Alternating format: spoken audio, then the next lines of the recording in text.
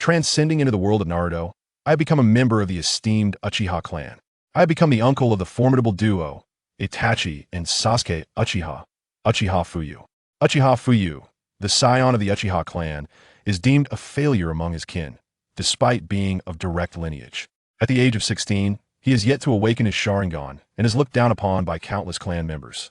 Mysteriously, he awakens the system for revitalizing the clan, thus embarking on a life of remarkable distinction. Seizing the opportunity, while Kushina Uzumaki is still a mere child, he performs a heroic rescue, garnering her affection. Kushina Uzumaki, you mock my red hair, yet I too detest it. Uchiha Fuyu, the color red is quite beautiful. Do not overly concern yourself with the opinions of others. Senju Rope Tree, brother, may I assist you in pursuing my sister? That year, Uchiha Fuyu stood with hands on hips, oblivious to the concept of a rival. That year, Uchiha Fuyu confessed his feelings to Tsunade, prompting Rope Tree to change his tune that very night. Madara, among the Uchiha, I, Madara, shall proclaim you the strongest. Hashirama, son-in-law, Tsunade is mischievous. You must educate her properly. Minato, that year, witnessing Kushina being taken away, I was filled with regret. Obito, I shall create a world where Rin exists solely for me. That year, the Uchiha clan ascended to the position of the Fourth Hokage. The Third Hokage and Danzo wish to seize power, then they must be eliminated. Since I have become the Fourth Hokage, the entirety of Konoha shall be under my dominion. 1 against 7. Uncle, Hyuga Hayashi seeks to arrange a marriage with Hinata. Uchiha Fuyu, Itachi, do not be swayed by mere beauty. Sasuke, Uncle, Uzumaki Karen and Yamanaka Ino wish to adopt the Uchiha surname. Uchiha Fuyu, is that truly so difficult? Chapter 1. A Woeful Reincarnation, I, Uchiha Fuyu. The 33rd year of Konoha. Night descends upon the Uchiha clan's territory. It has been 16 years. I've been here for 16 years. The talent of this body is utterly abysmal. Even with relentless training, I cannot ascend to the level of a shadow. As of now, I still linger at the rank of an elite Chunin. I have not even awakened my Sharingan. I truly am a disgrace. A man clad in the attire of the Uchiha clan sits upon the Hokage rock, gazing over the entirety of Konoha, his eyes filled with a sense of helplessness and fury. The man appears to be around 16 years of age, standing at a height of 183 centimeters, with long, lustrous, ebony hair cascading down to his waist, flowing freely behind him, and possessing delicate features akin to those of Uchiha Itachi, complete with prominent tear troughs. Am I, Uchiha Fuyu, truly destined to be nothing more than a worthless being? As a member of the Uchiha clan, how much battle prowess do I forfeit by being unable to awaken the Sharingan? Without the Sharingan, how can I ascend to great heights and sweep across the world? Uchiha Fuyu's eyes brimmed with despair as he clenched his fists tightly, overwhelmed by a profound sense of guilt and anger. His name is Uchiha Fuyu, the younger brother of Uchiha Fugaku, having inhabited this world for 16 years. He is not of this world. Previously, he was merely an overworked laborer on Blue Star, toiling from dawn till dusk. Due to his girlfriend's birthday and working overtime, he failed to make it on time, inciting her wrath, which led to her friend delivering a furious kick, resulting in his hospitalization. Informed by the hospital that he had lost his ability to father children, he was overcome with rage and died on the spot. This was already a stroke of misfortune. After being inadvertently harmed, he also succumbed to anger, only to find himself in this world, unable to awaken even the Sharingan. After his untimely demise, Uchiha Fuyu was reborn into the womb of Uchiha Fugaku's mother and subsequently born as the younger brother of the future clan leader of the Uchiha. Originally, upon arriving in the world of Naruto, Uchiha Fugaku was reborn as a pure-blooded Uchiha, believing he would awaken the Mangekyo Sharingan and become an unparalleled powerhouse. However, reality dealt him a harsh blow. In this world, he had not even managed to awaken a single Tomo after 16 years, with no sign of change. Not only did he find himself reborn without any advantages, but he also became a failure. Becoming a Chunin at 16 is not inherently poor, yet lacking the awakening of the Sharingan within the Uchiha clan invites scorn. He has no friends, let alone brothers in arms, and thus cannot experience the profound stimulation necessary to awaken his eyes. In school, those around him fear the Uchiha clan and even express disdain, leaving him friendless. Within the confines of his family, others kept their distance as status dictated, with only his brother Uchiha Fugaku and his mother showing him genuine kindness. Even his father scorned him, believing him to be inferior to Uchiha Fugaku, and treated him with harshness. Yet, to kill his brother and mother to awaken his eyes? That seems rather excessive. Ultimately, the reasons preventing him from experiencing the necessary stimuli to awaken his eyes are regrettably beyond his control. Awakening the Sharingan requires immense emotional upheaval. Otherwise, it remains exceedingly difficult. Just then, a flurry of kunai shot forth from all directions, hurtling toward Uchiha Fuyu, accompanied by the sound of slicing air. Who goes there? Uchiha Fuyu furrowed his brow, his heart filled with ire, as he drew a kunai to defend himself. Clang, clang, clang. 7 kunai were swiftly deflected, and a shadow lunged forward, throwing a punch in his direction. Uchiha Fuyu snorted coldly, leaping off the Hokage rock, his body descending rapidly as he faced upward. Fire release, great fireball technique. A torrent of flames erupted from Uchiha Fuyu's mouth, illuminating the entirety of the Hokage rock, as a massive fireball with a diameter of 10 meters soared into the sky. The shadow had not anticipated that Uchiha Fuyu would leap down, finding himself perched at the edge of the cliff of the Hokage rock, looking down to discover a searing fireball hurtling toward him, causing him to retract instinctively. Water release, water barrier. The shadow quickly formed hand seals, conjuring a multitude of water droplets that coalesced into a wall of water, successfully intercepting the great fireball. Sizzle, sizzle, sizzle. Uchiha Fuyu thrust his kunai into the rock, using it as leverage to leap back onto the Hokage rock. Impressive strength. Yet, you shall still meet your demise. Earth release, Earth Dragon Bomb. The shadow declared coldly, forming hand seals rapidly, summoning an earthen dragon that shot skyward, barreling toward Uchiha Fuyu. Earth release, Earth Flow Wall. Uchiha Fuyu furrowed his brow in concentration, swiftly forming hand seals, conjuring a formidable earthen wall before him. Boom, boom, boom. The Earth Dragon collided with the wall, producing a cacophony of violent sounds. Fire release, Flame Ball. At an indeterminate moment, a shadow had already positioned itself atop the earthen wall, unleashing a colossal fireball towards Uchiha Fuyu. Damn it, so powerful its speed is astonishing. At the very least, it is at the Jonin level. I stand no chance. I must retreat for now. Uchiha Fuyu's heart raced with terror, realizing that the shadow before him was undoubtedly a formidable Jonin, far beyond his capabilities.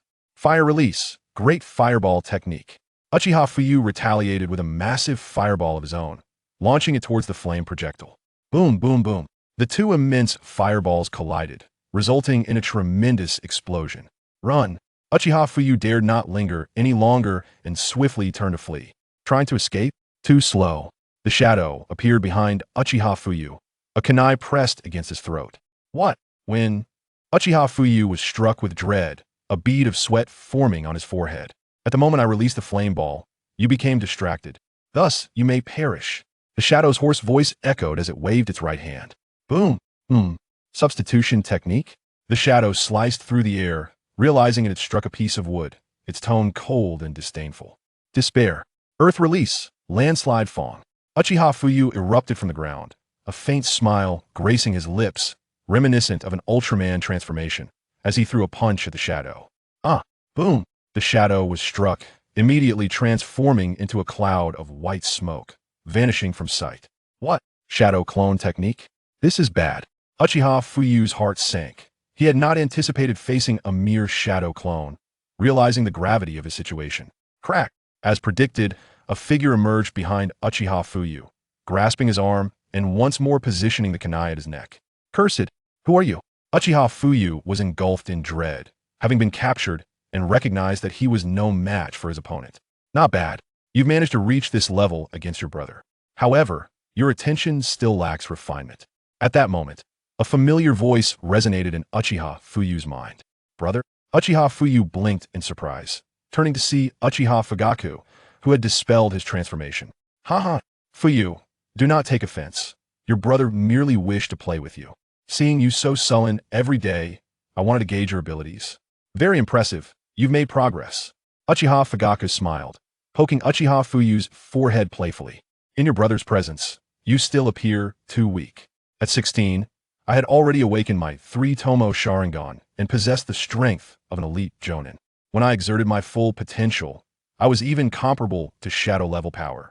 Yet at 16, I could not even awaken a single tomo in my Sharingan. My abilities stagnated at the elite Chunin level, truly a failure. Uchiha Fuyu reached up to touch his forehead, his eyes filled with despondency. Fuyu, do not think so. Your brother knows you are destined for greatness. It is simply not yet your time to awaken. In truth, awakening the eyes is not necessarily a blessing. Your brother actually hopes you never have to awaken them. Uchiha Fugaku sat Uchiha Fuyu down, affectionately ruffling his hair, his eyes narrowed with a smile. What your brother wishes to convey is that awakening the Sharingan comes at the cost of losing something precious, correct? Uchiha Fuyu looked at Uchiha Fugaku and inquired. Indeed, your brother too lost important companions to awaken his eyes. In truth, your brother would rather they had lived.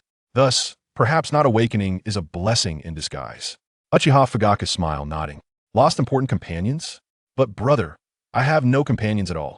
The members of our clan look down upon me.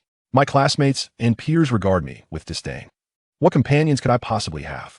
They see my attire and are filled with revulsion. Uchiha Fuyu shook his head, a bitter smile on his lips. Without any significant companions, what could he possibly lose? You will certainly find them. Do not lose heart. This attire may bring you misfortune, but it also carries with it a measure of honor. They despise you out of fear. You must have confidence in yourself. We live for ourselves, not for others. Uchiha Fugaku chuckled lightly. I understand now, brother.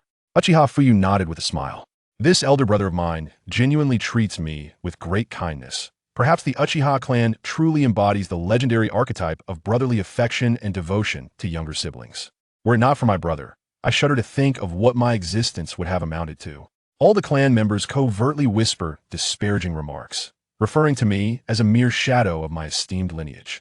Moreover, Uchiha Fuyu himself is a time traveler, tirelessly striving and exerting effort, yet to no avail. As a 16-year-old elite Chunin, I am not considered lacking. However, in comparison, the disparity becomes glaringly evident. My elder brother, at the age of 16, possesses the esteemed 3-Tomo Sharingan and stands as an elite Jonin. In stark contrast, I, the younger brother, have yet to awaken my eyes at the age of 16, rendering me a mere failure. Without comparison, there is no pain. Everyone inevitably juxtaposes Uchiha Fuyu with Uchiha Fugaku, and such comparisons inevitably lead to the conclusion of my being a failure. Chapter 2. A Heroic Rescue, Kushina. One must possess self-confidence. Wasn't Uchiha Madara merely 15 when he awakened his eyes? Yet he ultimately became an unparalleled powerhouse. The essence lies in the accumulation of strength over time. A journey of 1,000 miles begins beneath one's feet. As the younger brother of Uchiha Fugaku, I must not belittle myself. Uchiha Fugaku smiled faintly and affectionately ruffled Uchiha Fuyu's hair. I understand, brother. I will surely succeed, and together we shall uphold this family. Uchiha Fuyu nodded, his fists clenched tightly. The Uchiha clan was destined for annihilation, a fate he could not avert without strength. He must hasten to become an extraordinary warrior. Otherwise, the extinction of the Uchiha clan would be merely a matter of time. Haha. Uchiha Fugaku wrapped an arm around Uchiha Fuyu's shoulders, laughing heartily. All right, let us return. The commotion from the earlier battle has attracted some attention. Let us go? Uchiha Fugaku's brow furrowed as he sensed an approaching presence, swiftly leading Uchiha Fuyu away from the scene. Who was that just now? The chakra of fire release suggests a training session. There were also traces of earth release and water release. This chakra must belong to the Uchiha clan. Before long, several Umbu members arrived at Hokage Rock, one of whom was accompanied by a dog that sniffed the air. You must be exhausted after a day of missions and a spar with your brother. Get some rest. Uchiha Fugaku carried Uchiha Fuyu on his back as they made their way home. Brother, Uchiha Fuyu indeed felt fatigued after a long day of missions. Coupled with a spar that had left him disheartened, he was utterly drained and soon fell asleep. Fuyu, it's time to rise. Early in the morning, a sweet voice echoed in Uchiha Fuyu's mind. Huh. Uchiha Fuyu opened his eyes wide and sprang up. I understand, mother. He rubbed his eyes and called out towards the door. After washing up, Uchiha Fuyu stepped out to join his family for breakfast. Mother, where is brother? Upon entering the dining room, Uchiha Fuyu looked around but did not see Uchiha Fugaku or his father, glancing at his mother, Uchiha Shizune, with a hint of confusion. They should typically be here for breakfast at this hour. Fugaku and your father had some business to attend to. Today, we'll have breakfast by ourselves. Wash your hands and eat up. Uchiha Shizune smiled sweetly, with her long black hair cascading down to her waist and her eyes sparkling with happiness. Her delicate features radiated warmth and affection for Uchiha Fuyu. Is that so? Have they gone out because of the Second Shinobi World War? Uchiha Fuyu pondered aloud, lowering his head in contemplation. I see, mother. He then chuckled lightly at Uchiha Shizune before heading to the kitchen to savor the delicious breakfast she had prepared. Mother's breakfast is the best, he exclaimed while munching on a rice ball, showering his mother with praise. Delicious? Then eat more.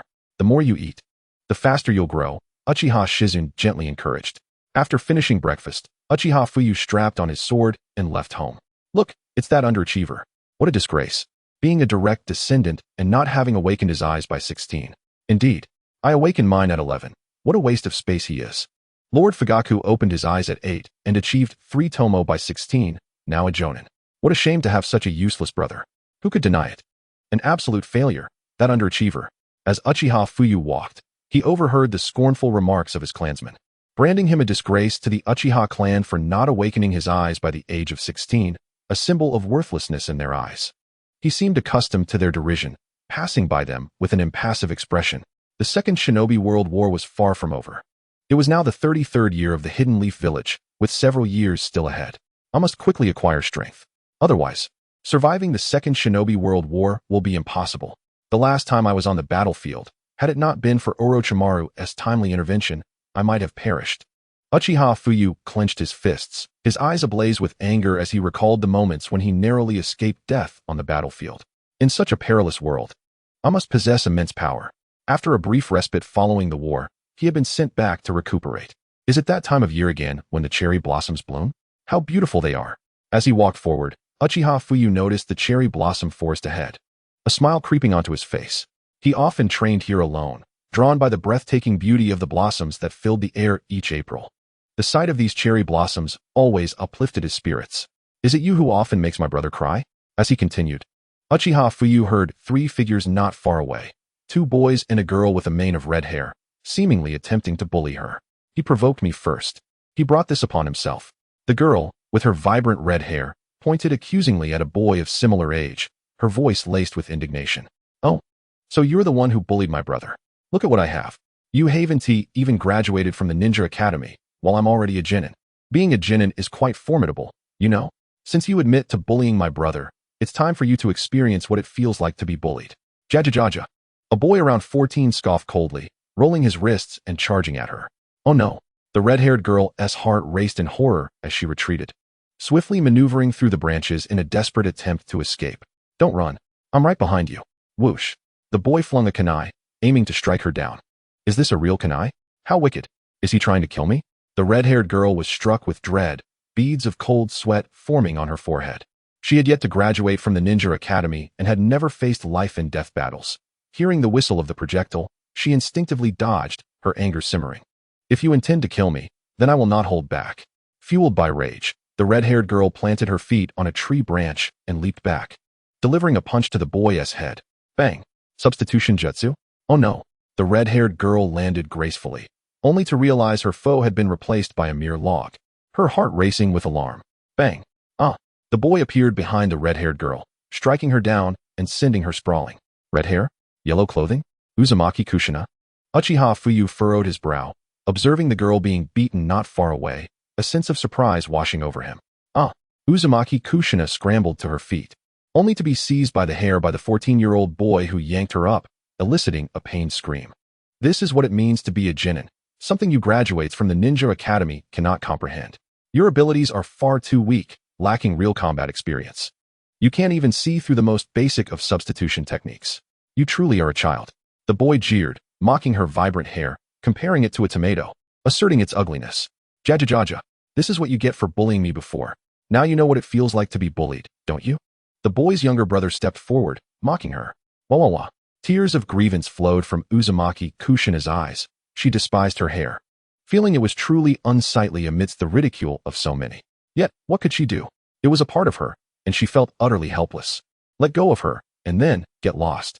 At that moment, a voice resonated within Kushina's mind, causing her to pause. She lifted her head, opened her eyes, and beheld Uchiha Fuyu, who approached, a katana slung over his shoulder, his pupils narrowing. You? Are you from the Uchiha clan? I will leave right away. The 14-year-old boy, upon seeing Uchiha Fuyu's approach, recognized the katana and the Leaf Village headband tied around his wrist, his heart seized with terror. He hastily released Uzumaki Kushina and fled. Standing on a tree branch, Namake's Minato refrained from intervening, Believing that Kushina could manage on her own, she was both resilient and formidable. After the boy released Kushina, she nearly stumbled to the ground but felt a warm presence enveloping her. Huh. Kushina looked at Uchiha Fuyu, astonished that someone would come to her aid. She had never experienced such care and warmth before. Suddenly, Uchiha Fuyu's embrace felt extraordinarily comforting. Your red hair is beautiful. Do not dwell too much on others' opinions. The Uzumaki clan was known for their striking red hair and powerful ninjas. Even though the Uzumaki clan had been exterminated, tales of their legacy still circulated through the ninja world. Have confidence in yourself.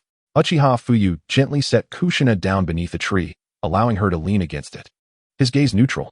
After speaking, he stood and turned to leave. Thank you. What is your name? Kushina called out, summoning her courage, her cheeks slightly flushed. I am Uchiha Fuyu, a waste of the Uchiha clan. Fuyu turned his head slightly, regarding Kushina with a squint and a smile. Uchiha Fuyu? A waste of the Uchiha clan? Kushina was momentarily taken aback. How could someone so formidable be deemed a waste? Was there a misinterpretation regarding what constituted a waste? I am Uzumaki Kushina, pleased to meet you, she exclaimed, her voice ringing out. Beep, detected that the girl's affinity for the host has reached 90 points. The family revival system is now activating. Beep, binding successful. Congratulations to the host for becoming the first master of the family revival system. It is a pleasure to serve you. Beep, congratulations to the host for receiving a novice gift pack, which has been stored in the system inventory for retrieval. At that moment, the system's voice echoed in Uchiha Fuyu's mind. What? The family revival system? Fuyu's heart raced, his body frozen in shock. 16 years. And you know how I've lived? Why didn't you appear sooner? Once he regained his composure, he inwardly scolded. Beep, the host has not triggered the binding conditions. The system requires special conditions to activate.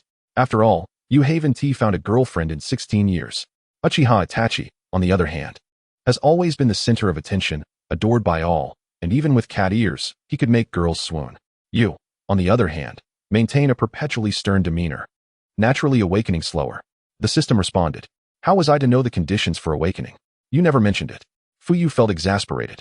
However, the fact that Kushina's affinity for him had reached 90 points indicated that she, indeed, was a girl who had faced her share of adversity without losing herself amidst the scorn of others. It was only after Minato had rescued her and praised her hair that she had developed feelings for him. And now, it seems those feelings have shifted to me. Fuyu mused, shaking his head. Kushina, a lovely name. It is a pleasure to meet you. You must boldly express yourself and have confidence. I must train now. We shall meet again. Fuyu flashed a gentle smile at Kushina before turning to depart, intent on honing his skills. He also wished to discover what the novice gift pack from the system contained, as he had no time to dally in romantic pursuits. What would it be like if I became Naruto's father? Uchiha Naruto and Uchiha Sasuke, cousins. That would indeed be amusing, he chuckled internally. Can I train with you? Kushina summoned her courage to run up to Uchiha Fuyu, her gaze hopeful. For the first time, someone did not disdain her hair, and she felt an innate desire to draw near. After all, others had only mocked her, seemingly wishing to avoid her. It was only in Fuyu's presence that she found a semblance of solace. Don't you have school? Fuyu asked, momentarily taken aback. Today school is out. I had some free time and came here to enjoy the scenery, Kushina replied, narrowing her eyes with a smile. Very well. Your speed is too slow. Come with me. Fuyu nodded, casting a glance at Minato, who remained on the tree branch, his brow furrowed. He then lifted Kushina into his arms and vanished from sight. Have they left? Minato felt a twinge of disappointment. He had developed a fondness for Kushina, but was reluctant to approach her. Seeing her carried away by Uchiha Fuyu left him feeling somewhat forlorn. I should head back, he sighed, rationalizing that it was merely a fleeting crush, not an overwhelming infatuation. What should we do now that the Uchiha have taken the Jinchuriki of the Nine Tails?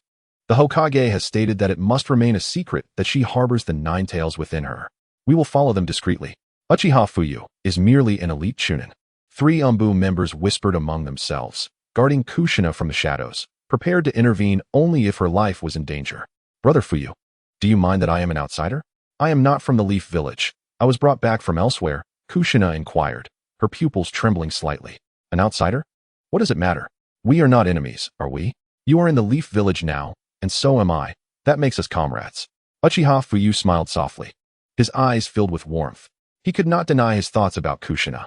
Although she could be quite fiery when angered, she displayed a gentler side as well.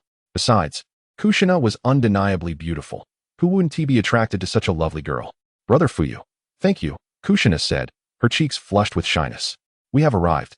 After what felt like an eternity, Uchiha Fuyu set Kushina down in a dense forest. Suddenly, Uchiha Fuyu felt the scenery shift, and he found himself in a dark sewer. Confronted by a massive sphere bound by chakra chains containing an enormous nine-tails fox, which was impaled with stakes, appearing to suffer immensely. Roar! The nine-tails bellowed upon seeing Uchiha Fuyu, its fury directed at him. What? How did I end up here? Is this the nine-tails? Such terrifying power. Before it, my pitiable chakra felt virtually non-existent. Uchiha Fuyu was struck with horror, unexpectedly finding himself ensnared within the seal, his heart shaken. Boy, release me, and I shall grant you boundless power. The nine-tails gazed at Uchiha Fuyu, a smirk curling its lips as a surge of crimson chakra flowed forth, inundating Uchiha Fuyu's being. The tail end. The tail end. Vanish, you wretched tail end. No one will acknowledge you. No one will recognize you. Suddenly, a potent wave of hatred surged into Uchiha Fuyu's mind, subjecting him to a torrent of ridicule and insults. Silence. Uchiha Fuyu bellowed, unleashing 16 years of pent-up fury into a skyward roar. Buzz. In an instant, Uchiha Fuyu felt an icy chakra manifest within his mind, filling his entire cerebral domain. Within the open cavity, a spinning tomo shadow emerged, whirling furiously. Ultimately, the shadow solidified, revealing a tomo that continued its relentless rotation. Followed by a second, and then a third tomo. Guided by the nine-tails hatred, Uchiha Fuyu's inner rage was incited, drawing forth an even more formidable wrath and loathing, which ultimately coalesced into power, awakening the three tomo Sharingan. The Sharingan? Damnable Sharingan! Roared the nine-tails, its pupils constricting as it recalled the terror it had once felt under Uchiha Madara's dominion. So this is the Sharingan. I never anticipated that you would inadvertently awaken the three tomo Sharingan while seeking my assistance to break free from your seal. This is the power of the Sharingan. The three tomo alone are sufficient to withstand the encroachment of your chakra. It appears the nine-tails isn't quite so formidable after all. Uchiha Fuyu voraciously devoured the nine-tails chakra, his crimson eyes fixated on the beast before him, brimming with derision. Roar! The nine-tails seethed with rage. Unable to fathom that it would one day be mocked by a feeble child, yet it found itself utterly immobile, confined and powerless to retaliate. It was now bound tightly, lacking the comfort it once enjoyed within Naruto's form. Nine-tails, do you wish to be released? Uchiha Fuyu inquired, a subtle smile gracing his lips. You can still release me? The nine-tails' brow furrowed, its voice cool and filled with skepticism towards Uchiha Fuyu. To be freed by others, you must first learn to trust. Forge friendships with humans. Only when you regard others as friends can they reciprocate. Friendships are mutual, much like how Sage of Six Paths created you. Why did he not divide you into hundreds or thousands, but rather into 9? Because he feared that your weakness would lead to capture, and your strength would cause destruction. He granted you sufficient power, believing that one day, humans and U-tailed beasts could coexist in harmony. Uchiha Fuyu smiled gently, stepping closer. Initially, he felt trepidation in the presence of such overwhelming chakra. However, after awakening the three tomo Sharingan, he no longer feared the nine-tails era. Moreover, the current nine-tails was merely a bound entity, devoid of any means to retaliate. If the true nine-tails had appeared before Uchiha Fuyu, he would have had no choice but to flee. Lacking the Mangekyo Sharingan, he could neither control nor combat the beast. Remaining still would be tantamount to courting death. How do you know Sage of Six Paths? The nine-tails' brow knitted in surprise, astonished that Uchiha Fuyu possessed knowledge of the legendary figure. Our Uchiha clan has some records. However, if you truly desire freedom, you must cultivate friendships with humans. Your immense power instills fear in them, leading to your sealing. Yet I believe that one day, you will find your friends. You might even consider befriending Kushina. She is a kind-hearted girl. After all, true harmony between the nine-tails and its Jinchuriki can only be achieved through mutual understanding. Uchiha Fuyu explained with a soft smile directed at the nine-tails. Chapter 4, System Awakening. A New Dawn. Humph. A mere child. The nine-tails scoffed, turning its head away. Well, time is of the essence. Let us meet again. Uchiha Fuyu chuckled as his consciousness faded within the seal. The Uchiha clan's little rascal is quite intriguing. Friends, you say? The nine-tails smirked, a glimmer of cunning flickering in its eyes. Naturally, it would not be so easily persuaded. Yet, it was undeniably moved, like a seed that, once planted, might one day take root and flourish. Fuyu and I? Fuyu and I, what's wrong? Uzumaki Kushina called out, noticing Uchiha Fuyu lost in thought, concern etched across her features. Nothing. I was just pondering. Uchiha Fuyu returned to reality, casting a gentle smile at Uzumaki Kushina as he set her down. I never imagined that the Nine-Tails hatred would directly catalyze my awakening of the three Tomo Sharingan. Moreover, I absorbed some of its chakra. To think I could consume the Nine-Tails chakra and remain unscathed, truly remarkable. I suppose it must be due to the system. Uchiha Fuyu mused as he sensed a unique chakra within himself, distinct from his own. It's good that you're fine. Uzumaki Kushina sighed in relief. Kushina, what do you usually practice? Uchiha Fuyu asked with a smile. I typically focus on sealing techniques and physical training. Aside from that, I haven't formally trained in much else, just what I learned at the Ninja Academy, like the shadow clone technique and the substitution technique, Kushina replied, her cheeks flushing as she scratched her head awkwardly. Then I'll use shadow clones to practice with you. Shadow clone technique. Boom. In no time, Uchiha Fuyu created 2 shadow clones. This clone will train with you. Give it your all. Remember, you are the best. And you are truly adorable. Uchiha Fuyu narrowed his eyes, smiling as he left one shadow clone to accompany Uzumaki Kushina while the other engaged in training with lightning nature transformation. Meanwhile, his true self focused on mastering swordsmanship and chakra control. This was something he had practiced since childhood. In battle, swordsmanship was crucial. Maintaining chakra was vital. For depleting it could lead to certain death. To conserve chakra, one must diligently hone their sword skills or adopt methods of combat that require little chakra. Being able to eliminate foes with minimal chakra expenditure, or even without using chakra at all, was essential for survival on the battlefield. How many jutsu could a chunin deploy in combat? Without proficiency in swordsmanship, one would be left helpless. Alright, Uzumaki Kushina felt a tinge of disappointment, as it wasn't Uchiha Fuyu himself training with her. Okay, let us begin. Do you know how to use a sword? Uchiha Fuyu's shadow clone smiled slightly, drawing the katana from its back. I don't know how. Uzumaki Kushina shook her head, offering an awkward smile. Then use a kunai? Here. Uchiha Fuyu's clone nodded, tossing her a kunai while sheathed his katana and drew a kunai of his own. Alright. Kushina nodded, gripping the kunai firmly. Come at me. Uchiha Fuyu smiled encouragingly. Here I come. Kushina replied, nodding as she launched herself forward. Clang, clang, clang. Soon, a fierce battle ensued between Uzumaki Kushina and Uchiha Fuyu. Those three must be ANBU. After all, as the Nine-Tails Jinchuriki, she cannot be allowed to act alone. There will always be secretive individuals dispatched to observe. If the intention is to unite our Uchiha clan with Kushina Uzumaki, it is unlikely that the third Hokage would consent. Is it not? Very well, let us take things one step at a time. When the moment is right, what can you do about it? Uchiha Fuyu smirked, having eluded the watchful eyes of the three Umbu, and coldly remarked, it was time to examine the beginner's gift pack. He pondered what it might contain. Uchiha Fuyu silently chanted within, and his consciousness promptly manifested in a mysterious realm, the system space. This space could accommodate numerous items. Could this be the beginner's gift pack? A golden gift box appeared before him. System, open the beginner's gift pack, he intoned, gazing at the enormous golden parcel. Ding. Congratulations, host, for opening the beginner's gift pack. You have received a single body transformation, spatial affinity, and Naruto's chakra. In an instant, brilliant golden light erupted, and the enigmatic golden gift box before Uchiha Fuyu was unveiled, accompanied by the system's notifications. A transformation, spatial affinity, and Naruto's chakra? Hiss. It certainly sounded impressive. Uchiha Fuyu inhaled sharply. These three gifts sounded extraordinarily formidable. As for Naruto's chakra, it was needless to elaborate, being a member of the Uzumaki clan. He possessed an abundance of it. Were it not for Naruto needing to allocate most of his power to suppress the Nine-Tails chakra and the interference from the Nine-Tails chakra itself, he would not have struggled to perform even a basic shadow clone technique. While others might manage a few shadow clones, Naruto effortlessly conjured thousands. Such chakra was not something ordinary individuals could possess. His shadow clones were practically without cost. Spatial affinity. Possessing spatial affinity makes one a favored child of space. Able to sense any spatial wormholes and traverse dimensions at will, consuming mental energy rather than chakra. The distance and frequency of teleportation depends solely on the host's mental fortitude. One-tailed chakra. Since Naruto was born with the nine tails, this refers to Naruto's chakra, which is half of the nine-tails chakra. Body transformation. This allows for the enhancement of one's physical purity. The extent of this improvement is contingent upon the host's fortune. Buzz. Suddenly, Uchiha Fuyu felt an immense surge of power flooding into his body. He sensed the spatial wormholes around him with perfect clarity, and the fluctuations of space were strikingly evident.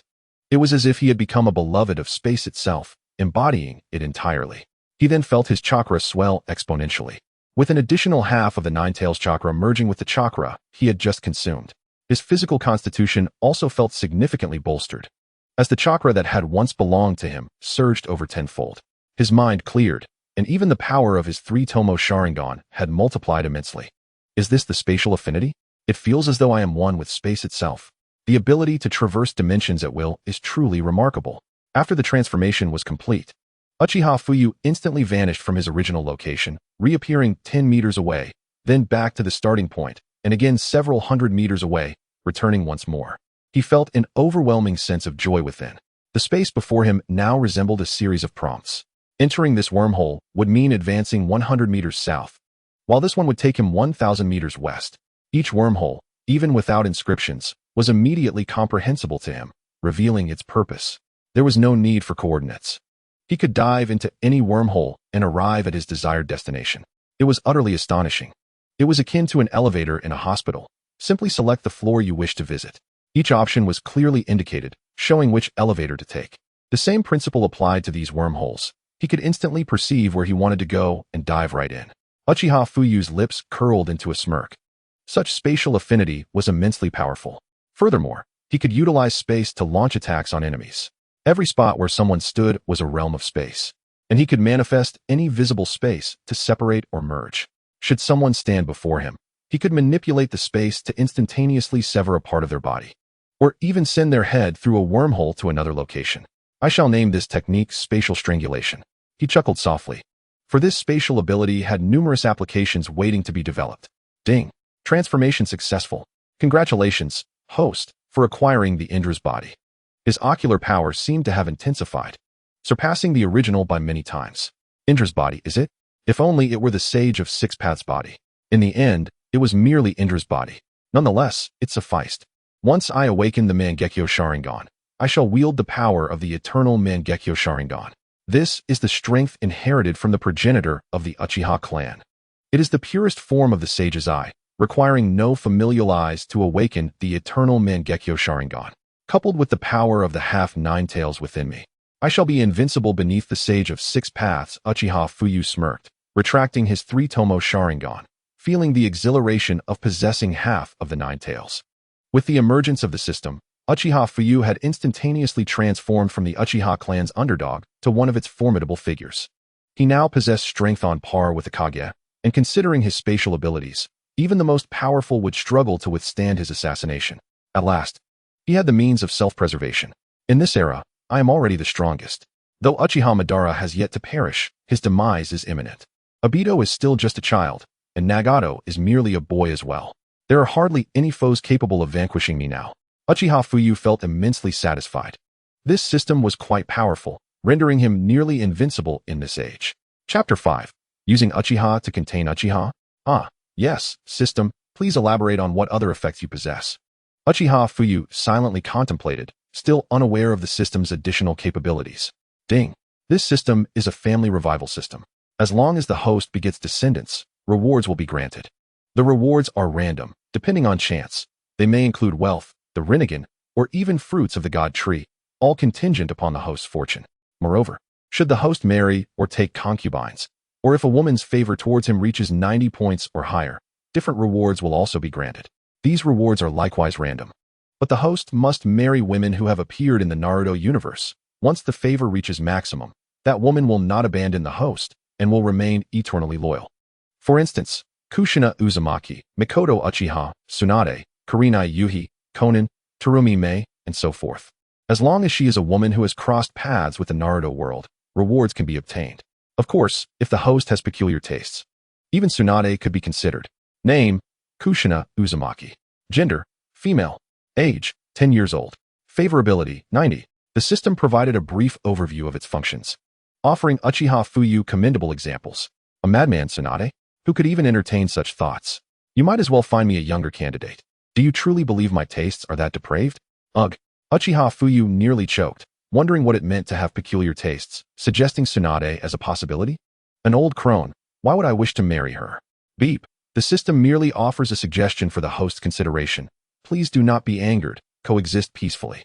The voice of the system echoed. So, does this mean I can only wed women who have appeared in the world of Hokage? And what of procreation? Surely, It cannot be limited to just these individuals? Uchiha Fuyu furrowed his brow and pondered for a moment before inquiring. Beep. The birth of offspring is of no consequence. As long as they are of the host lineage. As long as they are progeny, rewards shall be granted. Adopted ones do not count. The system promptly responded. That simplifies matters. It appears, my little, you will need to work a bit harder in the future. For the sake of rewards. I shall strive diligently. First, I must grow up quickly, marry early, bear children, and contribute to society as soon as possible. Uchiha Fuyu nodded, concluding that there were no issues. If we are truly to have these individuals bear children, it would take ages, wouldn't it? Bang. Uzumaki Kushina was sent flying by a kick from Uchiha Fuyu's shadow clone, crashing into a tree and tumbling down. Are you alright? The shadow clone of Uchiha Fuyu caught her in his arms, expressing concern. I am fine. Fuyu and I can still go on. Let's continue. Uzumaki Kushina's cheeks flushed. Her own strength felt woefully inadequate, having faltered after just 1 hour. Moreover, it was evident that Uchiha Fuyu had been holding back, yet she still couldn't endure for long. Let us take a break. You're injured. Uchiha Fuyu shook his head, gently placing Uzumaki Kushina on the ground to tend to her wounds. She had accidentally grazed herself on a branch during their earlier skirmish. Thank you, Fuyu and I. Uzumaki Kushina's face turned crimson as she gazed at the gentle and caring Uchiha Fuyu.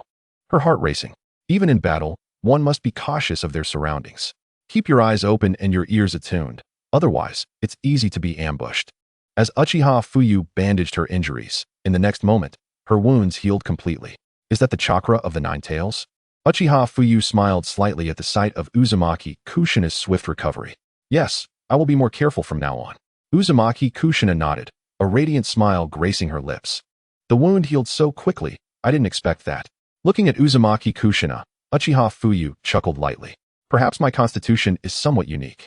Since childhood, I have always recovered faster than others. Uzumaki Kushina lowered her gaze shyly. Indeed, a good constitution is a blessing. Let's conclude today's training here. Are you hungry? It's nearly noon. May I treat you to a meal? Uchiha Fuyu nodded, rising and extending his right hand with a sunny smile. See, can I? Uzumaki Kushina looked at Uchiha Fuyu, standing in the sunlight. He appeared so enchanting, with that subtle smile warming her heart, leaving her feeling both timid and exhilarated. Of course, it is my honor to dine with such a lovely maiden. Uchiha Fuyu grinned. Thank you. Uzumaki Kushina reached out, their hands clasping tightly, sending a shiver through her body. Her face aglow like a ripened peach. Shall we? Uchiha Fuyu, in his true form, approached, and the shadow clone dissipated into smoke, with its memories merging back into him. Uzumaki Kushina nodded, her cheeks flushed, following Uchiha Fuyu as they departed. The Uchiha clan's proximity to her is not ideal. One of the ANBU furrowed his brow. Sensing the closeness between Uchiha Fuyu and Uzumaki Kushina, contemplating the potential troubles it could bring, and prepared to report to the Third Hokage. Very well. You go ahead. We will follow. Another ENBU nodded, vanishing from sight. One less person? It seems they've gone to report. Uchiha Fuyu frowned, pursing his lips. Can they keep up? He glanced back at Uzumaki Kushina, who was trailing behind him. No worries, Fuyu and I can keep up. Uzumaki Kushina affirmed with a nod. In the next moment, Uzumaki Kushina felt herself being cradled in Uchiha Fuyu's arms, momentarily taken aback, her cheeks flushing with shyness. Let us save some time. Onward. Uchiha Fuyu smiled gently, carrying Uzumaki Kushina towards the village. Hokage's office. Third Hokage. The ANBU appeared before Sarutobi Hiruzen, kneeling on one knee. What is it? Were you not shadowing Kushina? What has transpired? Sarutobi Hiruzen, puffing on his pipe, furrowed his brow as he inquired. Reporting to the Third Hokage, Uchiha Fuyu encountered Uzumaki Kushina on the road. Someone was bullying her, and Uchiha Fuyu intervened. Now, their relationship seems quite amicable, and they are even planning to have lunch together. My subordinate is unsure how to proceed and seeks your guidance. The ANBU recounted the earlier events succinctly. Oh, Sarutobi Hiruzen exhaled a puff of smoke, his brow furrowing deeper. Uchiha Fuyu? Is he not the one ostracized by the Uchiha clan, the so-called laggard of the Uchiha? Sarutobi Hiruzen questioned the ANBU. Indeed, Third Hokage. The ANBU responded promptly. Keep a close watch on them, but do not let them notice. Given Uzumaki Kushina's unique identity, it would be prudent to minimize their encounters for the time being. Sarutobi Hiruzen nodded gravely, taking a deep drag from his pipe before speaking slowly. Yes, Third Hokage. The ANBU nodded and vanished from sight. Uchiha Fuyu? In this time of war, we still require the Uchiha clan's contributions. We cannot afford to press too hard. This young man seems intriguing. I wonder if he is akin to Kagami? If he is like Kagami, then perhaps he can be cultivated. At 16, the Uchiha clan member had yet to awaken his Sharingan. As a direct descendant of the Uchiha, and with commendable diligence, he possessed the strength of an elite Chunin without relying on the Sharingan. Should he awaken it, he would instantly attain Jonin-level prowess. The combat strength of the Uchiha clan predominantly hinges on the Sharingan. This young man's potential, if the Sharingan were awakened, would undoubtedly be formidable. However, why is he approaching Kushina? Only a handful in Konoha are aware of her status as the Nine-Tails Jinchuriki. Perhaps it is mere coincidence. In due time, I shall test his abilities. The third Hokage rose, inhaling deeply from his pipe, his brow furrowed. Uchiha Fugaku is essentially the next clan leader. Uchiha Fuyu is Fugaku's younger brother. Perhaps having the two of them balance each other out could be beneficial. For now, it would be wise for the Uchiha clan to refrain from unnecessary comparisons. The third Hokage lowered his head, contemplating for a moment before murmuring to himself. We are still in the midst of the Second Shinobi World War. Konoha needs formidable combat strength. And the Uchiha clan with their 3-tomo Sharingan comprises the lowest tier of Jonin. The number of Uchiha ninja who can achieve elite Jonin status is countless. During the Second Shinobi World War, Uchiha clan ninja fought valiantly on the battlefield, suffering numerous casualties. As Konoha's strongest clan, the Uchiha are indeed invincible in combat. The reason for their fierceness is, of course, the prospect of the Fourth Hokage's position. Every member of the Uchiha clan aspires to secure that title for themselves, hence their relentless efforts, which they cannot afford to disregard. In this time of war, the Uchiha clan certainly understands the adage that when the lips are gone, the teeth are cold. Naturally, Danzo and the third Hokage aim to exhaust the Uchiha clan of their formidable warriors, thus facilitating their management. Come in. The third Hokage said coldly after a moment of contemplation. Yes, Lord Third Hokage. An Umbu appeared behind him, kneeling on one knee. Chapter 6. The mighty Sarutobi returns Kushina home. Once Uchiha Fugaku departs from Kushina, inform him to come to the Hokage's office first thing in the morning. The third Hokage took a deep breath, exhaling slowly, and spoke in a subdued tone. Understood, Lord Third Hokage. The Umbu vanished instantly from the spot. Let us hope it doesn't spiral out of control, the third Hokage thought, biting down on his pipe, his eyes narrowed, filled with solemnity. Perhaps influenced by Danzo, he held a certain apprehension towards the Uchiha clan. In the route, what? Members of the Uchiha clan have made contact with the Jinchuriki of the Nine-Tails? What is going on? Is this how your Umbu operates? Allowing the Uchiha to connect with the Jinchuriki directly? Do they truly intend for the Jinchuriki to marry into the Uchiha clan? Absurd. Danzo was equally enraged upon receiving the news. His greatest concern lay with the Uchiha clan, as they were exceedingly powerful, boasting figures like Uchiha Madara and Uchiha Kagami. Each one instilled dread in him. He understood the fear of being dominated by the Uchiha better than anyone. Uchiha Madara could match the legendary sage of shinobi, Hashirama Senju. That battle remained vividly etched in his memory. Even as a child, he could feel the earth-shattering magnitude of that conflict. It was nothing short of extraordinary. Coupled with Hashirama Tobarama's evident apprehension towards the Uchiha clan, Danzo's vigilance towards them intensified. What is their current status? Danzo inquired of a root member. They are presently having lunch, the root member promptly replied. I shall confront Sarutobi, Danzo said coldly.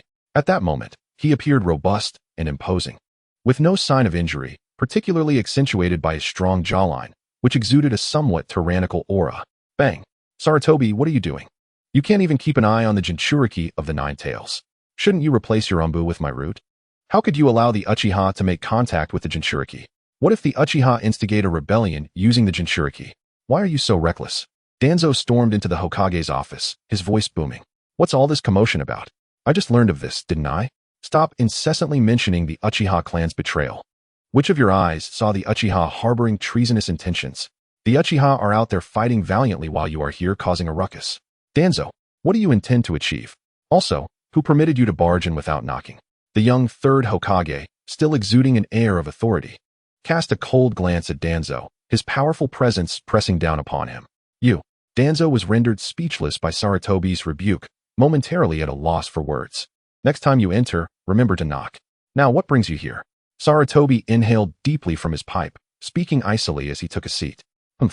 Members of the Uchiha must not be allowed to remain in proximity to the Jinchuriki of the Nine-Tails. Separate them immediately, or there will surely be trouble, Danzo insisted, his heart brimming with pent-up fury. I will handle this matter. Your root personnel are not to interfere. Do not let me discover your meddling, Danzo. Do not presume I am unaware of your intentions. Without my consent, you shall not touch anyone. I have use for Uchiha Fugaku. Do not send anyone to make contact. That is my warning to you. Sarutobi gazed at Danzo, his brow furrowed, preparing to admonish him. Danzo's increasingly reckless behavior had ignited a flicker of anger within him. Am I the Hokage, or are you? Humph. I hope you do not come to regret this. Danzo retorted coldly, turning to leave. Danzo is far too aggressive. Alas, what a troublesome time. I wonder when this conflict will end, Sarutobi sighed, shaking his head. Konoha now faced tremendous peril. The Second Shinobi World War had already inflicted grievous losses upon them. If this continued, it was uncertain when it would all conclude. They must urgently cultivate talent, or the village would inevitably face annihilation. Brother Fugaku, it has been a pleasure to meet you today. However, it is getting late, and I must return home. Will I be able to see you again tomorrow? Uzumaki Kushina looked at Uchiha Fugaku, her cheeks slightly flushed, her heart racing with anticipation. Today had been the happiest day of her life in the Hidden Leaf Village. Having grown up without parents, taken to Konoha, and subjected to bullying, ridicule, and ostracism. This had been a painful experience for Kushina. The appearance of Uchiha Fugaku had filled the void in her heart. She had experienced the essence of affection, care, and exhilaration for the first time. If it weren't for the late hour, she would have preferred to remain by Fugaku's side. I will teach you ninjutsu after your classes tomorrow. So, we shall meet again. Uchiha Fugaku waved with a smile. Thank you, Brother Fugaku. I shall take my leave now. Until tomorrow. Kushina's face lit up with joy as she jogged away, waving at Uchiha Fugaku. Until tomorrow, Fugaku nodded, returning her wave. As Kushina ran, she lost her footing and stumbled. Be careful, Fugaku chuckled, vanishing from his spot and appearing beside her to lift her up. Thank you, Brother Fugaku. I am sorry. It was my clumsiness. Kushina's cheeks flushed as she gazed at Uchiha Fugaku. What incredible body flicker technique. An Umbu ninja remarked, his brow furrowed, speaking coldly. Not just fast. I barely caught a glimpse. Another Umbu ninja shook his head. This boy's strength is undoubtedly beyond that of a mere elite chunin. An Umbu who had just exited the Hokage's office said gravely. I shall escort you home. Uchiha Fugaku said gently as he hoisted Kushina onto his back. To your home, Brother Fugaku? Kushina's face turned crimson as she mumbled, her heart racing. What are you thinking? I am taking you back to your own home. Now, which direction is it? Fugaku asked, turning to her. It's in that direction. Kushina pointed towards the eastern edge of the village, comfortably nestled against Fugaku's back. That direction? It seems to be the former territory of the Senju clan.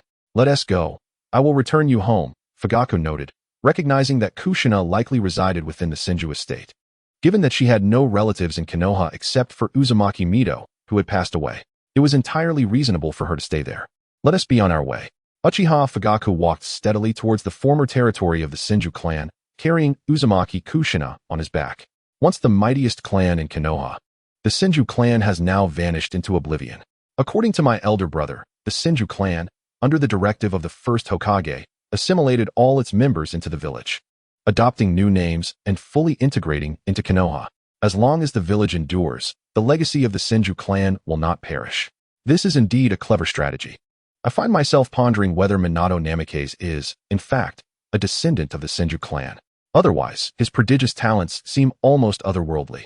Not only is his aptitude extraordinary, but even his bloodline is remarkable, suppressing the traits of the Uzumaki clan, causing their signature crimson hair to vanish. This speaks volumes about the potency of the bloodline coursing through his veins. Such a possibility cannot be dismissed. Uchiha Fuyu contemplated as he walked. He acknowledged Minato's formidable abilities. At merely 22, he had already dominated the ninja world, possessing the title of the Yellow Flash, and was recognized by the Fourth Hokage as invincible. Even Jiraiya remarked that in comparison to the Fourth Hokage, anyone would pale in comparison. This underscores just how exceptional Minato's gifts and prowess are, yet tragically, he met an untimely demise. Moreover, the suppression of the Uzumaki's red hair, a trait that had been passed down for millennia, was entirely severed with Minato. The only plausible explanation is that Minato possesses the bloodline of the Senju clan. Otherwise, it would be inconceivable for him to suppress that of the Uzumaki clan. If Minato were an ordinary civilian, he would be considered a native of the Hokage world. The Uzumaki clan, descendants of Ashura, the son of the Sage of Six Paths, possess a bloodline talent that is incomparable. It is simply impossible for an ordinary individual to suppress the bloodline of the Uzumaki clan. Kushina, what is your dream? Uchiha Fuyu turned to ask Uzumaki Kushina. My dream?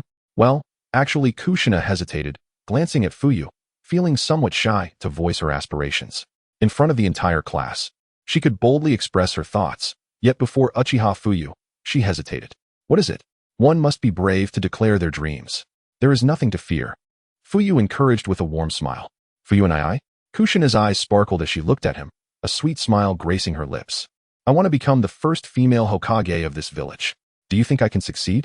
She summoned her courage to quietly ask Fuyu. Chapter 7. I want to be Hokage, the Nine-Tails replica. Huh. You aspire to be Hokage? That is more than sufficient. Uchiha Fuyu laughed heartily, giving her a thumbs up. Fuyu and I? Kushina felt exhilarated, elated to receive recognition from someone she admired. Of course, before you become the female Hokage, I shall become the fourth Hokage. I will protect the village and my comrades, ensuring that no one dares to bully those within our village. Hehe. Uchiha Fuyu carried Kushina on his back as they raced along the path, their laughter echoing far and wide. Dreaming of becoming Hokage? Indeed, that is a splendid aspiration. The youth should always harbor dreams. However, one must possess strength. What can a weakling achieve? 3 Umbu followed, overhearing their conversation. Yet this was a deliberate act by Uchiha Fuyu to let the 3 ninjas hear his ambition to become Hokage and protect his comrades, ensuring that everyone knew of his dream. Hehe. Let us see who becomes Hokage first. I will strive hard and will not lag behind. Kushina gazed at Fuyu. Her heart deeply moved, his figure illuminated by the setting sun, leaving an indelible impression on her heart. Kushina extended her arms, tightly embracing Fuyu's neck, resting her head on his shoulder. In that moment, she felt an overwhelming warmth enveloping her. Beep detected a 5-point increase in Kushina's affection level, current affection level, 95. The system's voice resonated within Uchiha Fuyu's mind. An increase of 5 points? I must exert myself. Marriage is not an option now, so I shall focus on boosting affection. A smile played on Uchiha Fuyu's lips. After escorting Kushina home, an Umbu appeared before him. Umbu? What brings you here? Uchiha Fuyu inquired, his brow furrowing as he spoke coldly. The 3rd Hokage wishes to see you tomorrow morning at the Hokage office. He has matters to discuss with you. The Umbu replied, his demeanor somewhat rigid, reflecting his disdain for Fuyu's casual attitude as a superior ninja. Very well. Please inform the 3rd Hokage that I will arrive punctually tomorrow morning. Uchiha Fuyu nodded in understanding. The Umbu nodded and vanished from sight. TCH, what an insufferable fellow. Uchiha Fuyu scoffed, turning to head home. The Hokage office. To aspire to be Hokage and protect the village and comrades? A noble dream indeed. It appears the will of fire continues to thrive. I shall personally meet with Uchiha Fuyu tomorrow. All right, you may go. Hiruzen Sarutobi nodded with a smile, thoroughly pleased with Fuyu's words. Yes, 3rd Hokage. The Umbu disappeared without a trace. Uchiha Fuyu, a most intriguing child. If I can indeed utilize you to dismantle the fighting spirit of the Uchiha clan, it would be a wise choice. The Uchiha clan harbors individuals of virtue as well. There is no need for total annihilation. I too wish to avoid further bloodshed. As long as you can maintain stability, that is sufficient. Hiruzen inhaled deeply, a smile illuminating his eyes. Uchiha Fuyu's residence. I'm back. Uchiha Fuyu announced upon entering. Fuyu, you're back? Why did you return so late? Uchiha Shizen rushed out, her face alight with a smile. Mother, have father and the others not returned yet? Uchiha Fuyu inquired. Yes, your father and your brother have gone to the front lines. Uchiha Shizen replied, a hint of worry creeping into her heart. Do not worry, brother is very strong, Uchiha Fuyu reassured with a slight smile, deliberately avoiding mention of his father. From a young age, his father had treated him poorly, leaving a negative impression that only worsened when Fuyu's lack of talent caused his father to disregard him entirely. Well then, let us have dinner. Uchiha Shizen beamed. All right. Uchiha Fuyu nodded, washing his hands before beginning his meal. After dinner, he took a shower and lay on his bed. I never expected the system would even replicate the seal. I now bear a Bagua seal on my abdomen. Oh well, for the sake of strength, I shall endure. Uchiha Fuyu shook his head, reminiscing about the seal on his stomach, akin to Naruto's, and found it both amusing and exasperating. Now, Orochimaru and his associates are already engaged in battle on the battlefield of the Land of Rain. I may soon encounter Nagato. At that time, Jiraiya will instruct him. The Rinnegan, such a powerful pair of eyes. If I could obtain them, my strength would surge. However, Uchiha Madara is still alive, along with the elusive Kaguya. Without yin-yang release, it would be exceedingly challenging to eliminate him. To directly seize Nagato's Rinnegan would likely be beyond my current capabilities. Even the dark presence compels me to pay closer attention. It seems that a more cautious approach, focused on gradual development, is preferable. Marriage and fatherhood could yield rewards without haste. At present, my strength has reached a level where I no longer need to fear being outmatched. Within me resides half of a replicated Ninetales. I should first delve into understanding my own powers. Once I have completely mastered them, I may consider other matters. Uchiha Fuyu rested his hands behind his head, contemplating the myriad events swirling in his mind. Nagato's words can wait. Perhaps I could even gain a subordinate. Having been drained by the outer path, I have been rendered a mere shadow of my former self. What a pity. I shall sleep on it for now. Uchiha Fuyu chuckled softly, closed his eyes, and drifted into dreams. Tick-tock. Uchiha Fuyu opened his eyes to find himself in a sewer, momentarily taken aback. How did I end up here again, with the Ninetales? Confused, he surveyed his surroundings and approached, only to be confronted by a massive portal, behind which lay an enormous Ninetales. The Ninetales lifted its head, locking gazes with Uchiha Fuyu, its brow furrowed. Who are you? How did I end up in your body? When did you seal me away? Calm down, Kurama. Who was your previous Jinchuriki? Uchiha Fuyu replied with a playful grin. What do you mean previous Jinchuriki? I have never been sealed before. How do you know my name? Who are you? Kurama retorted angrily. It seems you lack memories from Naruto's era, not even recalling Kushina or Mito. This implies that all the memories of this half of the Ninetales have been erased, leaving only those from before it was sealed. This is convenient, sparing me from complications. Uchiha Fuyu nodded, gaining a clearer understanding of Kurama's situation. You are a copy created from my extraction of the Ninetales chakra. Since I created you, it is only fitting that you reside within me. Uchiha Fuyu said with a slight smile. A copy? Wait, there's a chakra within me that is even more potent than my own, identical to it. How could this be? Am I truly a mere copy? Kurama's heart raced, sensing a massive chakra presence in Konoha, one even stronger than its own and originating from the same source. Without these memories, could it truly be that Uchiha Fuyu replicated it? Indeed. You are a chakra copy extracted from the Ninetales. I created you, so I hope you will be compliant. I still need you, and in the future, I will grant you your freedom. Whenever you wish to leave, you may do so. However, for now, you must reside within me, and of course, you will owe me rent, as I will utilize your power. Uchiha Fuyu continued to charm Kurama with a smile. Let me go? Can I trust your words? Kurama frowned, its voice cold. I wish to befriend you, rather than having you as an adversary. My creation of you was to seek your assistance and earn your recognition. Let's start anew, Kurama. My name is Uchiha Fuyu, and it is a pleasure to make your acquaintance. Uchiha Fuyu extended his right hand in a fist toward the seal. Are you not afraid I might kill you? Kurama scrutinized him, intrigued. It was unexpected that Uchiha Fuyu would voluntarily step forward, leaving Kurama somewhat incredulous. If you kill me, you will merely become a mass of chakra dissipating into the universe, eventually reconstituting as the Ninetales, though perhaps not even that will occur. After all, there is another Ninetales. Your chakra may be consumed by it. At that point, you will cease to exist, Uchiha Fuyu replied with a gentle smile. Child, are you threatening me? Kurama's tone was icy, its displeasure evident. I merely wish to forge a friendship with you. What other reason would I have to enter this space? Uchiha Fuyu smiled, encouraging Kurama to share a fist bump. Humph. Kurama turned its head, contemplating for a moment before finally extending its massive paw. As their fists met, Kurama was suddenly flooded with visions of being shunned by many, with only its brother standing by its side. Chapter 8.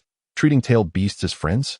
Conversations between the Ninetales. I can sense your deep yearning for companionship, Kurama remarked, its brow furrowed, a complex expression crossing its features. It perceived the many experiences Uchiha Fuyu had endured, being insulted, looked down upon. It could even discern the longing for a friend in his eyes. To think, Kurama, you can understand the human heart, Uchiha Fuyu mused. In this world, I have felt profoundly lonely. You have seen, I have but one brother. Lacking friends. I long for companionship. Will you be my first friend? Uchiha Fuyu was momentarily taken aback. He had not expected Kurama to grasp his innermost feelings. Indeed, in this new world, he had not found a single genuine friend. The truth is, a life devoid of friends is incredibly isolating. Everyone seeks companionship, not merely one friend, but perhaps a circle of friends. With such companions, life becomes filled with joy. Who would choose to live an entire life without a single friend? I have never befriended anyone. I do not know how, Kurama admitted, crossing its arms and pouting. Then, would you allow me the honor of being your first friend? Uchiha Fuyu asked with a narrowed smile. Well, I suppose I could give it a try, Kurama replied. A hint of a smile appearing on its lips as it regarded Uchiha Fuyu. For reasons unknown, Kurama readily accepted the invitation, perhaps out of shared sorrow, or perhaps due to a desire for companionship. I am thrilled to have you as a friend. As friends, I should trust you, Uchiha Fuyu beamed, and with that, he appeared outside the seal, releasing it. You? Kurama's heart trembled, stirred by emotion. It had not anticipated that Uchiha Fuyu would truly lift the seal. The removal of the seal signified that Kurama's chakra could invade Uchiha Fuyu's body at any moment, potentially seizing control.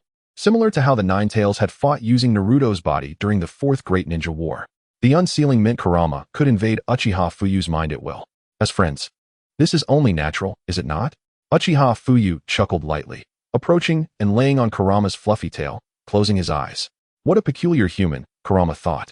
Its eyes reflecting curiosity as it settled down beside Uchiha Fuyu, filled with wonder about what kind of person would choose to befriend a tailed beast. Inside Kushina, Kurama sensed something amiss, recognizing a chakra akin to its own. Previously, Uchiha Fuyu had absorbed some of its chakra without raising suspicion, but upon closer examination now, it felt an immense chakra presence, not quite equal to its own, but close enough. Kurama's brow furrowed, sensing the half-nine tails within Uchiha Fuyu. Initially, it had not detected anything unusual, but now it felt that something extraordinary was afoot. It was nearly impossible to concentrate. Just as Uzumaki, Kushina finally drifted into slumber, an aura of chakra, rivaling her own, suddenly emerged. The Nine Tails, known for its boundless chakra, could unleash devastation upon the other tailed beasts with the ease of swatting a fly, even if only half of its chakra was at play. This led to a deceptive impression that the chakra it possessed was not vastly different from her own, although there remained a discernible gap. Have you sensed my presence as well? The Nine Tails within Uchiha Fuyu closed its eyes, materializing in Kushina as consciousness. Strange, who are you? The Nine Tails within Kushina furrowed its brow, gazing incredulously at the entity before it. I am a manifestation of your chakra, replicated by him. Uchiha Fuyu's Nine Tails replied coldly. I lack the memories of that process. Perhaps it is indeed true. Ah, I see, the Nine Tails mused. He bears the essence of Indra within him and has consumed my chakra. Perhaps some transformation occurred within him, resulting in your existence. After all, being the son of the Sage of Six Paths, possessing unique abilities is only natural. The presence of Indra within him was so potent that it felt as if he were standing right before her. Kushina's Nine Tails nodded, gaining a semblance of understanding. It seems your circumstances are rather dire, indeed. This seal, TSK, the essence of Indra is unmistakable, which is why I found it peculiar. Attempting to befriend him might prove intriguing, don't you think? Uchiha Fuyu's Nine Tails scoffed. The battle between Indra and Ashura is etched in my memory. Ashura could only triumph over Indra by wielding my power. His strength is terrifying. You wish to befriend him? How laughable. Without trying, how can you know? Kushina's Nine Tails countered. I see into his heart. He yearns for companionship, much like you and I. It is a truly wondrous sensation, though we are one. We have become two. From his memories, I sense that you, the Jinchuriki, are not so bad. Your intentions are pure. Perhaps you could indeed become friends. The Sage of Six Paths once foretold that we would meet one day. I firmly believe in that. Uchiha Fuyu's Nine Tails smiled faintly. Suit yourself, whatever. Kushina's Nine Tails rolled its eyes. Then let us await the outcome. Uchiha Fuyu's Nine Tails chuckled, its heart brimming with anticipation. Uzumaki Kushina, humph. A mere human cannot fathom the depths of my fury. It shook its head, fists clenched tightly. Bound by the seal, its frustration was nearly unbearable, leaving little room for further contemplation. Just then, Uzumaki Kushina entered the seal within her being and beheld the colossal Nine Tails imprisoned upon a stone, her pupils contracting in shock. She was aware of the Nine Tails sealed within her, but had no inkling of its true terror. Even a mere hint of its aura instilled fear within her. What? Why are there two Nine Tails? Kushina's heart raced as she gazed upon the two formidable beings before her, swallowing hard. Oh, your Jinchuriki has arrived? Remarkable. I never expected her to gain entry here. This is a realm reserved solely for tailed beasts. How did she manage to enter? Uchiha Fuyu's Nine Tails regarded the approaching Kushina with a smirk. Humph. Kushina's Nine Tails huffed disdainfully. Are you Uzumaki Kushina? Uchiha Fuyu's Nine Tails lowered its head, a subtle smile gracing its features. Yes, but why are there two of you? Kushina queried, her face a canvas of confusion. I am the Nine Tails within your little companion, and it is the Nine Tails within you. Hence, we are two. Uchiha Fuyu's Ninetales chuckled amiably. Fuyu and eyes? Kushina's heart raced, a pang of sympathy washing over her for Uchiha Fuyu. Who would have thought that he too bore a Ninetales within? No wonder she felt such an affinity towards him. It was as if he shared her experience, fostering a unique bond. Could this be affection? Kushina pondered, astonished that two Ninetales existed in this world. She herself had been inexplicably drawn to Konoha and selected as the Jinchuriki. As for the existence of two Ninetales, the reason eluded her. Kushina, if, hypothetically, our tailed beasts desired to forge friendships with your kind, do you believe that would be feasible? Uchiha Fuyu's Ninetales inquired, a playful smile on its lips, eager to see if others shared this sentiment or if it was merely Fuyu who entertained such notions. Kushina's Ninetales glanced at her, equally curious for an answer. After all, Uchiha Fuyu had mentioned the possibility of befriending Uzumaki Kushina. It was evident that Uchiha Fuyu's Ninetales genuinely wished to explore the potential of friendship with humans, particularly with its own Jinchuriki. Friends, as long as you do not frighten me, I would gladly befriend you. Others despise my crimson hair, yet Fuyu and I does not. Would you loathe my hair as well? Kushina gazed at the two Ninetales, her eyes wide with innocence and charm. The Ninetales within Kushina regarded her as if she were foolish. Ha ha! Uchiha Fuyu's Ninetales erupted in laughter. Indeed, humans possess a fair share of innocence. Not all are as malevolent as they seem. After all, she is merely a child. Perhaps it is indeed possible to cultivate a friendship? A glimmer of excitement danced in Uchiha Fuyu's Ninetales' eyes. If you wish to be friends, should you not first release my seal? Look at me. I cannot even move. Can we not alter the seal? Kushina's Ninetales turned to her, its voice laced with coldness. Would you truly wish to be my friend? Kushina clasped her hands at her heart, her face alight with hope. Humph. The Ninetales averted its gaze, remaining silent. Yet a flicker of amusement crossed its eyes at the sight of Kushina's eager expression. Kushina, would you be willing to lift the seal? To be friends, we must trust one another. Do not be deceived by this fellow's temper. Deep down, it holds a heart full of joy. Uchiha Fuyu has already released my seal. Mutual understanding and assistance are the essence of friendship, are they not? We possess myriad abilities. You can collaborate with us to harness diverse chakra. In time, your strength will soar. Uchiha Fuyu's Ninetales chuckled, finding the presence of its other self quite fascinating. Chapter 9. The Perfect Jinchuriki, the Ninetales Mode. Very well. I shall release you. Kushina nodded, placing her right hand upon her abdomen and rotating it counterclockwise. With a mechanical clicking sound, the chakra chains binding the Ninetales before her retracted, causing the entire structure to collapse, and the Ninetales fell to the ground, the wooden stakes vanishing like stardust. Thud. As the Ninetales landed, a glint of mischief sparkled in its eyes as it extended a hand towards Uzumaki Kushina. Are you not going to evade? The Ninetales, emerging from Kushina Uzumaki, extended its claws and gazed at her, its pupils constricting. Unexpectedly, when it suddenly made a move, Kushina remained utterly still. Brother Fuya had advised her to possess confidence in herself, to be kind to friends, and to trust her companions. By choosing to release you, I am expressing my trust in you, as well as in Brother Fuya. This Ninetales is not sealed, thus I believe its words. I also trust Brother Fuya, who asserted that humans can coexist peacefully with tailed beasts, and I am convinced that it is indeed possible. A gentle smile graced Kushina's face as she clasped her hands behind her back, exuding an endearing charm. Humph. Whether you can utilize my chakra depends on your performance. The Ninetales remarked, pouting slightly as it curled up on the ground, falling silent, yet maintaining a smile at the corners of its mouth. Well, I must take my leave now. I wish you all the best.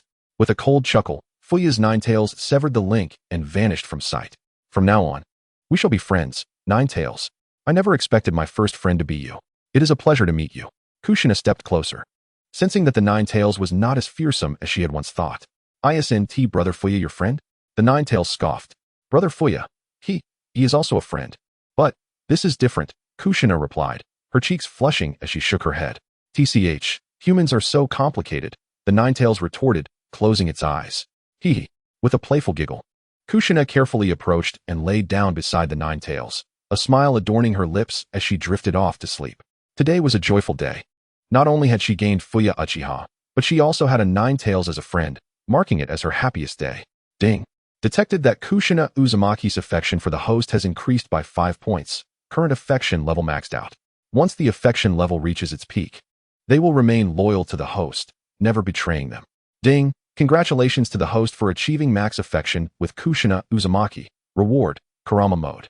In the midst of slumber, Fuyu Uchiha heard the system's voice and abruptly opened his eyes, vanishing from the spot. This was a natural reaction honed during wartime. Even the slightest rustle could rouse him, a reflex developed over time. Fuyu Uchiha paused momentarily, then recalled the earlier words. What? Kurama mode? Perfect-tailed beast Jinchuriki? Hiss. Is this the reward for enhancing Kushina's affection? It directly transforms me into a perfect Jinchuriki without the need for training. How wonderful. A smile crept across Fuyu's face, his eyes sparkling with delight. In the Hokage's office, Fuyu knocked on the door. Come in, came the voice of Hiruzen Sarutobi. With a creak, Fuyu opened the door and stepped inside. Third Hokage. He closed the door behind him, approached, and bowed respectfully. Ah, Fuyu, is it? I am delighted to meet you today. Hiruzen said with a smile, his keen gaze scanning Fuyu, detecting no anomalies. Third Hokage, may I inquire why you summoned me? Fuyu asked, a hint of confusion gracing his features. Fuyu, I am aware that you are not well regarded within the Uchiha clan. Would you be interested in joining my direct Anbu? Hiruzen inhaled deeply from his pipe, his penetrating eyes reflecting a depth of thought. You want me to directly join the Anbu? Fuyu was taken aback, surprised by the proposition. Indeed, there are individuals within the Uchiha clan, like Uchiha Kagami, who cherish peace. You aspire to become Hokage, to embody the will of fire. The heir of that very will. Therefore, I wish for you to join the Hokage's direct Anbu, to contribute more to the village. In the process, you will also learn a great deal. Hiruzen nodded, smiling. Third Hokage, I desire to go to the battlefield, Fuyu replied, shaking his head as he looked at Hiruzen. Oh, why is that? The battlefield is perilous. One misstep could lead to death. Training in the Anbu is significantly less dangerous than on the battlefield. Why do you wish to go to war? Hiruzen furrowed his brow, taking a puff from his pipe, puzzled. Because I want to grow stronger. The combat accessible in the Anbu is minimal. On the battlefield, perhaps I can awaken my Sharingan. Without formidable strength, entering the Anbu merely makes me a lowly pawn. Fuyu asserted, shaking his head. Is that so? Not having awakened your eyes at 16 is not necessarily a misfortune. Sometimes, awakening them might not be advantageous, Hiruzen nodded, acknowledging that gaining strength on the battlefield was indeed the swiftest route. However, he desired to utilize Fuyu. If he were to go to war, he might perish. After all, it was not uncommon for an elite chunin to fall during wartime. The Uchiha clan currently had no one else to employ, and he needed a spy like Fuyu. My brother mentioned this to me. However, to become Hokage, I must awaken my eyes. Only by understanding loss can one truly cherish the current peace. War is brutal, yet I wish to contribute my meager strength. If I can take down one enemy, it is worth it. To eliminate two would be a gain. On the battlefield, I will expend my last breath to secure victory for the village. I would not hesitate to sacrifice my life for this cause. I implore you, Third Hokage, to grant me this opportunity. Fuyu bowed deeply before Hiruzen. I understand your love for the village. I, too, am driven by my love for it. Very well. If that is your wish, I shall arrange for you to go to the battlefield. Should you return alive, we can discuss your entry into the Anbu later. Hiruzen nodded, seemingly satisfied with Fuyu's determination. Thank you, Third Hokage. Fuyu bowed once more. Tomorrow, a team will depart to support the battlefield in the Land of Rain. You will set out with them at dawn. Do be cautious. The battlefield is fraught with danger. Even with Tsunade and the others present, you must remain vigilant. In war, blades are indiscriminate. I hope you return safely, Hiruzen advised, concern etched upon his face. Rest assured, Third Hokage. It would be an honor to die wrapped in the village's flag, Fuyu expressed humbly, showing great respect for Hiruzen. Very well, you may leave now. Departure is set for tomorrow. Hiruzen nodded, a warm smile gracing his features. Yes, Third Hokage. Fuyu bowed again and turned to leave. Kagami, in this child. I seem to see your reflection.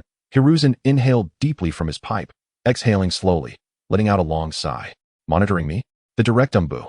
Do they intend to use me against the Uchiha clan? Have we ultimately reached this point? Fuyu thought, his expression grave as he stepped out of the Hokage building. Displeasure flickering in his eyes. I shall demonstrate to you the might of the Uchiha clan. The position of the Fourth Hokage undoubtedly belongs to me. In order to revitalize the Uchiha clan, it is imperative to transform their current plight. The deliberate arrangement of the law enforcement forces is intended to fabricate troubles between our Uchiha clan and the villagers. As the villagers' fear and resentment towards the Uchiha clan reaches its zenith, it will inevitably provoke our wrath. The Uchiha clan has been suppressed for far too long, and it is you who have forced us into this corner. As Uchiha Fuyu makes his way home, he cannot help but ponder this. By assigning the law enforcement duties to the Uchiha clan, it is designed to position them in opposition to the villagers. The worse the village's attitude towards the Uchiha clan, the heavier the burden will weigh on them when enforcing the law. Thus, it is only a matter of time before the Uchiha clan can no longer endure and instigates a coup. All of this has been orchestrated by Sarutobi Hiruzen and Danzo. They aim to isolate the Uchiha clan, foster distrust, and ultimately seek to annihilate us. But with my presence, perhaps change is possible. The ninja world shall finally attain true peace under my guidance. Uchiha Fuyu clenches his fists, a fierce glint flashing in his eyes. Uchiha Fuyu furrows his brow, sensing someone tailing him from behind. Umbu? No, it's Root. Danzo. Uchiha Fuyu snorts coldly. Buzz. In the next instant, Uchiha Fuyu vanishes from his location. Where has he gone? The Root member blinks in surprise, gazing at the spot where Uchiha Fuyu once stood, now empty. Chapter 10. Teaching Kushina, Preparing for Battle. Shadow Clone Technique. Uchiha Fuyu employs the Shadow Clone Technique, creating a clone before disappearing from sight. Uchiha Fuyu's clone returns to the original spot, as if it had never left. Has it reappeared? Am I seeing things? Never mind, I'll follow for now. The Root member shakes his head and continues to trail Uchiha Fuyu. Meanwhile, Uchiha Fuyu's clone pretends not to notice and nonchalantly heads towards the Uchiha clan's residence. Fuyu and I knew you would be here. As soon as Uzumaki Kushina finishes her class, she rushes over with a beaming smile directed at Uchiha Fuyu. Class is over? Uchiha Fuyu squints and smiles, pleased to see Uzumaki Kushina approaching. Yes, Fuyu and today you promised to teach me ninjutsu. What are you going to teach me? Uzumaki Kushina inquires with eager anticipation. Today, I will teach you the multi-shadow clone technique. Your chakra is vast, making this jutsu particularly suitable for you. Uchiha Fuyu responds with a smile, gazing at Uzumaki Kushina. The multi-shadow clone technique? Isn't that a forbidden technique? Uzumaki Kushina's heart races in shock, never expecting Uchiha Fuyu would introduce her to such a jutsu right away. This is indeed a forbidden technique, not everyone can learn it. However, as a direct descendant of the Uchiha clan, Uchiha Fuyu can certainly master it. For others, it may be forbidden, but for you, it is incredibly convenient. Now, follow my hand seals. I will teach you. Uchiha Fuyu smiles slightly and begins instructing Uzumaki Kushina on the hand seals while creating 5 shadow clones himself. After all, with someone monitoring them, if he produces too many, it would surely astonish them, and the news would reach Sarutobi Hiruzen's ears. Impressive. Let me try? Multi-shadow clone technique. Uzumaki Kushina nods eagerly and swiftly performs the hand seals. Boom, boom, boom. In an instant, a cloud of smoke billows forth as 1,000 shadow clones manifest before Uchiha Fuyu and Uzumaki Kushina. Fuyu and I did it. Wow, this is amazing. Uzumaki Kushina's heart swells with joy, astonished at her first attempt at the jutsu resulting in 1,000 shadow clones. How is this possible? How many shadow clones is that? This is the multi-shadow clone technique, and I can hardly believe the vast chakra Uzumaki Kushina possesses. After all, she is the Jinchuriki of the 9 tails, so such a chakra capacity is not surprising. I find myself a bit envious. Several Umbu ninjas furrow their brows, murmuring softly. Incredible. I never expected our Kushina to be this formidable, mastering so many clones on her first try. Perhaps she will indeed become the 4th Hokage one day. Uchiha Fuyu chuckles, thoroughly satisfied as he gazes upon the multitude of Uzumaki Kushina before him. Truly, she is the mother of Naruto, and her abilities are exceptional.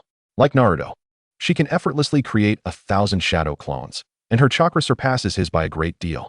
An enhanced version of Naruto, she merely lacks Ashura's chakra.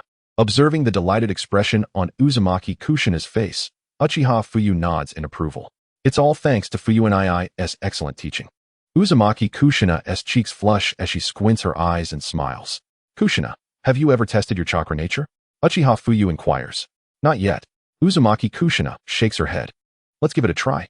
Uchiha Fuyu produces a piece of chakra test paper from his pocket and hands it to her. Uzumaki Kushina nods. Accepting the chakra test paper. Wind and water attributes? Uchiha Fuyu observes the test paper, noting the wetness and the corner that was cut off, indicating water and wind attributes. Then I will teach you a water technique and a wind technique. In the future, I will instruct you in other ninjutsu as well.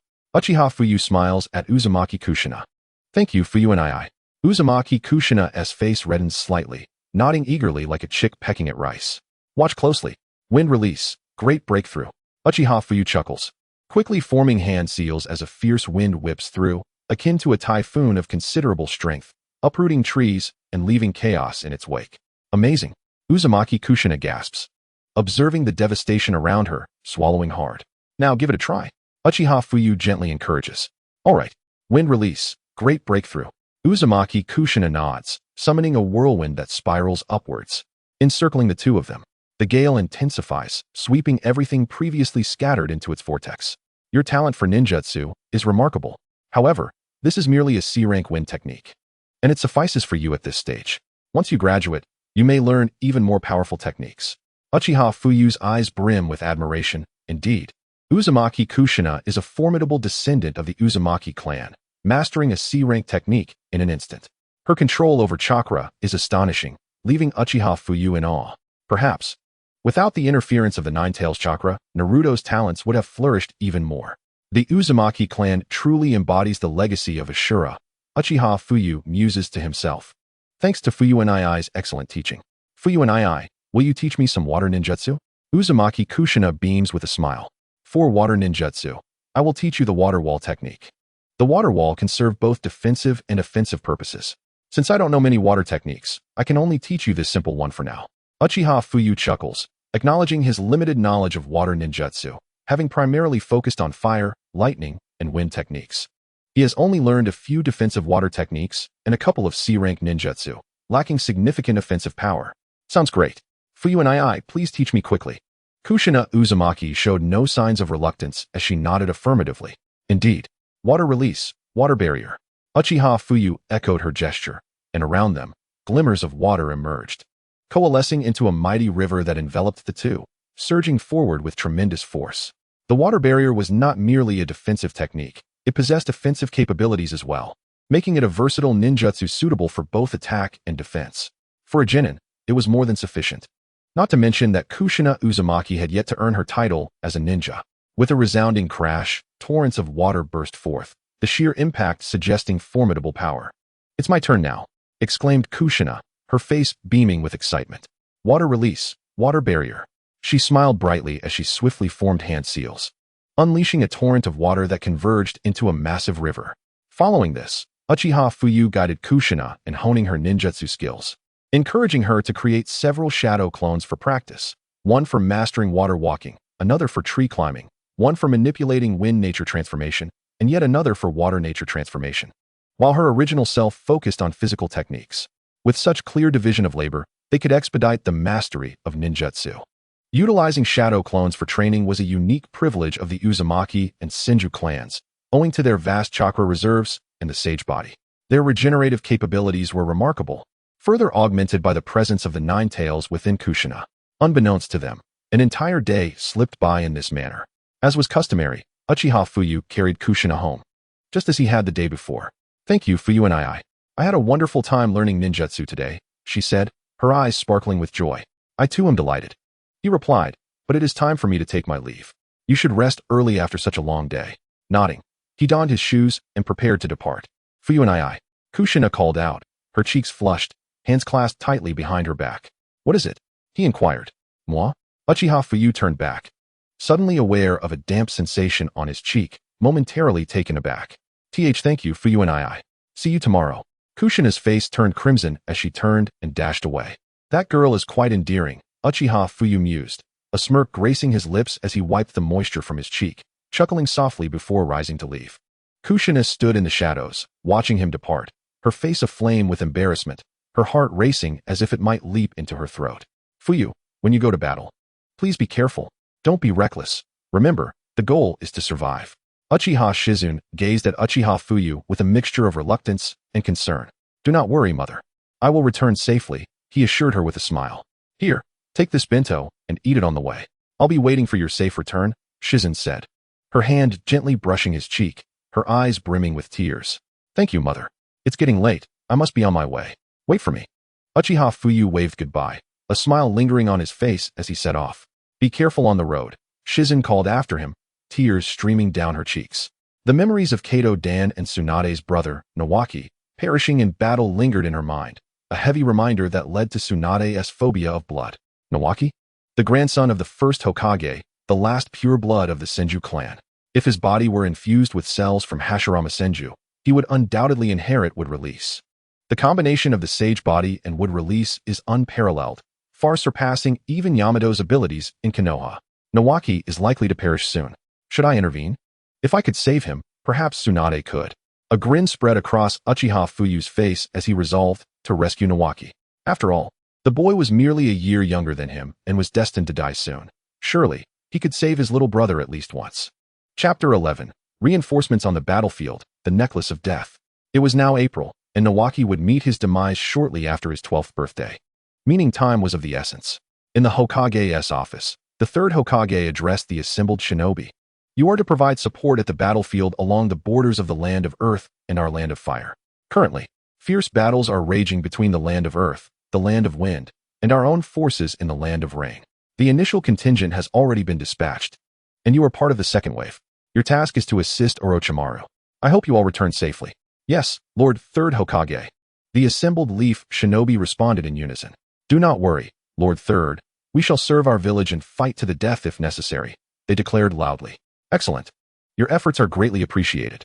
I entrust you with this mission, the third Hokage said solemnly. Now go. The lead ninja shouted, and with that, they vanished from sight. This time, 50 shinobi set forth, each among the elite, with most being special jonin or jonin. Uchiha Fuyu was included in this group at his own request, and thus Sarutobi Hiruzen had arranged for his participation. Their mission was to support Orochimaru in repelling the forces of Awakens. As they advanced, not a single member lagged behind. All moved at full speed. Fortunately, Uchiha Fuyu had significantly improved since their last encounter. Otherwise, he would have struggled to keep pace with this assembly of elite shinobi. Now, it was effortless. Had he not wished to remain discreet, he could have traversed the battlefield in an instant. Speed is of the essence. We must reach the Awakens battlefield post-haste. The situation is dire, the leading jonin commanded. Understood. The group replied, nodding in agreement. 3 hours later, having sprinted at full speed, they finally arrived at the battlefield at the borders of the Land of Fire. The conflict was centered around the Land of Rain, which lay between the Land of Earth and the Land of Fire. Thankfully, they were still some distance from the heart of the Land of Rain. Otherwise, the situation would have escalated into a chaotic three-way battle, with the Land of Rain joining in to retaliate against both sides. In the Konoha camp, the strategy was clear. We must sever the supply lines to the Land of Earth. Only by cutting off their supplies can we hope to quell their aggression. The entire ninja world is in turmoil, and we cannot predict what dangers lie ahead. Thus, this supply line must be disrupted. Orochimaru's brows knitted in concentration as he surveyed the map. Orochimaru-sama, I shall take on this task. An elite jonin rose, bowing respectfully to Orochimaru. This mission may lead to dire consequences, Orochimaru remarked, his expression troubled. Do not fret, Orochimaru-sama. In war, sacrifices are inevitable. Besides, eliminating me will not be so simple. Jiraiya smirked, confidence radiating from his eyes. Very well, Jiraiya. You will lead 10 shinobi to cut off the supply lines of the Land of Earth. Remember, the objective is disruption, not slaughter. Destroy their supply lines entirely. Set traps, and use cunning. Do not engage them directly if possible, for those responsible for supplies are unlikely to be exceptionally strong, Orochimaru instructed, nodding in agreement. Yes, Orochimaru-sama, Jiraiya affirmed, turning to depart. The remaining individuals, along with us, must draw the enemy's vigor, ensuring Jiraimaru has the cover to charge forth. By severing the enemy's supply lines, we can carve out a moment of respite for ourselves. The village has dispatched reinforcements, and I believe they will arrive shortly. Orochimaru gazed at the assembled group and declared in a gravelly voice, Indeed, Lord Orochimaru. The Leaf ninjas rose in unison, bowing respectfully to him. As a disciple of Hiruzen Sarutobi, Orochimaru commanded considerable prestige and held significant status, supported by many loyal confidants. Currently, Tsunade had yet to enter the battlefield, and Jiraiya had not returned to the village, making this a particularly trying time for Konoha. Orochimaru must hold the line and repel the enemy's advance to buy time for Konoha. He had already sent word urgently for Jiraiya to return, confident that powerful reinforcements would soon arrive. Lord Orochimaru, the reinforcement unit has reported in. Not long after, Uchiha Fuyu and others arrived at the camp to meet Orochimaru. Is this truly the youthful Orochimaru? One mused, noting the alluring earring he adorned. Indeed, the Snake Lady is as captivating as ever. This battlefield was not yet my moment to shine. I must delve deeper into combat before I can emerge and earn the glory of saving Konoha. At which point my name shall resonate throughout the village. Uchiha Fuyu smirked, entering the camp with a demeanor of quietude, remaining silent and awaiting orders. Excellent. The battle is imminent, and your arrival is fortuitous. The enemy remains unaware of our reinforcements, presenting us with a unique opportunity. Orochimaru's lips curled into a smile, his eyes glimmering with excitement. 50 combatants of special Jonin rank are far more formidable than several hundred lower-ranked ninjas. As for Uchiha Fuyu, Orochimaru chose to overlook him. His formidable prowess was palpable, and it was evident that Fuyu possessed at least the strength of a Jonin. Despite Fuyu's lack of ostentation, one glance revealed his extraordinary capabilities. Yes, Lord Orochimaru, the leading Jonin responded with utmost respect. Bang, bang, bang. The battlefield was alive with the flashes of blades and the occasional detonating tags, igniting the chaos. Blood flowed like rivers, and corpses lay strewn across the ground. However, with the arrival of formidable reinforcements, Konoha's combat strength surged, driving Awagakure back time and again. Soon after, Awagakure also sent reinforcements, resulting in a standoff of equal might. The third Tsuchikage refrained from personally engaging in battle. The leaders of the various nations would not casually enter the fray. Should the third Tsuchikage join the battlefield, the third Hokage would inevitably follow, escalating the conflict to unprecedented levels. The leaders of each ninja village were invaluable assets, and they would not risk their lives unless absolutely necessary. Time passed swiftly, and 4 months slipped by unnoticed. The conflict between the Land of Earth and the Land of Fire simmered, resulting in a stalemate. Initially, skirmishes were minor. With no large-scale battles, the largest engagements involved only 300 to 400 ninjas at a time, with fierce clashes but lacking the terror of a full-scale war. On August 9th, the 33rd year of Konoha, the relative calm of the village persisted due to the lack of intense fighting between the Land of Earth and the Land of Fire. Tsunade had yet to intervene and was instead celebrating Shoju's 12th birthday in Konoha. "Happy birthday, Shoju," Tsunade exclaimed, presenting him with a gift. "Thank you, but I'm not a child anymore. You needn't prepare gifts for me in the future. I'm already a man," Shoju replied, pouting as he handed the gift back to her. "You're only 12. How can you claim to be grown? This is a special gift from your sister. Would you care to open it? It contains something of great significance," Tsunade encouraged, her eyes sparkling with warmth as she leaned against the railing, a smile gracing her lips. Something of great significance?" Shoju questioned, curiosity piqued. Upon unwrapping the box, he beheld a necklace, his eyes widening in astonishment. "Sister, is this Grandpa's jewelry?" he gasped, unable to believe his eyes.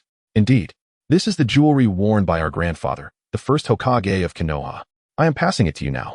You must guard it well." Tsunade smiled radiantly, knowing her brother would cherish it. "You've always desired this, haven't you? I've seen you gazing at it for quite some time. It's yours on your 12th birthday. This is the only relic of Grandpa's, and you must treasure it." "Thank you, sister. I love you. I promise to protect it," Shoju exclaimed, wearing the necklace around his neck as he gazed proudly at the beautiful village of Konoha. "Not only will I protect this heirloom, but I will also safeguard the village. This necklace is a relic from Grandpa, but it is not the only legacy he left behind. Konoha is also among them. I will protect them both with all my might."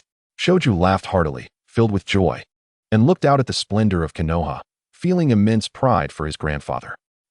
Shoju?" Tsunade paused, taken aback by his earnestness, a gentle smile spreading across her face. "The village was founded by Grandpa, who was the first Hokage. As his grandson, I will protect it fiercely," Shoju declared, clenching his fists, his eyes brimming with determination. "Very well, let us protect it together. Since you claim to be grown, you are now a man. A man keeps his promises and must never give up easily," Tsunade encouraged, narrowing her eyes in a smile, feeling a sense of pride as she recognized her brother's growth. "Rest assured, sister, I will strive to become Hokage. Just like Grandpa, it has always been my dream to inherit his position," Shoju proclaimed, his eyes shining brightly as he gazed at Konoha, exclaiming his aspirations. Chapter 12. Persuading Shoju to be my little brother, teaching him the Rasengan. "Shoju?" Tsunade felt a wave of satisfaction, realizing her brother had truly matured and developed his own dreams. Gazing at the hopeful glow in Shoju's eyes, she recalled her grandfather, the corners of her mouth lifting in a smile. Shoju turned to her, puzzled. "Shoju, remove your headband.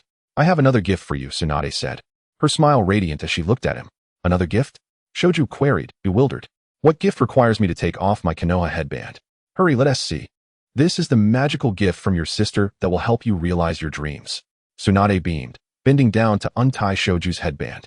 She then bestowed upon him a kiss on the forehead, a gesture she referred to as the death kiss. One must admit, Tsunade's necklace coupled with her forehead kiss was akin to a death kiss. Both Shoju and Kato had met their ends this way. Hee. Shoju was momentarily taken aback before breaking into a grin. Hee. Soon, Tsunade joined in his laughter. Is this Shoju? Tsunade is truly beautiful. She must be 26 now. A magnificent presence. Even from this distance, one can feel her captivating aura. Uchiha Fuyu observed Tsunade, narrowing his eyes, a flicker of intrigue passing through his gaze. Tsunade adorned herself in a striking white crop top paired with a fishnet undershirt, complemented by eye-catching red form-fitting pants that radiated youthfulness and vigor. After 4 months on the battlefield, Konoha had dispatched personnel to rotate the combatants. Prolonged engagement in battle could diminish one's will. So Uchiha Fuji was replaced and had returned just 2 weeks prior. During this fortnight, Uchiha Fuji trained alongside Uzumaki Kushina, exchanging teachings of ninjutsu. Uchiha Fuji imparted the arts of wind and water release to Kushina, while she introduced him to sealing techniques. Their camaraderie blossomed, filled with joy. Had they not been so young, their relationship might have taken a different turn. Tsunade furrowed her brow, sensing the presence of an observer, and glanced around. Uchiha Fuji had vanished from sight, leaving Tsunade unaware of his departure. Big sister, I am now a genin. Orochimaru and II is taking me to the battlefield. I want to witness the front lines and rapidly enhance my skills, Shoju stated, determination gleaming in his eyes. Enter the battlefield? Shoju, you're still just a genin. It's perilous out there. Wait until you are stronger, then you may join the fray. At the very least, you should be an elite chunin, Tsunade replied, her heart racing with concern as she shook her head. No, I insist on going to the battlefield. It is only there that I can grow rapidly and become a guardian of Konoha, just like grandfather. He ended the chaos of the Warring States period. He was a hero. Grandfather also fought on the battlefield from a young age, ultimately becoming a legendary powerhouse. I, too, shall become like him. Shoju shook his head, his yearning for the battlefield evident. Absolutely not. You are still too young, Tsunade firmly asserted, resolute in her desire to keep Shoju from the battlefield. Deeming it far too dangerous. The third Hokage has already approved my deployment. Tomorrow I set off. You must trust me. With Orochimaru and II by my side, I shall be fine. Shoju replied, flashing a confident smile at Tsunade. Sensei Sarutobi has agreed. Tsunade momentarily faltered, her gaze shifting to the Hokage tower, anger flickering in her eyes. It was infuriating that he had sanctioned Shoju's deployment without consulting her, especially knowing he was the last of the Senju clan. Yes, the third Hokage has indeed permitted my participation in battle. I shall display my prowess on the battlefield. Shoju beamed, believing wholeheartedly in his abilities. Shoju, do not be reckless. Stay close to Orochimaru and do not act on your own. If there is an opportunity to escape, take it. Do not confront danger head-on, Tsunade urged. Her eyes filled with concern, realizing she could no longer alter his fate and could only hope he would exercise caution. Big sister, I am a man. A man does not flee. He cannot flee, Shoju proclaimed, looking at Tsunade with fervor. Tsunade was taken aback, witnessing Shoju's seriousness for the first time. Is that so? She murmured, lowering her head and offering an awkward smile, choosing to remain silent. The following day, at the gates of Konoha, Tsunade instructed Orochimaru. Take good care of Shoju. Worry not at her insides. Do not fret. Shoju is no weakling, Orochimaru replied with a smirk, confident in his ability to protect him, considering Shoju as both a half-apprentice and a younger brother. Shoju, do not overexert yourself. Ensure you survive, Tsunade implored, her eyes filled with trepidation. Do not underestimate me, sister. I am quite strong. Shoju responded with a self-assured grin. Tsunade reached out to ruffle Shoju's hair, nodding in acknowledgement and smiling warmly. Uchiha Fuji was also part of this contingent, having recuperated enough for the battlefield. Previously, he had distinguished himself in combat, earning the third Hokage's commendation, leading to his acceptance for further engagements. Only those with a true passion for the village would continuously venture onto the battlefield, and in Uchiha Fuji, the Hokage saw a reflection of Uchiha Kagami. If he could protect Shoju, it might bring him closer to Tsunade, despite the nearly 10-year age gap. Uchiha Fuji squinted at Tsunade, her exquisite visage etched deeply in his memory. Thump, thump. This was the sensation of one's heart racing. While Kushina was undeniably adorable, her youth rendered her less captivating compared to the mature and sweetly beautiful Tsunade. Go. With a command from Orochimaru, all the ninjas surged forward toward the front line. On the battlefield, the intensity of combat escalated as the major ninja villages of the Land of Earth, Land of Wind, and Land of Fire clashed in the Land of Rain. Upon Orochimaru's arrival, He immediately took command from the previous leader, assuming the role of Supreme Commander. Rasengan. Before the battle commenced, Uchiha Fuyu practiced the Rasengan near the Konoha encampment. The combination of the Rasengan with his spatial abilities created a formidable aura. During this period, he had dedicated himself to mastering the Rasengan to effectively wield it on the battlefield. Remarkable. How is such a massive chakra sphere being formed? At that moment, Shoju approached, his eyes wide with astonishment at the swirling Rasengan in Uchiha Fuyu's hand. Uchiha Fuyu glanced back at Shoju, slightly taken aback. Hello, I am Shoju, the grandson of the First Hokage. It's a pleasure to meet you. I am 12 years old. Shoju introduced himself with a smile. Greetings, I am Uchiha Fuyu. I never imagined you were the grandson of the First Hokage. It is a pleasure to meet you. I am 16, Uchiha Fuyu replied, nodding and extending his right hand. Uchiha, are you from the Uchiha clan? What ninjutsu did you just perform? Can you teach me? Shoju inquired, free from any prejudice against Uchiha. Driven by his ambition to become Hokage. Teach you? This is a technique I developed. I cannot simply share it with anyone. I will only pass it on to my brother. Uchiha Fuyu shook his head. Then I'll be your brother. Please teach me, big brother. From now on, I'll be your little brother, Shoju declared, his face brimming with anticipation. You want to be my brother? Uchiha Fuyu was momentarily taken aback. Indeed, if I become your brother, you can teach me that ninjutsu, right? Is that acceptable? Shoju nodded eagerly, his smile radiant. Very well. Then you shall be my brother from now on. I will call you that, Uchiha Fuyu replied with a slight smile. A glimmer of mischief in his eyes as this was his deliberate approach to get closer to Shoju. Big brother, hurry and teach me. That ninjutsu looks incredibly powerful. Shoju insisted, his eagerness palpable. All right, first, take this, Uchiha Fuyu said, handing Shoju a water balloon. What is this? Shoju asked, puzzled as he examined the water balloon he held. Just like this. Boom. Gather your chakra, let it flow, using your chakra to spin the water within the balloon. If you rotate it uniformly in the same direction, it won't burst. Eventually, make the balloon explode, and you'll achieve the first step of your training. Uchiha Fuyu smiled gently, producing a water balloon that began to expand irregularly before ultimately bursting. This is quite simple. Brother, I can do it. Sister taught me how to control chakra. Our Senju clan possesses formidable mastery over chakra. Just watch closely. Shoju nodded, being a descendant of the Senju clan. He found chakra control to be a straightforward task. After all, the Senju clan is renowned for their chakra manipulation abilities, enabling them to wield immense strength. This requires elevating one's chakra control to heights beyond the imagination of ordinary individuals. Boom. As expected, Shoju effortlessly caused the water balloon to explode. Truly, it was commendable for a descendant of Hashirama Senju to possess such formidable chakra control. Moreover, the chakra within him was vast, likely comparable to that of Naruto.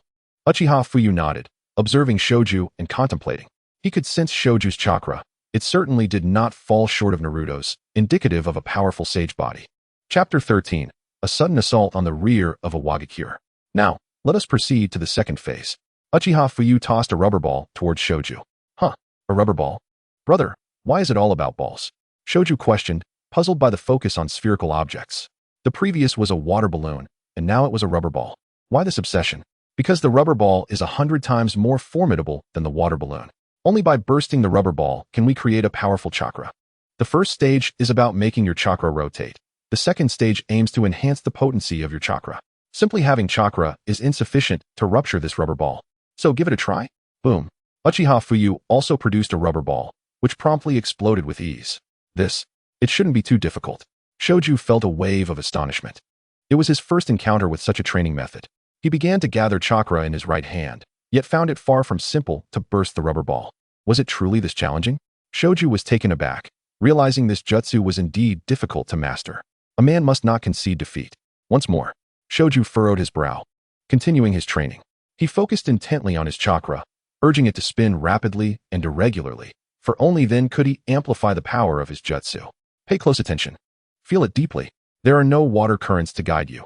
You must rely solely on your innate talent to sense it. Uchiha Fuyu smiled at Shoju, encouraging him. I understand, brother. I will succeed. Shoju nodded, determination shining in his eyes. Yes, keep at it. Believe in yourself. You can do this. Remember, this is our secret. You must not disclose it to others. Uchiha Fuyu reiterated with a nod and a smile. I understand, brother. I will definitely achieve it. Shoju affirmed, resuming his training. Where has Shoju gone? It's been a day since I last saw him. Orochimaru mused with a furrowed brow. As a genin, Shoju was of little use in large-scale battles. Hence he had been left at the camp merely to observe. It would suffice to allow him to experience the battlefield once the fighting was nearing its conclusion. Otherwise, a genin on the battlefield could hardly control the situation. Having just returned from battle, Orochimaru felt a pang of worry upon not finding Shoju, prompting him to search for him. Huff, huff. This difficulty is exponentially greater than bursting a balloon. It is on an entirely different level. My hands and wrists ache terribly. I can hardly muster any strength. After a day of training, Shoju lay exhausted in the forest, gasping for breath. Thankfully, he was within the safe confines of the Konoha camp. Had he been outside, he might have encountered an enemy and been swiftly defeated. Huh, Shoju, what's wrong? Orochimaru approached, concerned as he found Shoju lying on the ground, confusion etched on his face. Huh, your meridians are damaged? What happened? As he got closer, Orochimaru immediately sensed something was amiss. Shoju's hands trembled, clearly indicating meridian damage. Brother Orochimaru, I'm fine. I was training a jutsu, Shoju reassured him, shaking his head. Training a jutsu? What jutsu could cause this? Are you risking your life? Orochimaru questioned, puzzled by what kind of training could lead to such consequences. Brother Orochimaru, I was practicing how to burst a rubber ball. I am developing a new jutsu, a very powerful one. Once I master it, you will be astounded. Shoju withheld mentioning Uchiha Fuyu. As he had promised, it was a secret between them. Is that so? You must rest and know your limits. This is a battlefield, and it is perilous. Although there are sentries around, the risk of a surprise attack remains. Let's get you up. We need to have a medical ninja attend to your injuries. Orochimaru sighed, shaking his head in exasperation, before picking Shoju up and heading back to the camp. Uchiha Fuyu appeared, watching as Orochimaru carried Shoju away. He certainly would not allow Shoju to remain here alone. He had shadow clones nearby for protection. Wary of any potential danger, he was determined to shield Shoju from harm, especially since he was to become his future brother-in-law. He could not allow his demise. At this point, Orochimaru had yet to succumb to darkness. The root of his eventual corruption would stem from Shoju's death. When the god tree perished, even a serpent that does not shed tears would weep. One could only imagine the profound impact Shoju's death would have on Orochimaru. Observing Orochimaru's affectionate demeanor towards Shoju, it was evident he regarded him as a younger brother. Shoju was not merely Orochimaru's disciple. He was treated as a cherished sibling, and it was only after his death that Orochimaru would shed tears. Ultimately, this would lead Orochimaru down the path of darkness, compelling him to seek immortality. This also marked the decline of Orochimaru's power, as his soul became tainted and he fell victim to illusions. Everything unfolded according to my design. Uchiha Fuyu smiled gently, dissipating into a wisp of smoke, vanishing from sight. Huh. Orochimaru furrowed his brow, feeling as though someone had been watching him moments ago. He glanced around but found no anomalies. Perhaps he was simply feeling anxious. Orochimaru shook his head. A week later, brother, I have succeeded. Look, Rasen Shuriken. After relentless effort, Shoju had finally mastered the technique within a week. Possessing the sage body, and with the assistance of medical ninjas, he trained vigorously each day. Ultimately, he could now unleash the Rasen Shuriken with one hand. Well done, Shoju. You truly are a prodigy. Uchiha Fuyu remarked, taken aback by Shoju's swift mastery. In just a week, he had achieved what Naruto had taken longer to accomplish through relentless determination and perseverance. If not for Naruto being the protagonist, Shoju might have risen to prominence as well. The tale of Naruto could have instead been woven around Shoju and Uchiha Fugaku, one wielding the Mangekyo Sharingan and the other being the grandson of Hashirama Senju.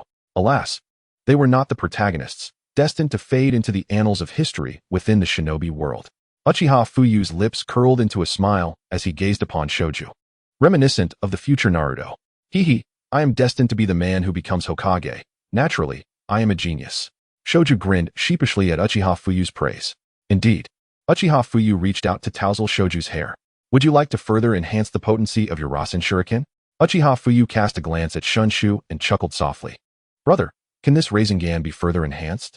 Quickly, teach me. Shunshu nodded repeatedly, his interest piqued by the formidable ninjutsu. He was well aware of Rasengan's might. Instantaneous, without hand seals. Before the enemy could react, they would already be struck. This truly is the most terrifying technique. As long as one possesses sufficient speed, the opponent would have no time to respond. To unleash a ninjutsu while the enemy is still in the midst of their own. To directly incapacitate them with a non-hand seal technique. How powerful that must be. Watch closely. This technique is called the Utama Rasengan. By continuously infusing chakra, one can enlarge the Rasengan. A swirling sphere materialized in Uchiha Fuyu's right hand, then instantaneously expanded into the Utama Rasengan. Wow, incredible! I never imagined Rasengan could grow to such a size. Shinshu exclaimed, astonished, gazing at Uchiha Fuyu. But that is not all. Shinshu, the development of Rasengan knows no bounds. Its malleability is exceedingly potent. Observe closely the Super Utama Rasengan. A smirk played at the corners of Uchiha Fuyu's mouth as he continued to channel chakra. With a whoosh, a Super Utama Rasengan, measuring 4 or 5 meters in diameter, appeared in his hand. Remarkable. Shinshu gasped, his eyes wide with disbelief as he beheld the massive Super Utama Rasengan, which was 2 sizes larger than himself. Swallowing hard in shock. Now, the next phase of training will be up to you. I trust that someone who can wield Rasengan will find this task manageable. Uchiha Fuyu retracted his chakra, offering a gentle smile. Yes, brother, I will surely succeed. Shinshu nodded, determination gleaming in his eyes. I await your progress with anticipation. Uchiha Fuyu replied, giving Shinshu a thumbs up. Encouraged, Shinshu immediately commenced his training. Fortunately, he possessed an abundance of chakra within him, allowing him to practice the Utama Rasengan repeatedly. If his chakra were insufficient, he wouldn't be able to squander it as he pleased. As Shinshu diligently trained, Uchiha Fuyu had already entered the battlefield. Be cautious, Tianjia. First, eliminate any traps. We must be nearing the enemy's stronghold. An elite jonin from Konoha furrowed his brow, speaking coldly. Byakugan, activate. Hinata, Tianjia nodded, immediately unleashing his Byakugan. No traps ahead. However, 16 ninjas from Awakens are approaching from 2 kilometers away. Everyone, stay vigilant. Maintain stealth, the Konoha elite jonin affirmed, promptly vanishing from sight. Uchiha Fuyu and the others quickly concealed themselves in various locations. 16, including 8 jonin, with the rest possessing chakra levels akin to special jonin. It appears this unit is an elite force. Do they share our objective? Uchiha Fuyu nestled against a tree branch, cloaking his presence. Closing his eyes to gauge the overall strength of the 16 adversaries. Their intent this time was to ambush the medical team positioned at the rear of Awakens. In the chaos of battle, injured ninjas would often be transported back for treatment. Generally, the defenses of medical camps were not particularly robust. Their goal was to annihilate Awakens' medical troops. If the medical team were to be wiped out, the front line would face dwindling numbers without any healing support, severely hampering their combat effectiveness. Thus, the medical camp was of paramount importance. The arrangement for Uchiha Fuyu and his comrades to carry out the assassination was not for a full-scale assault, but rather to eliminate as many medical ninjas as possible.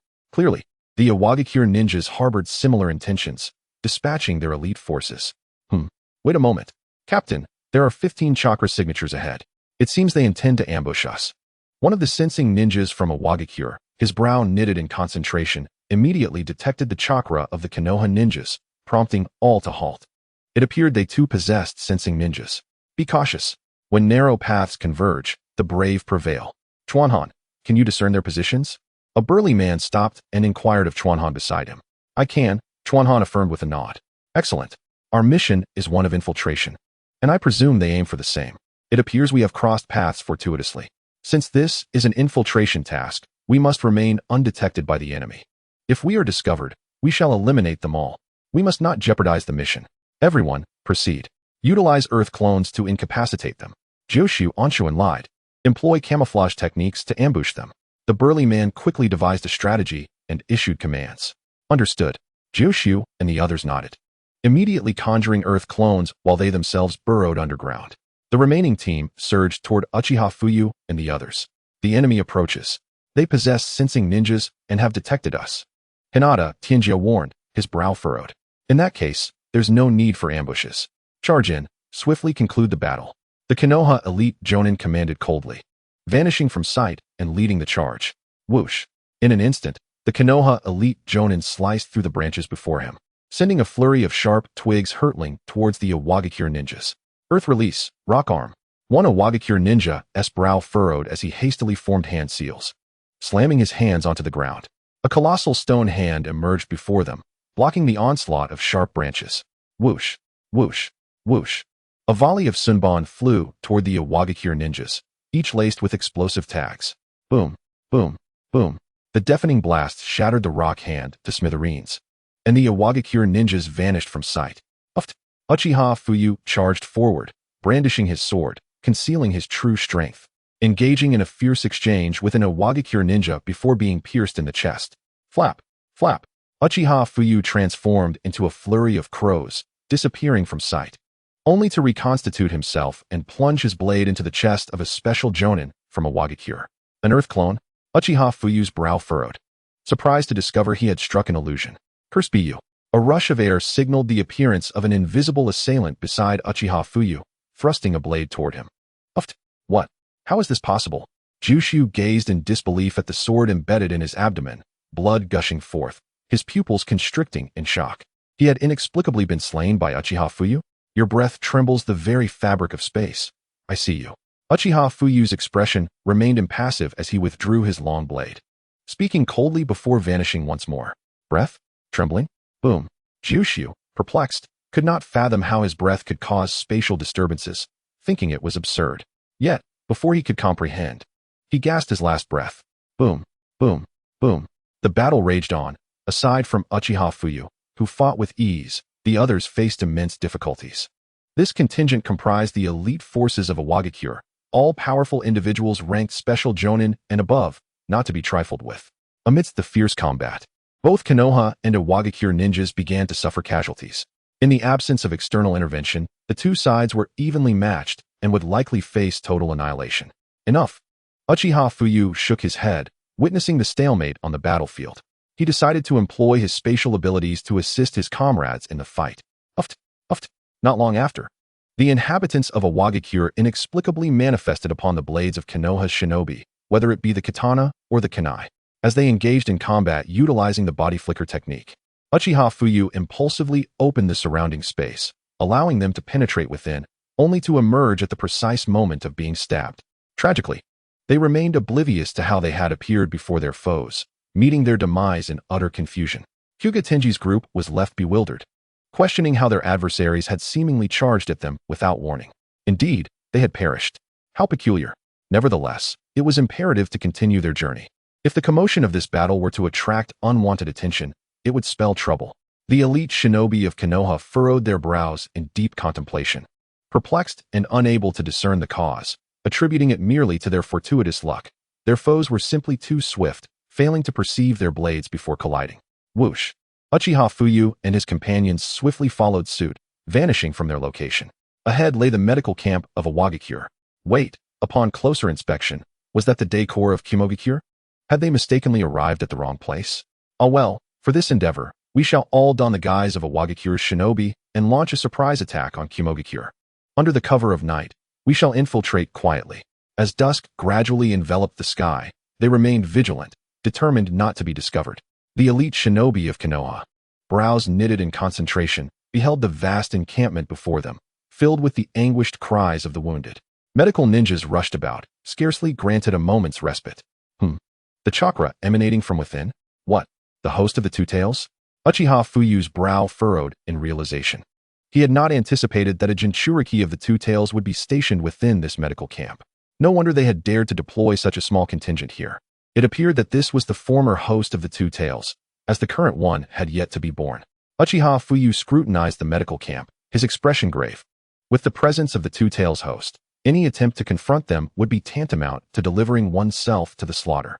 None among them possessed the strength to contend with the Jinchuriki of the Two Tails. They were not like Haiden or Kakuzu, who boasted immortality. Haiden's victory over the Jinchuriki of the wood was solely due to his immortal nature and the element of surprise, having drained the host's blood before anyone could react. Otherwise, Haiden, a mere taijutsu practitioner, would have been no more than an elite jonin in strength, incapable of overcoming the Two Tails host. Currently, their team was reduced to 10 individuals, 3 jonin, 6 special jonin, and myself, an elite chunin. If they attempted to engage, certain death awaited them. Uchiha Fuyu shook his head, realizing that with the Two Tails present, the battle would be exceedingly difficult, not to mention the additional guarding ninjas. Facing them would be akin to slaughtering chickens. Perhaps they could eliminate a few medical ninjas, but the impact would be minimal. Regardless, failure was not an option. I shall draw the Two Tails away, and the rest of you must fend for yourselves. Uchiha Fuyu resolved to divert the Two Tails' attention, relinquishing the fate of the others to chance. Earth Clone Technique. Uchiha Fuyu immediately summoned an Earth Clone, disappearing from sight without anyone noticing. What was that? The host of the Two Tails, a man, sensed a surge of chakra and opened his eyes, coldly declaring, "Umph. I did not anticipate the assassination would fail." Uchiha Fuyu's Earth clone retorted coldly before vanishing from sight and charging outward. "Halt!"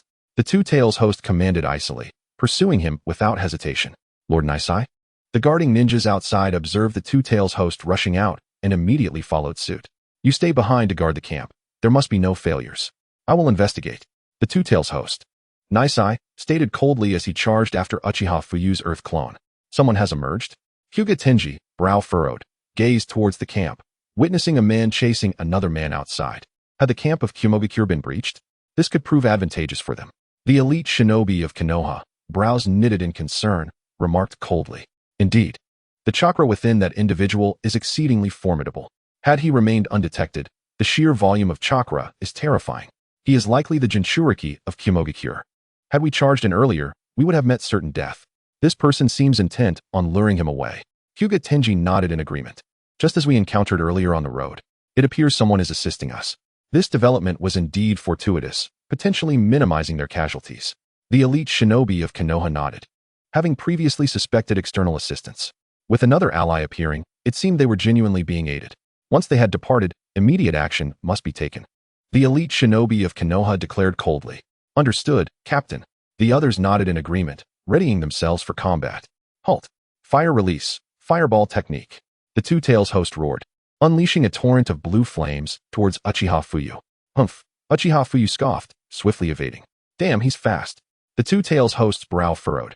He had not anticipated Uchiha Fuyu's speed, which caught him off guard. That should suffice. Uchiha Fuyu glanced around, a smirk gracing his lips as he realized he had distanced himself from the camp and came to a halt. "Finally stopped? Are you unable to run any longer?" The Two Tails host spoke coldly. "Unable to run? What a jest. Now, it is time for me to play with you." Uchiha Fuyu grinned, turning to face the Two Tails host. Chapter 15. Fuyu toying with the Two Tails host. Arrogant. Mice tail ball technique. The Two Tails host uttered coldly, releasing countless chakra orbs, manipulating them with his hands. As they surged towards Uchiha Fuyu. Wind release. Great breakthrough. Boom. Uchiha Fuyu casually unleashed a wind technique, summoning a tempest that collided with the blue flames, resulting in a violent explosion. A cloud of smoke billowed, and the Two Tails host, witnessing Uchiha Fuyu standing unharmed, his brow furrowed in disbelief. Uft. The Two Tails host manifested sharp claws upon his hands, elongated and menacing, positioning himself like an enraged kitten poised to pounce. "Come." Uchiha Fuyu unsheathed his katana, a smirk playing upon his lips. "Humph." The Two Tails host snorted derisively, charging forth, extending his deadly claws towards Uchiha Fuyu. Clang. In an instant, the sound of metal clashing reverberated throughout the air. Fire release, fireball technique. Simultaneously, the Two Tails host gathered red flames in his mouth, launching them at Uchiha Fuyu. Uchiha Fuyu vanished from his position, reappearing 30 meters away, forming a one-handed seal. Fire release, great fireball technique. A colossal flame shot into the sky, hurtling towards the Two Tails host's fireball. One-handed seal? The Two Tails host was astonished. It was his first time witnessing someone utilize a one-handed seal. Boom. The two fireballs collided, producing a thunderous explosion that sent both combatants reeling. Not done yet. Mice tail ball technique. The Two Tails host immediately spewed forth a myriad of blue flames, directing them at Uchiha Fuyu. What a nuisance. Uchiha Fuyu's Earth clone grimaced. Were it not for the need to buy time, he would not bother playing along. Fire release, Phoenix fire technique. Uchiha Fuyu swiftly formed seals, inflating his cheeks, and unleashed a torrent of flames that transformed into numerous fiery projectiles, surging towards the Two Tails host's blue flames. Boom. The flames of the Two Tails Jinchuriki clashed with those of Uchiha Fuyu, igniting countless trees and unleashing a raging inferno. How infuriating. This adversary proves to be exceedingly troublesome. It appears I have no choice but to resort to my ultimate technique, partial-tailed beast transformation. Roar. The Two Tails Jinchuriki furrowed his brow, realizing that even his released ninjutsu could be effortlessly countered by the formidable Uchiha Fuyu. Thus, he was compelled to unleash his most powerful move. Suddenly, a crimson chakra enveloped him, a tail sprouting from his back, morphing him into a grotesque form. No longer resembling a human, has he fully transformed into a tailed beast? This is indeed troublesome. Shadow clone technique. Boom, boom, boom. Uchiha Fuyu smirked, swiftly creating several clones that darted away. After entering partial tailed beast transformation, the two tails Jinchuriki's speed increased, charging toward Uchiha Fuyu. You can't catch me. You can't touch me. Uchiha Fuyu's clones circled around the two tails Jinchuriki with smiles on their faces. All of this was merely a ruse to buy time, leading the two tails Jinchuriki in circles. Meanwhile, with the two tails Jinchuriki distracted by Uchiha Fuyu, the Konoha shinobi began their assault. Use all the explosive tags. Deploy them all. Kill as many as you can. Go, commanded the elite Konoha Jonin coldly, charging forward. Yes, Captain. The Konoha shinobi followed closely, each drawing out kunai and attaching explosive tags, launching them into the fray. Boom, boom, boom. In an instant, countless shurikens flew, and the medical camp of Kumogakure erupted with violent explosions. Ah, help. No. Amidst the chaos, numerous wounded were still receiving treatment when a sudden, violent explosion obliterated lives, triggering screams and tears. Kill only the medical shinobi. Retreat in 15 minutes. Regardless of how many we kill, we must withdraw immediately. The elite Konoha Jonin declared coldly, charging into the fray, attacking any medical shinobi he encountered. Regardless of age or gender, war is perpetually brutal. Where there are people, there will be war. Therefore, do not blame me. Uchiha Fuyu remarked coldly, vanishing from sight. Each reappearance claiming the life of a medical shinobi or Kumogakure ninja. Boom, boom, boom. Not good, a diversion? I've fallen for it. The two tails Jinchuriki's heart sank as he heard the explosions, immediately sprinting toward the camp. Don't leave. We're just getting started. Tailed beast bomb. Boom. Uchiha Fuyu, seeing the two tails Jinchuriki attempt to flee, let out a cold laugh, appearing above him and delivering a devastating tailed beast bomb. Ah! The two tails Jinchuriki screamed, crashing to the ground, leaving a massive circular crater. You have truly angered me. The two tails Jinchuriki sprang to his feet, glaring at Uchiha Fuyu with rage, opening his mouth to begin gathering chakra for the tailed beast bomb. Still hoping to release the tailed beast bomb? Save your energy. Rasengan. Uchiha Fuyu chuckled coldly, disappearing once more, reappearing above the two tails Jinchuriki and striking with a Rasengan. Boom. Ah! The two tails Jinchuriki's mouth was abruptly sealed shut, crashing back to the ground, thwarting the release of the tailed beast bomb. But how infuriating. Unable to contain the rage coursing through him, the two tails Jinchuriki began to gather chakra, seemingly on the verge of fully transforming into a tailed beast. The time is nearly up. I shan't play with you any longer. Farewell. Uchiha Fuyu waved at the two tails Jinchuriki and vanished from sight. Ah! The two tails Jinchuriki was consumed with fury, a desire to kill Uchiha Fuyu bubbling within him. If looks could kill, Uchiha Fuyu would have perished thousands of times over. Soon after, the two tails Jinchuriki reverted from his partial transformation and quickly made his way back to the medical camp. A quarter of an hour later, retreat. Observing that the objective had been accomplished, having lost 4 out of 10 comrades, continuing the fight would lead to total annihilation. 30 medical shinobi had been slain, along with several from Awagakure, while the number of wounded shinobi was incalculable. Such devastation was sufficient. The Konoha shinobi began their withdrawal. Lord Naishi. Upon returning to the medical camp, the two tails Jinchuriki was met with a scene of utter devastation, cries of anguish echoing throughout, a sight too horrific to bear. Damn it. Awagakure. The two tails Jinchuriki seethed with rage, feeling manipulated into leaving the mountain, resulting in such a catastrophic incident at the camp. Konoha's forces. This time, you have performed admirably. With the sacrifice of 11 individuals, we have exchanged countless medical shinobi and injured from Kumogakure for their demise. Although we targeted the wrong enemy, it has instigated a fierce conflict between Kumogakure and Awagakure, both suffering considerable losses. In this battle, victory is within our grasp. Orochimaru smirked, relishing the triumph of his side. As the front lines faced shortages of supplies and medical shinobi, a significant loss for Kumogakure. Moreover, Kumogakure mistakenly believed it was Awagakure's ambush, leading them to confront Awagakure directly, resulting in severe casualties on both sides. Now, we must exert full pressure on them to conclude this conflict, forcing Awagakure to capitulate. Lord Orochimaru. We should continue our strategy of attrition. Awagakure will not be able to withstand it. Their medical shinobi are suffering heavy casualties, unable to provide effective treatment.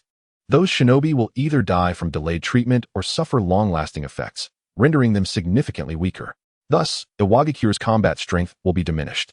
Eventually, they will recognize the futility of their efforts. An elite Konoha Jonin proposed. Indeed, I share the same sentiment. This battle is nearing its end. The longer we delay, the more desperate Awagakure will become for a decisive confrontation. We must resolutely avoid direct engagement, only engaging in minor skirmishes to wear them down. This requires the unwavering dedication and cooperation of everyone present. During this period, all must remain vigilant against a potential counteroffensive from Awakens. Orochimaru's raspy voice echoed, nodding in agreement. Yes, Lord Orochimaru. The others nodded in affirmation. The battle is nearing its conclusion. This also signifies that Shoju's time is running out. Uchiha Fuyu frowned, realizing he must remain vigilant during this period. Super-tailed beast bomb. After months of relentless training, Shoju finally mastered the super-tailed beast bomb. Gazing at the immense sphere in his hand, unable to suppress a chuckle. Not bad. In just a few short months, he had harnessed the Rasengan to such an extent. Shoju, you truly are a prodigy. Uchiha Fuyu appeared beside Shoju, offering a slight smile. Brother, how about it? Am I impressive? Hehe. This technique could incapacitate even an elite jonin if it struck them. Truly remarkable. Shoju exclaimed, releasing the super-tailed beast bomb and rushing toward Uchiha Fuyu with a grin. Impressive indeed. Even I took a considerable amount of time to master it. The God Tree is exceptional. Uchiha Fuyu gave Shoju a thumbs up. After months of training, being able to unleash the super-tailed beast bomb means that if it hits a person, it could be fatal. Hehe. Over the course of those months, whenever he had spare time, Shoju practiced diligently. The rest of his time was spent with Orochimaru, gaining first-hand experience of the battlefield, witnessing countless acts of violence, and even taking the lives of many low-ranking and mid-ranking shinobi. Even Orochimaru was taken aback by Shoju's ability to utilize such a technique as the Rasengan.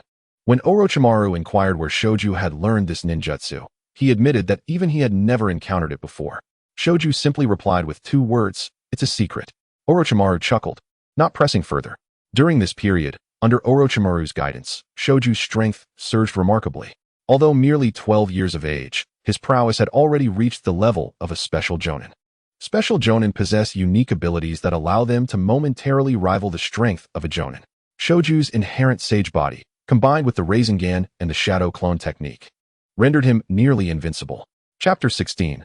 The Rescue of Shoju, Uchiha Fuyu in an instant. Aside from his lack of combat experience and a tendency towards impulsiveness, he had already met most of the criteria expected of a special jonin. However, his knowledge was insufficient.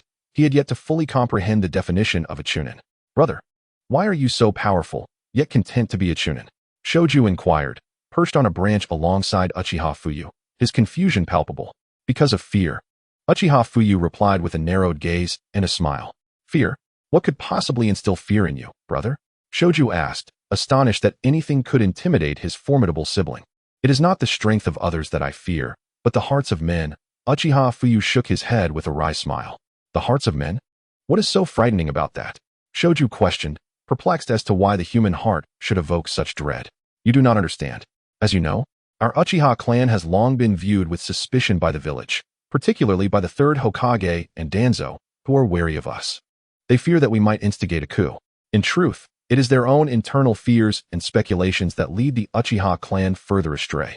The weaker I appear, the less attention they will pay to me, and thus, I remain safer, Uchiha Fuyu explained, glancing at Shoju with a shake of his head. Is it really that complicated? I find the Third Hokage to be quite amiable, Shoju replied, momentarily taken aback and filled with doubt. That is only because you are the grandson of the First Hokage, thus afforded such treatment. Moreover, your presence here has already been calculated, Uchiha Fuyu said, exasperated by Shoju's naivety. I have been calculated? That cannot be. Who would plot against me? Shoju exclaimed, bewildered by the notion of being schemed against. Do you understand why your sister forbade you from going out? Uchiha Fuyu countered, looking at Shoju. Because she said it was too dangerous outside, and that the battlefield is perilous. Weapons are indiscriminate, but I am a man, and do not face any danger, Shoju asserted, tilting his head back with a confident smile. That confidence is misplaced, for the battlefield is fraught with peril. Death can come at any moment. And as the grandson of the First Hokage, you will one day be a formidable candidate for Hokage. There are those who do not wish for you to ascend to that position, Uchiha Fuyu warned gravely. Someone wishes to prevent me from becoming Hokage? Shoju asked. Astonishment etched across his face as he turned to Uchiha Fuyu, struggling to believe his ears. Danzo desires to become the Fourth Hokage. If you grow up, how could he ever achieve that? Uchiha Fuyu smirked. Danzo is repugnant. I do not like him either. He wishes to become the Fourth Hokage? Bah, he is unworthy. The fact that my great-grandfather did not pass the title of Third Hokage to him speaks volumes. I have no wish to see him, Shoju scoffed. His disdain for Danzo evident. Wherever there are people, there will be conflict. Do not act rashly. Your sister is correct. Safety is paramount. While fleeing may seem cowardly, consider this. In the eyes of the strong, an unproven genius is merely a weakling. Your great-grandfather and your fourth great-uncle, were they not gifted? No, they were formidable. Having lived through the Warring States period, yet they ultimately perished. Shoju, I acknowledge your talent. However, genius requires time to mature. In these past few months, you have grown immensely. But what if you run out of time to grow? Uchiha Fuyu admonished with sincerity. What if there is no time for growth? Shoju pondered, momentarily stunned, lowering his head as he muttered to himself. Let me show you a vision, Uchiha Fuyu said, activating his Sharingan and pulling Shoju into a Jinjutsu. Within the illusion, Shoju witnessed himself and Orochimaru battling, as the Awagakure forces began their retreat. Orochimaru dispatched an Awagakure ninja, but Shoju rushed ahead and fell into an enemy trap. Boom, boom, boom. Ultimately, Shoju was obliterated, his body unrecognizable, prompting Orochimaru and Tsunade to weep. No, this cannot be. Shoju's heart raced with horror as he watched his own demise unfold. This is the future I perceive, Uchiha Fuyu stated, shaking his head. Future? Brother, you can see the future? Shoju asked, gazing at Uchiha Fuyu in disbelief. I can glimpse the future of those I encounter under specific circumstances. It is a unique ability of mine, and you will not survive here for long. Uchiha Fuyu confirmed with a nod. I will die?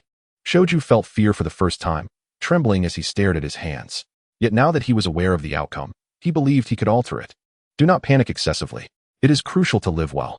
Have confidence in yourself, but do not be blindly arrogant, Uchiha Fuyu reassured him, gently patting Shoju's shoulder with a faint smile. Brother, did you draw near to me because you foresaw my fate? Shoju questioned, looking at Uchiha Fuyu. Sort of. Truth be told, I have feelings for your sister, and I naturally wish for your continued existence. Uchiha Fuyu confessed with a grin. Is that so? Hehe. My sister is beautiful, isn't she? Brother, I can help you. Though, success is not guaranteed. After all, Jiraiya brother has never succeeded, Shoju said with a mischievous smile. The earlier fear seemingly forgotten. Then I shall strive as well, Uchiha Fuyu laughed heartily. In the days that followed, Uchiha Fuyu tirelessly trained with Shoju, guiding him to observe and discover.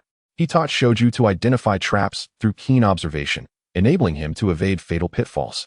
Even if he stumbled into a trap, he learned to employ the body replacement technique or the instantaneous technique to escape. However, this required impeccable reflexes. Even a moment's hesitation could prove fatal. Under Uchiha Fuyu's rigorous tutelage, Shoju's abilities flourished rapidly. Shoju, the battle is nearing its conclusion. Come, I shall take you on a mission, Orochimaru said, casting a slight smile at Shoju. The battle was drawing to a close, and Orochimaru had gained complete control, preparing to take Shoju out for some practical experience. All right, brother Orochimaru, Shoju nodded enthusiastically, a bright smile illuminating his face. Let us go, Orochimaru chuckled, leading Shoju and several ninjas away from the Konoha encampment. Despite prior warnings, risks still loomed. Uchiha Fuyu immediately followed, determined to keep a watchful eye. Shoju, this battle is on the verge of victory. Hone your combat skills. The Awagakure forces are in full retreat now. Seek out some mid-level ninjas to engage, Orochimaru instructed as they sped forth, repelling numerous ninjas while the Awagakure forces continued their retreat, allowing Shoju to amass valuable combat experience. Suddenly, an Awagakure ninja emerged from beneath his feet, launching an attack. Shadow Snake Hands, Orochimaru declared coldly, sweeping his right hand, unleashing a multitude of snakes from his sleeve that swiftly consumed the Awagakure ninja. Brother Orochimaru is so impressive, Shoju exclaimed, witnessing Orochimaru's swift execution of an Awagakure Jonin. Orochimaru chuckled, yet his laughter bore an unsettling quality. This is the very place where I met my demise in my brother's illusion, isn't it? Shoju paused momentarily, initially intent on rushing forward, when suddenly, Uchiha Fuyu's Jinjutsu manifested, producing a shadow clone. The shadow clone of Shoju dashed out, driven by a desire to ascertain the truth, to confirm his suspicions. This lad, still seeking confirmation? Fortuitously, he had employed a shadow clone.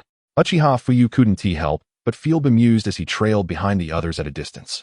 Boom, boom, boom. As anticipated, the moment the shadow clone of Shoju surged forward, it was instantly obliterated. What? Is this real?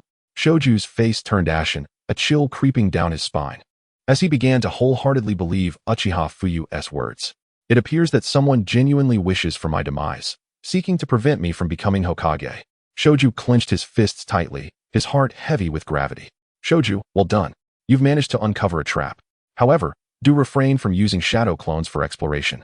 The repercussions of the explosion would also affect you to a significant degree. Orochimaru glanced at Shoju, a faint smile gracing his lips. Shoju, what troubles you? Observing Shoju's clenched fists and trembling form, Orochimaru felt a flicker of curiosity. Brother Orochimaru, it's nothing. I was merely contemplating that had I rushed out myself, I would have met my end. Shoju inhaled deeply, seemingly having matured slightly, raising his gaze to meet Orochimaru's with a subtle smile. Indeed, this is a battlefield. One must exercise caution at all times. Reckless actions could lead to dire consequences. Orochimaru nodded in agreement, smiling. Yes, I understand, Brother Orochimaru. Shoju affirmed, becoming increasingly meticulous in his actions. He had placed his complete trust in Uchiha Fuyu, recognizing the necessity to safeguard himself. At last, he had shown some growth. My efforts have not been in vain. My little brother has been saved. Next up is Tsunade. The corners of Uchiha Fuyu's mouth curled upwards as he chuckled softly. The ensuing battles were decidedly one-sided, and on the battlefield, Uchiha Fuyu began to make his mark, his moniker Shunshin Fuyu echoing throughout the shinobi world.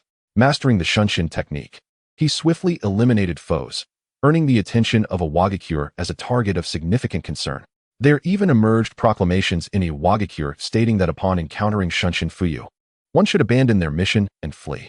Thus, an Uchiha clan member, yet to unlock his full potential, became a crucial asset for Konoha during the Second Shinobi World War, earning accolades in the process. On the battlefield, he dispatched several Awakens jonin and remained undefeated against the Two-Tails Jinchuriki, even exhausting them with relentless engagement. Chapter 17. Cooking at Tsunade's house, a model husband and father? Uchiha Fuyu, an intriguing young man I had not noticed before, but indeed, he possesses remarkable talent. Orochimaru's lips curled into a smile as he perused the battle reports. Lord Orochimaru, everything is prepared. We can return to the village now. An elite jonin from Konoha entered, kneeling on one knee. Understood. You may depart. Orochimaru nodded, setting aside the documents with a cold voice. Useless, a bunch of incompetents. How could they fail at such a simple task? Why is Shoju still alive? The roots trembled in fury as Danzo seethed, having intended to eliminate Shoju earlier. Yet this battle had failed to achieve that end. To attempt to kill Shoju again would prove even more challenging. Having survived the first encounter, he would undoubtedly be more vigilant. Orochimaru keeps Shoju close at hand. Our operatives find it exceedingly difficult to act. The root members felt a chill run down their spines, their eyes reflecting guilt and fear. Fools. You failed to complete your mission and still dare to make excuses? Shoju was accompanied by Orochimaru during the battle? Bring them in. Let them experience a taste of their failure. Danzo coldly commanded, turning to leave. The failure to eliminate Shoju ignited a firestorm of rage within him. Yes, Lord Danzo. A man emerged, kneeling before Danzo, then rising to face the trembling members of the root. Follow me. The man commanded coldly before turning away. The others stood and followed. Konoha achieved a resounding victory on the battlefield in the Land of Rain, and Orochimaru withdrew successfully, leaving behind border defenses while leading the main force back. Brother, shall I take you to meet my sister? Upon returning to Konoha, Shoju sought out Uchiha Fuyu and inquired, Are you certain my sister will take a liking to me? Uchiha Fuyu looked at Shoju, smiling as he shook his head. I'm only 16. It's unlikely Tsunade would be interested in me, I fear. Brother, you often say one must have confidence. Why now do you lack it? I think you are quite handsome. Come on. Shoju laughed joyfully, grabbing Uchiha Fuyu's hand and leading him homeward. You make a fair point. Uchiha Fuyu mused, touching his own face and nodding. By the way, brother, can you cook? Shoju asked curiously. What is the matter? Uchiha Fuyu replied, somewhat puzzled. My sister's cooking is horrendous, the kind that could kill. It's simply dark cuisine. I have no desire to eat her meals tonight. Shoju glanced around before whispering in Uchiha Fuyu's ear. Oh, is that so? Very well, then I shall cook tonight. Uchiha Fuyu nodded, realizing that to win over a lady, one must put forth some effort. After all, the troublesome system demands a full affection level before she would consider marrying him. Without some strategy, how could he hope to win her over? She is not some random woman who would simply flock to him. Achieving the system's rewards would indeed be a challenge. Nevertheless, he would not relent. Achieving success would lead to rewards upon having a child. And if he were to have many, wouldn't he that yield numerous rewards? It would be a tremendous gain. Oh yeah, brother, let us go. We must procure ingredients. I've heard it said that to win a woman's heart, one must first capture her stomach. Shoju exclaimed gleefully, pulling Uchiha Fuyu toward the market. You're quite astute for one so young. It seems you have someone you fancy? Uchiha Fuyu remarked with a slight smile. No, not at all. I've only heard that, just heard it. Shoju's face flushed as he vehemently shook his head. Well, let us just say you've heard it. Now, let us buy some groceries. Uchiha Fuyu smiled slightly, recognizing Shoju's demeanor as indicative of a budding crush. Yes, let us buy groceries. Shoju chuckled. Subsequently, Uchiha Fuyu purchased duck legs, beef, lamb, and vegetables, accompanying Shoju to his home. Tsunade did not reside within the Senju clan's territory. She had moved out to live independently, separate from the remaining clan members. Before long, Uchiha Fuyu began cooking, while Shoju diligently assisted, eager to learn the culinary arts from Uchiha Fuyu. He too aimed to capture a woman's heart through her stomach. All done. These are some home-cooked dishes: tomato scrambled eggs, roasted lamb leg, and potato beef stew. Uchiha Fuyu presented a bountiful spread with a gentle smile. Wow, brother, your culinary skills are extraordinary. This roasted lamb leg is exquisite, simply divine. Shoju, drawn by the enticing aroma, dove in eagerly, savoring every bite while offering praises. Paired with a refreshing drink, it is the ultimate delight. Uchiha Fuyu retrieved a can of happy fatty water from the refrigerator and handed it over, its icy chill invigorating. Delicious. Brother, you truly are remarkable. I aspire to learn from you. Delightful, Shoju exclaimed, his mouth glistening with grease as he praised the drink. I'm back. At that moment, Tsunade's melodious voice echoed from outside the door. Squeak. As she opened the door, she paused slightly in surprise. Sister, you're back? Hurry, wash your hands and come to dinner. Shoju turned to Tsunade, grinning playfully. What is that lovely aroma? Shoju, who is he? Tsunade asked, her curiosity piqued. She nodded, taking a sniff of the enticing scent, which made her appetite surge. Yet she was puzzled about who Uchiha Fuyu was and why her little brother had brought a stranger home, especially one from the Uchiha clan. Greetings, Tsunade. It's a pleasure to meet you. I am Uchiha Fuyu. He stepped forward, smiling warmly. Uchiha Fuyu? Are you not the legendary Shunshin Fuyu that has been spoken of throughout the village? Tsunade inquired, astonished. Tales of Uchiha Fuyu had begun to circulate, and she had heard some of them. Those are mere embellishments. They pale in comparison to your prowess, Fuyu humbly replied. Sister, he is incredible. He taught me an A-rank ninjutsu and an S-rank ninjutsu. Their power is immense. Not only that, but he also saved my life. If it weren't for him, I might have perished on the battlefield. Shoju set down the lamb leg he was holding and turned to Tsunade, grinning widely as he began to extol Uchiha Fuyu's virtues. He saved you? Shoju, are you all right? Do you feel unwell? Tsunade's heart raced at the thought that her brother might have perished had Uchiha Fuyu not intervened. She rushed forward, crouching down to examine him. Sister, there's no need to worry. With brother here, I'm perfectly safe. Look, I'm unscathed. Let me show you my A-rank ninjutsu, Rasengan. Shoju chuckled at Tsunade's anxious demeanor, twirled around, and began to gather chakra, forming the Rasengan in his palm. Everything is well. Then, what an impressive chakra. Is that the Rasengan? An A-rank ninjutsu? Tsunade exhaled in relief upon seeing Shoju unharmed. But her eyes widened in astonishment at the sight of the Rasengan. Indeed, its power is formidable. I've used it to defeat a jonin. Shoju beamed, looking at Tsunade with delight, eager to boast to his sister. Our Shoju is indeed remarkable. Tsunade affectionately ruffled Shoju's hair, smiling brightly. All thanks to brother's teachings. He also taught me even more powerful ninjutsu. Later, we'll go outside, and I'll demonstrate it for you. But first, let us eat. This meal was prepared by brother himself, and it's delicious. It was made especially for you, sister. Shoju turned to Uchiha Fuyu, grinning and showering him with praise. Did Uchiha Fuyu teach you all this? And prepare so many dishes? For me? Tsunade's astonishment grew as she looked at Uchiha Fuyu, filled with curiosity. But upon meeting his gentle gaze, her cheeks flushed slightly. The Senju clan and the Uchiha clan had always been at odds, only ceasing hostilities in her grandfather's generation. She bore no deep animosity towards the Uchiha clan, having had no personal grievances. It was unlike the Warring States period, where it was either her family or theirs who would be slain. Moreover, it was her first encounter with a man willing to cook for her. No other man had ever done such a thing for her. Even Jiraiya had never prepared a meal for her, relying instead on eating out. Yes, brother said he likes you, so I brought him home. You're all grown up now. Sister, it's time to find a boyfriend. I think brother is quite suitable. Strong, gentle, caring, and a good cook. Shoju nodded, unrestrained in his words.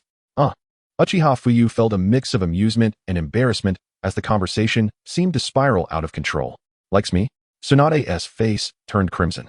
Her little brother truly had no filter. Tsunade, let us wash our hands and eat.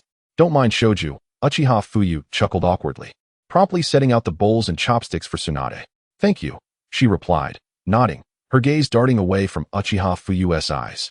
Throughout her life, Tsunade had only two friends, Orochimaru and Jiraiya. To be frank, she had always been a rather innocent woman. Although Jiraiya had feelings for her, he was a notorious womanizer, one who would even spy on girls while bathing, which Tsunade found very off-putting. As for Orochimaru, he was cold and distant, far removed from her ideals. Tsunade preferred men who radiated warmth, justice, and kindness. Eat, sister. This roasted lamb leg is delectable. Shoju placed the roasted leg before Tsunade. Yes, she nodded, smiling. With Shoju acting as a buffer, her unease eased considerably as she accepted the lamb leg and took a bite. As she bit into the lamb, Tsunade was incredulous. So delicious? After her first bite, her eyes sparkled, realizing that her own cooking paled in comparison. Go ahead, it's just some homestyle dishes. Uchiha Fuyu said with a gentle smile, gazing at Tsunade. Then I want tea hold back.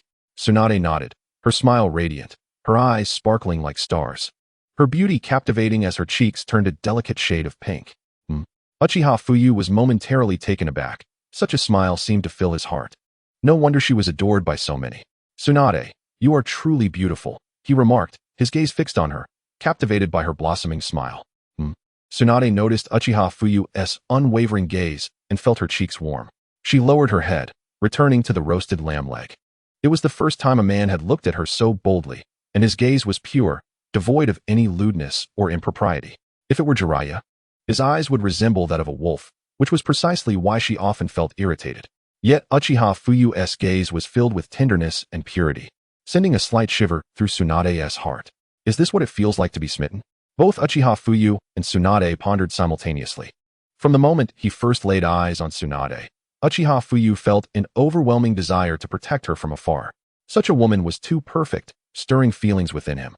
This time, Tsunade's smile profoundly touched his heart. Ding! Detected. Tsunade's affinity for the host has reached 90 points.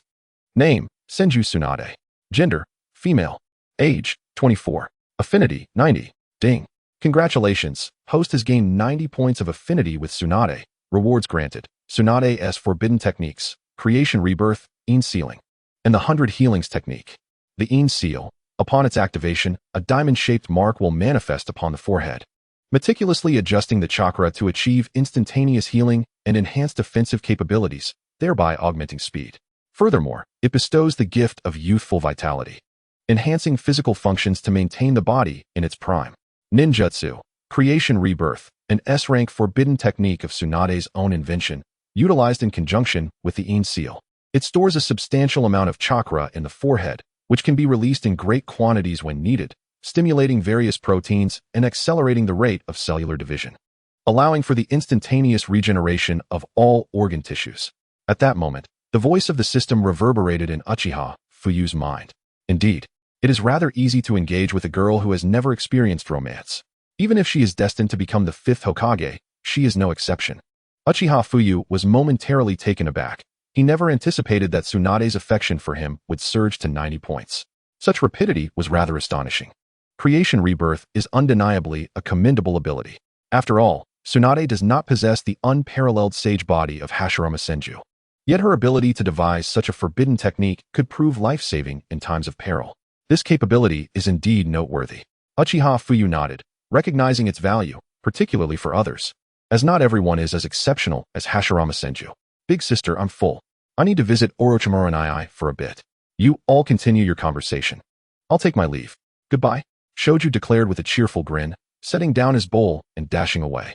Shoju, take care, Tsunade exclaimed, bemused, as she observed Shoju's blatant departure, leaving her somewhat flustered. My brother tends to be a bit reckless, Tsunade remarked, her cheeks flushing slightly as she turned to Uchiha Fuyu. That is precisely his most endearing trait. In the future, he will undoubtedly become an exceptional Hokage. Uchiha Fuyu responded with a smile. Is that so? I merely wish for him to live a safe and peaceful life. I have never aspired for more, Tsunade replied, a mix of humor and resignation in her tone, clearly understanding her brother's desires. As an elder sister, Her sole wish was for Shoju to grow up healthy and happy, to live joyfully. That was enough for her. Shoju has his own dreams. While your sentiments are admirable, his aspirations are to become Hokage, to inherit our grandfather's position, and to protect the village. He desires to be a hero like grandfather, she continued. Indeed, I share that sentiment. It is precisely because there are people and ideals I wish to safeguard that I too yearn to become a formidable force in this perilous ninja world. Akin to the first Hokage, I shall devote my life to protecting the world I cherish. One day, I will usher in true peace for the entire ninja realm, where no one shall suffer from war due to their national affiliations, and where everlasting tranquility reigns. Uchiha Fuyu gazed at Tsunade with gentle eyes, his resolve unwavering. Tsunade noticed the intensity in his gaze, her cheeks flushing further. She had not expected him to hold such lofty ideals. He was said to be merely 16. How could she feel such a stir of emotions for a boy so young? His demeanor exuded a maturity that belied his age. As if he were a man of her own generation, his eyes radiated a warmth she had never encountered before. What manner of man is he? Tsunade pondered, her curiosity about Uchiha Fuyu deepening. Of course, I desire to protect you above all, Tsunade, Uchiha Fuyu said with a smile, his eyes narrowing playfully. Me? Tsunade was momentarily stunned, her heart racing. When I was 12, you passed by me. The moment I first laid eyes on you, I fell deeply in love. For reasons unknown, I am inexplicably drawn to you. It feels somewhat embarrassing to admit, but I genuinely wish to protect you. To do so, I train diligently. Others may label me the underachiever, yet I persist in my efforts to prove that even an underachiever can safeguard the ones they cherish, protect everyone, and defend Konoha, perhaps even the entire ninja world. Thus, I too aspire to become Hokage, to be a protector of all. Uchiha Fuyu regarded Tsunade, a playful smile on his lips. Line comes easily to me. Love me. Tsunade's heart fluttered at his confession, her cheeks flushed with shyness. Indeed, upon seeing you for the first time, I understood the meaning of love at first sight. Tsunade, would you be my girlfriend and stand by my side? Uchiha Fuyu extended his right hand toward her, his eyes brimming with affection. Tsunade's heart raced, an unfamiliar tension enveloping her as her complexion deepened in hue. The hesitation of a girl should not hinder my resolve, should it? With a favorable rapport of 90 points, I should not falter. With that thought, Uchiha Fuyu stepped forward and gently kissed Tsunade on the forehead. Tsunade's pupils dilated as she looked at Uchiha Fuyu, her heart pounding. Love arrived swiftly, akin to a tempest. Ding. Detected an increase of 5 points in Tsunade's favorability, current favorability, 95. Another increase in favorability? Astonishing, I must seize the moment. Uchiha Fuyu's lips curled into a smile, elation coursing through him. He marveled at how effortlessly he was winning her affection. Tsunade, will you be my girlfriend and help me protect Konoha? Uchiha Fuyu inquired, his eyes narrowing in warmth. I agree. Unbeknownst to her, Tsunade uttered those words. Surprised by her own admission.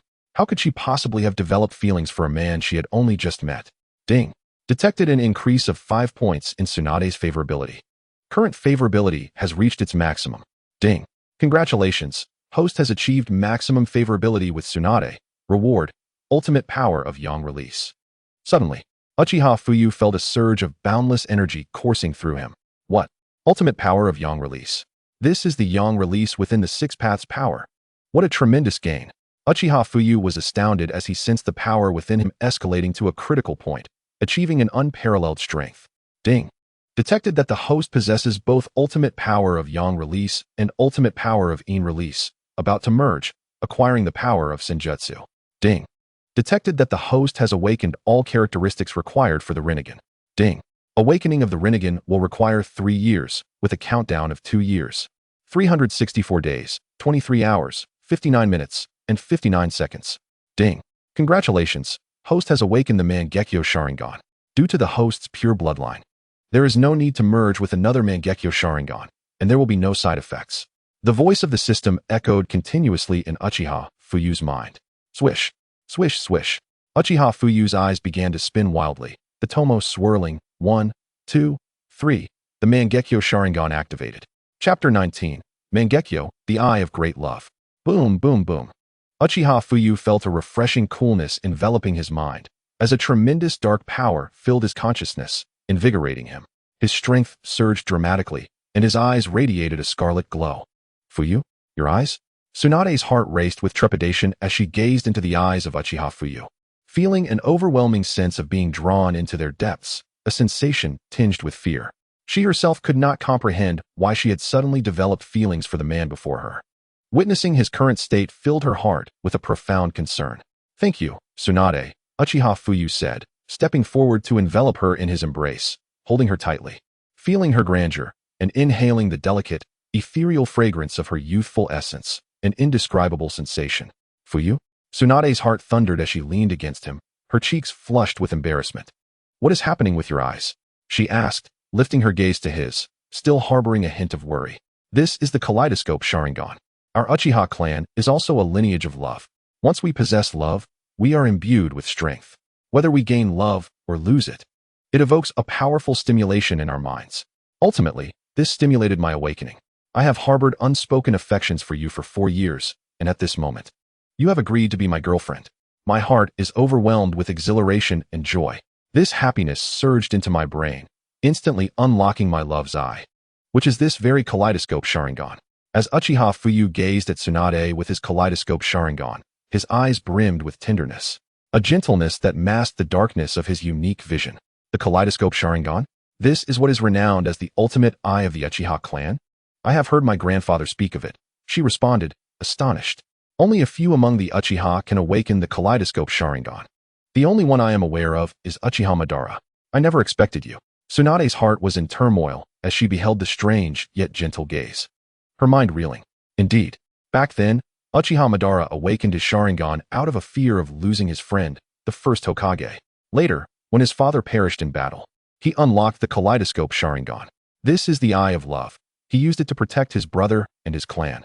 However, after his brother was slain by the second Hokage, Uchiha Madara reached an understanding with the first Hokage. Yet, due to the village's distrust towards him, he ultimately veered towards extremism. The deeper the love, the more formidable the power. "Thank you, Tsunade. You have enabled my awakening. I shall use this eye to protect you, to safeguard Shoju, and to defend the entirety of Konoha, our home." Uchiha Fuyu held Tsunade close, his eyes sparkling with joy. "Yes, I believe in you," Tsunade replied, nodding with a shy smile, her cheeks tinged with bashfulness. Perhaps the system possessed some unique charm. "Additionally, I saved Shoju, which earned me some favor in her eyes. Furthermore, Tsunade had never been confessed to before, remaining a novice in matters of romance. Those who have never experienced love can never truly comprehend its essence. Under such circumstances, I inexplicably found myself in a relationship with this stunning beauty, before any other renowned women had emerged, or while they were still young. Tsunade was one of the few targets of my affection." Hihi. Uchiha Fuyu grinned, relishing the comforting sensation of holding Tsunade. "With so many dishes prepared, we must finish them all. No waste allowed." After what felt like an eternity, Uchiha Fuyu finally released her, chuckling lightly. "All right," Tsunade smiled brightly. And the two began their dinner together. After their meal, they washed the dishes side by side in the kitchen, moving with an ease that suggested they had been living together for ages. Once the dishes were done, Uchiha Fuyu sent a shadow clone home to report his safety. "Fuyu, today feels like a dream. I never imagined I would so inexplicably confirm our relationship," Tsunade said as they sat atop the roof, leaning against his shoulder. Gazing at the luminous moon, her eyes filled with a radiant smile of happiness. "I feel as if I am dreaming as well. Who would have thought my beautiful princess would agree to be my girlfriend? I am truly happy," Uchiha Fuyu remarked, wrapping his arm around Tsunade's shoulders, his lips curling into a smile. "Ever since my grandfather passed away, I have had no one to rely on." "Thank you, Fuyu." Tsunade turned to him, her smile enchanting under the moonlight, reminiscent of a celestial being descending to earth. "Tsunade," Uchiha Fuyu looked at her pristine visage, his entire being trembling. Tsunade's cheeks flushed slightly. "You are truly beautiful, like an ethereal fairy." He tightened his embrace around her. "Am I really that beautiful?" Tsunade replied with a teasing smile. "Absolutely. Even more beautiful than a fairy," he grinned. "Hee," Tsunade chuckled, her face beaming with joy as she lifted her gaze to him, her eyes shimmering with boundless affection. "Such simple happiness is truly wonderful." Tsunade leaned against Uchiha Fuyu's chest, savoring the tranquility of the moment. "Hee, you are truly remarkable." From a distance, Shoju had returned home. Spotting Tsunade and Uchiha Fuyu embracing, quietly chuckling to himself. "I'm staying at Orochimaru's place tonight," he declared, leaving behind a scroll and darting off, leaving the tranquility to Tsunade and Uchiha Fuyu. "Orochimaru, are you home?" Shoju arrived at Orochimaru's residence, knocking on the door. Shoju, what brings you here at this late hour?" Orochimaru greeted him with a charming smile. "Orochimaru, Can I stay here for the night? Shoju beamed. Of course. But what has happened? Why the sudden request to stay over? My humble abode is hardly an upgrade from your home. Did you have a quarrel with your sister? Orochimaru inquired, chuckling as he retrieved a drink from the fridge and offered it to him.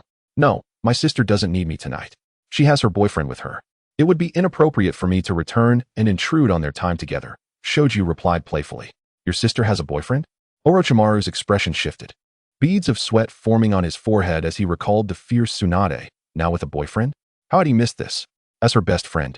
He was completely out of the loop. This was all moving too quickly. Yes, the one who taught me the Rasengan. Uchiha Fuyu. Shoju nodded in affirmation. Uchiha Fuyu? The one who just recently made a name for himself? Orochimaru felt a rush of disbelief. He had thought the boy was only 16. How could he have won Tsunade's heart so suddenly? He had only just begun to recognize Fuyu's prowess after encountering him on the battlefield a few times, yet never felt the need to get to know him. Now he discovered that Uchiha Fuyu had become Tsunade's boyfriend, the boyfriend of his dear friend. It was all too sudden, too staggering to believe. Yes, they are together. I even played a part in it. Hee. Shoju grinned. Orochimaru, will you spar with me? I want to improve my combat skills. Please guide me. Noticing Shoju's eager eyes, Orochimaru smiled gently, not refusing. All right then, let us head out and practice. Jiraiya, good luck to you. I can't assist you, he thought as he followed Shoju outside. Orochimaru could not help but shake his head in contemplation. Very well. Shimoku displayed an eager demeanor. This child, Shimoku. Tsunade glanced at the scroll left by Shimoku, feeling a mix of amusement and exasperation. Tonight, I shall return. Uchiha Fuyu smiled at Tsunade as he said, now that we've confirmed our relationship, where do you think you're running off to? This place will be your home from now on. Tsunade's cheeks flushed crimson as she murmured to Uchiha Fuyu, her voice barely audible yet enough for him to catch. Uchiha Fuyu paused in surprise, a smile spreading across his face. Ah, Tsunade gasped as Uchiha Fuyu's unexpected embrace took her by surprise. Ha! Uchiha Fuyu laughed heartily. Fuyu, will you love me for eternity? Tsunade grasped Uchiha Fuyu's shoulders, her gaze filled with affection. Yes, I shall love you for all eternity, protect you, and never allow you to leave my side. I shall always be by your side. Uchiha Fuyu nodded, looking into Tsunade's eyes. Fuyu, cherish me. Tsunade's face turned slightly pink as she whispered in Uchiha Fuyu's ear, her heart racing, filled with a mixture of nerves, excitement, and infatuation. Yes, I shall be gentle. Uchiha Fuyu nodded in agreement. Everything unfolded naturally, as both experienced the essence of true love. For the first time, Tsunade felt that exhilarating sensation, one that uplifted her spirit to its utmost heights. In the root, have Tsunade and Uchiha Fuyu truly become a couple? What exactly does Uchiha Fuyu intend? An alliance between the Uchiha and Senju clans? I won't allow it. Danzo seethed with fury, having long dispatched spies to monitor Uchiha Fuyu, yet they had not approached closely. Chapter 20. A brief victory, Infinite Izanagi? But Uchiha Fuyu had spent the night at Tsunade's home, and their affectionate moments were visible even from afar in the root. Their relationship was now undeniable, which sent a wave of crisis through Danzo. Next time, at any cost, I must eliminate Uchiha Fuyu. If the Senju and Uchiha clans truly unite, how can I ever become the fourth Hokage? This cannot be allowed. Uchiha Fuyu must die. Danzo's anger boiled within him, his desire to kill Uchiha Fuyu intensifying. He immediately dispatched someone to deliver this information to Hanzo. Danzo pulled out a scroll and tossed it to the root member before him. Yes, Lord Danzo. The root member nodded and vanished with the scroll. Uchiha Fuyu. Danzo's eyes burned with rage, his fists clenched tightly. The next day, this war could be deemed a reluctant victory. Everyone donned black attire to honor their departing hero. As the memorial service commenced, for reasons unknown, it always rained during these memorials, and all heads bowed in earnest prayer. After the service, Uchiha Fuyu arrived at the Hokage's office. Fuyu, you've come? Your performance on the battlefield was exceptional, so the village has decided to bestow upon you the title of Jonin. You shall henceforth be a Jonin of our Hidden Leaf village. Sarutobi Hiruzen, puffing on his pipe, looked at Uchiha Fuyu with a beaming smile. He had never anticipated that even without awakening the Sharingan, Uchiha Fuyu would possess such prowess. If he were to awaken it, how formidable would he become? However, at just 16, the chances of awakening it seemed slim. Even Uchiha Madara had awakened his at 15. Those of the Uchiha clan who did not awaken by 16 had little hope thereafter. Many within the Uchiha clan had not awakened. Yet those who had were considerably more numerous.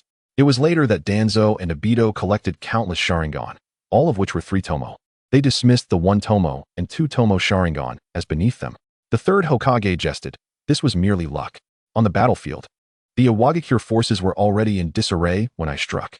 Their spirits were high-strung, which allowed me to seize the opportunity. Uchiha Fuyu maintained his composure as he bowed to Sarutobi Hiruzen. Haha, Fuyu, you are too modest. I hear you and Tsunade are together? Sarutobi Hiruzen inquired with a smile, casually probing. The events of the previous night were no secret to Danzo, and as the third Hokage, he was well aware. Originally, Sarutobi Hiruzen had intended to utilize Uchiha Fuyu, and now that he was with Tsunade, he was even more easily manipulated. After all, Tsunade was his direct disciple. Should Uchiha Fuyu marry his disciple, he would essentially be half a part of the family. He trusted that Tsunade would not betray the village. Thus, Uchiha Fuyu would undoubtedly be a valuable asset. Indeed, I have harbored feelings for Tsunade for quite some time. This was a delightful surprise. Uchiha Fuyu furrowed his brows and lowered his gaze. Do not mind it. Last night, an Umbu happened to see you and reported it to me. It was not intentional surveillance. All the necessary tools for a Jonin will be sent to you. Sarutobi Hiruzen said with a grin. Yes, third Hokage, Uchiha Fuyu acknowledged. There is nothing else, you may leave. The third Hokage smiled slightly. Understood. Uchiha Fuyu bowed and turned to depart. Uchiha Fuyu and Tsunade. I never imagined the Senju clan would ally with the Uchiha clan. But so be it. The current Senju clan is no longer the Senju of old. Now that Uchiha Fuyu and Tsunade are together, they will inevitably stand against the Uchiha clan. This is precisely what I wish to witness. Though I cannot prevent their union, it may not be entirely disadvantageous.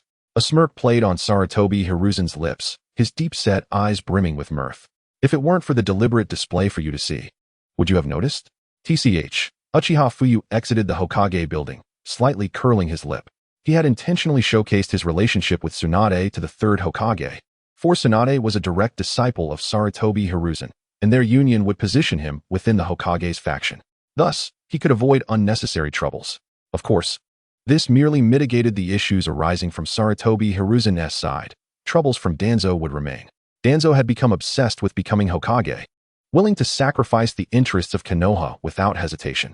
He cloaked his ambitions in the guise of serving the village, but it was fundamentally for his own gain. This was a stain on Danzo that he could never wash away. As for Sarutobi Hiruzen, he was fully aware yet still condoned Danzo's actions, which he could not absolve himself of either. He was a competent Hokage, as no politician is devoid of moral ambiguity.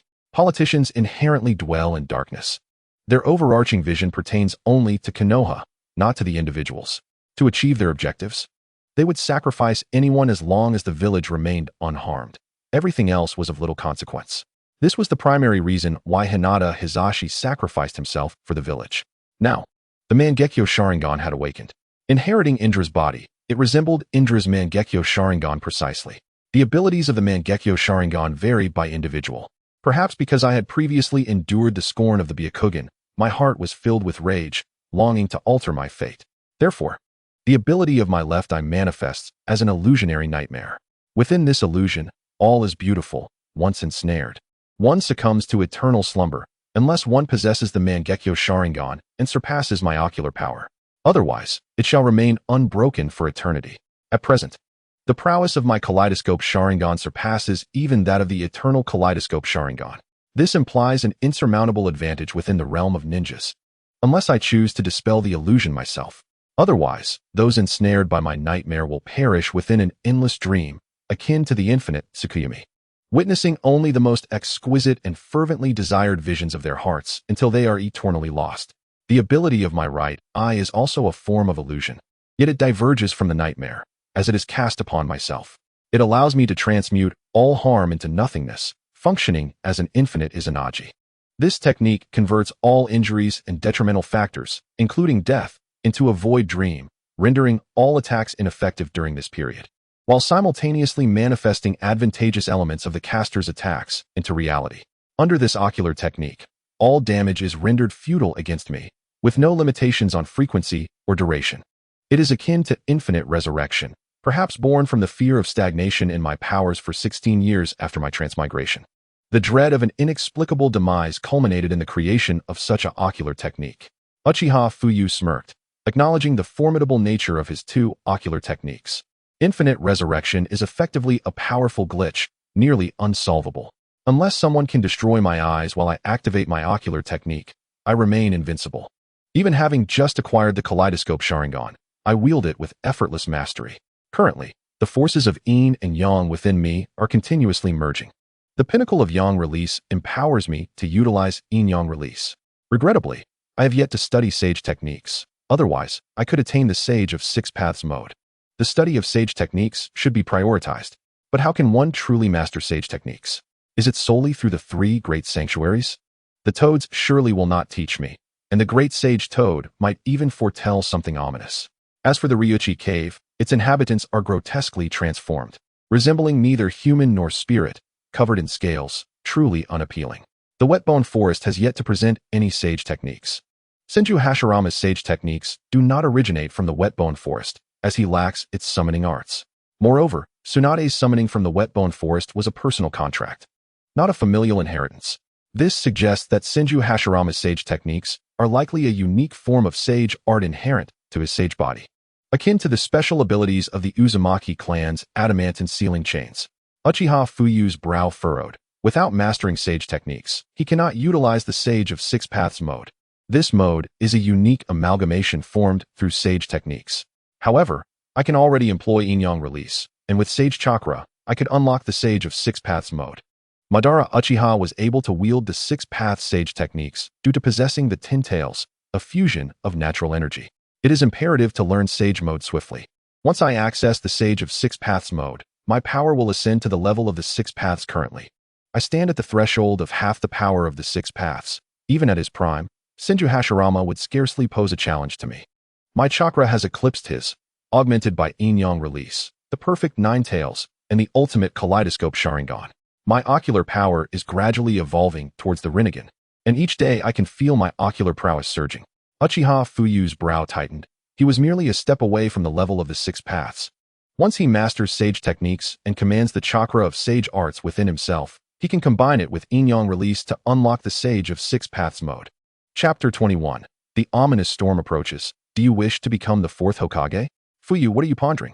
At that moment, Tsunade, adorned in a flowing blue robe, approached with a radiant smile directed at Uchiha Fuyu. Having transitioned from girlhood to womanhood, Tsunade exuded an aura of maturity, her smile enhancing her allure. I was thinking of you. Uchiha Fuyu grinned widely. I knew you were just rambling. Tsunade's cheeks flushed, and with a sidelong glance, she murmured, naturally extending her hand to embrace Uchiha Fuyu's arm. What would you like to eat for lunch today? I will prepare it for you. Uchiha Fuyu playfully brushed Tsunade's delicate nose, chuckling softly. I crave tender chicken and some sake. Just as long as it's not sweet. Tsunade beamed. Very well. Let us procure a chicken. Then we shall buy some accompaniments and return to prepare your meal. Uchiha Fuyu nodded with a smile. Excellent. Tsunade nodded. Ever since their relationship blossomed, she had grown more affectionate. The old Tsunade was only irritable towards enemies and Jiraiya. Now, she was gentle with her beloved. In the original narrative, she had directed all her tenderness towards Dan Kato. Similarly, she now bestowed all her warmth upon Uchiha Fuyu. She reserved her gentleness only for those she loved, while her ire towards Jiraiya stemmed merely from his penchant for mischief. Perhaps he relished the chaos. Subsequently, Uchiha Fuyu took Tsunade shopping for groceries while his shadow clone returned home. Fuyu, you're back? Uchiha Fugaku regarded Uchiha Fuyu with a warm smile. Brother. Uchiha Fuyu returned the smile and stepped forward. Follow me. I have something to discuss with you. Uchiha Fugaku nodded and vanished from sight. All right. Uchiha Fuyu nodded and followed closely. The two ascended to the Hokage rock, gazing over the expanse of Konoha. Fuyu, have you ever considered becoming Hokage? Uchiha Fugaku inquired. A gentle smile gracing his lips. Become Hokage? Brother, why do you ask? Truthfully, becoming Hokage is not my aspiration. I merely wish to protect those dear to me. Uchiha Fuyu shook his head, speaking solemnly. Indeed. Fuyu, I share your sentiment. However, some matters are unavoidable. Many will compel you to act in certain ways. I have heard you and Lady Tsunade are together. Did you spend the night together? Uchiha Fugaku shook his head, his eyes reflecting a bittersweet expression as he looked at Uchiha Fuyu. Yes, we have established our relationship. Uchiha Fuyu nodded affirmatively. I have yet to congratulate you. Lady Tsunade is an exceptionally formidable kunoichi. Not only is she powerful, but she is also quite beautiful. To have her as your girlfriend, you truly are my brother. Uchiha Fugaku smiled. Brother, what else do you wish to convey? Surely, you did not come just to share this? Uchiha Fuyu chuckled, gazing at Uchiha Fugaku with curiosity. Indeed, you are aware of our Uchiha clan's current predicament. We require the position of the Fourth Hokage. Otherwise, one day, our village and clan will face dire upheaval. The Uchiha clan is responsible for the village's security, a task that is both laborious and thankless. The village has consistently isolated us. Thus I wish for you to become the Fourth Hokage. The clan will wholeheartedly support you. Uchiha Fugaku looked at Uchiha Fuyu earnestly. The Fourth Hokage? You wish for me to assume that role to alter the clan and village's circumstances? Uchiha Fuyu was momentarily taken aback. Precisely. I cherish the village deeply. Yet it seems perpetually wary of our Uchiha clan, making it difficult for us to integrate. During this impending war, our entire Uchiha clan will mobilize. And we have never once faltered or shown fear. The Uchiha clan has devoted everything to the village of Konoha, yet the upper echelons continue to harbor suspicion towards us. Over time, the sentiments within the clan will inevitably boil over. At that point, it will be a matter of survival for either the village or the clan. Thus, I implore you. Uchiha Fugaku, with a keen perception of the situation, looked earnestly at his younger brother, Uchiha Fuyu. Originally, the Uchiha clan's aspiration to ascend to the position of Hokage seemed exceedingly difficult. However, circumstances have shifted, with Uchiha Fuyu now allied with Tsunade. The prospect of either of them attaining the role of Hokage could dramatically alter the status of the Uchiha clan. This is his ambition, to see Uchiha Fuyu become the Fourth Hokage, with the clan willing to go to any lengths to assist in his achievements. Fugaku understood that he himself could never become the Fourth Hokage. Even with sufficient strength, the entirety of Konoha's clans would never permit it. Yet, with Uchiha Fuyu and Tsunade together, any opposition would be rendered futile. After all, Tsunade is a member of the Senju clan, the granddaughter of the first Hokage, and the niece of the second Hokage. She is the very embodiment of a rightful heir to the Hokage title. Brother, I will do my utmost, Uchiha Fuyu replied, nodding. Fully aware of Fugaku's intentions, by altering the current state of the Uchiha clan, the resentment within would dissipate, and the clan would no longer face the threat of annihilation, nor would they remain in perpetual conflict with Konoha. In the original narrative, had Uchiha Fugaku truly initiated a coup, success would have been within his grasp. He could have swiftly seized control of Konoha, subduing Danzo and the third Hokage without bloodshed. At that time, the Uchiha clan possessed two pairs of Mangekyo Sharingan, Uchiha Shursui and Uchiha Fugaku, sufficient to dominate the higher echelons of Konoha. Yet, Uchiha Shursui cherished the village more than the clan and ultimately found himself on the opposing side. Uchiha Itachi sought to protect Uchiha Sasuke, leading him to ally with Uchiha Obito and ultimately obliterate the entire Uchiha clan. Fugaku chose not to resist, sacrificing his own life for the sake of his son. Very well. Presently, the third Hokage is in his prime. Attaining the position of Fourth Hokage will not be an easy feat. We require time to build our foundation. I sense that the Second Shinobi World War is far from over. This is merely the beginning. Opportunities will present themselves, Uchiha Fugaku remarked with a smile, gently patting Uchiha Fuyu on the shoulder. Indeed, Uchiha Fuyu nodded thoughtfully. As a direct descendant of the Uchiha clan, securing their future is paramount. Fuyu, I have a proposal. He continued. Other nations are beginning to stir restlessly once more. War may soon reignite. Each team should dispatch a medical ninja to mitigate losses swiftly. Otherwise, the wounded will take time to return for treatment, leading to unnecessary casualties and potential lifelong disabilities. It is imperative that we cultivate medical ninjas with advanced skills and develop medical facilities to enhance their capabilities. Do you think my idea is sound? Tsunade, nestled in Uchiha Fuyu's embrace, gazed at him with a hint of dazedness. Upon their return home, Uchiha Fuyu prepared lunch, and as they dined, enjoying a modest drink, Tsunade became slightly inebriated. Yes, that is an excellent idea. However, the implementation will be challenging. Establishing a comprehensive medical system requires significant time and effort. It cannot be accomplished overnight. Moreover, many lack medical knowledge. The higher-ups are unlikely to agree easily, Uchiha Fuyu responded, shaking his head as he looked at Tsunade. Will they not agree then? Tsunade's brow furrowed. Perhaps they might. We could propose it during the next meeting, but whether they consent remains to be seen. We lack decision-making authority, Uchiha Fuyu replied, shaking his head once more. Alas, Tsunade sighed heavily. Indeed, they lacked the power to make decisions. And the final verdict lay with Sarutobi, Hiruzen, and others. Let us not dwell on it too much. Everything will work out in time. We have ample time. And all will unfold gradually. Uchiha Fuyu reassured her with a gentle pat on her shoulder. Tsunade nodded, nestled comfortably in Uchiha Fuyu's embrace. At that moment, however, the relentless tides of war had already begun to surge, with only the Land of Rain opting for isolation, while the other nations stirred with anticipation. The entire shinobi world plunged into dark times, rife with chaos and violence. In the Hokage's office, Sarutobi Hiruzen looked at Jiraiya, a smile gracing his lips. "You're back? Did you yield any results during your travels?" "Nothing substantial. The shinobi world has once again descended into turmoil.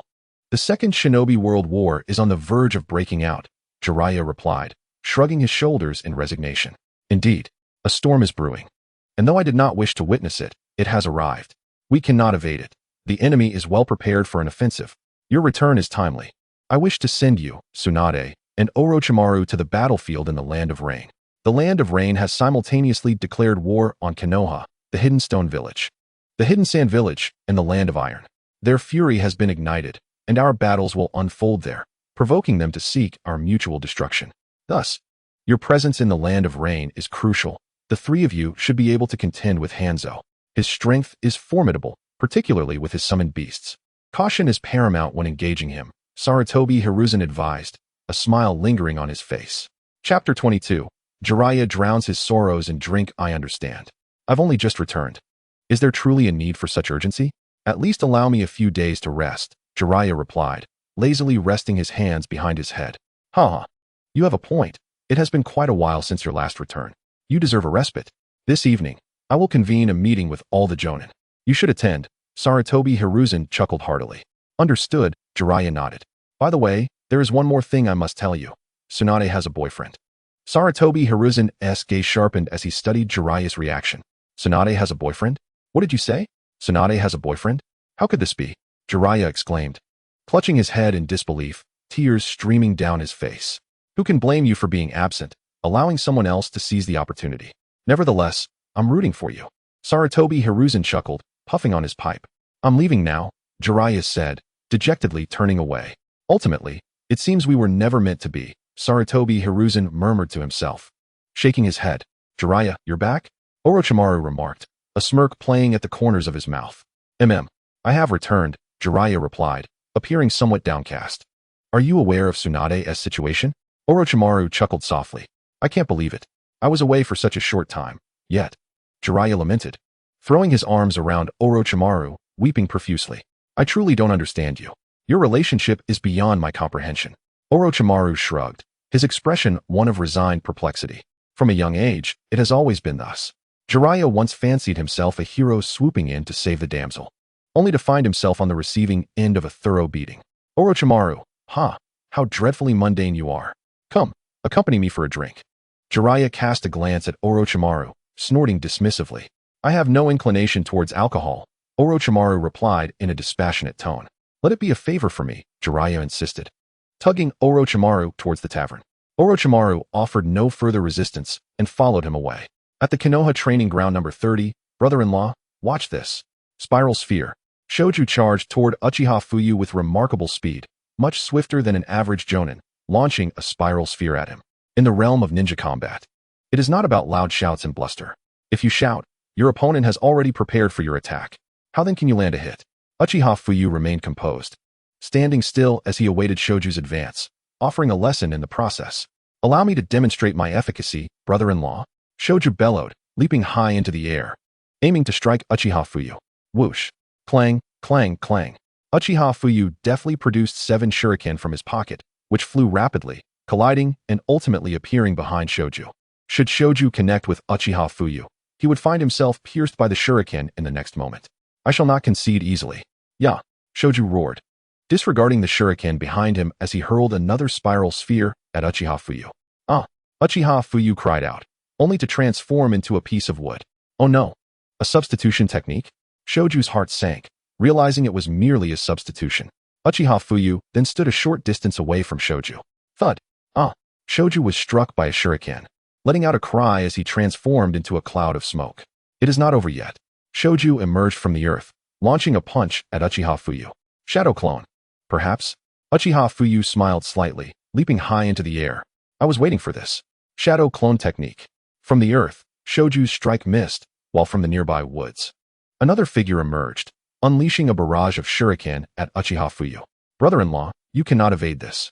Shoju smirked, watching the myriad shuriken rush towards Uchiha Fuyu. Is that so? Uchiha Fuyu smiled faintly, transforming into a puddle, as Shoju found Uchiha Fuyu's head appearing beneath his feet, slowly rising, a hand grasping his shoulder. What? When did this happen? Shoju's heart raced, turning mechanically to see Uchiha Fuyu, unable to believe his eyes. Uchiha Fuyu frowned, sensing something amiss. Hiss.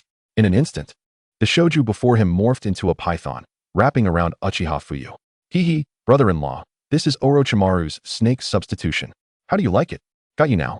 Shoju beamed at Uchiha Fuyu, grinning broadly. You have made progress, but you still overlook a crucial detail. Earth release, heart-cutting technique. Uchiha Fuyu emerged from the earth, dragging Shoju down below. Brother-in-law, let go of me, let go. Shoju was momentarily stunned, surprised that despite his newfound agility, he was still ensnared by Uchiha Fuyu. All the plans he had concocted in his mind had ultimately failed. He had rehearsed various scenarios internally, yet had not managed to strike Uchiha Fuyu. He had been overly confident. A double-edged sword, indeed. I have taught you this countless times. Uchiha Fuyu crouched down, looking at Shoju with a shake of his head. Is that so? You truly believe I've lost? You underestimate me. Shoju smirked, chuckling lightly, as the snake that had entwined Uchiha Fuyu transformed into a pile of dirt, while the snake dissipated into smoke, revealing Shoju, who then kicked Uchiha Fuyu. Bam! Uchiha Fuyu turned into a cloud of smoke. What? Another clone? Shoju's heart raced, realizing it was yet another clone, and he instantly rebounded. I told you, you were too confident. Uchiha Fuyu smiled faintly, his hands coming together. Earth release, yellow spring marsh. A marsh appeared beneath Shoju's feet. Should he fall in, he would become ensnared. Shadow clone technique. Shoju's heart raced as he split into two clones, propelling his true self away. In midair, he lacked maneuverability, often becoming a target for others. Uchiha Fuyu chuckled softly. Fire release, great fireball technique. Uchiha Fuyu exhaled a colossal fireball toward Shoju. Help! Shoju cried out. In the next moment, the fireball dissipated into the ether. Boom. Ouch. After the flames vanished, Shoju crashed heavily to the ground. This time, there is progress. Uchiha Fuyu approached, assisting Shoju to his feet with a gentle smile. Still cannot surpass your brother-in-law. You are far too cunning. Not a single one was your true form. Shoju shook his head, giving Uchiha Fuyu a wry smile. You speak as if you have a true form. Bam! Uchiha Fuyu transformed into a cloud of smoke. Brother-in-law, you are far too devious. Not a single one is your true form. Shoju's eyes widened in shock, realizing he had not been battling Uchiha Fuyu's true self, but rather an entire series of shadow clones. Oh, Uchiha Fuyu received the memories of the shadow clone, momentarily taken aback. What is the matter? Tsunade inquired, glancing at Uchiha Fuyu with curiosity. It's nothing, Shoju's strength has increased again. He managed to contend with my shadow clone for such a duration. He has already attained the prowess of an elite jonin, though his combat skills still require refinement. Uchiha Fuyu smiled at Tsunade. You are praising him for defeating even your shadow clone? An elite jonin is not something to be taken lightly. Tsunade remarked, smiling charmingly at Uchiha Fuyu. Why would I deceive you? If Shoju could defeat my shadow clone, he would need at least the strength of a Kage. Do not underestimate my shadow clone. Its combat capabilities are formidable. Uchiha Fuyu replied with a faint smile. Shall we engage in battle then? I wish to see how powerful your shadow clone truly is. Tsunade's eyes sparkled with mischief. Battle? What kind of battle do you seek? A bare-knuckle brawl? Or something else? Uchiha Fuyu's lips curled into a mischievous grin. I'm speaking seriously. Always jesting. Tsunade's cheeks flushed, glaring at Uchiha Fuyu. Alright, let us go. Uchiha Fuyu scooped Tsunade up, disappearing from the spot. When they reappeared, they found themselves in a training ground. Space-time ninjutsu is indeed quite convenient. Tsunade gazed at Uchiha Fuyu, her eyes filled with delight. With space-time ninjutsu, life has certainly become much easier. Shadow clone technique. Bam! Uchiha Fuyu chuckled, creating a shadow clone. Tsunade, I shall be your opponent now. Uchiha Fuyu's shadow clone smiled at Tsunade. Very well, let me see if your shadow clone is truly as formidable as you claim. Tsunade nodded, her fists clenched tightly, her brow furrowed. Heavenly feet. Tsunade surged forward in an instant, executing a dazzling spin, raising her leg high and bringing it down with force. How fierce indeed. Uchiha Fuyu's shadow clone could only smile wryly as it vanished from sight. Bam, bam, bam. With a single kick from Tsunade, a massive crater several meters wide formed in the ground. You claimed that defeating your shadow clone would require the strength of a Kage. Let us see if that is indeed true. In an instant, Tsunade lunged forward, delivering a powerful punch at the clone of Uchiha Fuyu. Whoosh! Uchiha Fuyu flung a kunai towards Tsunade. Bang! Tsunade's right fist struck the ground, causing a massive boulder to rise and block Uchiha Fuyu's attack. She then dashed forward with a swift step and executed a side kick. Chapter 23. Taking Tsunade to the movies. First Hokage versus Madara. Tsunade, I am your husband. Is it really necessary to put forth such effort? Anyone could tell that being struck by Tsunade's fist would either result in death or severe injury. After all, it was merely a shadow clone. Killing it posed no consequence. Bang bang bang. With a smirk at the corner of her mouth and mirth dancing in her eyes, Tsunade launched a rapid series of attacks, offering Uchiha Fuyu no chance to respond. Don't blame me for this. Water style, water barrier. Uchiha Fuyu, bemused yet amused, unleashed a water jutsu, sending forth a torrent of water towards Tsunade. Chakra surgical knife. Tsunade's brows furrowed as she summoned her chakra surgical knife, deftly slicing through the approaching wave of water, propelling herself forward with haste. Earth style, earth wall. Uchiha Fuyu slammed his hands onto the ground, conjuring a massive earthen barrier. Bang! Tsunade's punch created a deep crater in the wall before her. Tsunade could be gentle, but when angered, she exhibited tremendous ferocity. Uchiha Fuyu, perched on a tree branch, observed the unfolding battle with a bemused expression. Bang bang bang. Before long, the training ground was riddled with craters, while Uchiha Fuyu had only deployed a few basic jutsu, primarily engaging in long-range combat, avoiding direct contact. If he were to make contact, Tsunade's overwhelming strength would obliterate his shadow clone in an instant. Thus, he could only evade and utilize non-lethal techniques. I'm done. If I can't even touch your shadow, what is the point? It's a waste of chakra. Tsunade gasped for breath, her chest rising and falling alluringly. There's no way around it. If you touch me, that shadow clone will be gone. Uchiha Fuyu chuckled. Does Shoju truly possess the strength of an elite jonin? Tsunade sat down, and Uchiha Fuyu leaned against her shoulder. That's about right. Even weaker elite jonin may not stand a chance against him. Shoju has a remarkable capacity for learning. He will surely become a pillar of Konoha in the future. Perhaps even a Hokage. Uchiha Fuyu smiled at Tsunade. Let us see when he can defeat me. He is still far too young and needs to experience more. He has just become a genin and hasn't he even reached the rank of chunin. His journey is still long ahead. Tsunade shook her head. You're right. There's still time. Uchiha Fuyu squinted and smiled. Fuyu. Tsunade turned to him, her cheeks slightly flushed. Uchiha Fuyu lowered his gaze to the enchanting Tsunade, unable to resist the urge to lean in closer. What is your current strength? Tsunade inquired. My strength? It should be comparable to the strongest Uchiha Madara of my time. Uchiha Fuyu replied, shaking his head. Comparable to Madara of that era? Was he truly that powerful? They say he was on par with grandfather. But he certainly doesn't appear to be a formidable figure. Always gambling, it's hard to see where his strength lies. Tsunade had little understanding of her grandfather's prowess. Born into a time of peace, she had never witnessed Senju Hashirama in action, making it impossible for her to grasp the kind of overwhelming power that would inspire one to kneel in submission, devoid of any will to resist. To all ninjas, Uchiha Madara and Senju Hashirama were akin to divine beings. Your grandfather is the god of the ninja world. Let us put it this way. Currently, no one in the ninja world, aside from myself, can match your grandfather's prowess, even if everyone united against him. Moreover, your grandfather possesses 1,002 hands. Even Uchiha Madara, with the aid of the Nine Tails, was thoroughly defeated. Do not underestimate your grandfather. He is the foremost among those beneath the Sage of Six Paths. Uchiha Fuyu chuckled as he looked at Tsunade. 1,002 hands. What does that mean? Tsunade gasped, her heart racing. Her gaze filled with confusion as she looked at Uchiha Fuyu. Well, then I shall take you to witness the battle between your grandfather and Uchiha Madara. Tsunade, look into my eyes. Uchiha Fuyu smiled slightly, activating his Sharingan, which glowed with a crimson hue. Tsunade looked up, and suddenly the world around her spun. Her consciousness transported to another realm. A mirage.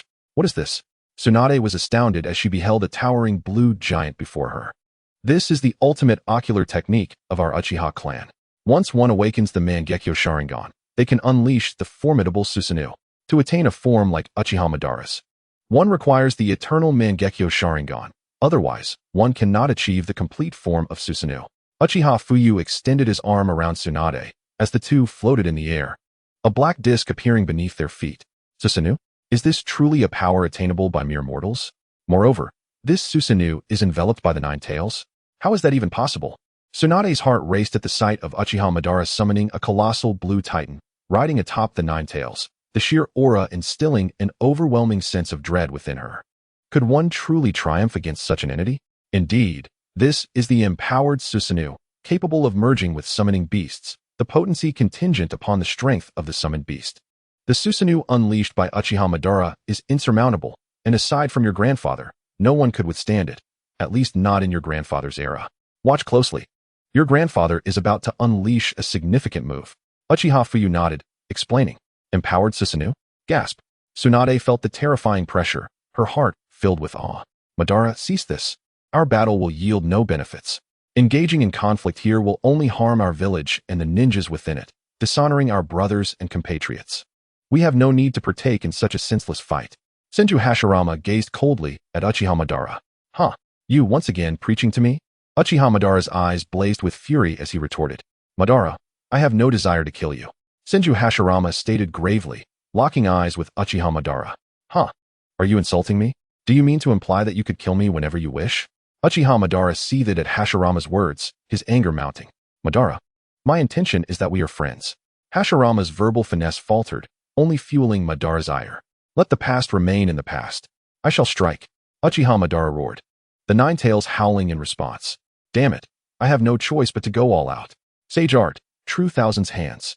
Senju Hashirama's brow furrowed as he spoke coldly, his hands forming a seal, instantly activating sage techniques. Chakras surged forth from him, summoning a colossal statue of 1,000 hands that soared into the sky. What? Grandfather's technique. It's larger than Uchiha Madara's Susanoo? What is this? True thousand's hands? Fuyu, is this what you meant? Grandfather has 1,002 hands. Tsunade was struck with astonishment, feeling an aura more potent than that of Uchiha Madara rising to the heavens, leaving her in a state of shock. Indeed, this is your grandfather's most formidable technique, the pinnacle of wood release, the true 1,000 hands. If unleashed with full force, the entire land of fire would likely meet its demise. Uchiha Fuyu nodded, cradling Tsunade as they beheld the iconic battle before them. Grandfather, I never imagined you were this powerful. I used to think of you merely as a gambler, and I question why you became the first Hokage. Little did I know, your strength truly transcends that of any other. One might even say you are a deity. Tsunade gazed at her grandfather with profound admiration. It was astonishing to realize her grandfather was so mighty. The god of the ninja world truly deserved that title. My dear husband is not to be underestimated either. Uchiha Fuyu chuckled, playfully toying with Tsunade's hair. Hey, focus on the battle. Tsunade's cheeks flushed, entranced by the illusion, yet the sensation felt astonishingly real, causing her to blush shyly. How could one act so frivolously on the battlefield? All right. Uchiha Fuyu laughed heartily. I'm coming, Madara. Senju Hashirama furrowed his brow, speaking coldly. Come on, Hashirama. Uchiha Madara roared, commanding his Susanoo to charge forward. The 1,000-handed Buddha rushed towards Uchiha Madara with great speed. Uchiha Madara's Susanoo also surged towards the 1,000-handed Buddha, both warriors bellowing in fury. Would release, transforming into Buddha. Tailed beast bomb spiral blade. Boom, boom, boom. Uchiha Madara, harnessing the chakra of the nine tails, unleashed a volley of tailed beast bombs combined with his dual blades, clashing with the myriad hands of Senju Hashirama. The 1,000-handed Buddha instantly shattered Uchiha Madara's tailed beast bomb spiral blades, the tremendous force causing several arms of the Buddha to explode, not from Madara's assault, but due to the sheer speed and strength of Hashirama's punches, which the wood-release hands could not withstand, resulting in their disintegration. What? Uchiha Madara was taken aback, realizing his offensive was utterly futile as he watched the colossal hands of the 1,000-handed Buddha descend upon him, leaving him no avenue for escape, surrounded from every angle. Chapter 24, Nine Tails, you are too powerful, you must be sealed. Boom, boom, boom. Uchiha Madara screamed, as the cacophony of explosions echoed, transforming the landscape for hundreds of miles into nothingness. Is this is overwhelmingly powerful. Uchiha Madara, before grandfather, was utterly defenseless, reduced to such a state? Tsunade, astonished, observed Uchiha Madara before Senju Hashirama, lacking any means of retaliation, struggling to believe the scene. But Uchiha Madara was the only one during the Warring States period who could contend with your grandfather. While there was a disparity in their strengths, it was not insurmountable. However, for the mightiest, even the slightest difference could be magnified infinitely. Uchiha Fuyu nodded, gazing at the unfolding battle with a furrowed brow. If it were him, relying solely on Susanoo would never suffice to confront the true Thousand Hands. Yet, there was no need for him to challenge Senju Hashirama. Once Hashirama deployed the true Thousand Hands, he merely needed to lure him into releasing the transforming Buddha, allowing him to escape with his spatial abilities. To confront Senju Hashirama head-on would be an unwise choice. In combat, it is not merely about striking back and forth, it requires the application of intellect and strategy. Uchiha Madara, lacking spatial ninjutsu, had no means to flee. Trapped with nowhere to escape, he could only endure the onslaught, ultimately leading to his dire fate. Susanoo was actually destroyed. Hashirama's strength has grown tremendously. Uchiha Madara, astonished, never expected his ultimate defense to be as fragile as parchment before Senju Hashirama. His Susanoo was shattered in an instant, devoid of any capacity for resistance. Ninetales, you are too formidable. Senju Hashirama, commanding the remaining true thousand-handed Buddha figures, extended his right hand, effortlessly seizing the Ninetales. Roar! The Ninetales cried out in pain, enraged. The Ninetales was gripped in grandfather's hand, as if it were a mere chick. This is the Ninetales. Tsunade, astounded, recalled having seen the Ninetales while in her grandmother's womb. Its power was beyond comprehension, yet before her grandfather, it appeared no different than a chick. The disparity was utterly terrifying. You must be captured and sealed. The great Buddha descended. Senju Hashirama, his brow furrowed, commanded the wooden figure to leap down from the thousand-handed Buddha, extending his right hand, a character for sit appearing on his finger. Uchiha Madara sensed the wooden figure approaching him at great speed. If he did not move, he would be caught, and he vanished in an instant. The headpad attack? Uchiha Fuyu chuckled, shaking his head. Headpad attack? Tsunade queried, only to witness the wooden figure's hand resting atop the Ninetales' head, causing its crimson eyes to shut instantly, leaving it immobile. Uchiha Fuyu's Ninetales, within him, furrowed its brow. It was merely a replica, devoid of memories from this battle. Yet witnessing it made it feel deeply humiliated. How could it be dispatched by Senju Hashirama with a single move? Was it truly that weak? It was, after all, the mightiest tailed beast, renowned for its infinite chakra. Do not be disheartened. Before Senju Hashirama, you truly are but a weakling, no different from a chick. He can subdue you with a single wood release technique, without even needing to utilize the true Thousand Hands. Uchiha Fuyu sensed the movements of the Ninetales within him, silently pondering. The Ninetales scoffed, though reluctant to believe. It could not deny the overwhelming prowess displayed in the battle, one that even it could not rival. Subsequently, Uchiha Madara and Senju Hashirama battled for 3 days and nights, utterly drained, ultimately meeting his demise at the hands of Hashirama, who pierced him with a blade. Even as Madara bit off a piece of his flesh in his final moments. I never imagined grandfather was so powerful. Such an intense battle. Did both of them truly possess an inexhaustible supply of chakra? It was as though it were endless. Tsunade, astonished, reflected on the 3-day battle. Realizing neither Senju Hashirama nor Uchiha Madara showed any signs of chakra depletion, they were merely fatigued. Your grandfather possesses truly infinite chakra. No one comprehends the vastness of your grandfather's chakra reserves. The Ninetales pales in comparison. Uchiha Madara largely relied on his ocular techniques to amplify his ninjutsu's potency. While others expend 1 unit of chakra for a single technique, Uchiha Madara could unleash multiple variations of others' techniques with only a fraction of that amount. Thus, he conserved chakra. Otherwise, your grandfather would have had no chance in battle against him. Uchiha Fuyu nodded affirmatively. 1 unit? 001 unit? Chakra? Fuyu, what are you talking about? What does 1 unit of chakra signify? Tsunade, bewildered, questioned the existence of such a measurement for chakra. Well, it is my personal method of calculating chakra. To put it simply, Uchiha Fuyu smiled. Tsunade nodded, not dwelling too much on it. What? How is Uchiha Madara alive? The illusion continued. The scene shifting to a deep forest where Uchiha Madara emerged from a coffin. Look at his eyes. Uchiha Fuyu exclaimed, pointing to Uchiha Madara's right eye. It has turned white? What kind of ninjutsu is this? Tsunade's heart raced with disbelief as she witnessed Uchiha Madara's right eye transform into a pale hue. It seemed almost unfathomable. This was yet another manifestation of the Uchiha clan's Sharingan, a means by which one could exchange an eye for a life. This technique was known as Izanagi.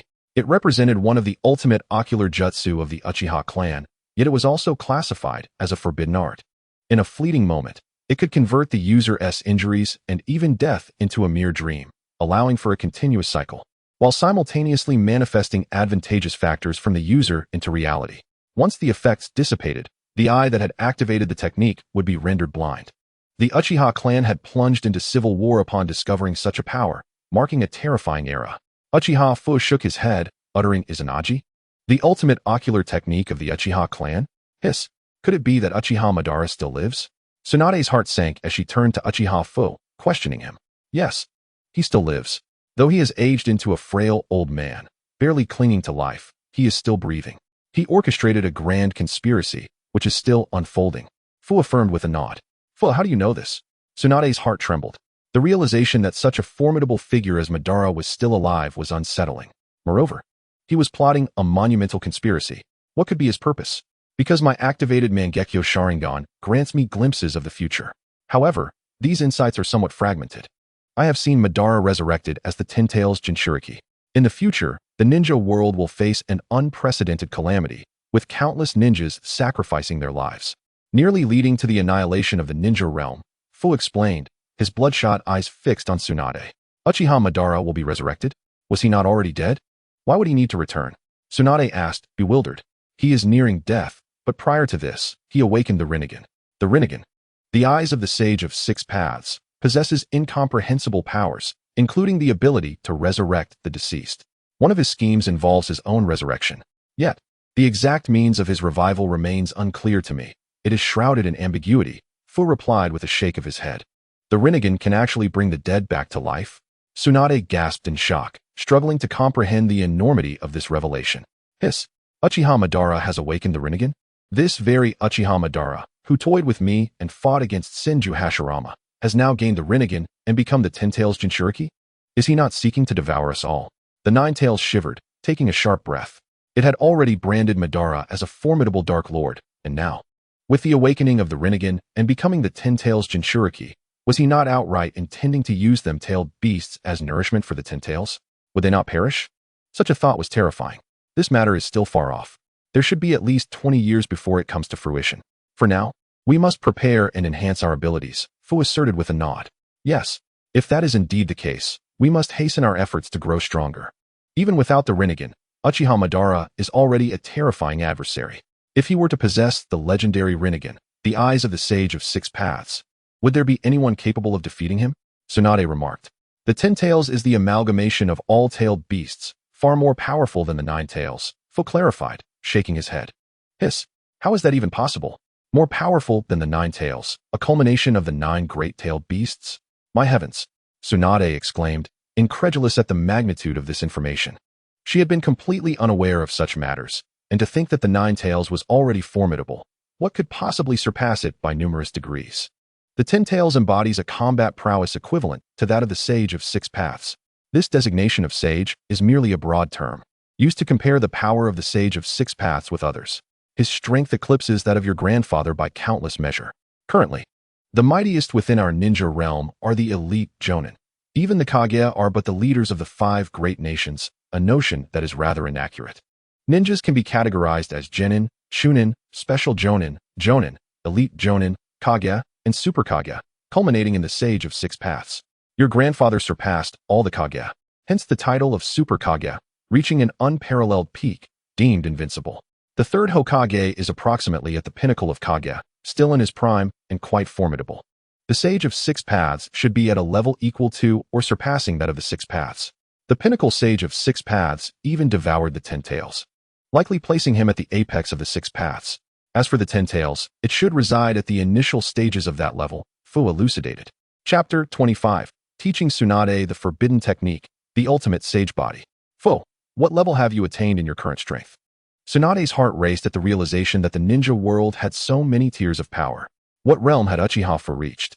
I am currently at approximately half a step into the Six Paths realm, just one step away from becoming a being of that level. Moreover, my Rinnegan is on the verge of awakening, Fuyu disclosed to Tsunade without reservation, confident in her loyalty. Half a step into the Six Paths? Tsunade gasped, astonished that Uchiha Fuyu had already 1 foot in the realm of the Six Paths. This was simply astounding. Furthermore, Fuyu mentioned that his Rinnegan was about to awaken. When did such ocular power become so common? First Madara, and now Fuyu? The Nine Tails widened its eyes, its entire form trembling at Fuyu's declaration. I once saw an inscription in the territory of our Uchiha clan. The combined power of the Senju and Uchiha clans grants one the strength of the myriad phenomena, which is the Rinnegan. The Senju and Uchiha clans were originally one family. The Sage of Six Paths had two sons, one named Ashura and the other Indra. Indra, being the eldest, inherited the Sage's ocular power, which is our Mangekyo Sharingan. We of the Uchiha clan are the descendants of Indra, Fu recounted, gazing at Tsunade. So, does that mean we Senju clan are descendants of Ashura? Tsunade paused, taken aback that, as a direct descendant of the Senju clan, she was completely unaware of this lineage. Indeed, your Senju clan is the lineage of Ashura. Ashura was the chosen heir of the Sage of Six Paths, to whom he bequeathed all his strength. Indra, as the eldest, possessed greater innate talent than Ashura and grew resentful. Thus, the two brothers became adversaries, waging war for many years until the founding of Konoha. Upon acquiring your body, my Mangekyo Sharingan has been stimulated, and the sensation of awakening is incredibly potent. Fu grinned. Is that so? Tsunade's cheeks flushed with embarrassment. Fu's words left her feeling bashful. Well then, it's time we head out. Uchiha Fuyu nodded with a smile, promptly dispelling the illusion. The consciousness of both individuals returned. Yet in the realm of the illusion, several days had already elapsed. Fuyu, if Uchiha Madara truly resurrects, how shall we contend with him amidst the ongoing ninja world war? The Ten Tails possesses the strength of the Sage of Six Paths. Imagine the might of Uchiha Madara after absorbing it. How formidable would he become? Tsunade gazed at Uchiha Fuyu, her mind still reeling from the cataclysmic battle they had just endured, feeling utterly dwarfed by it. Now, to face a being of the same caliber as the Sage of Six Paths, what chance did they stand? Fear not, for I am here. Once I awaken my Rinnegan, I shall attain strength on par with the Sage of Six Paths. Moreover, should I master Sage techniques, my power will ascend even further. With me by your side, no one shall harm you, Uchiha Fuyu assured her, a gentle smile gracing his lips. Indeed, Tsunade replied, nestling into Fuyu's embrace, enveloped by an overwhelming sense of security. Fuyu, I too wish to grow stronger. I feel so weak now, and if I do not improve, I will struggle to keep pace with you in the future. I shall double my efforts. Tsunade nodded, her eyes filled with determination. Perfect timing. I have tailored a forbidden technique specifically for you. I shall impart it to you now. Uchiha Fuyu grinned, recognizing that Tsunade had yet to unlock her own forbidden techniques. Presenting it to her now would bolster her strength. Forbidden technique? Tsunade queried, momentarily taken aback. Yes, watch closely as I teach you, Uchiha Fuyu responded, nodding, and then directly performed the Ein sealing technique, storing a significant portion of his chakra upon his forehead. At this point, Tsunade had yet to learn the Ein sealing technique, which should have been a legacy of the Uzumaki clan. Possibly even a forbidden technique passed down from her grandmother. Others had not witnessed this technique in action, and Tsunade had never employed it herself. What is this? Is this the Ein sealing technique? Fuyu, have you truly developed it? Tsunade gasped, astonished as she gazed at the diamond-shaped mark upon Fuyu's forehead, struggling to believe it. You are aware of it? I believe that by fine-tuning chakra, one can achieve healing of wounds, enhance attacks, and elevate speed, as well as maintain bodily functions at their peak. Thus, I devised this ninjutsu, though I have yet to utilize it until now. I pass it on to you. Fuyu explained. I can perform the Ein sealing technique, but I am still young, and it is unnecessary for me at this time. If I wish to learn, I could do so in an instant. Tsunade shook her head, then executed the Ein sealing technique, summoning a blue Ein seal upon her own forehead. Suddenly, Tsunade's physique appeared more supple and radiant, as the regulating function of the Ein seal began to take effect. With the Ein seal activated, Tsunade's beauty seemed to blossom further, prompting a smile from Uchiha Fuyu. Tsunade's cheeks flushed with embarrassment. While she felt beautiful enough already, she had no excess chakra to store, and thus was reluctant to use it. This was her first time utilizing it, and hearing her beloved praise her filled her heart with joy. Now, watch closely, Tsunade instructed. Uchiha Fuyu then began to teach her the Baika no Jutsu and the Creation Rebirth technique. Wow, how impressive. The Creation Rebirth technique? You can actually develop such ninjutsu? Fuyu, you are remarkable, Tsunade thought, astounded that Uchiha Fuyu had developed the very advanced medical ninjutsu she had long aspired to create. Use it only when in danger, as it will shorten your lifespan. Do not employ it frivolously, Uchiha Fuyu chuckled. Understood, Tsunade nodded, a charming smile gracing her lips. Next, I will help enhance your physique. Uchiha Fuyu reached out, placing his hand upon Tsunade. Alter my physique? Is that even possible? What kind of ability is this? Tsunade pondered, slightly taken aback. Inyang release. The most enigmatic and special ninjutsu in this world can create life or bestow it. The Senju clan inherently possesses a sage body. But your physique is not the pinnacle of the sage body. Allow me to assist you, Uchiha Fuyu stated, a sun symbol appearing upon his fingertip as he pressed it against her. In an instant, Tsunade felt enveloped by a wave of warmth, akin to soaking in a hot spring. Is this feeling? Tsunade could not help but moan softly, acutely aware of a unique energy awakening within her. The sage body is imbued with yang attribute chakra, yet through countless generations, the essence of your sage body has waned. Today, I shall elevate your inner yang release to its zenith. Uchiha Fuyu smiled gently, as the ultimate power of yang release possesses unfathomable capabilities. Currently, Tsunade's sage body was not perfect. Uchiha Fuyu directly infused her with his yang release chakra, merging it with her own. This was distinct from the one-time yin-yang release chakra gifted to Naruto and Sasuke by the Sage of Six Paths. Fuyu's infusion allowed for a transformation within Tsunade. Boom. Tsunade instantly felt a tumult within her body, a wave of overwhelming comfort coursing through her, as her physique seemed to undergo a sublime evolution. Her chakra surged exponentially. A power unprecedented. "Ah, my chakra," Tsunade exclaimed, previously abundant in chakra, now possessing the pinnacle of the sage body, feeling astounded by the surge. Your chakra is now comparable to your grandfather's. As for whether you can awaken wood release, that depends on you. Wood release is essentially the fusion of earth and water chakra. However, without the ultimate power of yang release, wood release lacks efficacy. Only by incorporating the ultimate yang release chakra can it wield destructive force. Otherwise, it is no different from other ninjutsu. You should attempt to merge the properties of water and earth chakra to form wood release, and then infuse it with the ultimate yang release chakra. At that point, you will unleash a wood release as potent as your grandfather's. It is only with such power that you can truly grow strong, Uchiha Fuyu elucidated to Tsunade. Merging the properties of water and earth chakra? I shall certainly try, Tsunade affirmed, confidence glimmering in her eyes. Indeed, do your best. Uchiha Fuyu encouraged with a nod. Recalling that Senju Hashirama possessed the ultimate sage body, and mastering wood release had only come to fruition in his adulthood. Now, Tsunade had just awakened her ultimate sage body, making rapid mastery of wood release improbable. It would require years of practice and refinement unless one possessed extraordinary talent. The hour grows late. Let us return, Uchiha Fuyu declared, gathering Tsunade into his arms as they vanished from the spot. Chapter 26. The Eve of Mobilization for Battle. Lady Tsunade, Lord Fuyu, the Third Hokage has instructed that you both attend the Jonin assembly tonight. As Uchiha Fuyu and Tsunade were preparing dinner, a member of the Umbu appeared outside the window, bowing respectfully. Understood, Tsunade replied, her brow furrowing as her enthusiasm was interrupted, leaving her somewhat displeased. Go ahead, Uchiha Fuyu waved his hand dismissively. Yes. The Umbu vanished from sight. Very well, let us take a look shortly. The Second Shinobi World War is on the verge of erupting, and mobilization meetings have commenced. Uchiha Fuyu cast a glance at Tsunade and remarked with a smile. Indeed, it seems so. Tsunade nodded in agreement, now aware of Uchiha Madara's existence. Her interest in the impending war had waned considerably. The events that lay ahead would stretch over at least 2 to 3 decades. By the time the remaining shinobi emerged from this war, they would likely be in their 50s or 60s. The onset of battle is inescapable, so it is best to focus on safeguarding the village for now. Future matters can be addressed in due course. Sensing Tsunade's concerns, Uchiha Fuyu gently embraced her. The brutality of the Shinobi World War is unimaginable. One can only fathom the ferocity that prevailed during the Warring States period. My grandfather was truly formidable, having brought an end to the chaos, even if only for a brief decade of peace. I sincerely hope that such wars do not arise again. Tsunade sighed deeply, expressing her fervent wish for the war to be averted.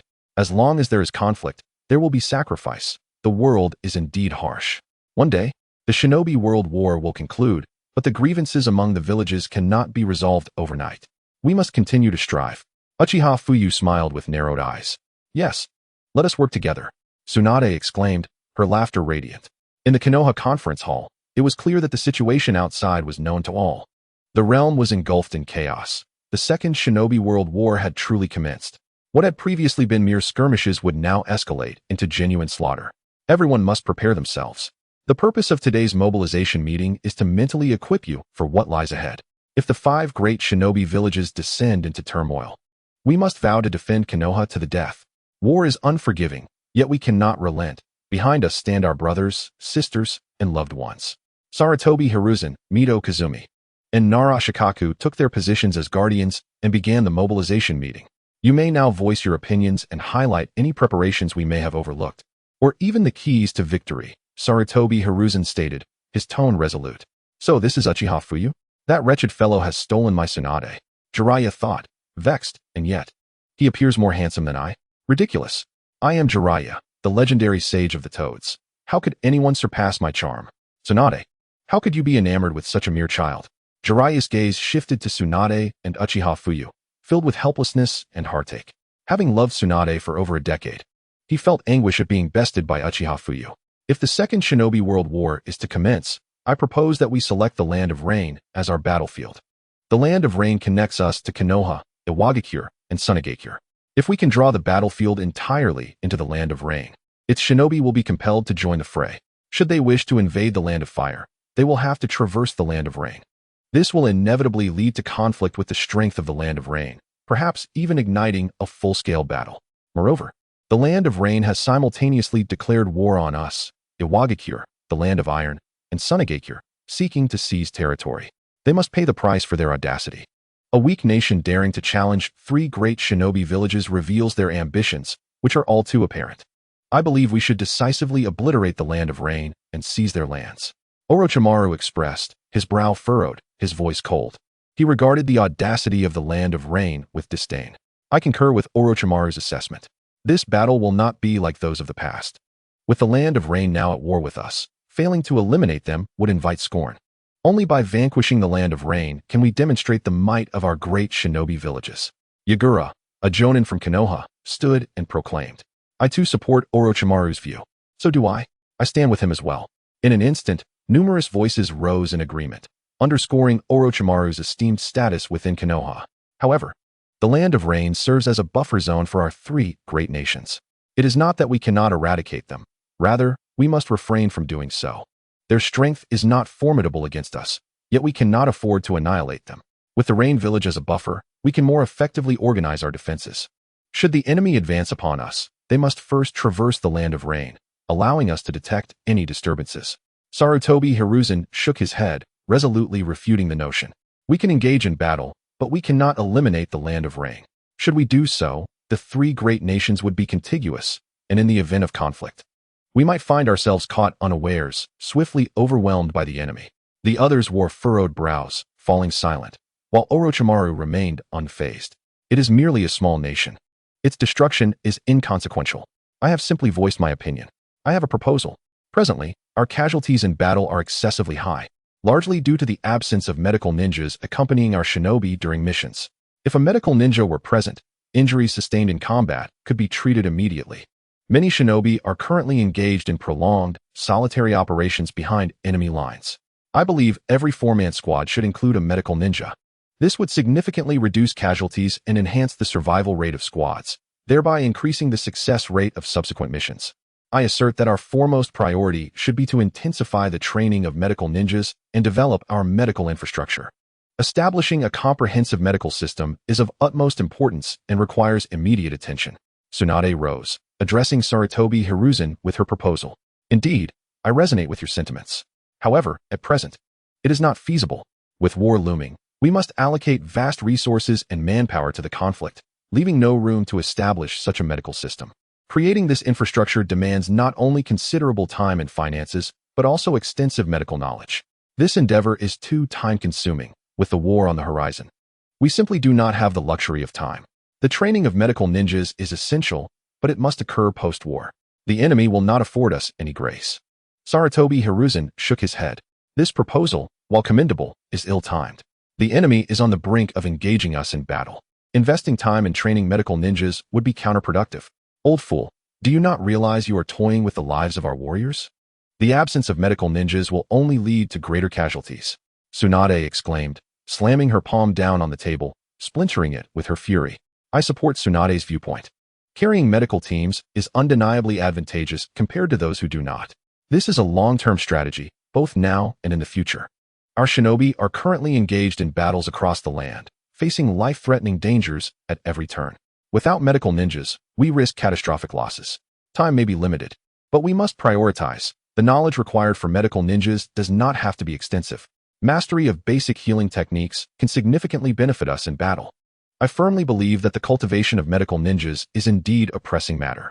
We cannot gamble with the lives of our shinobi. It was a tragedy that their lives could have been saved, yet the absence of medical ninjas led to their demise. This was a senseless sacrifice, devoid of any meaning. Each ninja is a product of the village's immense investment of time and effort in their training, not to mention the strength possessed by jonin and elite jonin, who are truly invaluable assets to the village.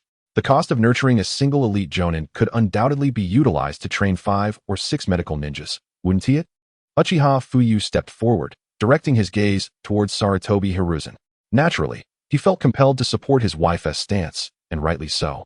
A squad with medical ninjas is indeed a formidable one.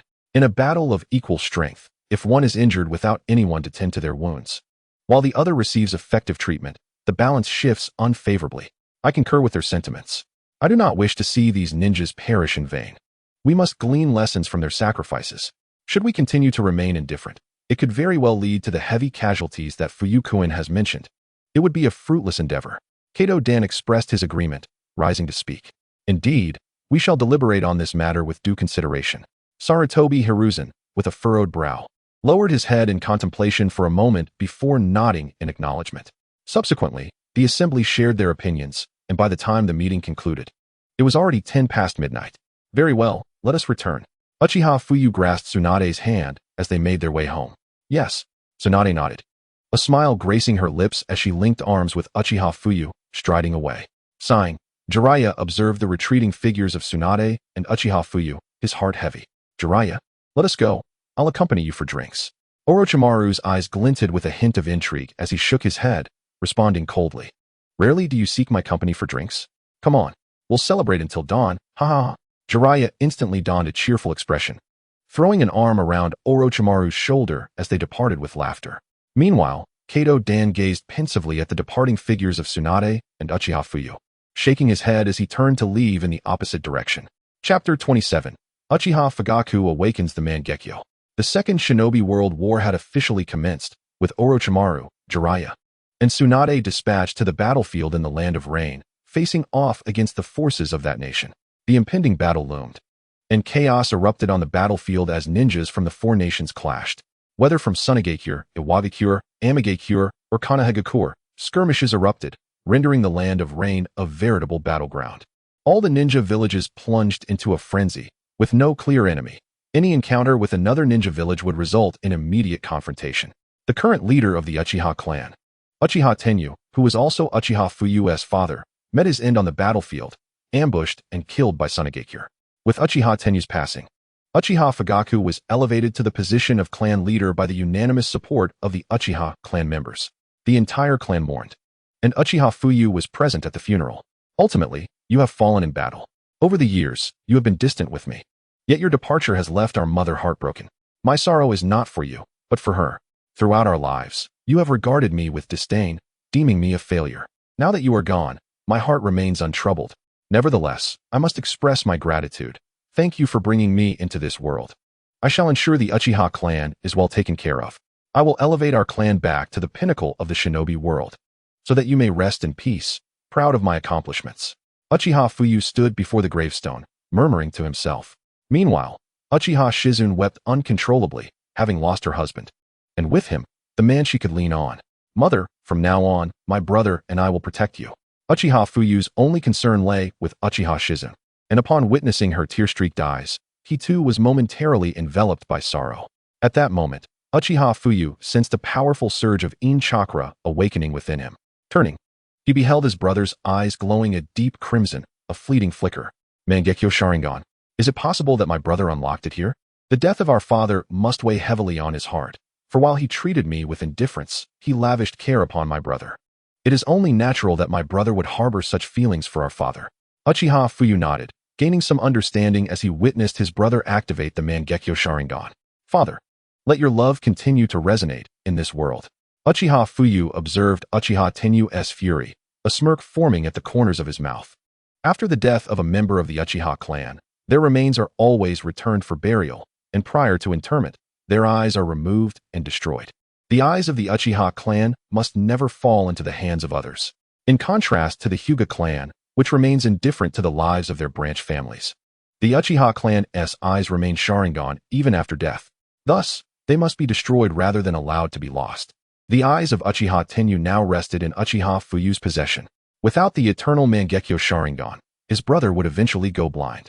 However, if he were to transplant their father's Sharingan, he could awaken the eternal Mangekyo Sharingan. It would be a pity to destroy such a precious gift. Allow my father's eyes to remain in this world, witnessing its gradual improvement. Uchiha Clan Shrine. The Second Shinobi World War is about to commence. I trust you are all aware of this. Our primary objective now is to elevate Fuyu to the position of the Fourth Hokage. Even if Fuyu cannot ascend, we must ensure Tsunade becomes the Fourth Hokage. Only then can we alter the current standing of the Uchiha clan within the village. Uchiha Fugaku's brow furrowed as he regarded the assembly, speaking in a cold tone. Clan leader, are we to support Fuyu's ascension? His abilities are so lacking. How can we elevate him? Indeed, clan leader, as of now, Uchiha Fuyu has yet to awaken his eyes. How could he possibly be suited to become the Fourth Hokage? Clan leader, we unanimously believe that only you are fit for this role. Precisely, clan leader. Only you can assume the position of the Fourth Hokage. The remaining clan members were bewildered. Are we seriously considering placing a low achiever in the role of Fourth Hokage? What an absurd notion. The village is wary of us, making it difficult for me to attain the position of Fourth Hokage. However, Fuyu is different. He is already the boyfriend of Princess Tsunade. Once they marry, she will become part of our Uchiha clan. Changing our clan's circumstances is the most prudent course of action. Who among the Uchiha clan claims we must rely solely on the Sharingan? Are we not elite ninjas without it? Fuyu possesses unparalleled body flicker technique, earning him the title of Flicker Fuyu. In a few years, he will undoubtedly have the strength to fulfill the role of Fourth Hokage. We must now strategize to assist him in earning military accomplishments. Do you all understand? Uchiha Fugaku fixed his gaze on the assembly, his voice icy. Yes, clan leader. One of Uchiha Fugaku's trusted aides spoke first, nodding in agreement. Yes, clan leader. Following suit, some who were more fickle in their loyalties quickly concurred. Only a few who doubted Uchiha Fuyu's capabilities remained unconvinced. Perhaps you deem me unworthy. However, I implore you to recognize the truth. At times, humility can be a vice. Uchiha Fuyu stepped forward, addressing the assembly. He activated his three-tomo Sharingan, and in an instant, the room was engulfed in a disorienting whirl. What? What is this? How is this possible? Did he not lack even a single tomo? This is undoubtedly the legendary three-tomo Sharingan, isn't it? My goodness. Who would have thought that Uchiha Fugaku had been so discreet? No wonder he was able to attain the prestigious position of Shunshin. It turns out he had awakened the three-tomo Sharingan long ago. In an instant, the entire Uchiha clan erupted with astonishment. They never anticipated that the underdog, who had been deemed the family's weakest link, would suddenly transform into the clan's prodigy. At the age of 16, possessing the three-tomo Sharingan and recognized for his prowess throughout the ninja world, it was unimaginable. Those who once doubted Uchiha Fugaku now found themselves in agreement upon witnessing his newfound power. How is this even possible? Those who had previously looked down upon him, even gossiping behind his back, were left in utter disbelief. Now, do you harbor any dissent? Uchiha Fugaku addressed the crowd with a chilling tone. Chapter 28. Astonishment. Fugaku unlocks eternity. No, I have no objections. In that moment, upon seeing Uchiha Fugaku wield the three-tomo Sharingan, silence enveloped the assembly. This matter must not be publicized. Any violators will face the clan's regulations. Furthermore, we, the Uchiha clan, are soon to enter the battlefield, and I expect everyone to exert themselves. We must ensure that the Uchiha name is heralded far and wide. Subsequently, we shall emphasize Fugaku's achievements to elevate his standing. Uchiha Fugaku nodded, clearly satisfied. Yes, clan leader. The members of the Uchiha clan nodded in unison, understanding their forthcoming duties. They were determined to be the vanguard on the battlefield and secure victory, thus becoming the greatest benefactors of Konoha. Following that, they would create a favorable atmosphere for Uchiha Fugaku, ultimately compelling him into the role of Hokage when the time came. This was the most prudent strategy conceived by the Uchiha clan. Now, let each fulfill their responsibilities. Everyone must strive diligently. Our clan's very existence hangs in the balance. We cannot tarnish the Uchiha name. Uchiha Fugaku nodded in affirmation. Yes, clan leader. The members of the Uchiha clan nodded once more. All right, disperse. Uchiha Fugaku indicated, and the crowd began to turn away. At last, The perception of him among the clan members had shifted. How did you manage to awaken your eyes so swiftly this time? Did my brother's predictions come to fruition? Uchiha Fugaku observed Uchiha Fugaku with a lighthearted smile. The death of our father profoundly impacted me, compelling me to awaken my potential. Previously, I had no friends. How could I have possibly awakened my eyes? Uchiha Fugaku shook his head. You're right, you had no friends before. Enough of this matter. The fact that you can now activate the 3-Tomo Sharingan indicates your significant potential. Uchiha Fugaku smiled, delighted by his brother's newfound strength. Did you awaken the Mangekyo Sharingan? Uchiha Fugaku inquired of Uchiha Fugaku. Did you see it just now? Uchiha Fugaku was internally shocked. He had instantly closed it and stood at the forefront, with his back turned to the crowd, so they were unaware. Yet, Uchiha Fugaku had perceived it. I sensed a formidable power. It must undoubtedly be the Mangekyo Sharingan. Brother, using the Mangekyo Sharingan comes with certain drawbacks. Each time it is activated, your body endures immense pain. Moreover, excessive use can lead to blindness. Uchiha Fugaku shook his head. Blindness. I was unaware of that. Is there a remedy? Uchiha Fugaku's brow furrowed in confusion. There exists a solution, but I wonder if you would agree to it? Uchiha Fugaku gazed at Uchiha Fugaku. What is this solution? Uchiha Fugaku asked, somewhat astonished. How could his brother, lacking the Mangekyo Sharingan, possess such knowledge? To transplant our father's eyes. Uchiha Fugaku produced a glass jar from his robes, containing a special preservative liquid. But our father's eyes were destroyed. How could they be in your possession? Uchiha Fugaku gasped, looking at Uchiha Fugaku incredulously. The Sharingan has a flaw, thus, returning to our father's eyes would be a tragic waste. His eyes should still be put to use. In this manner, brother, you could acquire a pair of eternal Mangekyo Sharingan. Uchiha Fugaku smiled lightly. Eternal Mangekyo Sharingan? Uchiha Fugaku was taken aback. Aside from Uchiha Madara, later generations had little understanding of the Mangekyo Sharingan. Such accounts were scarce in the clan's records. Even Uchiha Fugaku had only a vague comprehension of the eternal Mangekyo Sharingan. In the past, when Uchiha Madara's eyesight was nearly lost, Uchiha Izuna sustained severe injuries inflicted by the second Hokage.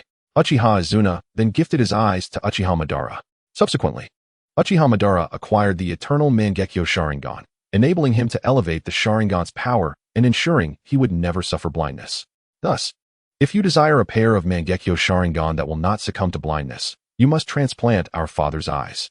Only the blood of a close relative can fuse to become the eternal Mangekyo Sharingan. Uchiha Fugaku explained, shaking his head as he extended the Sharingan in his hand. Then I shall attempt it. Uchiha Fugaku nodded, feeling he should trust Uchiha Fugaku. He accepted the 3-Tomo Sharingan of their father, then removed his own right eye and replaced it with his father's right eye. The Uchiha clan Sharingan are designed for immediate use, seamlessly connecting to the nervous system. Uchiha Sasuke, having already lost his sight, could not regain it immediately after the transplant. Normally, the Sharingan operates like a plug-and-play device, connecting to the nervous system with remarkable speed. Upon transplanting his father's 3-Tomo Sharingan, Uchiha Fugaku distinctly felt a surge of power in his right eye. Whoosh whoosh. Whoosh. Ultimately, Uchiha Fugaku's 3-Tomo Sharingan spun wildly, transforming into the Mangekyo Sharingan. The crimson light flickered until it became a pair of eternal Mangekyo Sharingan. Did it truly succeed? Uchiha Fugaku was astounded, staring at his newly acquired eternal Mangekyo Sharingan in disbelief. He observed that his original 3-Tomo had merged with 3 small black dots, instantly elongating to form a circle, with the 3 black dots aligning in a straight line to create a triangle, a most peculiar sight. Brother, I did not expect the fusion to occur so swiftly. It seems our father's 3-Tomo Sharingan was also on the verge of evolving into the Mangekyo Sharingan. What a pity that he fell in battle. Uchiha Fugaku was surprised by the rapid fusion and felt a sense of astonishment. Chapter 29. The Sharingan that can foresee the future. The only explanation is that Uchiha Tenya's 3-Tomo Sharingan was already on the brink of evolving into the Mangekyo Sharingan. Yes, just one more to go. Uchiha Fugaku nodded and promptly removed his left eye, replacing it with his father's other eye. Suddenly, a wave of clarity surged through his mind, and both his eyes transformed into the eternal Mangekyo Sharingan. Such a miraculous power. The eternal Mangekyo Sharingan, capable of attaining such magnitude? It was indeed more formidable than the original Mangekyo Sharingan by a factor exceeding 10. Uchiha Fugaku was astounded, unable to fathom the sheer potency of this eternal Mangekyo Sharingan. This, indeed, was the most powerful Sharingan of our Uchiha clan. The eternal Mangekyo Sharingan, undeniably a great source of strength. Uchiha Fuyu smiled faintly. Fuyu, could this pair of eyes grant you the awakening of the eternal Mangekyo Sharingan? Uchiha Fugaku offered his eyes to Uchiha Fuyu, uncertain of the outcome. If it proved effective, the Uchiha clan would possess 2 eternal Mangekyo Sharingan, rendering them invincible. The immense ocular power bestowed him with the confidence to dominate the ninja world. Brother, the ocular power of this eye has been completely merged. Even if you give it to me, it would merely grant me a Mangekyo Sharingan, Uchiha Fuyu replied. The residual ocular power combined with my own is insufficient to achieve the eternal Mangekyo Sharingan. However, I no longer require it.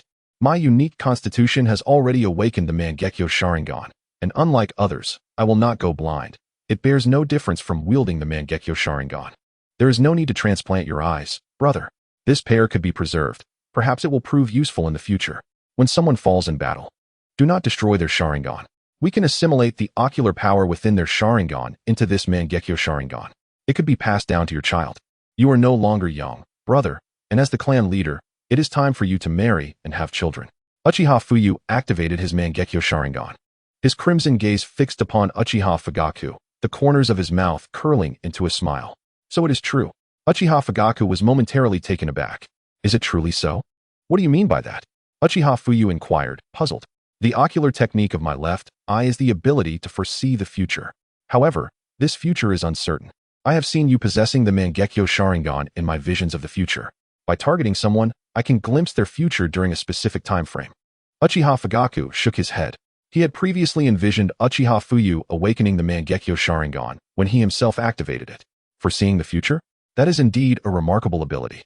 Brother, at present, you are still adjusting to the eternal Mangekyo Sharingan, and thus, you are not yet adept at controlling the timeline of your foresight. Once you become familiar with it, you should be able to manipulate time at will. The ability to foresee the future is incredibly powerful.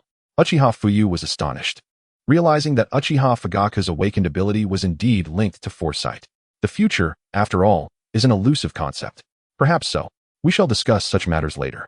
Uchiha Fugaku chuckled lightly, acknowledging that his abilities still required exploration and that he needed to become proficient in their utilization. Come, it has been a while since I last accompanied you in battle. Today, I shall fight alongside you. Uchiha Fugaku smiled at Uchiha Fuyu. Very well. Uchiha Fuyu nodded in agreement, declining to refuse. Time passed swiftly, and 2 years elapsed. During this period, Jiraiya, Tsunade, and Orochimaru spent nearly all their time on the battlefield, while Uchiha Fuyu enjoyed a leisurely existence. Sarutobi Hiruzen had not sent him to fight, seemingly wary of something, because Uchiha Fuyu remained indoors. Danzo found himself bereft of opportunities to eliminate him, which troubled him greatly. Before the battles commenced, Jiraiya temporarily took on the role of a teacher at the Ninja Academy, where one of his students was Namikaze Minato. After graduating, Minato accompanied Jiraiya on several missions before heading to the battlefield. The Second Shinobi World War erupted, and even freshly graduated genin were forced to fight. Such was the brutality of war. Jiraiya brought Minato to the battlefield, personally instructing him, which accelerated his growth and strength. Originally, Minato had intended to develop the Rasengan, but with its existence already established, he learned it from Tobirama's teachings. On the battlefield, Minato witnessed the Jinchuriki unleashing their tailed beast bomb and subsequently observed Tobirama's Rasengan, which inspired him to innovate his own version. Upon seeing Minato attempting to replicate the Rasengan, Jiraiya immediately had Tobirama teach him. Minato's innate talent was astounding. What would take others 3 years to develop, he mastered in merely 3 days, leaving Jiraiya, Orochimaru, and Tsunade in awe of his potential. Fuyu, my brother already has a girlfriend, but I shall not relent. Happiness must be fought for. At this time, Uzumaki Kushina had already turned 12, her fists clenched as she tirelessly trained in ninjutsu. She had also completely mastered the tailed beast transformation, forging a genuine friendship with the Nine Tails. Over the course of 2 years, Uzumaki Kushina and the Nine Tails became inseparable confidants. Though the Nine Tails possessed a somewhat volatile temperament, it displayed unexpected gentleness towards Uzumaki Kushina at times. Uchiha Fuyu, having little to do in the village, often accompanied Uzumaki Kushina in her training. Sarutobi Hiruzen recognized Uchiha Fuyu as a commendable Uchiha and thus did not impede their interactions. As for whether there were any special feelings between them, Sarutobi Hiruzen did not concern himself with such matters. He believed it might merely be a bond akin to that of an older brother and younger sister. Considering their shared experiences in childhood, Hiruzen also understood that someone needed to nurture Uzumaki Kushina with affection, as it would maximize the potential of the Jinchuriki. A Jinchuriki must be nurtured with love, otherwise it would yield no results, and any resulting resentment towards the village could bring endless calamity. Now, with Uchiha Fuyu's assistance, Sarutobi Hiruzen felt an overwhelming sense of relief. Kushina, remember to progress gradually in your training. Do not rush. I have prepared some food for you. I know you enjoy salty ramen, and I have already made it for you. Uchiha Fuyu remarked with a gentle smile directed at Uzumaki Kushina. Thank you, Fuyu brother. Uzumaki Kushina beamed, ceasing her movements and sprinting towards Uchiha Fuyu with joy. Chapter 30, Danzo's Conspiracy. Fuyu brother, you are so kind. Uzumaki Kushina exclaimed, leaping into Uchiha Fuyu's embrace, her cheeks tinged with a faint blush, her arms tightly wrapped around him. All right, I will prepare your meal. Uchiha Fuyu affectionately ruffled Uzumaki Kushina's hair before heading to the kitchen. Uzumaki Kushina seated herself in the dining area, her eyes sparkling as she watched Uchiha Fuyu busily at work. Uchiha Fuyu, as a leisurely individual without missions or battles, lived a life of comfort. Each day was filled with flirting, shopping, and occasionally appearing on the battlefield to observe Tsunade and other circumstances. Seeing that they were unharmed brought him a sense of relief. Tsunade was always accompanied by a shadow clone for protection, just in case. Despite having attained the pinnacle of Sage Mode, Tsunade had only been training for 2 years, and thus her capabilities were yet to reach their full potential. The reason being, she had focused solely on medical ninjutsu and taijutsu, neglecting other forms of ninjutsu. To learn anew from scratch would be quite troublesome, a task not achievable within a mere year or two.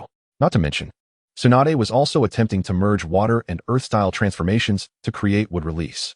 She could not afford to neglect her medical ninjutsu, as she would later need to teach others to become medical ninjas in Konoha. All these factors contributed to Tsunade having little time to train in ninjutsu. However, on the battlefield, Tsunade primarily serves as a support, as the formidable offensive capabilities of Jiraiya and Orochimaru suffice. Her role is to provide healing. After a sumptuous feast, Uchiha Fuyu returned home. Lord Fuyu, the third Hokage requests your presence. An umbu materialized beside him. Understood. Uchiha Fuyu nodded and vanished from the spot. The body flicker technique truly lives up to its name. I didn't even notice how he departed, thought the umbu, astonished. In the Hokage's office, Uchiha Fuyu knocked and entered, bowing respectfully. Ah, Fuyu, the battlefield is ever-changing. In the land of rain, Tsunade and her team are encountering unprecedented foes. I am preparing to dispatch you to reinforce our ranks. Hokage Sarutobi Hiruzen remarked with a light smile directed at Uchiha Fuyu. Yes, Lord Third Hokage, Fuyu replied, nodding in agreement, feeling it was time to venture out after 2 years of confinement at home. Very well, gather at the main gate tomorrow morning. You will be accompanied by a team leader, Sarutobi instructed with a smile. Yes, Lord Third Hokage. Uchiha Fuyu consistently responded with these few phrases, asking no questions or making further comments. You, my boy, truly leave no room for unnecessary words. All right, you may return now. Sarutobi sighed, bemused. On the battlefield, 2 years have passed, and soon it will be another year. The 36th year of Konoha is fast approaching. Unbeknownst to many, the Second Shinobi World War has dragged on for so long. Uchiha Fuyu stepped out of the Hokage's office, shrugging. During this period, the members of the Uchiha clan have been striving vigorously to earn more military accolades. It seems it is finally my turn to take the stage. This time, I shall capture Hanzo alive. A smirk graced Uchiha Fuyu's lips, a glint of ferocity flashing in his eyes. In the roots, we finally lured him out. Immediately arrange for Hanzo, prepare the personnel, and intercept Uchiha Fuyu. This time, success is mandatory, failure is not an option. Am I not aware of the recent movements of the Uchiha clan? Attempting to bolster the reputation of Uchiha Fuyu or Tsunade. Such thoughts are futile. Uchiha Fuyu, you must die. Danzo's eyes burned with fury. The alliance between Tsunade and the Uchiha clan held no advantages for him. Within the village, he could not eliminate Uchiha Fuyu. But now, outside the village, the circumstances were different. Yes, Lord Danzo. An operative from the roots vanished from sight. Sarutobi, was this intentional on your part? Over the past 2 years, you kept Uchiha Fuyu within the village to protect him? Now, you release him to allow him to gain glory just as victory is within reach. What on earth are you scheming? Danzo's brows knitted tightly, a torrent of anger surging within him as he reflected on Sarutobi. As the sun rose, at the gates of Konoha, Uchiha Fuyu, is it? I am Yamasho Tetsu. Since you have arrived, let us proceed. An elite jonin of Konoha addressed Uchiha Fuyu coldly. Understood. Uchiha Fuyu nodded, showing no concern for their scrutinizing gazes. The party consisted of 101 individuals, including an elite jonin, 25 jonin, to which he belonged, 30 special jonin, and 45 elite shunin. Evidently, the battlefield in the Land of Rain is quite perilous, dispatching such a formidable contingent of 25 jonin. Fuyu scanned the group briefly to confirm their numbers. These individuals were the elite of Konoha, each a formidable warrior. The intensity of the front lines must be tremendous. Move out, Yama commanded sternly, vanishing from the spot, and everyone immediately followed suit. After traveling for some time, nearing the borders of Konoha, Yama halted, his brow furrowed. Uchiha Fuyu, Kami, and Tens, you three advanced to investigate. There seems to be an unusual presence ahead. Confirm and report back. Yama instructed, his voice cold. Understood. Whoosh. Uchiha Fuyu and the other two Konoha ninjas vanished from sight. Heh. It appears there are no issues, Yama chuckled coldly. Kami, furrowing his brow and glancing around, continued to leap forward without detecting anything amiss. Better to be cautious. We are nearing the borders of the Land of Rain. We may encounter an ambush. Caution is paramount, Tens cautioned, his senses heightened, feeling an unsettling chill in his heart. Chapter 31, Betrayal? All rubbish. Be careful. We are surrounded. Uchiha Fuyu's brow furrowed deeply as he sensed no less than 100 ninjas closing in around them. How is this possible? When did this happen? We felt nothing. Kami thought, astonished, drawing his katana and scanning the surroundings. The enemy drew nearer, at least 15 jonin, all-powerful foes. Uchiha Fuyu closed his eyes, perceiving over 100 unusual presences converging toward him, his expression tense. Their intentions are hostile. Signal the main force, Tens declared. Retrieving a signal flare. Uft. Suddenly, Tens felt a sharp pain in his abdomen, shock filling his eyes as he turned with all his remaining strength, only to see murder gleaming in Kami's gaze. I'm sorry, Tens. I cannot allow you to signal. With a cold smirk, Kami drew his katana. You actually betrayed. Boom. Before Tens could finish his words, he collapsed lifelessly to the ground. Boy, you seem entirely unfazed. Or have you been rendered speechless by fear? Kami turned his gaze toward Uchiha Fuyu, a smirk forming on his lips. I have nothing to say to the dead. What do you think? Uchiha Fuyu replied coldly, his demeanor unyielding. Such boldness for a mere jonin. Do you think you can defy me? Die. Kami's eyes flashed with anger as he swung his blade. Clang, clang, clang. Uchiha Fuyu transformed into a myriad of crows, vanishing from sight. What? What is this? A genjutsu? When did this happen? Kami thought, horrified, gripping his katana tightly and scanning the surroundings. My genjutsu is not something just anyone can evade. Suddenly, before him appeared a pair of terrifying, colossal Sharingan eyes, their three tomos spinning ominously. Sharingan. This is bad. Alarmed, Kami promptly shut his eyes and leapt away. Uft. In the next moment, the illusion before Kami dissipated, and he felt excruciating pain in his abdomen, his pupils constricted, blood trickling from the corner of his mouth. Kami. What's wrong? Tens gasped, bewildered, witnessing Kami stab himself with his own blade in horror. Boom. Kami looked at Uchiha Fuyu, terror etched in his features, before collapsing lifelessly. The killer is always hunted by death. Moreover, they are all but worthless. Uchiha Fuyu gazed at the fallen Kami, his eyes reflecting an eerie calm. Long before this moment, he had sensed that Yun Shangzhou was troubled, and he remained highly vigilant. Little did he expect that the individuals dispatched were actually sent to eliminate both him and his companion. He had long since cast an illusion upon the divine garment, yet he remained oblivious to it. Ultimately, he met his demise at his own blade. Be cautious, someone approaches, Uchiha Fuyu intoned coldly. Indeed, Tianzi nodded, drawing out his shuriken. Alert to his surroundings. To his astonishment, it turned out to be two chunin. Did they truly require such a multitude of us? Younglings, in it yourselves. Ha ha ha. Two Konoha ninjas? This is a mere offering. Moments ago, one had perished, seemingly a jonin from Konoha. An internal strife, perhaps? Ha ha ha. Surely. Bigger fish are yet to come. Onward. Before long, over 100 individuals encircled Uchiha Fuyu and his companion. This time, it seemed as though we would perish here. Tianzi felt a pang of anxiety as he surveyed his surroundings. Is it merely fate that resigns us? Uchiha Fuyu smiled faintly, his voice icy. Resignation? How can two of us contend against an elite battalion of 100? This is the stark reality. Tianzi shook his head, his voice cold. Though he felt a twinge of nervousness, he understood that panic would only hasten his demise. Then let us charge forth together. Just don't die, Uchiha Fuyu replied coolly, taking a swift step and vanishing from sight. Foolish child, Refusing a drink of courtesy, you choose instead the bitter cup of death. A Rain Village ninja lunged forward, kunai in hand, aimed at Uchiha Fuyu. 1. Uchiha Fuyu smirked, his eyes alight with mirth, uttering 2 words with nonchalance. What? The Rain ninja, who had charged, suddenly found Uchiha Fuyu absent from his view. In an instant, the Rain ninja was struck in the throat, blood gushing forth. What? This child's power is rather uncanny. Everyone, attack! The onlookers were struck with horror upon witnessing the Rain Jonin's swift demise, and one by one, they surged forward. 2. Stab. 3. Stab. 4. Boom. Boom. Boom.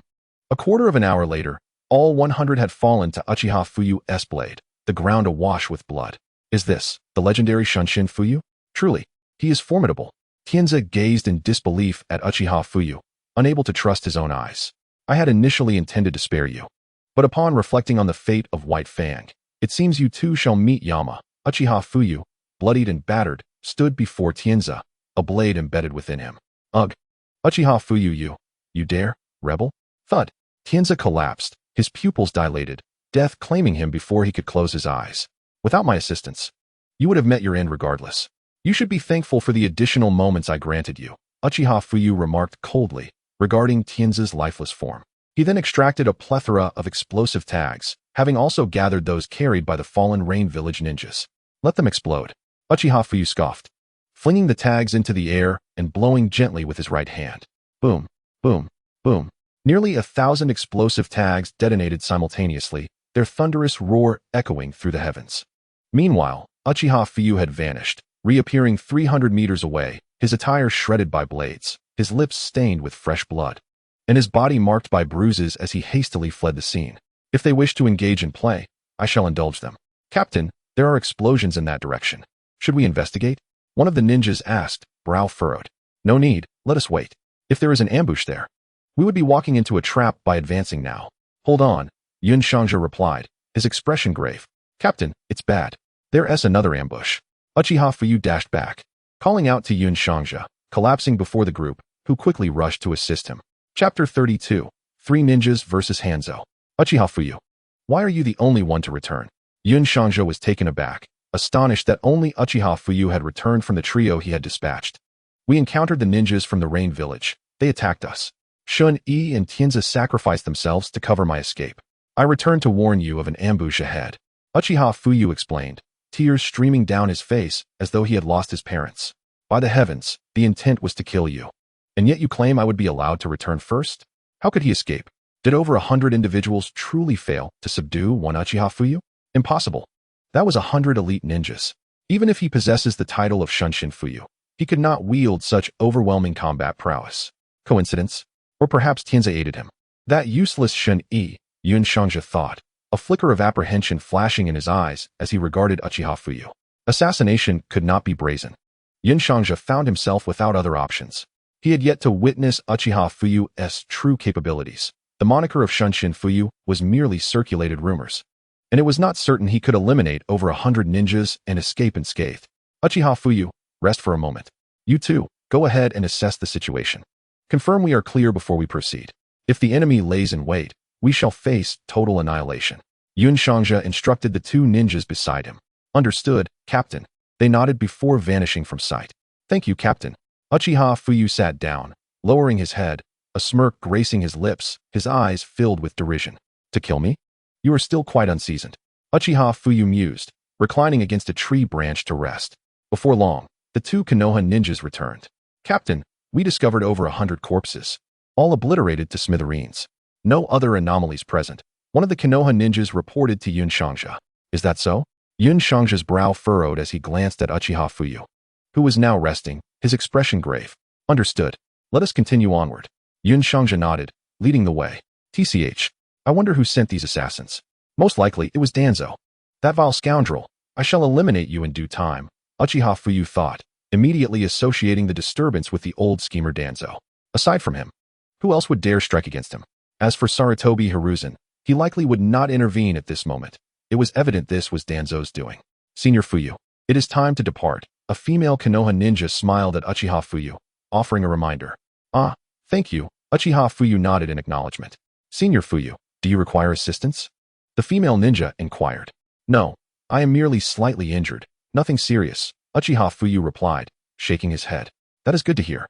I am Yuhi Kurenai. It is a pleasure to meet you, Senior Fuyu, she said, beaming at him. Yuhi Kurenai? You hail from the Yuhi clan? Uchiha Fuyu asked, momentarily taken aback, studying her with surprise. Kurenai possessed long, raven hair, striking red eyes, and donned a white short skirt paired with a black mesh tank top, exuding an air of confidence. Indeed, this is my first time on the battlefield. I look forward to your guidance. I have heard of your prowess as Shunshin Fuyu. You must be formidable, Kurenai replied, nodding with a smile. Indeed, merely a hollow reputation. Even the mightiest shall succumb when faced with numerous adversaries. Uchiha Fuyu nodded, observing the woman before him, who bore a striking resemblance to Yuhi Kurenai, and felt a flicker of curiosity. She must be a relative of Kurenai, perhaps her aunt? She appeared to be around 17 years old, while Kurenai herself would be merely 2 or 3 years of age at this time. Mused Uchiha Fuyu as he gazed at Yuhi Shinlan. This year, fierce battles erupted in the Land of Rain, involving Konoha, Awakens, and Tsunade. Hanzo, in his quest to safeguard the Land of Rain, declared war not only on the 3 great ninja villages, but also on the Land of Iron. It must be said, Hanzo the Salamander's prowess is indeed formidable. He is revered as a demigod, possessing considerable strength. Initially, on the battlefield against Tsunade, he fought to a standstill with Chiyo, repelling their offensive. Subsequently, he also warded off Inoki, and on the battlefield of the Land of Rain, he clashed evenly with the Konoha trio of Orochimaru, Tsunade, and Jiraiya, all of whom are elite shinobi of the highest caliber. During their fierce confrontations with Hanzo, Jiraiya and his companions encountered their most formidable adversary yet, suffering numerous injuries without gaining the upper hand. Who would have thought Hanzo would be so powerful? Jiraiya panted, his expression grave as he regarded Hanzo. Be cautious, Jiraiya. His poison is exceedingly potent, and he can burrow underground. It's quite troublesome, warned Orochimaru, perched atop a giant snake, his eyes filled with concern. He too was taken aback by Hanzo's might. Not only was his combat prowess impressive, but even his poisonous salamander was exceptionally formidable, capable of releasing toxins that even Tsunade found challenging to counter, while silently infiltrating the earth, making it nearly impossible to defend against. This truly is an unprecedented challenge for us. In all my battles, I have never encountered such a troublesome opponent. I should have honed my ninjutsu skills further, Tsunade remarked. Her brow furrowed as she regarded the salamander with an expression of deep concern. You 3 possess remarkable strength. However, do you believe that your might allows you to ruin the homes of others at will? Treating our Land of Rain as your battlefield and causing the deaths of so many innocents? This time, you shall pay the price, Hanzo declared coldly, unleashing a torrent of toxic fumes from his salamander. Fire release, fireball jutsu. Jiraiya swiftly formed hand seals, exhaling a massive fireball. Wind release, great breakthrough. Orochimaru, understanding the urgency, formed a one-handed seal and summoned a powerful whirlwind that engulfed the battlefield. Combined ninjutsu, raging wind fireball. Both Jiraiya and Orochimaru shouted in unison. Boom. The flames, augmented by the wind, spiraled upward as they charged towards the toxic mist. The firestorm collided with the poisonous gas, creating a violent explosion that sent debris flying across the battlefield. Super strength. Tsunade clenched her right fist and struck the ground, causing a massive rock to rise and shield them from the surrounding rubble. Impressive, but not sufficient, Hanzo sneered, having already maneuvered behind them, his tail lashing out. Do you take me for a fool? Wanta, wielding a long blade, swung at Hanzo. Clang. The tremendous sound reverberated as both Hanzo and Wanta were sent sprawling backward. Fire release, exploding flame array. Hanzo, appearing behind the group, rapidly formed seals, unleashing a barrage of explosive tags that engulfed Jiraiya, Tsunade, and Orochimaru. This is bad, they exclaimed in horror, but before they could react, the explosive tags detonated, creating a massive cloud of smoke. Orochimaru, next time, I demand 1,000 sacrifices, roared the giant snake, vanishing in a cloud of smoke. He had sustained severe injuries from the explosive tags while protecting Jiraiya and Tsunade, coiling around them to shield them, leaving behind a menacing promise before disappearing. Panting heavily, Orochimaru's serpent-like eyes reflected his gravity. I will survive this, and I shall make good on my vow. Meanwhile, elsewhere on the battlefield, intense fighting raged on, with Konoha ninjas clashing fiercely against the Rain Country ninjas, resulting in countless casualties and a scene of devastation. It is indeed surprising that we are still alive, Hanzo remarked, his brow furrowed, realizing his exploding flame array had not obliterated them. These three truly are troublesome little pests. He thought to himself. Shadow Serpent Hand. Orochimaru suddenly emerged from behind Hanzo, executing his technique, ensnaring him with several large serpents. Ninjutsu Needle Hell. Jiraiya transformed his white hair into countless needles, launching them at Hanzo. Such speed? Indeed, he is not to be trifled with, Hanzo thought, his mind racing. Water Release. Water Body Technique. Hanzo swiftly transformed into a puddle, vanishing from sight. Damn it, he escaped again. That crafty old fox, Jiraiya muttered coldly, scanning the surroundings with heightened vigilance. We must focus on our own survival first, Tsunade urged, her expression tense. This is the land of rain, is it?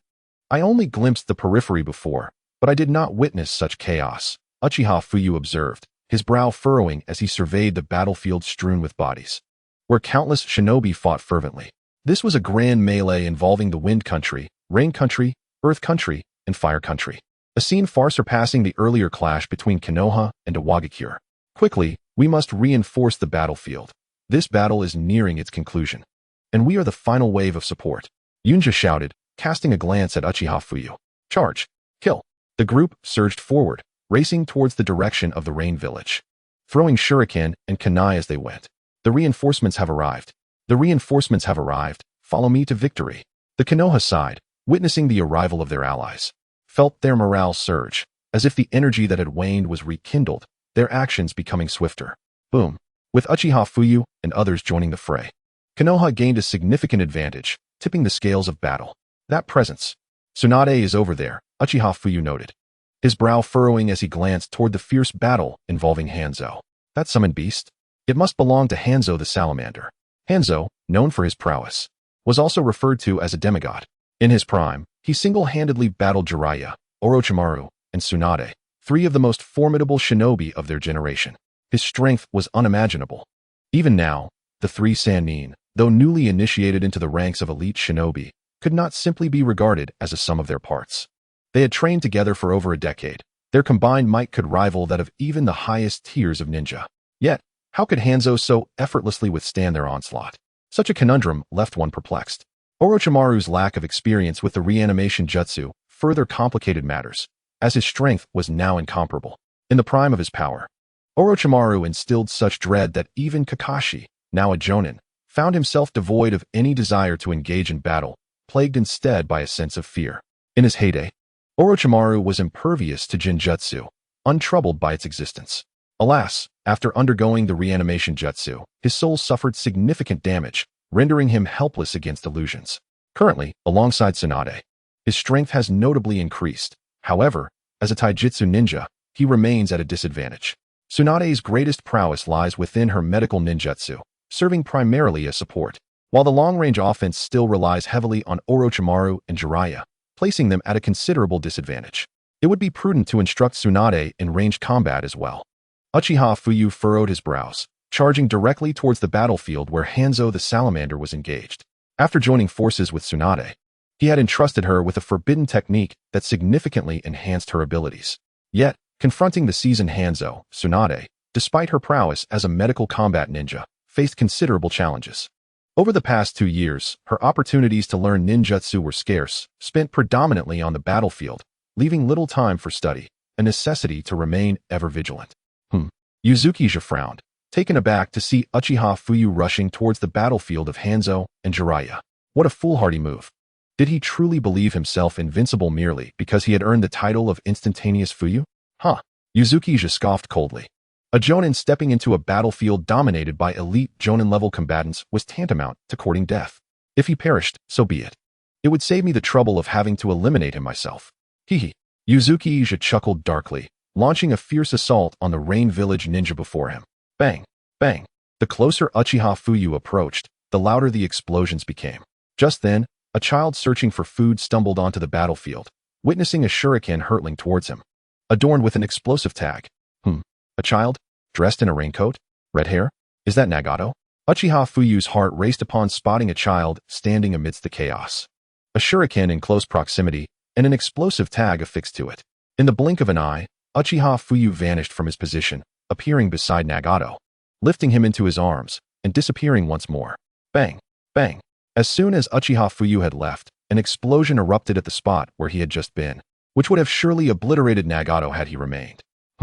Nagato looked up at Uchiha Fuyu, bewildered, unsure why he had come to his rescue. Upon noticing the Leaf Village forehead protector tied to his arm, his pupils constricted, memories flooding back of the day his mother was slain. The very same protector worn by her murderer. What is he doing on the battlefield? Does he not realize that death lurks here? Uchiha Fuyu's brow furrowed, his voice cold. I'm hungry, Nagato inadvertently exclaimed. Uchiha Fuyu's expression tightened as he retrieved the bento his mother had prepared for him. Nagato instinctively accepted the offering. There are rice balls inside. Take them and eat. This is a battlefield. Do not return here again. If you do, no one will be able to save you. Uchiha Fuyu admonished, shaking his head as he addressed Nagato. Nagato, are you all right? At that moment, a boy of similar age, with a head of yellow hair and eyes brimming with concern, approached. I'm fine, Nagato replied, shaking his head as he extended the bento to Yahiko. Is there food? Yahiko asked, his eyes lighting up with hope. He doesn't seem like a bad person. He offers us food.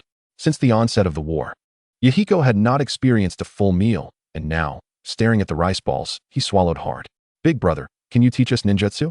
You are a ninja from the leaf, right? Yahiko gazed at Uchiha Fuyu, his eyes sparkling with anticipation. Teach you ninjutsu? Why do you wish to learn? Uchiha Fuyu inquired, his brow furrowing once more. This country is perpetually drenched in rain. I detest it. It feels as though the world is weeping. I want to protect everyone. To bring peace to the ninja world. Please, big brother, teach us ninjutsu. Yahiko bowed deeply, his sincerity evident. You will find an excellent teacher over there. The one with white hair will instruct you in ninjutsu. Whether or not you can impress him rests upon your abilities. I am not suited to be a teacher. He will guide you on how to become a true ninja. Perhaps we will meet again someday. I hope, by then, you will still be alive. Uchiha Fuyu smiled faintly, deciding against teaching them himself. He had no time, while Jiraiya did. Why complicate matters? He had already extended a kindness to them, and once Jiraiya departed, he could engage with them more easily. The one with white hair? Yahiko blinked in confusion, glancing at Jiraiya, who was currently engaged in battle. Indeed, you must strive hard. He is a fine teacher. If he should ever leave, I can protect you. Would you like to be my younger brothers? I do not have any siblings. Would you accept? Uchiha Fuyu chuckled softly, looking at Nagato and Yahiko. Be your younger brothers? Yahiko gaped, hardly able to believe his ears. Nagato looked at Uchiha Fuyu, a flicker of emotion stirring within him. We accept. Thank you, big brother, for taking us in. From now on, you are our brother. I am Yahiko. And this is Nagato. We have another friend. Her name is Conan. Yahiko nodded, still the innocent child he was, and even as he grew older, he remained pure-hearted, lest he be deceived by Hanzo the salamander. Brother? Nagato murmured to Uchiha Fuyu, his eyes reflecting a strange light. It is a pleasure to meet you both. My name is Uchiha Fuyu. I must now return to battle, so you should find a safe place to hide. When I have the time, I will seek you out again. Uchiha Fuyu smiled, introducing himself while handing his backpack to Nagato, filled with provisions enough to last several days for the young ones. Thank you, big brother, Yahiko exclaimed, his heart racing at the sight of the bounty. You should take refuge in that cave over there. It is perilous here, Uchiha Fuyu advised, then vanished from their sight. Nagato, who was that? Yahiko asked, his face a mask of confusion, having never encountered such a kind-hearted ninja before. I don't know. I don't recognize him. He saved me, and then gave me rice balls, Nagato replied, still in a daze. Is that so? Let's leave this place. It is too dangerous, Yahiko nodded, pulling Nagato along as they made their escape. Bang! Bang! One could not deny that Hanzo the Salamander's explosive tags and shuriken were abundant, practically limitless. During the fight against the three legendary Sannin, he refrained from engaging them directly, instead opting to bombard them with explosive tags and shuriken from a distance. This was his signature tactic, setting traps with explosive tags on the ground and using them to lure enemies into his deadly traps, unleashing explosive flames to decimate them. Chapter 35, Fuyu's Wrath against Hanzo. Alternatively, one could employ the technique of the salamander to launch a surprise attack on the enemy, utilizing toxic smoke to bewilder and assault them. Hanzo of the Salamander furrowed his brow as he surveyed the battlefield between his Rain Village and Konoha, witnessing the staggering casualties, nearly leading to complete annihilation. Have we ultimately been defeated? Were we held back by these three little imps, resulting in our loss? Hanzo cast a grave glance at Jiraiya and his companions, his expression somber. He had not anticipated being impeded by three mere children. Each of them possessed formidable strength. And even in one-on-one combat, he found himself unable to contend without resorting to his salamander abilities. Swish! Hanzo hurled several shurikens, each affixed with explosive tags, targeting Tsunade. As a close combat ninja, striking her would yield the most effective results. How infuriating. Bang! Tsunade retaliated with a powerful fist to the ground, instantly uprooting a massive boulder that shielded her from harm. Boom! The boulder was swiftly obliterated, and the resulting shockwave forced Tsunade to stagger back several paces. But this is not the end. Hanzo quickly formed hand seals, anticipating Tsunade to fall into his trap, ready to trigger the explosive flame formation. This is a line I should be delivering. It is not over yet.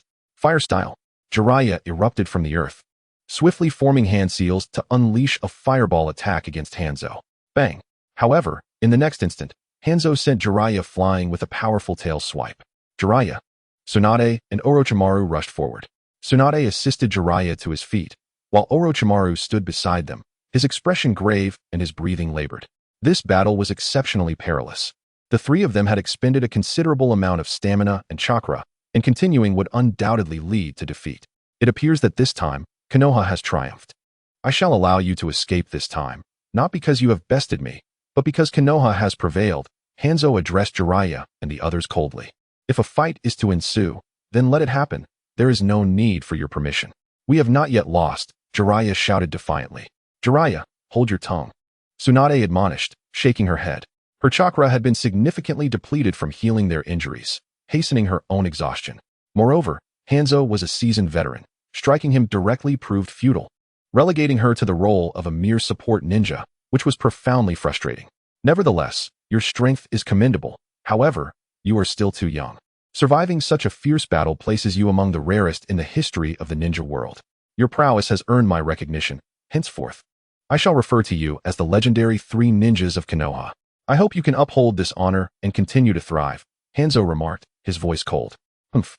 Jiraiya clearly bristled with indignation, glaring at Hanzo, his eyes ablaze with fury. There are far too many words from you on this battlefield. At that moment, the voice of Uchiha Fuyu resonated within Hanzo's mind. Who is that? Hanzo felt a jolt of shock as he was abruptly sent flying. What incredible speed! Jiraiya and Orochimaru were equally astonished, gazing at the figure perched above Hanzo's head, unable to believe their eyes. Is that an Uchiha? No, it appears to be Fuyu. Orochimaru's pupils contracted as he regarded Uchiha Fuyu, marveling at the unexpected arrival of such talent from the Uchiha clan. A prodigy? At such a tender age, he possesses this level of power? Unbelievable. No, it is Uchiha Fuyu, that detestable fellow. Jiraiya was astonished. A man around 19 years old had outmatched them, effortlessly sending Hanzo flying with a single kick, a feat that had proven challenging for the three of them combined. Upon recognizing Uchiha Fuyu, Jiraiya's eyes brimmed with fury. This was the man who had taken his beloved Tsunade from him. How could this be? Jiraiya found it hard to comprehend, swallowing hard as he gazed at Uchiha Fuyu. In the time spent with him, he had learned of Tsunade's abduction. Returning to the village filled with resentment, yearning for a confrontation between men. Yet he understood that Tsunade's affections lay elsewhere, rendering any efforts futile. Despite feeling deeply aggrieved, he found himself powerless. He had never fought Uchiha Fuyu before. He had only heard tales of his immense strength. But witnessing him send Hanzo, who had posed such a challenge to them, flying with ease left him utterly dumbfounded. Fuyu has arrived? Tsunade's heart leaped with joy at the sight of her beloved, realizing that the outcome of this battle was no longer in doubt. Among those present, only Tsunade truly understood the depth of Uchiha Fuyu's power. In every aspect, he was remarkably formidable. Roar! Hanzo bellowed in rage, swinging his tail with ferocity. Whoosh! The tail passed right through Uchiha Fuyu's form. He passed through? What kind of technique is this? Jiraiya was astounded, rubbing his eyes in disbelief. It wasn't that he had passed through. His speed was simply so extraordinary that he left behind mere afterimages. This was the first true demonstration of Uchiha Fuyu's prowess. Instantaneous movement. Fuyu's reputation was well earned. Orochimaru squinted, his voice cold. Bang! Thud! As expected, in the next moment, Uchiha Fuyu materialized behind the airborne Hanzo, delivering a decisive punch to his head, causing him to spit blood. Bang! Hanzo was driven into the ground, creating a small crater beneath him. This was Uchiha Fuyu harnessing his formidable chakra control to concentrate power in his fist, akin to a devastating blow of brute force, proving to be immensely powerful.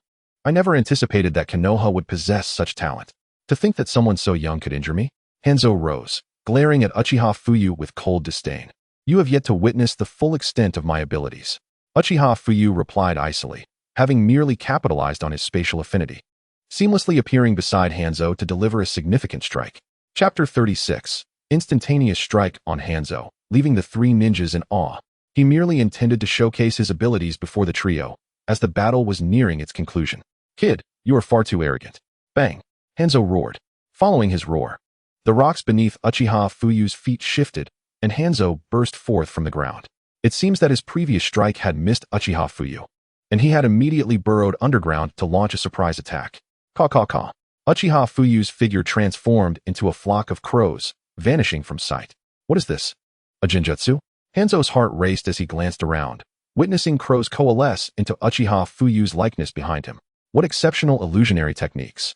Jiraiya furrowed his brow, unable to believe that this was the work of a mere 19-year-old.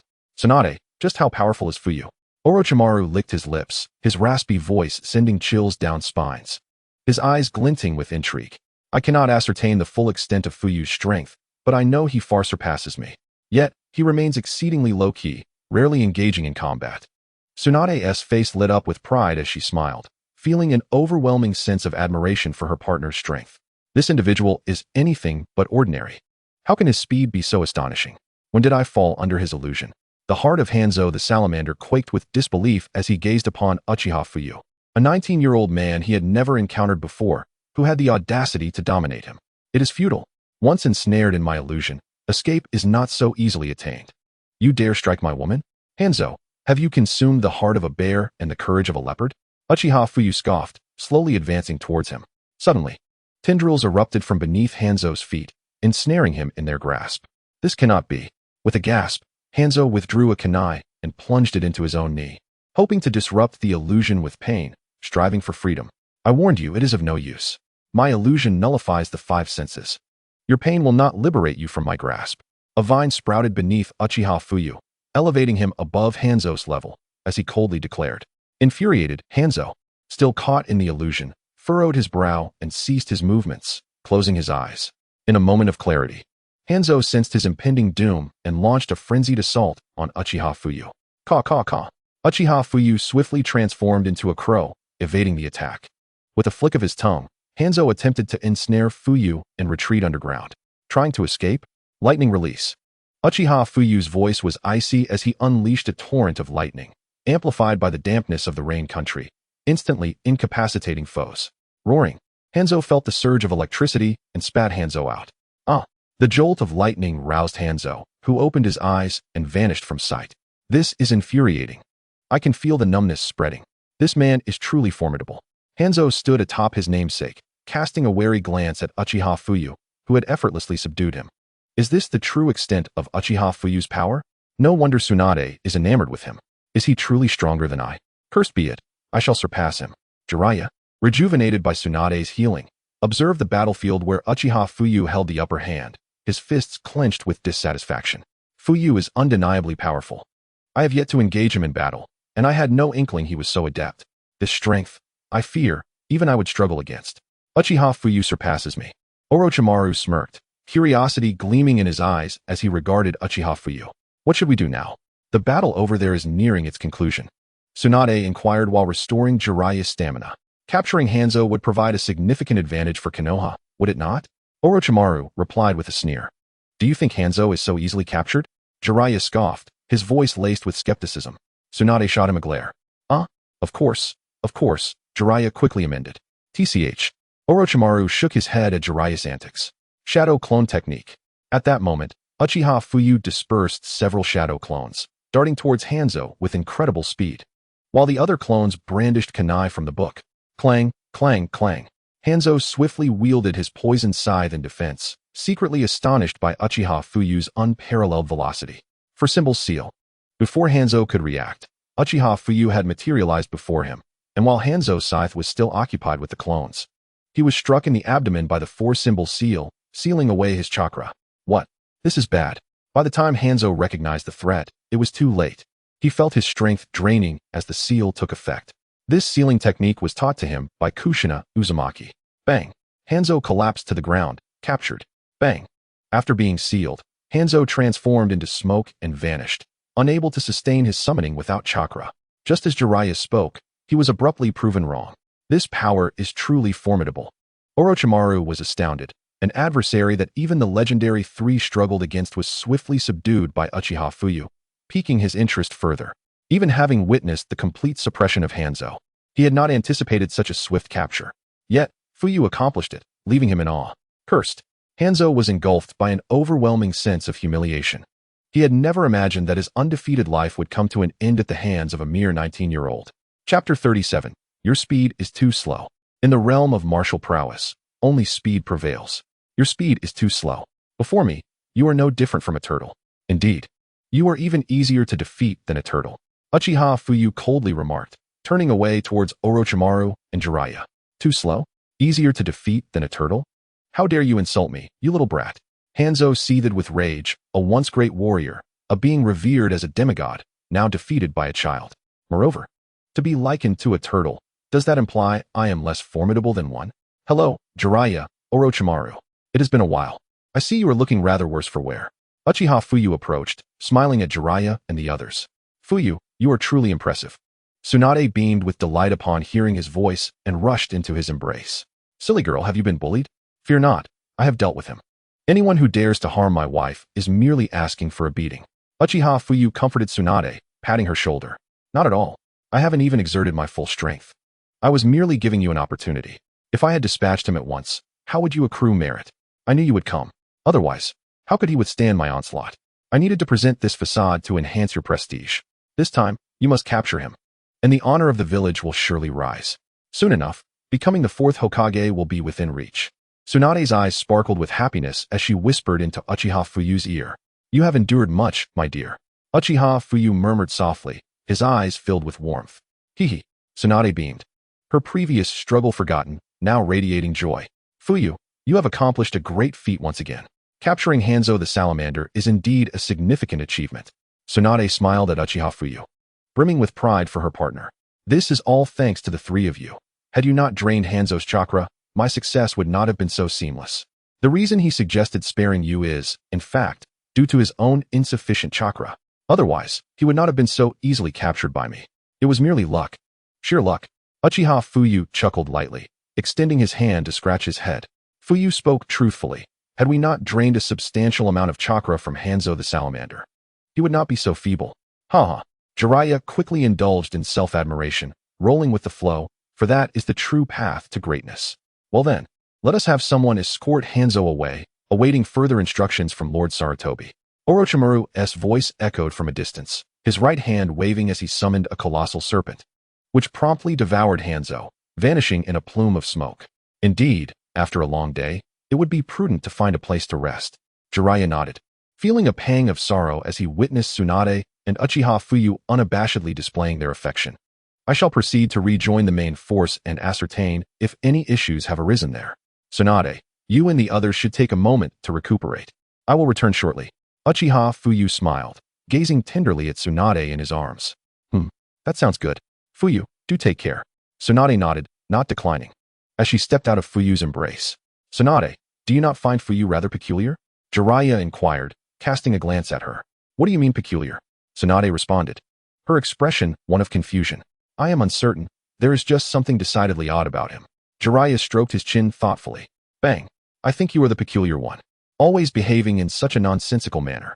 Tsunade's brows furrowed as she delivered a punch toward Jiraiya, unwilling to tolerate any disparagement of her man. Jiraiya yelped, lunging towards Orochimaru. Orochimaru slightly recoiled, evading Jiraiya's onslaught. Orochimaru, do you still consider yourself my brother? Bang bang bang, Jiraiya exclaimed, incredulous that Orochimaru had not caught him. Best of luck to you. Orochimaru smiled faintly. Orochimaru, I had thought you were a true brother, yet you treat me thus. Jiraiya shouted, his eyes filled with bitterness. The second great ninja war is far from over, yet on the battlefield of the Land of Rain, the fighting is nearing its conclusion. Next, Tsunade shall launch an assault on Konoha. Following that, the parents of Sasori will meet their demise, and the legendary Konoha White Fang will make his entrance. As Uchiha Fuyu retraced his steps, he organized the memories within his mind, and this is how the events unfolded. References to the second Great Ninja War in the entire Naruto series are scant, but he could ascertain certain timelines. Because the legendary three had triumphed on the battlefield of the Land of Rain, Jiraiya had spent 3 years teaching Nagato and others there. During this period, Tsunade's ambush on Konoha prompted the dispatch of Konoha's White Fang, Konoha's strongest swordsman, whose prowess far exceeded that of the legendary three, making him a formidable force against the puppet master, akin to slicing through vegetables. In an instant, he quelled Tsunade's assault, killing Chiyo's son and daughter-in-law, who were Sasori's parents. The loss of her son and daughter-in-law drove Chiyo into a frenzied state, compelling Tsunade to mobilize its forces against Konoha. However, it must be said, the manga depicting these events is riddled with inconsistencies and left many gaps unfilled. Uchiha Fuyu shook his head, a bitter smile gracing his lips. To ensure my survival in the impending wars, should I fail to ascend to the position of the Fourth Hokage, I must cultivate a sufficiently powerful force. While evading Kaguya, I must also begin to subtly infiltrate the Akatsuki organization, just in case. Chapter 38, Advancement, Elite Jonin. Kaguya, that cunning old fox, will undoubtedly not allow his plans to falter. I must covertly sway Nagato and eliminate Kaguya. In a few months, my Rinnegan will awaken. At that time, I shall use the Yin-Yang release to pin Kaguya to the ground, and then employ the planetary devastation to seal him away. While I can envision this plan, whether it will come to fruition remains uncertain. Uchiha Fuyu shook his head. His strength still required enhancement, and he must awaken his Rinnegan swiftly. The awakening of his Rinnegan was imminent, and it would not keep him waiting long. When the time comes, his power would surely rise again, provided he does not fall prey to Kaguya's inexplicable attacks. However, with the Nine Tails within him, even if Kaguya were to appear behind him, the Nine Tails would aid him in perceiving Kaguya and thwarting his assault. After all, Kaguya's abilities are exceedingly enigmatic, making him a formidable challenge to track. If one were to consider who is the most adept at evasion in the Naruto world, it is not Orochimaru, but rather Kaguya. Enough of this. I shall not dwell on it any longer. One step at a time, for time is still plentiful. At the very least, I am aware of Kaguya's existence. He is scheming in the shadows, and so am I. He remains oblivious to my presence and unaware that I am aware of him. This is my assurance. Kaguya's ability to annihilate the three-eyed Ibito is not something mere mortals possess. His sensory capabilities at the Sage of Six Paths level are immensely formidable. And the fact that he could kill the three-eyed Ibito speaks volumes of his strength. I must proceed cautiously. Swiftly eliminating Kaguya is of utmost importance. I must not grant him the opportunity to react, for that would pose a significant threat. Uchiha Fuyu shook his head and vanished from the spot. Jiraiya, Orochimaru, and Tsunade found refuge within a cave to rest. Yahiko sought out Jiraiya, who, true to the original narrative, provided them with sustenance. Ultimately, Yahiko implored Jiraiya to teach them ninjutsu, while Orochimaru appeared keen to exploit Nagato and the others. After all, war orphans typically meet grim fates. Having witnessed death so often, Orochimaru believed that enduring such a painful existence was worse than death itself. However, Jiraiya intervened, volunteering to teach them for 3 years. Orochimaru and Tsunade then returned to Konoha, leaving Jiraiya alone to instruct Yahiko, Nagato, and Konan. Yahiko's brother was indeed correct. Jiraiya-sensei truly stayed behind. I must devise a way to have Jiraiya-sensei teach us ninjutsu. A resolute glimmer shone in Yahiko's eyes. Yahiko, while fishing once more, Uchiha Fuyu appeared behind him, wearing a smile. Brother. Yahiko turned to see Uchiha Fuyu, his face lighting up with joy. Do not let anyone know of my existence. There are those who wish to exploit you and Nagato, and they may even bring you harm. Exercise utmost caution, especially around Hanzo. He has been captured, but he will soon be released. When you encounter him, do not trust his words easily. Remember what I have said, brother. Additionally, Nagato possesses a pair of unique eyes that will awaken in due time. These eyes wield unfathomable power. I will return later. You must remain vigilant. Uchiha Fuyu smiled at Yahiko. Brother, who wishes to exploit us? Yahiko asked. Confusion etched on his face, questioning why anyone would target them at such a young age. It is because Nagato's eyes are not truly his. They were deliberately swapped out. This individual is extremely dangerous and is orchestrating a grand conspiracy. His strength is formidable, and for now, I cannot disclose his identity. Be cautious, understood? Once you have learned from Jiraiya, I will return to guide you. However, I will do so under a different identity. Transformation technique. Bang. Uchiha Fuyu smiled at Yahiko. Using the transformation technique. From now on, I shall appear before you in this guise. Do not reveal anything, not even to Nagato and Konan, understood? Uchiha Fuyu, having transformed back into his former self from a past life, smiled at Yahiko before him. I understand, brother. I won't tell Nagato or the others. I will certainly protect them, Yahiko replied, determination flashing in his eyes, resolute in his vow not to let Nagato and Konan come to harm. Very well. Time is of the essence. Once Nagato awakens the Rinnegan, Jiraiya will instruct you in ninjutsu. Make sure to study diligently. I will teach you additional techniques later. Just in case Jiraiya discovers anything. Take good care of yourself. Uchiha Fuyu cast a smile at Yahiko. I understand, brother. Yahiko nodded, his fists clenched tightly, yearning for strength. He must protect himself, Nagato, Konan, and everyone dear to him. To safeguard those he cared for, he needed to enhance his abilities, as he currently possessed none. Let us depart. Uchiha Fuyu nodded and vanished from sight. I will protect everyone, Yahiko vowed, his fists still clenched, returning to his fishing. On the battlefield of the Rain Country, Konoha ultimately emerged victorious. Tsunade and Orochimaru returned to the village, along with the main forces. Only Jiraiya remained in the Rain Country, teaching Nagato and the others, yet to return. The rest had already returned to Konoha. As long as Yahiko endures, Nagato will not succumb to darkness. If Nagato remains untainted, he shall not be reduced to a mere shadow of his former self. That man, using his chakra to empower the Outer Path's golem, wreaked havoc. It drained his body completely, leaving him to lie in a bed for eternity, controlling only a Six Paths clone. Perhaps this could alter your destinies, especially for Konan. That girl, she is another target of mine. Hehe. Uchiha Fuyu had returned to Konoha, a smirk playing on his lips as he recalled the beautiful and gentle Konan. Still harboring fondness for her, having spatial affinity was indeed convenient. Uchiha Fuyu chuckled softly. Since acquiring spatial affinity, he could go wherever he pleased. This sensation was undeniably delightful. Lord Fuyu, the third Hokage requests your presence. An Umbu appeared before Uchiha Fuyu. Understood. Uchiha Fuyu nodded and vanished from his location. Third Hokage. Uchiha Fuyu arrived at the Hokage's office and bowed respectfully to the third Hokage. Ah, Fuyu, you have performed admirably this time. Capturing Hanzo alive has decisively concluded our conflict in the Rain Country. Moreover, the Rain Country has agreed to exchange 300 million Ryo for Hanzo's release. You have achieved a great feat. I am prepared to promote you to an elite Jonin of Konoha, the third Hokage said, smiling at Uchiha Fuyu. Elite Jonin? Uchiha Fuyu was somewhat astonished, initially wondering what the matter was, only to realize it was a promotion. Indeed, your strength and the depth of your knowledge are more than sufficient. Upon becoming an elite Jonin, you will be capable of leading a team and augmenting our forces. The current battles are far from over. The Second Shinobi World War may require at least another year of conflict. We have secured an overwhelming victory in the Rain Country. Yet we must not become complacent. The Wind, Earth, and Lightning countries will not relinquish their opportunity to attack Konoha. Danger still lurks. Sarutobi Hiruzen inhaled deeply, his eyes filled with solemnity. I understand, third Hokage. Uchiha Fuyu nodded. Currently, with Jiraiya absent, I wish to assign you to take his place. You will collaborate with Orochimaru and Tsunade to counter the forces from the Earth Country, Sarutobi Hiruzen stated, his voice steady.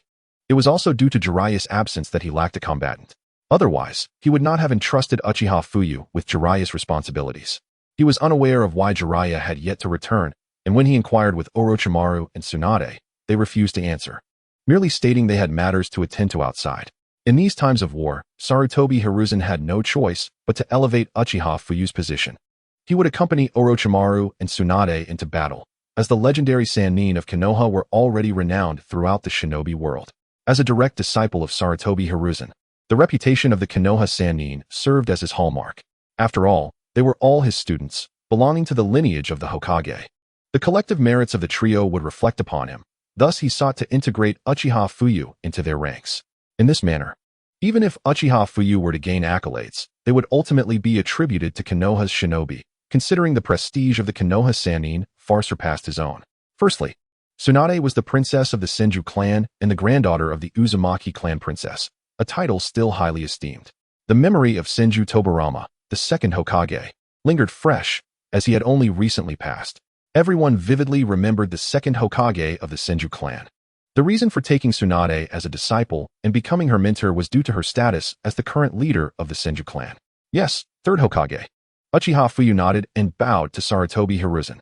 Well, there is nothing else for today. Your promotion to elite Jonin is all I had to convey, and you will henceforth act alongside Orochimaru and Tsunade. If there is a need for you on the battlefield, I will have someone notify you. You have just returned from battle.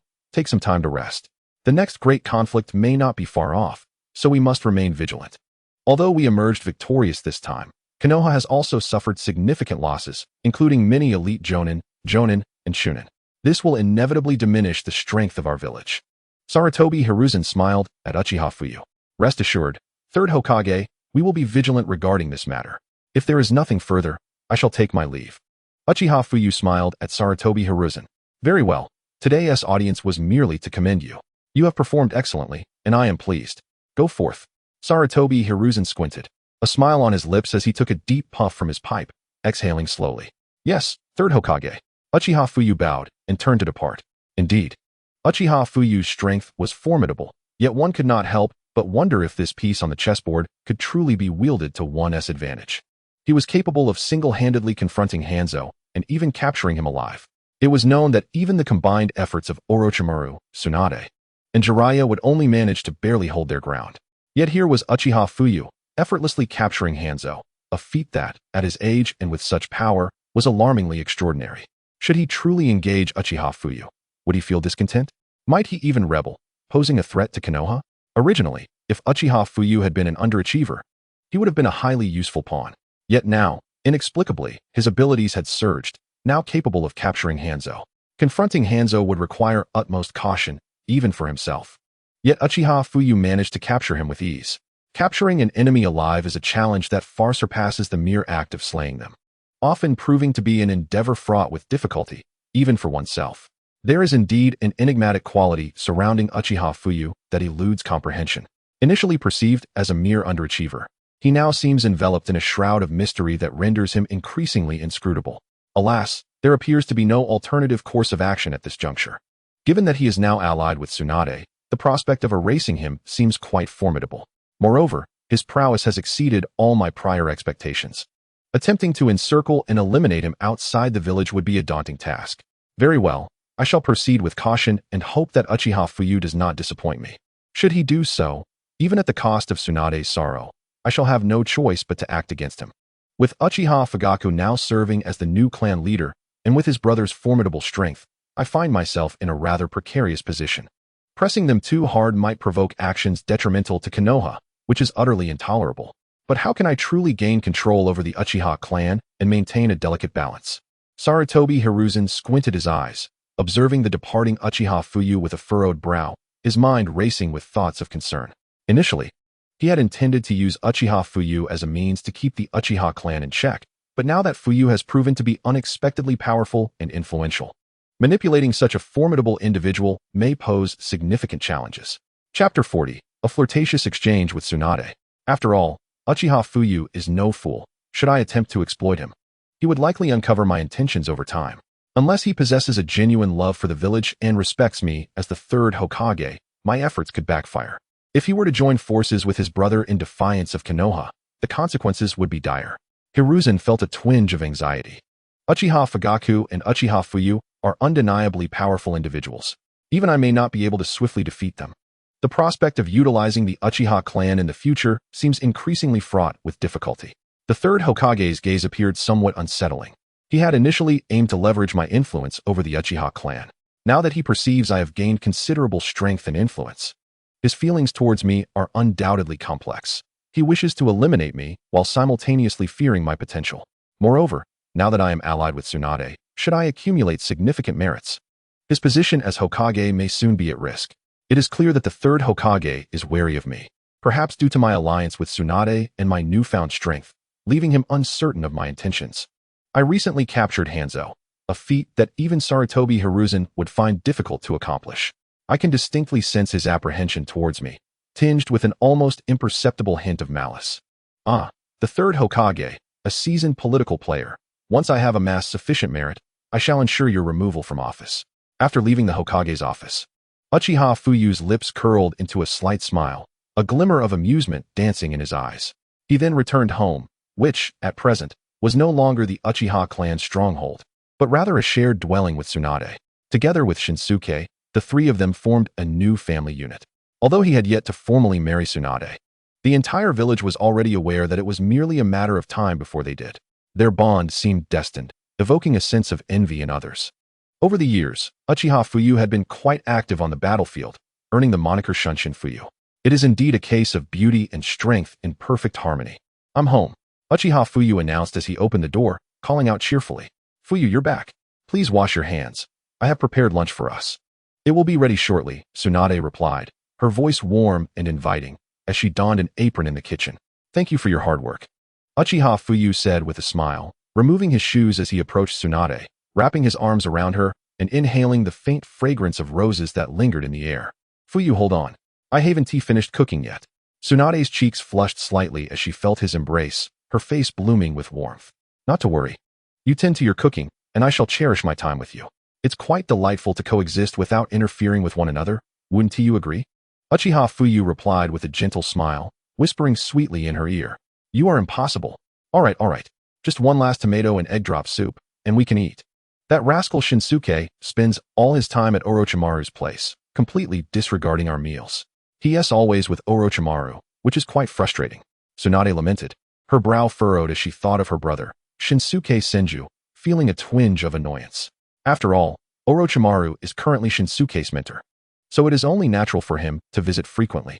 There is nothing strange about it. Spending time with Orochimaru allows him to learn a great deal. Orochimaru has even shared the summoning techniques with Shinsuke, so what is there to worry about? Though Orochimaru may be somewhat reclusive, he is not malevolent. Moreover, he genuinely treats Shinsuke as a younger brother, imparting all his knowledge without reservation. Well, since Shinsuke is not returning, let us eat first. Afterward, we can visit them to see what they are up to. If they haven't eaten, we can bring them some food, Uchiha Fuyu suggested softly, his eyes narrowing in thought. Yes, I understand that Orochimaru is not a bad person. I just feel frustrated that I reminded Shinsuke this morning to return for lunch.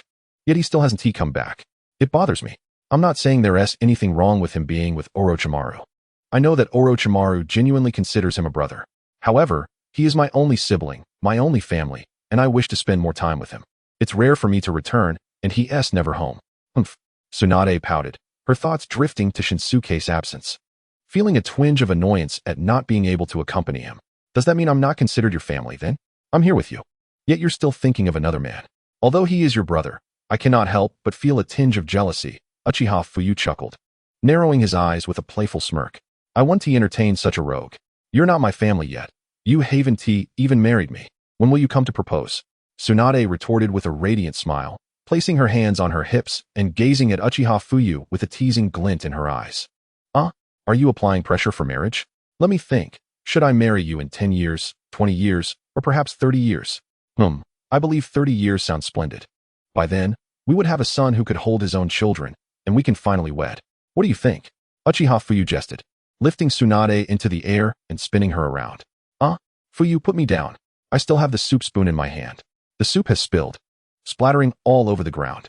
You are truly mischievous. In 30 years, I will have become a haggard woman, and only then will you consider marrying me, you irresponsible man. Humph.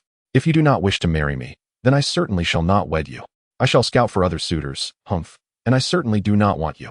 Tsunade smiled playfully at Uchiha Fuyu, who stood before her. Chapter 41. The egg flour soup is ready. Very well, then. Let us agree that we will marry after this war. The Second World War should be nearing its end. Once it concludes, will you not take me as your bride? Uchiha Fuyu scooped Tsunade into his arms, their gazes locking, each able to perceive the profound affection they harbored for one another. That is your promise, mind you. You must not go back on your word. If this battle concludes and you have not yet married me, then I shall. Tsunade's cheeks flushed crimson as she looked at Uchiha Fuyu, bewildered by the depth of her love for him. Even he was unaware of why his heart swelled with such ardor for the man before her. Tsunade secretly yearned to marry Uchiha Fuyu, wishing they could wed immediately. A thought that filled her with shyness and quickened her heartbeat like a startled deer. Very well, my dear wife, I would never deceive you. For you are indeed my beloved wife. With such an adorable wife by my side, I can hardly bear to cause you any distress. How could I possibly deceive you? Uchiha Fuyu chuckled, looking at Tsunade with a light-hearted smile. That's more like it. Where's that burnt smell coming from? The soup has burned. The realization struck Tsunade, and she exclaimed in dismay. No worries, it's merely a burnt egg flour soup. We can simply make another pot. Uchiha Fuyu squinted his eyes with a smile, gently placing Tsunade down. With a wave of his right hand, the remnants of the scorched soup vanished from the pot, leaving it pristine. Now, leave the rest to me. My dear wife, you should take a moment to rest. Just now, I could smell it. Your cooking has indeed improved. It was visually appealing and aromatic. However, you must strive even harder in the future. Uchiha Fuyu smiled, tilting his head as he gazed at Tsunade. When he entered, he had already caught a whiff of the delightful aroma of the dishes, which were indeed far more appetizing than before, no longer resembling the disastrous meals of the past. They smelled divine, looked appealing, and upon sampling, were quite delectable. While they might not surpass his own culinary skills, they had certainly improved exponentially from her previous culinary disasters. Tsunade's previous attempts at cooking could make even Shinjiro retch, illustrating just how formidable her cooking had been. After spending a year learning to cook under Uchiha Fuyu's guidance, her dishes had at least become palatable, sparing Shinjiro from the horrors of her past culinary escapades. Yet, during this time, Shinjiro had not dared to sample Tsunade's cooking. Fleeing at the mere thought, even though it had improved, a shadow of doubt lingered in his mind. With Uchiha Fuyu present, Shinjiro felt he could escape, free from the fear of being ensnared by Tsunade's wrath. Even if Tsunade were to become angry, Uchiha Fuyu's presence would mitigate her fury. After all, Tsunade was gentle around Uchiha Fuyu and rarely lost her temper. She reserved her frustrations for Jiraiya, who, being an old lecher, deserved her ire. Every time she caught Jiraiya's lecherous gaze, she felt an overwhelming urge to give him a thorough thrashing. Now that Uchiha Fuyu was in her life, she found Jiraiya's lewd stares even more intolerable. Thankfully, Jiraiya had toned down his behavior, wishing for Tsunade's happiness. Unable to provide her with joy himself, he could only watch as she became another's beloved, his heart aching. Yet, as long as Tsunade found happiness, he felt a sense of relief. There exists a love that is defined by letting go. Jiraiya cared deeply for Tsunade, yet seeing her thrive in happiness made it impossible for him to intervene. He had his own ninja way, silently protecting Tsunade, staying close to her side, but he would never resort to underhanded tactics simply because she favored another. Jiraiya was self-aware enough to understand that Tsunade did not reciprocate his feelings. If someone could bring her happiness, then what good would it do for him to stand in the way? As long as Tsunade was joyful, he too felt content. From a distance, he watched Tsunade, and witnessing the happiness radiating from her smile filled him with joy as well. It is indeed rare to receive such praise from Fuyu. Tsunade felt a surge of delight at Uchiha Fuyu's compliments, smiling brightly. As the saying goes, a woman thrives for the one who appreciates her. Tsunade's efforts in the kitchen were merely to earn Uchiha Fuyu's praise. Nothing more, nothing less. She did not possess a profound passion for cooking or aspire to be a traditional housewife. Her desire stemmed solely from wanting to be with Uchiha Fuyu and earn his admiration. Since being with Uchiha Fuyu, Tsunade aspired to be a virtuous wife and mother. Naturally, being able to cook well was paramount. Lacking this skill would deprive her and her husband of much joy. Kiss. Uchiha Fuyu pressed a gentle kiss to Tsunade's forehead. Smiling with squinted eyes, Tsunade's cheeks flushed with warmth, and she rose on her toes to bestow a tender kiss in return. Time slipped away as Tsunade and Uchiha Fuyu gradually parted. With her face as red as a ripe peach, Tsunade quickly turned and took her seat at the dining table, awaiting the egg flour soup prepared by Uchiha Fuyu. After idly arranging the bowls and chopsticks, she exclaimed, "The egg flour soup is ready." Soon enough, Uchiha Fuyu served the egg flour soup at the table. "Let us dine," Uchiha Fuyu said, smiling at Tsunade. He then picked up a piece of sweet and sour pork, tasting it with delight. Delicious. This sweet and sour pork is exceptionally well prepared. You have made great progress." After savoring a piece, Uchiha Fuyu praised the dish, finding it quite commendable. While her culinary skills had not reached the level of a master chef, she had certainly attained that of a competent cook. Chapter 42. Has Tsunade's culinary skill greatly improved? As long as it tastes good. I have practiced numerous times to achieve this, so it must be decent. It's just that Shinjiro still thinks my cooking is subpar, choosing to dine out with Orochimaru instead. It drives me mad. Tsunade felt a surge of joy seeing her beloved enjoy her cooking, filling her heart with a profound happiness. Yet, the thought of her younger brother, who had never tasted her cooking, troubled her. Previously, her culinary attempts had indeed been dismal, akin to dark cuisine. However, with her diligent efforts, she had made significant improvements. Yet her brother still doubted her abilities, which was what truly frustrated Tsunade. The fact that her brother did not trust her culinary skills as an elder sister left her feeling quite vexed. Having diligently studied for over a year, my efforts were solely directed towards the mastery of the thousand hands technique and the pursuit of proficiency, like Uchiha Fuyu. Also, I could savor delectable meals. Yet now, my younger brother has taken to dining daily with Orochimaru, neglecting to join us. No matter. This evening, I shall claim the role of chef, and you shall prepare the feast. When Shoju returns to partake in such culinary delights and learns that it was your handiwork, he will surely accept it. Uchiha Fuyu exclaimed with laughter. Indeed, I shall ensure that this little rascal recognizes that his sister is no longer the same as before. It is imperative that Shoju sees me in a new light. It is utterly infuriating that he has yet to taste my cooking. Tsunade nodded in agreement, a glimmer of amusement dancing in her eyes, finding Uchiha Fuyu's idea splendid. As long as Shoju remains unaware that I am the true cook behind this meal, he will be astonished when he finally discovers the truth. Shouldn't he, as my brother, support me? Even if my culinary skills are lacking, he ought to at least give them a try, yet he treats me as if I were his greatest adversary. This thought incensed Tsunade. How could he deem my cooking so unpalatable that he refuses to even sample my latest creations? Is my cooking truly that dreadful? Subsequently, Tsunade and Uchiha Fuyu busied themselves tidying the room, washing dishes, and engaging in cheerful banter, accompanied by the chirping of birds. The joy in the kitchen was palpable. Yet who could truly comprehend it? Should Tsunade venture out to seek Shoju and observe what he is currently up to? Uchiha Fuyu stood from the bed, donned his attire, and inquired of Tsunade, who lay there. Let us go see. This little brat has been avoiding me with remarkable diligence. Upon spotting me, he turns and flees. I truly wish to give him a good thrashing. Tsunade nodded, a rosy hue gracing her cheeks as she sat up to put on her clothes. Then let us pay a visit to Orochimaru and Shoju to see what they are up to. Lately, Shoju has been rather mysterious. Uchiha Fuyu nodded in agreement, smiling at Tsunade. Indeed, once she had clothed herself, Tsunade stepped forward and linked her arm with Uchiha Fuyu's. Together, they departed their home and made their way towards Orochimaru's residence. Nestled on the outskirts of the village, Orochimaru's abode was not in the heart of the community. As they walked, they strolled leisurely through the streets, purchasing snacks and fruits to bring to Orochimaru. As Tsunade passed a jewelry store, she noticed a couple cradling a child, causing her to pause. What is the matter? Uchiha Fuyu asked, glancing at her. Nothing. Let us go. Tsunade replied, her face flushed, shaking her head as she moved forward. All right. Uchiha Fuyu, unfazed, continued guiding Tsunade towards Orochimaru's home. Shoju, your taijutsu and ninjutsu have already achieved the standards of a jonin. What you currently lack is practical combat experience. Once your actual combat skills catch up, you will swiftly ascend to the rank of jonin or even elite jonin. At that point, your prowess will place you among the formidable forces within the shinobi world. Previously, I shielded you from the brutal realities of battle, allowing only a glimpse of the aftermath. However, I believe that soon, you will be thrust into true conflict, and this time, it will be genuinely ruthless. I hope you can learn the art of killing on the battlefield, Shoju. You have grown, and your strength is sufficient. What you need now is a genuine life or death confrontation. If we are to go to war, I will take you along, but I shall not offer excessive assistance. Whether you survive on the battlefield will be your own responsibility, and I will not intervene. I hope you can emerge from this shinobi war as an elite jonin. At that point, no one, not even your sister, will dare to underestimate you. Orochimaru regarded the 1,000 hands Shoju before him, a sense of satisfaction gleaming in his eyes.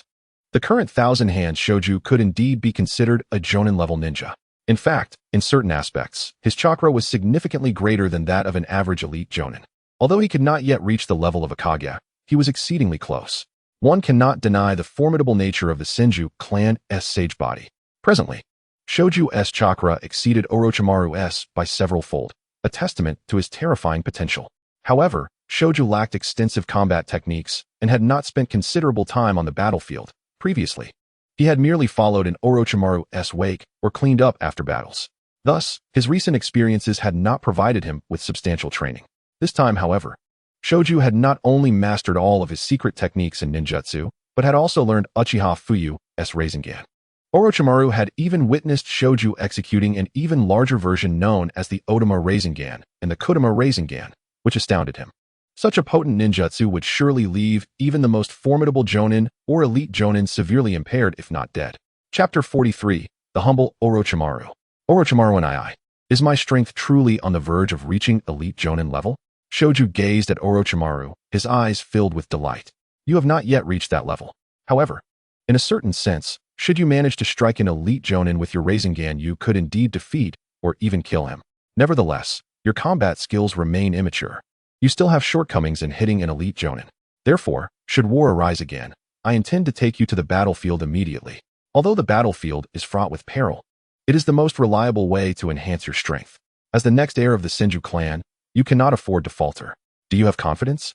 Orochimaru inquired with a slight smile, his voice raspy. Orochimaru and I have confidence. My grandfather is the first Hokage, and my great-grandfather is the second Hokage. I will undoubtedly become the fifth Hokage. I want the world to recognize my strength. I will not be inferior to my great-uncle or great-grandfather. I will protect the village and uphold the dreams left by my grandfather. Shoju's eyes sparkled as he spoke to Orochimaru. Oh, so, you wish to become the fifth Hokage? Then who do you think the fourth Hokage is? Or rather, in your opinion, who is the most likely candidate for the position of fourth Hokage? Orochimaru raised an eyebrow, intrigued by Shoju's aspirations. The fourth Hokage must surely be Orochimaru and I. My sister has never expressed a desire to be Hokage, but my brother-in-law mentioned wanting to become the fourth Hokage. However, I am not very familiar with my brother-in-law's strength. I know that Orochimaru and I is formidable and will undoubtedly become the future fourth Hokage. The thousand-handed rope tree gazed at Orochimaru with a subtle smile, fully aware of the formidable strength that lay before him. After all, Orochimaru had once commanded troops on numerous battlefields, accruing countless military achievements, an accomplishment few could rival. While he acknowledged the prowess of his brother-in-law, Uchiha Fuyu, he firmly believed that Orochimaru's might was unparalleled. Ha! Rope tree, you hold me in too high a regard.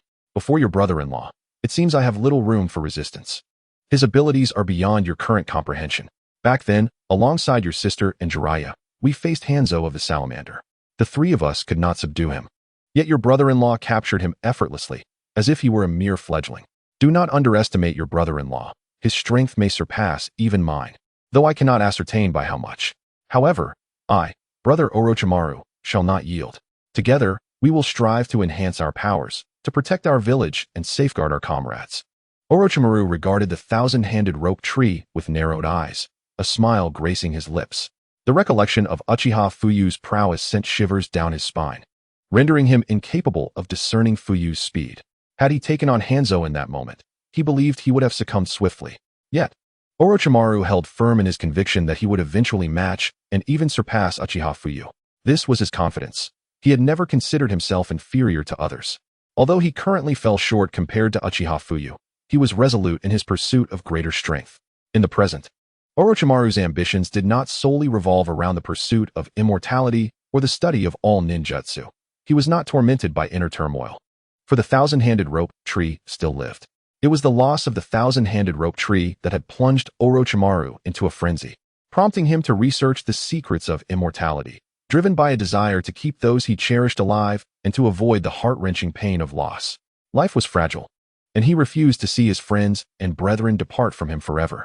Thus, he dedicated himself to the study of longevity, hoping to eradicate the sorrow that plagued him. Orochimaru aspired to become the fourth Hokage, carrying forward the will of fire.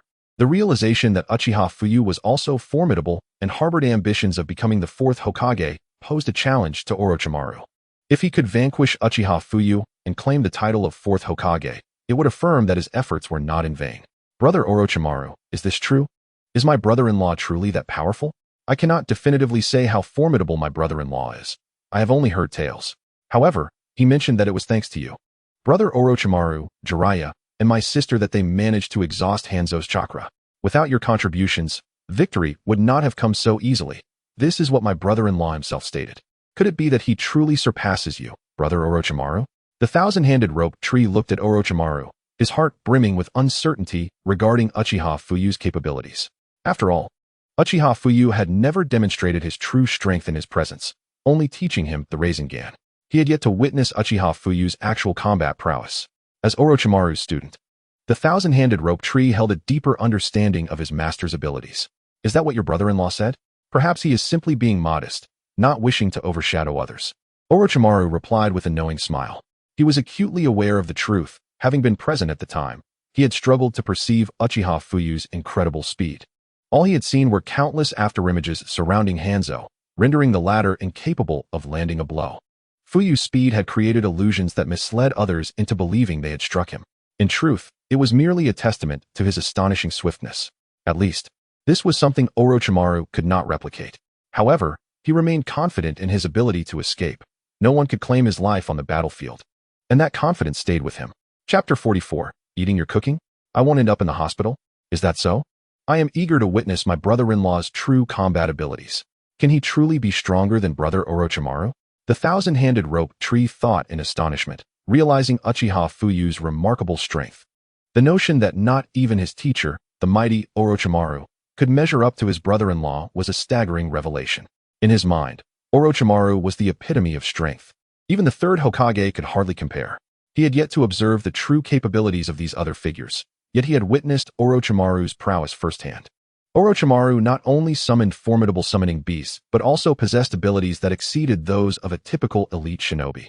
The magnitude of his strength was evident. During their sparring sessions, the thousand-handed rope tree recognized the vast chasm that separated him from Orochimaru. Even now, with Orochimaru's praise, claiming he was nearly on par with elite shinobi, Rope Tree felt utterly powerless in their confrontations, unable to approach him in battle. Haha, I too am curious about the extent of your brother-in-law's strength. However, without having fought him, I cannot say for certain, Orochimaru mused, a subtle smile on his lips as he regarded the thousand-handed rope tree. Just then, Fuyu and Tsunade arrived before Orochimaru and the thousand-handed rope tree, grinning, with 2 lunchboxes in hand. Oh, it's Tsunade and Fuyu. I didn't expect you both to have time to visit me. Is there something you need? Or are you here to see Rope Tree? Orochimaru narrowed his eyes, smiling at Tsunade and Uchiha Fuyu. His voice, though hoarse, conveyed a sense of joy. Orochimaru and Tsunade shared a good rapport, and his relationship with Uchiha Fuyu had also improved over the past 2 years. Despite not having faced off against Fuyu, Orochimaru recognized the latter's formidable strength. Otherwise, Tsunade would not have developed feelings for him, especially after witnessing him capture Hanzo with such ease. Isn't this rascal just spending his days fooling around with you? He doesn't even return home anymore, nor does he eat the meals I prepare. Orochimaru, tell me, have you enchanted him with some sort of spell? Tsunade shot a glare at the thousand-handed rope tree, her tone sharp. Eating your cooking? Orochimaru was momentarily taken aback, his body tensing at the recollection of Tsunade's infamous culinary disasters from their past missions. After consuming one of her meals, he had suffered for 3 days, nearly succumbing to exhaustion. Had she not been a medical ninja, he might have already met the second Hokage. What's the matter? Do you also think that my cooking is unappetizing? As if I would even consider preparing a meal for you. Countless people yearn for the chance to enjoy a meal prepared by me. Tsunade shot a glare at Orochimaru, feeling a sense of progress within herself, determined not to revert to her former self. That's not the case. With Fuyu around, I have no worries. Orochimaru shook his head, glancing at Uchiha Fuyu with a smile. The fact that he could accompany Uchiha Fuyu to deliver meals suggested that this occasion would surely not disappoint, especially since he had once savored a dish prepared by Fuyu. An experience that was truly unforgettable. What do you mean by saying you aren't concerned because Fuyu is here? Are you implying that if Fuyu weren't present, my cooking would be unpalatable? Tsunade's brow furrowed, her eyes flashing with severity as she directed her gaze at Orochimaru. His words were rather straightforward. If Uchiha Fuyu were absent, Orochimaru likely would not partake in the meal she prepared. Conversely, with Fuyu present, it indicated that the cooking would indeed be done by him. Was this not a blatant attack on her self-worth, a cruel jab? If you insist on interpreting it that way, I suppose it could be understood in such a manner. Orochimaru paused, awkwardly nodding in acknowledgement, having never been one for eloquent arguments and thus readily admitting to the implication. Orochimaru, you speak the truth. Now that my brother-in-law is here, it hardly matters. At that moment, Senju Rope Tree seized the opportunity to further prod Tsunade, playfully jabbing at her. Rope Tree, Orochimaru. Tsunade glared at them, ready to roll up her sleeves and unleash her wrath upon both Orochimaru and Rope Tree. But then she glanced at Uchiha Fuyu beside her and swallowed her indignation. With a huff, she turned her head away, choosing to ignore the pair. Well, it's getting late. You haven't eaten yet, have you? Come, give it a try. Uchiha Fuyu approached with a smile. Extending the food box, he held towards Orochimaru and Senju Rope Tree. Thank you, Fuyu-kun. Orochimaru accepted the box, a flicker of surprise in his eyes. It was his first time receiving a bento from someone he was not particularly close to. Uchiha Fuyu, no less. Though Orochimaru had begun to acknowledge Fuyu internally, their time together had been limited, and their understanding of one another was still shallow. Their relationship was not nearly as solid as that between Jiraiya and Orochimaru. Just as well, I'm feeling hungry too, and my brother-in-law's cooking is surely delectable. Wow, it smells so good. No wonder it's a meal prepared by my brother-in-law. Senju Rope Tree opened the food box and was immediately greeted by an enticing aroma, the visually appealing and fragrant lunch igniting his appetite. I'm about to dig in, he declared, wielding his chopsticks and savoring the meal with great delight. My brother-in-law's cooking is simply exquisite. This sweet and sour pork is particularly delightful, truly delicious. It's clear that my brother-in-law has a gift for cooking, and I was starving. As Rope Tree sat on the ground enjoying his bento, a look of pure joy adorned his face. As long as it wasn't his sister's cooking, he was content. Chapter 45, Orochimaru vs. Fuyu. The meals prepared by his sister were, in fact, an assault on the senses. One could hardly believe they were crafted by a human, or at least a normal one. Consuming his sister's dark culinary creations had left him in a state of distress, nearly landing him in the hospital more than once. In fact, he had already been hospitalized. Given that Tsunade was the administrator of the entire Konoha hospital, it was as if he had his very own hospital director at home. Receiving treatment from his sister was akin to a hospital visit. Indeed, the flavor is quite superb. Fuyukuin's culinary skills are truly impressive. Orochimaru opened the bento and took a bite, praising the dish, feeling that Uchiha Fuyu's cooking was remarkably aligned with his palate. You heartless individuals. Do you truly think my cooking is unappetizing?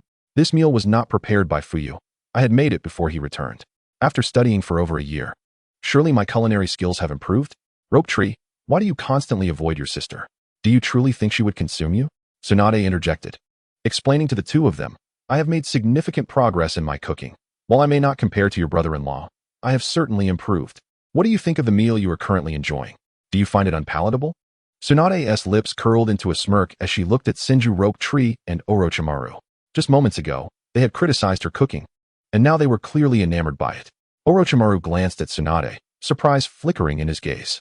He had not anticipated that Tsunade, known for her dark culinary experiments, could produce such delectable dishes. So it seems that absence makes the heart grow fonder, he mused. Tsunade, this meal is indeed delightful, far superior to any previous attempts. I must apologize for my earlier misconceptions about your culinary abilities. How peculiar to hear an apology from you, Orochimaru. Very well, I shall let it slide. Tsunade smirked, a smile gracing her lips, feeling a swell of happiness at receiving recognition for her cooking. Is it truly you, sister? I find it hard to believe. Brother-in-law? Is what my sister said true? Surely she isn't deceiving me? Senju Rope Tree, while enjoying his meal, looked at Tsunade in disbelief. After all, he had been the unfortunate victim of her dark culinary creations more times than he could count. He had endured the aftermath of those meals. And now he found it hard to believe that she could create such delicious food. Indeed, your sister's skills have improved significantly of late. This year's cooking is indeed delightful. While it may not rival your brother-in-law's, it surpasses that of any chef you would find outside. Henceforth, you need not worry about Tsunade serving you her dark culinary creations. Especially you, Rope Tree, with your sister capable of crafting such delightful dishes. There is no need for you to hide from us any longer. Your sister has been longing for your approval. Uchiha Fuyu nodded, smiling as he affectionately ruffled Senju Rope Tree's hair. I understand, brother-in-law. Sister, I apologize for previously avoiding your cooking. I truly was terrified of it. Those dark dishes were something else. I would spend 3 days recovering after each meal. I simply couldn't bear it, which is why I sought to avoid you. But now, your cooking is incredible. This is the best meal I have ever tasted, and I never expected it to be prepared by you. Sister, you are amazing. Senju Shoju nodded and turned to Tsunade, squinting his eyes and tilting his head with a broad smile that radiated warmth and sunshine, bringing a sense of comfort to Tsunade's heart. It is truly a challenge to earn your approval, yet I shall continue to strive for excellence. I aspire to prepare meals as delectable as those of your brother-in-law. Tsunade smiled sweetly, gazing at Senju Shoju.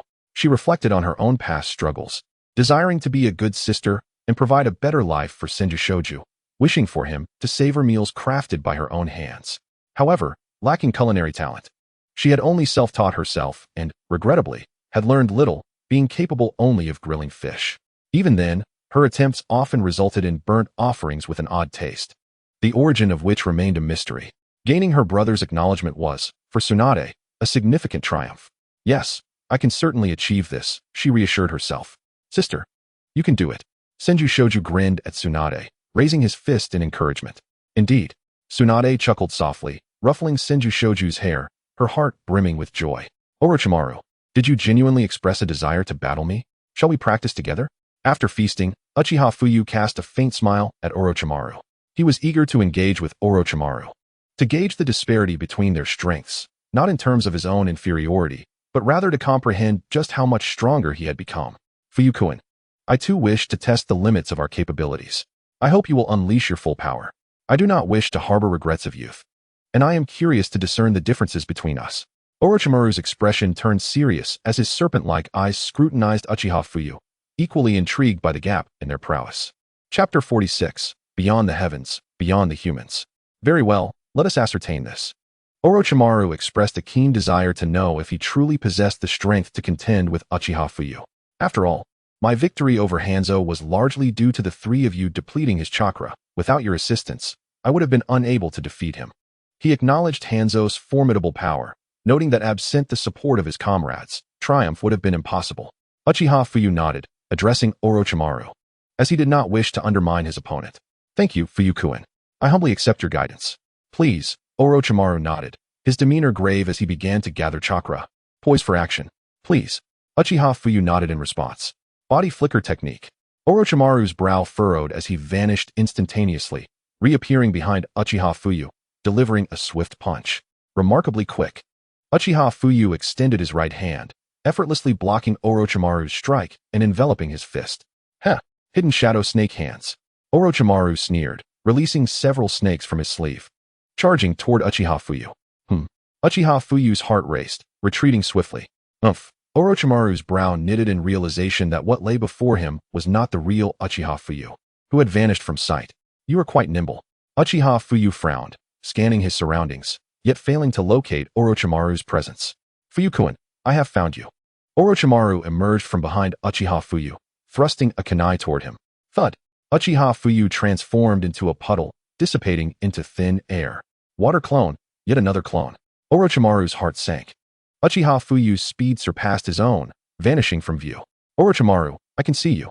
Just then, Uchiha Fuyu's silhouette appeared behind Orochimaru, drawing a kunai to strike. Not good. Orochimaru's heart raced, morphing into a colossal python, lunging at Uchiha Fuyu. Hidden shadow snake hands. Indeed, I discovered you first. Orochimaru sneered, unleashing a massive serpent from his mouth toward Uchiha Fuyu. Is that so? Uchiha Fuyu had already positioned himself behind Orochimaru, pressing the kunai against his throat. Fuyu-kun, you are truly astonishing. A substitution technique? Orochimaru observed the Uchiha Fuyu he had initially seized morph into a wooden figure, while the real one stood behind him, smirking. Thud. Uchiha Fuyu slashed with his right hand, causing a fountain of blood to erupt from Orochimaru. Hiss. The original Orochimaru transformed into a massive python, cleaved in two by Uchiha Fuyu's strike. Remarkably powerful. Senju Shoju gasped, utterly mesmerized by the duel between the two formidable figures, unable to discern which was the true form, and which were mere clones or substitutes. This is merely the beginning. Tsunade shook her head, revealing that Uchiha Fuyu had yet to unleash his full potential, as he had not even activated his Sharingan, let alone his Mangekyo Sharingan. The formidable might of the Mangekyo Sharingan was etched in Tsunade's memory, recalling how Uchiha Madara summoned his complete Susanoo, towering like a mountain, leaving onlookers astounded. Were Uchiha Fuyu to exert his full strength, Orochimaru would likely not withstand a single blow, unless he resorted to reverse summoning to escape. Sister, are you certain you jest? Brother-in-law has not yet fought at full strength. During their earlier battle, I could scarcely discern which was the clone and which the substitute. Their motions were simply too swift. You assert brother-in-law has not yet exerted his full capability? How potent could that truly be? Senju Shoju's heart raced, astonished that Uchiha Fuyu had not yet revealed his full prowess, pondering how formidable he must truly be. I may not know the extent of your brother-in-law's strength, but I am certain it surpasses ours. If anyone could contend with him, it would likely be grandfather in his prime. Tsunade sighed, shaking her head, her eyes keenly observing the battle before her. What? Sister, you cannot be serious. Only grandfather could rival brother-in-law? What of our great-uncle? Can he not triumph over brother-in-law? Senju Shoju could scarcely believe his ears. What did Tsunade mean by suggesting that only grandfather could be compared to brother-in-law? Did her brother-in-law truly possess such extraordinary power? After all, their great-uncle was revered as a god in the ninja world, a being of divine status, yet he could only be deemed comparable to Tsunade's brother-in-law. Such a comparison implied that grandfather's combat prowess was possibly equal to or lesser than that of brother-in-law, rather than suggesting he could surpass him. The profound admiration that Tsunade held for her brother-in-law left Senju Shoju in a state of astonishment. Indeed, Shoju, you must remember not to be arrogant or complacent. Though you have attained the strength of a jonin and even an elite jonin, there are always those who surpass you. Do not allow your current strength to lead you to believe you are invincible. Know that within this ninja world, many are stronger than you at present. Should you encounter them on the battlefield, it is wise to flee. This is why I have advised you against recklessness. Your brother-in-law is a genius. Yet we cannot guarantee that other great ninja villages will not produce similar prodigies. If you should meet such geniuses, how will you respond? Regardless of the task at hand, one must prioritize their own safety. Only by ensuring a secure environment can one engage in other endeavors. Otherwise, the risk of sacrifice becomes alarmingly high. Tsunade nodded thoughtfully, gazing at her brother Senju Rope Tree, imparting her wisdom with a heavy heart. The sole concern that weighed on her mind was her younger brother. Should he perish on the battlefield, how could she ever face their deceased grandfather or their late parents? For Tsunade, it mattered little whether Senju Rope Tree could ascend to greatness. Her only wish was for his safety, which sufficed. On the battlefield, no one would show mercy. And if he were to fall, what then? Chapter 47. The Stubborn Rope Tree and the Elusive Orochimaru. Each time, she felt compelled to remind Senju Rope Tree to exercise caution, to refrain from recklessly displaying bravado that could lead to his demise. Yet, Senju Rope Tree failed to comprehend her concerns, declaring himself a man, insisting that retreat was not an option. To him, a boy must meet his fate on the battlefield, never surrendering. This was his pride as a man and as the future leader of the Senju clan. Sister, a true man cannot flee when faced with adversity. I refuse to be a coward. I aspire to be a stalwart man. When you battled Hanzo, was it not perilous? Yet you did not retreat. Why should I? Senju Rope Tree, still so young, knew little of the harsh realities of war. He understood only that as a man and the future leader of the Senju clan, he must stand firm, never yielding. He was determined to become a man of stature, akin to their grandfather, a god of the ninja world. He embodied the hope of the Senju clan and could not afford to disappoint his kin.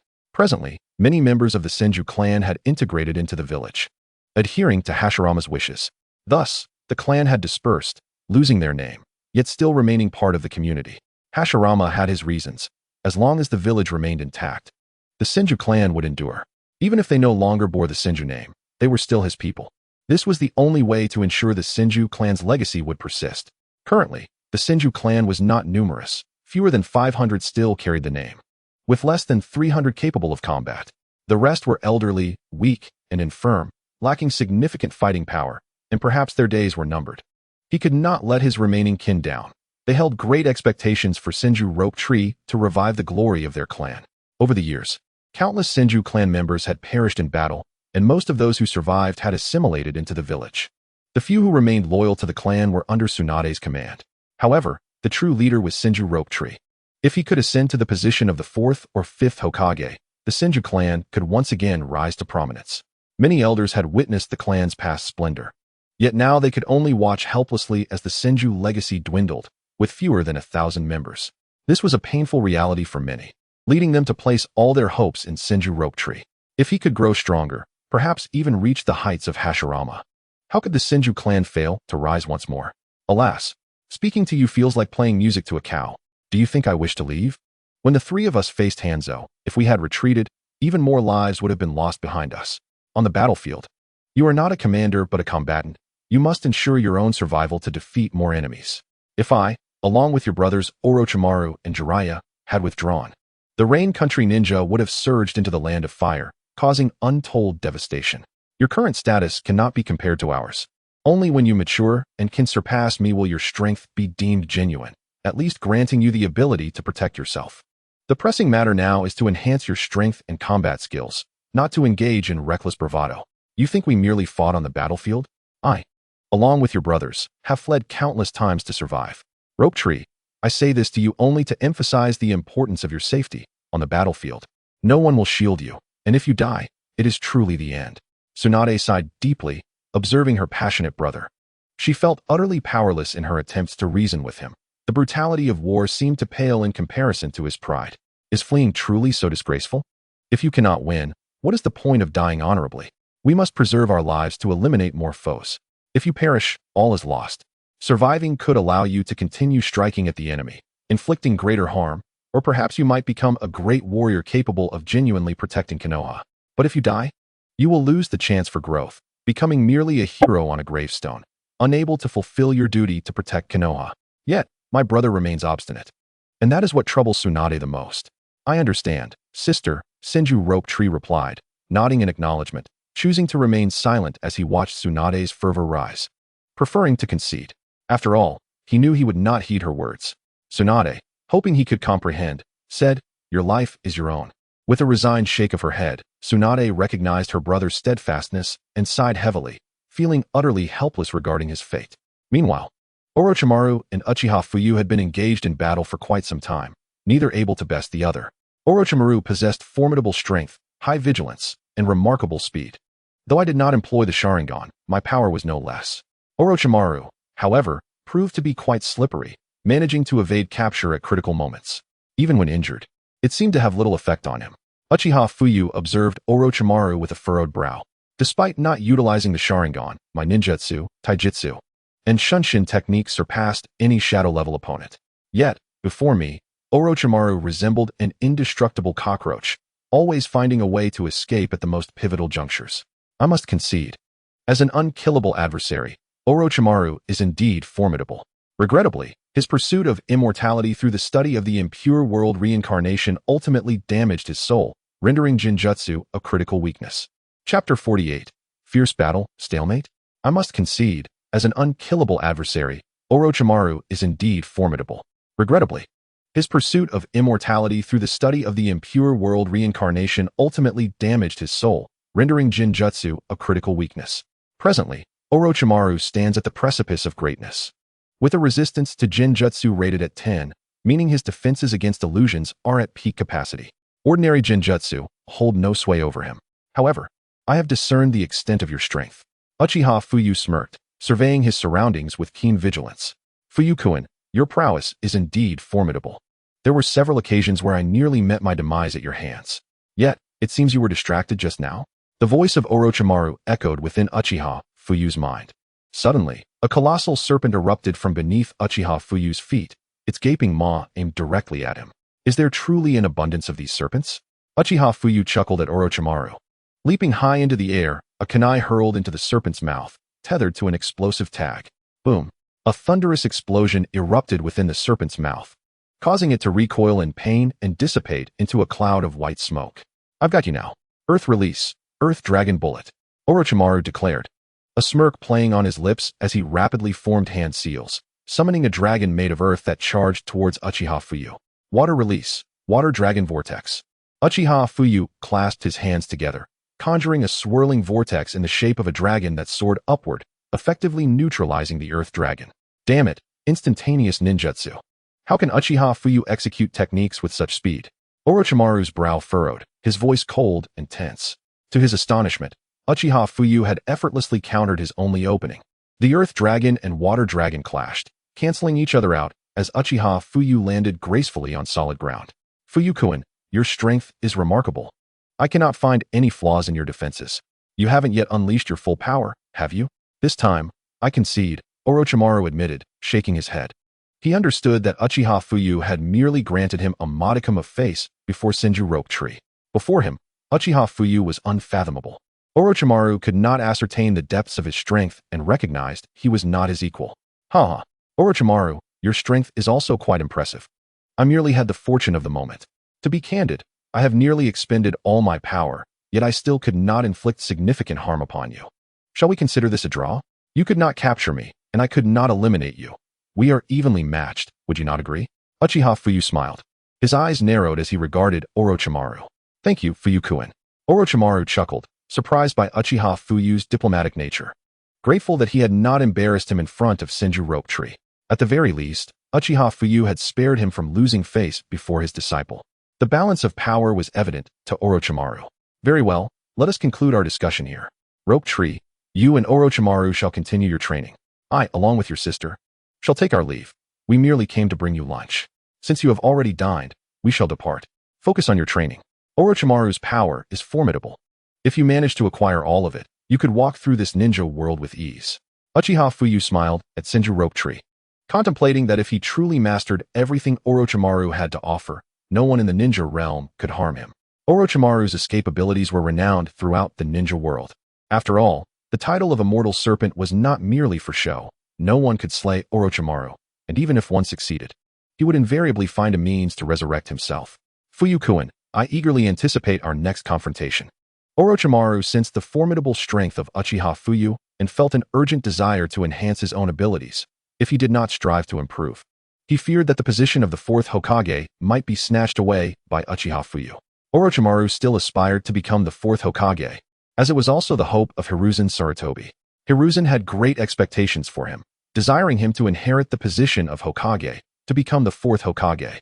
In Hiruzen's eyes, Tsunade and Jiraiya were unworthy of such trust, while Orochimaru, with his calm demeanor, formidable power, and unyielding loyalty, perfectly aligned with the highest standards of a Hokage. Furthermore, Hiruzen had immense confidence in the Orochimaru he had nurtured, believing that without a powerful backing, Orochimaru would stand united with him. Now, unable to conquer Uchiha Fuyu, he resolved to double his efforts in training, otherwise, he would inevitably lose the chance to ascend to the position of the fourth Hokage. I too look forward to it, Uchiha Fuyu replied, narrowing his eyes with a slight smile, before turning to leave with Tsunade. Sister, brother-in-law, farewell. Senju Rope Tree came to his senses, waving and calling out to them as they departed. Orochimaru and I, who won between you two? I still cannot comprehend. Was it a draw? Senju Rope Tree gazed at Orochimaru, his face a mask of astonishment, as he had failed to clearly perceive their battle, filled with confusion. Indeed, your brother-in-law and I were evenly matched, as he himself stated. However, I do not fully concur. A loss is a loss. Your brother-in-law did not exert his full strength. Otherwise, I would undoubtedly have perished. Rope Tree, your sister's words ring true. On the battlefield, if you can vanquish your opponent, then fight. Survival is paramount. If you lose your life, what value does your strength hold? In combat, one must first consider their own preservation, while simultaneously fulfilling their mission. That is the essence of a true ninja.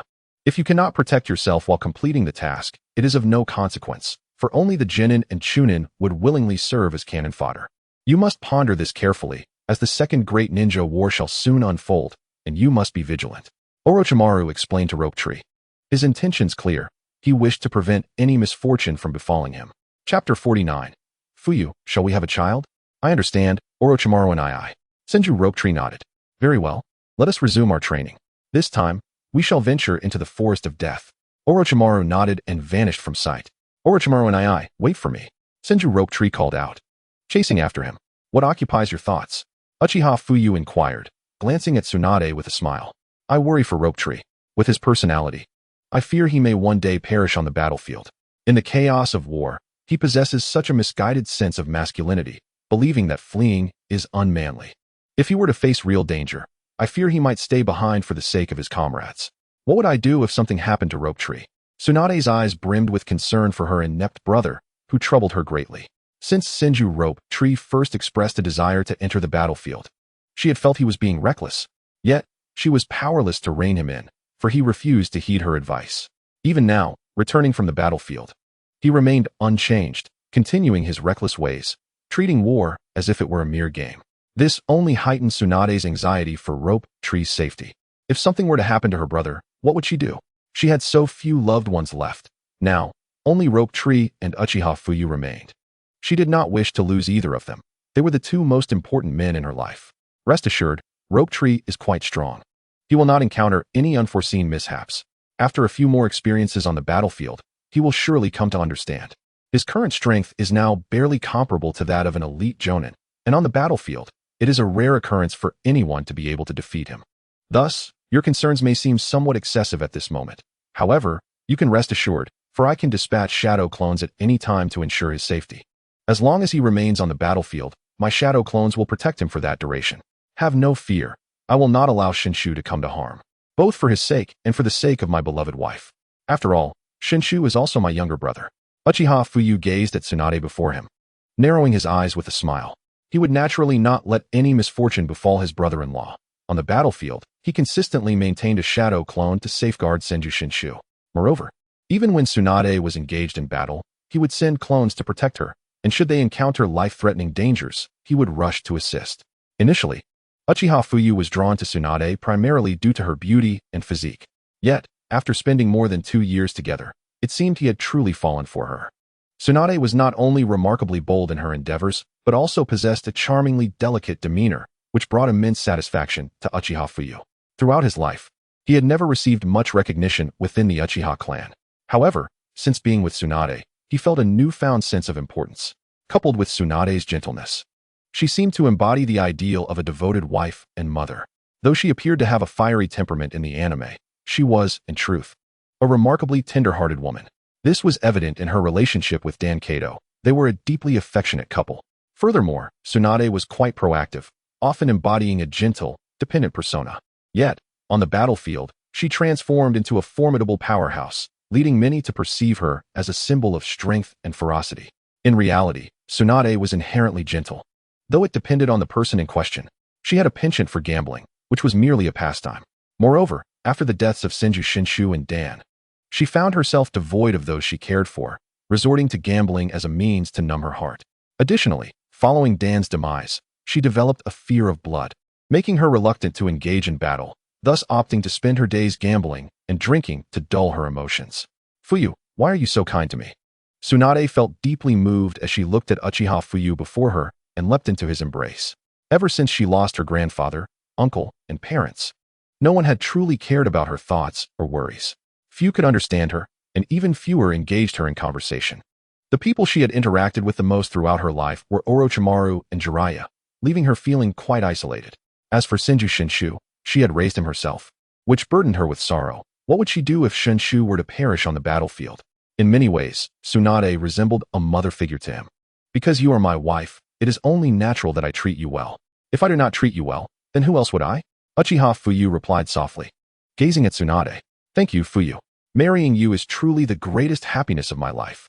Fuyu, over the past 2 years, I felt that our relationship developed rapidly, which is why I hesitated to have children right away. But now, I wish to bear your child. Would you allow me to become the mother of your child? Tsunade's voice grew quieter as she spoke, lifting her gaze to meet Uchiha Fuyu's, her eyes filled with emotion, her heart racing, and her face flushed like a ripe peach. Feeling quite shy? In the past 2 years, as a renowned medical ninja, Tsunade had managed to avoid pregnancy completely. This was why, despite sharing a bed with Uchiha Fuyu every day, she hadn't conceived. She believed that it was too soon to have a child, especially during the Second Great Ninja War, as she did not want her pregnancy to affect the conflict. Of course, if you wish for me to be the father of your child, I would be more than willing. I understood your reluctance before, which is why I did not press you. I am aware of your thoughts. Since you have now come to this realization, let us have a child. Uchiha Fuyu smiled, narrowing his eyes, as he reached out to gently caress Tsunade's delicate nose. He was acutely aware of her use of chakra to envelop those young frogs. He had sensed it all too clearly. Chapter 50, The Awakening of the Rinnegan, a Powerful Eye Technique. He did not believe Tsunade's actions were wrong, particularly given the ongoing war. Moreover, should she have been delayed or faced unforeseen circumstances due to a pregnancy during battle, it would have been quite troublesome. Uchiha Fuyu also harbored his own aspirations. He wished to become the Fourth Hokage, which naturally required Tsunade's support. Hence, she needed to achieve fame, and with a pregnancy, her presence on the battlefield would be compromised. Now that Tsunade desired a child, Uchiha Fuyu would certainly support her. Tsunade had already earned the title of one of the legendary 3 ninjas of Konoha and had trained numerous medical ninjas, all of which were her accomplishments. If she were to become pregnant now, she would only receive more blessings, and in turn, Uchiha Fuyu's prestige would undoubtedly rise. For the Uchiha clan, aspiring to become Hokage was a daunting task. It was not merely a matter of desire, it was a near impossibility for them, as the village often looked down upon Uchiha members. Indeed, Tsunade nodded, her cheeks flushed as she gazed at Uchiha Fuyu with anticipation, not shying away. Then let us go? Uchiha Fuyu exclaimed with a hearty laugh, lifting Tsunade into his arms and vanishing from the spot. Have you heard? It seems Princess Tsunade is pregnant, and with a child from the Uchiha clan. Is that true? Where did you hear this? I remember the last time I saw Lady Tsunade. She didn't appear to be pregnant at all. This is true. A friend of mine, who owns a pharmacy, informed me. You know, Lady Tsunade has bought a considerable amount of pregnancy-preserving medicine. Does Princess Tsunade still need to buy such medicine? You might not understand. Their essay saying, better safe than sorry. A healer cannot heal themselves. That does seem to hold some truth. But if she is pregnant with a child from the Uchiha clan, could it be Fuyu's? Of course it is. This news has already spread widely. Fuyu and Tsunade have been in a relationship for 2 to 3 years now. A month passed quietly, and inexplicably, news spread throughout Konoha that Tsunade was pregnant with Uchiha Fuyu's child, causing a stir across the village. After all, Tsunade held a significant position in Konoha as a direct descendant of the Senju clan, and she had numerous supporters. This notoriety also attributed to Uchiha Fuyu's rise to fame, as he was the son of the Uchiha clan leader. Later, He earned the title of Instantaneous Fuyu and captured Hanzo, dramatically increasing his prestige in Konoha. After being shaped by the Uchiha clan, a swell of support began to rise for Uchiha Fuyu, with countless voices extolling his virtues.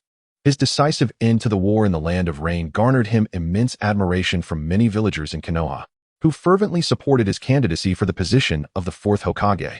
With his singular efforts, he brought an end to the battlefield of the Land of Rain, undoubtedly saving countless lives of Konoha's ninja. It was through this very conflict that Uchiha Fuyu rose to prominence, earning the gratitude of innumerable ninjas who revered him as Lord Fuyu, becoming his devoted admirers. Beep, congratulations to the host. The 3-year period has concluded, and the Rinnegan has successfully awakened. Just as Uchiha Fuyu was accompanying Tsunade and felt the urge to relieve himself, he walked to the restroom and was immediately greeted by the sound of the system. Suddenly, a brilliant purple light erupted, enveloping the entire restroom. Uchiha Fuyu awakened his Sharingan, transforming it through 1, 2, and 3 Tomo, finally evolving into the Rinnegan. Above the Rinnegan, 6 Tomo manifested, albeit only in his right eye. The left eye merely bore the standard Rinnegan. What is this? A common Rinnegan in the left eye, and a 6 Tomo Rinnegan Sharingan in the right? Has my Rinnegan finally awakened? Hiss! What tremendous power! Is this the essence of the Rinnegan? Even in its nascent state, it possesses such formidable might? This is power at the level of the 6 paths. Uchiha Fuyu was astounded as he gazed into the mirror, observing his left eye as an ordinary purple Rinnegan, while the right eye had transformed into a purple 6 Tomo Rinnegan Sharingan. One cannot deny the formidable abilities of the Rinnegan. In this moment, he truly grasped what it meant to possess strength at the level of the 6 paths Shinra Tensei, Bansho Tenin. The powers of the 6 paths, these are merely the foundational abilities. Remarkably, my left eye possesses 2 capabilities.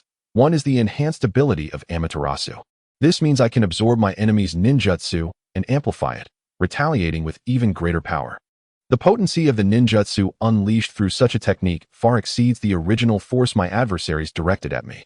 The other unique ability is the Pure Land Summoning, enabling me to summon the souls of the deceased. How curious it is that my left eye has 2 ocular techniques, while my right eye, which boasts 6 Tomo, possesses only 1. Uchiha Fuyu pondered, perplexed by the fact that his left eye, a mere ordinary Rinnegan, harbored 2 abilities, while the right eye contained only a singular ocular technique. The ability of the right eye is that of a time-space manipulator, granting control over time and space. I can halt time across vast expanses, even reversing it. The larger the area under my control, the less time I can manipulate. If it encompasses the entire ninja world, perhaps I could only control a second. Nevertheless, the dimensions of time and space are determined by my will. The smaller the area I command, the longer the duration I can manipulate. This exemplifies the terrifying nature of the laws of time. It is no wonder that the right eye possesses but 1 ability. It is simply unprecedented. Uchiha Fuyu was astounded, unable to fathom that he could wield the laws of time. This power surpasses all others. I can freely control time, halting it, reversing it, or accelerating it. Such a miraculous force. A smile crept upon Uchiha Fuyu's lips, his eyes glimmering with delight. When one speaks of strength, Konoha truly embodies it. He chuckled. Earth Clone Technique. Uchiha Fuyu produced a clone from the earth. Thank you for your assistance, Uchiha Fuyu remarked to his earth clone with a smile. Understood. The earth clone nodded and promptly vanished from sight. How could these corpses be overlooked? A smile danced on Uchiha Fuyu's lips as he gazed at the graves of the first Hokage and the second Hokage. My apologies. The earth clone, observing the tombs before him, smirked before merging with the ground. Only the second Hokage's body remained intact, while the first Hokage's corpse was missing a significant portion. Danzo? No. It was Hiruzen Sarutobi. In the anime, it seemed that Hiruzen had sought to recreate wood release through human experimentation. However, the experiment ultimately failed, resulting in the demise of all involved. Eventually, Hiruzen sealed this project away. Yet, Danzo had not given up and collaborated with Orochimaru, who had thoroughly researched it, even implanting an arm cultivated from the first Hokage's cells into Danzo. This missing flesh must have been taken by Hiruzen. Uchiha Fuyu appeared 30 miles outside of Konoha. Unsealing the scroll and examining the 2 corpses he had retrieved, his brow furrowed. Hiruzen desired to see another wood release user emerge within the village to suppress the Uchiha clan, facilitating his dominion over Konoha. It is likely that experiments are still underway. Or perhaps this endeavor has already failed and been sealed away. First, I shall extract some of the first Hokage's cells. Uchiha Fuyu sliced a piece of flesh from Senju Hashirama and resealed it within the scroll. Shadow Clone Technique. Subsequently, Uchiha Fuyu's Earth clone created several more clones, vanishing from sight once more. These individuals cannot be left out. Uchiha Fuyu smiled, standing still as he awaited. Swish, swish, swish. Before long, four corpses lay before Uchiha Fuyu. All set. Uchiha Izuna, First Hokage Senju Hashirama, Second Hokage Senju Tobirama, Uzumaki Mido, Second Mizuki Jigura, and Second Tsuchika Jinoki. These 6 individuals are undeniably formidable, each a powerhouse at the level of their respective villages. Kage. Your corpses are the most valuable assets to me. Uchiha Fuyu smiled, surveying the 6 bodies before him. His eyes filled with delight. In the world of Naruto, those who die in battle are not buried directly, but are sealed and then interred, preserving their bodies against decay for eternity. Upon the death of an Uchiha, their corpses are sealed within the family grounds, and their eyes are destroyed. Uchiha Izuna, however, was stored within the clan grounds, and Uchiha Madara had not retrieved his body, thus benefiting Uchiha Fuyu. Uchiha Izuna, renowned as an invincible warrior during the Warring States period, was ultimately mortally wounded by Second Hokage Senju Tobirama through a surprise attack using the Flying Thunder God technique, leading to his untimely demise. At that time, he ranked as the 3rd strongest ninja in the ninja world. Such a corpse is too valuable to pass up. Next comes the power of the 6 paths. Uchiha Fuyu smirked, activating his Rinnegan as a strange purple light flashed. Buzz. The powers of the 6 paths surged into the 7 corpses before him. Boom, boom, boom. The 6 individuals rose. No need for the black rods of chakra to control them like Nagato. Instead, Uchiha Fuyu directly commanded the 6 paths clones with his Rinnegan. The second Hokage Senju Tobirama was granted the Beast's Path, originally a master of water release, combined with the summoning techniques of the Beast's Path. He could utilize both offense and support effectively. The first Hokage Senju Hashirama was bestowed with the mightiest Deva Path, possessing not only wood release but also the capabilities of Shinra Tensei and Bansho Tenin, creating a powerful synergy. The second Tsuchika Jinoki was endowed with the Azura Path, enabling aerial bombardment. This is splendid, soaring through the skies with rocket artillery and unleashing dust release techniques upon foes will leave them in utter dismay. The second Mizuki Jigura received the human path, capable of utilizing mirages to ensnare enemies and directly extract their souls. Uchiha Izuna, a flawless paragon of strength, bestows his prowess upon the realm of hungry ghosts. Not only is he an unparalleled warrior, but his ability to absorb chakra and ninjutsu, combined with my affinity for space, renders him utterly invincible. The Nine-Tails Jinchuriki, Uzumaki Mido, is entrusted with the path of hell. With her formidable sealing techniques and the chakra of the Nine-Tails, she serves as a nurturing figure, adept at resurrecting and restoring other 6 paths avatars, making her an ideal choice. Uchiha Fuyu gazes at the 6 paths avatars before him, a smirk curling upon his lips. After coming under Fuyu's control, Uzumaki Mido reverts to her youthful form, no longer the elderly figure she once was. Alas, this stunning beauty is but a lifeless vessel. If only, cough cough. What am I thinking? Uchiha Fuyu shakes his head to dispel the distracting thoughts as he beholds the breathtaking Uzumaki Mido. With the 6 paths avatars at his disposal, undertaking tasks becomes significantly more convenient.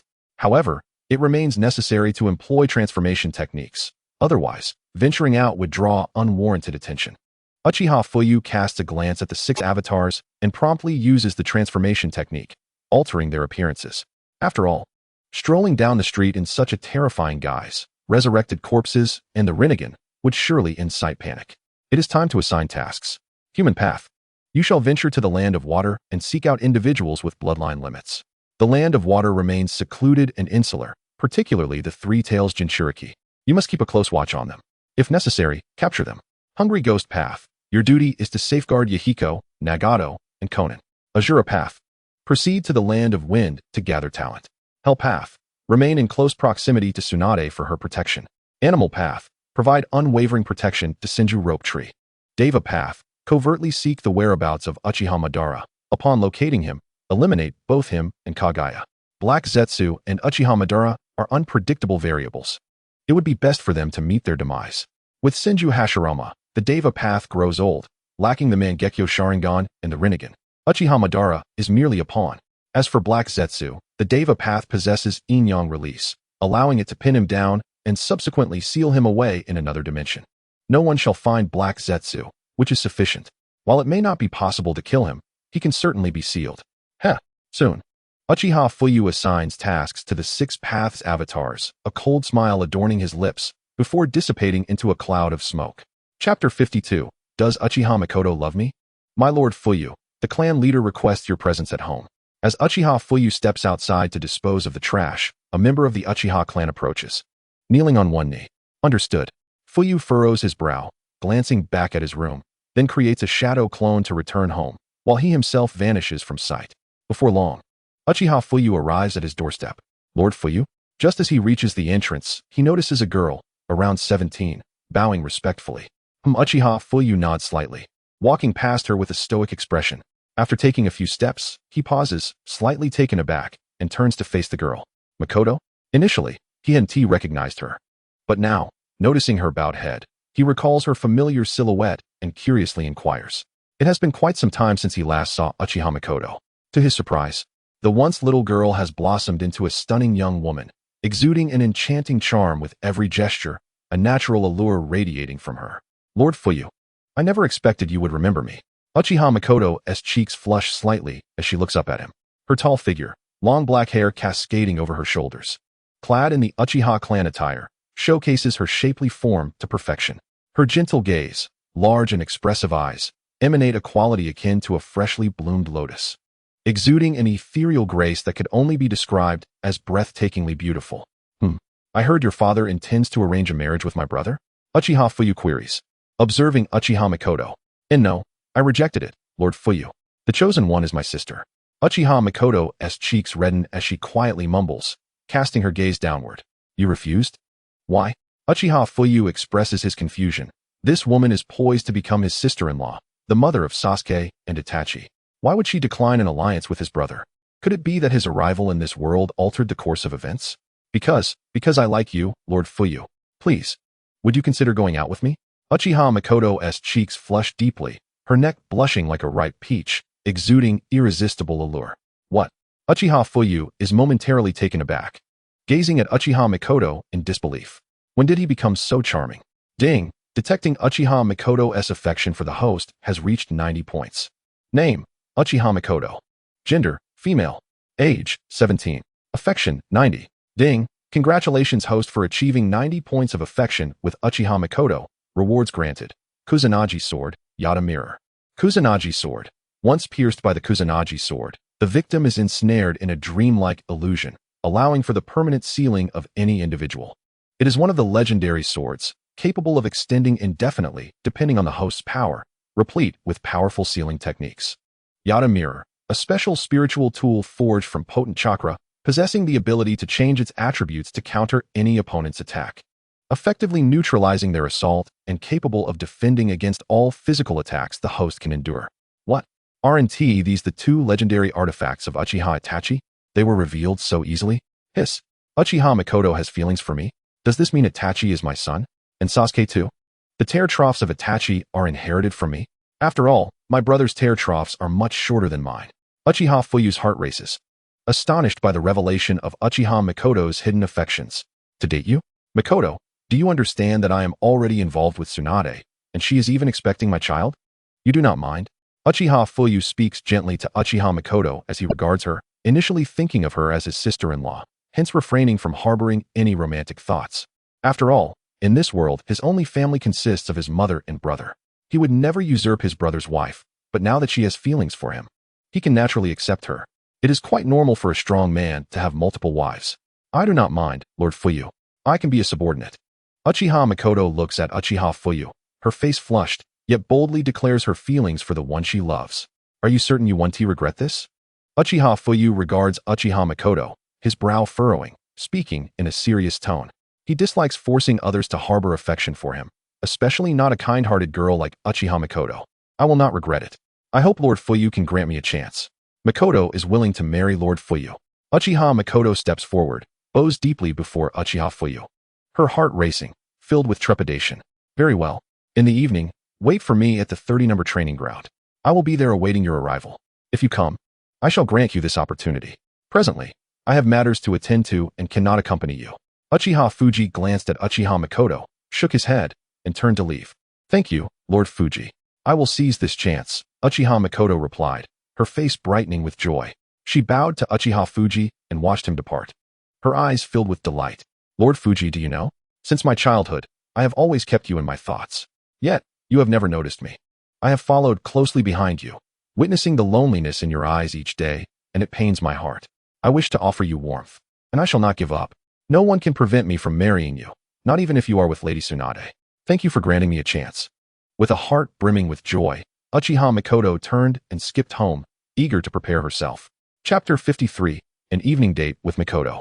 Today marks the first date with Lord Fuji. I must adorn myself beautifully. Hee. Upon returning home, Uchiha Mikoto immediately began to beautify herself, determined to look splendid to please Uchiha Fuji. It seems my allure is quite significant, doesn't he? Hee. Brother, Mikoto fancies me, so I shall not hold back. Do not blame your younger brother. It is merely that sister-in-law Mikoto is too enchanting. I could not resist. After all, there are so many elders in the Uchiha clan, and countless beauties await your selection. Those who have appeared in the Naruto series will certainly not escape my notice. If she had liked you, I would not have dared to covet what my brother loves. But since Mikoto has affections for me, I shall take my chance. A sly smile curled upon Uchiha Fuji's lips as he reveled in the thought of being the third woman who harbored feelings for him. Lord Fuji called one of the Uchiha clan's guards stationed at the door, bowing as Uchiha Fuji approached. Uchiha Fuji maintained his composure and entered, proceeding to the courtyard where he found Uchiha Fugaku feeding the fish, his expression dark and brooding. The Uchiha clan still held a prominent position, remaining at the heart of the village rather than being marginalized to the outskirts. After all, the Uchiha clan boasts formidable combat prowess, with no fewer than 14 individuals at the level of a Kage. However, many elders favored peace and were disinclined to engage in further violence, thus refraining from action unless absolutely necessary, preferring to conserve their strength. Brother, did you summon me for something? What troubles you? Uchiha Fuji inquired, noticing Uchiha Fugaku's somber demeanor. Fuji has arrived. Come, sit and speak. Uchiha Fugaku's grim expression softened into a faint smile as he regarded his brother. What weighs on your mind? You seem preoccupied. What has transpired? Uchiha Fuji looked at Uchiha Fugaku in confusion, prompting him to elaborate. It is this. Yesterday we convened a meeting attended by the 12 elders, each of whom has a daughter. However, only the 7th, 8th, and 12th elders advocate for peace, while the 6th, 9th, and 11th elders are proponents of war. The 1st, 2nd, 3rd, 4th, 5th, and 10th elders maintain a neutral stance, neither fully supporting war nor peace. The crux of our discussion revolved around whether you should aspire to the position of the 4th Hokage. The 3 peace advocates and 6 neutral members are relatively supportive of your claim to the 4th Hokage. Only the 6th, 9th, and 11th elders stand with me, wishing for me to ascend to that position.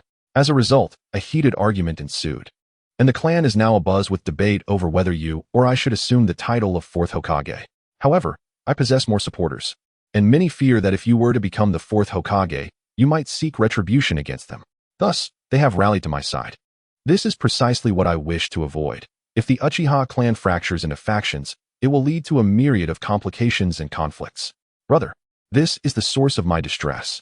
I have pondered this issue all day without resolution. Please assist me in contemplating our next course of action. Uchiha Fugaku expressed his concerns, indicating his reluctance to claim the 4th Hokage title, despite the mounting pressure from the clan. Although he currently serves as the clan leader, he lacks absolute power. It is impossible for him to single-handedly determine who will become the 4th Hokage. Currently, the Uchiha clan has divided into 3 factions, and their internal strife is detrimental to us. Uchiha Fugaku frowned and shook his head, casting aside the fish bait as he settled into a seat before Uchiha Fuji. So, brother, you have been contemplating this matter? It is quite solvable. Since you lack power, let us acquire it. Once we possess authority, the situation will be resolved. Moreover, if you were to become the 4th Hokage, it is not unfeasible. It is merely that there is insufficient support.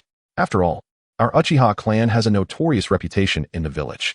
They have intentionally sought to pit us against the citizens of Konoha, making it impossible for the populace to support our claim to the 4th Hokage.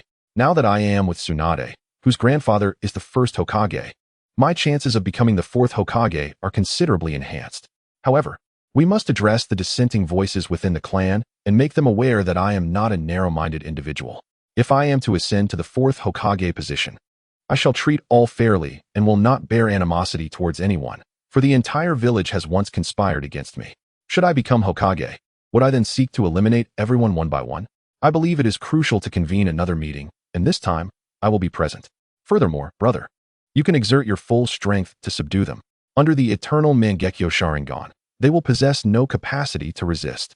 As for those who dare to threaten us, that is even less likely. They do not possess the Mangekyo Sharingan. Even if they reach the Kage level, what does that matter?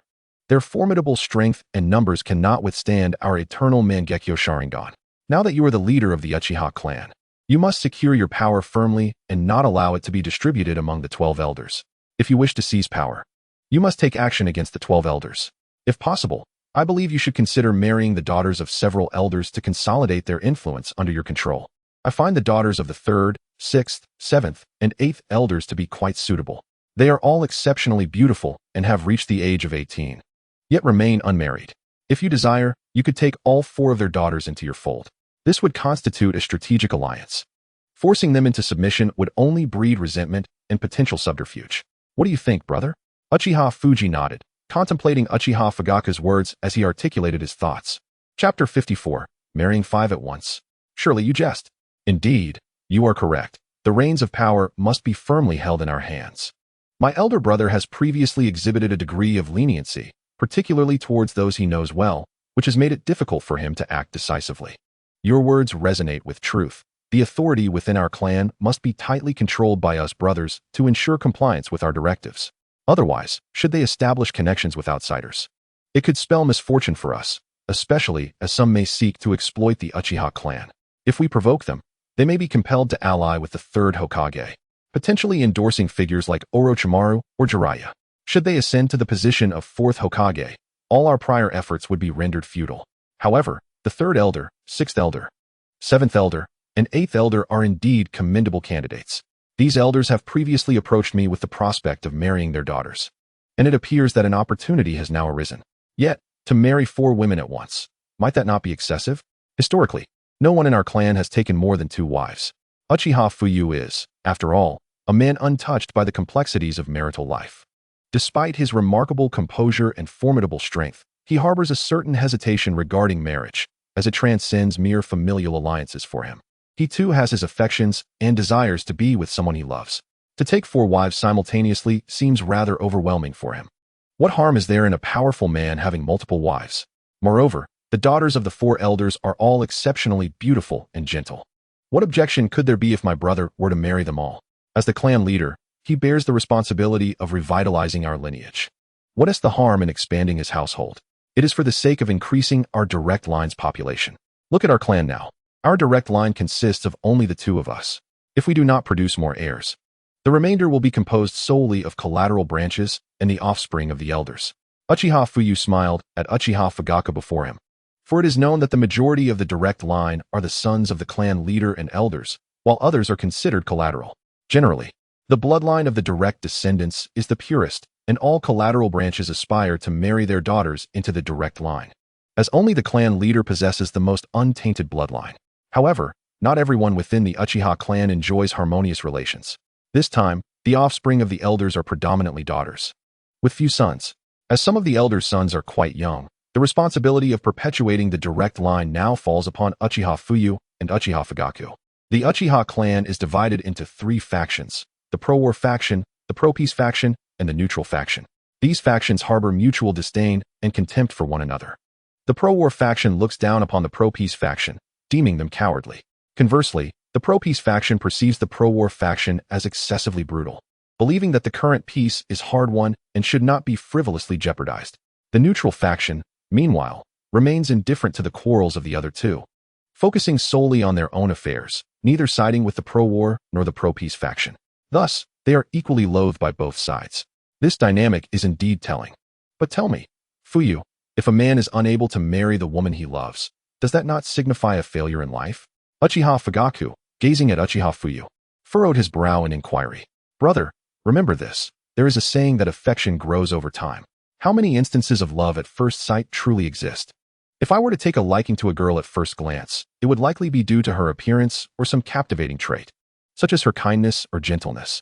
Yet, if you spend time living with another woman, her gentleness and kindness will profoundly draw you in, and over time, you will come to love her deeply. It is not that one must marry other women.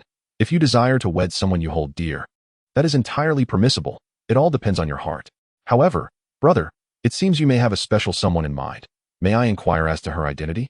Uchiha Fuyu smiled slightly, teasing Uchiha Fugaku about his apparent affection.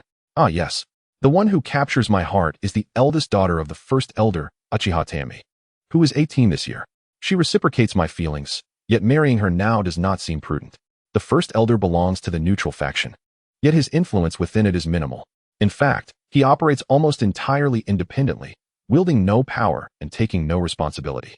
Uchiha Fugaku nodded, a wry smile gracing his lips as he looked at Uchiha Fuyu. In that case, why not simply marry her alongside the others? What harm is there in having 5 wives? After all, you are the leader of our Uchiha clan. For the prosperity of our lineage, I believe they would understand. Uchiha Fuyu let out a sigh of relief, thankful that it was not the second daughter of the first elder, who happens to be Uchiha Mikoto, Tami's younger sister. Since his brother's affection lies with Tami, rather than Mikoto, this turns out to be fortunate for him. To marry 5 at once? Are you attempting to exhaust me, brother? Can't you take on more wives yourself? Why must I bear this burden alone? Previously, I had conferred with the first elder, who, being of the neutral faction, lacks any significant influence. Now that you have reached marriageable age, Uchiha Fugaku regarded Uchiha Fuyu with a bemused expression. That is not impossible, he replied. But I shall not worry about that. Uchiha Fuyu chuckled. Chapter 55. Fugaku allocates girlfriends. 3 for you, 3 for me. Even though you are already with Tsunade, it remains imperative for our direct line to flourish. Thus, I have discussed with the first elder the possibility of betrothing his second daughter to you. Without hesitation, he agreed. I was about to share this news with you. The second daughter, Uchiha Mikoto, is a delightful young lady, 2 years your junior. She has blossomed into a graceful beauty, rivaling her sister. What do you think? Would you consider marrying her? While it may seem unfair to Tsunade, our Uchiha direct line must still marry into our own clan. This has been a tradition passed down through generations. Regardless of whom you wish to marry, you must take a Uchiha woman to preserve the purity of our bloodline. Furthermore, marrying Tsunade first, and then Uchiha Mikoto afterward would likely be acceptable, as Tsunade understands the importance of family legacy. Uchiha Fugaku shook his head at Uchiha Fuyu. His younger brother's ambitions seemed boundless. To expect him to take 5 wives would surely be exhausting. Why must he shoulder such a load? Does Uchiha Fuyu not bear the responsibility of restoring the Uchiha clan as well? Haha, very well. I shall graciously accept Uchiha Mikoto. I shall not be as hesitant as my brother. Uchiha Fuyu jested with a twinkle of mirth in his eyes as he glanced towards Uchiha Fugaku. If you wish to bestow them all upon me, I would not mind at all. As long as you are willing, even my sister-in-law is not out of the question. You rascal, what are you saying? Fugaku replied, bemused. Other women are permissible, but not Tami. Very well then. I shall confer with the elders about granting you a few more wives this time. 3 for you, and 3 for me. How does that sound? Uchiha Fugaku shook his head, caught between laughter and exasperation. He adored Uchiha Tami, and while he wouldn't interfere with his brother's desires, he was protective of his own affections. Uchiha Mikoto, having always felt a pang of sympathy for Uchiha Fuyu since childhood, was soft-hearted and often trailed behind him to school, though she lacked the courage to approach. This time, realizing she might lose him if she remained silent, she seized the moment to confess her feelings. Consequently, Fugaku found his time with Mikoto increasingly scarce, as he frequently shadowed Fuyu, concerned for his younger brother. Having observed Fuyu's interactions, Fugaku understood Mikoto's affection for his brother and had no intention of encroaching upon that bond. Ah, I was merely jesting. It matters not if you take them all. Do not worry about me. If I were to marry 3, Tsunade might very well ascend to the heavens in outrage. The ensuing chaos would be rather unfortunate. Perhaps marrying Mikoto would be acceptable, as she is but one. Under such circumstances, Tsunade could be persuaded to acquiesce, since it is a tradition of our Uchiha clan. We cannot alter our customs for just one individual. But should she discover my intention to wed 3 beauties of the Uchiha clan at once, she would surely be livid.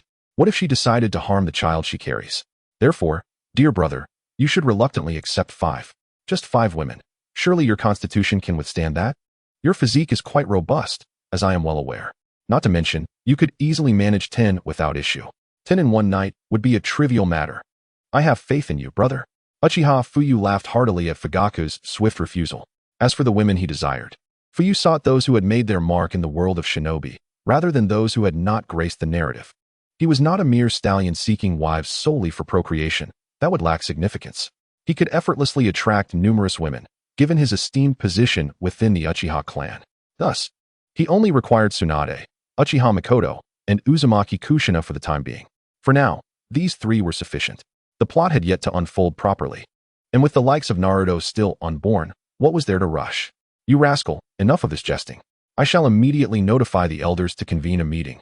We must ensure that all power remains in our hands. Furthermore, I intend to form alliances with the 5 elders. But my primary desire is for you to have a few betrothal candidates as well, though Tsunade can be disregarded for now. After all, she is the princess of Konoha, and provoking her could yield unfavorable consequences for our Uchiha clan, Fugaku remarked with a resigned smile. Now, he prepared to summon the 12 elders, reclaiming the powers that had slipped from his grasp. As the newly appointed clan leader, if he relinquished authority to the 12 elders, he would lose his decisive power.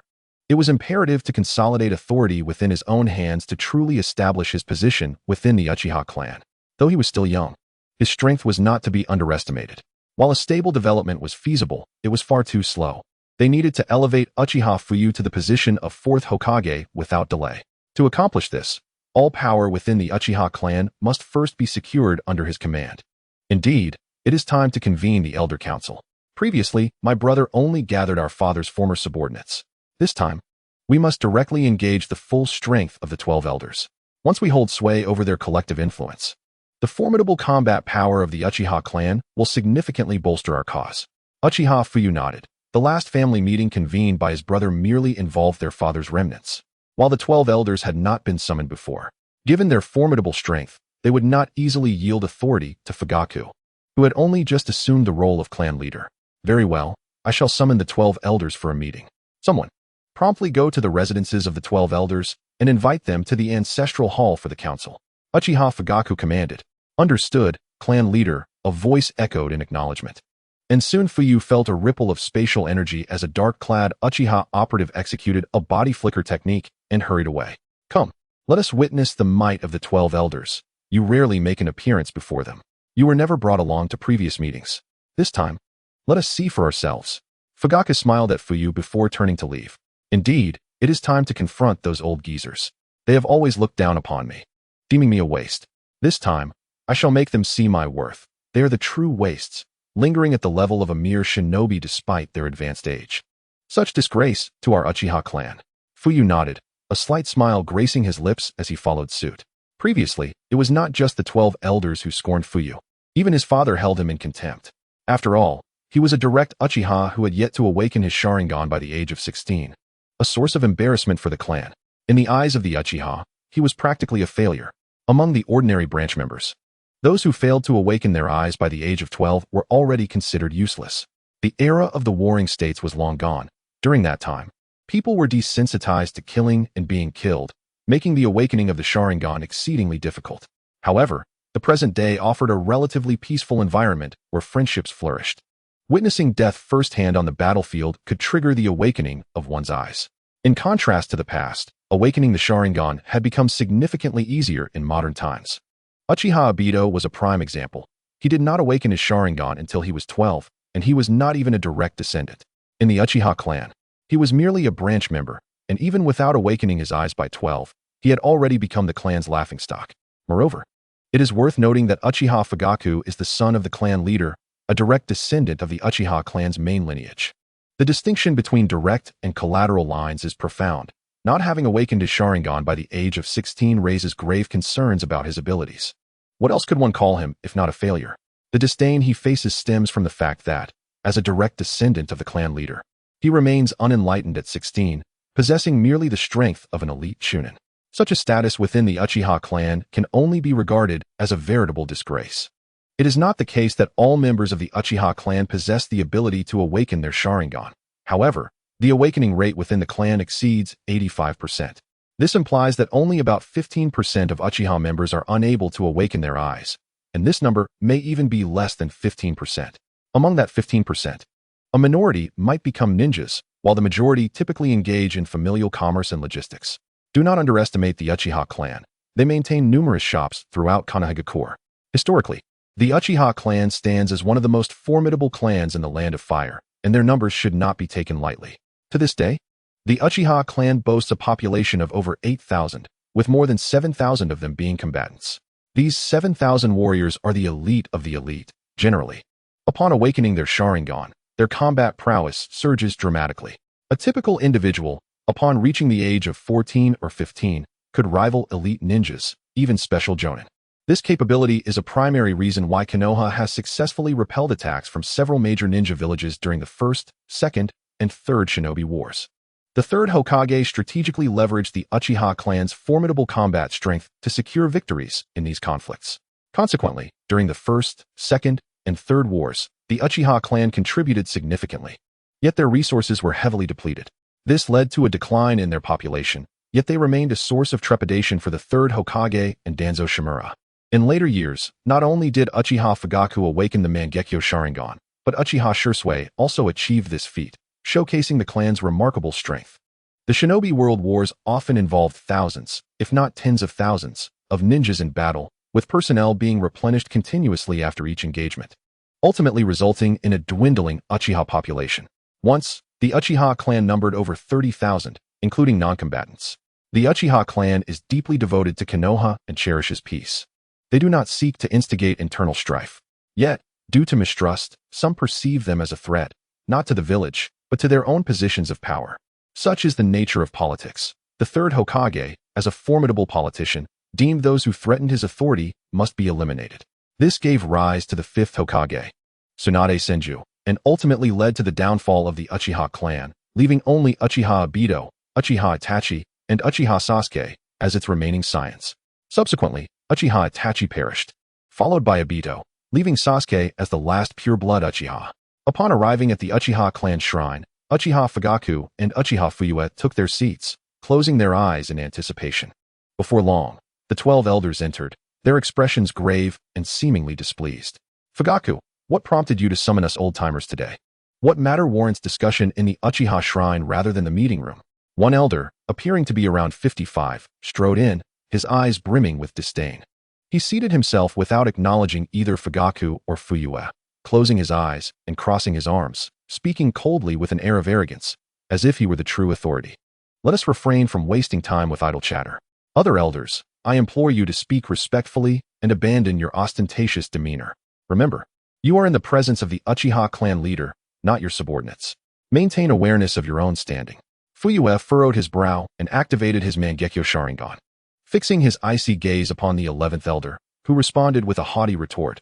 What right does a mere family outcast have to speak here? I am the 11th elder, responsible for overseeing the clan's military supplies. You are nothing but a trifling presence, daring to address me in such a manner. Moreover, I am your uncle. Is this how you treat your elders? Upon hearing Fuyue's words, the 11th elder's expression turned frigid. He had not anticipated that a so-called failure would dare to speak to him so boldly. Suddenly, he glared at Fuyu, his eyes flashing red as the 3 tomo of the Sharingan manifested within his gaze, an imposing sight. What? Mangekyo Sharingan? How could this be possible? Yet, as the 11th elder beheld Fuyu, his pupils contracted in shock, his expression reflecting utter disbelief. He was then ensnared in an illusion, confronted by the immense visage of the Mangekyo Sharingan, which was indelibly etched into his very soul. Trembling uncontrollably, beads of sweat adorned his forehead as he collapsed to the ground, utterly powerless against the overwhelming ocular prowess of Indra's Mangekyo Sharingan. This cannot be. The Mangekyo Sharingan. Uchiha Fuyu has awakened it? Was he not a failure? How could this be? The Mangekyo Sharingan has not been seen for ages. How could he have awakened it? How can this be? Wasn't Uchiha Fuyu still blind at 16? The elder's mind raced with disbelief. What terrifying ocular power! I cannot muster even the slightest desire to resist before those eyes. This is impossible. Even Uchiha Fugaku has not awakened his eyes. How can this so-called failure stand before me with the Mangekyo Sharingan? I posit that the awakening of the Mangekyo Sharingan is indeed a fortuitous event for our Uchiha clan. Uchiha Fuyu is a remarkable individual. Astonishingly, at less than 20 years of age, he has already unlocked the Mangekyo Sharingan. Perhaps only Uchiha Madara and Uchiha Azuna can be compared to him. Indeed, if our Uchiha clan possesses the Mangekyo Sharingan, it would yield immense benefits. This is a positive development for us. However, I must express my astonishment that Uchiha Fuyu has truly awakened the Mangekyo Sharingan. It is known that the difficulty of awakening the Mangekyo Sharingan is exceedingly high. Even we, the elders, have yet to achieve this feat, underscoring just how formidable the challenge is. The remaining 11 elders gazed at Uchiha Fuyu, their eyes reflecting shock. They had never anticipated that the once despised jester they had scorned would now stand before them, wielding the Mangekyo Sharingan, exuding an air of terrifying authority that naturally imposed a sense of dominance over them. Perhaps this is the formidable suppression inherent in the power of bloodlines. In the face of the Mangekyo Sharingan, they find themselves utterly powerless to resist, devoid of even the faintest notion of rebellion. As if all Sharingan must bow down before the Mangekyo. Do you now believe that I am unworthy of standing here to address you? I have courteously summoned you, merely wishing to discuss certain matters. Yet, you show us such blatant disrespect, and even more so towards the leader of the Uchiha clan? Do you presume that your strength entitles you to act with impunity? In the entire Uchiha clan, is there truly no one capable of opposing you? I previously cautioned against relying on age. For us Uchihas, without awakening the Mangekyo Sharingan, one can never truly comprehend its might. Your 12 pairs of 3 Tomo Sharingan are utterly insignificant before me. I could dispatch you in an instant. Therefore, Elder 11, should you not reconsider your opinion of me? Among the 12 elders, you voiced the most dissent. Do you harbor some thoughts against me, or do you wish to engage in combat? I would be more than willing to indulge you, but I wonder, Elder 11, are you prepared to join me in this endeavor? With the Mangekyo Sharingan activated, Uchiha Fuyu emanated an eerie crimson light that filled the ancestral hall of the Uchiha clan. The overwhelming pressure caused the 12 elders to tremble, chills racing down their spines. As beads of sweat began to form on their foreheads, their pupils constricting in disbelief at Uchiha Fuyu's newfound strength. The oppressive force was terrifying, standing before Uchiha Fuyu. I felt no inclination to resist. Not just you, even I, was taken aback, for I had thought our ocular power was sufficient to contend with the Mangekyo Sharingan, only to realize that our 3 Tomo Sharingan pales in comparison. He speaks the truth. Until one attains the Mangekyo Sharingan, they will never grasp its true potency. Truly, heroes emerge from youth. Uchiha Fuyu, your prowess is undeniable, yet we are your elders. Please, retract your Mangekyo Sharingan. We have acknowledged your formidable strength, and there is no need for such displays, as we are all members of the Uchiha clan. Upon hearing Uchiha Fuyu's words, the 12 elders lowered their proud heads, recognizing that they could not possibly contend with him, who possessed the Mangekyo Sharingan. Rather than engaging in conflict, it would be more prudent to converse civilly. They had no absolute conflict of interest with Uchiha Fuyu. Should relations sour, it could spell doom for all of them. Chapter 58. Without a hint of pressure. One cannot engage in meaningful dialogue. Simply speaking with respect suffices. How foolish it was for them to act so arrogantly, thinking their strength was unparalleled. Humph. Uchiha Fuyu let out a cold snort, deactivating his Mangekyo Sharingan, closing his eyes, and withdrawing from the conversation. Meanwhile, Uchiha Fugaku remained silent throughout, arms crossed as he observed their dispute without even a blink. The 12 elders, chastened by Uchiha Fuyu's words, dared not utter a sound, sitting upright in their seats. They wished to speak, yet were stifled, unable to voice their thoughts. After all, the pressure of the Mangekyo Sharingan was far too great for them. Now, esteemed elders, you have all borne witness to my previous words. Indeed, your attitude towards me has not been particularly favorable. I am aware that you perceive me as too young to wield the authority of the clan leader. However, as you have just seen, Fuyu has awakened the Mangekyo Sharingan, making him the mightiest among us Uchiha. We have previously deliberated on who should assume the mantle of the Fourth Hokage, and I trust you now understand who is most deserving of that role. I wholeheartedly support Uchiha Fuyu in his quest to become the Fourth Hokage, of course. This is merely a decision within our Uchiha clan. Whether the entirety of Konoha will endorse a member of the Uchiha clan in this capacity remains to be seen. Thus, I seek your earnest cooperation. We, the Uchiha clan, are part of a collective. We must strive for mutual benefit, unity, and camaraderie, rather than splintering into factions, vying against one another with disdain. Presently, Konoha finds itself in a relative state of peace. We do not wish to incite conflict that could plunge our village into turmoil, especially during the critical juncture of the Second Shinobi World War. Previously, Fuyu captured Hanzo, securing victory on the battlefield of the Land of Rain. Yet we must remain vigilant against the formidable adversaries from other ninja villages who may soon launch a third assault on Konoha. The war among shinobi is never truly over. Our sole objective now is to protect our village. As members of Konoha, the Uchiha clan has integrated into its fabric, and we must cherish and safeguard it. Given that we are part of Konoha, we must fully commit to the Second Shinobi World War, striving for glorious victories and achievements. Should the Uchiha clan secure remarkable accomplishments, Elevating Fuyu to the position of Fourth Hokage will be a natural progression. Furthermore, Fuyu's association with Tsunade, whose status in Konoha is well known, only strengthens his candidacy. She is not merely the princess of the Uzumaki clan, but also the current head of the Senju clan. In essence, she embodies the very essence of Konoha's nobility, with the Hokage akin to a feudal lord, and Tsunade as the descendant of Konoha's nobility. Her prestige in Konoha is undeniable, should she align herself with Fuyu. The likelihood of him becoming the Fourth Hokage increases significantly. Esteemed elders, what are your thoughts? Uchiha Fuyu has not yet awakened the eternal Mangekyo Sharingan, as he wishes to keep this revelation concealed. Appropriately masking his true strength is not an unfavorable strategy for him, given that Uchiha Fuyu has already demonstrated his Mangekyo Sharingan. There is no need for him to reveal the eternal Mangekyo. His primary aim is to ensure that all the elders support Uchiha Fuyu as the Fourth Hokage.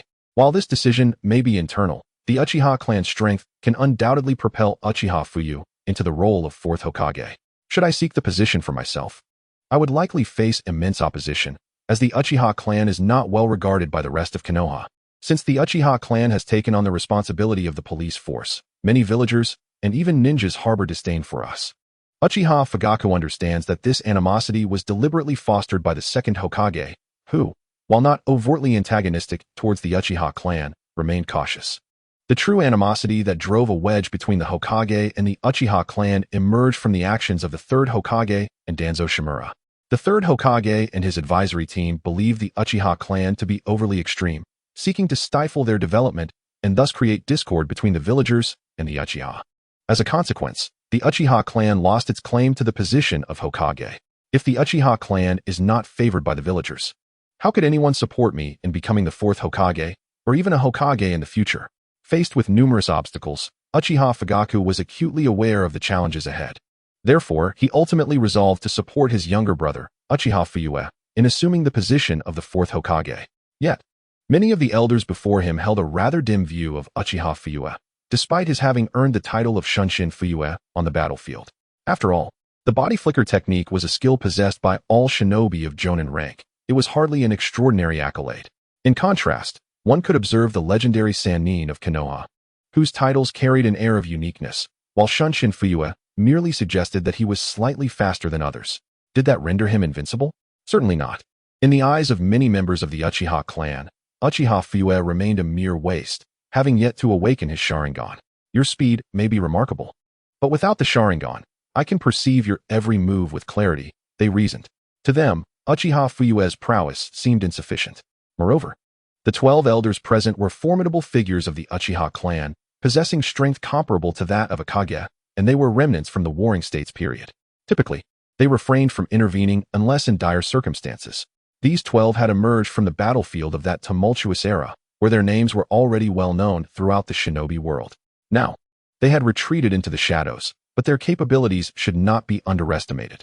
Chapter 59, 10 Women? Fugaku was taken aback. The clan head spoke wisely. Having witnessed Fuyu's formidable strength, he believed that Uchiha Fuyu should indeed be recommended as the Fourth Hokage, with the full support of the Uchiha clan.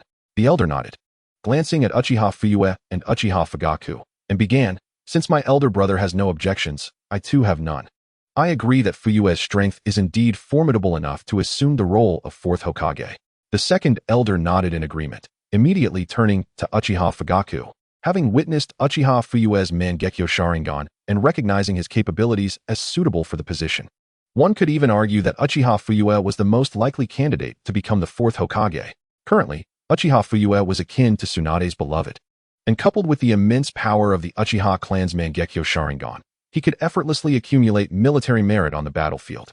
With such achievements, his path to the Fourth Hokage would be significantly eased. With the elder brother and second elder in agreement, the third elder stated simply yet firmly, "If you all consent." How could I possibly disagree? The room was filled with an air of consensus. If I were to object, would that not reflect poorly on the clan head? Thus, he too expressed his agreement. "Fuyu, while your strength is indeed impressive, we elders must uphold respect for our seniors and care for the younger generation. After all, we are your elders. How about this? My eldest daughter, with her sweet demeanor and gentle nature, would make a fine wife. Fuyu, would you like a wife? My daughter could serve as a lovely companion for you. How does that sound?" While Tsunade was indeed strikingly beautiful, The elder insisted that his daughter was not to be overlooked. My daughter Exiner is also quite lovely.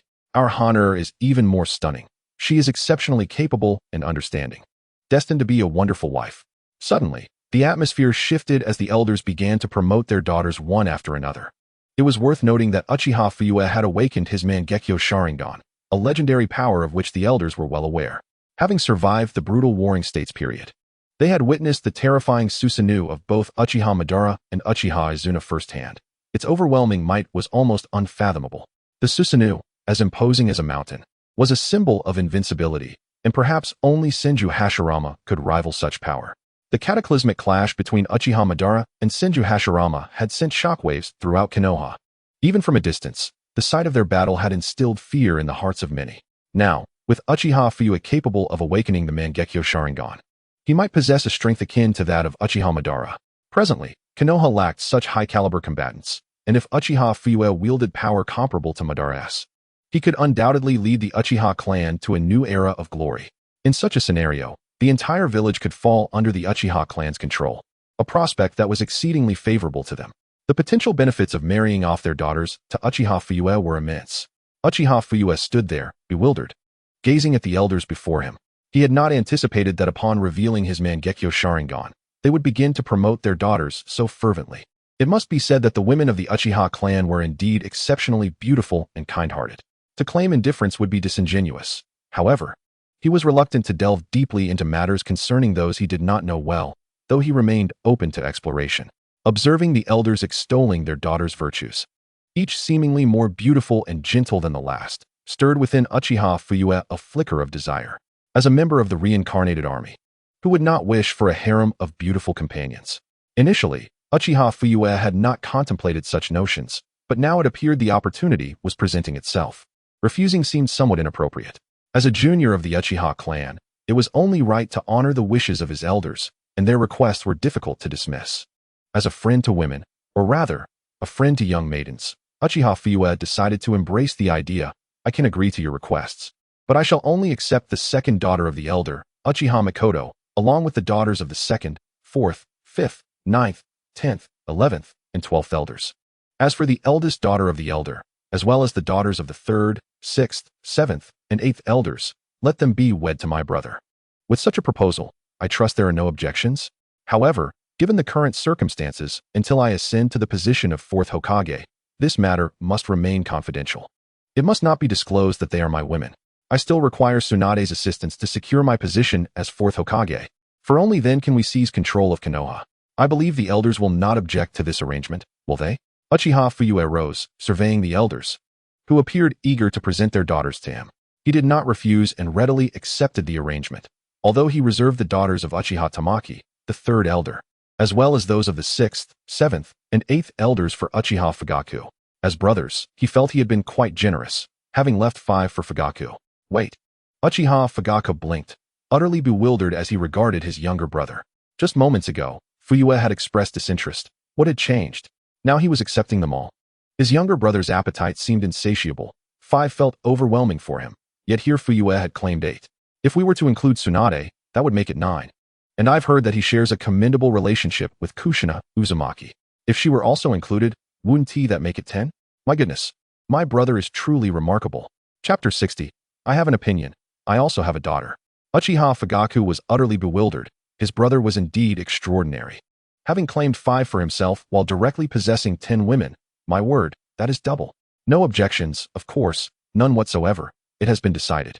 I shall return now and instruct Honor to prepare. I have no objections. Surely, none of you do either? I have no objections. The other elders shook their heads, seemingly in unanimous agreement with this decision. I have an opinion. I also have a daughter who could marry you. Suddenly, the 6th elder stood, addressing Uchiha Fugaku, revealing that he too had a daughter to offer. This meant he could marry off his eldest daughter to Uchiha Fugaku and his youngest to Uchiha Fuyu. What an extraordinary maneuver.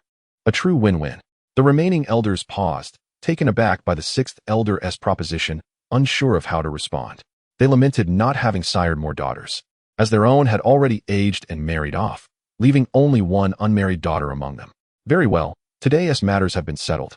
Elders, you shall manage your own arrangements.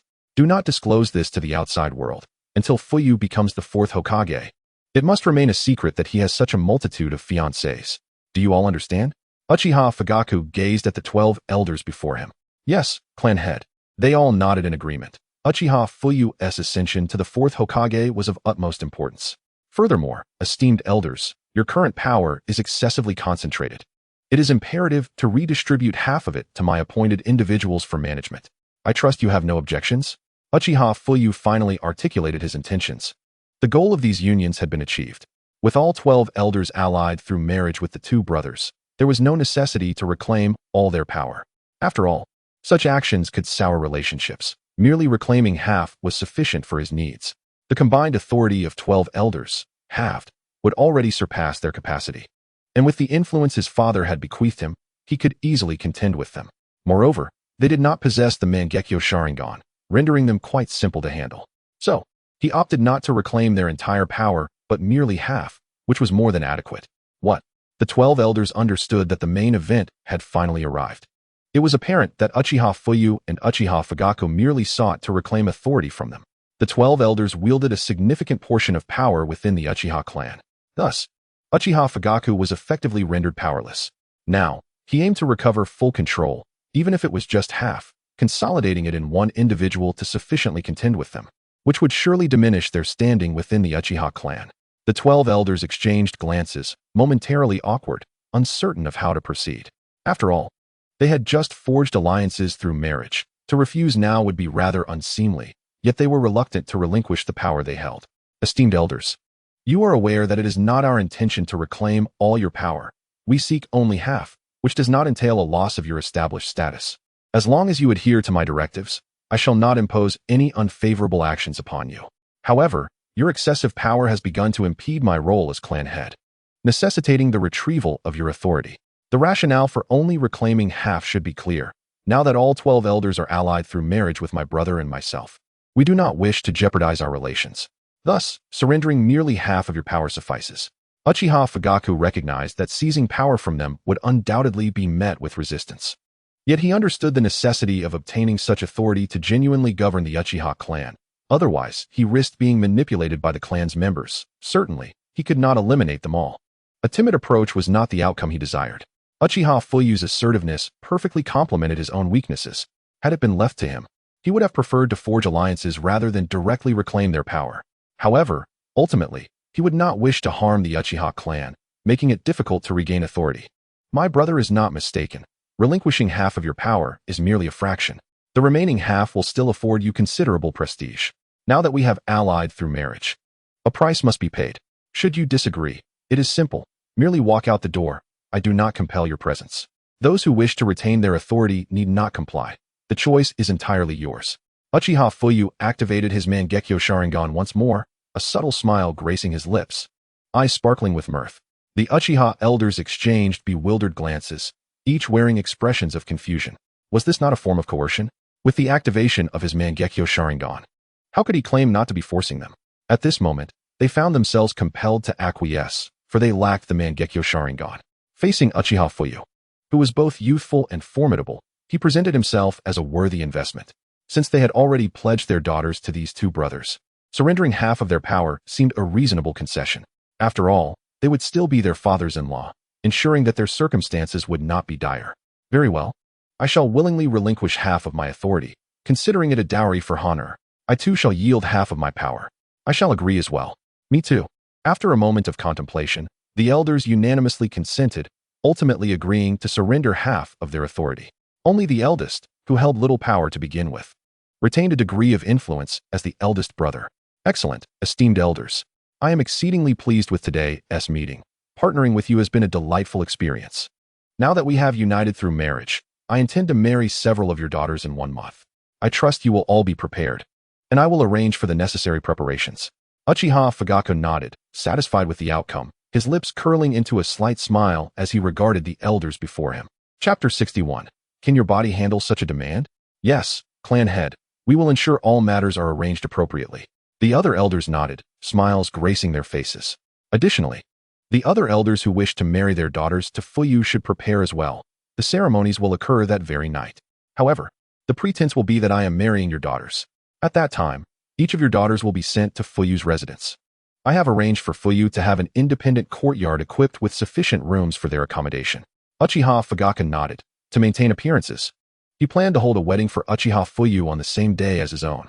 However, in order to avoid arousing suspicion, a simple procedure would suffice. Sending them directly to Uchiha Fuyu's quarters would be adequate, as political marriages hold little significance. The elders nodded in agreement. Their daughters marrying into the Uchiha clan was of no consequence, provided they wed the right individuals. As for the customs and traditions involved, they were not particularly concerned. Should Uchiha Fuyu ascend to the position of the Fourth Hokage, it would undoubtedly benefit them as well. With no objections raised, the meeting was adjourned. Each elder returned to prepare, ready to cede half of their authority into my hands, while I would promptly dispatch individuals to assume control of their affairs. Uchiha Fugaku nodded. Having successfully executed the plan, a moment worthy of celebration. It was gratifying to have dealt with these old-timers. Their influence had been formidable, and I had preferred not to exert excessive pressure on them. Unexpectedly, by presenting Uchiha Fuyu and activating the Mangekyo Sharingan, I had compelled them to submit, which was indeed a fortuitous turn of events. Yes, clan leader. We shall take our leave, the elders said in unison. Rising to bow respectfully to Uchiha Fugaku before turning to exit, their faces adorned with smiles, as if they could already envision the Uchiha clan growing ever more powerful. Fuyu, what is the meaning of this? Did you not say you would refrain from such actions?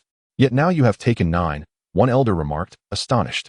You are quite the character, for if you include Tsunade, that totals 10. I have also heard that you are growing quite close to Kushina Uzumaki. If she were to be added, that would make it 11. Are you certain your body can endure such a burden? Uchiha Fugaku regarded his brother Fuyu with mirth. His younger sibling had initially claimed he would not partake in such matters, yet here he was, claiming 9. Initially, I thought it best not to covet my brother's women, hence I declined those 5. The other 9, however, are quite acceptable, would you not agree? I am merely alleviating a significant responsibility for you. Brother, I am helping you, after all. You cannot shortchange me. I shall require a bit more in my allowance, or I might struggle to support so many wives. Uchiha Fuyu chuckled good-naturedly. Rest assured, little brother. Do you think I would skimp on your expenses? Uchiha Fugaku replied, shaking his head with a smile. All expenditures within the clan are reimbursed directly, so you need not worry about finances. Moreover, the tasks you undertake outside yield compensation, so there is no need for concern. Should you find yourself in need, simply ask me. The Uchiha clan lacks nothing, least of all money. Splendid. Well then, brother, since there is nothing pressing, I shall take my leave. Tsunade is alone and pregnant, and I am not at ease. I must return to her side to alleviate her worries. Uchiha Fuyu smiled at Fugaku, preparing to depart. Will you not return to see mother? She has been longing for you, Uchiha Fugaku inquired. No need. I visited her prior to my arrival here. It is time for me to go, Uchiha Fuyu replied. Having already sent a shadow clone to accompany his mother, he had noticed her becoming increasingly frail of late, having lost her husband and with her 2 children nearing marriage. Her days were filled with solitude, and she seemed burdened with unspoken worries. Thus, Uchiha Fuyu often dispatched a shadow clone to keep her company, ensuring her loneliness was alleviated. This was the advantage of shadow clones. One could engage in multiple pursuits simultaneously. Very well, be careful on your journey. I shall not detain you further, as I too must begin preparations to take control of these factions, Uchiha Fugaku said, nodding with a smile at Uchiha Fuyu as he prepared to depart. All right, brother.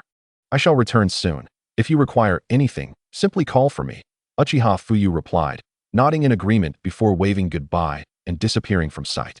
I never anticipated Fuyu's strength would have grown so formidable. Each time I see him, I sense an unfathomable aura emanating from him. Even with my eternal Mangekyo Sharingan awakened, his presence still instills a sense of trepidation within me. What kind of power is this?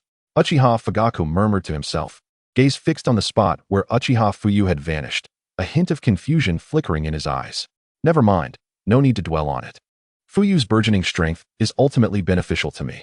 I never imagined that the 16-year-old who had yet to awaken his eyes would evolve into such an unparalleled powerhouse. The transformation is indeed remarkable. During this period, my own strength had surged rapidly, and I had completely mastered Susanoo, capable of summoning its perfected form at will. With my ocular power continuously on the rise, Fuyu's cells were truly extraordinary. I felt as though my abilities underwent seismic shifts daily. Even if Uchiha Madara stood before me, I was not without the capability to contend with him. Confidence glimmered in Uchiha Fuyu's eyes. His strength was ever increasing, and he had complete command over Susanoo. He himself was unaware of the true extent of his power when unleashing his full might. He merely sensed that even if Uchiha Madara appeared before him, he might yet prevail. Over the years, Uchiha Fuyu had also conducted research, introducing his cells into Uchiha Fugaku's body. After all, Uchiha Fuyu possessed the Indra's body, a formidable physique that surpassed Uchiha Fugaku's. Chapter 62. The Onset of Battle, Marching Against Tsunade. Uchiha Fuyu's cells conferred significant ocular enhancements to Uchiha Fugaku. Thus, in recent years, Fugaku had felt his internal strength swell exponentially. Lord Fuyu, the third Hokage requests your presence. An Umbu suddenly appeared before Uchiha Fuyu shortly after he exited the Uchiha clan grounds, summoning him to the Hokage's office. What does that old man want now? Never mind. Asking you would be futile. Understood. Uchiha Fuyu frowned, and with that, he vanished from sight, emerging from the Uchiha clan. He had not expected to encounter an Umbu so soon, indicating perhaps a lack of trust in him or a general wariness towards the Uchiha clan, as they seemed to monitor him at all times. Creak. Uchiha Fuyu opened the door to the Hokage's office and strode inside. Fuyu has arrived? I hope I am not interrupting you, Sarutobi Hiruzen said, taking a puff from his pipe and smiling at Uchiha Fuyu. Third Hokage, you have not disturbed me at all. I am merely curious as to why you summoned me. Uchiha Fuyu replied, shaking his head, his expression calm. Nothing of great import.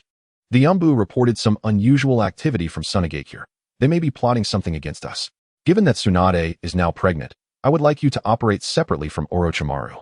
Orochimaru will be dispatched to the battlefield at the Rain Country border to guard against Awagakure's potential ambush.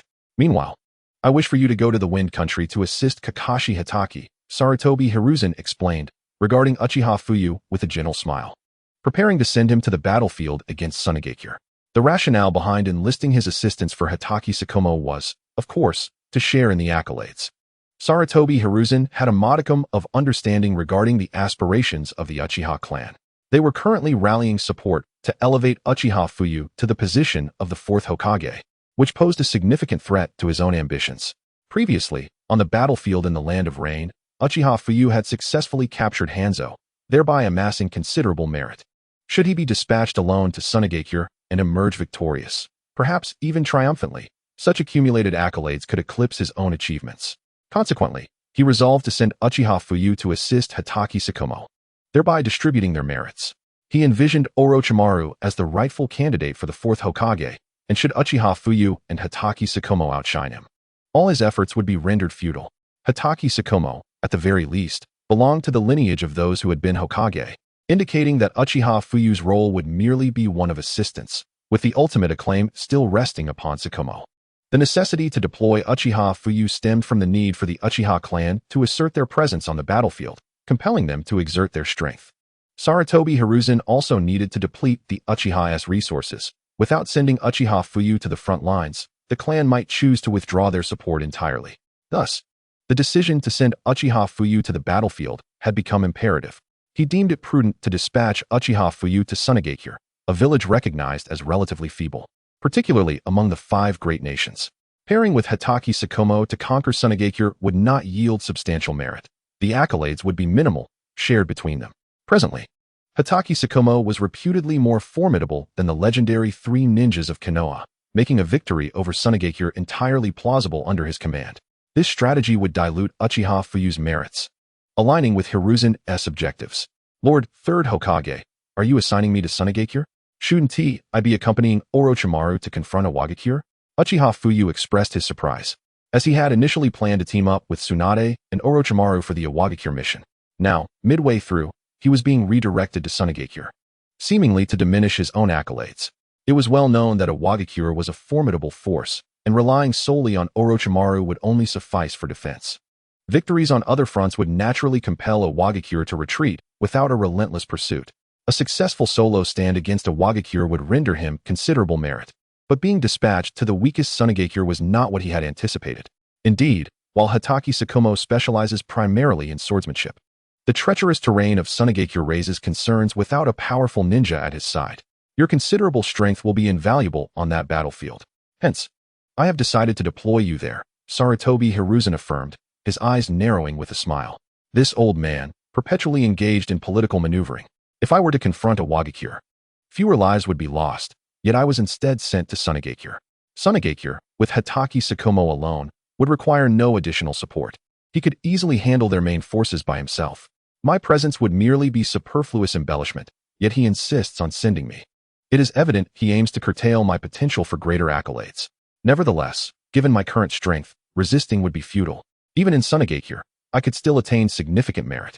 Who says that defeating Tsunade would preclude me from engaging with awakens afterward? This old coot cannot prevent my accumulation of glory. Uchiha Fuyu scoffed, casting a glance at Sarutobi Hiruzen, irritation flickering in his eyes.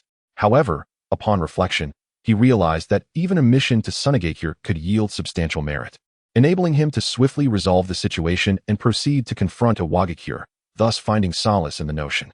Yes, Lord Third Hokage. Uchiha Fuyu nodded, accepting the assignment to support Tsunade. Excellent. Since you have agreed, I shall make preparations and lead the main force there the day after tomorrow, Sarutobi Hiruzen replied, nodding with evident delight, a glint of cunning sparkling in his eyes. Understood, Lord Third Hokage. I shall take my leave, Uchiha Fuyu stated, bowing respectfully before departing. Indeed. Sarutobi Hiruzen acknowledged, squinting as he watched Uchiha Fuyu's retreating figure, a flicker of wariness crossing his gaze. Uchiha Fuyu, why does it feel as though there is an unfathomable depth to him? Once merely a subordinate of the Uchiha clan, he now exudes a sense of formidable mystery. What transformation has he undergone? Could it be that he has awakened the fabled Mangekyo Sharingan? Otherwise, why would he evoke such an impression? Very well. Let him venture to Tsunade and see if he has indeed awakened the Mangekyo Sharingan. If he has, it could pose a significant threat to the village. One step at a time, we shall observe how he manages the situation in Tsunade. Sarutobi Hiruzen's expression grew grave, a fleeting glimmer of murderous intent flashing in his eyes. Suddenly, he felt a powerful and enigmatic aura emanating from Uchiha Fuyu, prompting reflection on whether he had truly awakened the legendary Mangekyo Sharingan. This was an eye possessed only by Uchiha Madara, instilling in him boundless dread. Sarutobi Hiruzen had witnessed Madara's terrifying prowess, albeit from a distance, during the epical battle between Uchiha Madara and Senju Hashirama, which resonated throughout the ninja world. The aftershocks of their clash were palpably fearsome, even felt from afar in Konoha. That haunting sensation bore a striking resemblance to what he now perceived, igniting doubt within him. He felt compelled to ascertain whether Uchiha Fuyu had genuinely unlocked the Mangekyo Sharingan. If he had, and if he pledged loyalty to the village, then he would have to be eliminated. After all, within the village, Uchiha Fuyu could only be a devoted citizen, not a ticking time bomb. Among the Uchiha clan, those who awakened the Mangekyo Sharingan were the source of his deepest fears. To preempt the emergence of any Uchiha clansman with such power, he would spare no effort, even if it meant mistakenly eliminating 1,000 to ensure one did not escape. Fuyu, that man just revealed his murderous intent toward you. It seems he suspects you of harboring a secret, the nine tails within Uchiha Fuyu's belly remarked coldly. Even from a distance, it had sensed the slightest trace of killing intent emanating from Sarutobi Hiruzen toward Uchiha Fuyu. There was no escaping it. I am burdened with immense power. While I strive to conceal my strength from others, I cannot evade the scrutiny of such perceptive individuals. Do not underestimate this third Hokage. He is a master of strategy. Moreover, as a politician, particularly an exceptional one, he naturally possesses an unimaginable darker side. When he displayed murderous intent towards me, I felt no sense of wrongdoing whatsoever. This merely indicates my formidable strength. He is envious of me. There is nothing he can do to suppress me, leaving him with but one option, to eliminate me. Let us see who will prevail. Will he succeed in taking my life, or will I unseat him and ascend as the fourth Hokage? The once monotonous ninja world seems to grow increasingly intriguing. Uchiha Fuyu smiled faintly. He had long sensed something amiss with the third Hokage, yet he remained unconcerned. With his current prowess, who could possibly kill him? He could easily dispatch both the third Hokage and Danzo, but he refrained, indulging instead in the game. If he were to eliminate all threats within the ninja world, what would be left for him to enjoy? After all, he had come to this ninja realm for entertainment. To engage in a battle of wits and courage against his enemies, that was the pleasure he sought. To have foes who wished to kill him, yet found themselves utterly incapable of doing so. That, indeed, is where the true enjoyment lies. The complexities of the human heart are truly perplexing. Were I in his position, upon sensing his murderous intent, I would immediately strike him down. Yet you ponder how to play the game. Humans are such intricate beings, perhaps that is why they evoke disdain. The Ninetails scoffed, lounging on the water's surface while digging at its ears. As the plot had yet to fully unfold, I too sought a measure of amusement. Otherwise, I would have no time to entertain him. Once the narrative truly commenced, their existence would become irrelevant. Currently, my sole delight lies in playing with them, and perhaps courting some maidens, siring offspring. What a splendid thought. One must incite profound hatred in one's enemies, yet render them utterly powerless. Therein lies the greatest thrill. Hee. Uchiha Fuyu mused with a soft smile. Before long, Uchiha Fuyu returned to his chamber, dispelling his shadow clone. He found Tsunade engrossed in studying parenting techniques, a slight smile gracing his lips. Fuyu, what is the matter? You've been gone so long. Has something happened? Tsunade inquired, lifting her gaze as she sensed Uchiha Fuyu's presence, her face alight with joy. My brother called me back for a matter. What's wrong? You noticed my shadow clone? Uchiha Fuyu approached her with a gentle smile, enveloping Tsunade in his embrace, a hint of puzzlement in his eyes. Having been with you for so long, could I possibly not discern between your shadow clone and your true self? Nothing untoward happened at home, right? Tsunade beamed at Uchiha Fuyu, reclining in his arms, her eyes sparkling with mirth. Nothing at all. What could possibly happen at home? It's not as if we're under siege by enemies in Konoha. Just some mundane matters, really. Besides, it has been quite a while since I visited my mother. It was about time I paid her a visit. However, there was something when I stepped out. The third Hokage sought me out and instructed me to head to the battlefield in Tsunade to assist Kakashi Hatake. I have already agreed, and the day after tomorrow marks my departure for the Land of Wind. Once I arrive, you must ensure you rest at home and take care of yourself. Do not overexert yourself. Uchiha Fuyu gently kissed Tsunade on the forehead, a smile gracing his lips. Chapter 64, Tsunade's Fury, Fuyu's Plans. Really? Another war is about to commence? They want you to go to the Land of Wind? Kakashi should be more than sufficient to handle things there. Why send you as well? Your presence seems unnecessary. After all, most ninjas are adept in puppet techniques, and Kakashi is the bane of Tsunade's puppeteers. Moreover, other ninjas would hold little advantage on the battlefield in the Land of Wind, given its arid terrain. If Konoha ninjas were to engage in battle there, the harsh environment would be detrimental to us. Additionally, there seems to be little glory to be gained by venturing to the Land of Wind. Tsunade voiced her confusion. Recognizing that with a formidable swordsman like Kakashi present on the battlefield, Uchiha Fuyu's involvement seemed superfluous. Should the Land of Wind launch an offensive against Konoha, it was likely that other ninja villages would not remain passive. They might even seek to partake in the spoils. Who, then, would assume command in such a scenario? Currently, she was unable to fight on the battlefield due to her pregnancy, and Jiraiya had yet to return. This perplexed Tsunade. If Uchiha Fuyu were to assist on the battlefield in the Land of Wind, it would yield little in terms of merit. It would be far more prudent for him to confront a Awakens. Was this not the third Hokage's intention?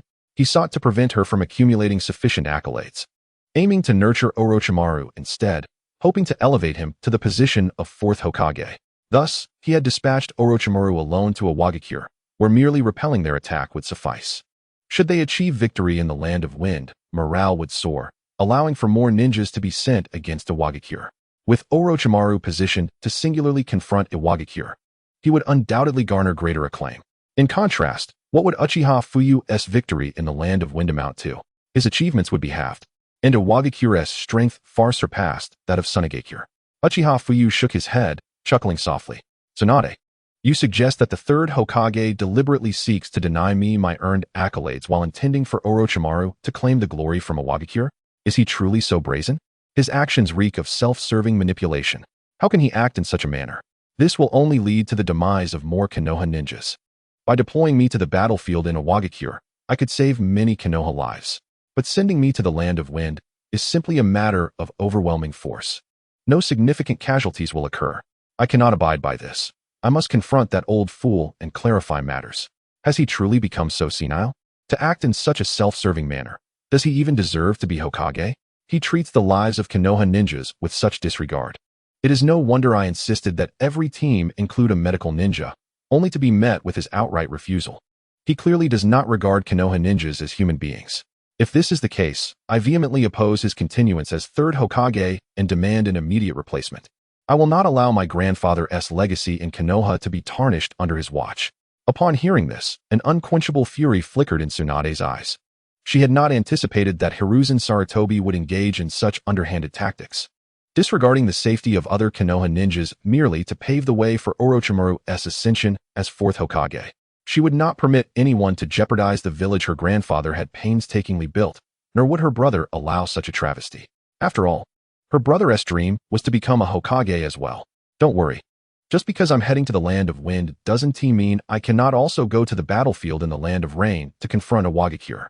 Do not forget, I possess space-time ninjutsu. I've already marked the battlefield in the land of rain, and I can go there at any time. Once we finish battling in the land of wind, I will immediately head to the battlefield in Awakens. At that point, my merits will only increase. He wishes to stifle my growth. That is simply impossible. My ambition is to become Hokage and protect Konoha. I will not allow him to succeed. You need not worry about discussing this with him now. He would simply deny it. Moreover, expressing such sentiments would be futile, for no one would ever believe that the third Hokage could harbor ill intentions towards me. Uchiha Fuyu held Tsunade tightly in his embrace, fully aware that her heart ached for him, that she was indignant on his behalf. After all, Sarutobi Hiruzen had gone too far, wielding his authority for personal gain. Such actions could only be attributed to a scoundrel in Tsunade's eyes. Fuyu, is this not too much of a grievance for you?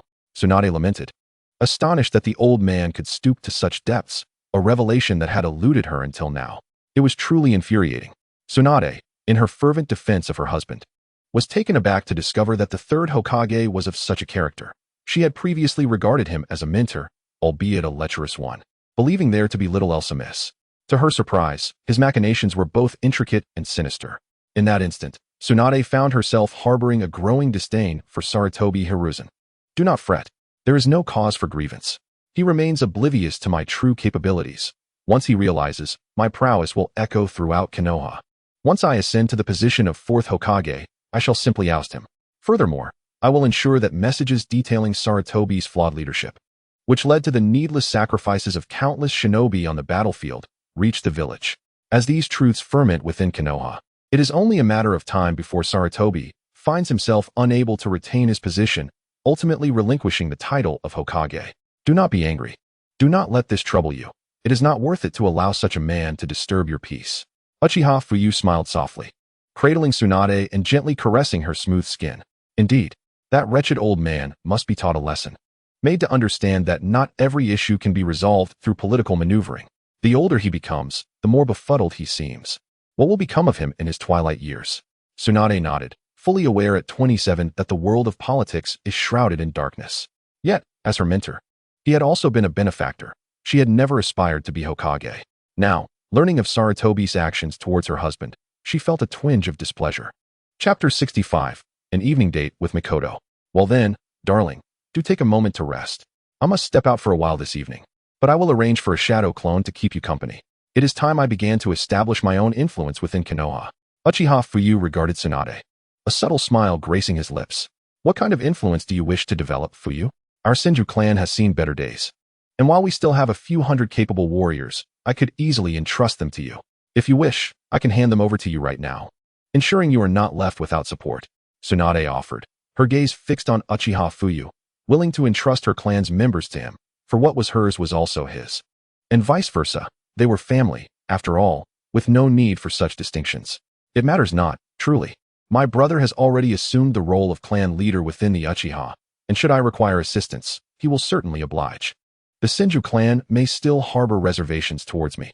Perhaps it is best to refrain from utilizing them for the time being. At least not until you grant me a robust son, at which point I can fully engage with them and have them serve under me. Uchiha Fuyu gazed at Tsunade, his voice gentle, his eyes filled with warmth. He had pressing matters to attend to that evening, and it would be impractical to bring along members of the Senju clan. After all, he had an appointment with Uchiha Mikoto that night. Very well, Tsunade conceded, recognizing the immense strength Fuyu had acquired. With Uchiha Fugaku now the clan leader, securing allies should pose no challenge for Fuyu. Rest well at home. I shall prepare dinner for you, and after we dine, I will be off to attend to some matters. Uchiha Fuyu smiled faintly, then rose to begin cooking for Tsunade.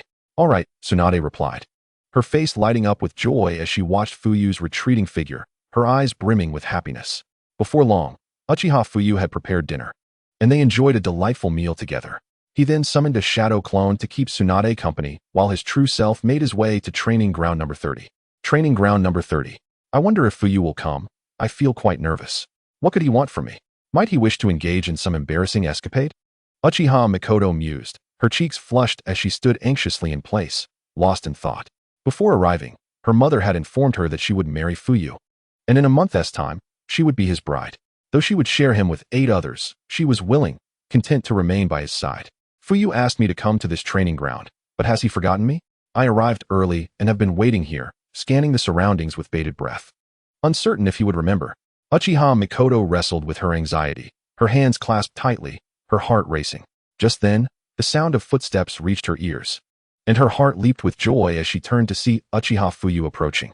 At that moment, her cheeks flushed deeper, her heartbeat quickening, her hands still clenched in anticipation.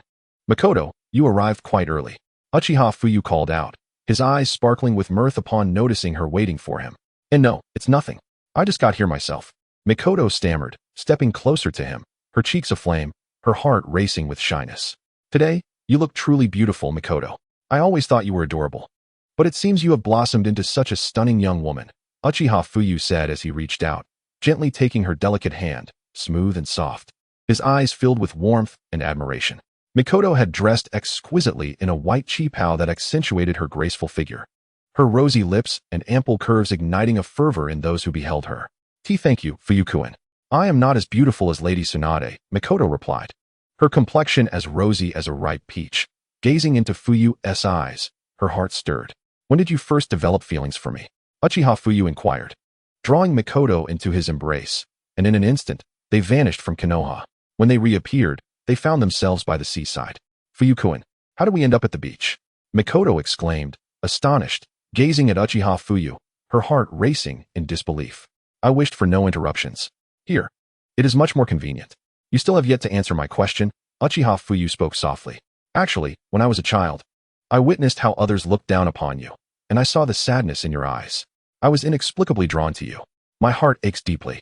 After joining the Ninja Academy, I follow you every day. Yet, it seems that Fuyu-kun remains oblivious to the presence of a small attendant behind him. I do not know when it began, but I found myself enamored with Fuyu-kun. When my father proposed that I marry Fuyu-kun, I immediately declined. It was then that I realized I had reached the age for marriage, but my desire is to wed you. Each day, I muster the courage, yet, ultimately, I fail to voice my feelings. Today, upon encountering Fuyu-kun, I felt an unexpected surge of bravery, and then, Mikoto Uchiha's face grew increasingly flushed as she spoke, her heartbeat racing at the sight of Fuyu Uchiha. "So that was it. I had often wondered why you were always accompanied by someone. I initially believed it was merely coincidence." Fuyu Uchiha was momentarily taken aback. He had never given it much thought, yet he had long noticed the small follower behind him. Chapter 66. Have they lost track of him? Danzo's fury. However, this was merely his route to school, nothing unusual about that, and he dismissed it without further consideration. "Fuyu-kun, I heard from my mother that in a month, we shall be wed."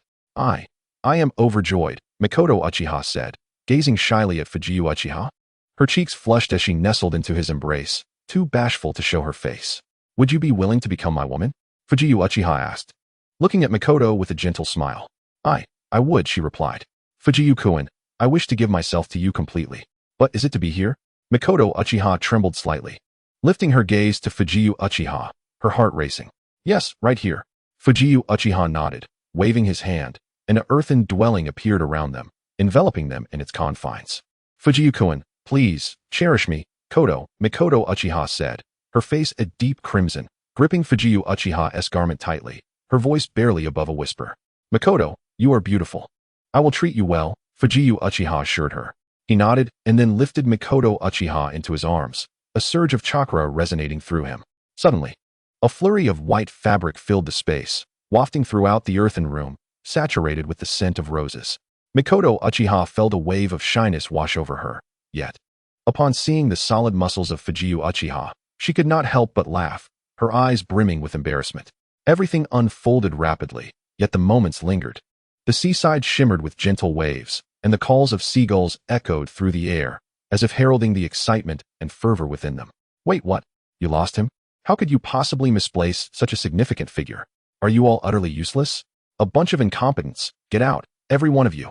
Danzo's voice thundered with rage, his eyes blazing as he glared at the group before him. "What good are you? Losing an elite jonin is unacceptable. Dispatch someone immediately to locate him. How can a person simply vanish without a trace?"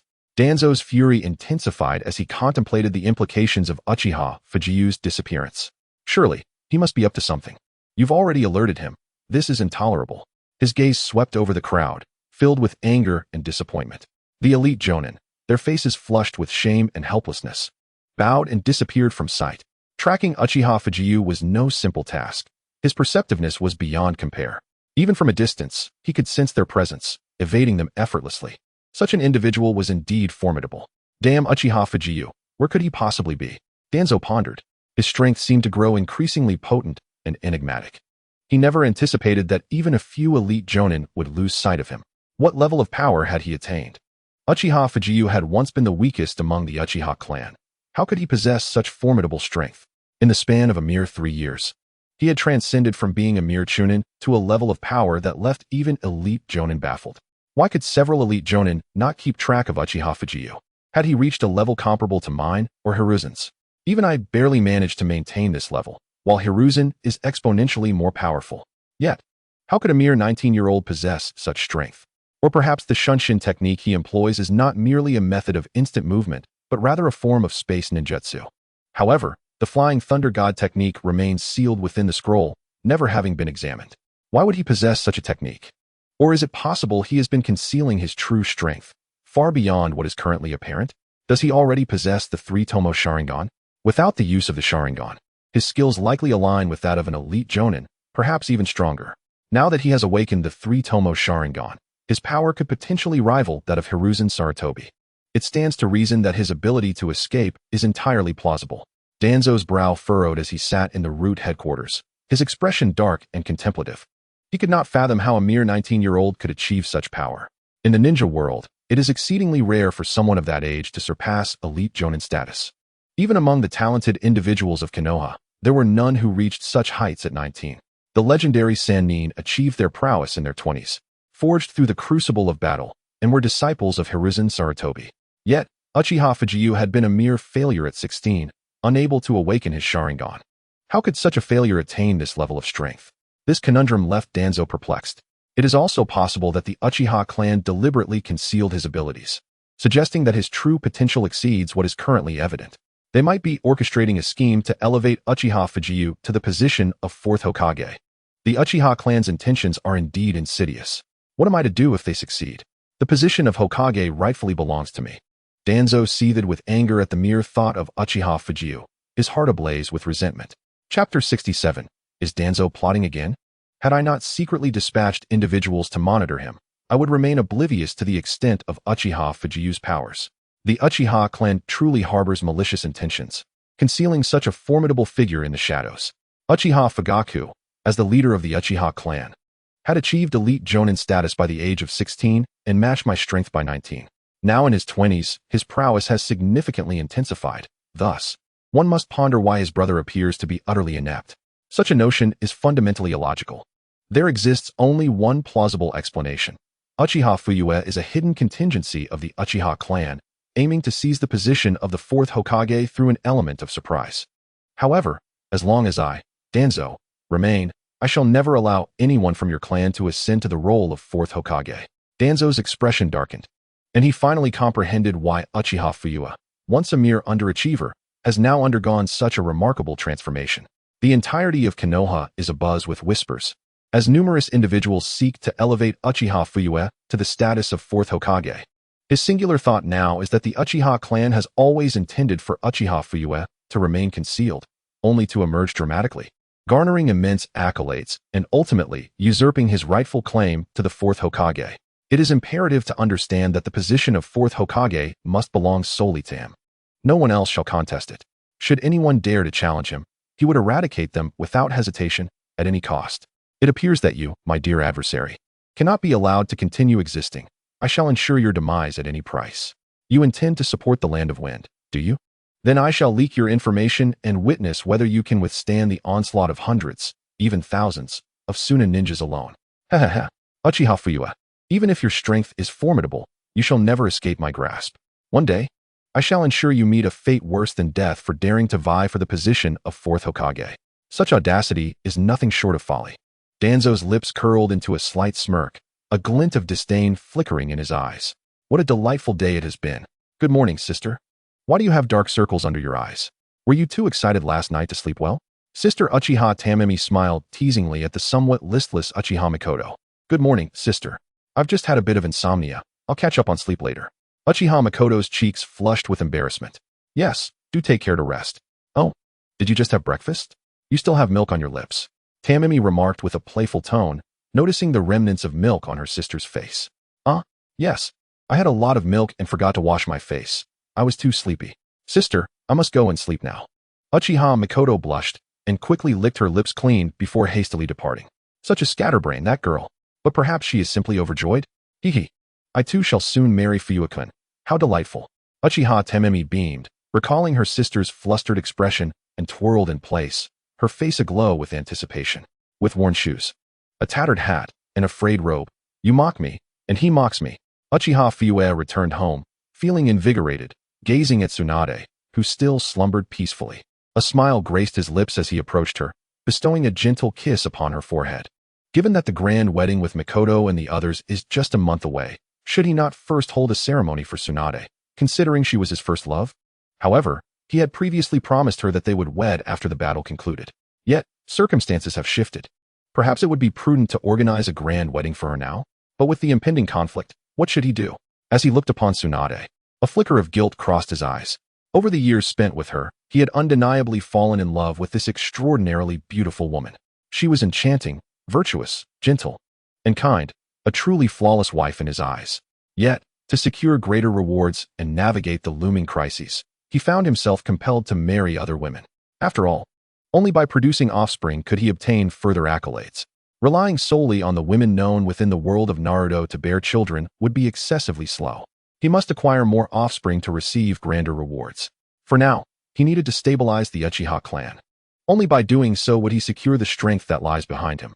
Despite his current formidable power, he did not wish to operate solely on his strength. What, then, would be the role of his subordinates? At times, an individual's overwhelming might can instill fear in others, even inciting rebellion. If one is perceived as too strong, they may be regarded as a villain, prompting everyone to conspire against them. Often, the fate of such villains is dire. His aim is to dominate the entire Hokage world, ensuring that all within it become loyal subjects under his command. Only then can he develop unimpeded. Ultimately, he needs time to father children, to ensure the continuation and prosperity of the Uchiha clan. He could easily eliminate Danzo or the Third Hokage, but he preferred to ascend to the position of Fourth Hokage through his own merit and reputation, rather than through their untimely demise. Once he achieves victory in this war, the need for Danzo and the Third Hokage will dissipate. He must convince the denizens of Konoha that his ascension to Hokage is inevitable, that it is a source of pride for the village, and that they should all revere and trust him. Chapter 68. Tsunade's Wedding. Jiraiya weeps. In this manner, he could focus on his development, cherishing the time spent with his wives and siring numerous children, ensuring the Uchiha clan's legacy flourishes. Therefore, he must rely on his power to ascend to the Fourth Hokage position. This is his own design. If he can attain the Fourth Hokage role through merit, why resort to subterfuge? Uchiha Fuyu is confident in his capabilities, and he currently sees Danzo and the Third Hokage, two politicians, as unnecessary obstacles. Once he secures the title of Fourth Hokage and commands all power within Konoha, he will reveal their transgressions to the public and execute them, eradicating them from the village entirely. For him, the notion of assassination is beneath him.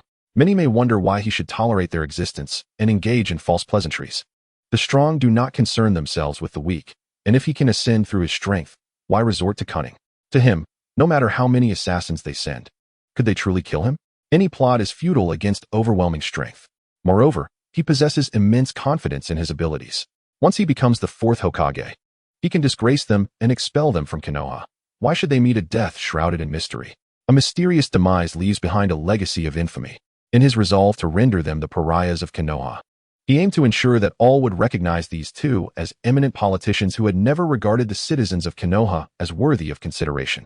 By doing so, he believed he could further consolidate the hearts of the people, ultimately ascending to the esteemed position of the Fourth Hokage, whereupon he would possess everything he desired.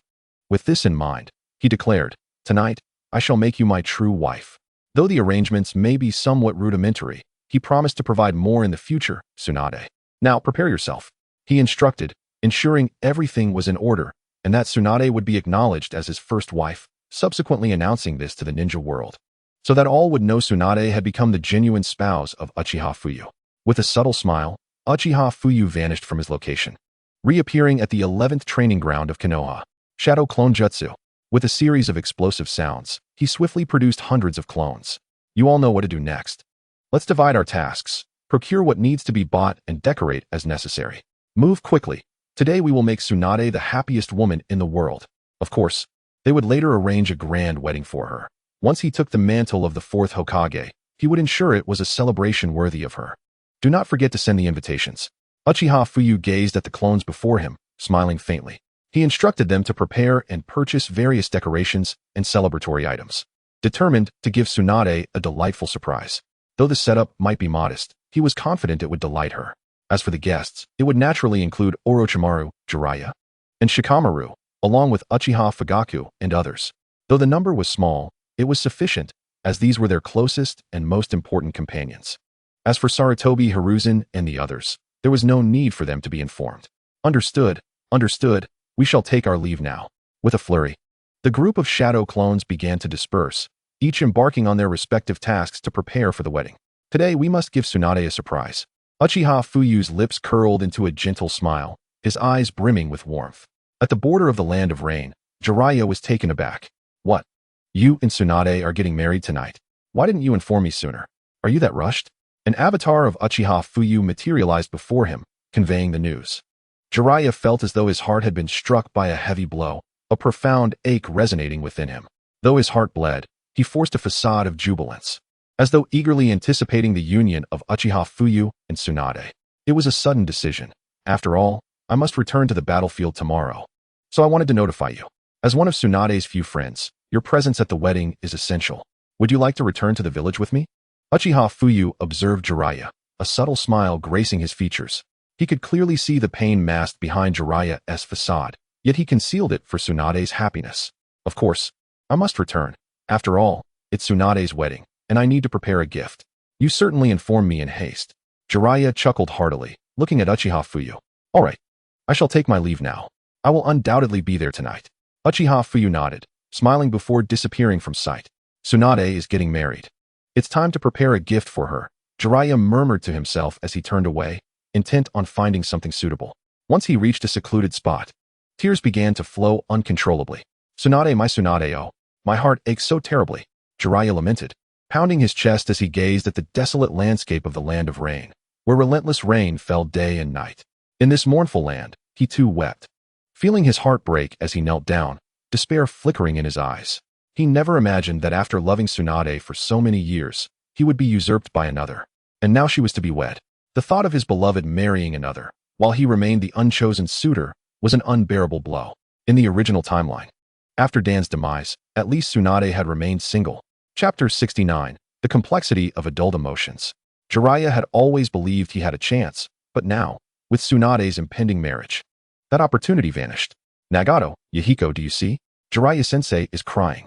A charming little girl with long lavender hair, adorned with a delicate purple paper flower, observed Jiraiya's sorrowful state from a distance, her light orange eyes filled with confusion. I heard it all. It's true that Lady Tsunade is getting married, and Jiraiya-sensei loves her. Naturally, he feels sad now. Adult emotions are complex. If the one you love does not reciprocate, why not simply find someone else? Yahiko shrugged, having overheard the conversation between Jiraiya and Uchiha Fuyu. He noted Jiraiya's tears, clearly stemming from Tsunade's upcoming nuptials, and felt a twinge of sympathy. Fortunately, being young, he thought, if the person you like is marrying someone else, just find another, right? It's not a big deal. Yet he did not fully comprehend the weight of love. Can one truly replace someone they love so easily? Konan pondered, tilting her head as she looked at Nagato and Yahiko. It must be quite difficult, I suppose. But if the one you love is marrying another, should you still pursue them? She queried. Lady Tsunade does not love Jiraiya-sensei. Even if he were to win her over, it would be of no consequence. Yahiko shook his head, perplexed. Indeed, Nagato nodded, though he remained silent, seemingly grasping the essence of their conversation. Since our brother is getting married, should we attend the ceremony? Konan suggested thoughtfully, glancing between Nagato and Yahiko. Naturally, we must go to the wedding. And we ought to prepare a gift for him, Yahiko affirmed with a smile, nodding eagerly. But how do we get to Konoha? Nagato questioned, a hint of concern in his voice. If we venture into Konoha, we will undoubtedly be captured as spies. The three, outsiders to the village, faced the grim reality of their situation. Indeed, We are not from Konoha. If we go, we will surely be apprehended. What then? We might miss our brother's wedding and cause him trouble. If he had to delay his marriage to save us, what would that mean? Conan nodded, realizing that if they acted rashly, they would only create complications. I believe. Well? Yahiko scratched his head, pondering, momentarily at a loss for a solution. Do you wish to attend the wedding as well? At that moment, the hungry ghost realm's Uchiha Izuna appeared before the trio and inquired. Brother, so it's you. Yahiko nodded. Turning to Uchiha Izuna, we also wish to participate in your wedding, but how shall we get there? The three were aware that Uchiha Fuyu had dispatched a clone to protect them at all times. However, they were oblivious to the fact that it was a Six Paths clone. Due to his transformation jutsu, they could not discern it. Upon seeing Uchiha Fuyu's clone materialize, they hastily approached with questions. Since you wish to attend the wedding, that can certainly be arranged. I shall escort you there directly, but you must alter your appearances. As our teacher Jiraiya is rather perceptive, it is best not to draw his attention. Uchiha Izuna continued, I will cast an illusion upon you, so that others perceive you as different individuals. Furthermore, they will be unable to sense your chakra. Unless they possess eyes akin to mine, they will not penetrate my jinjutsu. After stating this, Uchiha Izuna cast the illusion over the three, enveloping them so that their true appearances remained obscured. Their chakra signatures were also concealed, rendering them undetectable even to sensory ninjas. Brother, is this sufficient? Do we not need to use transformation jutsu? Conan glanced at herself, noticing no apparent changes. Will others see us differently? Indeed, this is a reverse application of the illusion technique. At least those present today will not recognize you, so rest assured. I shall now lead you to the village. Uchiha Izuna nodded, instructing the trio to leave a shadow clone behind, and with a wave of his hand, he ushered them into a wormhole, disappearing from sight. All of this occurred unnoticed by Jiraiya, who merely exchanged a few words with the trio before vanishing himself to prepare for the wedding in Konoha. However, before that, he needed to procure a gift for the occasion. Fuyu, you're back. You must be exhausted from last night. When Tsunade awoke, she found Uchiha Fuyu seated beside her bed, gazing at her with a slight smile gracing his lips. I'm fine. Last night was not tiring. I didn't do much at all. But you must take good care of yourself, as you are now with child and the most important person in our family. Uchiha Fuyu remarked, gently enveloping her in his embrace. Would you like to rest a bit more? You mustn't overexert yourself, as I worry about your well-being before you head to the battlefield tomorrow. Tsunade nestled against Uchiha Fuyu's chest, raising her head to meet his handsome visage with concern etched on her features. It's all right. We still have time for the journey. It's not as if I will be thrust into battle immediately upon arrival. I assure you, with my current strength, I could go 10 days and nights without sleep without issue, so do not fret. He grinned. I've prepared a heartwarming breakfast for you, so rise and freshen up. After which, we can enjoy our meal together. Chapter 70. Catching up on sleep, preparing for marriage. Tsunade squinted her eyes in delight, relishing the affection from Uchiha Fuyu. She clung tightly to his waist, reluctant to part from him. What's this? Not ready to get up? Uchiha Fuyu chuckled softly, feeling her playful grip. I couldn't sleep well last night without holding you close, and now I want to savor this moment a bit longer. Tomorrow, you head to battle, and I find myself worried. Even though I know my concerns are unfounded, I cannot help but feel anxious. Tsunade admitted, holding him tightly, voicing her inner fears. Although she understood that no one in the ninja world could likely defeat Uchiha Fuyu, the worry still lingered within her. Rest assured, there is not a soul in this entire ninja world capable of bringing about my demise. There is no need for concern. Your primary focus should be on nurturing our child and maintaining a joyful spirit. You are a doctor. Surely you comprehend this?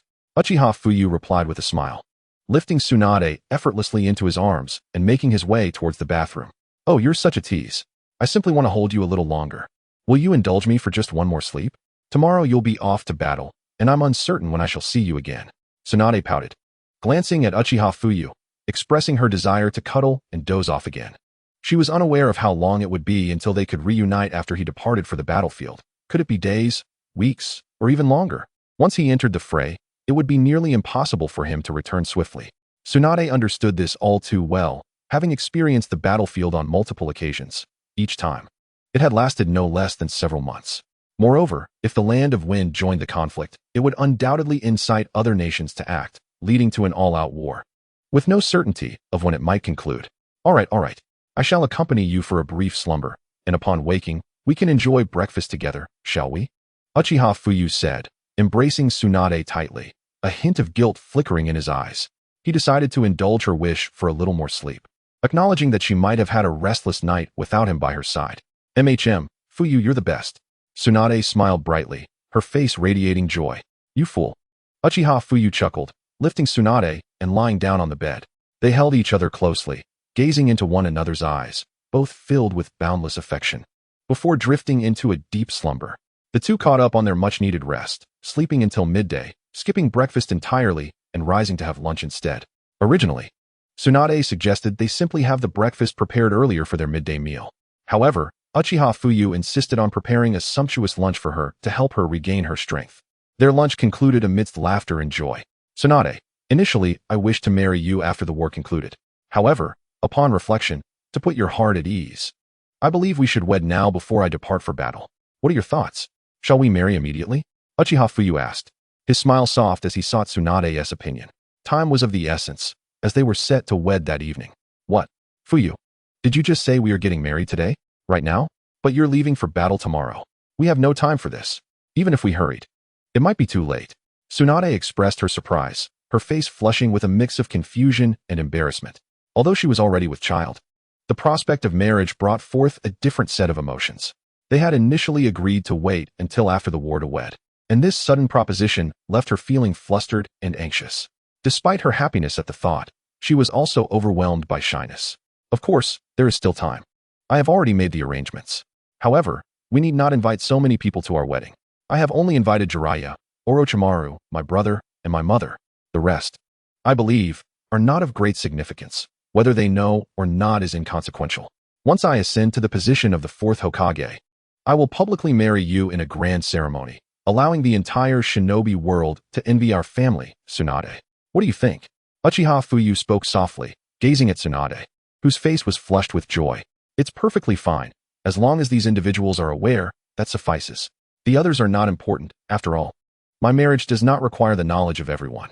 What matters is that those close to me know that I have wed and embraced happiness. Tsunade felt a rush of shyness as she looked at Uchiha Fuyu, tightly embracing him, her heart racing with excitement. At last, she was to marry the man she loved, a prospect she had initially thought would take a year or two to materialize. To her surprise, today had brought a delightful ambush, filling her with elation. Then it is settled. I have prepared a stunning wedding gown for you this evening. Tonight marks our most significant moment. Moreover, this ceremony will be attended by our little family of 3. Uchiha Fuyu held Tsunade close, gently caressing her abdomen. The intimacy of their family gathering imbuing the wedding with a unique sense of ritual. Yes, yes. Tsunade's heart brimmed with sweetness. Marrying the one she loved filled her with joy, and she eagerly anticipated the evening's festivities. Shouldn't I take the time to prepare myself properly? Time is of the essence. I must get ready. The realization that she was about to marry today ignited her urgency. How could she face the world without proper adornment? With that, Tsunade slipped from Uchiha Fuyu's embrace and dashed into her room to begin her preparations. While she might not don the wedding dress just yet, she was determined to enhance her appearance. Chapter 71. Tsunade's Wedding, Orochimaru's Invitation. Her heart yearned to present her most beautiful self to the man she adored. Slow down.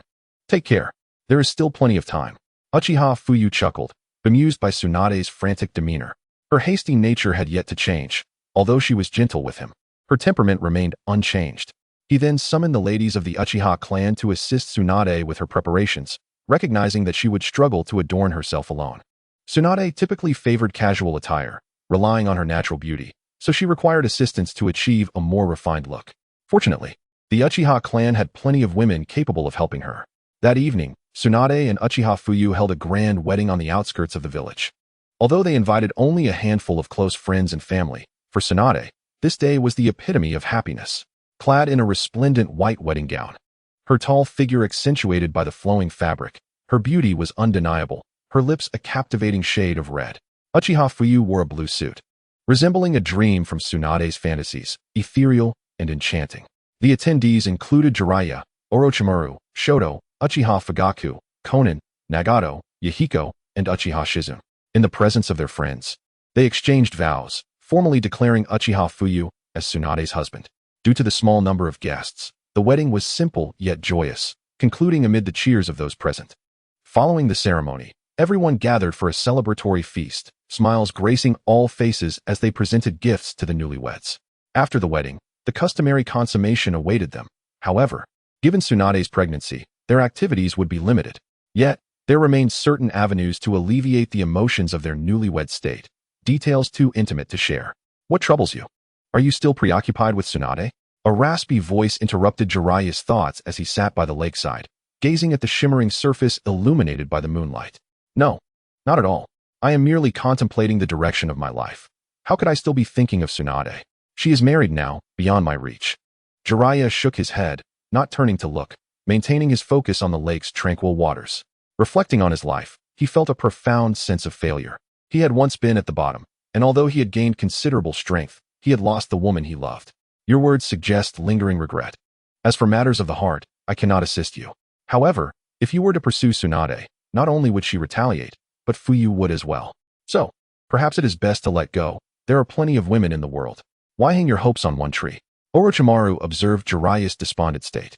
Aware of his feelings for Tsunade, while Orochimaru himself did not comprehend love, he understood familial bonds and the ties of brotherhood. Witnessing Jiraiya's distress weighed heavily on him. Yet he felt powerless to help. He knew that Jiraiya must move on. Clinging to Tsunade could lead to further disappointment. Regret? No. I simply sense that my life has not been lived to its fullest. The woman I cherish does not return my feelings. And my progress in strength has been painfully slow. I have struggled to master sage techniques without success. What a failure I am. Jiraiya lamented, shaking his head in disbelief. Lying back on the grass, hands cradling his head as he gazed at the crescent moon, his heart heavy with bitterness. What do you plan to do next? War is imminent. Should you not return? Those 3 children should have enough strength to protect themselves now. With Tsunade pregnant and Sarutobi-sensei not deploying Fuyu to my battlefield, I fear that facing the rock village alone may prove too daunting. I will struggle to hold them off, let alone inflict significant damage. Orochimaru, I require your assistance. When will you return? Orochimaru narrowed his eyes, regarding Jiraiya with a stern expression.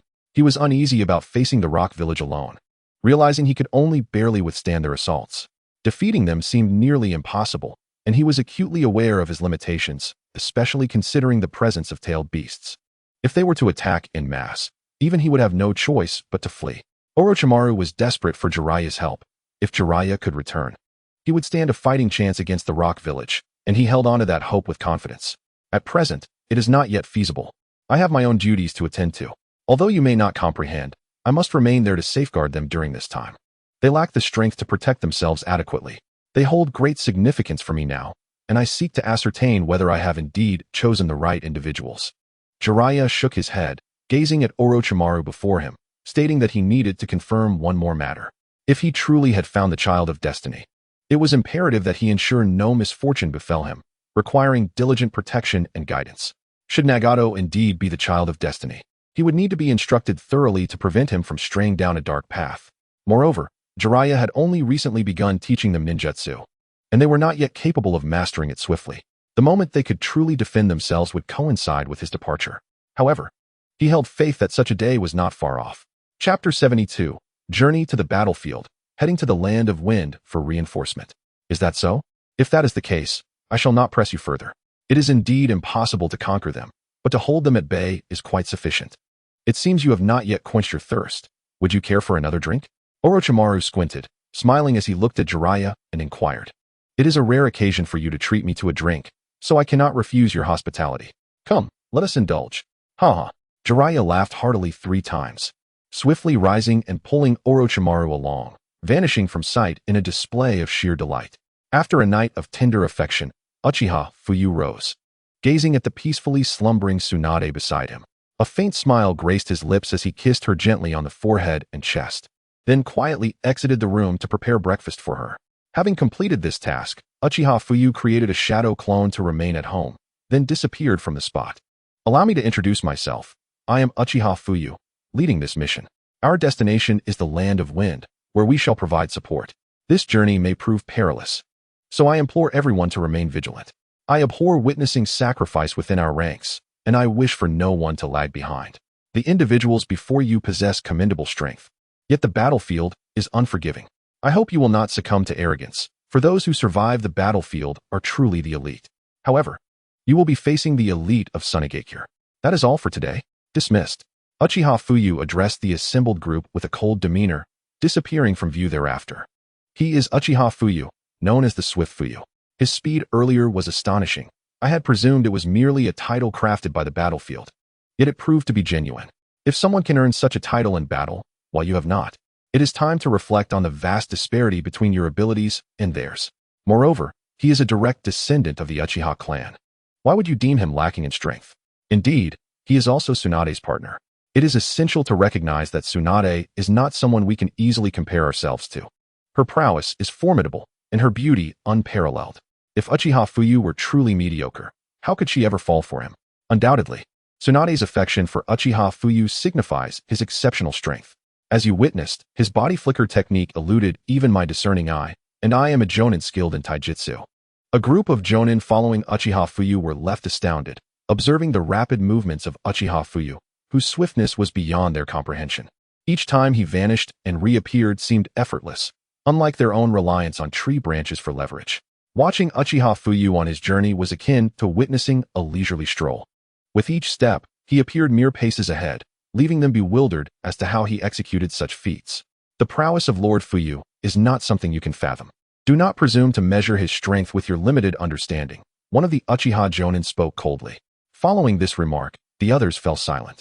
Indeed, they could not discern how Uchiha Fuyu moved. The title Swift Fuyu was truly well-deserved, inspiring both awe and admiration within them. This time, Uchiha Fuyu brought a contingent of 300 reinforcements, comprising 5 elite jonin, 36 jonin, 78 special jonin, and 180 chunin. The final member is Uchiha Fuyu himself. Arrangements for subsequent forces are already underway, though they have only managed to muster 300 personnel to advance to the battlefield. After all, this deployment is merely for support, and it remains uncertain whether Tsunade will launch a full-scale assault. While both sides are eager for conflict, no formal attack has yet been initiated. Should excessive reinforcements be dispatched, it could prove detrimental, leading to losses that would outweigh any potential gains. Such a scenario is one that Sarutobi Hiruzen would certainly avoid. He recognizes that war is inevitable, yet he never anticipated the Land of Wind would act so swiftly. For now, he sends personnel to provide support, and once he receives accurate intelligence, he will undoubtedly rally shinobi for further assistance. On the battlefield of the Land of Wind, Lord Tsukumo, the enemy, is advancing once more. My comrades are struggling to hold the line. Our border defense consists of only 200 men, yet this time, the Land of Wind has dispatched 1,500 troops to attack. My brothers are valiantly resisting, yet I fear they cannot endure much longer. Our defenses may soon falter. It is astonishing that they have arrived so quickly, and we remain unaware of how many more forces follow. With only 200 men, we are unlikely to withstand this onslaught. We must urgently seek aid from the village. Otherwise, we risk the sacrifice of all 200 of us, potentially allowing the enemy to breach our borders and invade the Land of Fire. A Konoha ninja bowed respectfully to Hatake Tsukumo, his eyes betraying the gravity of the situation.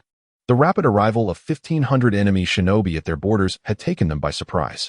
Did they arrive so swiftly? I cannot believe they have committed such a substantial number of shinobi with such haste. It appears they are resolute in their intentions, and I suspect they may not only strike here. This group may well be a diversion, while another force could infiltrate directly into the Land of Fire. The village has already sent word and dispatched over 300 reinforcements. With their presence, we should be able to hold our ground, especially given our advantageous position. My only concern is whether they might stealthily infiltrate the Land of Fire and launch a surprise attack on the village. Hatake Tsukumo furrowed his brow, speaking in a stern tone. Chapter 73, Into the Battlefield, Beautiful Leaf Storehouse. Now that the village has dispatched reinforcements, I can rest assured. The man nodded, exhaling a sigh of relief. As for the other areas, they are not under our watch, and I do not concern myself with them. As other border ninjas are on guard, they merely serve as a stronghold here. If they cannot defend this position, how could they possibly concern themselves with other outposts? We must organize everyone to launch a counterattack. It is imperative that we hold them at bay. Furthermore, have we conducted reconnaissance? Who are the formidable opponents they have dispatched this time? Konoha's Shikaku furrowed his brows, rising to his feet, prepared to confront the enemy. He had not anticipated the rapidity with which the Land of Wind had sent its forces, before they in Konoha could even react. A large contingent had already initiated an assault. If he failed to secure this stronghold, the ninjas of the Land of Wind would likely penetrate into the Land of Fire, resulting in catastrophic losses. Reporting to you, Lord Shikaku, the enemy has sent 2 individuals to command the battle. They appear to be a couple, skilled in puppet techniques. It is said they are the son and daughter-in-law of Chiyo. The man addressed Shikaku, his gaze steady. Is that so? Puppet techniques, you say? Then we shall capture the leader first. Let us proceed to assess the situation. If we eliminate these two, the ninjas of Tsunade will surely retreat for the time being. Shikaku nodded in agreement. He was well versed in countering puppet techniques, rendering any such assaults mere child's play. As long as he could eliminate these two adept in puppetry, he would secure the stronghold and compel the ninjas of Tsunade to withdraw. With that, Shikaku vanished from his location, heading toward the battlefield. Boom, boom, boom. On the battlefield, the clash of blades and the cacophony of explosions filled the air, accompanied by anguished cries and the sight of countless corpses scattered amidst the wreckage, blood flowing like rivers. A multitude of ninjutsu, wind, water, fire, intertwined beautifully in the chaos. Yet this was no performance. It was war, where countless lives were extinguished beneath such garish assaults. Boom, boom, boom. Ah, it seems the battle has commenced, Uchiha Fuyu remarked, his brow knitted as he gazed toward the border where a fierce clash had erupted. The sound of violent explosions ringing out. Clearly, these were the sounds of explosive tags, and there were many. Wenza, you are to lead them onward. I shall make my way to the battlefield. The skirmish has already begun, and I fear the defenders at the border cannot hold out much longer. Uchiha Fuyu instructed Uchiha Wenza coldly before vanishing from view. Yes, Lord Fuyu. Uchiha Wenza bowed respectfully before taking command of the main force, advancing toward the Konoha position. Boom, boom, boom. The Iron Wings? I never thought even the third Kazekage would take the field himself. And his opponent is none other than Hatake Tsukumo, the father of Kakashi. It appears the Land of Wind has indeed sent forth its strongest, Fuyu mused. Understanding their intent to seize the Konoha border and even penetrate the heart of the Land of Fire with great resolve. The border had merely over 200 ninjas. Yet they were dispatching over 1,000 for the assault. With the third Kazekage personally involved, it was clear they held the third Hokage in contempt. Such a deployment of powerful figures in this battle, without the backing of Konoha, would lead to total annihilation. Fuyu's brow furrowed as he stood amidst the chaos of the battlefield, perched atop a tree, observing the conflict below. He could see clearly that the third Kazekage had sprouted a pair of dark wings, engaging in battle with a white-haired man, none other than Hatake Tsukumo. Scorch release, vaporization. Amidst the fray, a graceful figure, appearing to be around 18, surrounded by 3 radiant fireballs, shone brightly. The recently slain enemy transformed into a desiccated husk, akin to a mummy, as all moisture was instantaneously evaporated from their body. Is that Yakura? She too appears to be about 18. Quite impressive. She has made appearances among the Hokage ninjas and is exceptionally beautiful. I shall not hesitate to claim her for myself. With a sinister grin, Uchiha Fuyu watched as Yakura dispatched a Konoha ninja, promptly vanishing from view. Such a stunning woman was a prize only he could rightfully possess. After all, Uchiha Fuyu sought to claim every beautiful girl who had graced the world of Hokage. These individuals could not be allowed to remain unguarded, and Yakura, if left in Tsunade, would quickly become a political pawn, destined for demise. Since her fate was to be betrayed by her village as a bargaining chip for peace, it would be wiser for her to remain by his side, thus avoiding death and treachery. However, her physique, her form, was comparable to Tsunade's. How delightful! With a malevolent chuckle, Uchiha Fuyu's lips curled into a smirk, his eyes glimmering with mischief. Yakura sensed a presence behind her and swiftly raised her right leg to kick. Do not waste your efforts. You cannot defeat me. Come along with me to a certain place. Uchiha Fuyu's lips twitched into a sly smile as he appeared behind Yakura, grasping her leg and enveloping her in his arms. Vanishing from the battlefield. Yakura's heart raced with disbelief. She had been on the battlefield mere moments ago, and now she found herself inexplicably within a forest. Was she dreaming? How could she have suddenly appeared here? Could this be the legendary space-time ninjutsu? Yakura was taken aback. Who are you? Why have you brought me here? Yakura, still in shock, found herself cradled in Uchiha Fuyu's arms, unable to see the Konoha forehead protector he bore, leaving her in confusion about his identity. Do not fret. I mean you no harm. I brought you here merely to spare you from the horrors of battle, Uchiha Fuyu said, gently caressing Yakura's face. Despite the harsh conditions of the Land of Wind, her skin remained remarkably well-maintained, smooth and tender, eliciting a sense of admiration. Release me. Who are you to undo my seals? Yakura trembled, her heart brimming with fury. No one had ever touched her in such a manner before. She felt the complete suppression of her chakra, leaving her utterly astounded as she shouted in anger. She knew that with her chakra sealed, she was rendered as powerless as a mere mortal. Faced with such a mysterious and powerful individual, she felt a tremor of doubt. Could she truly overcome him? Moreover, who was he, and why had he brought her here? What did he mean by not wanting her to experience the battle? You need not struggle. Your chakra has been entirely sealed by me, and you are incapable of breaking free. I brought you here merely to save you. Had you remained on the battlefield, you would have met your demise. You must understand. You are no match for me, and your village's assault on Konoha will lead to your utter annihilation should I choose to intervene. Do not question my strength. It would be a shame for you to perish. As he spoke, Uchiha Fuyu's gaze turned serious. Moreover, I possess the ability to glimpse into the future, and I have seen your fate, one that is profoundly tragic. Uchiha Fuyu gazed at the figure before him, Yakura, and offered a slight smile as he spoke casually. I concede that your prowess is formidable. Had you chosen to strike at me just now, I would indeed have been unable to withstand your assault. In that instant, I would have met my demise. However, if you claim to foresee my future, you must surely regard me as a mere child, who possesses the ability to glimpse the future. Such a notion is utterly preposterous. Yakura, now 18 years of age, is far from a child. How could she be so easily deceived by Uchiha Fuyu's words?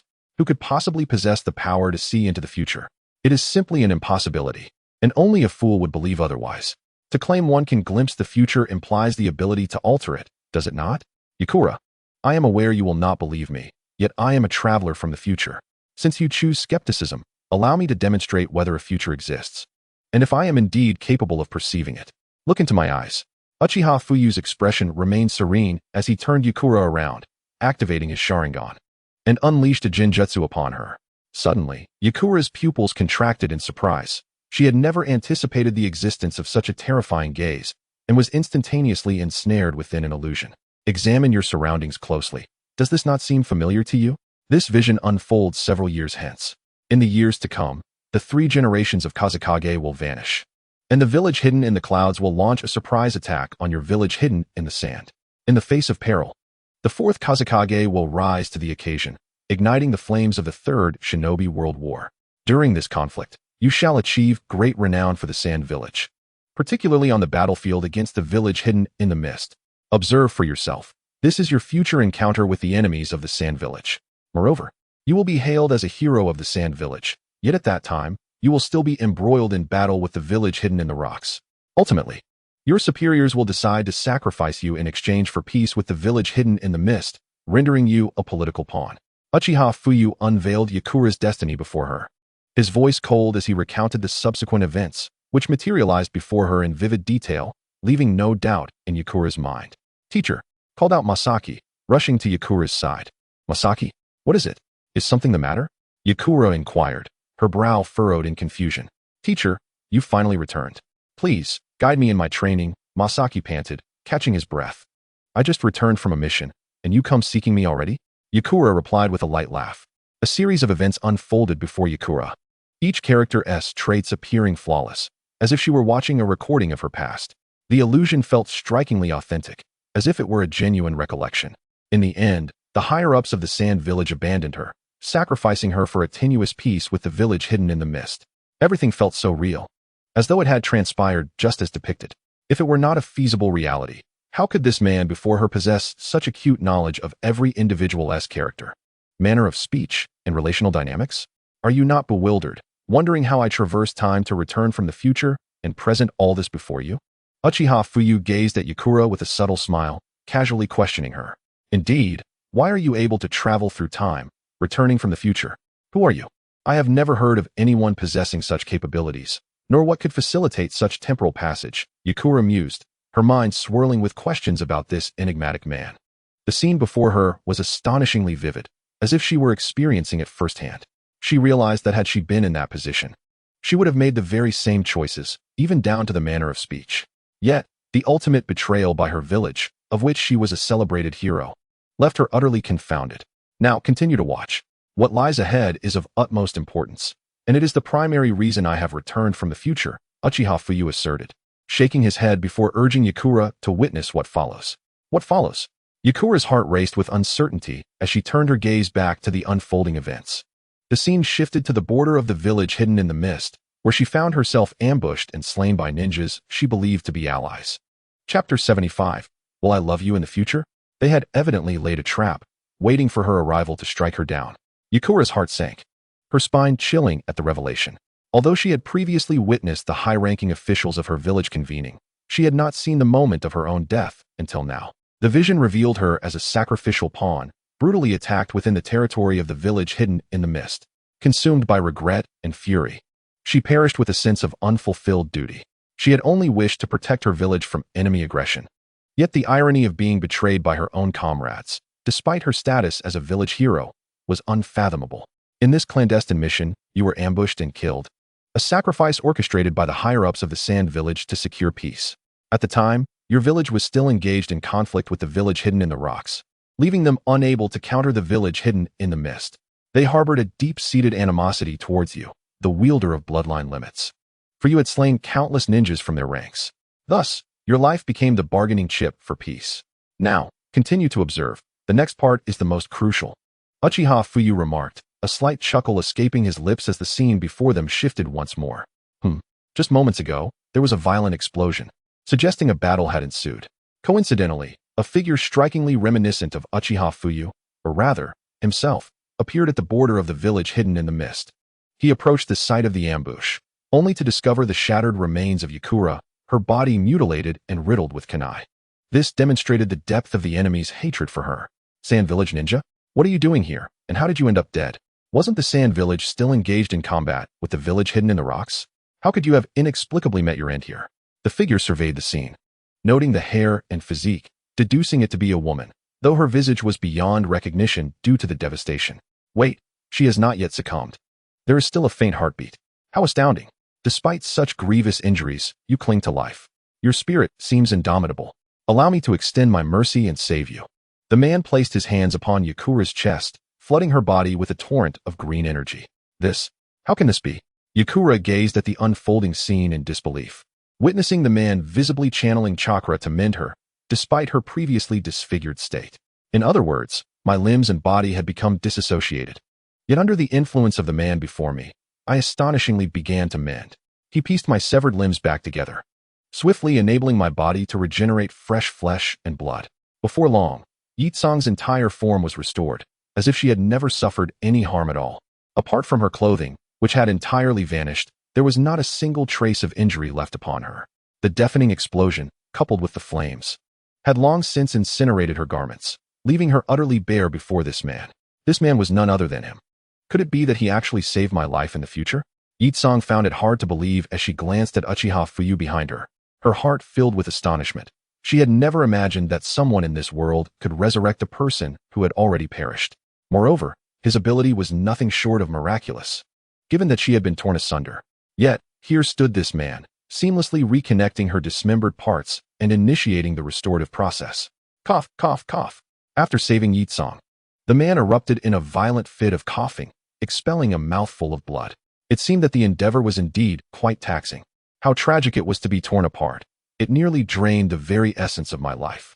Fortunately, he wiped the blood from the corner of his mouth, and his once raven hair began to turn white in an instant. I am perplexed as to why I would save a woman I have never met. It is truly strange that I felt a sudden surge of compassion. Not only has this cost me a significant portion of my lifespan, but it only barely managed to restore your body, leaving you incapable of walking unaided. I cannot continue this rescue, for if I do, my vitality will be completely drained, leaving you alive, at least. The man shook his head, his eyes reflecting a deep sense of resignation, and he removed his coat to drape it around Yitsong's shoulders. He then lifted her onto his back and departed from the hidden mist village, bringing her to a small cabin by the sea, where he gently laid her down.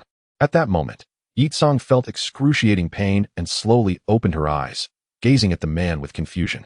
Do not move for the time being. Your body has not fully healed. I have merely reattached your limbs.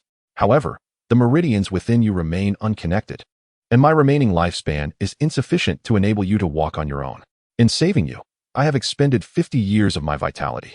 I never imagined I would sacrifice my own life for a woman I do not know. Such a thought is indeed ludicrous.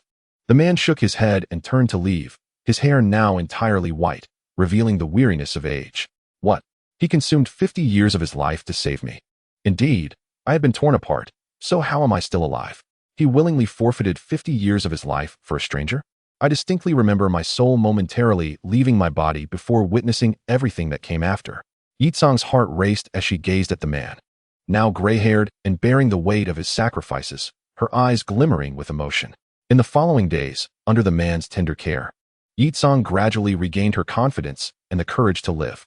Although she was still unable to move, her heart brimmed with hope, for she had a man who cherished and loved her by her side. Fuyu, if there is a next life, I will surely marry you. I will always remember the kindness you have shown me. To her surprise, she found herself falling for a man. Chapter 76. Deceiving Yitsong, her affection soared. Moreover, he was a ninja from Konoha. Perhaps this is destiny? Fuyu, you sacrificed your own life for me. Was it truly worth it? I am but a useless person. After spending a considerable time together, Yitsong fell deeply in love with this man. At night, she often gazed at him lying on the sofa, murmuring to herself, Yitsong, do not lose heart, everything will get better. I will always be by your side. Uchiha Fuyu lay on the sofa, speaking in his sleep, a smile gracing his lips. Fuyu, you must like me, right? Otherwise, why would you choose to stay by my side? Such a man treats me with such kindness. Should I do something? Fuyu, I want to tell you that I love you, and I wish to marry you. Yet I. Yitsong struggled to muster the courage to confess her feelings to Uchiha Fuyu, her heart in turmoil. The next morning, Yitsong, will you marry me? I like you. To her astonishment, Uchiha Fuyu confessed first, gazing at her with affectionate eyes. I agree.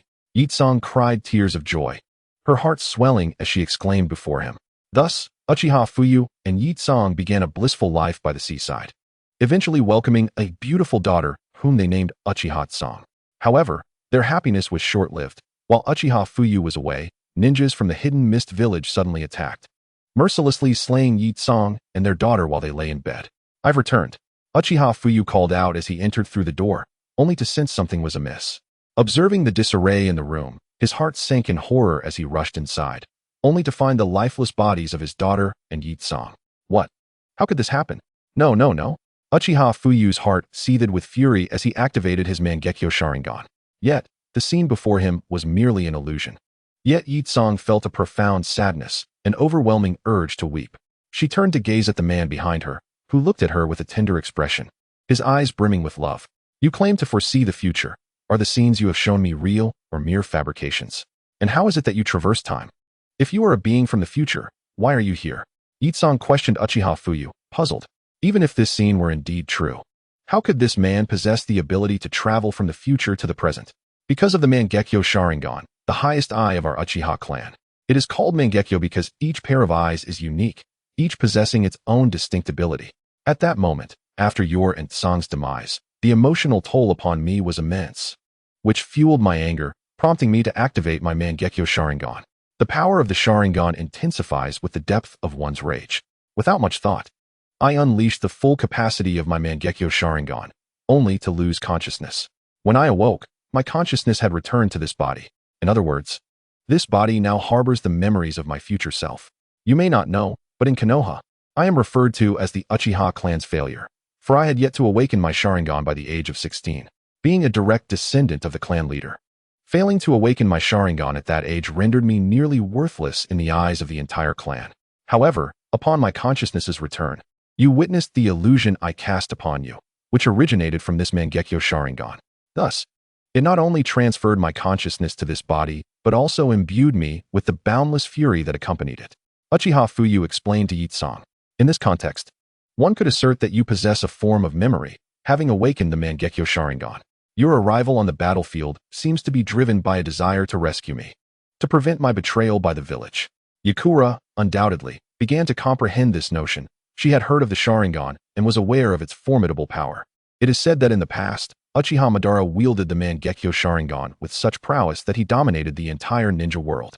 The only one capable of rivaling him was Senju Hashirama. Although she was uncertain of the specific abilities held by the Mangekyo Sharingan, it appeared that the Uchiha Fuyu before her possessed an array of capabilities, seemingly encompassing every peculiar power imaginable. Thus, this man before her was Uchiha Fuyu from decades into the future, returned to the present with the intent of saving her and altering her destiny. One cannot deny that witnessing this illusion stirred profound emotions within Yakura. After all, she was merely an 18-year-old girl, possessing formidable combat experience, yet utterly naive when it came to matters of love. After witnessing this scene, she felt that her life had been steeped in tragedy. Moreover, upon absorbing this vision, she developed a different sentiment towards Uchiha Fuyu. Though it seemed implausible, For reasons unknown, she found herself believing. She realized that had she been in his position, she would undoubtedly have fallen for such a man. If such circumstances had indeed transpired, Uchiha Fuyu would not have abandoned her. He would willingly sacrifice his lifespan to heal her and care for her with remarkable tenderness. In the end, witnessing the two of them together, having borne a child, elicited a sensation that was ineffably wondrous, beyond the realm of words. Ding! Detected that Yakura's affection towards the host has reached 90 points. Name, Yakura. Gender, female. Age, 18. Affection, 90. Ding! Congratulations to the host on achieving 90 points of affection from Yakura. Reward acquired. Scorch release. At this moment, the system's voice resonated in Uchiha Fuyu's mind. Indeed, I am aware of the future, hence my affection for you. You too. Know that I do not wish for your demise, which is why I have come to the battlefield, to take you away, to whisk you far from this turmoil. Yakura, would you consent? A slight smile graced Uchiha Fuyu's lips, and a glint of cunning shimmered in his eyes. Chapter 77. Planting the seeds, awaiting their germination. When it comes to deceiving young girls, he is quite adept, and before him stands Yakura, merely 18 years of age. It would be effortless for him to lead her astray. Everything within this illusion is a fabrication, entirely conjured from his imagination. But could Yakura discern this? She now realizes that she will ultimately face betrayal from her village, treated as fodder to be sacrificed to the Mist Village, allowing them to strike her down at will. Yet, it is only Uchiha Fuyu who is willing to risk his life for her salvation, caring for her with utmost attention despite her paralysis. The two of them declare their love, becoming husband and wife, even welcoming a child into their lives. The emotional impact on her is immense. Such a man, willing to sacrifice everything for her, is a rarity in this world. In an instant, the system detected her affection for him had skyrocketed to 90 points. After experiencing the bitterness of betrayal from her village, she felt an intense anger, her fists clenched tightly, veins protruding. This illustrates the depth of her resentment towards the village. And it is Uchiha Fuyu's appearance that alters the course of her life. Although she may never become a ninja, she envisions a future filled with happiness alongside him, even bearing a child. Alas, the tragic truth remains that they ultimately perish at the hands of the Mist Village. Now, her future husband has returned to seek her, stirring a myriad of emotions within her. After witnessing this illusion, she perceives Uchiha Fuyu as a genuinely good man. Me? Upon hearing Uchiha Fuyu's inquiry, Yakura felt conflicted, hesitant. Her words caught in her throat. She was uncertain whether to accept his confession, for such events lie in the future, yet to unfold. What if this man before her is deceiving her? If you have no intention at present, you may return for now. If everything unfolds as I have shown you, you may come back to me. I am willing to wait. I believe that one day, you shall return to my side, allowing me to cherish you properly. In my past life, I failed to protect you. I should have left a shadow clone to safeguard you. I never anticipated such unforeseen events. I feel deeply remorseful. But Yakura, I truly love you. Tears welled in Uchiha Fuyu's eyes as he gently brushed his fingers across Yakura's cheek, his lips trembling slightly, revealing an undeniable emotional turmoil. His genuine expression appeared far from feigned, and she could discern a sense of adoration in his gaze. If he truly harbored intentions to harm her, she would have perished long ago, especially considering he is a Konoha ninja while she hails from Tsunade. If he were deceiving her, what purpose would it serve? He had no need to mislead her, implying that his words may, in fact, bear truth. For reasons unknown, a voice within her urged her to trust him. How should she choose? To depart with him or remain in Tsunade? Even if she were to become a hero of Tsunade, would her fate not ultimately mirror what he had shown her, becoming someone else's pawn? If that were the case, what significance would remain in staying with Tsunade? At this moment, Yakura's heart was a tumultuous sea of conflicting emotions. She found herself at a loss, pondering her next move. If aiding Tsunade ultimately led to her becoming a pawn, what then? She had always aimed to protect her village, yet the higher-ups prepared to sacrifice her, using her as a bargaining chip to achieve peace. However, she could not wholly trust one side of the narrative. For this was not the true reality, but merely an illusion crafted by Uchiha Fuyu. No matter how vivid the illusion, should she genuinely place her faith in it? This dilemma weighed heavily on Yakura's heart, leaving her uncertain about whether to believe the man before her. Yet, if she chose to disbelieve, what if his predictions came to pass? Your name is Uchiha Fuyu, correct? I am unsure of what to do, as I do not know if what you have shown me is real. After much contemplation, I have decided to return for now. If everything indeed transpires as you have revealed, I will seek you out before my demise. Should they truly send me to the Mist Village, I will come looking for you. Fuyu, will you wait for me? Ultimately, Yakura could not entirely trust Uchiha Fuyu. Having just met him, complete faith was impossible. To harbor any affection for him was already a significant step. Now, she yearned to ascertain whether her village would truly make such a choice. For Uchiha Fuyu had previously mentioned the disappearance of the third Kazekage. Shortly after his disappearance, the third great ninja war commenced. If all of this were indeed true, she would seek out Uchiha Fuyu. Very well, since that is your choice, I shall not compel you. After all, it is your own decision. And I will silently protect you, ensuring you remain unharmed. I harbor no desire for any misfortune to befall you. I shall wait for you in Konoha. Whenever you wish to seek me, simply stand atop your rooftop, and I shall appear. Uchiha Fuyu gazed upon the figure of Yakura before him. A gentle smile gracing his lips, his eyes filled with warmth. All right, then let us make a pact. Should the circumstances you speak of truly come to pass, I shall accompany you. However, as of now, those events have yet to unfold, and I am unable to accept this reality just yet. You must grant me some time. Yakura exhaled a sigh of relief, aware that she could not possibly defeat Uchiha Fuyu. He was elusive, and she had no chance of opposing him. Thus, she sought to use time to validate everything. She yearned to discern whether Uchiha Fuyu's words bore truth. If they were indeed true, she would naturally seek him out. And what would it matter if she married him and bore his children? Yet, if all of this were a fabrication, she would not be so foolish as to present herself willingly. Very well, I shall escort you out, but you must not appear on the battlefield, otherwise, I may inadvertently harm you.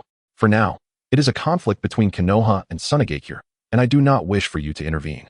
Uchiha Fuyu nodded, looking earnestly at Yakura as he cautioned her. Chapter 78. Young maidens are indeed easily deceived. He had no intention of allowing her to partake in this battle any further. He must ensure her departure, preventing her presence on the battlefield. Understood. I shall refrain from entering the battlefield and will retreat to the rear, pretending that I was defeated by you and fell unconscious. Yakura nodded in agreement, not refusing. Had she remained on the battlefield moments ago, she might have already faced death. Thus, she would feign her demise or that she had been defeated and lost consciousness. Upon returning to the village, she would merely be a special jonin, attracting little attention. All right, I shall now release you and escort you back to the borders of the Land of Wind. As long as you do not linger on the battlefield, you shall not be caught in my crossfire. My jutsu is of a considerable scale. A mere flick of my wrist could claim countless lives. If you are not discovered, it is quite possible you could be struck down alongside others. Uchiha Fuyu nodded, recognizing that Yakura had developed a favorable disposition towards him, now scoring 90 points. Returning her was not a concern. After all, Yakura had begun to nurture a faint, elusive affection for him, akin to a seed that would gradually sprout. One must admit, young maidens are indeed quite gullible. Gazing at the charming Yakura before him, she was the woman he had predetermined to be his. Understood, Yakura nodded, fully aware that she would devise a means to explain her sudden disappearance from the battlefield. A sudden vanishing act was hardly unusual. On the battlefield, no one would pay special attention to her actions. Indeed, Uchiha Fuyu affirmed, subsequently dispelling the Jinjutsu. Though much time had elapsed within the illusion, scarcely a second had passed in the outside world. Uchiha Fuyu promptly returned Yakura to the borders of the Land of Wind before reappearing on the battlefield. What manner of man is he, that I sense such an enigmatic aura emanating from him? Why does my heart race in his presence? Could he truly be my future husband? What awaits in the future? Will all that I witnessed truly come to pass? Will my efforts for the village merely be reduced to political pawns? If that is indeed the case, what purpose does my protection of this village serve? Yakura gazed at the vanishing figure of Uchiha Fuyu, her brow furrowed in deep contemplation, uncertain of her next course of action. She had yet to arrive at clarity. Meanwhile, Uchiha Fuyu had returned to the battlefield, where fierce combat raged on. The third Kazekage had ensnared Kakashi Hitaki, and the Konoha ninjas were being driven back relentlessly. After all, 200 against over 1,500 ninjas. Even with advantageous positioning and ample resources, they found themselves at a disadvantage, lacking sufficient manpower. Konoha, as the defending side, continued to falter, losing 2 positions in quick succession. Now was the peak of the battle. It was time for me to take the stage. This conflict shall etch my name into the annals of the ninja world. It is time for you all to witness the might of the Uchiha clan. A subtle smile graced Uchiha Fuyu's lips as he surveyed the third Kazekage and his associates, his eyes gleaming with mirth. Whoosh! Uchiha Fuyu then appeared before Konoha's defensive line. Look, who has arrived? Have our reinforcements come? That attire belongs to the Uchiha clan. Could it be they have come to our aid? Initially, One might think it was the esteemed Uchiha Fuyu, who had boldly taken to the front lines. Could it be that Fuyu, the one who outmaneuvered Hanzo of the Salamander, has arrived? Indeed, it is Lord Fuyu. He has come. We are saved. Lord Fuyu has arrived. Our reinforcements cannot be far behind. The Konoha ninjas, previously in a defensive posture, were now filled with elation upon seeing Uchiha Fuyu's appearance, their morale soaring. The arrival of Uchiha Fuyu signified that their reinforcements were on the verge of arriving, perhaps even imminently. In an instant, all surviving Konoha ninjas felt a surge of joy. Their spirits rekindled, and their movements quickened. They understood they must endure. Help was on the way. Everyone, withdraw 500 meters. Uchiha Fuyu bellowed as he stepped onto the battlefield, his voice reverberating across the expanse. All who heard him paused in surprise, lifting their gazes towards him, wondering who this audacious figure could be. I had thought myself sufficiently arrogant, yet it seems there exists someone even more so within the ninja world. The third Kazekage hovered in the air, glancing towards Uchiha Fuyu in astonishment. He believed himself to be the pinnacle of arrogance. Yet here stood a man who seemed to surpass even him. After all, he was the third Kazekage, celebrated as the most formidable Kazekage. And he had every right to that pride. Yet what was Uchiha Fuyu in comparison? Did merely acquiring the title of instantaneous Fuyu, having captured Hanzo, grant him invincibility? Did he presume he could single-handedly confront the entire Tsunade army? What? Did you hear that? Am I mistaken? Did Uchiha Fuyu truly command us to withdraw 500 meters? You did not mishear. Lord Fuyu indeed uttered those words. If Lord Fuyu has spoken, he surely possesses confidence. Let us retreat 500 meters and take a brief respite. Indeed, our Lord Fuyu would never deceive us. Quickly, retreat. At once, all members of the Uchiha clan led the withdrawal. In a flash, every ninja on the Konoha battlefield began to retreat. Kakashi Hatake felt a twinge of confusion. After distancing himself from the third Kazekage, he turned to observe Uchiha Fuyu. Surprised. Initially, he had believed that the mere presence of 1,500 ninjas would suffice to eliminate the two puppet masters. However, he had not anticipated the third Kazekage lying in ambush, directly clashing with him, and both seemed evenly matched, unable to gain the upper hand over the other. Due to the third Kazekage's ability to wield magnetic release and soar through the skies, this presents a formidable challenge for Kakashi Hatake. Chapter 79, Susanoo. A brutal display against the third Kazekage. Senior Kakashi, it would be prudent for you to retreat for now. It is time for the Hidden Sand Village to witness the formidable strength of our Uchiha clan. Allow me to demonstrate what constitutes the ultimate power of the Uchiha lineage. All members of the Uchiha clan present, observe closely. It is only through unwavering conviction that your hearts may be filled with camaraderie, love, and familial bonds. Ultimately, you shall awaken this supreme ocular prowess. Kaleidoscope Sharingan, activate. Uchiha Fuyu bellowed, as a surge of crimson light illuminated the surroundings. What a powerful presence. Is this truly Lord Fuyu's Kaleidoscope Sharingan? The members of the Uchiha clan marveled, recognizing this as the pinnacle of their lineage's ocular abilities, now seemingly awakened solely by Lord Fuyu. It has been an eternity since anyone from our clan has accessed such power. Camaraderie, love, and familial bonds?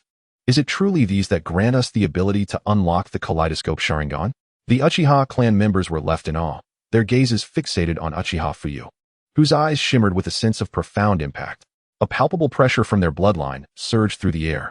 The Kaleidoscope Sharingan? A legend, akin to that of Uchiha Madara's eyes? Kakashi Hatake's brow furrowed as he vanished from sight, eager to witness the true combat prowess of the Kaleidoscope Sharingan. Mere bluster. Everyone charge. The third Kazekage proclaimed coldly, unfurling his wings and leading the Sand Village ninja into the fray. Haha, Susanoo. Uchiha Fuyu smirked, not exerting his full strength, merely revealing a skeletal form as he stood upon the ground. A purple skeletal figure loomed before the assembly, towering with 4 arms, each wielding a katana. What is this? How is this possible? The third Kazekage and his companions were struck with disbelief as they beheld the imposing purple skeleton, their pupils dilating in shock. What did he just say? Susanoo? Such an overwhelming aura, so colossal. Kakashi Hatake gasped, witnessing this formidable power for the first time, his breath hitching in disbelief. Is this the ultimate ocular technique of our Uchiha clan? Susanoo, Lord Fuyu has awakened Susanoo. This is our clan's mightiest eye technique, said to cleave mountains with a single strike. Such power, is it truly attainable by mere mortals? The Uchiha clan members were awestruck, staring at the manifestation of Susanoo, struggling to believe their own eyes. What kind of creature is this? It is colossal beyond measure. Merely its presence is enough to overwhelm us. Fear not. With the Kazekage present, we shall not falter. The Sand Village members, though gripped by trepidation, clung to their blind faith in their leader, convinced that the third Kazekage would vanquish the Susanoo before them. Prepare yourselves to face retribution, Uchiha Fuyu declared, surveying the assembly of lesser beings before him. Humph. Magnetic release, Iron Sand Wall. Let me witness your so-called Susanoo. The third Kazekage retorted icily, employing his ultimate technique to envelop Uchiha Fuyu's Susanoo, unleashing a barrage of iron needles towards it. A mere flickering flame dares to contend with the brilliance of the sun and moon? Uchiha Fuyu scoffed, waving his hand dismissively. Boom. Countless densely packed iron pillars were sent hurtling back toward the Sand Village ninja. This is bad. Such speed. Damn it. It's too heavy to control. The third Kazekage's heart raced as he realized he could not avert the oncoming assault. Magnetic release, Iron Sand Barrier. He conjured waves of iron sand on the battlefield to shield against the very projectiles he had unleashed. Boom. In an instant, numerous Sand Village ninja were impaled by the iron needles of their own making, blood flowing like a river. What? How can this be? The third Kazekage's pupils contracted, his eyes flashing with rage as he witnessed his own attack decimate his comrades. My iron sand barrier cannot withstand my own iron needles? How can we contend with such an opponent? How is this possible? Can we truly overcome Uchiha Fuyu? Such overwhelming might. This cannot be human. The Kazekage's attacks are utterly ineffective against him. The Sand Village ninja were paralyzed with fear, cold sweat beating on their foreheads as they trembled in terror. Their most potent force was rendered impotent before Uchiha Fuyu, who effortlessly negated the Kazekage's assault with a mere flick of his hand, transforming it into his weapon of destruction. How powerful! Long live Lord Fuyu! Long live Lord Fuyu! In that moment, the remaining Leaf Village ninja witnessed the scene and erupted in fervent cheers. Just then, reinforcements from the Leaf Village arrived, and upon seeing the towering Susanoo, they were left in a state of utter disbelief. This is the most powerful ocular technique of our Uchiha clan, the Susanoo of the Kaleidoscope Sharingan. Indeed, our ultimate ocular art is unparalleled. Whoever possesses it shall be invincible. Long live Lord Fuyu! Long live Lord Fuyu! The crowd repeatedly shouted in adoration. They could already glimpse the dawn of victory. As if the skirmish had barely begun, yet the tide seemed to favor them. What other tricks do you possess? If there are none, I shall gladly accept your defeat. Uchiha Fuyu sneered, advancing step by step toward the third Kazekage. How infuriating! The third Kazekage's heart sank, his fists clenched tightly as he gestured with his right hand. Magnetic release, Iron Sand Rectangular Prism. A massive block of iron sand hurtled toward Uchiha Fuyu. This is utterly dull. Is this truly the might of the third Kazekage? Pathetically weak, Uchiha Fuyu mocked, slicing through the block with a single strike. Boom. The high-density iron sand was sent flying miles away, crashing with a thunderous sound. Wind release, wind cutter. Wind release, whirlwind waves. Wind release. Countless Sand Village ninja unleashed their jutsu upon Uchiha Fuyu. Boom. Yet the attacks merely stirred up dust upon his Susanoo, proving utterly ineffective. You are far too weak. I have grown bored of this. I have yet to fully employ my complete Susanoo, and you are already faltering. This is hardly entertaining. Damn it, preserve the Green Mountains.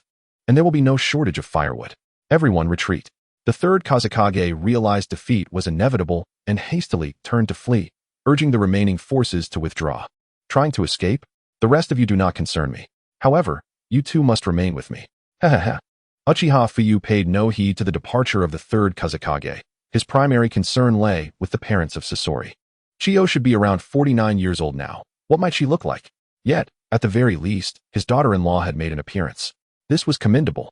The original was merely a puppet, thus beauty was indiscernible, but this real person was truly stunning. Yes, I could still make use of her. I shall judge Chiyo's appearance when the time comes. Over the years, I have yet to see what Chiyo looks like. Should she be aging poorly, she would certainly be undesirable. If she retained her youthful beauty, however, that would be quite acceptable. After all, she is merely a tool. Perhaps she could still serve a purpose? Uchiha Fuyu vanished from his location, reappearing beside a man with crimson hair, accompanied by a black-haired woman who bore a pleasingly innocent and charming visage. Upon seeing the two, Uchiha Fuyu materialized before them, swiftly taking them away, disappearing from sight. Subsequently, he sealed their chakra and cast an illusion, rendering them unconscious. After confining them within his secret base, he returned to the battlefield. Shikamaru-senpai, it is over. Let them clear the battlefield. Uchiha Fuyu remarked with a light smile directed towards Hatake Shikamaru. Indeed, Fuyu-kun, your strength is formidable. I am no match for you, Shikamaru replied, squinting his eyes in a friendly manner, exuding warmth. Senpai, you jest. I am merely fortunate, merely fortunate. This battle has surely instilled fear in Tsunade. For the foreseeable future, there should be no disturbances, Uchiha Fuyu remarked with a grin before turning to depart. We won. We actually won. How astonishing. Indeed, we triumphed. It is truly unbelievable. Lord Fuyu single-handedly repelled the third Kazekage and over 1,000 ninjas from Tsunade, slaying hundreds in the process. He is simply invincible. Lord Fuyu has not even exerted his full strength. Just imagine how powerful he would be if he did. Long live Lord Fuyu. Long live Lord Fuyu. In a fleeting moment, all the Leaf ninjas, still in disbelief over their victory, suddenly regained their composure and erupted in exuberant cheers. Uchiha Fuyu had swiftly transformed into a symbol of invincibility in the eyes of the crowd, their expressions filled with admiration and fervor. His prestige soared to unprecedented heights. Everyone, swiftly clear the battlefield. Bring back all our fallen comrades. Additionally, gather all the supplies. We must reclaim the 2 territories we lost, Shikamaru instructed with a nod, promptly issuing orders. Yes, Lord Shikamaru. The ninjas immediately commenced the task of reclaiming and clearing the battlefield, returning the bodies of the fallen warriors for proper sealing and gathering the supplies scattered across the field. In an instant, the 2 previously lost positions were reclaimed. Uchiha Fuyu is indeed powerful, a most intriguing individual. Let us first dispatch this battle report back home, Shikamaru mused with a smile, devoid of any jealousy towards others. His heart was kind and gentle towards the villagers, and he could only admire the strength of Uchiha Fuyu without a trace of envy. Upon completing the battle report, he promptly dispatched a messenger hawk to relay the information back to Konoha. This place is rather desolate. In the midst of the desert, Uchiha Fuyu appeared with the 2 unconscious individuals, surveying the barren landscape with a shake of his head. Would release, birth of the trees. With that, Uchiha Fuyu pressed his palms together, and an overwhelming surge of chakra erupted forth, causing saplings to sprout in the desert, rapidly transforming into towering trees. With the power of the Rinnegan, Uchiha Fuyu simply required the combination of water and earth attributes to manifest would release. Furthermore, with the yang release chakra within him, it culminated in true would release. Otherwise, one could only achieve mere greening like Yamato. However, it appeared he too was engaged in such endeavors. Quite pleasing to the eye. Would release, 4 pillars house technique. Observing the lush greenery surrounding him, Uchiha Fuyu chuckled lightly, and with a swift kick, a luxurious wooden villa materialized before him. Awaken. He unceremoniously tossed Sasori's father aside and placed his mother upon the bed, dispelling her illusion. Sasori's mother slowly opened her eyes, and upon seeing Uchiha Fuyu before her, her pupils contracted as she swiftly turned to retreat. Who are you? That forehead protector. Are you a leaf ninja? Why have you brought me here? She questioned coldly, brandishing a kunai at Uchiha Fuyu. Why? Because you are quite beautiful, Uchiha Fuyu replied, rising to his feet and regarding her with a smirk. Quite beautiful? Sasori's mother furrowed her brows in confusion. Little lady, take a look. Who is that? Uchiha Fuyu pointed to Sasori's father lying on the ground, a cold smile gracing his lips. Jijia, what do you intend to do? She exclaimed, panic flickering in her eyes as she gazed at her husband. Dear lady, you wouldn't wish for your husband to meet an untimely demise at your own hands, would you? A promising young man such as he, what a loss it would be. And you, a woman of such beauty, to become a widow at a young age, what a pity that would be. It would be a waste, truly a lamentable waste. Uchiha Fuyu declared, vanishing from sight and reappearing before Sasori's mother, lifting her delicate chin with his right hand. Her skin was fair, and her jawline smooth and refined. This was Uchiha Fuyu's initial impression. She, like Yakura, had not allowed the sands of the Wind Country to mar her complexion. Instead, she possessed a naturally exotic beauty, her star-like eyes radiating a fragrant allure, a scent that was utterly enchanting. Stop. Do not harm Jijia. What do you truly desire? Sasori's mother questioned, her heart racing as she stared at Uchiha Fuyu. Nothing much. Just, I have taken a liking to you. Little lady, as a mother yourself. You must understand, yes? Uchiha Fuyu replied, a playful smirk gracing his lips. What? Sasori's mother was taken aback, her face flushing crimson as her body trembled slightly. She glanced at her husband lying on the ground, panic flooding her gaze. Clenching her teeth and fists, she lunged at Uchiha Fuyu with her kunai. Die, she cried, as her kunai plunged towards Uchiha Fuyu's heart. With a sickening sound, blood erupted forth, splattering across Sasori's mother's face. Yet, instead of joy, horror filled her eyes as she trembled, tears streaming down her cheeks. No, Jijia, why? Why is this happening? I aimed for that leaf ninja. Why is it you? She wailed, her voice echoing with despair. Sasori's mother could hardly believe her eyes. She had intended to strike Uchiha Fuyu, yet her husband lay before her. Blood gushing from his chest, staining her face. Dear lady, you wouldn't wish for your husband to perish by your own hand, would you? Uchiha Fuyu inquired. A faint smile gracing his lips as he approached her, crouching before her with a gentle gaze. Why? Why is this happening? I was supposed to kill you, she cried, her voice filled with anguish. Why is it, Jijia? It is impossible. This is mere illusion, an illusion. The scorpion mother was in a state of panic, having unwittingly taken the life of her own husband. Her heart was in turmoil, devoid of the composure one would expect from a seasoned shinobi. Indeed, it was an illusion. What I had seen moments ago was, in fact, him. I understand your desire to eliminate me. Yet why would I so foolishly present myself as a target for your wrath? Alas, you are unable to penetrate the illusion. He is now on the brink of death. However, there is still hope for salvation. What say you?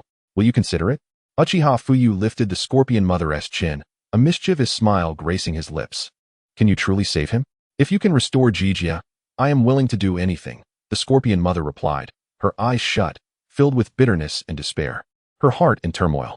Yet, for the sake of her husband, she had no choice but to yield. If Uchiha Fuyu could indeed bring her husband back to life, she would forsake everything. As a wife, she understood the depths of Uchiha Fuyu's intentions. She was not a fool. She had seen through his schemes long ago. But her initial plan had been to eliminate him. Little did she know, she had mistakenly killed her own husband. If she did not surrender, it was certain her husband would perish. And what of her child? This is your own doing. Do not harbor regrets, Uchiha Fuyu chuckled, extending his hand to rest upon Jijia's form. A hum resonated as Jijia's wounds began to heal, his breathing growing steady. All done. Uchiha Fuyu smiled, rising to his feet. Jijia, Jijia. The scorpion mother knelt and approached, checking for signs of life. Indeed, he had returned, and she exhaled in relief. Madam, do you not think it is time to fulfill your promise? Otherwise, your husband may yet meet his end, Uchiha Fuyu said with a cold smirk, gazing at the scorpion mother. I understand, she nodded, closing her eyes as tears streamed down her cheeks. She had to accept her fate, realizing there was no alternative. She longed for her husband to live. By standing beside Uchiha Fuyu, at least her husband could survive. If both she and her husband were to leave this world, what would become of their child? She had no other choice but to resign herself to this outcome. Eventually, Uchiha Fuyu's hand gently caressed the scorpion mother's face, feeling the smoothness of her skin, an undeniable allure.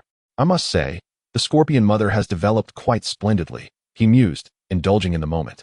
On a stormy night, within a lavish wooden cabin, candlelight flickered as shadows flitted swiftly, like phantoms in the wind. The enchanting scene painted a picture of springtime, stirring boundless imagination. The scorpion mother clutched Uchiha Fuyu tightly. This evoked memories of Luffy in an embrace with the Empress. Observing the scorpion mother's steadfast yet defiant expression, Uchiha Fuyu let out a cold laugh. As dawn broke, Uchiha Fuyu returned Jijia to the land of wind, sealing the scorpion mother's memories of the place with illusionary techniques. Once he ensured her safety, he made his way back to the battlefield. Reflecting on that night, he recalled the scorpion mother's stubborn expression, a smile tugging at the corners of his mouth. A woman with crimson hair appeared before him. She seemed to be around 17, clad in tattered linen, lying on the ground, barely clinging to life. Uchiha Fuyu paused, taken aback. What is your name? He inquired, approaching her to offer support and immediate treatment. The red-haired girl felt a surge of vibrant life energy coursing through her, causing her to shiver and emit a soft moan of pleasure, a sensation she had never experienced before. Thank you. My name is Huali. As the girl opened her eyes and beheld Uchiha Fuyu, she blinked in surprise, a sweet smile blossoming on her face. Chapter 82. The Acquisition of the Kagura Hard Eye. Her smile radiated sweetness and purity, an aura of innocence enveloping her. With her fair skin and tall stature, even in her ragged attire, her captivating figure and exquisite beauty were undeniable. Her slender waist and long legs, clad in black fishnet stockings, sparked countless fantasies, a breathtaking sight. Huali? Is it Uzumaki Huali? Uchiha Fuyu mused, intrigued by her name, which resonated with floral imagery, an epithet of singular affection. What brings you here? Big brother, how did you know my last name is Uzumaki? Huali asked, slightly taken aback. Given the color of your hair, Who could possibly be unaware? In the entire shinobi world, most red-haired individuals bear the Uzumaki name. I merely deduced as much. Uchiha Fuyu replied with a smile. Outside of the Uzumaki clan, few possessed such striking red hair. Big brother, after the fall of our Uzumaki clan, many of our kin scattered in flight. I have no knowledge of their whereabouts. I escaped but now find myself lost, having collapsed from hunger. Huali shook her head. Her eyes clouded with confusion as she addressed Uchiha Fuyu. I no longer understand the meaning of existence. Then henceforth, remain by my side. Perhaps you will discover the purpose of your survival. Uchiha Fuyu extended his right hand, his gaze warm as he introduced himself. I am Uchiha Fuyu, a ninja from Konoha. Purpose of survival? Big brother, your eyes are so gentle. Huali was momentarily stunned, gazing at Uchiha Fuyu, who seemed to bask in sunlight. Like a celestial being descended to save her, causing her heart to race. Thud, thud. Huali's cheeks flushed as she looked at Uchiha Fuyu, her gaze filled with unspoken feelings. Reaching out her right hand. Fuyu, from now on, you shall be my reason to live. In that moment, as she extended her hand, Huali could not help but reflect on her plight since the destruction of her clan, adrift amid a world rife with conflict, devoid of safe harbor. She yearned to survive, to press forward. The coolness of her smooth, icy hand was a comforting sensation as Uchiha Fuyu grasped it. Ding. Detected that Uzumaki Huali's affection for the host has reached 90 points. Name, Uzumaki Huali. Gender, female. Age, 17. Affection level, 90. Ding. Congratulations. The host has gained 90 points of affection from Uzumaki Huali, receiving the reward, Kagura Hard Eye. The system's voice echoed in Uchiha Fuyu's mind. Kagura Hard Eye? This is quite a boon, enhancing my perceptive abilities significantly. With this newfound power, I can instantly sense all chakra within a radius of several hundred miles. It appears that through Uzumaki Huali, I might acquire all the unique abilities of her clan, Uchiha Fuyu mused, a smirk dancing on his lips. Recognizing the potential benefits of this ability. Just then, a man carrying firewood strolled past nearby. Uchiha Fuyu was momentarily taken aback, observing the retreating figure of the man. Before shifting his gaze to Vortex Kariri, had I not appeared, perhaps Kariri would have been rescued by that man. This is near the hidden grass village. Could it be? Is she the mother of Vortex Kyuka? Suddenly, a thought crossed his mind. The two unfortunate women from the hidden grass village, displaced by war, ultimately perished from bloodsucking. They left behind only Vortex Kyuka, who became a vital medical resource for the village. The Vortex clan possesses immense vitality. Their blood can heal wounds, rendering them dreadful medical tools, drained dry to death. If it were you, that wouldn't be too bad. At least it would alter your fate. Originally, in the narrative, you merely made an appearance as a corpse, without even a face to show. Nonetheless, you exist within the world of Naruto. The child you bear will also affect me. A slight smile graced Uchiha Fuyu's lips as he regarded Vortex Kariri. If she is indeed the mother of Vortex Kyuka, that would be splendid. This was one of his aspirations, and he never anticipated encountering it. Had he not crossed paths with her, she might have been saved by that man carrying firewood, eventually giving birth to Vortex Kyuka. Now, having been rescued by him, could it be that Vortex Kyuka will become his daughter? Vortex Kyuka is also a sorrowful woman. Having witnessed her mother drained of life, she too became a medical tool, subjected to biting and bloodsucking. Ultimately, she fell in love with Uchiha Sasuke, who never reciprocated her feelings, leaving her in solitude. Now, being made the sister or perhaps the elder sister of Sasuke might be a different kind of fate. Wouldn't it? Uchiha Fuyu smiled softly, directly taking Vortex Kariri's hand to lead her away. Brother Fuyu, where are we going now? Vortex Kariri inquired, tilting her head. Her red eyes filled with curiosity, coupled with her sweet and charming visage, making her utterly adorable. To take you home, Uchiha Fuyu replied with a gentle smile. Home. Vortex Kariri was momentarily stunned. How distant that word felt. Gazing into Uchiha Fuyu's tender eyes, she felt as though she might melt, her cheeks flushing, halting her steps. What's wrong? Uchiha Fuyu asked, puzzled, noticing Vortex Kariri had stopped and turning to look at her. Suddenly, on tiptoe, Vortex Kariri pecked Uchiha Fuyu on the cheek. Uchiha Fuyu blinked in surprise, staring at the blushing Vortex Kariri, reaching out to touch his slightly damp cheek. Brother Fuyu, thank you for giving me a home. Thank you for being so kind and saving me. I like you, Brother Fuyu. Vortex Kariri, a woman who had once been a wanderer, felt deeply moved and grateful that Uchiha Fuyu had saved her from the brink of death. His gentle demeanor made her feel she had found a reason to live, developing a sense of dependence on him. When Uchiha Fuyu mentioned giving her a home, She could no longer suppress her feelings and boldly bestowed a kiss upon him. She was a brave woman, never shy about expressing her affection for what she loved. Perhaps this was what they call love at first sight? Beep. Detecting Vortex Kariri's affection for the host has reached 95 points. Name: Vortex Kariri. Gender: female. Age: 17. Affectivity: 95. Beep. Congratulations to the host for gaining 90 points of affection from Vortex Kariri. Reward: Sealing Technique, Diamond Lock. The system's voice resonated within Uchiha Fuyu's mind. Such rapid progress? He mused. Indeed, like Vortex Kyuka, a woman would fall in love at first sight with the man who saved her. Like mother, like daughter. He thought as he gazed at Vortex Kariri before him. It was because Uchiha Sasuke saved Vortex Kyuka once that she fell for him, remaining steadfast by his side no matter where he went. Kariri, would you be willing to become the woman behind me? Uchiha Fuyu asked, pulling her into his embrace and whispering in her ear. Brother Fuyu, does he like me too? Oh, I'm so shy. Vortex Kariri's face flushed a rosy hue as she looked at Uchiha Fuyu, her heart racing. Brother Fuyu, I am willing. Whatever you ask of me, I shall comply. Vortex Kariri nodded, her gaze shyly averted from Uchiha Fuyu, her hands nervously fidgeting, embodying a delicate charm. Let us go? Uchiha Fuyu smiled, taking Vortex Kariri away in an instant, reappearing in his secret base. From now on, Kariri, you shall be Uchiha Fuyu's woman. With Vortex Kariri's affection reaching 95 points, Uchiha Fuyu no longer held back, pulling her closer, feeling a tremor throughout his body. Suddenly, the coarse fabric of Vortex Kariri's clothing disintegrated into fragments, her form shimmering with a radiant light, exquisite as jade. Brother Fuyu, please cherish me. Vortex Kariri, blushing sweetly, gazed up at Uchiha Fuyu, her heart fluttering at the sight of his chiseled physique, her eyes brimming with shyness as she nestled into his embrace. Whispering softly, rest assured, I shall be gentle. Uchiha Fuyu smiled faintly. Everything felt so uncomplicated. Love arrived swiftly, akin to a whirlwind. The entire secret base was filled with the warmth of spring, a fervent atmosphere rising, igniting a sense of heat. Meanwhile, outside the base, it seemed the winds had gathered ferociously, flashes of lightning illuminating the darkened night. Who knows which scoundrel made another vow? The heavens have turned against us. Why is there so much rain? My hat can hardly withstand it. I must hurry to the well for water, otherwise, I shall have none to drink tonight. In a certain part of the ninja world, a man donned in a hat shook his head, observing the raindrops falling from the sky, feeling helpless at the deluge.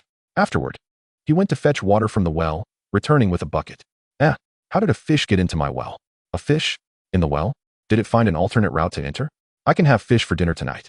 The man beamed with delight at the fish in his hands, bursting into laughter. What a stroke of luck.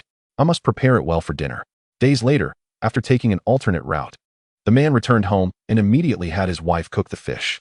The thick, white fish soup wafted an irresistible aroma. Honey, this soup is exquisite. The fish is so large and robust, I nearly lost my footing while catching it. It leaped around so much, it startled me. Thankfully, I was able to handle it. This soup is delicious. I must have more. It's so fragrant. Honey, I want more fish soup. The man's wife smiled radiantly at him. Having finished her bowl of soup, looking enchanting and alluring, causing him to momentarily lose his composure. If it's good, have more. Tomorrow, we shall continue. Perhaps there are more fish in the well. We can catch fish there every day. They must be plentiful. Those fish are slippery and quite strong. I must find better tools for fishing tomorrow. The man chuckled heartily, witnessing the joy of his wife, which in turn filled his heart with delight. Tsunade, what are you saying? Jie and the others have mysteriously vanished from the battlefield? How can this be? Did no one notice anything when they went to war? How did they disappear? Not even their corpses can be found. Immediately send someone to search. I want the ground dug 3 feet deep if necessary to locate them. Even if it is merely their remains, they must be brought back to me. Alive or dead, I must see them. A middle-aged woman in her 40s. Her eyes heavy with concern, appeared well-preserved, her skin fair and supple, devoid of any wrinkles. Due to her frequent presence in high positions, she carried an air of authority that was both striking and captivating. Though somewhat petite at around 5 feet tall, she exuded the charm of a refined lady. Her grace still evident. Indeed, it was true that female ninjas with medical ninjutsu aged slowly. Yes, Lady Chiyo. A ninja from Tsunade bowed and vanished from sight. How could this be? Where could Jie and the others have gone? How could they have inexplicably disappeared? This was utterly inconceivable. On the battlefield, They had been stationed well behind the front lines, commanding puppets, making it improbable for them to casually enter the fray. Chapter 84. The daughter-in-law is missing? Chiyo was taken aback. Furthermore, the two possessed considerable strength. Escaping from Uchiha Fuyu should not have been a daunting task. Why then did this happen? At that moment, Uchiha Fuyu had not pursued them. Where could they have gone? Chiyo's brows furrowed tightly, her eyes reflecting deep apprehension. She could not comprehend the sudden disappearance of her son and daughter-in-law, which left her feeling both infuriated and anxious. Lady Chiyo, we have just seen Lord Jijia. He is currently unconscious at the village entrance, and we have brought him back. However, there has been no sign of Lady Mei. Her whereabouts remain unknown. Shortly after, a ninja from Tsunade appeared before Chiyo, delivering this report. What? Jijia returned alone? Where's Mei? Let us go and find her. Bring her back at once. Chiyo's heart raced, astonished that her son had returned, yet his wife was missing. Anxiously, she vanished from sight, hurrying toward the village entrance. Yes. The Tsunade ninja bowed deeply and promptly followed Chiyo to the village entrance. Jijia? Jijia? Upon arriving at the entrance, Chiyo saw her son being carried back. Clearly unconscious, she rushed forward to check for any injuries. His breathing was steady, and there were no visible wounds. What could have happened? Yet, he remained in a deep slumber. Was it an illusion? There were no signs of Jinjutsu either. Jinjutsu, release. Chiyo furrowed her brow, gazing at her son, and performed the hand seals to dispel the illusion. Jijia frowned, slowly opening his eyes to see his mother before him, momentarily taken aback. Mother? What are you doing here? Where am I? Wasn't I on the battlefield? Confusion flooded Jijia's mind. He recalled being on the battlefield, then everything went dark, and he lost consciousness. Now, awakening to find his mother before him, he was baffled. Hadn't she remained in the village? Looking around, his pupils dilated. Wasn't he back in the village? What on earth was happening? It seemed he had indeed been ensnared in an illusion. Jijia, what transpired? Why have you returned alone? And how did you end up at the entrance of Tsunade? Where's Mei? Why did she not return with you? Chiyo's voice was laced with worry as she stared at her son, desperate to comprehend the situation. Mei? She didn't come back? Mother, I truly do not know what happened. I only recall being on the battlefield, then everything went dark, and I fainted. I don't even know how I returned to the village. Wasn't there anyone from the village who brought me back? Has Mei gone missing? How could this be? We were together, and then I lost consciousness. Now, I have no recollection at all. Jijia was alarmed, realizing that after losing consciousness on the battlefield, someone had brought him back to the village, yet his wife was nowhere to be found. She had not returned with him. Where could she have gone? At that moment, Jijia turned pale, a chill running down his spine. He had no understanding of what had transpired. Reflecting on the situation filled him with dread. It seems you are as clueless as I am. For now, do not dwell on it.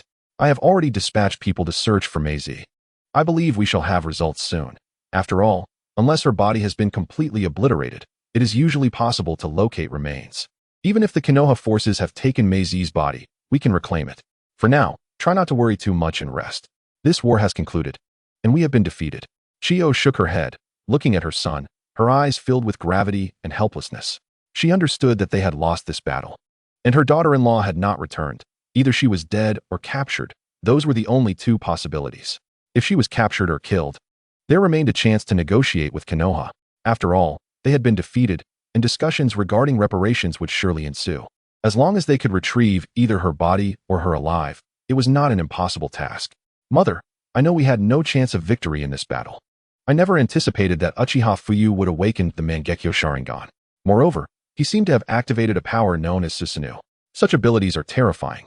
He single-handedly faced over 1,000 of our ninjas, and even with the third Kazekage present, we could not stop him. Originally, our force of over 1,500 ninjas was organized into an assault team, with the third Kazekage backing us. Our goal was to swiftly eliminate the Konoha ninjas at the border and penetrate the Land of Fire. Yet, the emergence of Uchiha Fuyu led to our defeat. A ninja of his caliber is extraordinarily formidable. When I beheld Susanoo, I was filled with immense fear. It was specifically designed to counteract our puppeteers. Our puppets could not breach his defenses, while he could attack at will. None among us could withstand him. A shadow crossed Jijia's eyes. He had not expected Uchiha Fuyu to be so powerful. Moreover, the summoning of Susanoo rendered their puppets and numbers utterly ineffective against his defenses. Lacking the means to penetrate his barriers, they were powerless to defeat him, and with the strongest defense at his disposal, he could wreak havoc on the battlefield, each strike carrying tremendous force. The army of ninjas could not approach in the slightest. In fact, every jutsu unleashed upon the Susanoo had no effect whatsoever. Chapter 85, Karina's Maxed Affection. Moreover, with a mere flick of his wrist, Uchiha Fuyu could annihilate dozens, if not hundreds, of adversaries, rendering any hope of victory utterly futile. This matter, if known to Mother, would reveal the terror that Uchiha Madara once instilled. He single-handedly vanquished the 4 great ninja villages. His formidable prowess stemmed from the very ability of Susanoo. At that time, only one individual could subdue him, the first Hokage, Senju Hashirama. The power of Susanoo had not been witnessed for decades, yet astonishingly, it had resurfaced in a young member of the Uchiha clan. Such overwhelming strength is indeed beyond what our village can withstand. However, from what I gather, Uchiha Fuyu's Susanoo pales in comparison to that of Uchiha Madara. The latter's Susanoo was far larger and more formidable. Thus, we are not without hope. If we can draw other villages into the fray and utilize the Jinchuriki to launch an offensive, Uchiha Fuyu is bound to be defeated. After all, not everyone possesses the might of Uchiha Madara. While Madara was indeed fearsome, Uchiha Fuyu is somewhat lacking in comparison. If he were truly capable, he would have long since infiltrated our Tsunade. In those days, Madara could effortlessly obliterate a ninja village. To him, the distinction between a ninja village and mere weaklings was negligible. Yet, Uchiha Fuyu has not acted thusly. He refrained from slaughtering you and instead released Susanoo, allowing you to depart unharmed. This indicates that his mastery over Susanoo is significantly inferior to that of Madara. His strength, in comparison to Madara's, is likely lacking. This presents us with an opportunity, the best chance to eliminate him. Chiyo gazed at the individual before her, Chikage, aware that she had personally witnessed the might of Uchiha Madara. Madara's ability to conquer the 4 great ninja villages speaks volumes of his strength. Had Uchiha Fuyu truly been comparable to Madara, he would not have spared over 1,000 ninjas. Furthermore, he would have directly invaded Tsunade, compelling us to submit to Konoha. Since Uchiha Fuyu has not pursued such actions, it suggests that his strength requires further development. After all, he is still young and has not reached Madara's age at his peak. Is Mother contemplating uniting with others to orchestrate an assassination against Uchiha Fuyu? Chikage paused, looking at Chiyo and inquiring. You need not concern yourself with this matter. Mother will take care of it, and it is not only us who wish for Uchiha Fuyu's demise. There are likely many in Konoha who share the same sentiment. Chiyo shook her head, smiling gently at her son, fully aware that unity within Konoha was not as straightforward. Initially, it was Danzo who sought to eliminate Uchiha Fuyu. At the time, they dismissed him as merely a young man, questioning how much strength he could possess. Even though he had earned the title of Shunshin Fuyu on the battlefield against the 3rd Kazekage, along with her son and daughter-in-law, he posed little threat. Yet, they were swiftly proven wrong. Uchiha Fuyu had displayed remarkable strength. Even the 3rd Kazekage could not defeat him, and her son and daughter-in-law were not even qualified to engage in battle. Every attack directed at Uchiha Fuyu proved ineffective. Now, he had single-handedly crushed the forces of Tsunade, instilling fear within the village.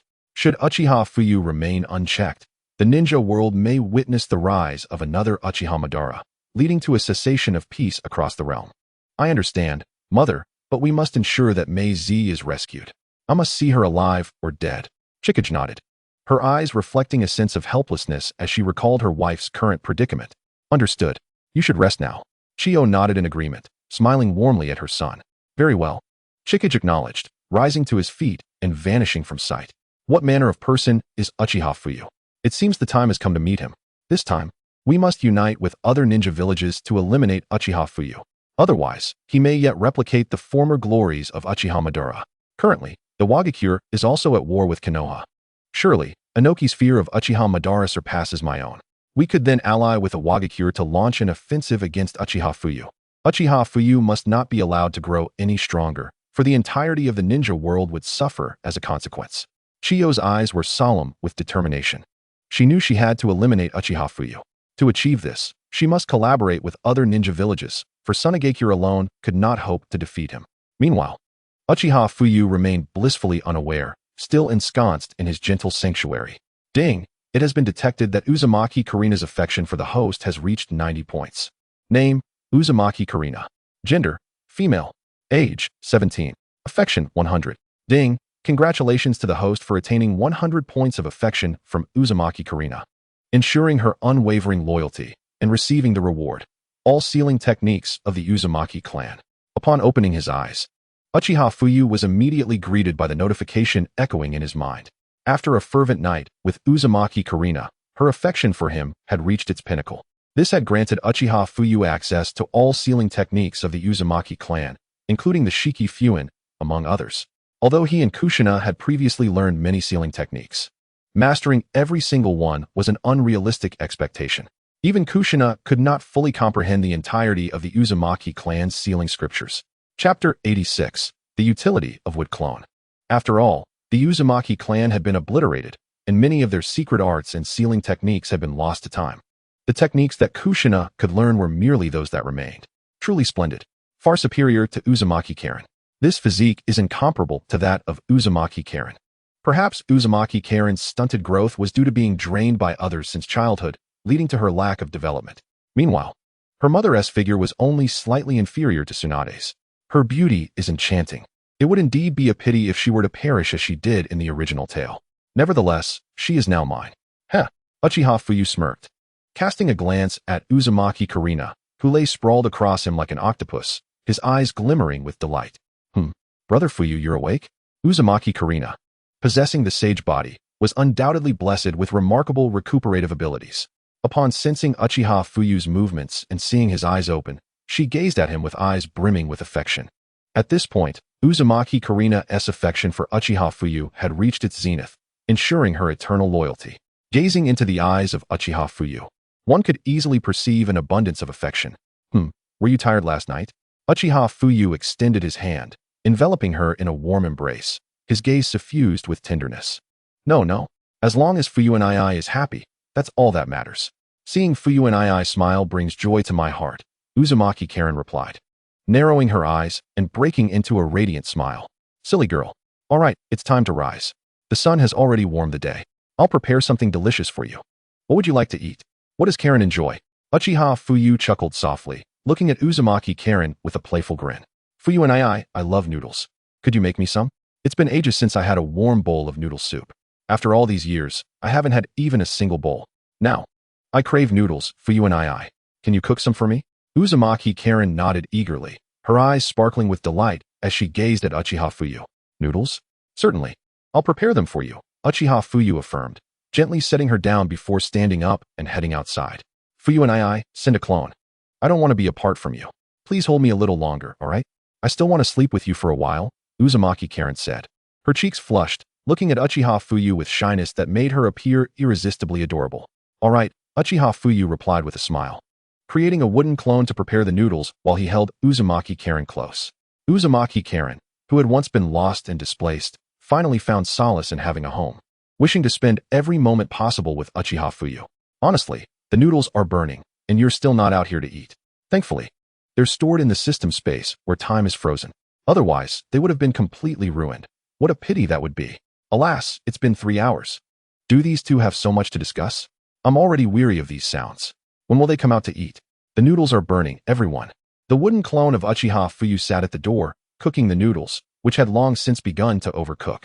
Fortunately, he had prepared several bowls in advance, stored in the system space where time stood still, thus preserving their flavor. When the time came to eat, he could simply retrieve them, presenting a steaming bowl of noodles.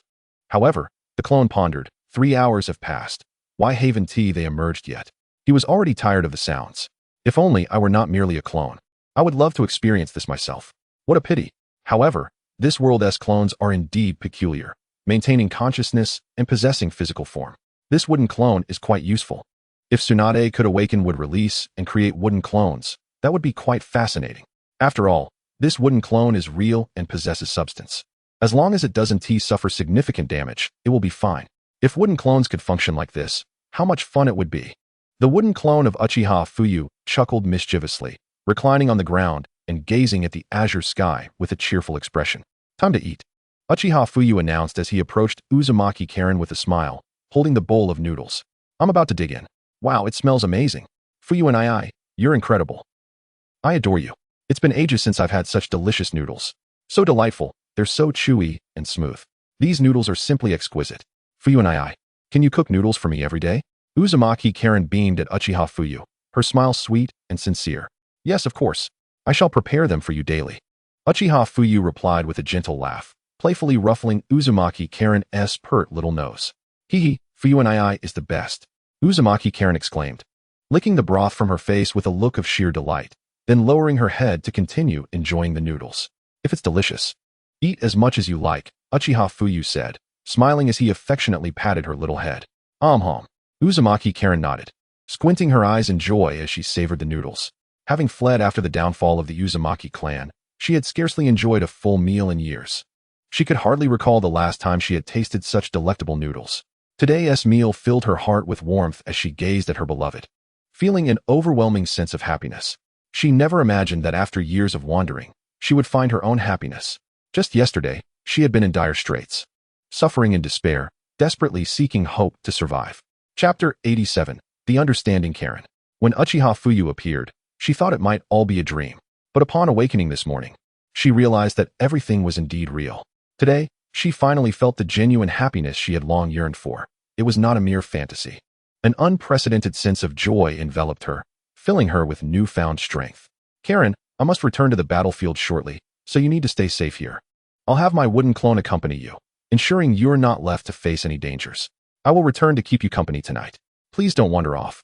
All right, Uchiha Fuyu said, smiling at Uzumaki Karen. He understood that he must head to the battlefield. After all, the war was not yet over. He needed to secure enough merit. Although they had defeated the Land of Wind, the Hidden Stone Village was still engaged in battle with Konoha. He needed to gain significant achievements to inherit the position of the Fourth Hokage. To achieve his goal of becoming the Fourth Hokage, he needed to assist Orochimaru in repelling the Hidden Stone Village first. Fuyu and I, are you going to the battlefield? Uzumaki Karen knew well that Uchiha Fuyu was a Konoha ninja, currently embroiled in a fierce conflict with other ninja villages. She understood that the Second Great Ninja War was far from over. Hearing that Uchiha Fuyu was heading to battle, her eyes reddened with concern as she looked at him. She was aware of his immense strength, yet her heart remained heavy with worry. Don't worry. No one in the entire ninja world can capture me. I promise I will be safe. I'll return to keep you company tonight. Once the battle is over, how about I bring you back to the village? There's another girl from the Uzumaki clan there. You can spend time with her, and you will have each other for company. Uchiha Fuyu reassured her gently, knowing he must go to war, but promising to resolve it swiftly so that he could bring Uzumaki Karen back to the village where she belonged. The Uzumaki clan has long enjoyed an enduring friendship with Konoha, even having their emblem engraved on the green vests of the village's shinobi. Brother Fuyu, do you wish for me to accompany you back to Konoha? Queried Uzumaki Kaori, her sensitivity shining through as she gazed at Uchiha Fuyu with a charming smile. Well, somewhat, he replied, hesitating as if he were on the verge of revealing more. You need not say anything, Brother Fuyu. A formidable warrior like you must surely have many admirers. My heart is already content with the love you bestow upon me. I assure you, I shall harbor no jealousy and will never interfere with your relationships. As long as you remember me and cherish a place for me in your heart, that is sufficient. However, Brother Fuyu, you must not spend all your time with them. Do come and spend time with me occasionally. Regardless of the number of companions by his side, it does not diminish the love I hold for him within my heart. Brother Fuyu is everything to me, my light. As long as he is present, I can find joy, and I am willing to share that joy with others. I understand that I do not wish to burden you with inner turmoil, nor do I want you to feel troubled by these matters. If you carry me in your heart, even if it is but a tiny space, that is enough. Uzumaki Kaori looked at Uchiha Fuyu, her smile radiant. She was aware that a powerful figure like him would undoubtedly attract many women, and that there would be no shortage of those who admired him. Yet, the fact that he had spoken such words filled her with joy. She recognized that he had intended to mention the existence of others beside her. However, she remained unfazed, for her happiness lay in simply being with Uchiha Fuyu. A kind-hearted girl by nature, Kaori despised conflict and contention. All she desired was to share a blissful existence with him. You silly girl. Thank you, Uchiha Fuyu said, gently brushing his fingers across her smooth cheek, his eyes reflecting a glimmer of compassion. Hee. Uzumaki Kaori giggled, releasing her chopsticks and leaping into Uchiha Fuyu's embrace. In that moment, she felt an overwhelming sense of happiness. As long as this bliss continued, she would be content. All she wished for was for her beloved to visit her from time to time, and her heart would be filled with satisfaction. After all, she had once believed her life was nearing its end, only to find solace in Uchiha Fuyu during her darkest hour. Not only did he accept her, but he also offered encouragement and bestowed upon her the gift of happiness. For the first time, she experienced the profound joy that love between a man and a woman could bring. She cherished Uchiha Fuyu deeply, understanding that if her actions were to impose any burden upon him, she might risk losing him. Therefore, she preferred to endure a slight ache within her heart rather than impose the weight of indecision upon him. Now let us eat. Once we finish, I must head to the battlefield. I should be back tonight after concluding the engagement swiftly. Then I will return to spend the night with you, and tomorrow morning we shall return to Konoha. There, you will have a home once more, and a girl from the Uzumaki clan will be there to keep you company. At least you will have someone from your clan, and perhaps you will share a common language. This way, you won't feel so alone in Konoha. Uchiha Fuyu smiled gently as he reached out to caress Uzumaki Kaori's face. Chapter 88. The Alliance of Tsunade and Awakens. Such a sensible, beautiful, and delightful girl as Uzumaki Kaori is indeed a rarity. Her demeanor only increased Uchiha Fuyu's fondness for her, filling him with a sense of tenderness. Do not worry, Brother Fuyu. I will surely become good friends with her. I promise I will not be a burden to you in Konoha. However, she added, you must come and visit me from time to time, or else my heart will feel very lonely. The only place I consider home is where you are. For now, Uchiha Fuyu was her everything, and she implored him, please do not leave me. No matter how many girls may admire you, or how many you may have, do not abandon me, all right? I will be very obedient, and I will do anything you ask, as long as you do not leave me. Uzumaki Kaori clung tightly to Uchiha Fuyu, her voice barely above a whisper, trembling with the awareness that she could not possess him entirely. Yet, her desires were simple, to be with Uchiha Fuyu. As long as he held her in his heart, loved her, cared for her, and occasionally came to see her, she would be utterly fulfilled. Rest assured, wherever I am, that shall be your home, always. I will forever be by your side, protecting you and loving you. One day, we shall have a multitude of children, and we can live a blissful life surrounded by them. How wonderful that would be. Uchiha Fuyu smiled at Uzumaki Kaori. Yes, I will bear many children for you, Brother Fuyu. 10 or 8 would not be too many, she exclaimed with a playful giggle. Her cheeks flushed. She looked up at Uchiha Fuyu, her smile enchanting. Silly girl, do you truly think of yourself as a little pig? Uchiha Fuyu chuckled, surprised by her thoughts. Having 10 or 8 children would indeed be a reward beyond measure. He understood that childbirth could be perilous for a woman, while his Rinnegan would prevent any fatal outcomes. The pain of childbirth remained an undeniable reality. Hee, I am not a little pig. I simply wish to spend more time with Brother Fuyu. If I were to have 10 or 8 children, it would mean that you would be with me every day, every year. Uzumaki Kaori's perspective was refreshingly simple. The thought of having numerous children signified the joy of being constantly accompanied by Uchiha Fuyu, engaging in delightful activities together. This was the essence of happiness for her. She longed for the days when they would be inseparable, yet she understood that Uchiha Fuyu could not belong solely to her, especially as he was preparing to head to battle, stirring worry within her heart. Silly girl. Now, eat your noodles obediently. Uchiha Fuyu chuckled, shaking his head at Kaori's thoughts. He recognized her desire for his company. However, he knew that in the future, he would be surrounded by many beautiful women, making it challenging to devote equal attention to all. MHM. Uzumaki Kaori nodded obediently, returning to her seat to finish her noodles, quickly devouring a bowl with delight. Uchiha Fuyu and Uzumaki Karen shared a tender moment before hastening to the battlefield. Fortunately, he was not required to traverse any distance. He simply vanished from his location, reappearing amidst the ranks of the Konoha forces. This suggests that Uchiha Fuyu must have awakened the Mangekyo Sharingan. Could it be that he possesses the prowess of Uchiha Madara during his prime? At barely 20 years of age, could he genuinely rival the legendary Uchiha Madara? Inoki furrowed his brow, observing the ninja from Tsunade before him. His heart stirred with astonishment as memories of the formidable Uchiha Madara surged back, sending a shiver through his body.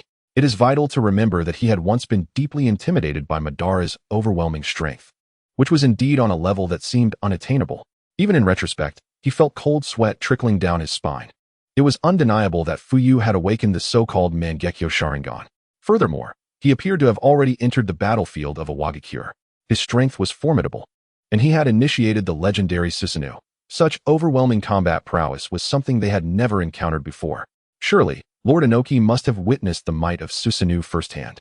For Uchiha Madara had once made an appearance to confront Awakens. As a survivor from that era, he must possess deeper insights into both Madara and Susanoo. Our Wind Shadow desires to amalgamate the powers of the 3 great ninja villages to eliminate Uchiha Fuyu. Otherwise, should another Uchiha Madara emerge in the ninja world, Konoha's power would undoubtedly rise uncontrollably. When that time comes, we would find ourselves at the mercy of the neighboring ninja villages. Regarding the might of Uchiha Madara, it is presumed that the third Tsuchikage is already well aware, and there is no need for further elaboration. The ninja from Tsunade, bowing respectfully before Inoki, acknowledged the gravity of the situation. He understood that it was imperative to enlist the support of Awakens and Kumogakure to stand against Uchiha Fuyu. Otherwise, Tsunade alone would be utterly incapable of mounting a resistance. Previously, they had deployed all their elite fighters, yet they still failed to inflict any damage upon Uchiha Fuyu. This indicates that Fuyu's true strength likely far exceeds their previous encounters. The mere glimpse he had shown was sufficient to instill fear within them. On the battlefield of the Land of Wind, they had suffered a complete defeat and now sought to unite with Kumogakure and Iwagakure in hopes of eliminating Uchiha Fuyu. Should they succeed, the balance among the 5 great ninja villages could be restored. Otherwise, the remaining 4 villages would have no choice but to submit to Konoha's dominance. The entire world would belong to Konoha, leaving no room for the existence of the other 4 villages. It is imperative to thwart Uchiha Fuyu. The consequences of failure are simply unfathomable. Chapter 89. Inoki's Audacious Proposition. I am aware of this matter. However, I desire to reflect upon it, as it is indeed significant. If we are to collaborate, we must discuss the potential benefits that might accrue to us. I am curious to see what a young man, not yet 20, can truly represent, even if he has awakened the Mangekyo Sharingan. Is it the case that every member of the Uchiha clan who awakens the Mangekyo Sharingan can rival the legendary Uchiha Madara? You of Tsunade have indeed suffered defeat.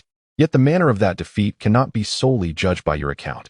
If you wish to persuade Awakens to commit fully, you must be prepared to pay a price. Should your third Kazekage concur, we would agree to assist in confronting Konoha and Uchiha Fuyu for a sum of 100 million ryo. Inoki regarded the ninja from Tsunade with a cold gaze, his eyes filled with disdain. He recognized that if Uchiha Fuyu were to become the next Uchiha Madara, his power would undoubtedly be formidable. Thus, he would certainly unite with Tsunade against Uchiha Fuyu. However, this was contingent upon Tsunade compensating Iwagakure with 100 million ryo. Nothing comes without a cost, does it? After all, Iwagakure must bear the considerable expenses of fully engaging in battle, and this sum would serve as remuneration for their deployment. Lord Tsuchikage, is it not somewhat opportunistic to demand such exorbitant fees? The ninja from Tsunade interjected.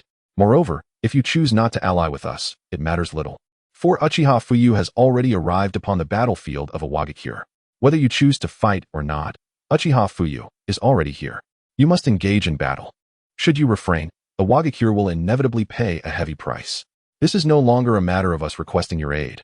Rather, it is Awakens that requires the assistance of Tsunade. I hope Lord Inoki can contemplate this with clarity, as you are the third Tsuchikage. Should you neglect the threat posed by Uchiha Fuyu, resulting in significant casualties within your village, the blame will rest solely upon your shoulders.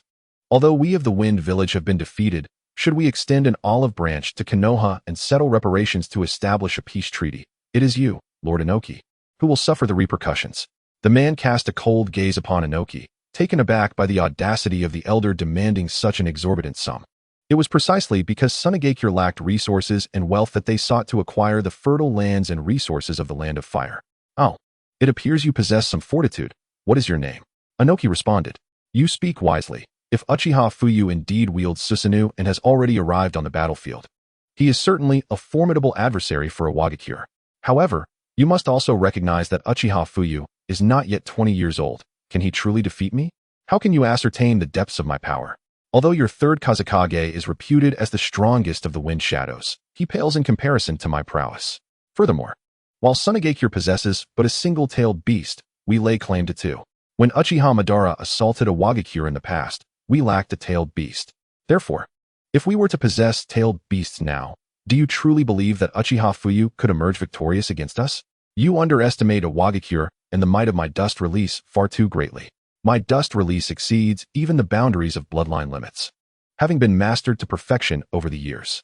If Uchiha Madara were to present himself before me again, I would not falter, let alone be intimidated by a mere Uchiha Fuyu who is yet to reach his 20th year. You have crafted a fine strategy indeed. However, if you wish for Awakens to take action, a price must be paid. Otherwise, our involvement would merely serve to repel Uchiha Fuyu. In that case, should the collective strength of the ninja world be summoned against Uchiha Fuyu, do you not think he would become exceedingly enraged? Would he not pay a visit to Tsunade in retribution? Inoki's lips curled into a slight smirk as he regarded the ninja from Tsunade, his voice dripping with coldness. Despite the immense pressure Uchiha Madara had once placed upon him, he could not fathom that a young Uchiha, scarcely 20 years old, could attain the legendary prowess of Madara. In his youth, when Madara stood before him, he had been but a child. Now, as the Tsuchikage of Awakens, he was confident in his strength. He believed that even his own teacher might struggle to triumph over him, a testament to the fruits of his years of research. He had honed the power of dust released to its zenith. My name is Rasha, a disciple of the third Kazekage. No one understands my master's strength better than I do. Furthermore, Lord Third Tsuchikage, you are rather overconfident. It is crucial to remember that all the tailed beasts were captured by Konoha in the past. Consider who was responsible for their capture and who could rival the first Hokage of that era, none other than Uchiha Madara. What enabled Uchiha Madara to stand toe-to-toe with the formidable Senju Hashirama, who wielded powerful wood release? It was his legendary Mangekyo Sharingan. And now, Uchiha Fuyu has also attained the Mangekyo Sharingan and can invoke Susanoo. Admittedly, this form may not possess the same might as what you witnessed in your time. But can you ascertain whether he is indeed exerting his full power? Lord Third Tsuchikage, you remain utterly unaware of the level Uchiha Fuyu has reached. Do you truly believe that relying solely on a handful of tailed beasts can vanquish him? Such words from you are laughable, though you may be my senior. I possess enough self-awareness to recognize that while our Tsunade may not triumph over Uchiha Fuyu, how much stronger can your Awakens claim to be? Chapter 90, Alliance Achieved. Fuyu re-enters the battlefield.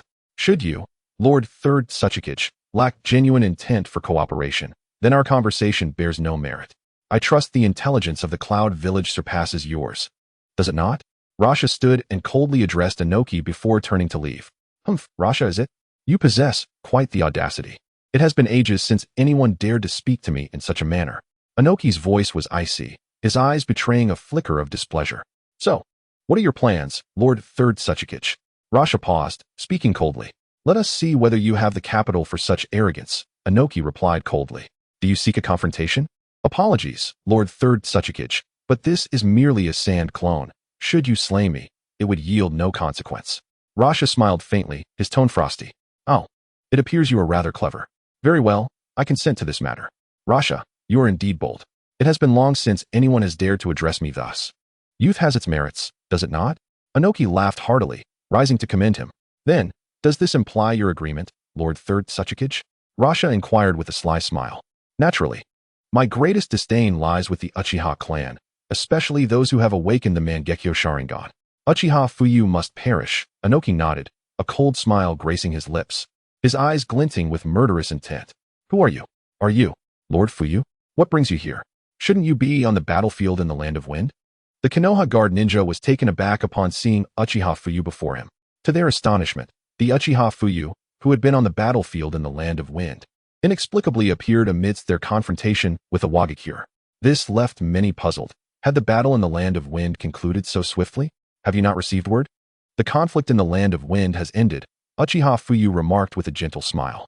The war in the Land of Wind had indeed concluded, prompting his arrival here.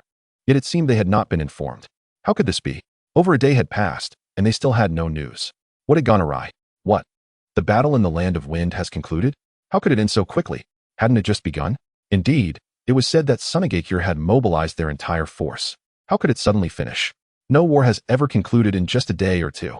Perhaps it is due to Lord Fuyu's overwhelming strength, particularly since Tsunade is the weakest of the 5 great shinobi villages. Correct, Tsunade is indeed the weakest among the 5. Thus, it is no surprise that Konoha could triumph, especially with both Lord Fuyu and Shikamaru present on the battlefield. Indeed, Lord Shikamaru's prowess is formidable. He is Konoha's strongest weapon, seemingly even surpassing the likes of Orochimaru. The Konoha ninja were left speechless, astonished by the rapid conclusion of the battle in the Land of Wind. In their experience, wars typically span months, if not years.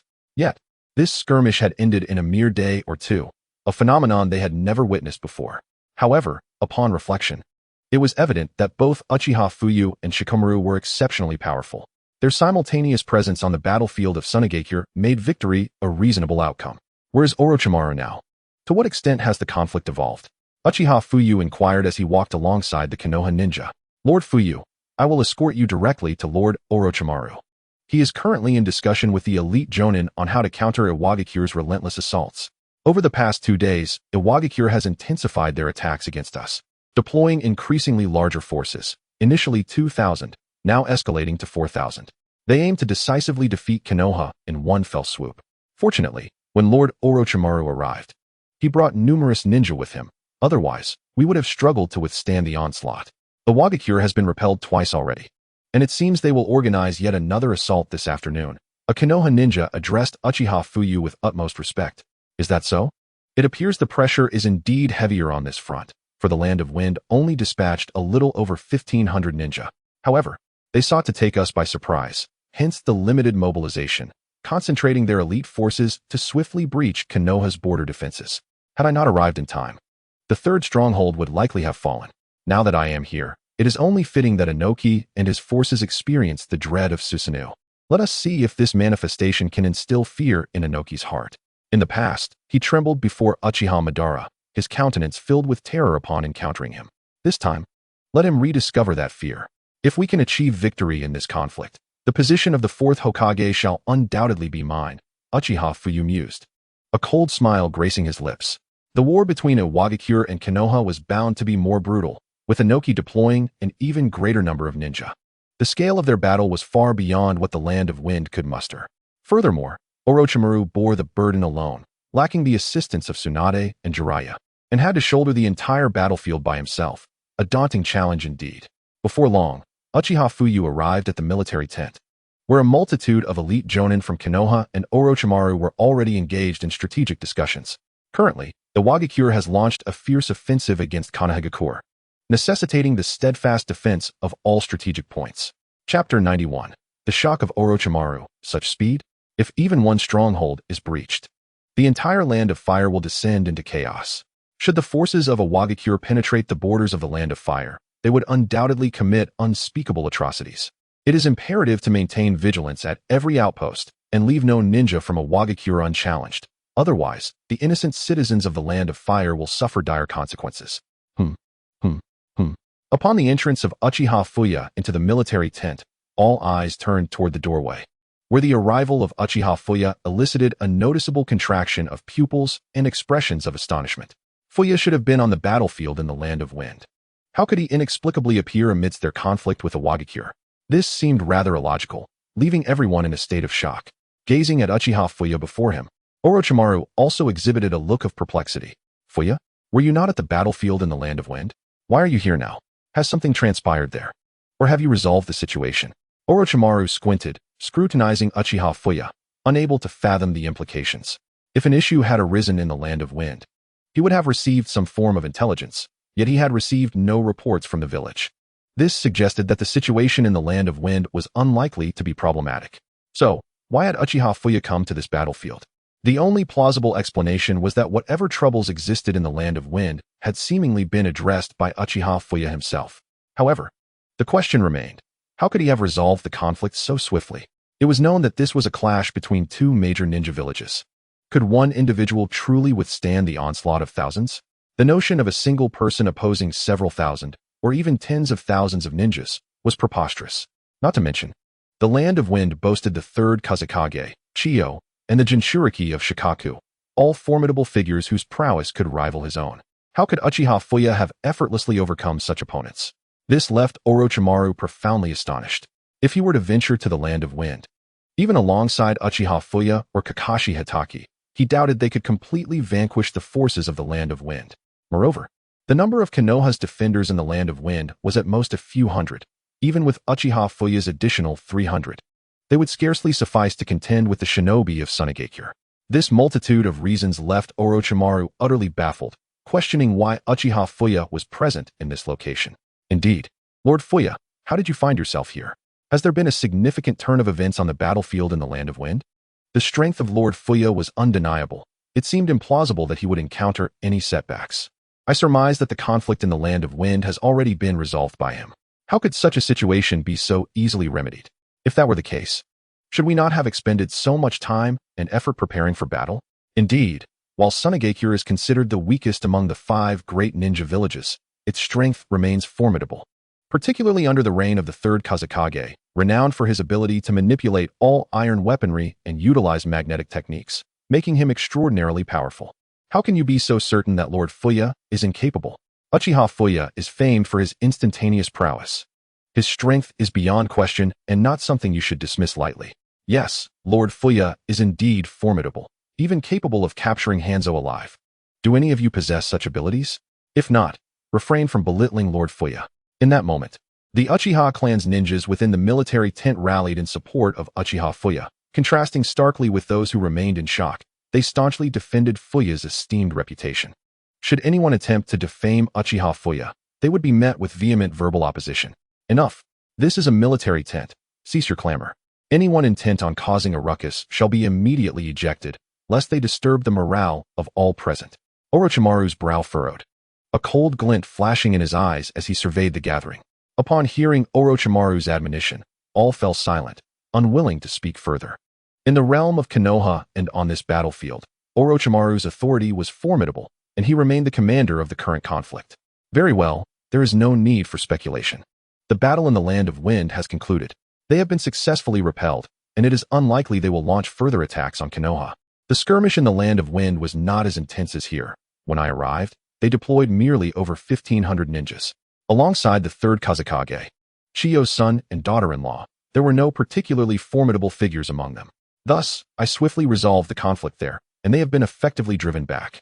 For the foreseeable future, they will not assault Konoha, and they might even send envoys seeking peace. Therefore, Konoha remains secure at this time. I came here to ascertain whether you require any assistance. Orochimaru, I trust you will not object? Uchiha Fuyu smiled slightly, addressing Orochimaru. His arrival to aid Orochimaru might elicit some reluctance on the latter's part, for Orochimaru would undoubtedly prefer the assistance of Jiraiya or Tsunade. Fuyu knew well that the assignment from Sarutobi Hiruzen to the battlefield in the Land of Wind was intended to prevent him from claiming credit for Orochimaru's accomplishments. Moreover, Orochimaru harbored ambitions of becoming Hokage, thus he remained fervently engaged on the battlefield. He was aware that Uchiha Fuyu aspired to ascend as the fourth Hokage as well, creating an inherent rivalry between them, though not one of enmity. Chapter 92. Onoki, the three Raikage, simultaneously attacking Konoha. Their shared objective was the same, to attain the title of fourth Hokage. Consequently, the merits earned on the battlefield held immense significance for both. Orochimaru had been poised to gain substantial accolades on the battlefield against Awakens, but now with Uchiha Fuyu's arrival, his potential achievements would be halved. When Uchiha Fuyu's accomplishments in the Land of Wind and his previous accolades from the Land of Rain were aggregated, it was likely that even Sarutobi Hiruzen would pale in comparison. Orochimaru was acutely aware of this, and while he did not wish for the ninjas of the village to perish, he felt a twinge of discomfort regarding Fuyu's assistance. Orochimaru's inner conflict was palpable. He felt both pleased and unsettled by Fuyu's presence. The primary reason was his strong desire for the position of Hokage. How could it be that Fuyu's arrival would undoubtedly bolster their forces on the battlefield? Furthermore, with Fuyu's involvement, it seemed certain that Awakens would gain no advantage. And it was apparent that Fuyu had contributed significantly to the conflict in the Land of Wind. Since you have arrived, it is only natural that you join the fray. This time, we shall stand together against Awakens. We have repelled 2 waves of their forces, yet this time they are likely to deploy an even greater number of combatants. Current estimates suggest they have mobilized approximately 7,000 to 8,000 shinobi. Moreover, Onoki has brought both the Four Tails and the Five Tails Jinchuriki to the battlefield, and their advance is formidable. While the rationale behind their decision to send such powerful Jinchuriki remains unclear, it is evident that this conflict will not be resolved easily. Thus, I am most pleased by your presence. Every additional ally strengthens our cause. Alone, I would stand no chance against the Four Tails, the Five Tails, and Onoki himself. Orochimaru regarded Uchiha Fuyu with a faint smile, his gravelly voice concealing whether his amusement was genuine or otherwise, yet a smile lingered upon his lips. Since you are so welcoming, I shall not hold back. Had you shown reluctance, I would have retreated to the village to bask in comfort. For the battlefield is indeed no place for the faint of heart. However, what was that you mentioned? Both the Four Tails and the Five Tails Jinchuriki, along with the third Tsuchikage Onoki, are personally engaged in this battle? It is remarkable that, at the onset of this war, they have already deployed their Jinchuriki. Do they not fear that Kumogakure might seize this opportunity to strike Awakens? Onoki's audacity is indeed noteworthy, dispatching all of his village's strongest to the front lines without any concern for a potential ambush. If the third Raikage were to lead an incursion into Awakens, the latter might suffer significant losses, especially considering the troubles the third Hokage previously caused them with our forces. To think that Inoki would so brazenly send forth both Jinchuriki into battle is a testament to his courage. Uchiha Fuyu was momentarily taken aback. He had not anticipated Inoki and his 2 Jinchuriki stepping onto the battlefield. The 4 tails and 5 tails are indeed formidable. With their presence, combined with Inoki and the commanding officers leading the army, we are faced with no less than 4 powerful figures of the Kage level. The casualness with which these 4 Kage-level warriors are dispatched to the battlefield is alarming, especially given the prior hostilities between Kumogakure and Awagakure. Is Inoki truly unconcerned about a potential surprise attack from Kumogakure? If such an assault were to occur, Awagakure would surely suffer grievously. The specifics of their intentions remain unclear. Yet we have confirmed that Inoki and the 2 Jinchuriki have indeed arrived on the battlefield.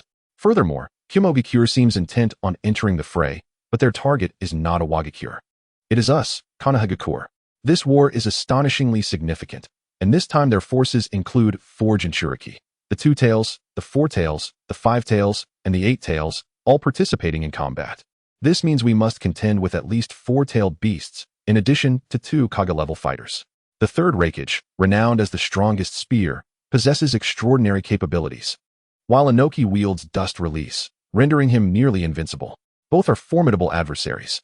Thus, with the tailed beasts and 2 Kage-level powerhouses on their side, we will need at least 3 to 4 individuals of comparable strength to stand a chance against them. It appears they have reached some form of accord, thus mobilizing against us, and Kumogakure's shinobi are already en route to the battlefield, approximately 30 miles away. Orochimaru shook his head, his expression darkening. He understood that they were facing 2 hidden villages, both of which had deployed their Jinchuriki. This implies that the forces they are about to confront include 4 Jinchuriki, not to mention the 3rd Reikage and 3rd Tsuchikage Inoki. Just counting these individuals, they already possess 6 Kage-level fighters. Without 3 or 4 formidable allies on our side, it would be exceedingly difficult to withstand their assault. Even if he and Uchiha Fuyu were to confront them together, it would still be a formidable challenge. Orochimaru felt a growing urgency. His own strength was progressing too slowly. He marveled at how rapidly Uchiha Fuyu's power had grown, single-handedly resolving conflicts in the Land of Wind. A feat that left him astounded. How vast is the chasm between their capabilities?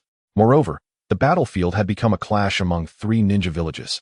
With Kumogakure and Awagakure assaulting Konoha, it was clear that he could not rely solely on his own strength. From the outset, Orochimaru had recognized this. Yet seeing Uchiha Fuyu arrive stirred a reluctance within him. Had it been Kakashi or Jiraiya who had come, he would have welcomed them heartily. No one wishes for a rival Hokage to arrive on the battlefield and claim their glory. Chapter 93. Fuyu's solo advance to the front lines. Is it true? Kumogakure and Awagakure have formed an alliance? That certainly takes me by surprise. Nonetheless, it matters not. Now that I am on this battlefield, I shall resolve this matter entirely. This time, the outcome rests upon my shoulders. You may continue your discussions on how to fortify our defenses against their advances. I shall venture forth to ascertain the extent of their strength. You remain here to deliberate your strategies. I will return shortly. Uchiha Fuyu was momentarily taken aback. He had not anticipated an alliance between Awagakure and Kumogakure to attack Konoha. This was indeed a perplexing development, given their historical enmity. To unite so swiftly after a recent conflict was puzzling to him. There must be some ulterior motive behind this sudden collaboration. He wished to discern their true intentions. As soon as he finished speaking, Uchiha Fuyu vanished from sight, leaving the gathered individuals in a state of bewilderment. Even Orochimaru, who attempted to voice his concerns, found himself too late to intervene, caught off guard by Fuyu's sudden departure. What was this individual planning? To venture alone into the battlefield? Did he not value his life? Both Awagakure and Kumogakure had deployed numerous powerful fighters, yet he appeared ready to face them alone. Even Orochimaru would not dare to approach such danger alone. Yet Uchiha Fuyu had simply uttered a few words before rushing off. This was a blatant disregard for the threat they posed. Such recklessness would surely lead to trouble. Enough. Let us not dwell on him for now. I never anticipated he would join us. We must first strategize to withstand their assault. I have already sent a distress signal. Our village should dispatch considerable reinforcements. Orochimaru shook his head, a look of disbelief crossing his features. He had not expected Uchiha Fuyu to act so brazenly, stating his intent and then dashing to the front lines. To claim he would scout their movements amidst such overwhelming strength was tantamount to courting death. However, there was no stopping him. They were all aware of Uchiha Fuyu's renowned Shunshin technique, and by the time they processed his departure, he had already vanished from their sight. Orochimaru-sama, Should we not offer assistance to Lord Fuyu? If he were to encounter the formidable forces of the rock-hidden village or the cloud-hidden village, it would be exceedingly difficult for him to retreat unscathed, wouldn't it? Indeed, Lord Orochimaru, shall we merely stand by and watch as Lord Fuyu ventures forth to the battlefield, courting death? How brazenly arrogant he is. Does he truly believe himself invincible?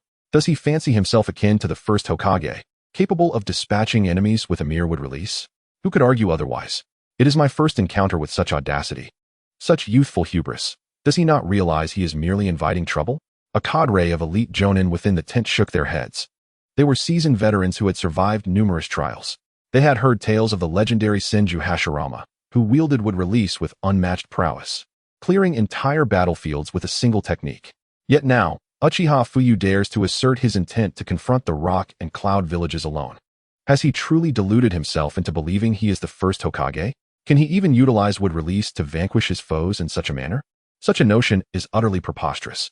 Some among them voiced their concerns. After all, Uchiha Fuyu had become an idol to many leaf ninjas. Witnessing his solitary venture into combat stirred unease within their hearts. Others, however, were seasoned elite jonin who, upon hearing Fuyu's boastfulness about confronting 2 ninja villages alone, found it utterly outrageous. If he could contend with both hidden villages single-handedly, what purpose would they serve? What do you mean by that? An elite jonin from the Uchiha clan interjected, his brow furrowed as he surveyed the surrounding individuals with a cold gaze. Lord Fuyu is the strongest genius of our Uchiha clan. To you, he is but a presumptuous lad? I hope never to hear such words from you again, lest you wish to provoke my ire. He knew well that Uchiha Fuyu had awakened the Mangekyo Sharingan. Could he not face those ninja villages on his own? After all, Uchiha Madara had once single-handedly opposed an entire nation with the Mangekyo Sharingan. What could prevent Fuyu from doing the same? Presently, Uchiha Fuyu represented the pinnacle of strength for the Uchiha clan. If he were unable to prevail against the cloud and rock villages, then their efforts here would be futile as well. In the eyes of most Uchiha, Fuyu was akin to their very sky. He epitomized invincibility. With his presence, any conflict could be effortlessly resolved. The battlefield in the Land of Wind may have seemed deceptively simple, but it was clear that Fuyu had activated the Mangekyo Sharingan and summoned the legendary Tsunade to repel the forces of the Land of Wind. Only those from the Uchiha clan understood the terrifying power of the Mangekyo Sharingan. With a mere flick of its might, it could ensnare foes in illusions and strike them down before they even realized it, boasting the unrivaled ocular technique of Tsunade.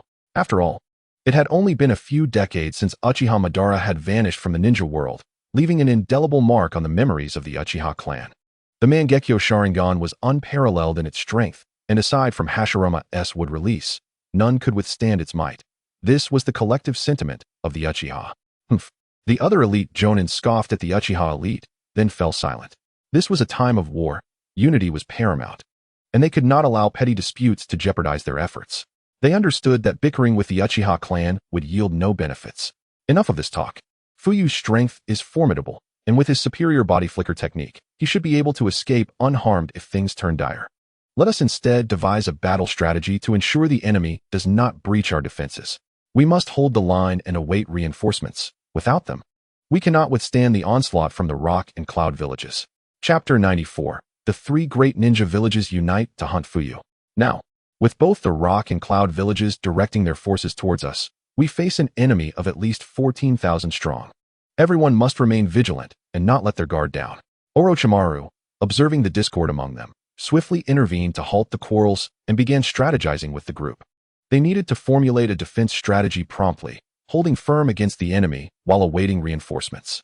Once support arrived from their village, their worries would dissipate. The priority now was to devise a means of repelling the enemy's advance rather than fixating on Uchiha Fuyu. Yes, Lord Orochimaru, they nodded in agreement. And discussions of countermeasures commenced. It was indeed peculiar that the rock and cloud villages had allied. However, to me, no matter how many forces they muster, it would be of no consequence. Allow me to witness the true extent of your combat prowess. Do you truly believe that your alliance can prevail against us? Now, I must demonstrate to the world the might of Uchiha Fuyu. Should I emerge victorious from this battle, the position of Fourth Hokage shall undoubtedly be mine. Once I dispose of that old fool, the Third Hokage, and Danzo, I will have complete control over Konoha. Unifying the entire ninja world may well be within my reach. My previous guise as a humble player was merely a reflection of my insufficient strength. Now, there is no need for pretense. Moreover, I have dispatched 6 clones to search for Kagaya and Uchiha Madara. Once I locate them, I shall eliminate them without hesitation. Even if I cannot slay Kagaya, I must at least seal her away. However, she is notoriously elusive and does not reveal herself easily, complicating my search. Being a product of yin-yang release, she is an entity of consciousness, akin to the very energy of nature, making her detection through sensory means nearly impossible. I must wait for her to manifest before I can strike. Although I might sense a faint trace of her yin-yang energy, she typically maintains a low profile, making it quite challenging to locate her. Nevertheless, I am not in a hurry. Once I reveal my capabilities, they will likely become curious about my identity. At that moment, they may approach me or attempt to glean information. Once they draw near, I will undoubtedly sense their presence and can seal them away then. A slight smirk graced Uchiha Fuyu's lips. He understood that Kagaya was an ancient being who had lived for millennia, a cunning strategist, not a fool. Her schemes were numerous and her ability to deceive formidable, with a capacity for stealth that even Fuyu found daunting. To eliminate Kagaya, my only viable strategy lies in sealing her away. Whether I can completely annihilate her remains uncertain. The peculiar nature of yin-yang release is such that it is not confined to a single corporeal form. She can liquefy her entire body into a black substance without difficulty. Thus, attempting to kill her is utterly futile. No matter how many times one may attempt to harm her, she remains undeterred. The most effective solution would be to seal Kagaya directly. Now, it is time to confront Inoki and the formidable Third Hokage. The Third Hokage was an unparalleled powerhouse, reputedly worn down by his own strength. Let me witness the true extent of his abilities. To have the ability to fend off over 10,000 ninjas and ultimately succumb to exhaustion is indeed an impressive feat. Uchiha Fuyu is keen to witness firsthand the combat prowess of the Third Hokage. Just how much strength can he compel from himself? Inoki, are you certain about this matter? Another member of the Uchiha clan has awakened the Mangekyo Sharingan? It has been decades since such an occurrence. Why has it suddenly manifested at this juncture? And to single-handedly obliterate Tsunade? Such power emanates from a mere 19-year-old? The Third Hokage furrowed his brow, gazing at Inoki with a sense of incredulity. How much fighting capability can a lad barely in his 20s possess? The notion that a youth of such age could decisively dismantle Tsunade left him astounded. After all, even he himself might not be able to repel Tsunade single-handedly. Indeed, reliable information confirms this event, and the denizens of Tsunade are already en route here. They are bound to arrive shortly. This revelation is striking, not only for you, but for me as well. I never anticipated the re-emergence of the Mangekyo Sharingan, which had been absent for many years. I vividly recall the formidable Uchiha Madara from bygone days. At that time, our Awakens had no capacity for resistance. We were utterly at his mercy, akin to chicks being carelessly trampled. Therefore, Uchiha Fuyu must not be allowed to flourish. Should he mature further, it would pose a grave threat to the entire shinobi world. This information was imparted to me by Tsunade as part of their orchestrated alliance. Their formidable warriors are already on their way here. This time, united, we shall eliminate Uchiha Fuyu right here. A nascent genius, regardless of his immense talent and abilities, is ultimately inconsequential. We have but one chance to strike, and it must be a fatal blow. Otherwise, Uchiha Fuyu will surely evade capture. His body flicker technique is reputed to be quite formidable, though we remain uncertain of its true extent, as we have yet to witness it. Every possible avenue must be eradicated. Inoki nodded solemnly, acknowledging the unexpected resurgence of another individual within the Uchiha clan possessing the Mangekyo Sharingan. At merely 19 years of age, if allowed a few more years to mature, he could very well become the next Uchiha Madara. By then, the entire shinobi world would find itself ensnared in the terror of Uchiha Fuyu. Hence, it is imperative that we eliminate him before he fully develops his potential. Chapter 95. The 5 great-tailed beasts and their hosts assemble. If that is the case, Uchiha Fuyu must not be permitted to survive. The Mangekyo Sharingan of the Uchiha clan was once feared far and wide. I have heard tales of it, though I have not witnessed its power firsthand with you. Nonetheless, our historical records and Kumogakure attest to its significance. Uchiha Madara and Senju Hashirama were indeed the 2 most powerful shinobi in the history of the ninja world. One was revered as the god of shinobi, while the other was known as the Ashura of the ninja world. If this is the case, then Uchiha Fuyu must be eliminated without hesitation. The Third Hokage nodded. If that is indeed the truth, then Uchiha Fuyu must be dispatched. Otherwise, the entire ninja world will face an adversary as formidable as Uchiha Madara once was. With Konoha backed by such a plethora of geniuses, it is likely that other ninja villages would be utterly incapable of withstanding Konoha's onslaught. Indeed, I share this sentiment. Thus, Uchiha Fuyu must be eradicated. This time, we have united the strength of our 3 great ninja villages, along with the 5-tailed beasts. Surely, we shall be able to vanquish Uchiha Fuyu completely. We have already dispatched a considerable number of ninjas to infiltrate and gather intelligence on Konoha, seeking to ascertain Uchiha Fuyu's whereabouts. If we determine his location, we can proceed with our next plan to encircle him and eliminate him directly. Onoki nodded, his expression darkening as he recalled the terror instilled by Uchiha Madara. He felt an urgent need to resolve the threat posed by Uchiha Fuyu. Such a powerhouse, at merely 19 years of age, what might he become in 10 or 20 years? Who in the entire ninja world could stand against him? Uchiha Fuyu must be snuffed out in his cradle. Apologies for our tardiness. At that moment, the 3rd Kazekage entered, accompanied by Chiyo, Ebizo, and Fu. Once again, 4 shadow-level powerhouses had emerged, gathering in a rare assembly of such might within the shinobi world.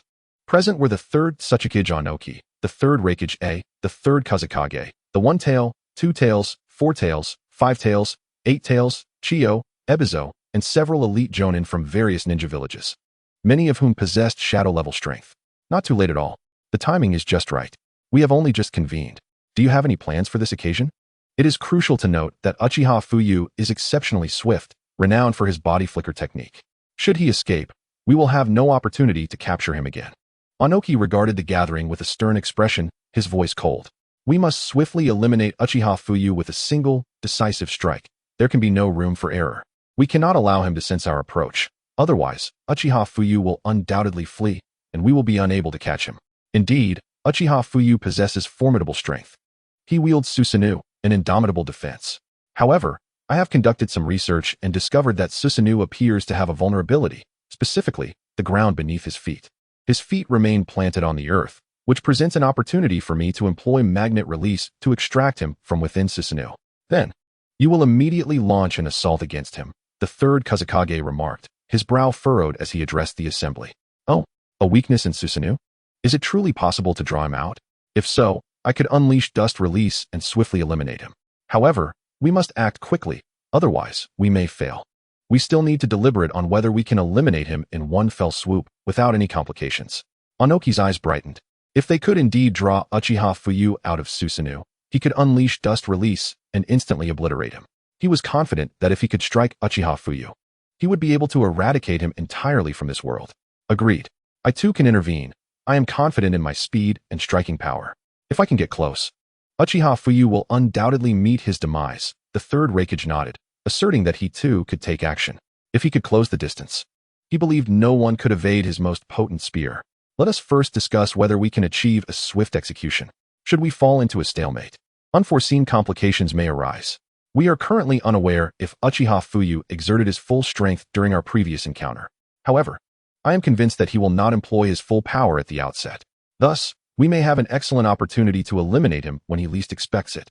The 3rd Kazekage nodded, aware that even the strongest possess a flaw, overconfidence. Uchiha Fuyu is no exception. Initially, he certainly would not unleash his full strength, making this the perfect moment to strike him down. Indeed, we must engage in thorough deliberation. How can we lure out Uchiha Fuyu, only to ensnare him in our trap? This Susanoo is indeed overwhelmingly powerful. As long as Uchiha Fuyu remains unchecked, he poses a grave threat to the entire shinobi world. Uchiha Fuyu, not yet 20, has already mastered the devastating prowess of Susanoo. While such formidable power may benefit Konoha, it spells disaster for the other 4 great shinobi villages. I have heard whispers that Konoha intends to pass the mantle of the 4th Hokage to Uchiha Fuyu. This implies that we are potentially facing a 4th Hokage as formidable as Uchiha Madara. The Uchiha clan has long been the most powerful lineage in the shinobi world. And should Uchiha Fuyu ascend to this position, their combat prowess will undoubtedly reach new heights. In such a scenario, he could challenge any shinobi village at will. And it would not be far-fetched to imagine that some might even fall before him, either through land concessions or outright destruction. Thus, for the sake of the shinobi world and our own survival, Uchiha Fuyu must be eliminated.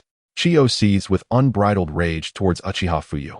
She has dispatched individuals to the battlefield in search of her daughter-in-law, yet her efforts have yielded no results. Chapter 96. The conspiracy unfolds, a design against Fuyu. Even her agents infiltrating Konoha have returned empty-handed, with no news of her daughter-in-law's capture. This lack of information weighs heavily on Chiyo, as she directs all her ire towards Uchiha Fuyu, believing his emergence to be the catalyst for her daughter-in-law's inexplicable disappearance. When her grandson inquires about his mother's whereabouts, she finds herself at a loss for words, her heart brimming with fury, attributing all misfortune to Uchiha Fuyu. Should the opportunity arise, she vows to rend him asunder, ensuring he never finds peace in the afterlife. Chiyo's sentiments are not unfounded. Uchiha Fuyu must not be allowed to evolve into another Uchiha Madara. Such immense power cannot be permitted to flourish unchecked. In his youth, Uchiha Madara's strength was not immediately apparent, yet as time progressed, he became increasingly formidable, even capable of single-handedly challenging an entire shinobi village. Our village, Iwagakure, could not prevail against him, despite our strongest warriors joining forces. It is common knowledge that the capabilities of all shinobi villages have diminished over time, particularly in the wake of the Warring States period, when the combat prowess of each village was far greater than it is today. However, even then, no village could contend with Uchiha Madara's might, underscoring just how powerful he truly was. I harbor a certain confidence. Should we ensnare him, death would surely follow. Yet, the fear Uchiha Madara instilled in me remains vivid. Now that we have taken action, we must ensure it is decisive. We cannot allow him to evade capture. Otherwise, the entire shinobi world may find itself unable to withstand his wrath. Anoki gazes solemnly at those gathered before him, recalling the dread Uchiha Madara once inspired. Though he may have boasted to Rashi that he would fearlessly confront Madara if he were to appear before him, the reality is far more complex. The terror Madara evoked still haunts him, rendering him restless and anxious. It is widely recognized that Uchiha Madara's prowess was unparalleled. Even the first Hokage could not withstand him. If we fail to eliminate Uchiha Fuyu quickly, he may very well become the next Uchiha Madara. Hence, we convene today. Do any of you possess a strategy to draw Uchiha Fuyu into our trap? After all, Tsunade is in Konoha, making it impossible for us to seize her. Moreover, we lack leverage against Uchiha Fuyu. Enticing him into our snare will prove exceedingly challenging. The third Hokage nodded, noting that detailed records of Uchiha Madara's exploits exist within their village. No one in the shinobi world could best Madara, save for one, Senju Hashirama. It is said that during their clashes, the terrifying aura of their battles could be felt hundreds of miles away, a fact meticulously chronicled in their village's history.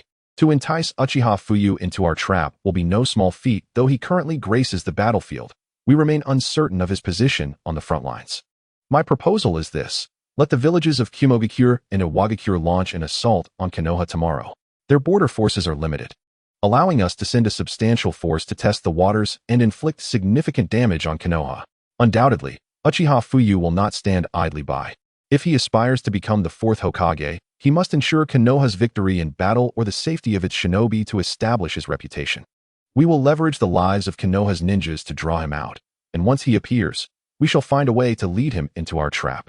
After all, Uchiha Fuyu is no fool. Enticing him out will not be a simple task. Furthermore, a warrior of his caliber would not likely venture out alone. The third Kazekage furrowed his brow, addressing Anoki and the third Hokage. The only strategy he could conceive was to encounter Uchiha Fuyu on the battlefield tomorrow and lure him into their trap. Otherwise, without even locating him, how could they possibly lead him into their snare? This is indeed a dilemma. Even if we were to launch an offensive against Konoha, the resultant casualties among its ninjas would likely deter Uchiha Fuyu from coming forth alone. Would he dare pursue nearly 10,000 of our shinobi by himself? Such a notion seems implausible. Anoki shook his head. He believed Uchiha Fuyu would not be so reckless. If they attempted to divert him on the battlefield, it would be a challenging endeavor. Uchiha Fuyu need only position his forces to block their advance, rendering pursuit futile. Would he truly be so naive as to chase after them? Would he not fear being encircled? Even with Susanoo at his disposal, could he withstand the onslaught of countless shinobi? The current Uchiha Fuyu is not Uchiha Madara. Madara himself could not have single-handedly confronted tens of thousands of shinobi, could he? If Uchiha Fuyu were capable of such feats, I would find it hard to believe. To launch an assault on Konoha only to retreat in an effort to draw Uchiha Fuyu away would surely betray their intentions as a trap. The third Hokage, however, recalled that during their own assault on Konoha, they had sent over 1,500 shinobi, alongside their strongest warriors. Uchiha Fuyu had boldly emerged alone, showcasing his immense confidence. The outcome was evident. He proved to be significantly stronger than them. Moreover, their combined efforts, numbering in the thousands, had failed to inflict even a scratch upon him. Thus, our strategy hinges on enticing Uchiha Fuyu to emerge alone, whereupon we will encircle and annihilate him. The third Kazekage observed the crowd before him and shook his head, recalling that they had once found themselves in a similar predicament. Chapter 97. The Emergence of Uchiha Fuyu, the mightiest spear of the Three Thunder.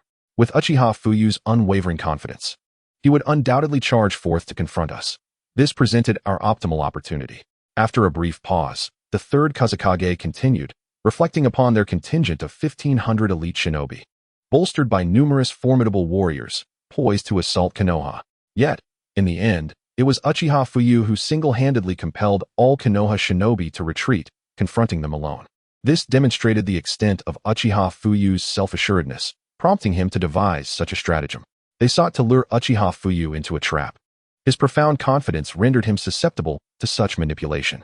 Should Awakens and Kumogakure launch an offensive against Konoha, Uchiha Fuyu would surely emerge. At that moment, they could ensnare him and eliminate him, a plan that would undoubtedly bear fruit. Oh, at that time, Uchiha Fuyu confronted your 1,500 powerful elite shinobi, including the third Kazekage and others, and yet, none could withstand him? It seems the peril posed by Uchiha Fuyu warrants elevation. The realization struck that over 1,000 shinobi had been unable to vanquish him. Even with the might of so many strong allies, they had been relentlessly repelled. Thus, it became evident that Uchiha Fuyu's strength was likely far more formidable than they had anticipated. Therefore, should we launch a full-scale assault on Konoha to draw him out? It could indeed be a prudent strategy. However, Orochimaru of Konoha is no trifling adversary. His prowess is considerable, necessitating someone to counter him. Otherwise, should they strive solely for escape, it is conceivable that he might elude them. I have encountered Orochimaru's capabilities before. His might is formidable, and he excels at evasion. Each of his assaults is nearly impossible to guard against. Were it not for my ability to levitate, facing him in combat would be exceedingly difficult. If Orochimaru were to align with Uchiha Fuyu, he could potentially aid in his escape, making it exceedingly challenging to apprehend them thereafter.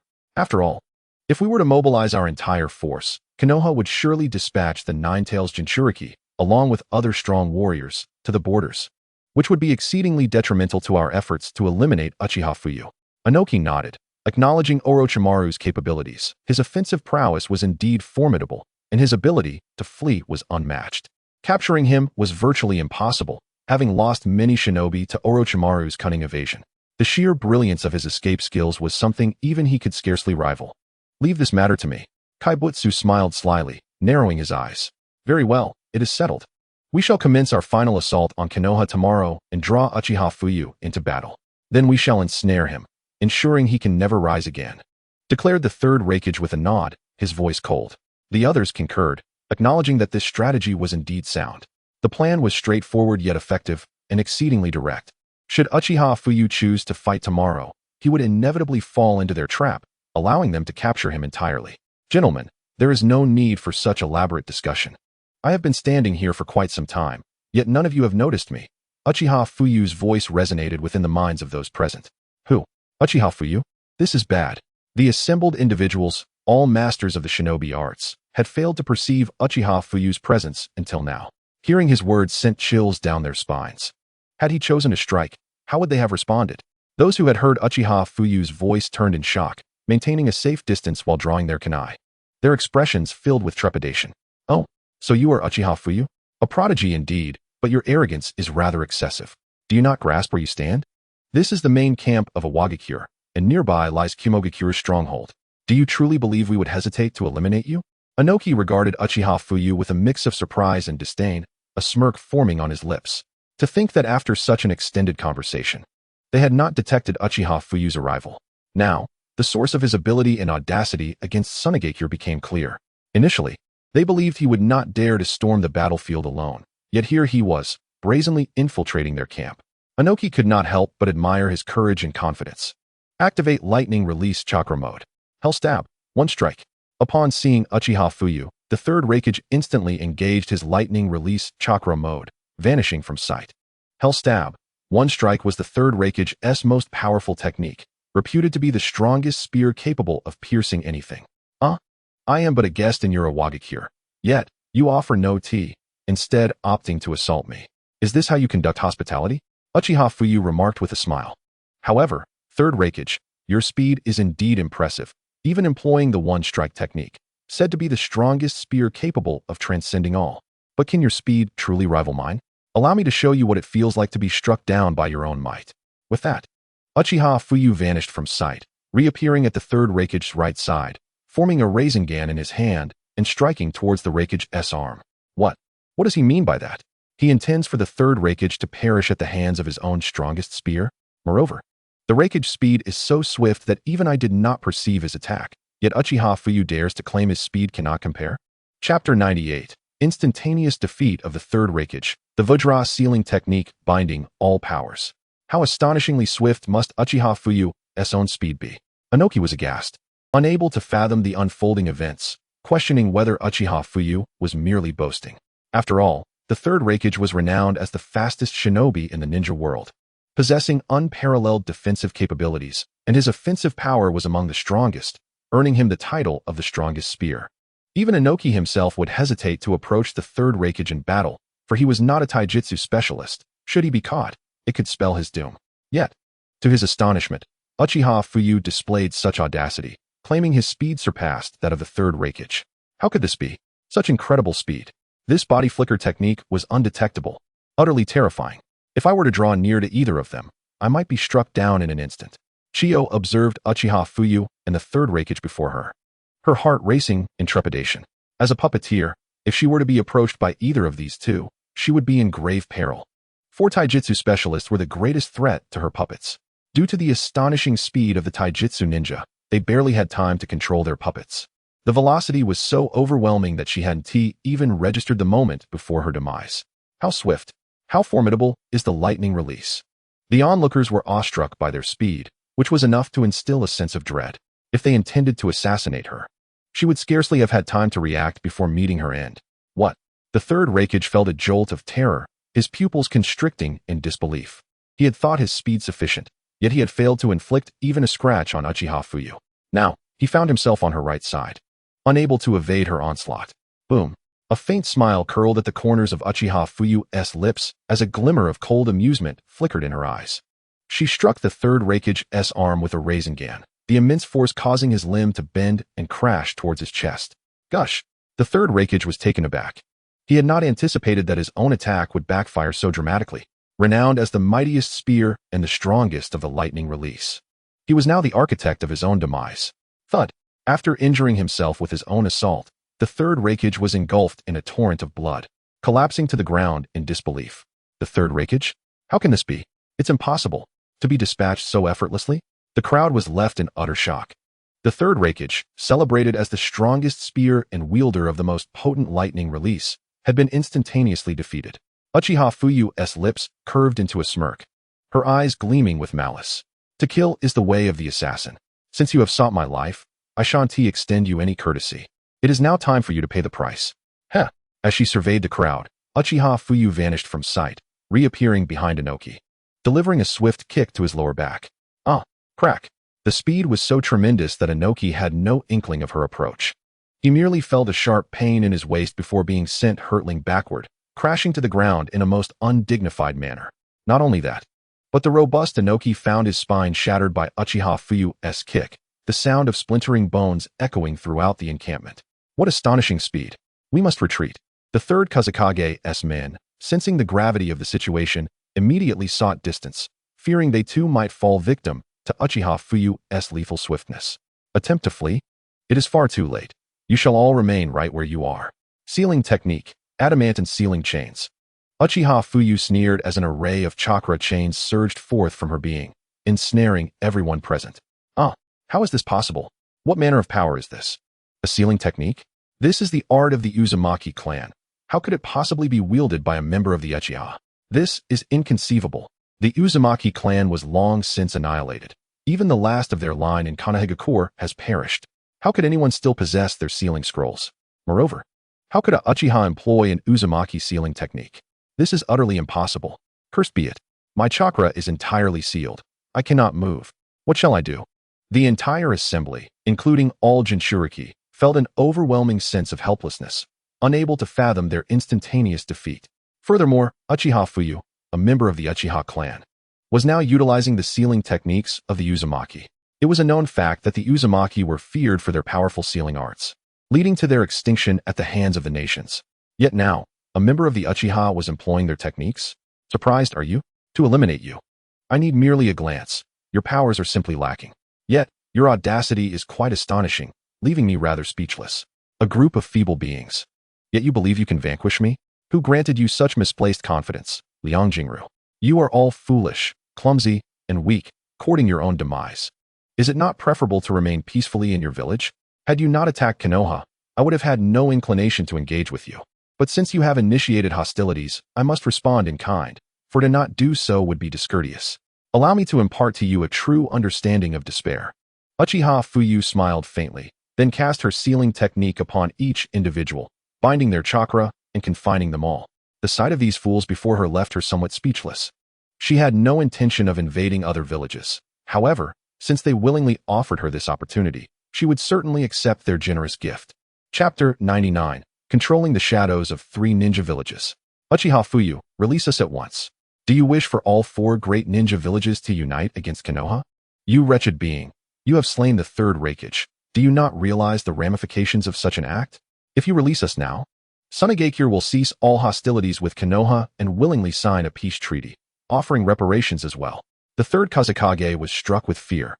He had not anticipated Uchiha Fuyu's overwhelming power, and now they were all utterly subdued, drowning in an abyss of terror. Yet, he did not wish for death. His only recourse was to plead for mercy from Uchiha Fuyu. He would rather concede and sign a peace treaty with Konoha, even if it meant compensating them, than risk his life.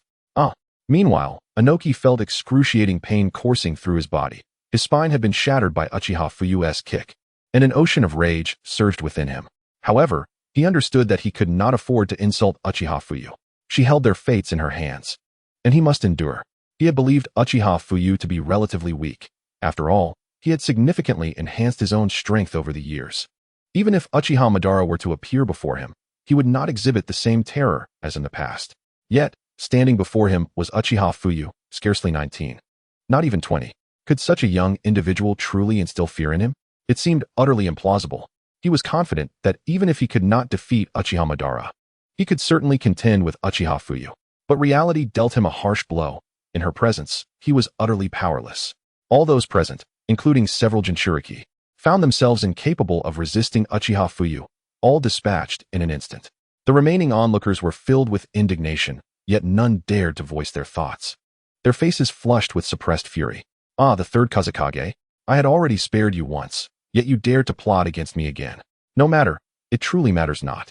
I shall indeed release you. Why would I wish to slay you? Killing you would yield no benefit for me, while sparing you may bring me endless advantages. Rest assured, I shall not take your lives. Uchiha Fuyu approached the 3rd Kazekage, crouching down to pat his face with a teasing expression, a smirk of derision adorning his countenance. Uchiha Fuyu, your strength is indeed formidable. We concede that we are not your match. Thank you for your mercy in sparing us this time. We, the Sand Village, shall certainly sign a peace treaty with Konoha. Moreover, we shall compensate you with a sum of reparations. We are grateful for your willingness to forgive us. The 3rd Kazekage exhaled in relief, glad that Uchiha Fuyu had no intention of taking their lives. As long as he remained alive, he could agree to the peace treaty. After all, such a treaty would not bind them. It merely meant a loss of reparations. Yet, what use is money when life is lost? For now, they could only focus on preserving their lives. Matters of wealth could be addressed later. The rest of the assembly breathed a sigh of relief as well, knowing that if the 3rd Kazekage survived, they likely would as well. As for the compensation, it would be borne by the village, not them personally. Since they represented the village's greatest fighting force, it was only natural for the village to part with some funds. Rest assured, I will not harm you. However, there will be a cost. Uchiha Fuyu chuckled ominously. With a slight smile, he activated his Rinnegan, casting an illusion over everyone present. In an instant, their eyes transformed, clearly indicating that they had fallen under his Jinjutsu. He then deactivated the Rinnegan, allowing them to return to their normal state, but used his Sharingan to implant a suggestion deep within their minds, thus achieving complete control. All settled. While I may spare your lives, you will still serve my purposes. Otherwise, what would be the point of my mercy? Controlling them equated to controlling the Sand Village, the Cloud Village, and the Rock Village. Now, these 3 villages lay within his grasp, Once he dominated Konoha, he would command 4 ninja villages in total. As for the Mist Village, it would be even simpler. By eliminating Uchiha Madara and Kagaya Otsutsuki, he could bring it under his control as well. Isn't it far more interesting to command you shadows than to rule the entire ninja realm? He cackled softly, eyes glinting with ambition as he surveyed those he now controlled. Having successfully ensnared the sand, cloud, and rock villages, Uchiha Fuyu was confident that he would soon ascend as the Fourth Hokage, thus gaining dominion over Konoha. Contemplating the Mist Village, he mused that subjugating it would be an effortless endeavor. He found himself taken by the beauty of Chiyo, who, though somewhat diminutive in stature, possessed remarkable allure. Despite her height, her figure was undeniably captivating. Uchiha Fuyu stood beside Chiyo, marveling at her youthful beauty, unblemished by wrinkles. Her skin fair and her features enchanting, evoking a sense of longing within him. With time still on my side, I think I'll indulge a bit longer, he smirked, waving his hand and causing both himself and Chiyo to vanish from the spot. 3 hours later, Uchiha Fuyu reappeared, having returned Chiyo, Hozuki, and the 3rd Kazekage to the Sand Village. With them under his control, it was tantamount to controlling the village itself. He then healed the wounds of the 3rd Reikage, ensuring he would not perish, as the injury had not damaged the heart, but merely the right chest, which would heal swiftly. After ensuring the 3rd Reikage and Inoki were also under his influence, he commanded an immediate withdrawal of their forces. Chapter 100, The Complete Susanoo. The Chakra of the 2 Tails. 4 tails, 5 tails, 8 tails, and 1 tail had all been partially absorbed by me. Once I gather all the tailed beast chakra, I should be able to manifest a miniature 10 tails.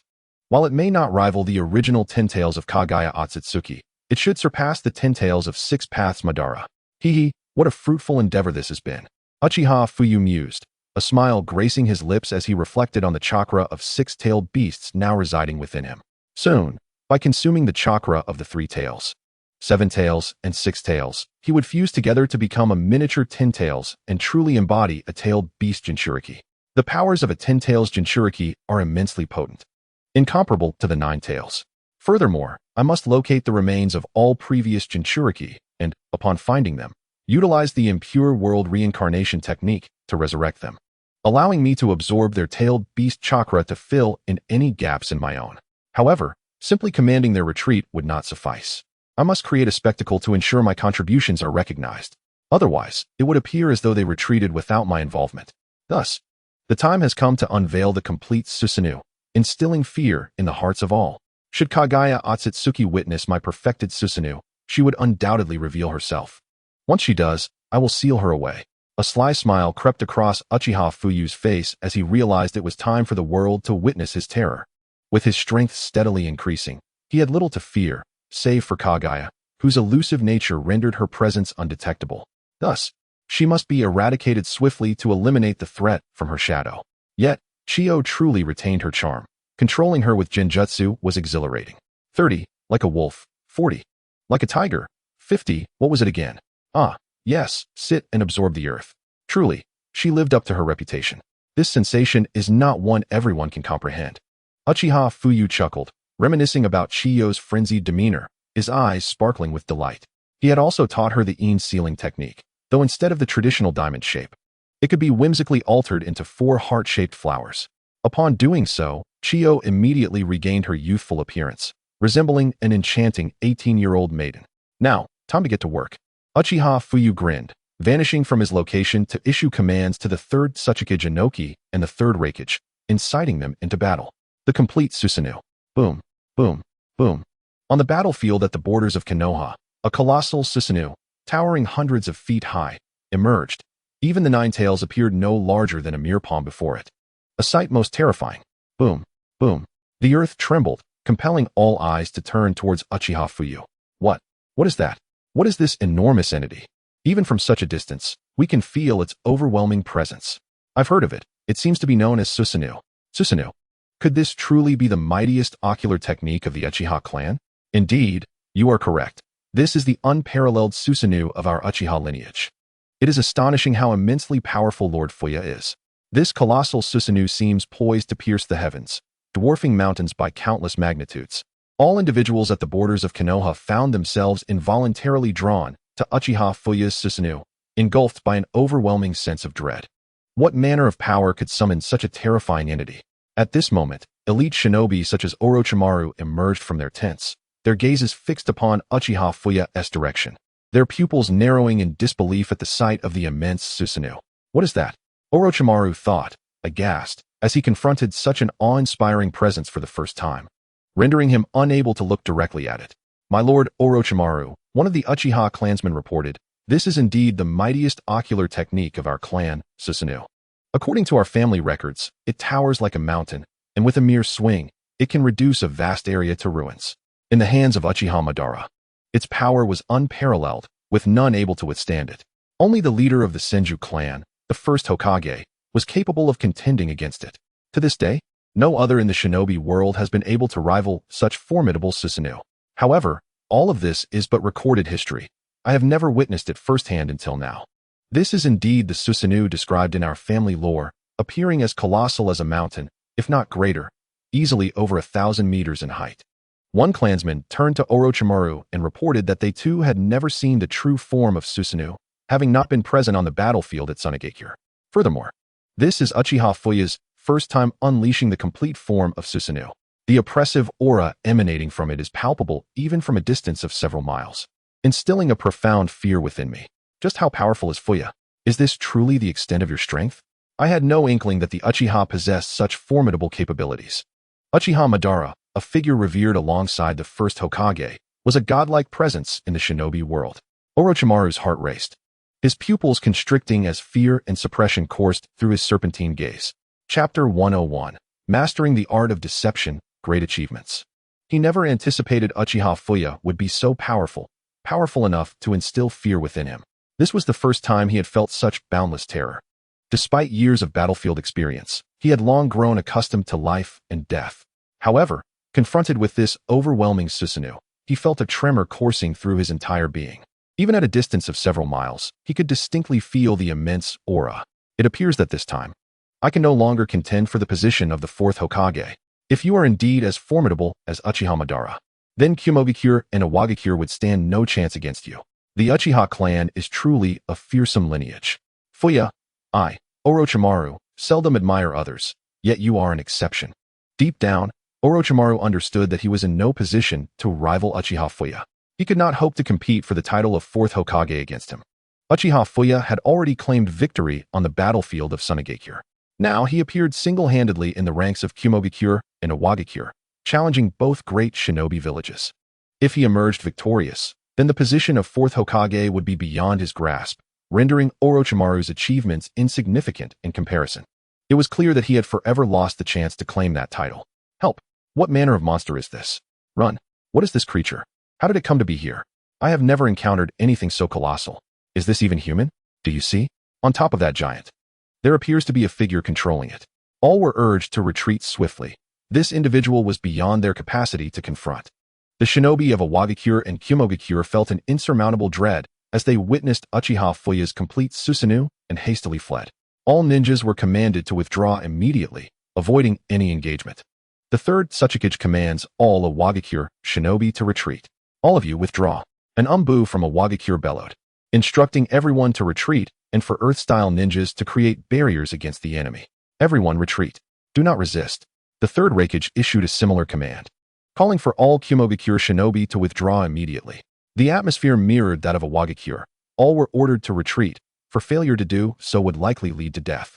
The third Raikage and third Tsuchikage stood before Uchiha Fuyu, their expressions grave. Tailed Beast Transformation. Tailed Beast Bomb. Boom. The remaining tailed beasts unleashed their tailed beast bombs toward Uchiha Fuyu, carrying unfathomable power as they soared toward the Susanoo. Such trivial techniques dare to flaunt themselves before me? Uchiha Fuyu scoffed, unsheathing his blade and executing a horizontal slash. Boom. Several tailed beast bombs were sent flying, crashing into the ground with cataclysmic force, sending shockwaves that filled the air with dread. Third Raikage, third Tsuchikage, you are no match for me. Your villages, Kumogakure and Awakens, have audaciously attacked Konoha. I shall spare you this time, but should you dare to advance upon Konoha again, I will ensure that your villages are annihilated. Those who cross this line shall be met with no mercy. Uchiha Fuyu stood atop the head of Susanoo, gazing down upon the shinobi army as if they were mere ants, speaking coldly. With a swift motion, he carved a deep trench into the earth. As effortlessly as slicing through a watermelon, producing a hissing sound. We cannot contend with him. We must retreat. Inoki shook his head, glancing at the third Raikage with a wry smile. I never imagined Uchiha Fuyu would be so formidable. We are indeed no match for him. This battle is a defeat for us. The third Raikage nodded solemnly, acknowledging their inability to face Uchiha Fuyu. This time, we shall accept our defeat as a Awakens. It is unexpected that Konoha possesses such remarkable talent, Inoki declared, addressing Uchiha Fuyu. Tomorrow, you would do well to send envoys to Konoha to sign a peace treaty. I will await your arrival there. With that, Uchiha Fuyu turned and soared back toward the Konoha camp, controlling the complete form of Tsunade, a sight that instilled fear in all. As the shinobi of Awakens and Kumogakure observed Uchiha Fuyu's departure, the overwhelming terror slowly dissipated, and they collapsed to the ground, exhaling a sigh of relief. They had not anticipated Uchiha Fuyu's power would evoke such a sense of mortal threat. Look, Lord Fuyu has returned. Indeed, Lord Fuyu is soaring back towards us. It is truly astonishing that he effortlessly vanquished the forces of both the Hidden Cloud and Hidden Stone villages, compelling them to retreat to their respective sanctuaries. Long live Lord Fuyu. As the Leaf Ninjas witnessed Uchiha Fuyu returning to their ranks, their hearts swelled with exhilaration, erupting into cheers, with some fervently proclaiming, Long live Lord Fuyu. Positioned upon a highland, they beheld the chaotic exodus of countless ninjas before them, clearly discernible despite the distance. Long live Lord Fuyu. A member of the Uchiha clan bellowed, prompting all Leaf Ninjas to join in unison, chanting his name with fervor. At that moment, every Leaf Ninja gazed upon Uchiha Fuyu with a blend of reverence and trepidation, their excitement palpable. They had anticipated the grim possibility of sacrifice in this battle. Yet due to Uchiha Fuyu's prowess, the enemy had been decisively repelled. Originally prepared to face death, their unexpected survival brought forth tears of joy. Their eyes filled with adoration as they beheld Uchiha Fuyu. Upon his return to the Leaf Camp, Uchiha Fuyu descended, his formidable Tsunade causing the ground to tremble, leaving the Leaf Ninjas in awe, nearly losing their footing. Chapter 102. Victory in Battle, Danzo's Fury at Hizashi. It was their first encounter with such a colossal Tsunade, and to claim they felt no fear would be a disingenuous assertion. However, the fact that Uchiha Fuyu was one of their own, a prodigy of the Uchiha clan, assuaged their fears to some extent. Nevertheless, the sheer terror of witnessing such a formidable entity caused their hearts to quiver, though the thrill of surviving the battlefield overshadowed their anxiety. Well, the battle is over. They have all fled. I presume that tomorrow, Inoki and the third Raikage will dispatch envoys to negotiate with us. Uchiha Fuyu dismissed his Tsunade, appearing beside Orochimaru, placing a reassuring hand upon his shoulder, and offering a faint smile. Oh, Orochimaru, pulled from his reverie by the gesture, had been engulfed in profound dread upon witnessing the Tsunade. This fear was visceral, emanating from the depths of his being, extinguishing any thoughts of resistance. Fuyu, I had no idea you had concealed your strength from me for so long. I never imagined you possessed such overwhelming power. To you, these foes must seem no more significant than ants. I once believed my own strength at this age was remarkable, but upon seeing you, I realize how limited my perspective has been. My abilities seem trivial compared to yours, perhaps akin to a larger ant in your presence. The might of your Mangekyo Sharingan is truly awe-inspiring. Orochimaru's eyes were filled with resignation as he surveyed the surrounding ninjas, all casting worshipful glances at Uchiha Fuyu, indicative of his immense reputation within the Leaf. Your words are too humble, Orochimaru. To possess such formidable combat prowess at your age marks you as a genius of the ninja world. I merely benefit from the legacy of my clan's bloodline. My strength is not solely my own. Your accomplishments, attained through your own lineage, are beyond comparison. Do not belittle yourself. You are aware that prior to my 16th year, I was the languid tail of our clan. It was my fervent desire to grow stronger that propelled me to such heights. Together, we can safeguard the Leaf, cannot we? Uchiha Fuyu smiled gently at Orochimaru, who had yet to embark on his studies of human anatomy. Perhaps if he were to ascend to the position of the Fourth Hokage, they could collaborate on research, as Orochimaru's scientific acumen was indeed impressive. They could delve into the intricacies of Edo Tensei and other unique abilities. Now that I have grown stronger, my adversaries will shift to the Daitamu clan, whose members possess formidable strength. Without the power of the Sage of Six Paths, one would be mere cannon fodder. Indeed, we can unite in our efforts to protect the Leaf, and I shall continue to strive for greater strength. However, our previously devised plans need not be executed, as I did not foresee such an effortless victory over the Hidden Stone and Hidden Cloud villages. All credit goes to you. Fuyu, your might is truly humbling. Orochimaru, shaking his head with a wry smile, realized how foolish he had been to underestimate Uchiha Fuyu. Let us set this matter aside. Having been away for several days, I must return to check on Tsunade. With the battle concluded, I shall take my leave. Remaining here serves no purpose. As for the aftermath, Orochimaru, I trust this responsibility to you, as this is your primary battleground, not mine. Uchiha Fuyu chuckled as he prepared to depart. Recognizing that there was little reason to linger now that the battle was won and a decisive victory had been achieved. Moreover, the entire ninja world was now aware of the extent of his power. His reputation within the Leaf would surely soar, possibly granting him the opportunity to become the Fourth Hokage. Rest assured, you may return. I shall handle everything here. They have retreated and will likely not return. As fear now grips them, should you choose to engage them, they would likely face total annihilation. Orochimaru nodded, acknowledging that although victory had been secured, he still had to address the remaining matters and relay all pertinent information back home. If the village required his presence, he would promptly retreat within its confines. Very well, I shall take my leave. Farewell. Uchiha Fuyu smiled at Orochimaru, waving as he vanished from sight. Fuyu's strength was not merely formidable, his swiftness was unparalleled, likely unmatched throughout the entire ninja world. Even now, I remain uncertain whether he employs space-time ninjutsu or body flicker technique. If it is space-time ninjutsu, why does it not necessitate a medium as recorded? If it is indeed body flicker technique, then how astonishingly rapid it must be. It is utterly incomprehensible how he disappears without a trace. Orochimaru shook his head, bewildered by Uchiha Fuyu's sudden disappearance. He could not fathom whether it was space-time ninjutsu or body flicker technique. Enough of this. Uchiha Fuyu's strength is not something I can currently aspire to match. I must continue to strive for improvement. With a determined shake of his head, Orochimaru turned and departed. In the Leaf, Danzo confronted Hizashi. Are you aware of the implications of this information? Uchiha Fuyu has awakened the Mangekyo Sharingan, and yet we remain utterly oblivious. I warned you that we should eliminate Uchiha Fuyu. Look at what he has done. He has unleashed Uchiha Madara's Susanoo at the borders of the Wind Country. Tuanzang's complexion flushed crimson as he gazed at Sarutobi Hiruzen, reproaching him vehemently. Chapter 103. The Conspiracy of Sarutobi Hiruzen. This was once the exclusive domain of Uchiha Madara. Over the years, not a single member of the Uchiha clan has wielded it. Now, consider the implications. Should the Uchiha clan stage a coup, how shall we respond? Tuanzang, filled with frustration, thundered at Sarutobi Hiruzen. Lower your voice, Tuanzang. Furthermore, I am the Hokage. Who granted you the liberty to shout so? Sarutobi retorted. Uchiha Fugaku may have awakened the Mangekyo Sharingan, but look at his actions. He has repelled all the ninjas from the Wind Country, securing the safety of our Konoha's borders. Do you wish to eliminate him? Are you aware of the esteem Uchiha Fugaku holds within the village? Even I would hesitate to take his life. And if you were to attempt such a thing, how do you think the Uchiha clan would react? Do you truly wish to incite rebellion among them? Uchiha Fugaku is the younger brother of Uchiha Fugaku, the strongest among the clan and the direct sibling of their leader. Do you intend to force the Uchiha clan into an all-out war against us? Should anything happen to Uchiha Fugaku, the Uchiha clan would undoubtedly instigate chaos within Konoha.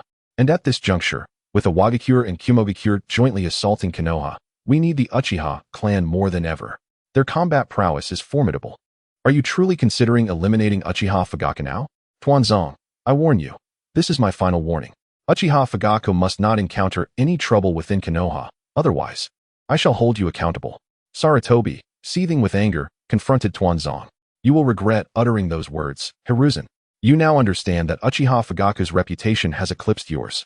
Should we emerge victorious in this conflict, it is highly probable that you will have to relinquish your position as the third Hokage, Tuanzang seethed internally, wishing to eliminate Sarutobi on the spot. Had it not been for Sarutobi's constant interference, he would have already ascended to the role of Fourth Hokage. Now, not only was Sarutobi obstructing his rise, but he was also endeavoring to cultivate someone like Uchiha Fugaku, whom he deemed wicked. If this continued, Tuanzang feared he might have to cede the position of Fourth Hokage to Uchiha Fugaku. This was a scenario he could never allow to unfold. Uchiha Fugaku must perish. Humph, as long as Uchiha Fugaku is devoted to the village, I will not lay a finger on him. Therefore, abandon your sinister intentions. As long as Uchiha Fugaku remains loyal to Konoha, I shall not permit you to harm him. Tuanzang, this is my final warning. I hope you will refrain from acting against Uchiha Fugaku in Konoha. If I discover you have made a move against him, I will ensure you are expelled from the root. Tuanzang, with a contemptuous snort, glared at Sarutobi Hiruzen, his eyes ablaze with fury. Yet, he ultimately swallowed his rage and turned to leave. This matter need not trouble you, Tuanzong. As long as Konoha remains intact. What does it matter if I am not the third Hokage? Sarutobi sighed, watching Tuanzang's retreating figure, inhaling deeply before exhaling slowly, his voice cold. Humph. The door to the Hokage's office slammed shut with a resounding thud.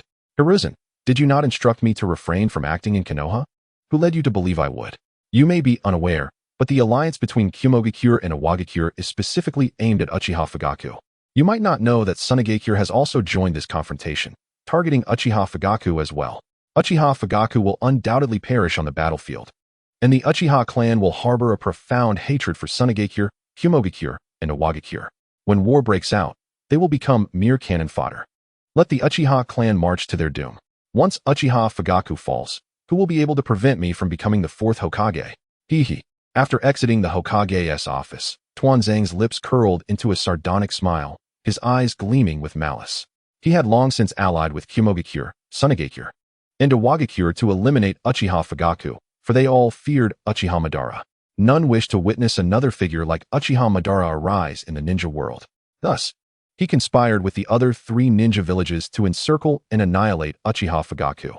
He had dispatched all his elite ninjas from route to the battlefield, preparing to strike when the opportunity arose.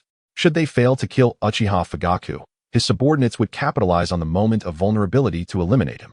Hiruzen, in the end, you cannot outplay me. Hee. Tuanzong chuckled darkly, reveling in his triumph. The earlier argument with Sarutobi was merely a ruse to divert attention. Little did Sarutobi realize that Tuanzong had already orchestrated an alliance with other ninja villages to deal with Uchiha Fugaku. Soon, news would return that Uchiha Fugaku had been slain. He never anticipated Uchiha Fugaku's rapid growth. He had awakened the Mangekyo Sharingan and could even summon a Susanoo akin to Uchiha Madara's. Tuanzong recalled the terrifying aura of the Susanoo he had witnessed. Its overwhelming power felt even from hundreds of miles away. The entire ninja world could not allow the emergence of another Uchiha Madara. Uchiha Fugaku, do not blame me. Tuanzong knew that he would dispatch individuals to encircle and eliminate you. If you manage to endure, it is your fate. If you do not, then so be it. Konoha only requires 1 Hokage. No one else shall usurp my position, not even Uchiha Fugaku. Once you are gone, I shall ensure your child is well taken care of. For you are indeed a hero of Konoha. Furthermore, I will incite the Uchiha clan to unleash their wrath upon Tsunade and Kyumogakure, redirecting their fury elsewhere. Hee. After Tuanzang's departure, Sarutobi Hiruzen reclined in his chair within the Hokage's office, inhaling deeply and exhaling slowly, a cold glint flashing in his eyes. Chapter 104. The root has vanished. Where are they? He had just instructed Tuanzong not to act against Uchiha Fugaku within Konoha. Thus, Tuanzong would undoubtedly take action outside of Konoha. This, to Sarutobi, bore no consequence, as he had not orchestrated Tuanzang's assassination of Uchiha Fugaku. Once Uchiha Fugaku fell, he could easily redirect the blame, allowing the Uchiha clan to unleash their rage upon Kyumogakure and Awagakure. Tuanzong, no one understands you better than I do. Desiring to ascend to the position of the fourth Hokage is an absolute impossibility. I shall never grant you that opportunity. Should you rise to the status of the fourth Hokage, would it not compel our Sarutobi clan's ninjas to the battlefield? For years, I have diligently safeguarded the ninjas of the Sarutobi clan, prohibiting them from engaging in warfare, allowing them merely to undertake other missions and tasks. If you were truly to become the fourth Hokage, you would inevitably be privy to my intentions. At that moment, should you command our Sarutobi ninjas to the front lines, would it not spell catastrophic losses for our clan? Therefore, you must never be allowed to step onto the battlefield. My trusted confidants must assume the mantle of the fourth Hokage, and that must be postponed for several years. As the third Hokage, I have not yet had my fill of duty. I am in the prime of my life. How could I consider retirement? The first and second Hokages both perished while engaging in battle during their tenures, a folly I do not intend to replicate. Thus, I remain firmly at the helm of Konoha, desiring you to bear the burdens of sacrifice while I maintain control over the Hokage position. Your victories shall be my accolades, while your failures reflect solely your inadequacies. Everything that transpires bears no relation to me. My sole concern is to ensure Konoha does not fall under my watch. You ninjas exist merely to serve my purposes. Sarutobi Hizashi let out a cold laugh, then moved aside to observe the Konoha hot springs. Truly magnificent. As he beheld a group of beautiful women bathing, He could not suppress a trickle of blood from his nose, his eyes gleaming with mischievous delight. At the Konoha border, a sense of perplexity arose. Where have the ninjas from the Cloud and Rock villages disappeared to? Were they not stationed at the border? Why is there not a single trace of them? Lord Danzo had instructed us to assist the Cloud and Rock villages in confronting Uchiha Fuyu. Why are they now nowhere to be found? How are we to locate our target and aid them against Uchiha Fuyu? A cadre of root ninjas appeared at the Konoha border, gazing at the desolate battlefield, utterly bewildered. Were they not dispatched to assist the Cloud and Rock villages in battling Uchiha Fuyu? Now, with the ninjas from both villages vanished, how can they proceed against Uchiha Fuyu? Who has awakened the legendary Tsunade? It remains unclear. We must first gather intelligence. However, I observe a lengthy chasm on the battlefield. What force could have caused such a profound fissure? Let us send someone to investigate what has transpired, for Lord Danzo's orders have been issued. And should we fail to resolve this matter, it will be difficult to account to him. One root ninja, brow furrowed, addressed the group with a cold tone. Let us dispatch someone to probe the situation. It is indeed strange that upon our arrival at the battlefield, we find the ninjas from the Cloud and Rock villages have vanished. If we fail to execute this mission satisfactorily, we may face severe repercussions upon our return. Another root ninja nodded in agreement. Upon investigation, it was revealed that they had all been defeated by Uchiha Fuyu. Uchiha Fuyu had unleashed Tsunade, driving them all away. The ninjas from the Cloud and Rock villages had retreated from the battlefield and declared their defeat. A root ninja returned to relay the gathered intelligence to the others. His brow knitted in concern. They had not anticipated being dispatched for a mission only to find that the enemy had already fled, rendering their task a failure before it even commenced. How could this be possible? The multitude of ninjas from the Cloud and Rock villages could not overcome Uchiha Fuyu. Moreover, they had the third Raikage, the third Tsuchikage, and even Jinchuriki among them. How could they not vanquish Uchiha Fuyu? Indeed, both the Cloud and Rock villages are formidable. Yet it is astonishing that such a large force could not best Uchiha Fuyu. If we were to intervene, would it not be futile? When did Uchiha Fuyu become so powerful? The remaining root members were struck with disbelief as they gazed at their comrades, unable to trust their own ears. I cannot say for certain. The intelligence I received is that they were defeated, and it was Uchiha Fuyu who single-handedly bested them. Uchiha Fuyu has saved the ninjas at the Konoha border, who are now reveling and clearing the battlefield. A member of Root shook his head. Are we to conclude that our journey was in vain? How shall we explain this to Lord Danzo? Shall we tell him that when we arrived, Uchiha Fuyu had already driven away the combined forces of both ninja villages?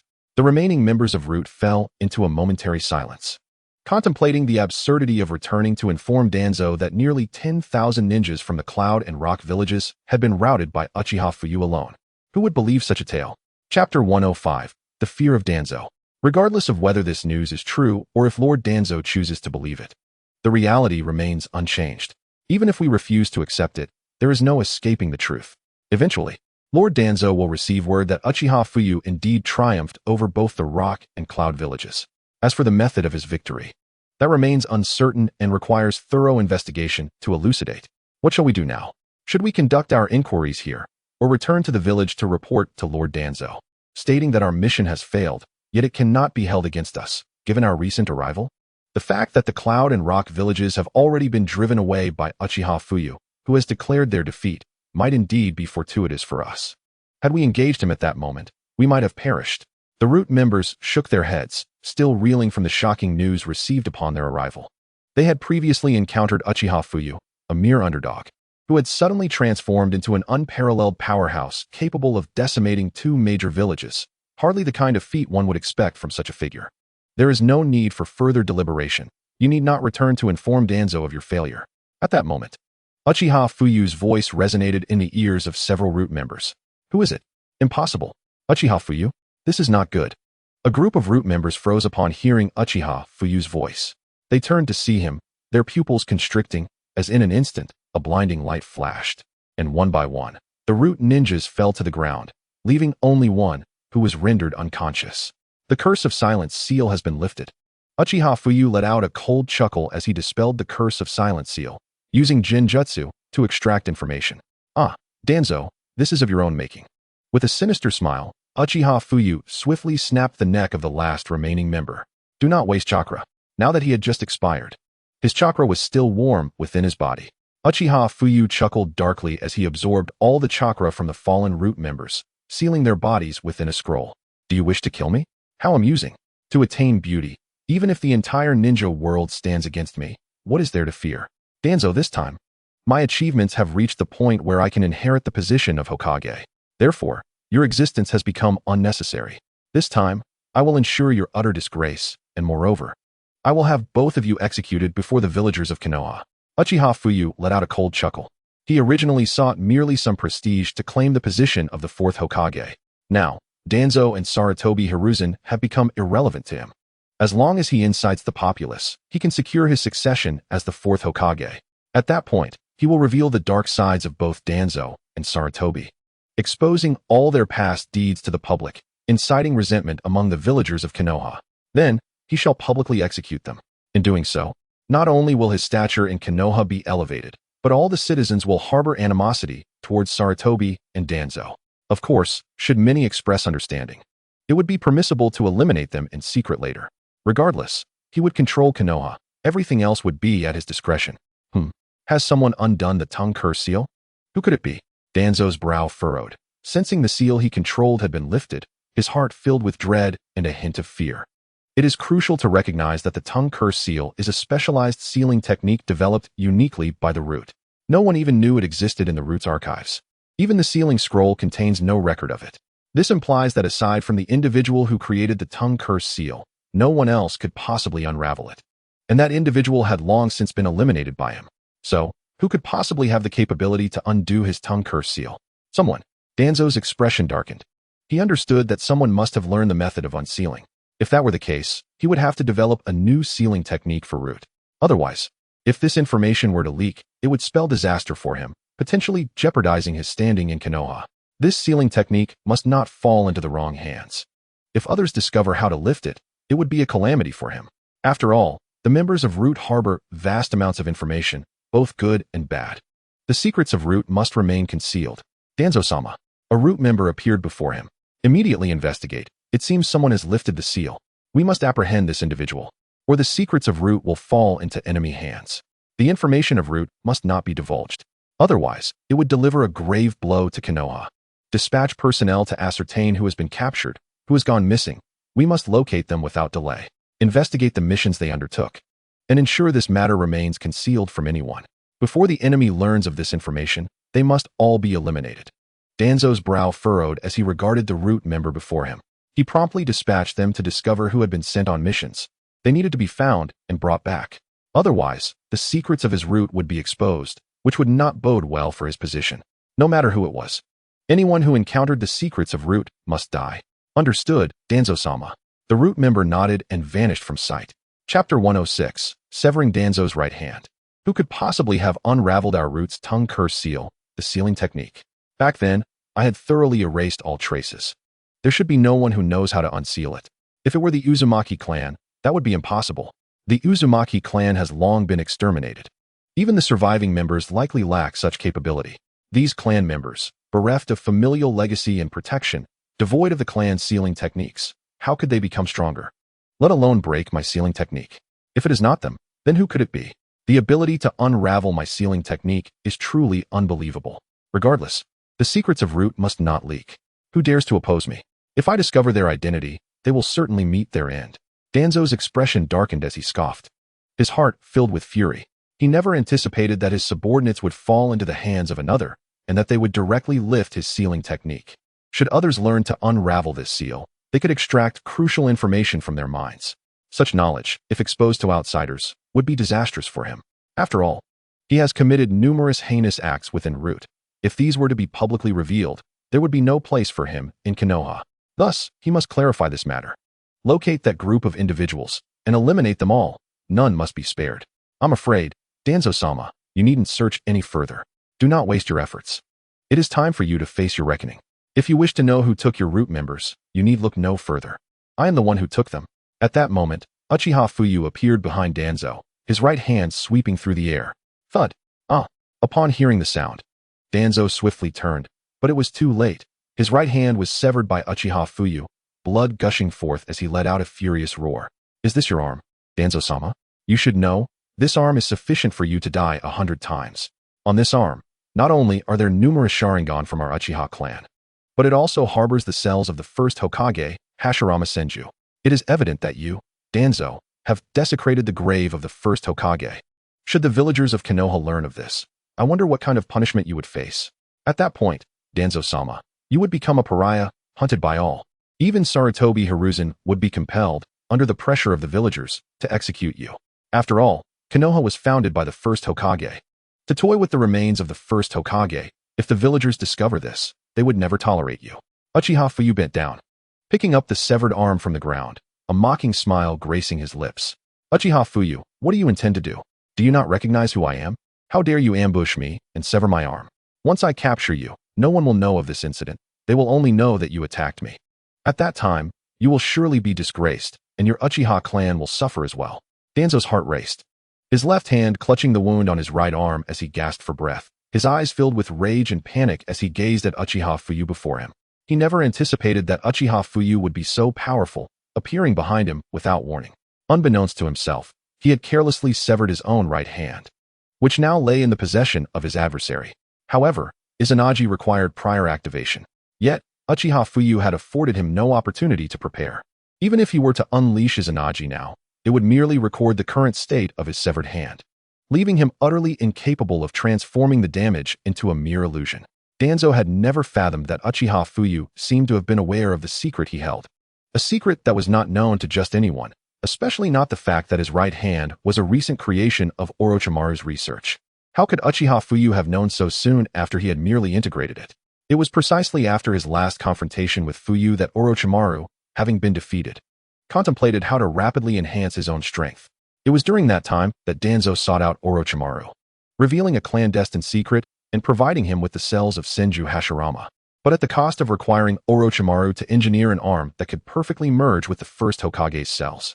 Yet, it had been such a short time since he had fitted this arm, and now Uchiha Fuyu seemed to have discovered it? Had Orochimaru betrayed him? Damn it!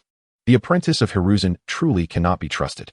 Enraged, Danzo's only thought was that perhaps Orochimaru had indeed turned against him, not only betraying him but also disclosing the secret of his right hand to Uchiha Fuyu. However, his singular focus now was on how to swiftly eliminate Uchiha Fuyu and reclaim his rightful hand. Otherwise, he feared his power would diminish considerably. There was no need for further contemplation. To keep a secret, one must act without wrongdoing. That right hand, always concealed, radiated an unfathomable energy. Not to mention the terrifying dark power emanating from his right eye, the fabled Sharingan of the Uchiha clan. Did he truly think he could remain oblivious? The reason he had not dealt with Fuyu previously was that he believed the time was not yet ripe. Now, he realized that Fuyu had become an obstacle on his path to growth and thus must perish. Uchiha Fuyu regarded Danzo with a cold smirk, his eyes gleaming with derision, as he effortlessly absorbed Danzo's right hand into his system space. As a member of the Uchiha clan, no one understood the abilities of Izanagi better than he. To activate Izanagi, one must do so in advance, capturing the state of the body just before activation. Chapter 107. Danzo's excitement played. Thus, upon his sudden appearance, he had swiftly severed Danzo's right hand, providing him no chance to react whatsoever. Even if Danzo wished to employ his ocular technique, he could not muster a response. Damn it! Die! Uchiha Fuyu! Danzo seethed with fury, fully aware that eliminating the Uchiha before him was imperative. Otherwise, he risked his own demise here, even if he survived. The revelation of his defeat would lead to utter disgrace, stripping him of any chance to become the fourth Hokage. With this thought igniting his rage, Danzo charged forward. Huh.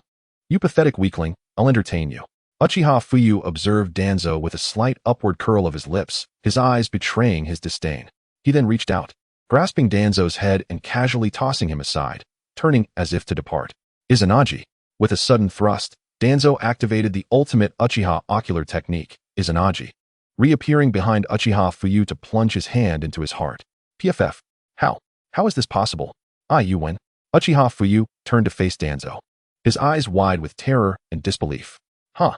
Uchiha Fuyu, as a member of the Uchiha clan, do you truly not understand the ultimate ocular technique of your lineage, Izanagi? You underestimated me, yet your own hubris has led to your demise. Do you now regret opposing me? Had you been obedient and served as my loyal hound, perhaps you would not meet your end. However, your unpredictability leaves me no choice. Thus, I shall claim your Mangekyo Sharingan without hesitation. Ha ha. A cold smile flickered across Danzo's face as he gazed at the fallen Uchiha Fuyu. his heart racing with exhilaration at the prospect of acquiring a pair of Mangekyo Sharingan. Ah, Danzo, I never expected you would truly dare to kill me. I was merely jesting, yet you have the audacity to strike me down. Are you not afraid of a rebellion from the Uchiha clan? Uchiha Fuyu bellowed at Danzo. Ha. And what of your clan's rebellion? Once I obtain your Mangekyo Sharingan, will I fear the Uchiha? To me, they are nothing but a pitiful collective. You, the strongest of the Uchiha, fell before me. Uchiha Fuyu. I hope in your next life you choose not to oppose me. Hand over your Mangekyo Sharingan. Danzo sneered, his heart swelling with excitement as he stood over the lifeless form of Uchiha Fuyu. So, Danzo, why can't you best Sarutobi Hiruzen? Is it because your intellect is lacking? Forgive me, do you think you are the only one capable of wielding the ultimate ocular technique, Izanagi? As a member of the Uchiha clan, I can wield it as well. Regrettably, your cost is blindness, while I bear no such price. What I did was merely to toy with you, to illustrate just how weak you truly are. Do you know what this is called? This is called killing, striking at the heart. At that moment, the figure of Uchiha Fuyu reappeared behind Danzo, a mocking grin gracing his features.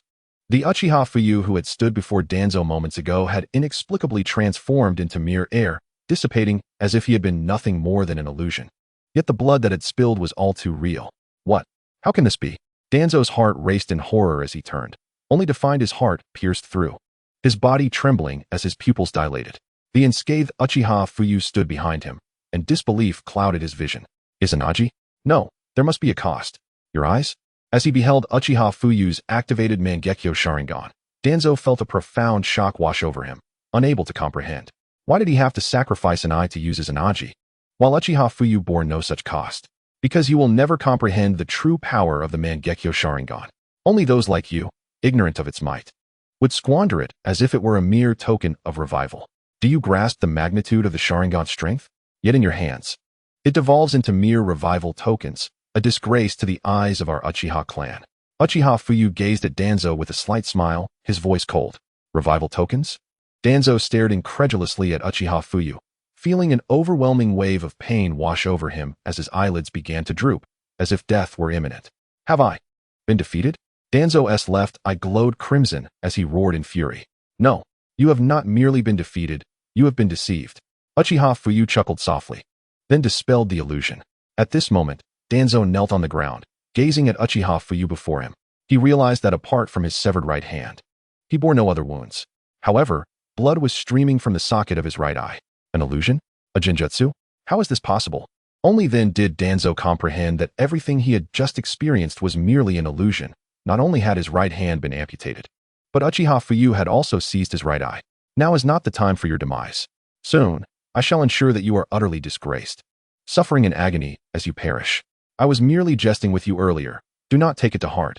Uchiha Fuyu sneered coldly, casting another genjutsu. Disgraced? How dare you? Danzo's heart seethed with fury, yet his left eye suddenly glazed over, and he fainted. With such meager strength, you think to kill me? Allow me to indulge you. Do you truly believe yourself formidable? Uchiha Fuyu regarded the fallen Danzo with a disdainful smirk, having ensnared him in a genjutsu since his arrival. To ensnare a person in a genjutsu, one need not even meet their gaze. Any being, upon hearing his voice, would succumb to the illusion. Chapter 108. Murder and Heartbreak.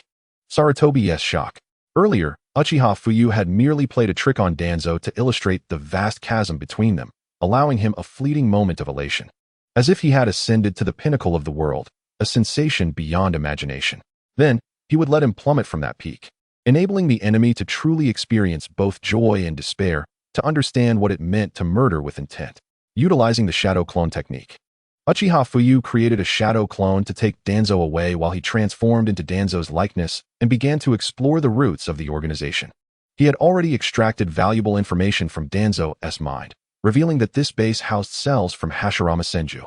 Although Danzo had provided a portion to Orochimaru, some remained at his side. The cells of the First Hokage were indeed a treasure. Uchiha Fuyu smiled faintly as he secured the First Hokage's cells. Not only that, but he also seized all the records and documents from the entire Root organization, which contained secrets of all their missions and operations.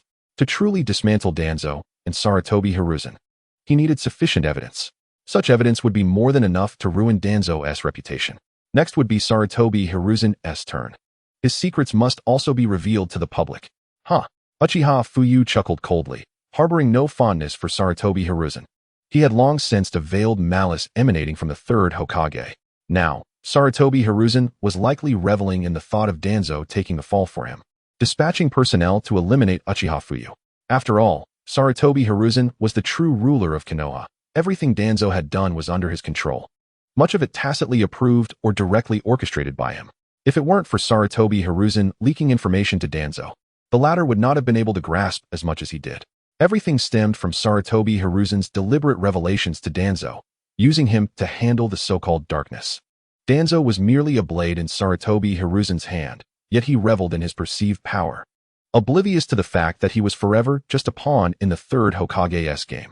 Sarutobi Hiruzen desired Danzo to be his scapegoat, reaping all the glory and accolades for himself while relegating Danzo to be the shadowy figure within the village. The dark side, forever hidden from the light, was known to all. Only Danzo believed he could emerge from the shadows into the light. In the Hokage office, the third Hokage sat as an umbu knelt before Sarutobi Hiruzen. "What's the matter?" Sarutobi Hiruzen inquired, raising his gaze to the umbu. Reporting to the third Hokage, Lord Orochimaru has achieved complete victory on the battlefield. Furthermore, Awakens and Kumogakure have retreated, announcing their defeat and soon dispatching a delegation to Konoha to discuss the aftermath of their loss. The umbu reported with a bow. "What? How is this possible? Were Awakens and Kumogakure not united against us in Konoha? Surely, we do not possess enough ninjas to face them. So how could they have suddenly been defeated? What transpired? Orochimaru only has a few hundred men. How could they possibly withstand a united assault from Awakens and Kumogakure, which reportedly had their strongest forces, even summoning Jinchuriki to the fray?"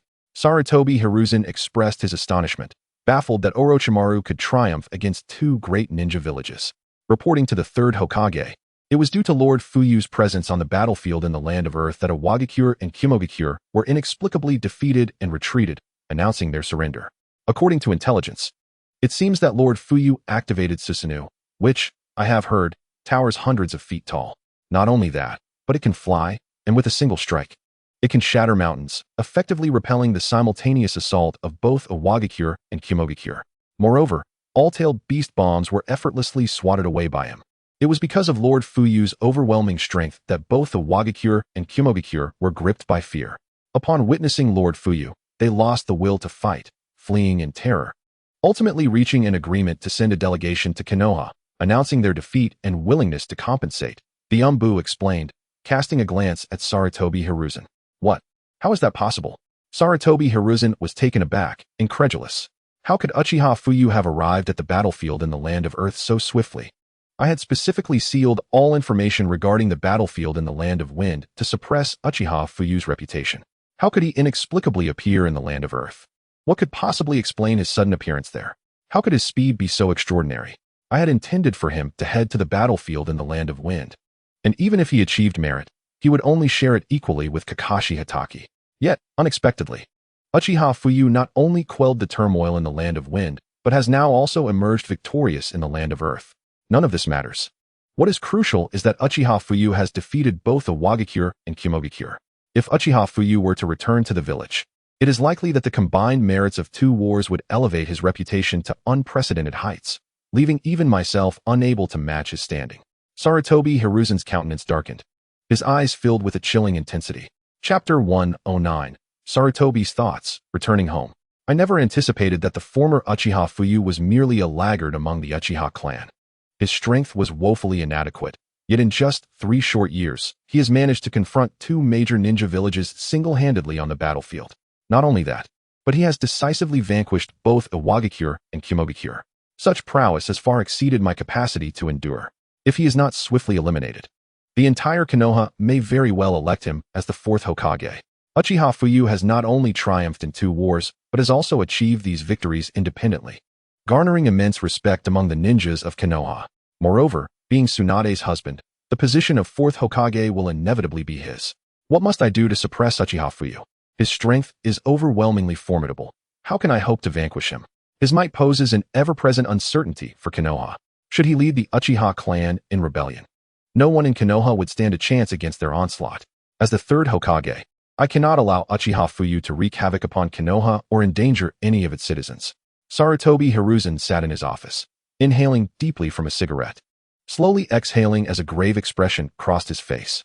Initially, he intended to diminish Uchiha Fuyu's accolades, yet unexpectedly, he ended up acquiring the merits from 2 battlegrounds. Furthermore, the merit from one battlefield surpasses that of the other. The cumulative effect poses a significant threat to him as the 3rd Hokage. The primary concern remains that Uchiha Fuyu is Tsunade's husband. The Senju clan's prestige in Konoha still holds sway, especially considering that the 2nd Hokage has only recently passed away. Every inhabitant of Konoha remembers the stability and happiness brought by the 1st and 2nd Hokages. Moreover, Tsunade is now with child by Uchiha Fuyu. With such unprecedented acclaim and achievements, it becomes increasingly apparent that the 4th Hokage position can only belong to Uchiha Fuyu. I had initially hoped to bestow the merits of this battle upon Orochimaru, yet in the end, it was Uchiha Fuyu who reaped the rewards. This outcome fills the 3rd Hokage with intense fury. It feels as though someone is poised to usurp my position as Hokage. My original intention had been to hand the Hokage title to Orochimaru, a commoner by origin. Even if Orochimaru were to become the 4th Hokage, he would lack the support of any significant faction and would need to rely on my backing, thus ensuring that the true power in Konoha remains with me. Yet, unexpectedly, Uchiha Fuyu has emerged as a dark horse, shattering all of my plans. Now, Uchiha Fuyu is on the verge of returning to Konoha. During this time, the Uchiha clan has been rallying in support of him, eagerly anticipating his victorious return. The entire Konoha will undoubtedly extol Uchiha Fuyu's might. Should all the ninjas of Konoha begin to idolize Uchiha Fuyu, the villagers too will be swayed by public sentiment, deeming him the only rightful candidate for the 4th Hokage. My previous efforts would then be rendered futile, and anxiety begins to creep into my heart. Will Danzo truly be able to contend with Uchiha Fuyu? If even the formidable Awakens and Kyomogakure could not triumph over Uchiha Fuyu, then the prospect of Danzo defeating him appears exceedingly grim. What must I do to thwart Uchiha Fuyu, preventing him from endangering Konoha and undermining my position? Sarutobi Hiruzen furrowed his brow, solely wishing to discern whether Danzo possesses the capability to confront Uchiha Fuyu. If Danzo can eliminate Uchiha Fuyu, no one could threaten my status. Danzo, oh Danzo, do not let me down. If you can resolve the Uchiha Fuyu issue, you shall remain the leader of the root. If you fail, however, your position as leader may very well be in jeopardy. The Uchiha clan harbors considerable grievances against you, and I doubt you wish for Uchiha Fuyu to rise to power. Sarutobi Hiruzen inhaled deeply from his cigarette, his eyes reflecting grave concern. He could only hope that Uchiha Fuyu would be vanquished by Danzo. For Uchiha Fuyu's strength is exceedingly imposing. Merely hearing of it sends shockwaves through me. One individual managing to repel 2 major ninja villages is a feat beyond the capabilities of any other, and the sole person capable of such has long since departed. No one understands the formidable strength of the 1st Hokage and Uchiha Madara better than I. I have grown up alongside Senju Hashirama and Senju Tobirama, witnessing firsthand the might of Uchiha Madara and his ilk. If it were to come to a confrontation between myself and Uchiha Fuyu, I cannot be assured of victory, unless the entirety of Konoha stands united against them. However, the Uchiha clan is no trifling matter. Their combat prowess is exceptionally formidable. Should we turn against the Uchiha clan? Even if Konoha emerges victorious, it would be a Pyrrhic victory. The 4 great ninja villages would undoubtedly seize the opportunity to plunder Konoha's resources, leading to its eventual downfall. Thus, this matter must be entrusted to another, and Danzo is the most suitable candidate for this task. May everything proceed smoothly. Sarutobi Hiruzen sighed deeply, recognizing that unless it involved assassination, defeating Uchiha Fuyu in a fair confrontation was utterly implausible. After all, Uchiha Fuyu has reached the same level of strength as Uchiha Madara in his prime. Konoha. Tsunade had just opened her eyes, having taken a brief afternoon nap, and was momentarily startled to see Uchiha Fuyu before her. Fuyu. Upon seeing Uchiha Fuyu standing before her, Tsunade's face brightened, her smile radiant. She could sense that this was indeed the real Uchiha Fuyu, and she swiftly turned to leap into his embrace. Awoken, have you? Uchiha Fuyu remarked with a gentle smile as he gazed at Tsunade. Fuyu, am I dreaming? Weren't you still on the battlefield? Why have you returned so early? Has everything outside been resolved? Tsunade asked softly, tightly wrapping her arms around his waist. Chapter 110. The appearance of Black Zetsu, Inner Doubts. It is important to note that Uchiha Fuyu is still engaged on the battlefield. How could he possibly return so suddenly? Has the situation on the battlefield already been resolved? He has only been gone for a few days. Is it possible that the conflict has been concluded this swiftly? Having been on the battlefield countless times herself, She knew that each deployment typically lasted a minimum of several months, often extending to half a year or even a year before a resolution could be reached. Little did she expect that Uchiha Fuyu would return so promptly, as she had anticipated his absence to last at least a month or two, if not longer. On the battlefield of the land of wind and the land of earth, everything has been resolved, with your husband leading the charge. Is there any issue that cannot be resolved? These weaklings are but trifles to me. Once this matter is resolved, I shall return directly to accompany you and behold your presence. Following this return, it is likely that I shall soon ascend to the position of the Fourth Hokage. At that time, I shall unveil the dark truths surrounding Danzo and the Third Hokage, which may lead to their disgrace within the village of Konoha. Subsequently, you shall have the opportunity to become the Hokage's wife. Uchiha Fuyu gazed at Tsunade before him, a faint smile gracing his lips as he gently embraced her, savoring the joy of his beloved in his arms. His lips curled slightly, and an unusual tranquility enveloped his heart. On the battlefield, he exhibited a roguish demeanor, invincible in the face of his foes. Yet within the confines of his home, before Tsunade, his heart was exceptionally serene. So swiftly, he had resolved the conflicts on the battlefields of the land of earth and the land of wind. Truly, Fuyu is remarkable. Tsunade's heart surged with excitement as she planted a kiss upon Uchiha Fuyu's cheek, her eyes brimming with affection. This was the man she cherished, endowed with unparalleled strength. And she felt an overwhelming sense of pride. Throughout the entire ninja world war, no one had ever claimed to have concluded battles in merely a few days. Moreover, it was Konoha standing against 3 ninja villages. This was no ordinary confrontation. Even their prior conflicts with the Land of Rain had consumed considerable time, yet unexpectedly, these 3 great ninja villages fell effortlessly before Uchiha Fuyu's might. Such combat prowess filled Tsunade with immense pride. By the way, Fuyu, what did you say earlier? That Danzo and the Third Hokage have dark secrets, and that they will be disgraced in Konoha? Tsunade turned to Uchiha Fuyu, a hint of confusion clouding her thoughts as she recalled his words, which now seemed astonishing. She was already aware that Danzo and the Third Hokage possessed some shadowy facets, yet her understanding was limited. At most, she knew that Danzo had enacted a series of political maneuvers to solidify his position as Hokage. However, Tsunade was unaware of the extent of Danzo and Sarutobi Hiruzen's misdeeds. After all, these matters were closely guarded secrets, and now she found herself curious, seeking to uncover what exactly Sarutobi Hiruzen had done. Sarutobi Hiruzen had committed numerous transgressions, yet all the blame had been placed upon Danzo. In truth, many of these actions were tacitly endorsed by him. If these matters were to be made public, the entire village of Konoha would undoubtedly denounce the 2 of them. It would be prudent for you not to know about this just yet, as I still lack ample evidence. Sarutobi Hiruzen's numerous wrongdoings have inflicted immeasurable damage upon Konoha, a wound that no resident of Konoha can ever hope to heal. When the time comes, he shall not only face disgrace, but may even be hunted by countless villagers. Whether they can survive that ordeal remains uncertain. Uchiha Fuyu shook his head as he regarded Tsunade before him. He was oblivious to the potential repercussions that might unfold when the villagers of Konoha became aware of these revelations. After all, Sarutobi Hiruzen and Danzo had committed egregious acts without ever truly considering the plight of the common folk. To them, the commoners were merely pawns and tools to maintain their power. Is it truly that severe?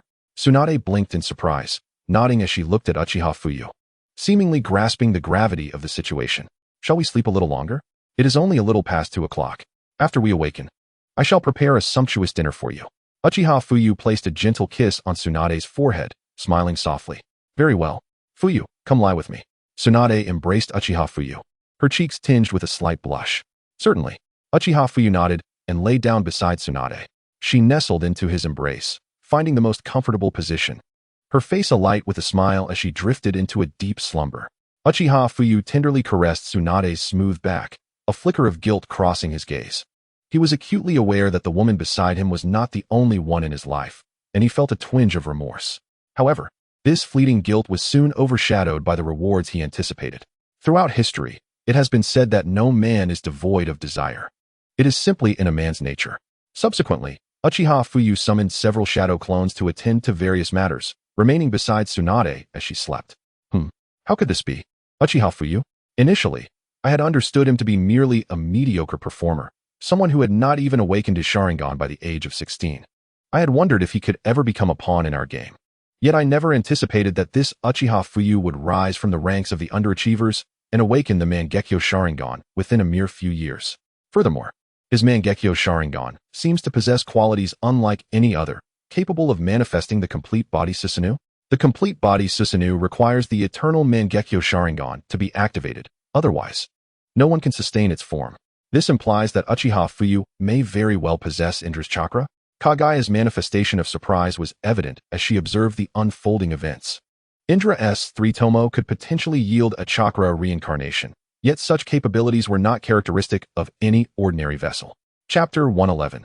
Controlling Kagaya, the fear of Kagaya. However, this does not align. Uchiha Madara is still alive, and the Indra chakra that resides within him has not been reincarnated. Why then does Uchiha Fuyu possess the ability to activate the complete body Susanoo with his Mangekyo Sharingan? This truly perplexes me. Kagaya furrowed her brow. Emerging from the canopy of a tree, her expression laden with confusion. Moments ago, she had witnessed Uchiha Fuyu single-handedly confront 2 great ninja villages. Yet, she was troubled by the question of how he could activate the complete body Susanoo with his Mangekyo Sharingan, a feat only Indra himself should possess. None of Indra's descendants have ever been able to utilize the Mangekyo Sharingan to awaken the complete body Susanoo. Yet here stands Uchiha Fuyu, capable of doing precisely that. Such a bloodline could only be attributed to the reincarnation of Indra himself, or perhaps even Indra's physical presence. Otherwise, no one could accomplish this feat, even Uchiha Madara. In order to awaken the complete body Susanoo, required the eternal Mangekyo Sharingan. The fact that Uchiha Fuyu could achieve this, a task even beyond what Uchiha Madara and Hashirama could accomplish, left Kagaya utterly astonished. In truth, there are many more revelations that will astonish you. It is not solely the question of how I can manifest the complete body Susanoo that should intrigue you. There are myriad other matters that will leave you in awe. Just then, a shadowy figure appeared behind Kagaya. What? When did this happen? Kagaya was momentarily taken aback, turning to see a mysterious man whose pupils bore the Rinnegan. Suddenly, Kagaya felt a sharp pain as black iron rods pierced her body. The only means to restrict Kagaya's movement was through the use of iron rods created via yin-yang release. How can this be? Who are you? How can you possibly possess the Rinnegan? I have never encountered you before. Who are you? And how do you know of my existence? Where did you acquire this Rinnegan? Black Zetsu was taken aback, his heart racing with disbelief. He could not fathom why someone would be aware of his existence. Not only that, but this individual also possessed the Rinnegan. This person, whom he had never encountered before, was indeed a surprising revelation. Even more astonishing was the fact that this stranger seemingly knew how to restrict his movements. In this moment of confusion, Black Zetsu felt a rare sense of panic, something he had not experienced in millennia. His actions were being curtailed, and he found himself unable to flee. The individual before him appeared to possess an intimate understanding of his being. Who, then, was this person? As for who I am, did you not just witness it? The figure taunted. You were just lamenting how I could activate the complete body Susanoo, despite you deeming me a mere afterthought. Have you already forgotten so soon? Tendu Hashirama regarded Black Zetsu with a slight smirk, a glint of amusement flickering in his eyes. This was the Tendu of Uchiha Fuyu. Crafted from the very corpse of Senju Hashirama. This Tendu was likely invincible. Senju Hashirama himself possessed immense power, undefeated beneath the 6 paths. Now, with Uchiha Fuyu granting him the powers of the 6 paths, alongside Tendu's abilities like the planetary devastation and universal pull, Hashirama's potential was magnified. If Uchiha Fuyu wished to unleash Hashirama's full strength, he could concentrate all his power into him. At that moment, even the formidable Madara Uchiha, with his 3-eyed 6 paths form, would be powerless to resist. What? You claim to be Uchiha Fuyu? No wonder you can manifest the complete body Susanoo. It is because you wield the Rinnegan.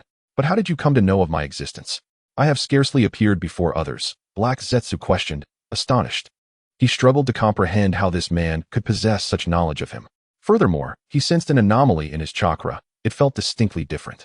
He could even detect a trace of Ashura's essence emanating from Tendu Hashirama, the very essence of Senju Hashirama.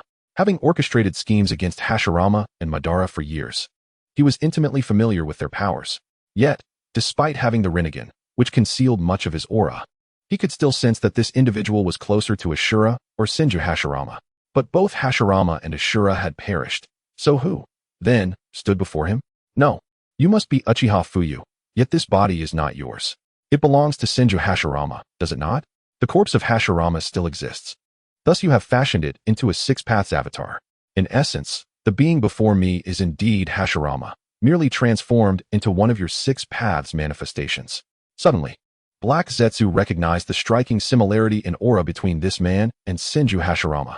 With both Hashirama and Ashura long gone, only one possibility remained. This person was indeed Hashirama. However, he was not alive. He was merely a corpse, a vessel controlled by Uchiha Fuyu. Clap, clap, clap. Black Zetsu, oh Black Zetsu. It is no surprise you have lived for millennia. Your intellect is remarkably keen. Indeed, I am Uchiha Fuyu, and concurrently, I am Senju Hashirama. The corpse of Hashirama has been crafted into a Six Paths avatar, hence why it has been gathering intelligence on you. Do you know why I revealed the complete body Susanoo today? It was to lure you out. Black Zetsu, you have concealed yourself for thousands of years, instigating the conflict between Ashura and Indra, all to resurrect your mother. Was it not your intention? To prevent you from disrupting my plans. I aim to capture and seal you first. When the time comes to rescue your parents, I shall also release you. But for now, you must be sealed for my peace of mind. Tendu Hashirama observed Black Zetsu, extending his hand to clap lightly. Chapter 112, Planetary Devastation, Sealing Black Zetsu. It was true. He was indeed Senju Hashirama. He had not anticipated that this ancient being, who had lived for millennia, would discern his identity so swiftly. For thousands of years, Black Zetsu had manipulated the course of the shinobi world, and it could be said that the current state of affairs was entirely of his design. Such a person was terrifying indeed. Intelligence bordering on the supernatural, this phrase aptly described him. He not only wielded tremendous power, but also possessed formidable intellect. In the entire shinobi world, few could rival his cunning. Who could orchestrate schemes over millennia and ultimately succeed as he had? Such intelligence was unparalleled in history. Thus, Uchiha Fuyu approached Black Zetsu with utmost caution, careful not to betray a single hint of weakness. He had already calculated that should he employ the complete body Susanoo, Black Zetsu would undoubtedly take notice. He would emerge to investigate, allowing Fuyu to ensnare him. I can't believe I have fallen into your trap. After scheming for thousands of years, to fail at your hands. Can you enlighten me as to how you came to know of my existence? Who are you really? If you claim to be Uchiha Fuyu, I find it hard to believe.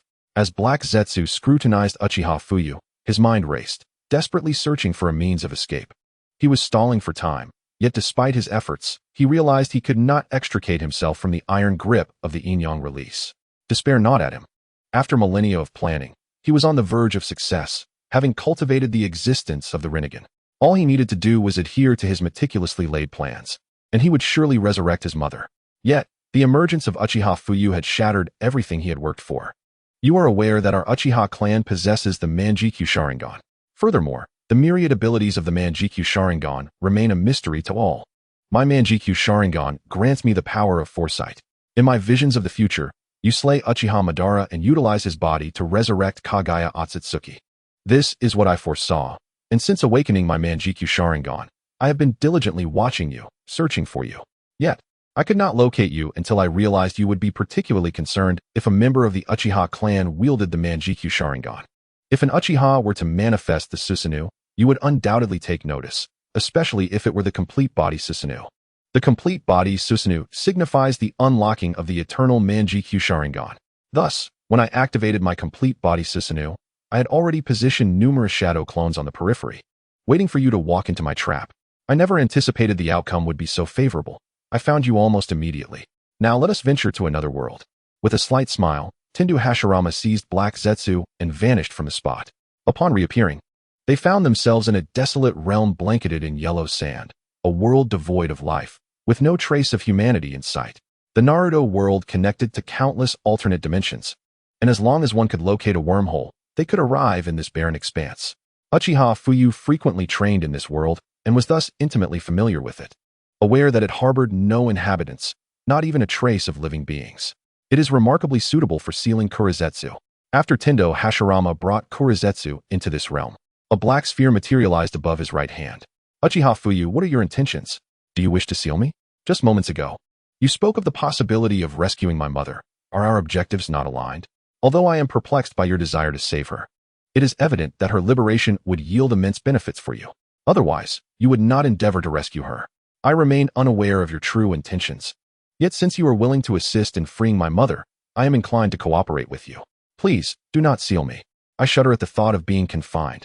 Kurizetsu gazed at the black sphere in Hashirama's hand, his entire being trembling with trepidation. He understood that if he were sealed, he would be eternally deprived of light, and would never be able to rescue his mother. His very existence was dedicated to her salvation. Yet now, he faced the prospect of being sealed, and his heart swelled with fierce defiance as he shouted, "However, I require none of your assistance. Moreover, even if I were to resurrect your mother, it is not the opportune moment. When I have amassed sufficient strength, I will undoubtedly resurrect her and consequently release you. Thus, you might as well remain in your current state. After all, you cannot perish. You will merely be sealed for a decade or several decades, and when the time comes, I shall rescue you. Perhaps by then, you will be able to see your mother. Your plan has not failed. At the very least, your aim to save your mother has been achieved, has it not? Of course, this will take 10, 20, or even several decades, but one day I will resurrect her. As for the purpose behind her resurrection, you will understand in due course. However, at this juncture, I cannot disclose it to you nor allow you to disrupt my schemes." Uchiha Fuyu, controlling Tendo Hashirama, let out a cold chuckle, disregarding the fearful Kurizetsu before him. Shinra Tensei. Uchiha Fuyu cast his gaze upon Kurizetsu, hurling the black sphere into the sky where it ascended slowly, immediately unleashing the Shinra Tensei. Boom. Suddenly, the ground beneath them began to tremble violently. A tremendous gravitational force acting upon the earth, sending clouds of yellow sand spiraling upwards, coalescing into an array of impossibly hard stones, all rushing toward the black sphere. "Stop! Uchiha Fuyu, please. I do not wish to be sealed." Kurizetsu's pupils constricted in panic. He was engulfed by fury and desperation, unable to resist, as he screamed. If he were to be sealed, his plan to rescue his mother would surely fail. And before him, Uchiha Fuyu remained uncertain whether he would indeed save her. What if he chose not to release him? Would both he and his mother be forever confined? Kurizetsu go? Hashirama Tendo directly seized Kurizetsu and hurled him into the air. Chapter 113, Madara, long time no see. Stop. No. Kurizetsu's heart seethed with rage and anxiety as he neared the Shinra Tensei in the sky, crying out in desperation. Bang. Bang. Bang. Ultimately, an enormous Shinra Tensei manifested high above this realm. Everything unfolded under Uchiha Fuyu's control. He watched as Kurizetsu was entirely sealed. A smirk gracing his lips as he glanced at the unconscious Tsunade beside him, tightening his grip. It's done. Finally rid of the nuisance that is Kurizetsu. When he appeared earlier, that location must have been Uchiha Madara's base, and I have been tailing him to the battlefield for quite some time. However, to avoid alarming the snake, I refrained from confronting Madara. Now that Kurizetsu has been dealt with, it is time to send the remaining Uchiha Madara to his final resting place. Uchiha Madara is a lingering threat. It would be better for him to perish. After death, his remains could still serve my purpose, which is a favorable option. Madara's corpse possesses potential comparable to that of Senju Hashirama. For the time being, I shall obtain his power. Perhaps it could facilitate Tsunade's awakening of the Rinnegan. The reason Uchiha Madara took so long to awaken the Rinnegan after fusing with Hashirama's flesh is that he only acquired a mere fragment of Hashirama's essence, which contained a minuscule amount of chakra. Consequently, his awakening was exceedingly slow. In fact, he barely achieved it before his demise. However, if I were to infuse Tsunade with all of Madara's chakra, she would likely awaken the Rinnegan in a short time. At that point, she would become another powerhouse of the Sage of Six Paths caliber. I wonder when the Otsutsuki clan will descend. Although they appear in the narrative during the Boruto era, if my presence triggers a butterfly effect, they might arrive ahead of schedule. 1, 2, or even 3 of them. Perhaps I could contend with them. But if 6 or 7 were to appear, even I might struggle to defeat them. Uchiha Fuyu furrowed his brow, acutely aware of his own limitations. His strength had reached the level of the Sage of Six Paths, yet he lacked the power of the Ten Tails. In terms of pure combat prowess, he was likely comparable to the Sage of Six Paths, who ultimately obtained the Ten Tails power, thereby achieving peak strength. What he currently lacked was the power of the Ten Tails. He was in the process of collecting tailed beasts, having already acquired all their chakra. However, he had only obtained half of their chakra, not the entirety. Now, Uchiha Fuyu possessed the means to resurrect the Ten Tails, but the resurrected Ten Tails would likely only reach the level of the Six Paths Madara's 6 Tomo Rinnegan Ten Tails. After all, he had merely taken half of the chakra from the 9-tailed beasts. What he needed now was to eliminate Uchiha Madara and acquire the outer path, which would enable him to directly resurrect the Ten Tails. At that point, he could become the Ten Tails Jinchuriki and attain a greater power. Though his chakra may not match that of the original Ten Tails, it would still be sufficient for him to become invincible within the realm of the Sage of Six Paths. After all, no one currently possessed the complete Ten Tails, unless the Otsutsuki clan made their appearance. I recall that Otsutsuki Kagaya also cultivated a Ten Tails. Should I manage to consume its power, I might rival the original Ten Tails. For now, I have no intention of utilizing Kurama's power. Therefore, absorbing the Nine Tails chakra from Uzumaki Mito will suffice. As long as I can resurrect the Ten Tails, that will be enough. Perhaps one of my offspring will even bring me the Ten Tails or the fruit of the divine tree. Thus, it is imperative that I produce children. A slight smile crept upon Uchiha Fuyu's lips as he contemplated this. As long as he could resurrect the Ten Tails and become its Jinchuriki, that would suffice. After all, further rewards may await him, and he might even obtain the Ten Tails once more. Subsequently, Uchiha Fuyu left a wooden clone to guard the seal and began to cultivate various chakra nature transformations in this world, aspiring to fuse all attributes into the most formidable bloodline limit. Is this the place? It seems I can sense the aura of the outer path. I did not expect that Uchiha Madara had set up a barrier here, but it did not escape my keen perception. This is indeed the location. Under the control of Uchiha Fuyu, the divine path of Hashirama arrived at the border between Awagakure and Konohagakure, discovering a hill from whence a peculiar aura emanated. At that very moment, Uchiha Madara, hidden within the hill, sensed something amiss and turned, only to find a figure materializing before him, his pupils constricting in surprise. Who are you? No, wait, you bear the essence of Hashirama? What manner of being are you to wield the body of Hashirama? A torrent of rage flickered in Madara's eyes as he gazed upon the divine path of Hashirama. After all, Senju Hashirama was his dear comrade. The man before him could manipulate the very body of his cherished friend. This incited immense fury within Madara, for Hashirama had been a rival he revered throughout his life. And now, to see him so callously exploited by another, ignited a fire of indignation in his heart. Yet, amidst this fury, a sense of bewilderment washed over Madara. As he pondered the identity of this individual who had discovered his hidden refuge. Madara, it has been a while, the divine path of Hashirama remarked with a subtle smile. Dispelling the transformation technique to reveal Senju Hashirama in all his glory, his voice cold and unyielding. Rinnegan, who are you truly? How is it that you can fashion Hashirama's body into a Six Paths clone? I never anticipated the existence of another pair of Rinnegan in this world. Who, indeed, are you? Madara's heart raced with disbelief as he beheld the figure of Hashirama before him, unable to trust his own eyes, his pupils narrowing in shock. Chapter 114. Subduing Uchiha Madara and capturing White Zetsu. Who are you to possess another pair of Rinnegan? Know that my awakening of the Rinnegan was fraught with trials, a near-death experience that brought it forth. Yet, this man before me has also awakened Rinnegan. Who is he? Is it not the case that only one pair of Rinnegan exists in this shinobi world? Why then, has another emerged? Madara pondered, unable to arrive at a conclusion. You need not be astonished. I have been observing you for quite some time. You entrusted your Rinnegan to Nagato and devised a series of plans to resurrect yourself.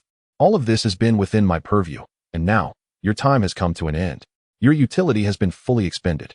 It is time for you to relinquish the outer path golem. The divine path of Hashirama declared coldly, vanishing from sight only to reappear behind Madara, severing the connection between him and the outer path golem with a flick of his wrist. Madara, already on the brink of death, could only cling to life thanks to the outer path golem behind him. The severance of this connection would swiftly lead to his demise, as his vitality dwindled. The current state of Uchiha Madara had rendered him exceedingly frail, devoid of the golem's life force. He possessed little strength. Who are you to possess such knowledge? And what do you mean by being within your surveillance? Impossible. No one can escape my perception.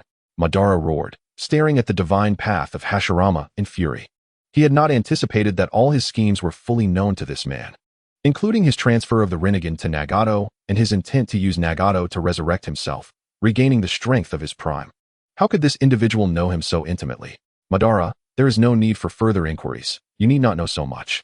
Merely understand that you no longer hold any value. The divine path of Hashirama replied coldly, gesturing dismissively. With a swift motion, in his current weakened state, Madara, frail and feeble, stood no chance against the assault of the Six Paths level Hashirama. In an instant, he was pinned to the wall by multiple black rods. Letting out a cry of agony. Madara screamed once more as he realized that both of his 3 Tomo Sharingan had been forcibly extracted. Now, darkness enveloped him, rendering him blind, while the black rods sealed his chakra, leaving him utterly powerless. Unable to believe his fate, he grappled with the reality that he, once the invincible ruler of the shinobi world, had been vanquished by a stranger. These eyes, on you, serve no purpose. They would be better suited in my collection. After your nurturing of the outer path golem, your 3-tomo Sharingan is filled with immense ocular power. It won't be long before it naturally evolves into a Mangekyo Sharingan. But alas, you will not live to see it. You were destined to die, were you not? With that, the divine path of Hashirama rendered Madara unconscious. Casting a glance at the outer path golem before storing it within his system space. As long as it resided within his domain, no one could summon the golem.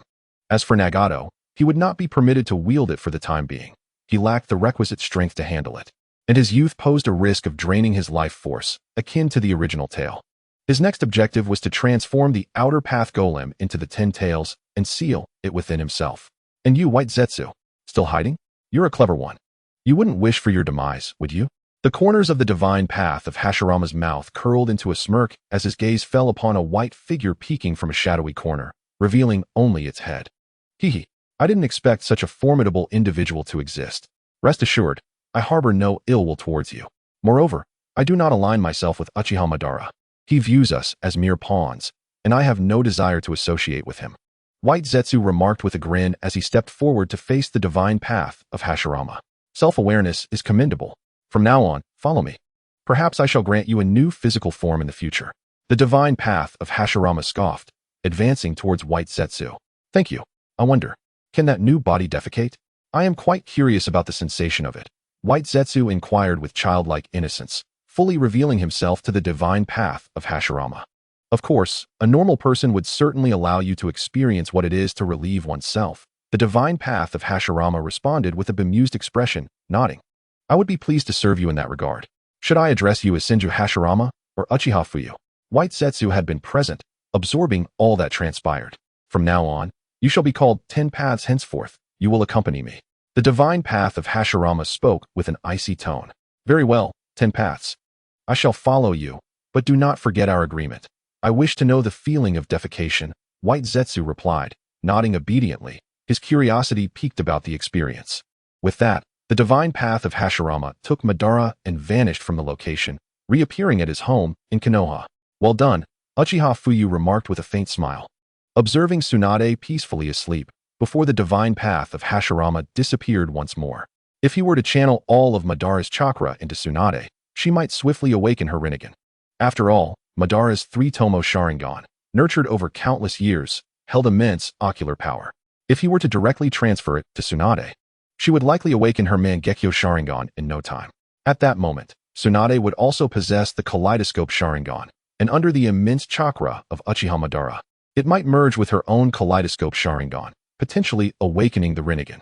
Currently, the yang release chakra within Tsunade rivals that of Hashirama Senju. If all of Madara's chakra were to be infused into Tsunade, it would undoubtedly be swifter than directly transplanting Hashirama's flesh and blood into Madara. Observing Tsunade before him, Uchiha Fuyu's lips curled slightly in a smirk. Chapter 115. Tsunade awakens the kaleidoscope. After all, the minuscule amount of chakra contained within a fragment of Hashirama's flesh is negligible.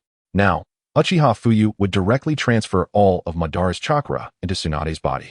That colossal Indra chakra would surely expedite her awakening of the Rinnegan. A subtle smile graced Uchiha Fuyu's face as he seized the unconscious Uchiha Madara, draining him of all his chakra and infusing it into Tsunade. Tsunade, still in slumber, suddenly felt an overwhelming surge of energy within her, incredibly soothing, prompting an involuntary moan. Tsunade would soon be well. Uchiha Fuyu cast a genjutsu on her, ensnaring her in an illusion. He intended to replace her eyes with the 3-tomo Sharingan he had just acquired from Madara. The 3-tomo Sharingan, nurtured over countless years by Madara, had reached its zenith of ocular power and was on the verge of evolving into the Kaleidoscope Sharingan. If Uchiha Fuyu were to transplant this 3-tomo Sharingan directly into Tsunade, the fusion of her yang release and yin release chakra would undoubtedly facilitate her awakening of the Kaleidoscope Sharingan. Furthermore, possessing two forms of extreme chakra would ensure that her awakening would not result in blindness. Soon after, Tsunade succumbed to the genjutsu. It was time to begin. Uchiha Fuyu deftly extracted Tsunade's eyes and replaced them with the 3-tomo Sharingan. The 3-tomo Sharingan is akin to a plug-and-play device, remarkably convenient for him. Buzz. After the transplantation of the 3-tomo Sharingan, Tsunade's optic nerves swiftly connected without a hint of pain. Uchiha Fuyu gently wiped away the blood at the corner of her eye and placed a tender kiss on her forehead. Tsunade, do not blame me. The enemies we will face will grow increasingly formidable. We must possess sufficient capability for self-preservation. I care not for others, but you are my utmost concern. Only by awakening the Rinnegan and attaining the power of the Sage of Six Paths can I feel truly at ease. Uchiha Fuyu understood that the foes he would confront henceforth would be from the Otsutsuki clan.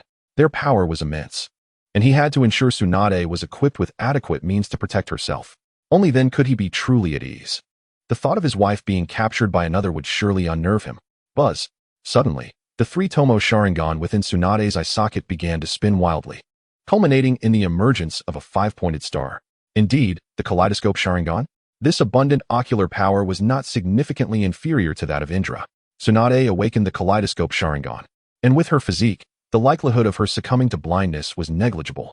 Furthermore, he could distinctly sense that the two forms of ultimate chakra within her were gradually converging towards the kaleidoscope Sharingan. Perhaps, within a few years, Tsunade would genuinely awaken the Rinnegan. A smile graced Uchiha Fuyu's lips as he beheld his beloved wife awakening the kaleidoscope Sharingan, filling him with profound joy as he dispelled her Jinjutsu. Upon breaking free from the illusion, Tsunade felt an overwhelming surge of power coursing through her entire being. Slowly, she opened her eyes, only to find Uchiha Fuyu gazing at her with a warm smile, which filled her heart with confusion. Wait, my eyes. Fuyu. My eyes feel sharper than before. No, what are my eyes? Is this the kaleidoscope Sharingan? Tsunade sprang up, astonished as she regarded Uchiha Fuyu before her. She realized her eyes had become even keener and soon discovered an array of abilities appearing in her mind.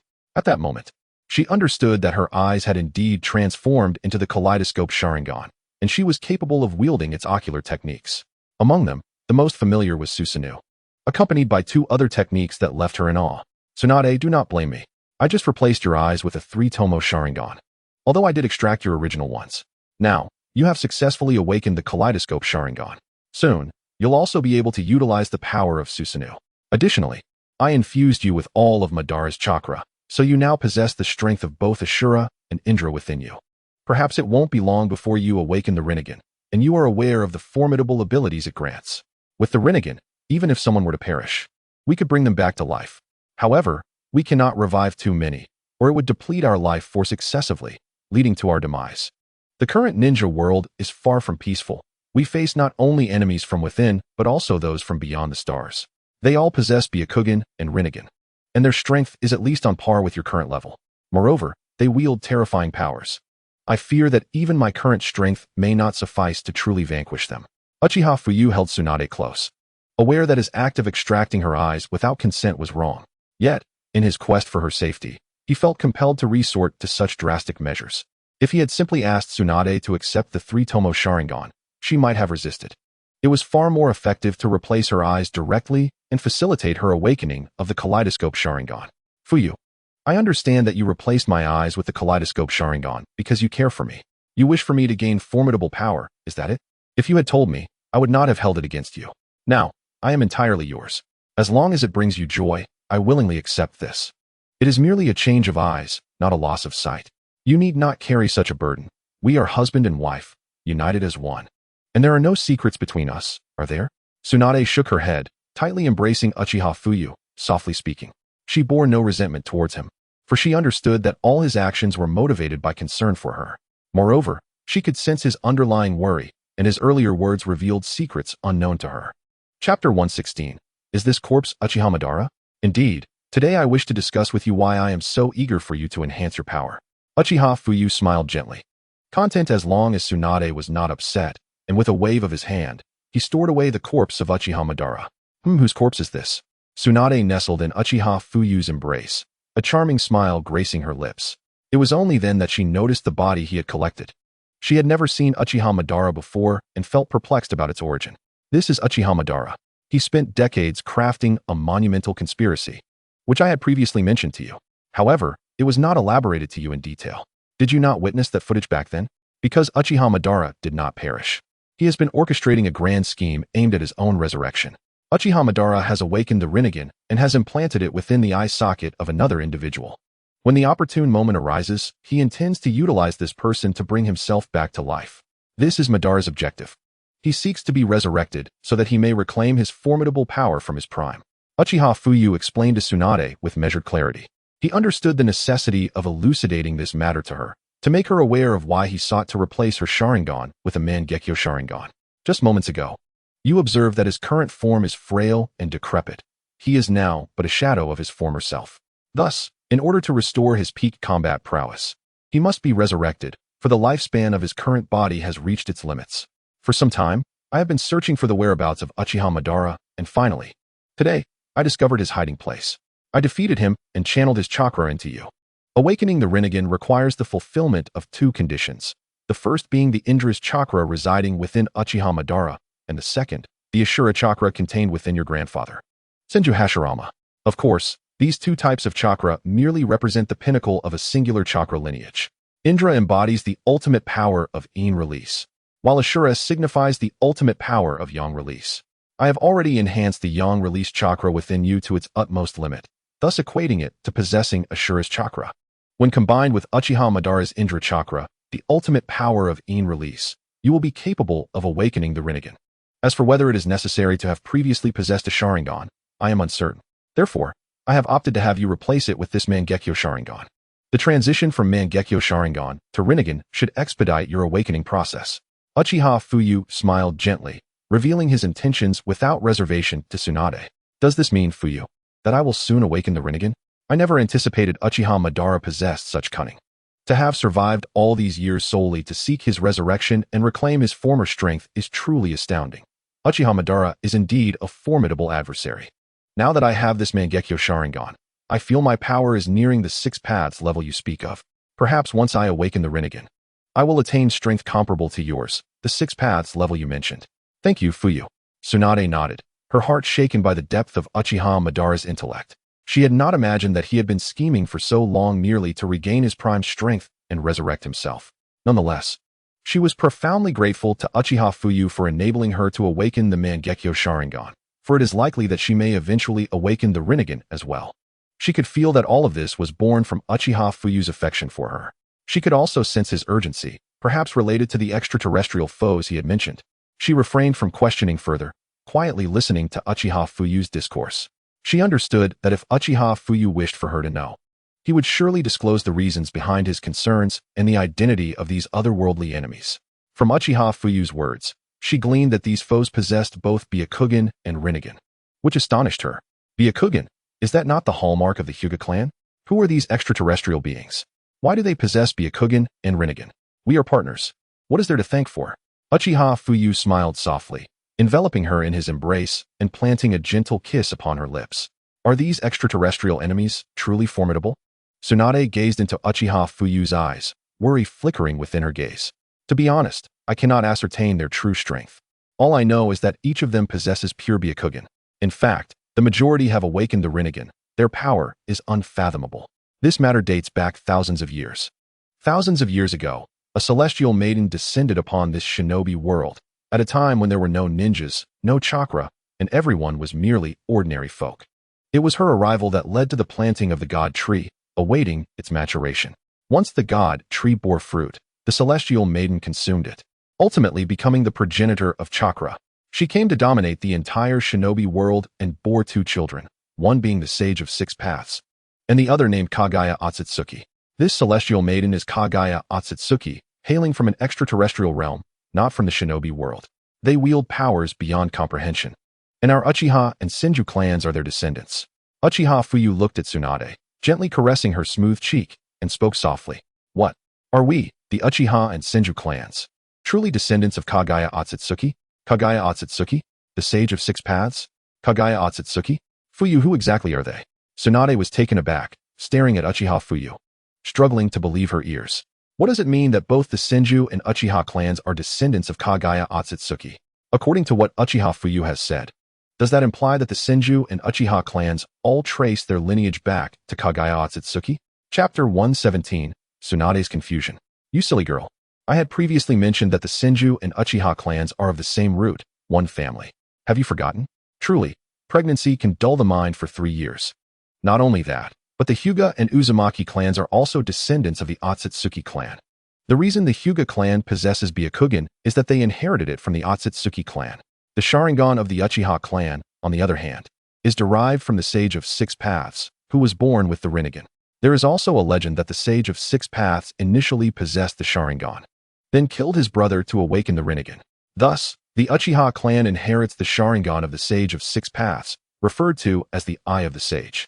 Uchiha Fuyu chuckled lightly, poking Tsunade on the forehead, and began to explain. He was now preparing to unveil everything to Tsunade, instilling within her a sense of urgency, so that she might comprehend and join him in the struggle against the Otsutsuki clan. It would be impossible for him to confront the Otsutsuki clan alone. He needed thousands of fearless ninjas by his side, strong and formidable warriors. Oh, right, I seem to have mentioned that before, but I didn't pay attention. I can't believe there are such matters. The Hyuga, Uzumaki, Senju, and Uchiha clans are all of the same root. But why did it evolve into the Great Wars of the Warring States period? Shouldn't family members support and love one another? How did so many branches arise? Tsunade rubbed her head and nodded. She was astonished to learn that the Uchiha, Senju, Uzumaki, and Hyuga clans were all part of the same family. Simultaneously, she felt perplexed as to why, despite being of the same lineage, so many branches emerged, leading to the onset of the Warring States period. It was not until the generation of his grandfather that such a great war ceased, transforming into various ninja villages. The emergence of so many factions stemmed from the fierce conflict between Kagaya Otsutsuki and the Sage of Six Paths. Uchiha Fuyu shook his head. Were Kagaya Otsutsuki and the Sage of Six Paths not family?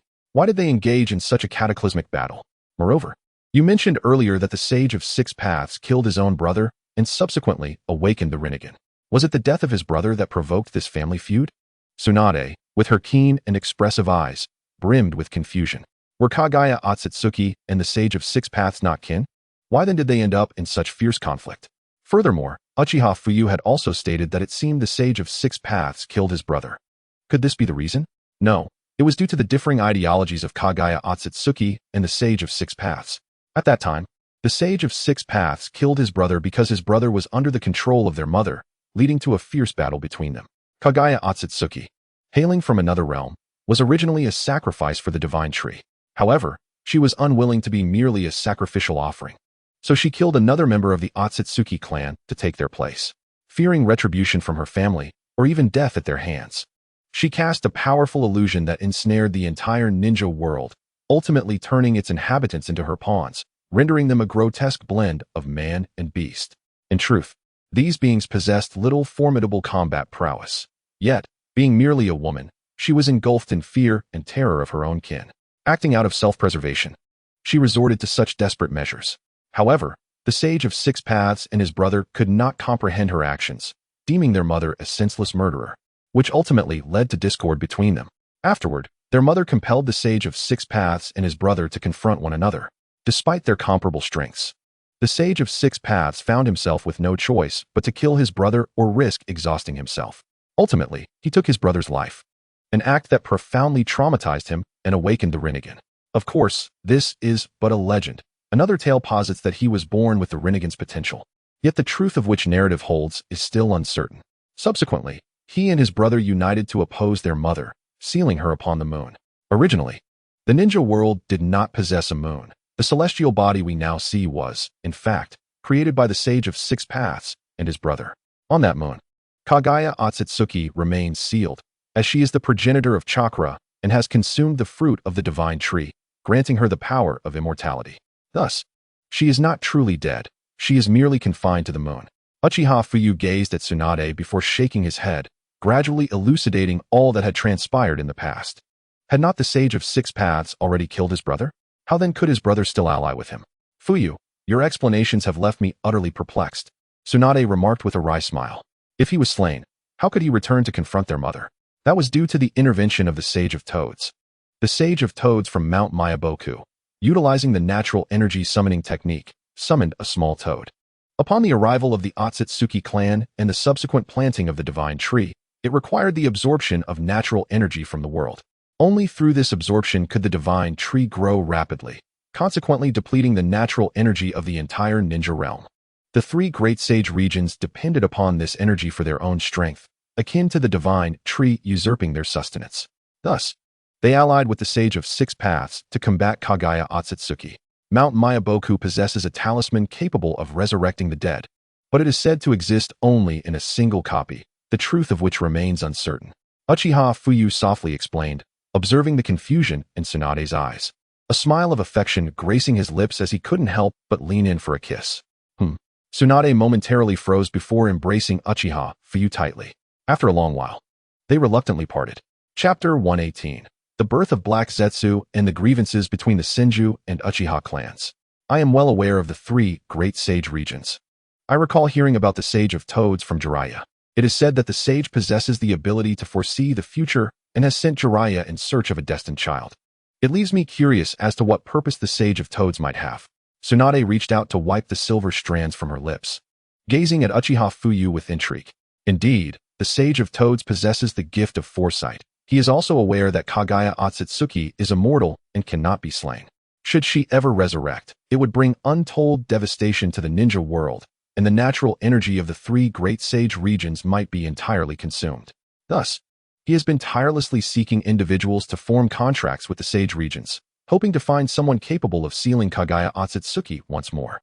This is why he has urged Jiraiya in his quest for the so-called destined child. As for whether the 3 great sage regions are benevolent or malevolent, I am uncertain. Uchiha Fuyu admitted, shaking his head. The nature of the 3 great sage regions matters little now. What is significant is how to acquire greater power to confront the impending invasion of the Otsutsuki clan. In the future, as depicted in Boruto, the Otsutsuki clan has begun to appear. Will there be even stronger members of the Otsutsuki clan invading the ninja world? Ah, I see. It was indeed the Sage of Toads who revived the brother of the Sage of Six Paths. Subsequently, the Sage of Six Paths, dissatisfied with his mother, joined forces with his brother to seal her away. Fuyu, your underlying concern is likely the possible invasion of the Otsutsuki clan, which could lead to devastation in the ninja world, is it not? Tsunade gazed at Uchiha Fuyu, her eyes gleaming with pride. The man she loved was filled with a sense of responsibility. Not only did he wish to protect Konoha, but he also sought to safeguard the entire ninja realm. She was acutely aware of his immense power and recognized that she had now attained strength comparable to that of her grandfather in his prime. She too must rapidly grow stronger to assist Uchiha Fuyu in combating the extraterrestrial Otsutsuki clan. Indeed, you are correct. They united to seal their own mother. However, in doing so, she left behind another child, a child shrouded in mystery. Even the Sage of Six Paths and his brother were oblivious to this fact. As Kaguya Otsutsuki was sealed, she instantaneously detached her will and, through formidable yin-yang manipulation, created another child. This child is the one who ultimately seeks to resurrect his mother, having secretly plotted for thousands of years within the ninja world.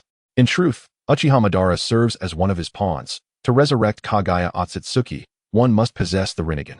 It is because Uchiha Madara harbors the potential to awaken the Rinnegan that he was ultimately deceived by Black Zetsu. Even in the future, should Uchiha Madara be revived, he will find himself met with death at the hands of Black Zetsu, who will then use his body as a sacrifice to summon Kaguya Otsutsuki. Uchiha Fuyu explained, looking at Tsunade. What? A single individual could survive for thousands of years, meticulously orchestrating plans for such an extended period? Such wisdom and cunning are beyond the reach of ordinary beings.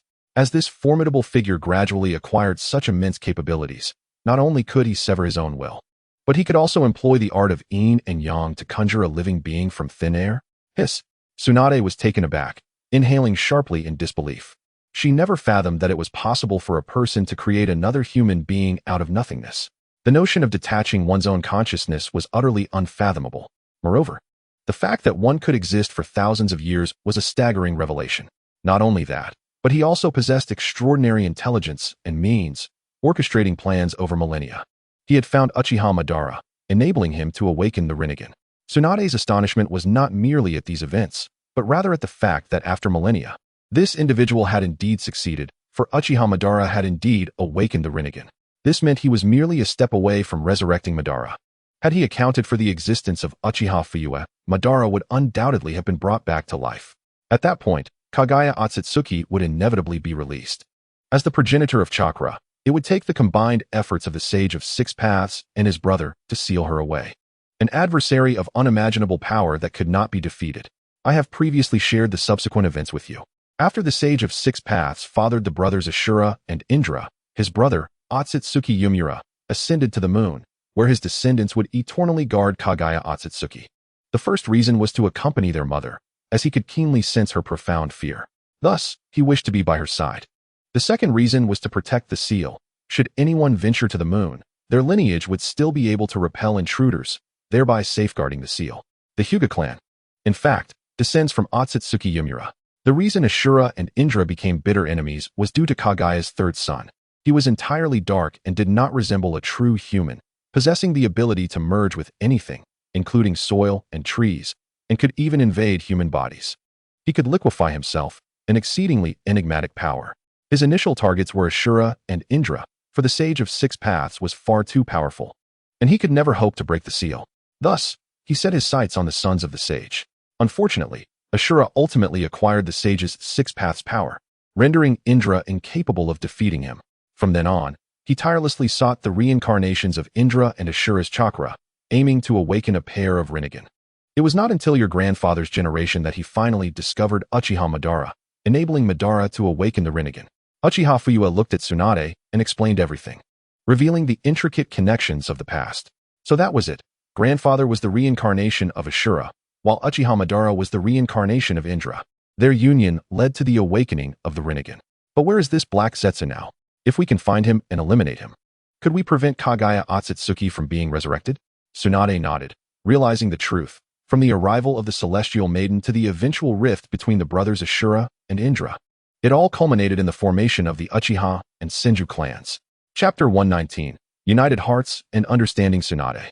Everything became clear to Tsunade, who now understood the origins of the entire ninja world. I have also located Black Zetsu and sealed him away. While I cannot kill him, I can confine him to another realm. I left a wooden clone there, ensuring that as long as it exists, Black Zetsu will never escape. Should anyone attempt to enter that realm to rescue him, I will be able to sense it swiftly and intervene. At present, I am not concerned about Kagaya Otsutsuki's resurrection. Rather, I am apprehensive about the Otsutsuki clan invading the ninja world. After all, the Otsutsuki clan is a force that even Kagaya Otsutsuki, the progenitor of chakra, fears. I truly do not know what level of combat power they possess. Thus, we must enhance our strength and expedite our growth to counter the impending threat posed by the Otsutsuki clan. Uchiha Fuyu nodded, gazing at Tsunade as he elaborated. He, too, was uncertain about when the Otsutsuki clan would appear in the ninja world. Should they arrive, he must possess formidable strength to withstand their assault. Without power, all discussions are futile. He must hasten his ascension, not only for himself, but also to elevate those around him. Fuyu, now that you comprehend all this, your fervent desire to become the fourth Hokage is to usher in peace for the entire ninja world, thereby countering the Otsutsuki clan's aggression, is it not? Tsunade nodded, a glimmer of understanding in her eyes. Indeed, an entity that instills fear even in the progenitor of chakra must possess tremendous combat prowess. If they fail to enhance their own abilities, should the Otsutsuki clan truly invade the ninja world, they would stand no chance of resistance. She did not believe her current strength could vanquish the Sage of Six Paths or Kagaya Otsutsuki. As it stands, if she cannot defeat Kagaya Otsutsuki, the arrival of the Otsutsuki clan's formidable warriors would spell disaster for the entire ninja world. Tsunade was not so arrogant as to believe she could conquer such a powerful foe. Indeed, it is precisely for this reason that Danzo and the third Hokage are unfit to govern Konoha. As long as they remain in power, Konoha will never find peace, and countless ninjas will perish. My desire to lead Konoha stems primarily from a wish to bring true peace to the ninja world. Currently, the ninja world is embroiled in constant warfare, with various villages engaging in conflicts for their own interests. To me, their actions are a form of self-destruction. Therefore, I wish to unite them against external threats. My ambition to become the fourth Hokage is driven by a desire to usher the entire ninja world into an era of peace and to enable all ninjas to rapidly enhance their strengths. Preparing to face the imminent invasion of the Otsutsuki clan, I wish for you to elevate your strength as well, so that you may assist me in realizing this vision of peace for the ninja world. Uchiha Fuyu reached out, gently stroking Tsunade's silky hair, speaking softly. He was on the cusp of ascending to the position of fourth Hokage, and the entire Uchiha clan had begun fervently rallying support for him. Once the battle reports returned, the whole of Konoha would celebrate. At that point, his rise to fourth Hokage would be a foregone conclusion. Fuyu, rest assured, as husband and wife, our hearts beat as one.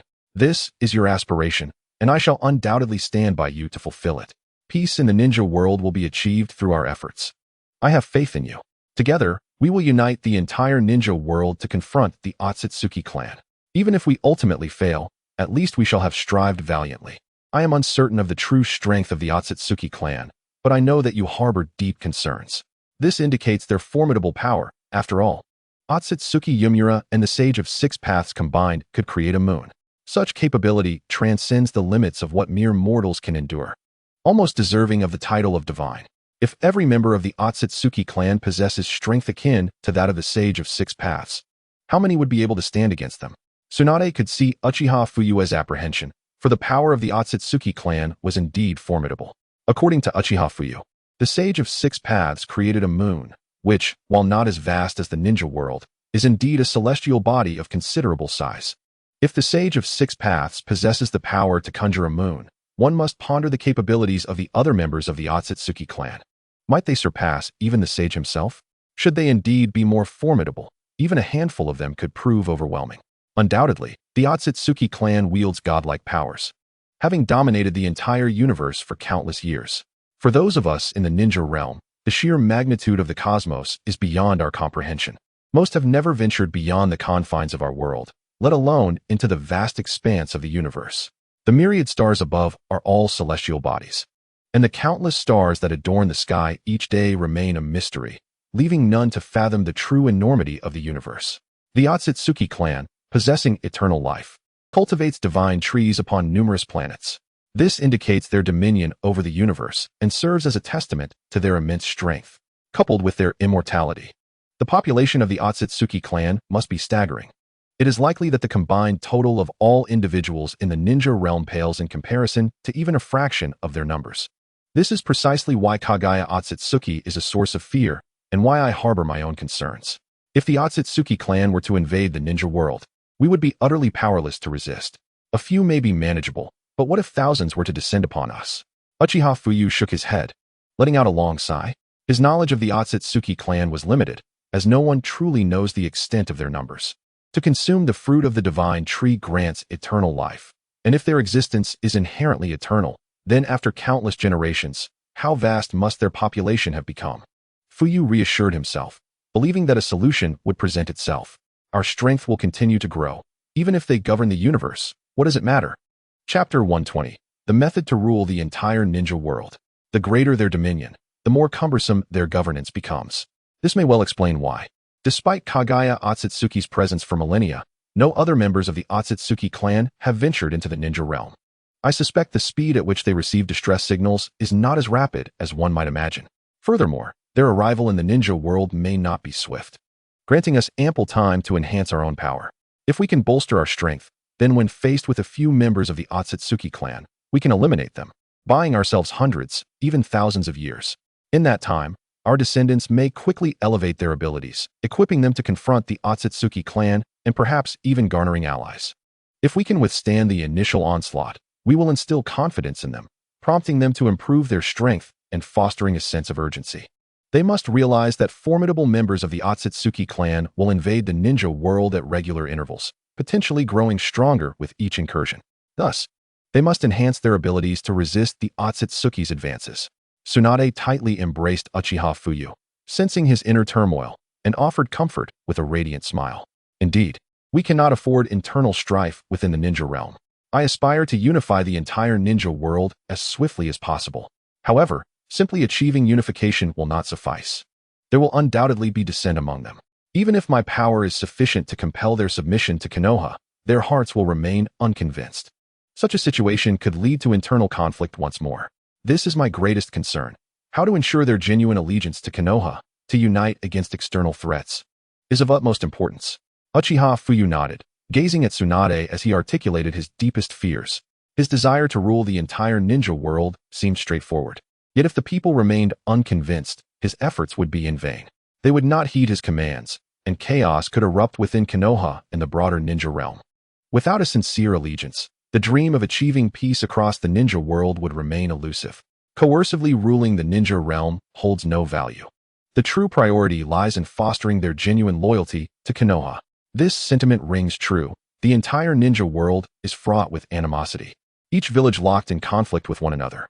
Forcing them into submission will only breed resentment, making true unification impossible. Human hearts are inscrutable, and understanding them is one of life's most challenging endeavors. The ninja world has been embroiled in warfare for decades, and the notion of uniting all factions appears to be a fool's errand. After all, it is implausible for individuals to refrain from striking down their foes when given the opportunity. Unless a formidable enemy emerges, one they cannot contend with. Only then might they unite against a common adversary. Tsunade furrowed her brow, contemplating deeply before proposing the most viable solution. Given the long-standing enmity among the various villages, the toll on their ninja has been immense, and countless lives have been lost. The living may have lost friends and family to the rival villages, making unity an almost unattainable goal. Thus, achieving peace within the ninja realm seems a daunting task. Reliance solely on force will not win their genuine allegiance. The lone remaining option is to create an adversary they cannot possibly defeat. This way, the entire ninja world would be compelled to unite, providing a solution to the current predicament. In the absence of a formidable foe, the ninja world will remain divided, with each faction pursuing its own interests. Should an insurmountable enemy arise, they will have no choice but to band together, lest the entire realm face annihilation. Indeed, my dear wife, you are astute. If that is the case, then all will unite against the common enemy. After all, facing an overwhelming opponent, they will have no option but to collaborate to mount a genuine resistance. What an excellent strategy. Uchiha Fuyu planted a kiss on Tsunade's cheek, a smile dancing on his lips, for this was precisely his intention. He sought to draw forth Tsunade's thoughts, and if she were to agree with this course of action, he could proceed with the plan. For as long as Tsunade comprehended the idea, that would suffice. The opinions of others were of little consequence. Fuyu, do you believe this plan is commendable? Tsunade inquired, her eyes sparkling as she gazed at Uchiha Fuyu. The prospect of aiding her beloved filled her with joy. Undoubtedly, this strategy is exceptional and will significantly assist me, and I have already devised a method for implementation. With my awakening of the Rinnegan, I have the ability to control others and create 6 paths clones. If I dispatch these clones to each ninja village to gather tailed beasts, seizing all their tailed beasts, the entire ninja world will surely descend into chaos. At that point, I will instill a sense of terror throughout the realm. They will come to genuinely experience fear. And in doing so, they will unite to confront my 6 paths clones. Ultimately, we shall emerge victorious, and the bonds between them will begin to form. Once sworn enemies, in that moment, they will have no choice but to unite against a common foe. Over time, the emotional bonds they fostered within themselves grew remarkably profound. Eventually, the entire shinobi world would no longer be driven solely by personal interests. Perhaps this approach could usher in a lasting peace across the shinobi realm. Tsunade, what are your thoughts on this method? Uchiha Fuyu inquired, casting a gentle smile at Tsunade as he articulated his inner musings. This was precisely his intention. Uchiha Fuyu planned to utilize his 6 paths clones as formidable adversaries. Should he manage to unite everyone against his 6 paths clones, then the hearts of all would intertwine, leading them towards a state of harmony akin to that of future generations. However, to cultivate these bonds without dividing them into the 5 great shinobi villages, as in later times, he resolved to first dominate the entire shinobi world before unleashing his 6 paths clones. In Tsunade's eyes, only Fuyu existed. This way, they could redirect their hatred and fury towards the 6 paths clones, thereby comprehending Uchiha Fuyu's desire to unify the shinobi world. At that juncture, if he revealed information about the Otsutsuki clan through his 6 paths clones, no one would dare to rebel.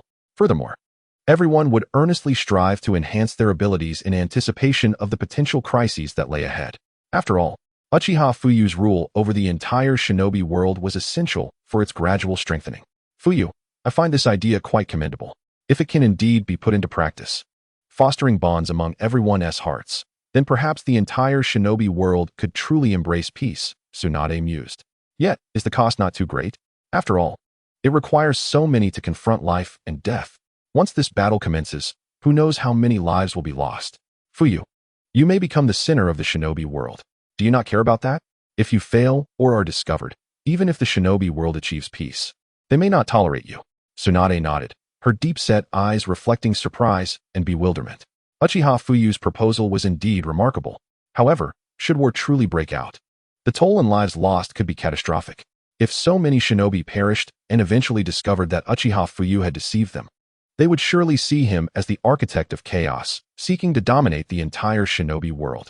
At that time, understanding and acceptance of Uchiha Fuyu would likely evaporate, replaced by animosity. For this reason, Tsunade harbored some trepidation. You need not worry about this matter. It will remain a secret known only to us and the heavens. As long as you do not divulge it, no one will be aware. Moreover, I have awakened the Rinnegan, which, as I mentioned before, has the power to resurrect the deceased. As long as we gather all their bodies together, unifying their resurrection will suffice. However, at that point, I may have to sacrifice my own life. Therefore, prior to this, you must awaken the Rinnegan, otherwise my sacrifice will be in vain. Once I resurrect everyone, and if I offer my life, you will be responsible for bringing me back. Reviving one soul does not require a life as cost. Yet resurrecting thousands demands a vast amount of life force. I am uncertain if I can endure such a significant drain of vitality. If, at that moment, I do not perish, then it matters not. However, if I do sacrifice myself, you must utilize the Rinnegan to revive me. So you must awaken it as soon as possible. Uchiha Fuyu, perceiving Tsunade's anxiety, gently caressed her cheek and spoke softly. Tsunade, can the Rinnegan truly revive that many people? Is it possible for the deceased to be fully restored without any cost? Tsunade's heart raced. Having never awakened the Rinnegan herself, she feared the potential price of such resurrection. Uchiha Fuyu implied that bringing back one person might not exact a toll, but reviving many could indeed threaten his life. Indeed, the Rinnegan can resurrect. However, reviving a single person or even two incurs little cost, as their vitality can be quickly replenished. Yet resurrecting everyone at once would deplete my life force significantly. If the numbers are too great, I may well perish in the process. Thus, should many lives be lost, you must ensure my revival. Consequently, you must hasten to awaken the Rinnegan to provide me with peace of mind. Uchiha Fuyu smiled gently at Tsunade, fully aware that resurrecting so many would undoubtedly come at a price. However, bringing back one or two individuals posed minimal risk, especially given the immense life force he currently possessed. I understand. I will strive for it. Fuyu, I cannot allow you to die. I agree with this plan. But you must ensure your own survival. Do you comprehend? Their deaths are inconsequential. After all, even if they do not perish in this battle, they will inevitably fall in the endless conflicts of the shinobi world. Thus, I believe their sacrifices will possess a greater authenticity. If they can die yet be revived, many might ponder why they should continue their training. A portion of them will entertain such thoughts. Should this war lead to the demise of their loved ones, they would be able to endure such pain. They must realize that the Otsutsuki clan is ever watchful, and they must hasten to enhance their strength in preparation for the impending invasion. If everyone believes they can return after death, many may become complacent in their training. I would rather they all perish than lose you, Fuyu. Do you understand? They hold no significance to me. They are of no concern. You, however, are of utmost importance to me and our children. Tsunade shook her head.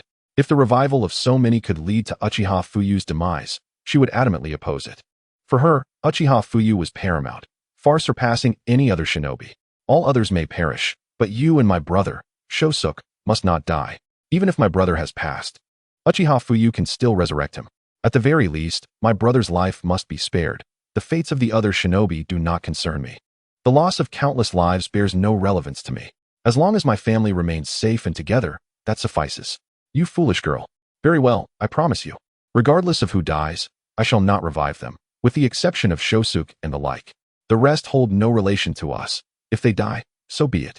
Reviving a few individuals is quite simple and will not endanger my essence or my life. I wish to live a long life, always by your side and the children's. Rest assured, we shall witness our children grow up. If we have a son, we can see him marry and have children. If a daughter, we can watch her wed. An elixir of eternal life, forever together. I would never wish for my life to be so lengthy that I seek death. As long as we possess the Rinnegan, you and I shall never perish, and in time, our entire family will endure. The Rinnegan can be regarded as an immensely powerful eye of immortality.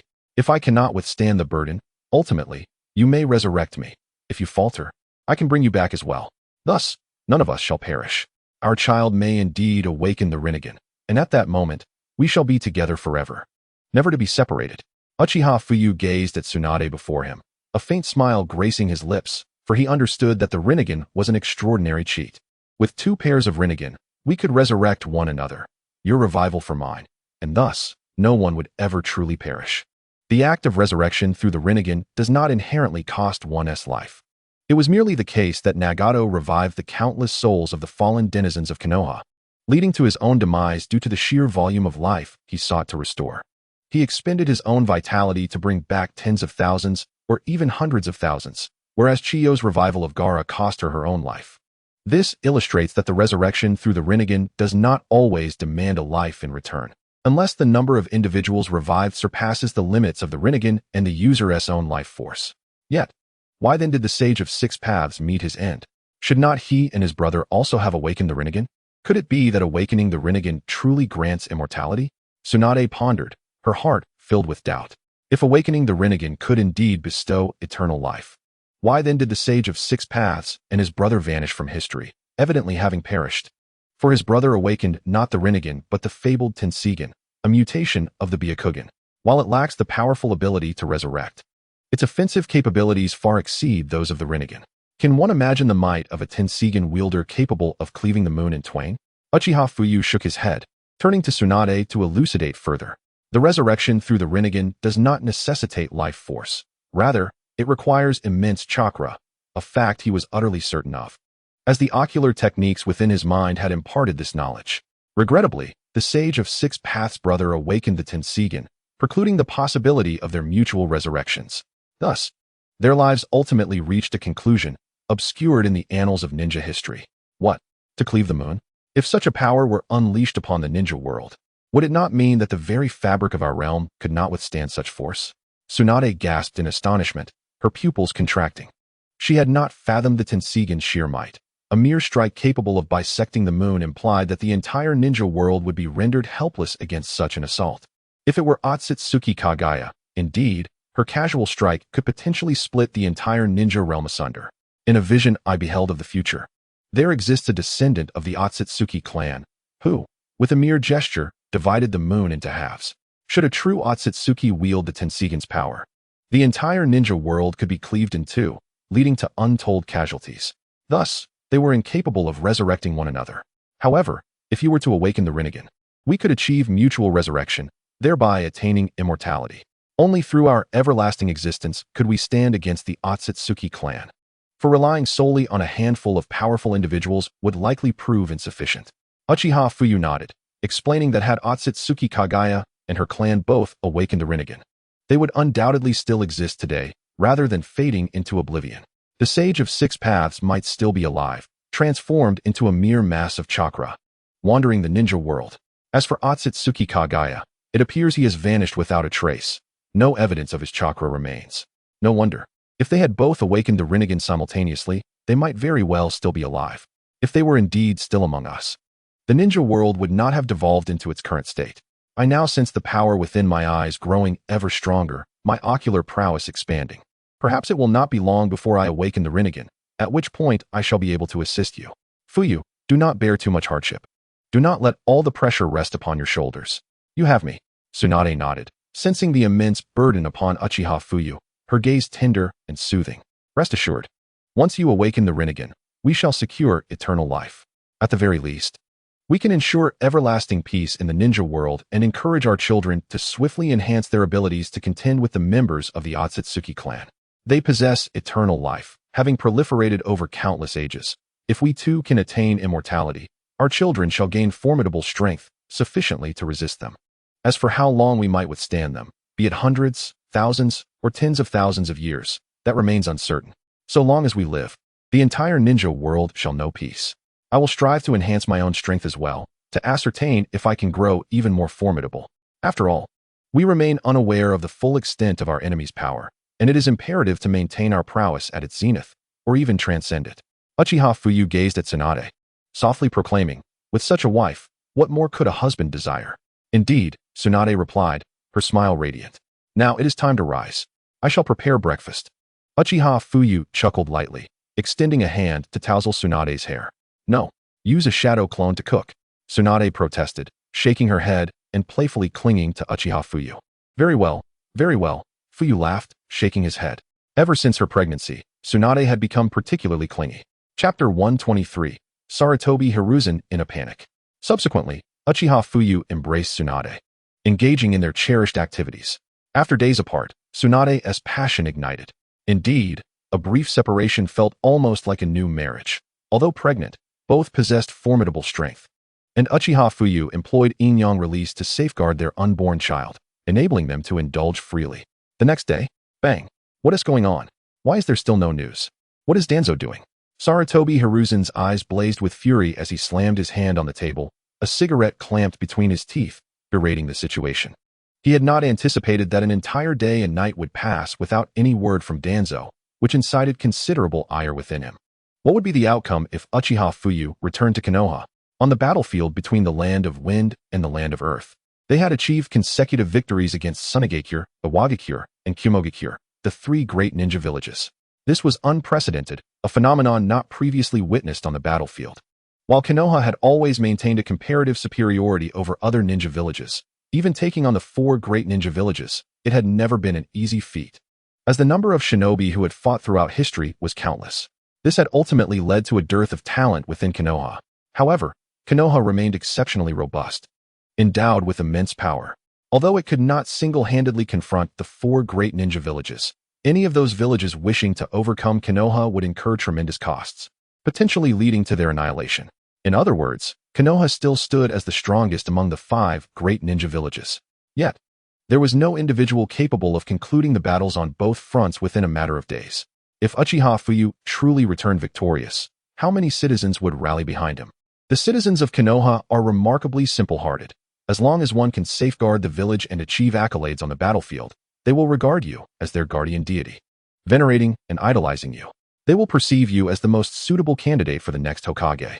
Furthermore, with the Uchiha clan incessantly rallying support for Uchiha Fuyu, it is quite conceivable that upon his return to the village, he could potentially unseat the third Hokage. Though he has contemplated the notion of assassinating Uchiha Fuyu, he is acutely aware that Fuyu possesses the Mangekyo Sharingan, and he is uncertain whether he can wield power comparable to Uchiha Madara. Should Fuyu indeed possess such formidable strength, the individuals he dispatches would stand no chance against him. Moreover, revealing his intent to eliminate Fuyu would undoubtedly expose him, and if the villagers were to discover his plot, his position would be untenable. As each day passes, Sarutobi Hiruzen's anxiety intensifies, exacerbated by the prolonged silence from Danzo. He is desperate to prevent Uchiha Fuyu's return, which fuels his agitation. Someone, summon Danzo. He barks with a darkened countenance. He seeks to ascertain whether Danzo has dispatched anyone. If not, he is prepared to take the risk of exposure to eliminate Uchiha Fuyu himself. Yes, third Hokage, replies a shadowy figure, who then vanishes from sight. Danzo, you have truly disappointed me, Hiruzen fumes. Is it so difficult to send agents from the route to eliminate a single Uchiha Fuyu? I refuse to believe that he remains perpetually vigilant. Anyone can be felled by a blade, and once within striking distance, they are vulnerable. Uchiha Fuyu must not be allowed to return to the village. Otherwise, all of his efforts will be rendered futile, and even his own position will be jeopardized. Uchiha Fuyu must be vanquished. What course of action should he pursue to ensure this? If Danzo has not sent anyone, what should he do next? Hiruzen's heart is fraught with unease. He is loath to witness Uchiha Fuyu's return, and his anger simmers. Damn it, the battle reports have been suppressed for far too long. If this continues, they will inevitably leak. Our station forces are soon to return. Furthermore, the delegations from the Cloud and Rock villages are already en route. How shall I explain this to the villagers once they arrive? Ultimately, he can only suppress the news for one more day. If Uchiha Fuyu is not eliminated within that time, he will have no choice but to make the reports public. At that point, Fuyu's reputation within the village will undoubtedly reach its zenith. Hiruzen's fury mounts. He has kept these battle reports under wraps for an extended period. After all, the victory on the battlefield in the Land of Wind remains a secret. Why? Because Hiruzen has concealed all this information. Even the commanding figure, Orochimaru, is unaware. Orochimaru only learned of the victory due to Uchiha Fuyu's emergence. Historically, when a battlefield triumph is achieved, Hiruzen would share the joyous news with Konoha and all combatants involved, thereby bolstering the morale of the shinobi and informing them of their village's success. This would lead to a steady influx of reinforcements, ultimately enhancing their combat effectiveness. However, this time, due to Hiruzen's self-serving motives, he has withheld the news of Uchiha Fuyu's victory from the citizens of Konoha, leaving them entirely in the dark. Yet, the reports cannot be suppressed indefinitely. The shinobi from the Land of Wind will return after the conflict, and these support troops will be dispatched back to fulfill other duties. The village requires substantial financial resources to operate, and while on the battlefield, they cannot execute tasks or earn revenue. Once the fighting concludes, they will immediately engage in assignments to assist themselves and the village in generating income. Once these reinforcements return to the village, everyone will learn of Uchiha Fuyu's triumph over the shinobi of Tsunade, accomplished single-handedly. The citizens of Konoha will undoubtedly cheer for him. And should news from the battlefield in the Land of Earth also arrive, they will elevate Uchiha Fuyu to the status of a deity. Chapter 124, Danzo's disappearance? The third's excitement. A roller coaster of emotions? Never did I anticipate that within a mere 3 years, Uchiha Fuyu would evolve to this extent, single-handedly challenging and defeating the 3 great shinobi villages. If he were to instigate a coup within Konoha, it would spell doom for the entire village. Reminiscent of the days of Uchiha Madara, Uchiha Fuyu must not be allowed to become the next Madara. As the 3rd Hokage, I absolutely cannot permit him to disrupt the delicate balance of Konoha. Such a scenario is utterly unacceptable. I had initially believed that Uchiha Fuyu could be a pawn at my disposal, which is why I refrained from taking action against him. To my astonishment, within just a few short years, he has amassed such overwhelming power. It is evident that the Uchiha clan is indeed formidable, fraught with immense uncertainty. I should have heeded Danzo's counsel to eradicate them entirely. Alas, it is too late now, and realization comes too late. Hiruzen's expression darkens, and his fury simmers. Had he known better, he would have allied with Danzo to obliterate the Uchiha clan altogether, thus averting this monumental crisis. Had the Uchiha clan not harbored ambitions of the Hokage title, he would not have considered their extermination, as there would have been no direct conflict of interest. However, the situation has changed. The Uchiha clan now seeks the Hokage title, and they wish for Uchiha Fuyu to ascend. Moreover, Uchiha Fuyu has wed Tsunade, and they now have a child together. This development positions Uchiha Fuyu as a potential 4th Hokage. Should he ascend to that role, or even have the opportunity to do so, it would directly threaten Hiruzen's own standing, instilling in him a profound sense of crisis. As long as his position remains unchallenged, he would have no qualms regarding the Uchiha clan, and might even choose to protect them. However, if they truly threaten his status, he will be compelled to eradicate them entirely. Such is the nature of a politician. If you are of use to him, he will spare you. But should you become a formidable threat, your demise is inevitable. I report to you, 3rd Hokage, upon my visit to the route, I could not locate Danzo. It appears that no one is aware of his current whereabouts. At that moment, a member of the Umbu who had ventured to the route returns, kneeling on one knee. He conveys that he could not find Danzo, nor glean any information regarding his location from others. What? Danzo is not at the route. Where could he have gone? If he is not there, it implies he may have ventured elsewhere. If that is the case, then it is indeed splendid. Please, proceed. Sarutobi Hiruzen was momentarily taken aback upon hearing the report from the Umbu, but then a thought struck him, and a faint smile crept onto his lips. Excitement flickering in his eyes. Yes, Lord 3rd Hokage. The Umbu bowed respectfully and vanished from sight. Ha! Uchiha Fuyu. Oh, Uchiha Fuyu. It appears that this time, Danzo intends to personally eliminate you. If Danzo takes action, at least the chance of success will increase significantly. Should he succeed in slaying Uchiha Fuyu, it would save me a considerable amount of effort. Danzo, oh Danzo, do not let me down. He took a deep drag from his cigarette, a smile curving at the corners of his mouth, his eyes glinting with amusement as he slowly exhaled a plume of smoke. Just then, a series of knocks echoed at the door. Who is it? Come in. Sarutobi Hiruzen, his spirits lifted, called out toward the entrance. Creak. The door swung open, revealing Uchiha Fuyu stepping inside. Clang. As Sarutobi Hiruzen beheld Uchiha Fuyu entering, his pupils constricted in disbelief, his mouth slightly agape, and the cigarette he had been holding fell to the ground, producing a crisp sound. What in the world? What is happening? Wasn't Danzo supposed to have gone out to assassinate Uchiha Fuyu? Why is Uchiha Fuyu back in the village already, and no one has informed me? What on earth is going on? What is that fool Danzo doing? As Sarutobi Hiruzen stared at Uchiha Fuyu, he could hardly believe his eyes, inwardly cursing Danzo for his incompetence. He had never anticipated that Danzo would act personally and yet achieve no results. Just moments ago, he had felt a sense of pride, only for it to be shattered by the very appearance of Uchiha Fuyu before him, which ignited his fury.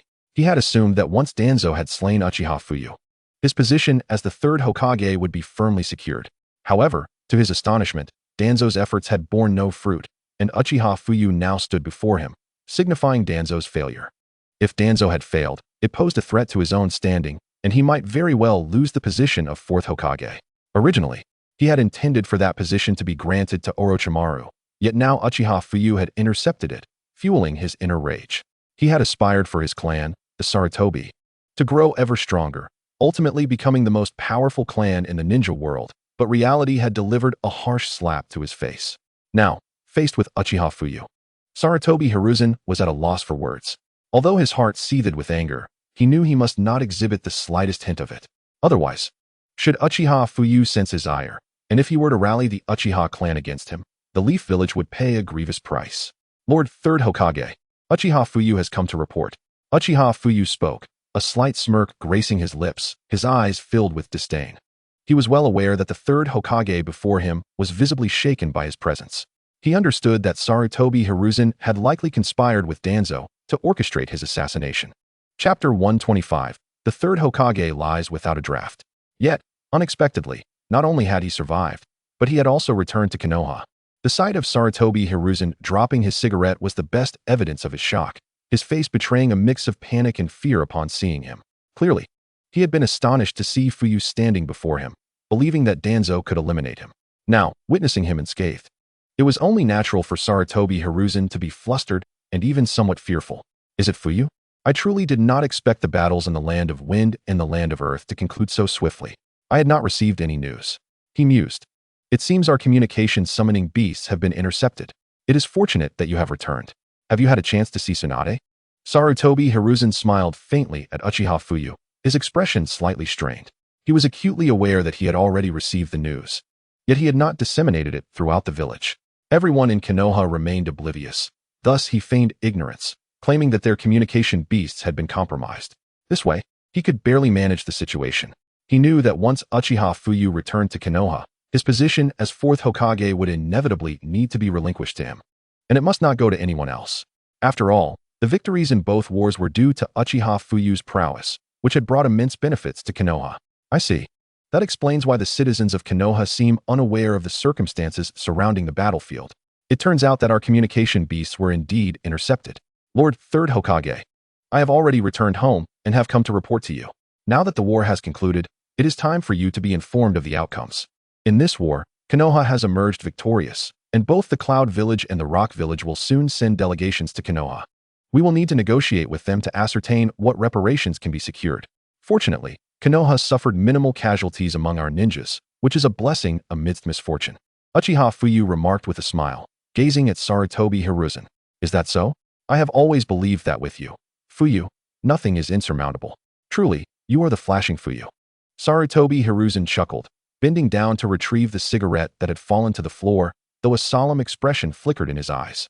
Internally, he simmered with rage, his mind racing as he contemplated whether he could swiftly eliminate Uchiha Fuyu. Yet, after much deliberation, he realized he lacked the capability and reluctantly abandoned the thought. He recognized that he had missed the prime opportunity to strike Uchiha Fuyu. At this point, he had no chance to act against him. Even if he summoned all the Umbu, it was unlikely they could subdue Uchiha Fuyu. After all, Sarutobi Hiruzen was a formidable figure, one of the strongest in the ninja world, and he could sense the perilous aura emanating from Uchiha Fuyu. It was likely that any attempt on his part would be detected immediately. Moreover, Uchiha Fuyu was known for his mastery of the body flicker technique. If he missed his first strike, there would be no second chance. Should Uchiha Fuyu unleash Tsunade within Konoha, even if he managed to escape, the village would undoubtedly suffer catastrophic losses. Furthermore, the villagers would learn of his attempt to assassinate a war hero. Consequently, he might not even have the opportunity to retire in peace. After all, to the villagers of Konoha, a war hero was revered and untouchable. Lord Third Hokage, you jest. I merely fulfilled my duty. As long as Konoha achieves victory, what is the cost of my life? Uchiha Fuyu declared, his gaze fixed on Sarutobi Hiruzen, a light smile playing on his lips. Very well. I am also aware of this matter, and when the time comes, I shall promptly convey this news to every inhabitant of Konoha, allowing the entire village to bask in joy. After all, this war has persisted for many years, and achieving victory signifies the formidable strength of Fuyu Uchiha. Your prestige and martial achievements are unmatched. This time, upon your triumph, the entire populace of Konoha will cheer for you, and you shall be embraced by countless villagers. Today, I shall announce this to all of Konoha and organize a grand celebration in your honor. Ha! Sarutobi Hiruzen mused, casting a slight smile at the figure of Uchiha Fuyu before him. For now, I must stabilize Uchiha Fuyu's position. As for how to eliminate him, that can be discussed later. After all, he has yet to resign, and I, as the third Hokage, must first abdicate before the fourth Hokage can ascend. Moreover, the selection process is rigorous, and it cannot be resolved immediately, allowing me some opportunities. Indeed, as the third Hokage stated, I also have something to report to you. Uchiha Fuyu gazed at Sarutobi Hiruzen, the corners of his lips curling upward, a glimmer of amusement flickering in his eyes. Oh, what is it? Sarutobi Hiruzen observed Uchiha Fuyu. suddenly sensing an ominous portent. I have witnessed the presence of root in the land of wind and the land of earth. And I have obtained evidence of our Konoha's collusion with the Cloud Village, Sand Village, and Rock Village. I wonder, esteemed Third Hokage, how will you explain this? Uchiha Fuyu coldly tossed a scroll before Sarutobi Hiruzen. Such matters exist? Who is responsible? Sarutobi Hiruzen felt a chill run down his spine, his heart racing. As he accepted the scroll and opened it, revealing a detailed account of Danzo's actions, causing his pupils to constrict. Furthermore, he displayed an expression of profound astonishment. Esteemed Third Hokage, the contents are clearly documented. I trust you are somewhat aware of them? However, esteemed Third Hokage, your scheme of using a knife to kill has seemingly borne no fruit. Hasn't Danzo already vanished? Chapter 126. Confrontation with Sarutobi Hiruzen. Let us cease this game. The esteemed Third Hokage must have dispatched someone to check on Danzo, and I suspect he feels a sense of relief, believing he can personally deal with me. Uchiha Fuyu regarded Sarutobi Hiruzen with a smirk, his eyes brimming with disdain. He had long since discerned Sarutobi Hiruzen's inner thoughts. He desired to make Danzo the scapegoat. Even if he failed to kill me, Danzo would still serve as a convenient fall guy, should he succeed in my assassination. Sarutobi Hiruzen would have executed his plan to use others as a means to eliminate me. Regardless of the outcome, Sarutobi Hiruzen would bear no blame, skillfully evading all culpability. Fuyu, what do you mean by that? I can hardly believe that Danzo would undertake such actions. I never anticipated he would send people to conspire with the Sand Village and others to take your life. This reflects my lax oversight, causing you considerable trouble. However, where is Danzo now? His actions must be revealed to all, so that the villagers of Konoha may know of his misdeeds. Yet, I truly have no knowledge of this. After all, Root and the Umbu do not belong to the same division, and I cannot command Root's members. Nevertheless, I shall investigate this matter thoroughly and ensure you receive justice. If Danzo is indeed responsible, he will face severe repercussions for betraying the hero of Konoha. Sarutobi Hiruzen's heart sank as he watched Uchiha Fuyu, his hands clasped behind his back, an overwhelming surge of murderous intent boiling within, which he desperately suppressed. He could never admit that he had instructed Danzo to carry out these actions. Although he had not directly participated, he had subtly provided information to Danzo, enabling him to act on his behalf. How could Uchiha Fuyu deduce that I was behind Danzo's actions? I executed this plan flawlessly, never revealing my intentions to anyone. Why does he know now? Could it be that Danzo divulged something under duress? That seems implausible. Regardless, if he has been used by me, no one should be aware of it. So how does Uchiha Fuyu possess this knowledge? Sarutobi Hiruzen was engulfed in confusion, unable to comprehend how Uchiha Fuyu could possibly know of his machinations, despite having kept everything tightly under wraps. Esteemed Third Hokage, you are surely unaware of these matters. After all, your actions have remained quite clandestine. Even Danzo, that fool, is oblivious. How could outsiders possibly be informed? Is it not so? Surely, to maintain your position as Hokage, you would resort to any means necessary? Dispatching me to the battlefield in the Land of Wind was merely a ploy to allow Orochimaru to claim the credit, thereby facilitating his ascendance to the Fourth Hokage. Was it not? Uchiha Fuyu sneered, stepping closer to Sarutobi Hiruzen, his tone dripping with mockery. Fuyu, what do you imply? I, after all, am the Third Hokage. How could I harm the elite of our village for the sake of my own position? Moreover, the reason I sent you to the battlefield in the Land of Wind was precisely because of your exceptional body flicker technique. The strongest adversaries from that land are primarily puppet masters. Thus your collaboration with Kakashi Hatake would undoubtedly lead to a swift resolution of the conflict. My intentions were to ensure your valorous exploits, not to suppress you. Why would I wish to eliminate you? If I had intended to undermine you, I would have confined you to village missions instead of allowing you to engage in battle. Surely that would have been simpler? And if I wished for Orochimaru to reap the accolades, would I send him alone against 2 major ninja villages? That would be tantamount to courting death. Fuyu, have you merely heard idle gossip to make such assertions? I bear you no malice. After all, you have achieved great merit on the battlefield. However, let us not revisit this matter in the future. As the Third Hokage, I have never committed any transgressions against the village. Today, let it be as though you have said nothing, and I have heard nothing. Sarutobi Hiruzen's brow furrowed as he gazed at Uchiha Fuyu, his hands tightly clasped, a flicker of murderous intent flashing in his eyes. Fuyu's aura of menace deepened, and it seemed he was preparing to strike. The Nine Tails, nestled within Uchiha Fuyu, furrowed its brow, raising its head to observe Sarutobi Hiruzen's direction. It sensed the escalating intensity of Sarutobi Hiruzen's murderous intent. I perceive it as well. However, he shall not last much longer. He has long been ensnared within my Jinjutsu. How could his strength possibly break free? Uchiha Fuyu let out a cold chuckle, knowing that Sarutobi Hiruzen had fallen victim to his illusion the moment he knocked on the door. At this moment, Sarutobi Hiruzen remained utterly unaware. Furthermore, when he beheld himself, his mind was in a state of heightened tension, making it even less likely for him to discern the truth. After all, though he had held the title of Hokage for many years, harboring a powerful spirit, the flicker of guilt lingered within him. Humans are truly peculiar. Such insignificant beings can be effortlessly crushed, yet they still indulge in games of hide and seek. The Ninetales curled its lip, speaking coldly, "You fail to comprehend. What I seek is the hearts of the people, unity.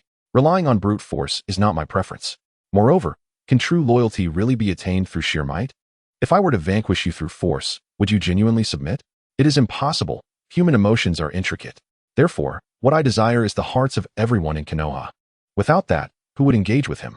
Uchiha Fuyu let out a derisive laugh, pondering his own desire for the villagers' hearts of Konoha. Without it, could his strength contend with the entire shinobi world? Humph, tedious. I have no inclination to understand. With that, the Ninetales turned away, closing its eyes. Uchiha Fuyu shook his head and stepped forward, appearing before Sarutobi Hiruzen. Uchiha Fuyu, what exactly do you intend to accomplish? Do you wish to act within the Hokage's office? Step back immediately, and I shall overlook this matter. Otherwise, this incident may implicate your Uchiha clan. Sarutobi Hiruzen furrowed his brow, observing Uchiha Fuyu approach with an unnerving demeanor. He felt a chill run down his spine. Chapter 127. Control Sarutobi, dominate Konoha. He distinctly sensed a subtle mocking from Uchiha Fuyu. It was highly likely that Uchiha Fuyu desired to strike him here and now. Strike? What could you possibly do to me? Sarutobi Hiruzen mused, to put it nicely. I would call you the third Hokage, but to put it bluntly, what are you but a trivial concern? Were it not for your current usefulness, I would have already dispatched you. Still here prattling on? Have you not noticed something amiss nearby? Uchiha Fuyu regarded Sarutobi Hiruzen, feeling no need for further trivial conversation and cutting straight to the essence of the matter. What do you wish to do? Sarutobi Hiruzen's brow furrowed as he surveyed his surroundings, suddenly sensing something, his expression turning grave. When did I fall under an illusion? Jinjutsu, release. He realized he had been careless and had unknowingly succumbed to Uchiha Fuyu's illusion, urgently attempting to dispel it. Save your efforts. With your current strength, you could never break my Jinjutsu.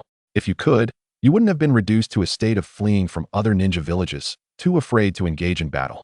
Since you assumed the role of the third Hokage, have you not noticed Konoha's strength plummeting? Once the mightiest force in the shinobi world, Konoha has now become merely an equal to its enemies under your leadership. If Konoha continues to languish under your command, it may soon become weaker than the Mist Village.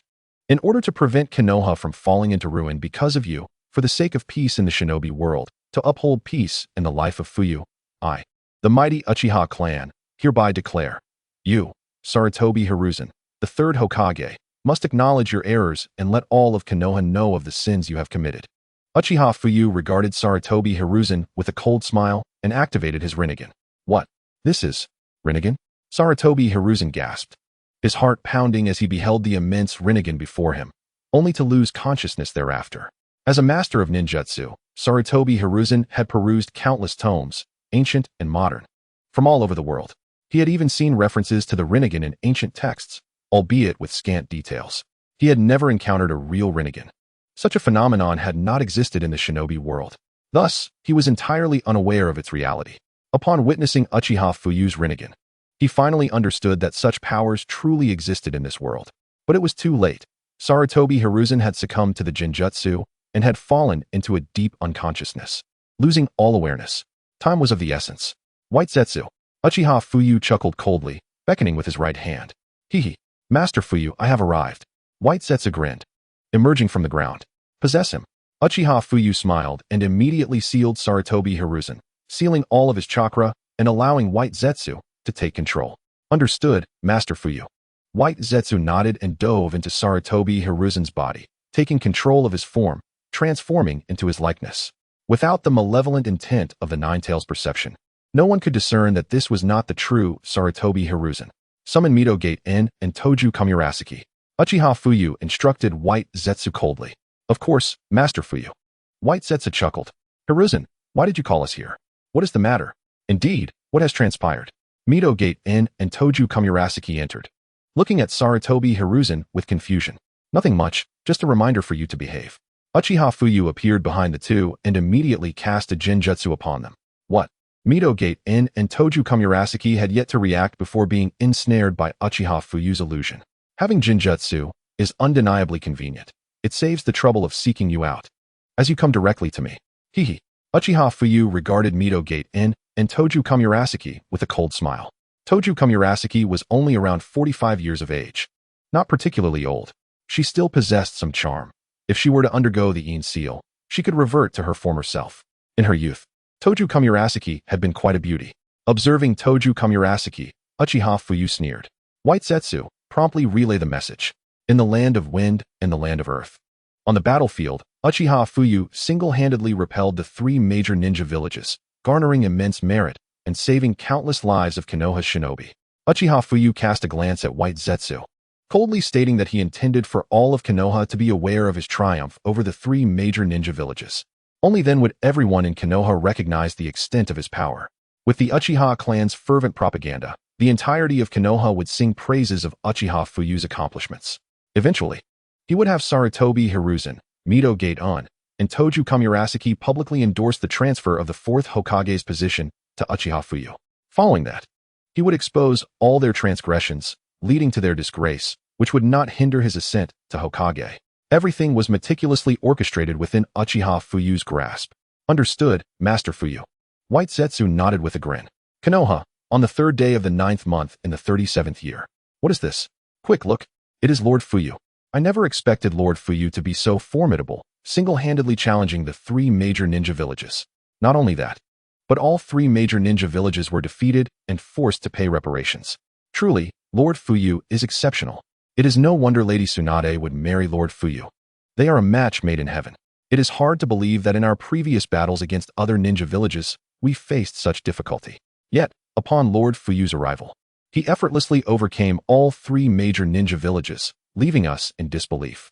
Chapter 128, Fuyu's Merits, known throughout Konoha. Indeed, Master Fuyu's strength is undeniably formidable. It is astonishing that at such a young age, barely 20, he has already become an unparalleled powerhouse in the shinobi world. You may not have heard, but I have come to learn that Lord Fuji possesses an extraordinary ability known as Susanoo, which can summon colossal beings towering hundreds of feet high. It is said that this Susanoo is the most formidable ocular technique of the Uchiha clan. Alone, Lord Fuji charged into the ranks of Tsunade, effortlessly vanquishing their shinobi with but a single strike. How remarkable is that? I have also heard that upon summoning this Susanoo, the shinobi of Awakens and Kumogakure fled in terror, none daring to engage in battle. In an instant, the village of Konohagakure was adorned with wooden plaques chronicling all of Uchiha Fuji's accomplishments, informing every villager of their comprehensive victory in this conflict. The atmosphere in Konoha was suffused with laughter and joy, as its inhabitants rejoiced in their triumph over the other shinobi villages. The results were evidently quite splendid. Uchiha Fuji let out a cold chuckle as he stood atop the Hokage building. During this time, he had also returned to his clan to wed several lovely brides. The most mature and obedient among them was undoubtedly Uchiha Mikoto, who seemed to comply with his every whim, while the others remained somewhat reserved. However, he knew that in due time, they would relax. Just shortly after their marriage, his little brides became pregnant, as not everyone possesses the prowess of Tsunade. The legendary Sannin has the ability to prevent pregnancy, but the others do not share such capabilities. Therefore, their speed in this regard was rather swift. Moreover, with Uchiha Mikoto having fulfilled her desire to marry him, her affection for him had surpassed 100, earning her a special reward. Lord Fuji's strength is unparalleled. Who could possibly stand in his way? This mere Hokage is but a trivial obstacle. Baiju chuckled, offering his praise. Tomorrow, we shall set forth to the capital of the Land of Fire. After securing the daimyo, I shall ascend to the position of the Fourth Hokage. Heh, Uchiha Fuji sneered, knowing that once he controlled the daimyo tomorrow, his succession to the Fourth Hokage would be assured. Very well, Lord Fuji. He. Baiju nodded with a grin. Fuji, have today's matters been resolved? Tsunade beamed at Uchiha Fuji upon his return. Indeed, everything has been settled. Tomorrow, I shall send the third Hokage and his associates to the capital of the Land of Fire to finalize the list for the Fourth Hokage, ensuring my ascension to that esteemed position. At that point, I can implement reforms in Konoha, empowering everyone to confront the looming threat of the Otsutsuki clan. Only by strengthening Konoha can we dominate the entire shinobi world, thereby executing our plan to instill fear in all, forging bonds among all shinobi, ultimately achieving true peace in the shinobi realm. Uchiha Fuyu stepped forward, enveloping Tsunade in his embrace, speaking softly. Indeed, let us hope all goes smoothly. Tsunade nodded, her eyes narrowing as she gazed into Uchiha Fuyu's, her expression luminous with hope. Haha, rest assured, all will proceed splendidly. Besides, I have already secured the third Hokage and his allies. They shall be our puppets. Once we have them completely under our control, the entirety of Konoha will belong to us. All their previous transgressions against Konoha will be met with their just consequences. When I become the fourth Hokage, I shall ensure their sins are laid bare for all to see. As for whether the villagers choose to forgive them or condemn them to infamy, that is a matter of fate. Uchiha Fuyu lifted Tsunade into his arms, spinning her around with a smile, his eyes gleaming with joy. Ah, Fuyu, put me down. You'll frighten the baby, Tsunade exclaimed, a smile gracing her lips. Yet concern for her unborn child made her call out urgently. The soup is overflowing, Fuyu. The pot on the stove is boiling over. Fuyu, I still have soup simmering. It's too much. I added too much water. Please, put me down. I need to extinguish the fire. Tsunade, hearing the commotion, turned her head to see the pot bubbling over, spilling its contents across the stove. Her face a picture of alarm. No worries, there is plenty of soup to spare. Today is a day of celebration. It is of no consequence. Ha! Uchiha Fuyu laughed heartily, showing no intention of stopping as he continued to twirl her around. Tsunade felt as though she was soaring to the heavens and plunging into the depths of the underworld, the sheer ecstasy illuminating her face with joy. Enough, enough. The fire will catch. How shall we clean the stove? This is ridiculous. You have no idea how exhausting housework is. Not a shred of sympathy for others. After what felt like an eternity, Tsunade gazed at Uchiha Fuyu, her expression playful as she pouted adorably. Allow me. Universal pull.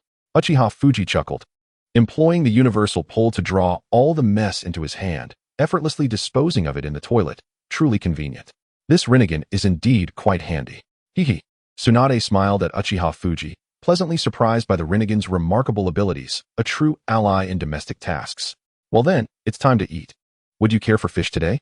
Uchiha Fuyu inquired lightly. I'm not particularly fond of fish. It's too fishy for my taste and makes me want to vomit. Tsunade replied, her cheeks flushing as she shook her head.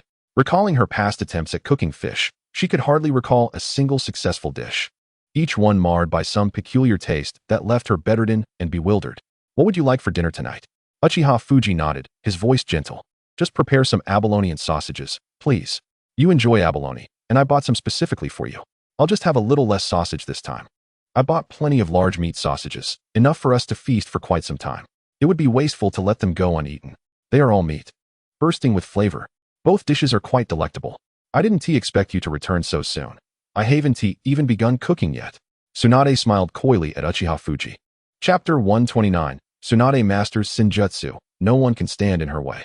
Initially, she had planned to prepare these two dishes, but his early return left her with no time to prepare. Very well, I shall assist you. Uchiha Fuyu offered softly. Tsunade nodded, appearing quite obedient. The two then entered the kitchen, one preparing the abalone, the other frying sausages. Fuyu, when will Shinju return? The war has concluded, yet I wonder when he will come home. Tsunade asked quietly as she nestled in Uchiha Fuyu's embrace. He should be back soon. The war has ended, but they will likely be stationed at the border to prevent any surprise attacks. However, it won't be long. Once their delegation arrives at Konoha, discussions can commence, leading to a ceasefire. They should be back within a few days. It's all right. With Orochimaru around, nothing should go awry. Besides, he has my 6 Paths Wood clone protecting him, so no issues will arise. Furthermore, after all these years under Orochimaru's and my tutelage, Shinju's strength is now on par with any Kage-level shinobi. Although his wood release has only just merged successfully, its power is already quite formidable. By the way, how has your wood release fusion been progressing during this time? Uchiha Fuyu chuckled, playfully toying with the earth as he spoke softly. As for Shoju, over the years, he had assimilated a significant portion of Orochimaru's abilities. Under the guidance of Uchiha Fuyu, his strength had surged remarkably.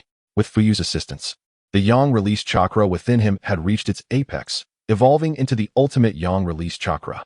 For years, Uchiha Fuyu had encouraged Shoju to experiment with fusion, and at long last month, he successfully merged wood release, enabling him to unleash its techniques. However, as he had only recently fused with wood release, he was still unfamiliar with its nuances, which hindered his ability to exert his full power. It is not the case that a bloodline limit can be immediately utilized in its entirety upon awakening. Although you possess wood release, if you lack proficiency, the release of jutsu would demand a far greater amount of chakra, leading to substantial wastage. The more adept you become with your bloodline limit, the less chakra you will expend in its use, while also significantly enhancing its potency. Currently, Uchiha Fuyu had yet to impart the advanced techniques of wood release to Shoju, merely providing him with a few scrolls. These scrolls were acquired from the Senju clan, and, while convenient for Shoju, retrieving them for study posed a bit of a hassle. They contained various simple wood release techniques, including wood release, cutting, wood pillar wall, for pillar prison, for pillar house, and the great forest technique, among others. As he had just begun to master wood release, he was not yet prepared to directly learn the more formidable techniques such as the birth of the world tree.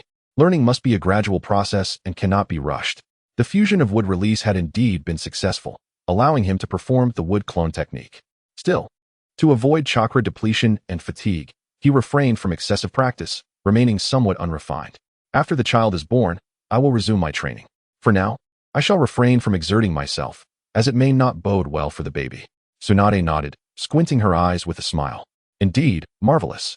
Since you can already command the wood clone technique, your grasp of wood release is undoubtedly impressive. Afterward, you may wish to study the sage arts inherent to the sage body or explore the sage techniques of the wet-bone forest, which would enable you to unleash the true thousand hands. Uchiha Fuyu nodded, planting a gentle kiss upon Tsunade's fair forehead.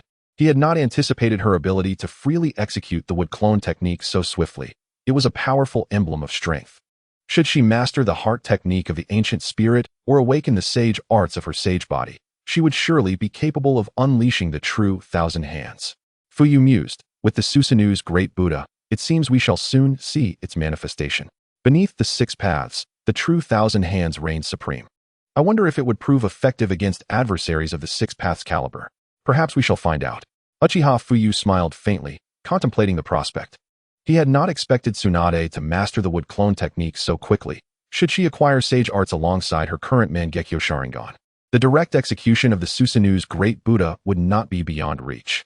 He was uncertain of its efficacy against those of six paths level.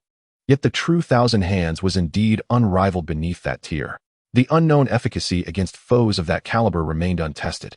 But the thought of utilizing the Susanu's great Buddha to suppress such beings was tantalizing. I have also been diligently practicing the sage arts, he continued. Since our time together, I have embarked on this journey. Though I have yet to demonstrate it, I can activate it instantaneously. However, my rate of natural energy absorption is still somewhat sluggish and requires further enhancement. Tsunade nodded, having recognized the formidable nature of sage arts during her years with Uchiha Fuyu. After 2 to 3 years of dedicated practice, she had finally mastered the sage arts to the point of instantaneous activation, though her absorption rate of natural energy remained slow, necessitating more time to become acclimated to the natural energy and improve her speed. Is that so? My dear wife, you are truly remarkable. Have you already mastered sage arts so swiftly? Uchiha Fuyu laughed heartily upon hearing Tsunade's words, reveling in her rapid progress. I never imagined my beloved would advance so quickly, even completing the sage arts. Although her absorption speed may still be lacking, it is sufficient for several jutsu. As time progresses, her mastery will undoubtedly deepen, leading to greater absorption rates. This is an inevitability, and there is no cause for concern. However, should she find herself in battle now, her current level of sage chakra would likely be insufficient against equally matched foes. Fortunately, they have ample time to prepare for the Otsutsuki clan, with decades remaining for their training. Chapter 130, the Fourth Hokage, Uchiha Fuyu. Hehe, with Fuyu so powerful, I can't possibly lag behind, Tsunade gleefully remarked, her heart swelling with joy at Uchiha Fuyu's praise. When one truly falls in love, even the smallest compliment or fleeting glance from the beloved can ignite a euphoric flame within. Such is the essence of love. Fuyu, I have yet to see your sage arts. Have you begun your studies? Tsunade inquired, peering at Uchiha Fuyu with playful eyes. Indeed, I learned from the Nine Tails. Do not underestimate the Nine Tails. It is a versatile being. Not only does it possess an immense reservoir of its own chakra, but it can also absorb the natural energy of the world. I wonder how the sage of six paths divided 10 tails into 9-tailed beasts, leaving only the 9 tails capable of autonomously absorbing natural energy. The others are entirely incapable of this feat. My ability to absorb natural energy and condense sage chakra stems directly from the nine tails. Now, after condensing sage chakra, I can even claim the sage chakra gathered by the nine tails as my own, rendering me as though I possess a perpetual motion machine. With an inexhaustible supply of sage chakra, I could unleash sage jutsu for 10 days and nights without depleting it. Uchiha Fuyu chuckled lightly. Bemused by his own boundless sage chakra, he understood that his rate of natural energy absorption was extraordinarily rapid, aided by the nine tails in converting that energy into sage chakra, creating the illusion of an unending source. Coupled with his vast chakra reservoir, it seemed improbable that he would experience exhaustion even after 10 days and nights of continuous use. Presently, he was unaware of the sheer magnitude of chakra within him, as he had acquired half of the chakra of all nine-tailed beasts. When combined with his already substantial chakra, it likely surpassed even that of the 10 tails. Uchiha Fuyu's chakra, upon reaching the level of the 6 paths, had already become comparable to that of the 10 tails. His formidable chakra and astonishing recovery abilities were not diminished when excluding the 9 tails, rivaling even that of the 10 tails in sheer volume. At present, half of the chakra from the 9-tailed beasts resides within him, and his own chakra, in comparison to the 10 tails, is approximately 1.5 times greater. Even he himself is unaware of the sheer magnitude of the chakra coursing through his body. He simply feels that it far surpasses that of the 10 tails. Such power? If I were to unleash a few sage techniques now, I would likely need to gather my strength anew. Truly remarkable, indeed. Tsunade gazed at Uchiha Fuyu with affection, her eyes shimmering with pride. How formidable is it, really?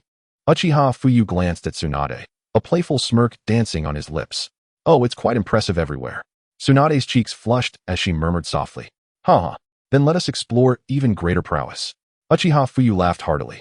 The following day, Uchiha Fuyu, accompanied by White Zetsu and the controlled Mido Menyin and Tsubaki, along with Danzo and others, made their way toward the Land of Fire. Ultimately, Uchiha Fuyu directly manipulated the daimyo of the Land of Fire, ascending to the position of the Fourth Hokage of Konoha.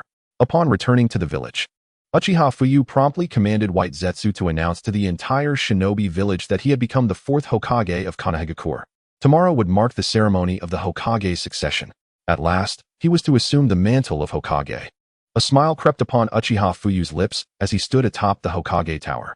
As for the ceremonial robes of the Fourth Hokage, he had long instructed his clan to prepare them in advance, a testament to his confidence in his own strength. He would don them directly after the succession ceremony. Uchiha Fuyu would officially become the Fourth Hokage.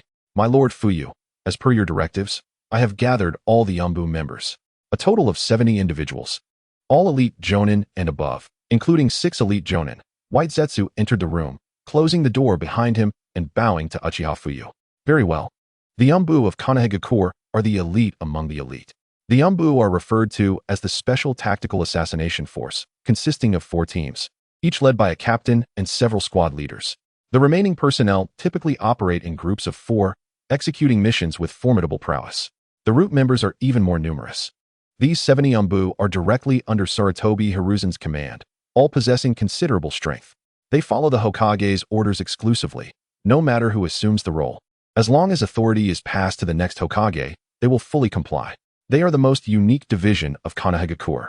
As for the root, it comprises 385 members, all personally trained by Danzo. On the surface, only 13 are visible, but their numbers are substantial. They have now been resealed. No longer loyal to Danzo, but to me. Once the final Umbu members are gathered, the transfer of authority within Konoha will be nearly complete. A cold smile graced Uchiha Fuyu's lips. After capturing Danzo, he manipulated him to summon all the root members back, resetting their seals. Henceforth, they would be entirely loyal to Uchiha Fuyu, no longer to Danzo's influence. With the Rinnegan at his disposal, Uchiha Fuyu could easily alter their will, provided they offered no resistance. Under Danzo's command, none dared defy him, resulting in their complete allegiance to Uchiha Fuyu. Have they all assembled? Excellent, let us proceed. It is time to meet them. These individuals are, after all, considered the most elite forces of Konoha. A smirk curled upon Uchiha Fuyu's lips as he vanished from sight. The Umbu of Konoha are comprised of the elite from various clans, and thus, have secured their place among the strongest within the village. White Zetsu followed closely behind, accompanying him into the death forest of Konoha. We pay our respects to the 3rd Hokage. We pay our respects to the 4th Hokage. A group of Umbu members knelt on one knee upon seeing Uchiha Fuyu and Sarutobi Hiruzen. Chapter 131. Subjugating the Umbu, the woman behind. From this day forth, Fuyu shall be the fourth Hokage. I have transferred all of your authority to Fuyu. You are no longer my direct Umbu. Instead, you are now Fuyu's direct Umbu. His commands take precedence over all. Even if tasked with my assassination, you must comply. This embodies the will of fire of Konoha. You are all inheritors of this will of fire, and I sincerely hope you do not disappoint me. White Zetsu addressed the Umbu before him in a cold tone. Understood. Third Hokage. We pay our respects to the fourth Hokage. From this moment forth, we, the Umbu, shall undoubtedly heed the commands of the fourth Hokage. The Umbu members proclaimed loudly, their gazes fixed upon Uchiha Fuyu, filled with fervent admiration. Uchiha Fuyu is a peerless warrior who single-handedly vanquished the three great shinobi villages, earning deep respect and reverence, as their eyes glimmered with fervor.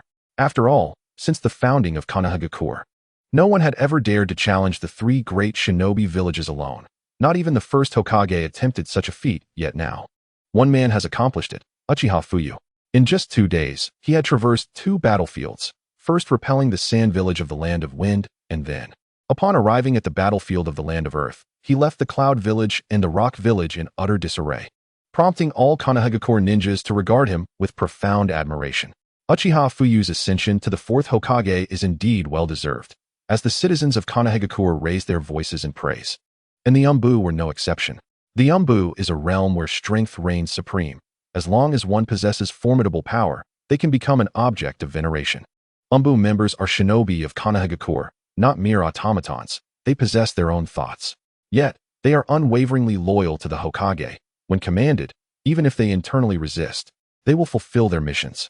This is the education they received upon entering the Umbu, instilling in them that no matter what orders the Hokage issues, even if it involves taking the lives of their own parents, they must show no mercy.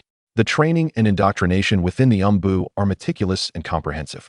Now, they have become Uchiha Fuyu's direct Umbu, each of them brimming with excitement, as they have never had the privilege of guarding a peerless warrior. Among them are 2 individuals, the parents of Konoha, who were once the right-hand men of Sarutobi Hiruzen. They are also the actual overseers of the Umbu, serving as the Umbu minister and the captain.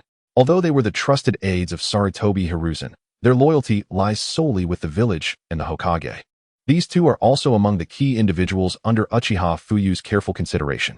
Both possess considerable strength, being elite jonin of Konoha and members of the Sarutobi clan. Their prowess not to be underestimated, marking them as rare powerhouses in the shinobi world. Excellent. From now on, you shall remain by my side. I expect you to follow orders without question. Whatever I command, you shall execute without doubt.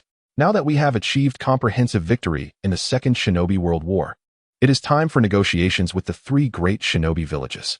During this period, we must diligently safeguard Konoha, preventing any suspicious individuals from entering and disrupting the negotiations. Once the compensation amount is agreed upon, we will escort these envoys out of the village. As they enter the borders of Konoha, it is imperative to ensure their safety. You are to dispatch 3 squads immediately. It is crucial to protect the envoys from the 3 great shinobi villages. Is that understood? Uchiha Fuyu nodded, casting a cold gaze upon the Umbu before him. Yes, Lord Fourth Hokage. The Umbu members immediately bowed in response. Very well. Dismissed. Uchiha Fuyu nodded, waving his right hand. Whoosh. In an instant, 70 Umbu vanished without a trace. Everything that followed was well within his grasp. Now that he had regained control over all the Umbu in Konoha, it was time to unveil the truth to the public. Uchiha Fuyu sneered coldly, having consolidated all of Konoha's power under his command. He was ready to expose the misdeeds of Danzo and the third Hokage to the world.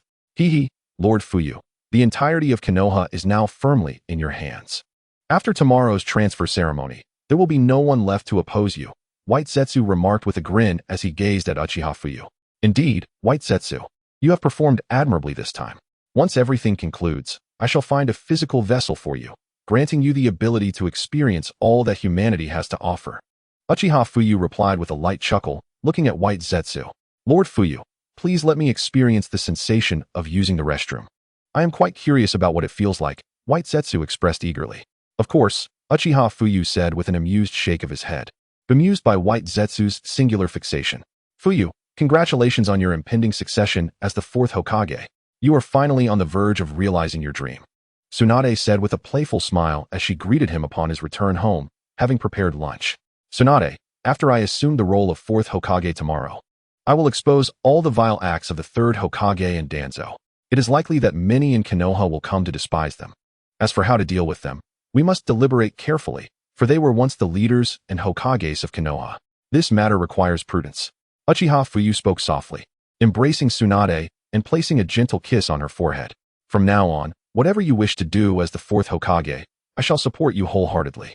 Furthermore, all members of the Senju clan will stand behind you. Not to mention, the Uchiha clan will do the same. Although our Senju clan may lack the strength we once had, we still hold considerable prestige in Konoha. Just remember, I will always be the woman standing behind you, unwavering in the face of any danger, ready to protect you, Tsunade said, lifting her gaze to meet Uchiha Fuyu's, her eyes filled with affection. Indeed, Uchiha Fuyu nodded, leaning down to press his lips against Tsunade's luscious red ones. Chapter 132, Shoju returns home. I saw nothing. Brother-in-law's sister, I'm back. At that moment, Shoju's voice echoed as he opened the door, only to be taken aback by the sight of Uchiha Fuyu and Tsunade in such an intimate moment. Quickly shutting the door again. I didn't see anything. You may continue, Shoju said, turning away in embarrassment upon witnessing Uchiha Fuyu kissing his sister. Huh. Tsunade and Uchiha Fuyu pulled apart and turned toward the door. Tsunade's face flushed crimson. Shoju returned rather early, didn't he? Uchiha Fuyu remarked with a playful grin, noticing Tsunade's shyness. Yes, let us eat. Let Shoju in, Tsunade said, relieved that they hadn't gone further, avoiding a mortifying situation. Next time, we should go back to the room, she whispered to Uchiha Fuyu, surprised by Shoju's untimely return, which had interrupted their moment. They would need to be more cautious in the future to avoid being caught again. I'll just send a wood clone to keep watch outside next time. It'll be fine. Haha. Uchiha Fuyu laughed heartily at the thought. You're insufferable. I'm ignoring you, Tsunade retorted. Her cheeks still flushed as she hurried off to prepare food for Uchiha Fuyu and the others. Thanks to Uchiha Fuyu's influence, their household now enjoyed Chinese cuisine, which Tsunade found truly delicious and wonderfully diverse. Compared to their previous meals, it was like a completely different world. Uchiha Fuyu had vanished from sight, appearing behind Shoju. Phew. I'm glad I ran fast. Otherwise, getting caught by my brother-in-law would surely lead to a beating. Why was I so anxious? Shoju muttered to himself, panting heavily, clearly nervous. Stop running. What is there to flee from? I wouldn't really beat you, Uchiha Fuyu said gently, a smile gracing his face. Sister, brother-in-law? How do you appear out of nowhere? You scared me, Shoju exclaimed, stunned as he took 2 steps back, his pupils dilating. He had just been thinking how lucky he was not to be caught, and now Uchiha Fuyu was standing right before him. All right. There's no need to be frightened. Your brother-in-law won't harm you. Besides, you were the one running so hastily. I had to employ a little trick to catch up, Uchiha Fuyu reassured him. Why are you back so early today? Is Orochimaru with you? Uchiha Fuyu couldn't help but chuckle, knowing Shoju had been under Orochimaru's tutelage on the battlefield in the Land of Earth. If he had returned, then surely Orochimaru must have as well. Everything on the battlefield has been resolved. The Cloud and Rock villages have dispatched emissaries who are currently en route, passing through our Konoha territory. Brother Orochimaru asked me to escort the Rock Village delegation back to Konoha, so that's why I returned, Shoju explained with a smile. So, it means you've returned, but Brother Orochimaru has not yet? Uchiha Fuyu nodded, acknowledging the necessity of guarding the delegation now that both the Rock and Cloud villages were sending representatives to Konoha. Should anything happen to their delegation in the Land of Fire, the blame would surely fall upon Konoha. Uchiha Fuyu had control over the 3rd Raikage, 3rd Tsuchikage, and 3rd Kazekage. However, if anything befell their delegation, other ninja would undoubtedly seek vengeance against Konoha. The 3rd Raikage and the others might not be able to suppress the fallout, especially as he had plans in motion. He intended to create a formidable enemy, one that would compel all factions within the ninja world to unite against it, thus allowing him to consolidate control over the entire ninja realm. This was his true aspiration. Continuous internal strife was not what he sought to witness. If there were to be battles, they should be determined on the battlefield, not through infighting. He fought for peace in the ninja world. If the ninjas from those cold villages sought retribution against Konoha, it would merely devolve into a civil conflict. Brother Orochimaru is also preparing to return. He has completed all his tasks and has taken care of the aftermath. Generally speaking, the situation at the border is stable, and he is on his way back. I just happened to arrive a day earlier than him, Shoju said with a cheerful grin. All right then. Let us return home to eat. Your sister is waiting for you, Uchiha Fuyu said, nodding as he vanished alongside Shoju. Sister, Shoju exclaimed, beaming as he looked at Tsunade. Welcome back. Let us eat. Tsunade stepped forward, her prominent belly leading the way, as she extended her hand to gently caress the little head of Rope Tree, her eyes brimming with warmth and joy. After a long day of travel, hunger had set in. Sister, brother-in-law, I'm about to dig in, she announced with enthusiasm. Delicious. Rope Tree nodded, promptly seated himself, picked up his chopsticks, and savored a piece of cola chicken wing, grease smearing his lips.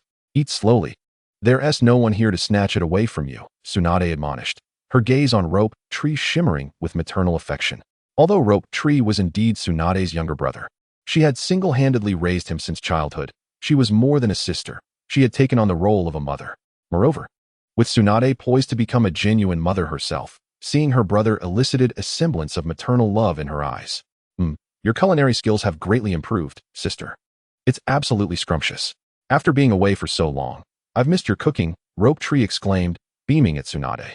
On the battlefield, he could not indulge in her delightful meals, and his palate had grown increasingly discerning. The dishes prepared by Tsunade and Uchiha Fuyu were undeniably exquisite, rendering the rice balls and soldier rations they consumed outside almost inedible by comparison. If it's delicious, then eat plenty. Uchiha Fuyu chimed in, joining Tsunade at the table, both sharing a knowing smile. Rope Tree said, squinting with joy. This life was truly delightful.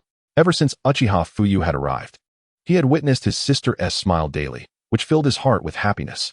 Chapter 133. The Fourth Hokage is my brother-in-law, he mused. Over these years, with Uchiha Fuyu's support, he had awakened would release. With further familiarization, he could become as formidable as his grandfather. He eagerly anticipated what kind of person he would grow into. By the way, brother-in-law, I think I saw an announcement in the village stating that you are to become the Fourth Hokage tomorrow. Is that true? I originally thought that Orochimaru would definitely be the one to ascend.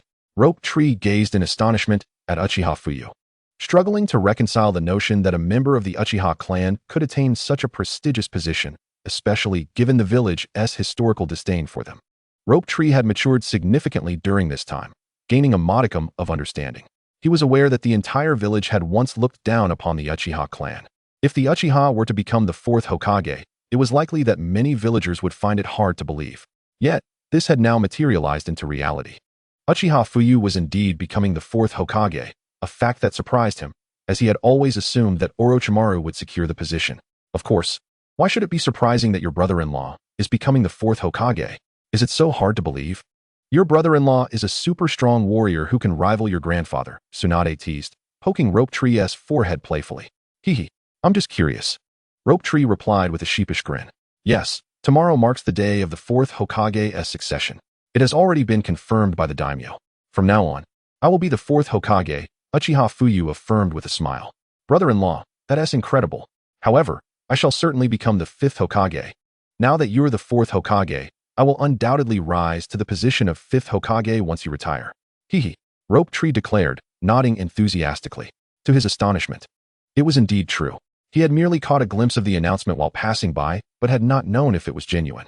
Hearing Tsunade and Uchiha Fuyu affirm it made it all the more credible. He could hardly believe that his brother-in-law was becoming the Fourth Hokage. Therefore, he was determined to become the Fifth Hokage. All right, focus on your meal. Later, I want to see what progress you've made, Uchiha Fuyu said, directing his gaze at Rope Tree with a smile. Having spent time on the battlefield, he was eager to witness Rope Tree's growth. Sure, I have learned numerous wood release techniques. My strength has significantly increased. After you helped me enhance my chakra, its volume has multiplied exponentially. I can hardly fathom how vast it has become. Moreover, I recover from injuries almost instantaneously, just like grandfather. I have heard that he too would heal rapidly from wounds. I am determined to become a powerful warrior like him, to protect Konoha, my sister, my brother-in-law, and even Orochimaru. One day, I will be the strongest man in the entire ninja world. Rope Tree exclaimed, his laughter ringing out as he looked at Tsunade and Uchiha Fuyu. After Uchiha Fuyu had amplified Rope Tree's yang release chakra to its utmost limit, the chakra within him had surged exponentially. He now possessed a chakra capacity comparable to that of his grandfather, Hashirama Senju. He firmly believed that one day he would rise to become the strongest man in the ninja world, and rather than being protected by his sister and brother-in-law, he would safeguard them. Though Orochimaru had always been Rope Tree's teacher, He regarded him as an elder brother, treating him as family. This bond was the reason their relationship was so close, with Orochimaru serving as both mentor and brother. It was also why Rope Tree addressed him as Orochimaru brother rather than teacher. Orochimaru, in turn, preferred the intimacy of being called brother. Rope Tree was the last remnant of Orochimaru's warmth, and he vowed to protect him from any harm. Orochimaru had lost much already, and now he sought to protect his only family, Rope Tree. Tsunade was a valiant comrade, but none could compare to Rope Tree, who alone was the anchor of his spirit. Each time he heard Rope Tree call him Orochimaru brother, infinite tenderness flickered in his icy eyes. Such ambition. The heir of the Senju clan should possess such resolve. I have faith that you will succeed, Uchiha Fuyu continuously encouraged Rope Tree. For him, nurturing Rope Tree to become a warrior like Hashirama was a simple endeavor. As Rope Tree grew older, he would inevitably reach the heights of Hashirama Senju. Now, Rope Tree had already harnessed the power of the ultimate yang release chakra, rivaling Hashirama. The source of Hashirama's power lay in his mastery of the ultimate yang release. This extraordinary ability was unique to Ashura. Others could not attain its pinnacle. With Uchiha Fuyu's enhancement of Tsunade and Rope Tree's yang release to its zenith, it was akin to possessing the true body of Ashura. With time and experience, as Rope Tree became adept in wood release, he would grow ever stronger. Eventually, once he mastered sage techniques, he could unlock the formidable transformation into the Buddha. In the entire ninja world, apart from their small circle, no one would stand as their equal. Even if Uchiha Madara were resurrected, he would find it impossible to overcome Rope Tree unless he activated the Rinnegan. Currently, Rope Tree was still quite young and required several years of accumulation before he could genuinely grow into a peerless warrior akin to his grandfather. Shoju felt immense joy at receiving the recognition of his brother-in-law, quickly devouring his meal. Uchiha Fuyu exchanged a knowing smile with Tsunade. Chapter 134, Wood Release versus Water Release. Fuyu observed that the chakra within Shoju was growing increasingly formidable. It would not be long before his chakra rivaled my own. I never anticipated that this child would evolve to such a degree. Tsunade reclined in Uchiha Fuyu's embrace, perched on a branch. Watching the battle between Fuyu's wooden clone and Shoju, her lips curling into a smile. Indeed, as he ages, his chakra will continue to swell. His strength will inevitably surge as well. It is only a matter of time before he becomes a superpower akin to your grandfather. Moreover, he has already mastered numerous wood release techniques. While he has yet to grasp the wooden golem technique, I am certain it will not be long. One day, your grandfather's wood release will flourish in his hands. Uchiha Fuyu, cradling Tsunade, observed the unfolding duel with a sense of amusement. I too possess wood release. Why should it not be I who amplifies its legacy? Tsunade pouted, glancing at Uchiha Fuyu. Because you will soon awaken the Rinnegan, at which point the potency of wood release will diminish significantly. The power of wood release is primarily destructive on a grand scale. In our upcoming confrontation with the Otsutsuki clan, we will primarily face individuals, making the slow-paced nature of wood release less advantageous. Many from the Otsutsuki clan possess space-time ninjutsu. Even the use of the Divine Tree technique may not guarantee a hit. Releasing the Divine Tree technique is not a trivial matter. It demands a substantial chakra expenditure. And should it fail to strike the enemy, it holds little significance. Therefore, in our battles against the Otsutsuki, the use of wood release should be minimized. We must conserve chakra and refrain from employing overly taxing techniques. Uchiha Fuyu gently pinched Tsunade's pert nose, speaking softly. It would be preferable if the Otsutsuki clan arrived later. Tsunade nodded, harboring a desire for the powerful adversaries that troubled Uchiha Fuyu to delay their arrival. Indeed, the longer we can delay, the greater our chances of victory grow. Uchiha Fuyu remarked with a knowing smile. He was well aware that his current strength was more than sufficient to confront the few Otsutsuki who were soon to arrive in the ninja world. However, he refrained from disclosing to Tsunade that the strength of those Otsutsuki was not particularly formidable. It was essential for him to convey that the Otsutsuki were immensely powerful, thus motivating her to continuously enhance her own abilities. Do not worry, regardless of the outcome, I will always stand beside you.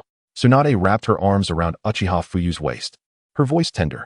Uchiha Fuyu lowered his gaze to Tsunade, his eyes brimming with affection.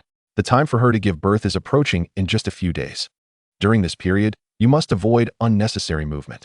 Uchiha Fuyu gently stroked Tsunade's head, speaking softly. Unbeknownst to them, nearly 10 months had passed since Tsunade's pregnancy began, and the moment of childbirth was nearly upon them. He eagerly anticipated whether they would welcome a son or a daughter. I understand. I am a doctor, after all. How could I not know? Fuyu, do you wish for a son or a daughter? Tsunade nodded, gazing at Uchiha Fuyu with curiosity about his preference. Both son and daughter are equally cherished. They are the fruits of our love. However, I believe a daughter would be particularly delightful. A son would surely be a mischievous rascal. Ha ha. Uchiha Fuyu replied softly, looking at Tsunade. In this male-dominated world, female ninjas are a rarity. The majority are male. And the status of women in the ninja world is rather low. The preference for sons over daughters is, unfortunately, unavoidable. Tsunade gazed at Uchiha Fuyu in silence, resting her head against his chest, closing her eyes with a slight smile. Hearing Uchiha Fuyu's words filled her heart with joy. Many families naturally hope for a son. Yet Uchiha Fuyu's indifference towards the gender of their child brought her comfort. Fire release, great fireball technique. Uchiha Fuyu stood his ground, merely moving his lips slightly, summoning countless colossal fireballs, each several meters in diameter, cascading towards Shoju. What the brother-in-law, are you certain this is the great fireball technique? This surpasses even A-rank ninjutsu. Doesn't he it? Earth release, earth flow wall. Shoju, witnessing the onslaught of fireballs, felt a surge of panic and shouted, joining his hands together, summoning massive earthen walls adorned with 4 serpentine heads. Boom. As smoke cleared, Shoju emerged, gasping for breath. Are you emulating Kakashi? Uchiha Fuyu chuckled at the sight of the 4-headed earthen wall, shaking his head. Wood release, birth of the forest. Huh.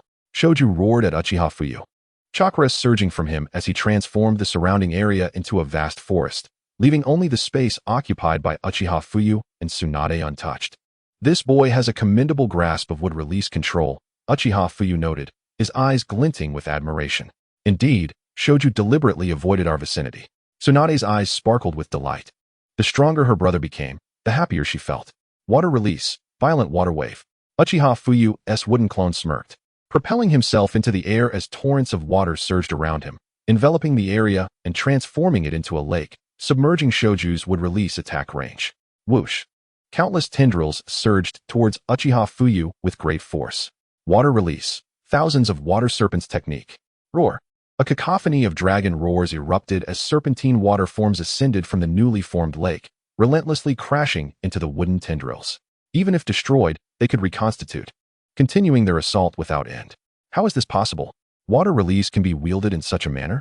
This is truly the first time I have witnessed such formidable water release, Shoju thought in astonishment, realizing that water release could also serve the purpose of wood release. During battle, one must not lose focus. Shoju. Uchiha Fuyu's wooden clone appeared beside Shoju, a subtle smile gracing his lips. Uft. Huh. In the next instant, Shoju was struck by a kunai from Uchiha Fuyu, emitting a peculiar sound. Chapter 135, Summoning Technique, Single-Eyed Shinya. Brother-in-law, you've fallen for it. Shoju smirked, transforming into a block of wood, which subsequently morphed into countless wooden thorns that surged towards Uchiha Fuyu's wooden clone, enveloping it completely. Boom. Crash. However, this was merely Uchiha Fuyu's water clone. Quite impressive.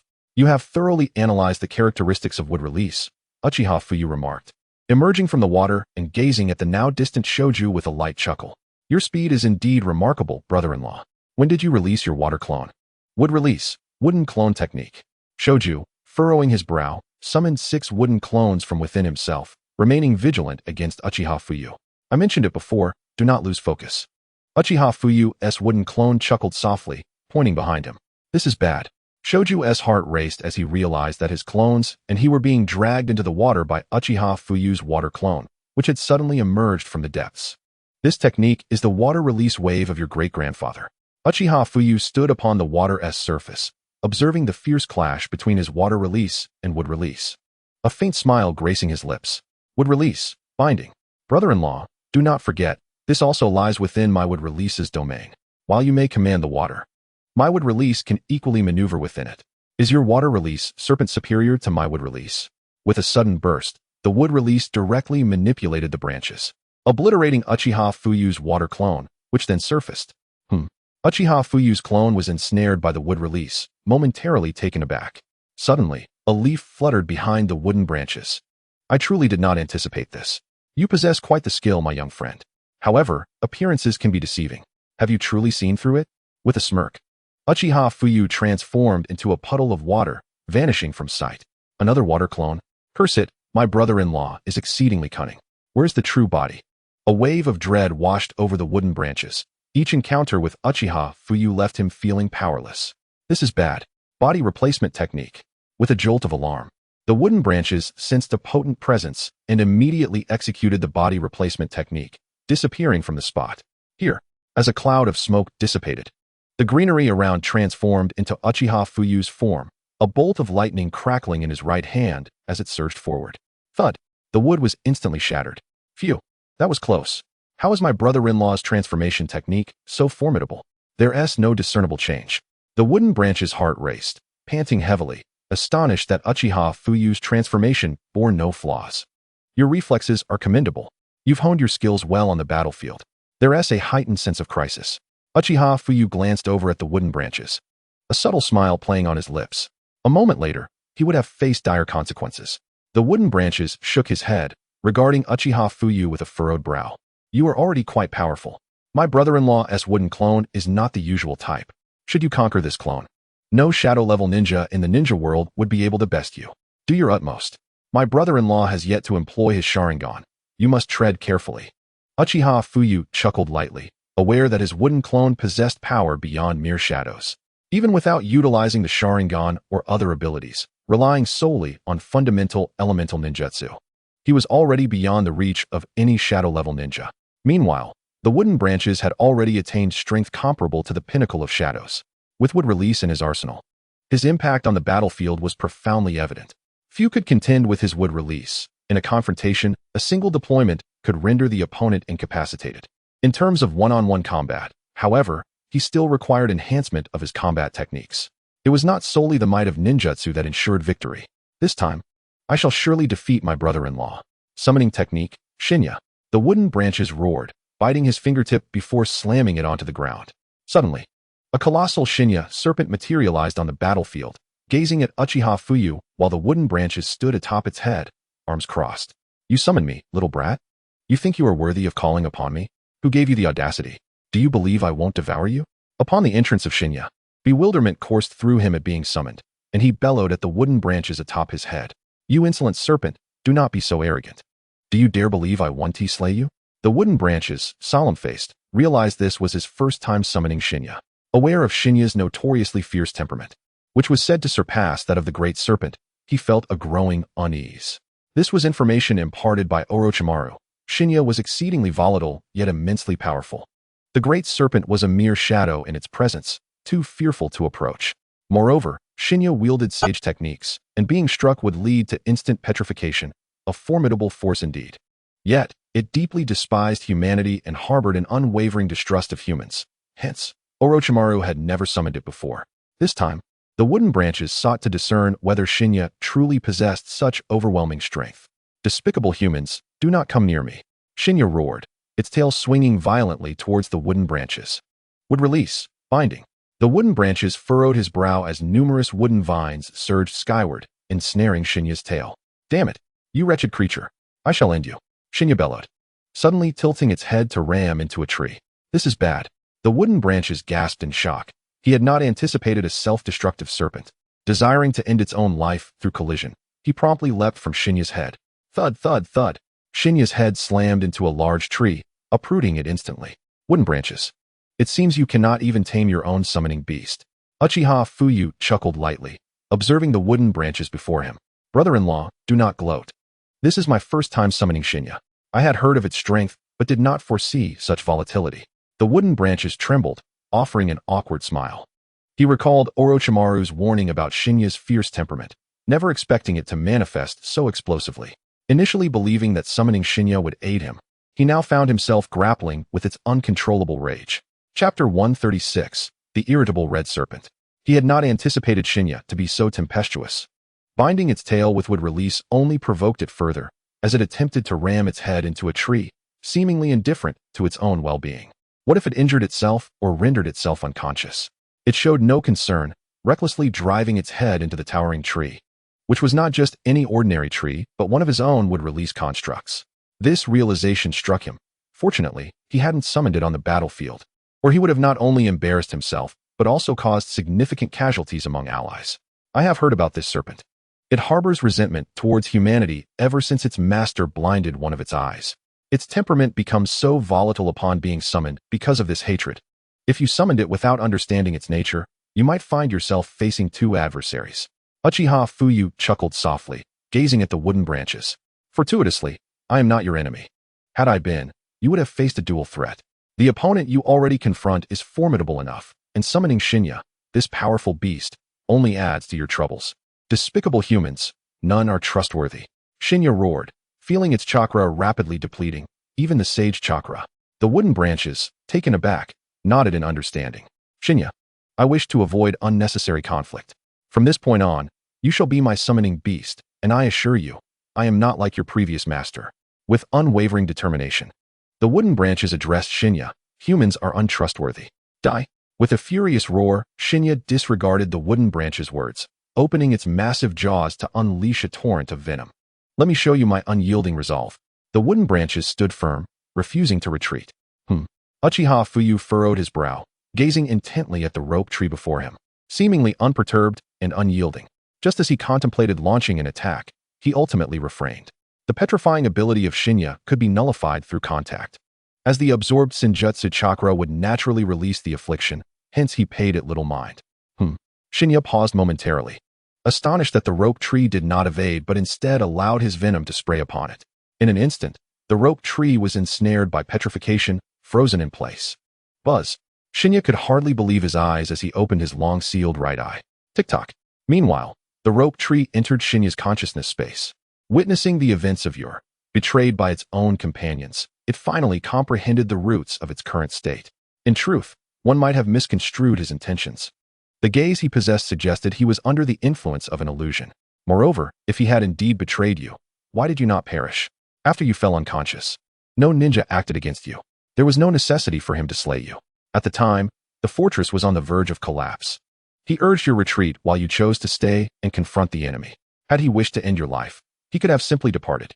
You stood alone against the adversary, yet ultimately, you would have met your demise. Thus, I surmise he must have been under control. From now on, accompany me. I shall ensure your safety. Just now, you must have perceived the potency of my wood release. Should I have unleashed it, you would have been utterly incapable of resisting me. Yet I refrained from striking, allowing you to make contact with my body instead. Is that not so? The rope tree, looking at Shinya, shook its head. Impossible, he intended to kill me. Humans, spare me your explanations. You seek to manipulate me, do you not? Your foe before you is formidable, is he not? You cannot contend with him, hence you wish to exploit me, correct? Shinya retorted vehemently. He is not my enemy. He is my brother-in-law. We were training together. However, his strength is considerable, and I require your assistance. Yet, what I seek is friendship, comradeship, brotherhood. Therefore, let us unite and fight side by side. The rope tree shook its head, gazing sincerely at Shinya. Shinya's brow furrowed as he contemplated the rope tree before him.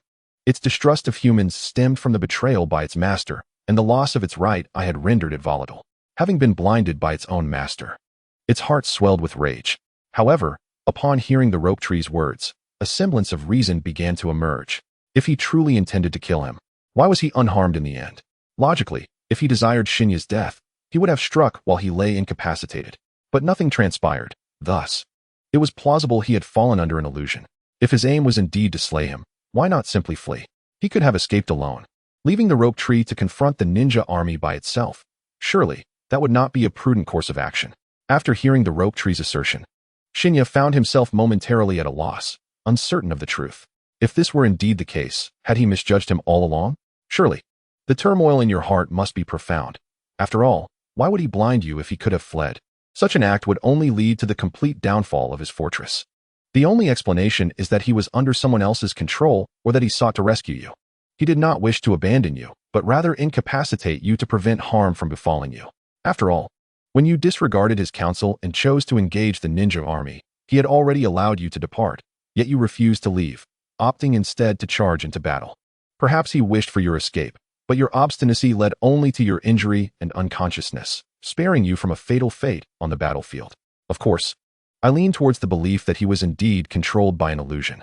If you and I forge a binding contract henceforth, becoming my summoning beast, we shall strive together against formidable foes. What say you? I approached this with a sense of experimentation, not anticipating I would truly summon you. However, your lack of recognition for me compels me to seek your cooperation, to to forge a friendship for the battles ahead.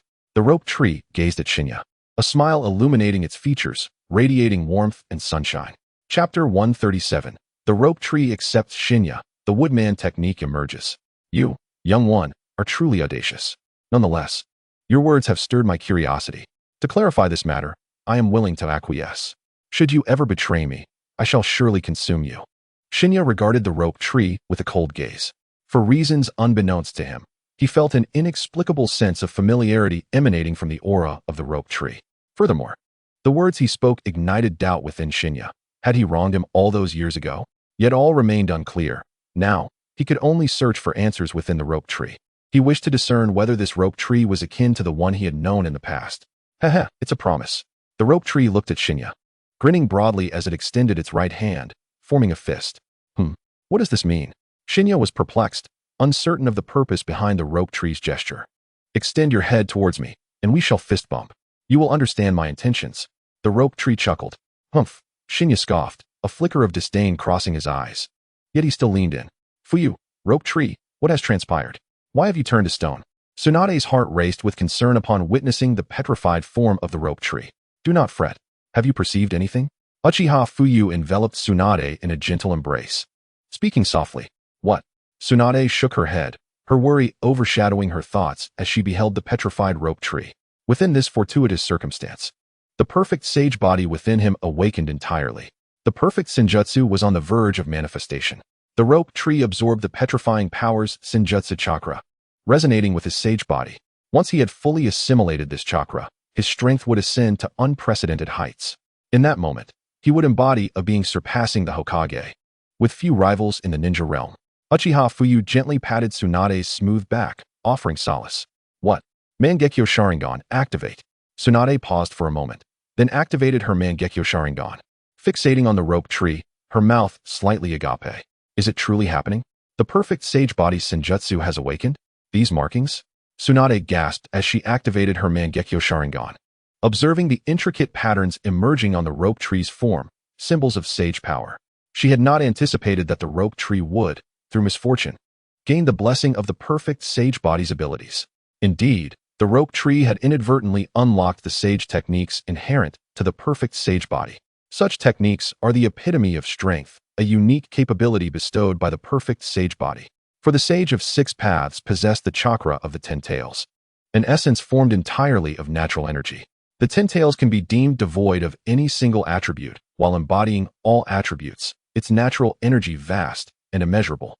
Thus, the sage of six paths bore 2 offspring, one of whom, Ashura, inherited the sage body, endowed with the innate ability to absorb natural energy and manifest senjutsu, albeit requiring time to awaken.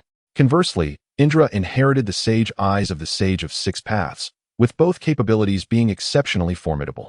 The sage body encompasses far more than mere abundant chakra. It is merely due to their celestial physique, which inherently possesses a unique chakra known as sage chakra. They have the ability to freely absorb the natural energy from the environment and convert it into this exceptional sage chakra. Now, with Shoju having been petrified, he has absorbed this sage chakra, thus awakening the perfect sage body, resulting in a profound enhancement of his powers. Once he becomes accustomed to this transformation, he should possess strength surpassing that of a Kage. Uchiha Fuyu nodded, offering an explanation. Indeed, the stronger Shoju becomes, the better it is for us, Tsunade affirmed, exhaling a sigh of relief. Even if he were to change, he can revert back. There is no need for concern. Uchiha Fuyu chuckled lightly. Yes, Tsunade nodded. Her keen, kaleidoscopic Sharingan fixed intently on the battlefield before her. At that moment, Shoju let out a roar, and suddenly a visage reminiscent of Senju Hashirama appeared on his face, his eyes opening wide as a smirk crept upon his lips. So this is sage technique? I never imagined I would awaken the same sage abilities as my grandfather. Such formidable power. I feel as though my strength has increased manifold. The continuous flow of natural energy is surging into my body, automatically transforming into sage chakra. An endless wellspring of power has emerged, and I have instantly mastered the wooden man technique that I had yet to fully grasp. Haha. Shoju laughed heartily, his eyes gleaming with excitement. Congratulations, Shoju. Your power has indeed grown substantially. However, defeating me will not be an easy feat, Uchiha Fuyu remarked with a subtle smile, observing Shoju before him. Shoju now possessed remarkable strength, having not only attained the perfect sage body but also mastered would release, with his sage abilities having awakened, rendering his power comparable to that of any Kage. Nevertheless, his rapid gain in strength left him with insufficient time to fully assimilate it. Moreover, Shoju was still quite young, lacking in battle experience and the time necessary to learn would release. Thus, he was unable to fully exert the capabilities of both would release and sage techniques, leading to a significant reduction in his overall power. If one were to categorize his strength into tiers, beginner, intermediate, advanced, and peak, he currently might only be at the early to mid-stage of Kage level strength. To reach the heights of Senju Hashirama and Uchiha Madara in their prime, he would likely require an additional 3 to 5 years. Senju Hashirama was the pinnacle of Kage level, while Uchiha Madara, devoid of the Nine Tails, was at a high-tier Kage level. With the enhancement from the Nine Tails and utilizing the beast transformation, he could also reach the peak Kage level. Brother-in-law, do not underestimate me. This time, I shall surely prevail. Would release, wooden man technique. Shoju declared, his lips curling upward, his eyes gleaming with mirth as he formed a hand seal.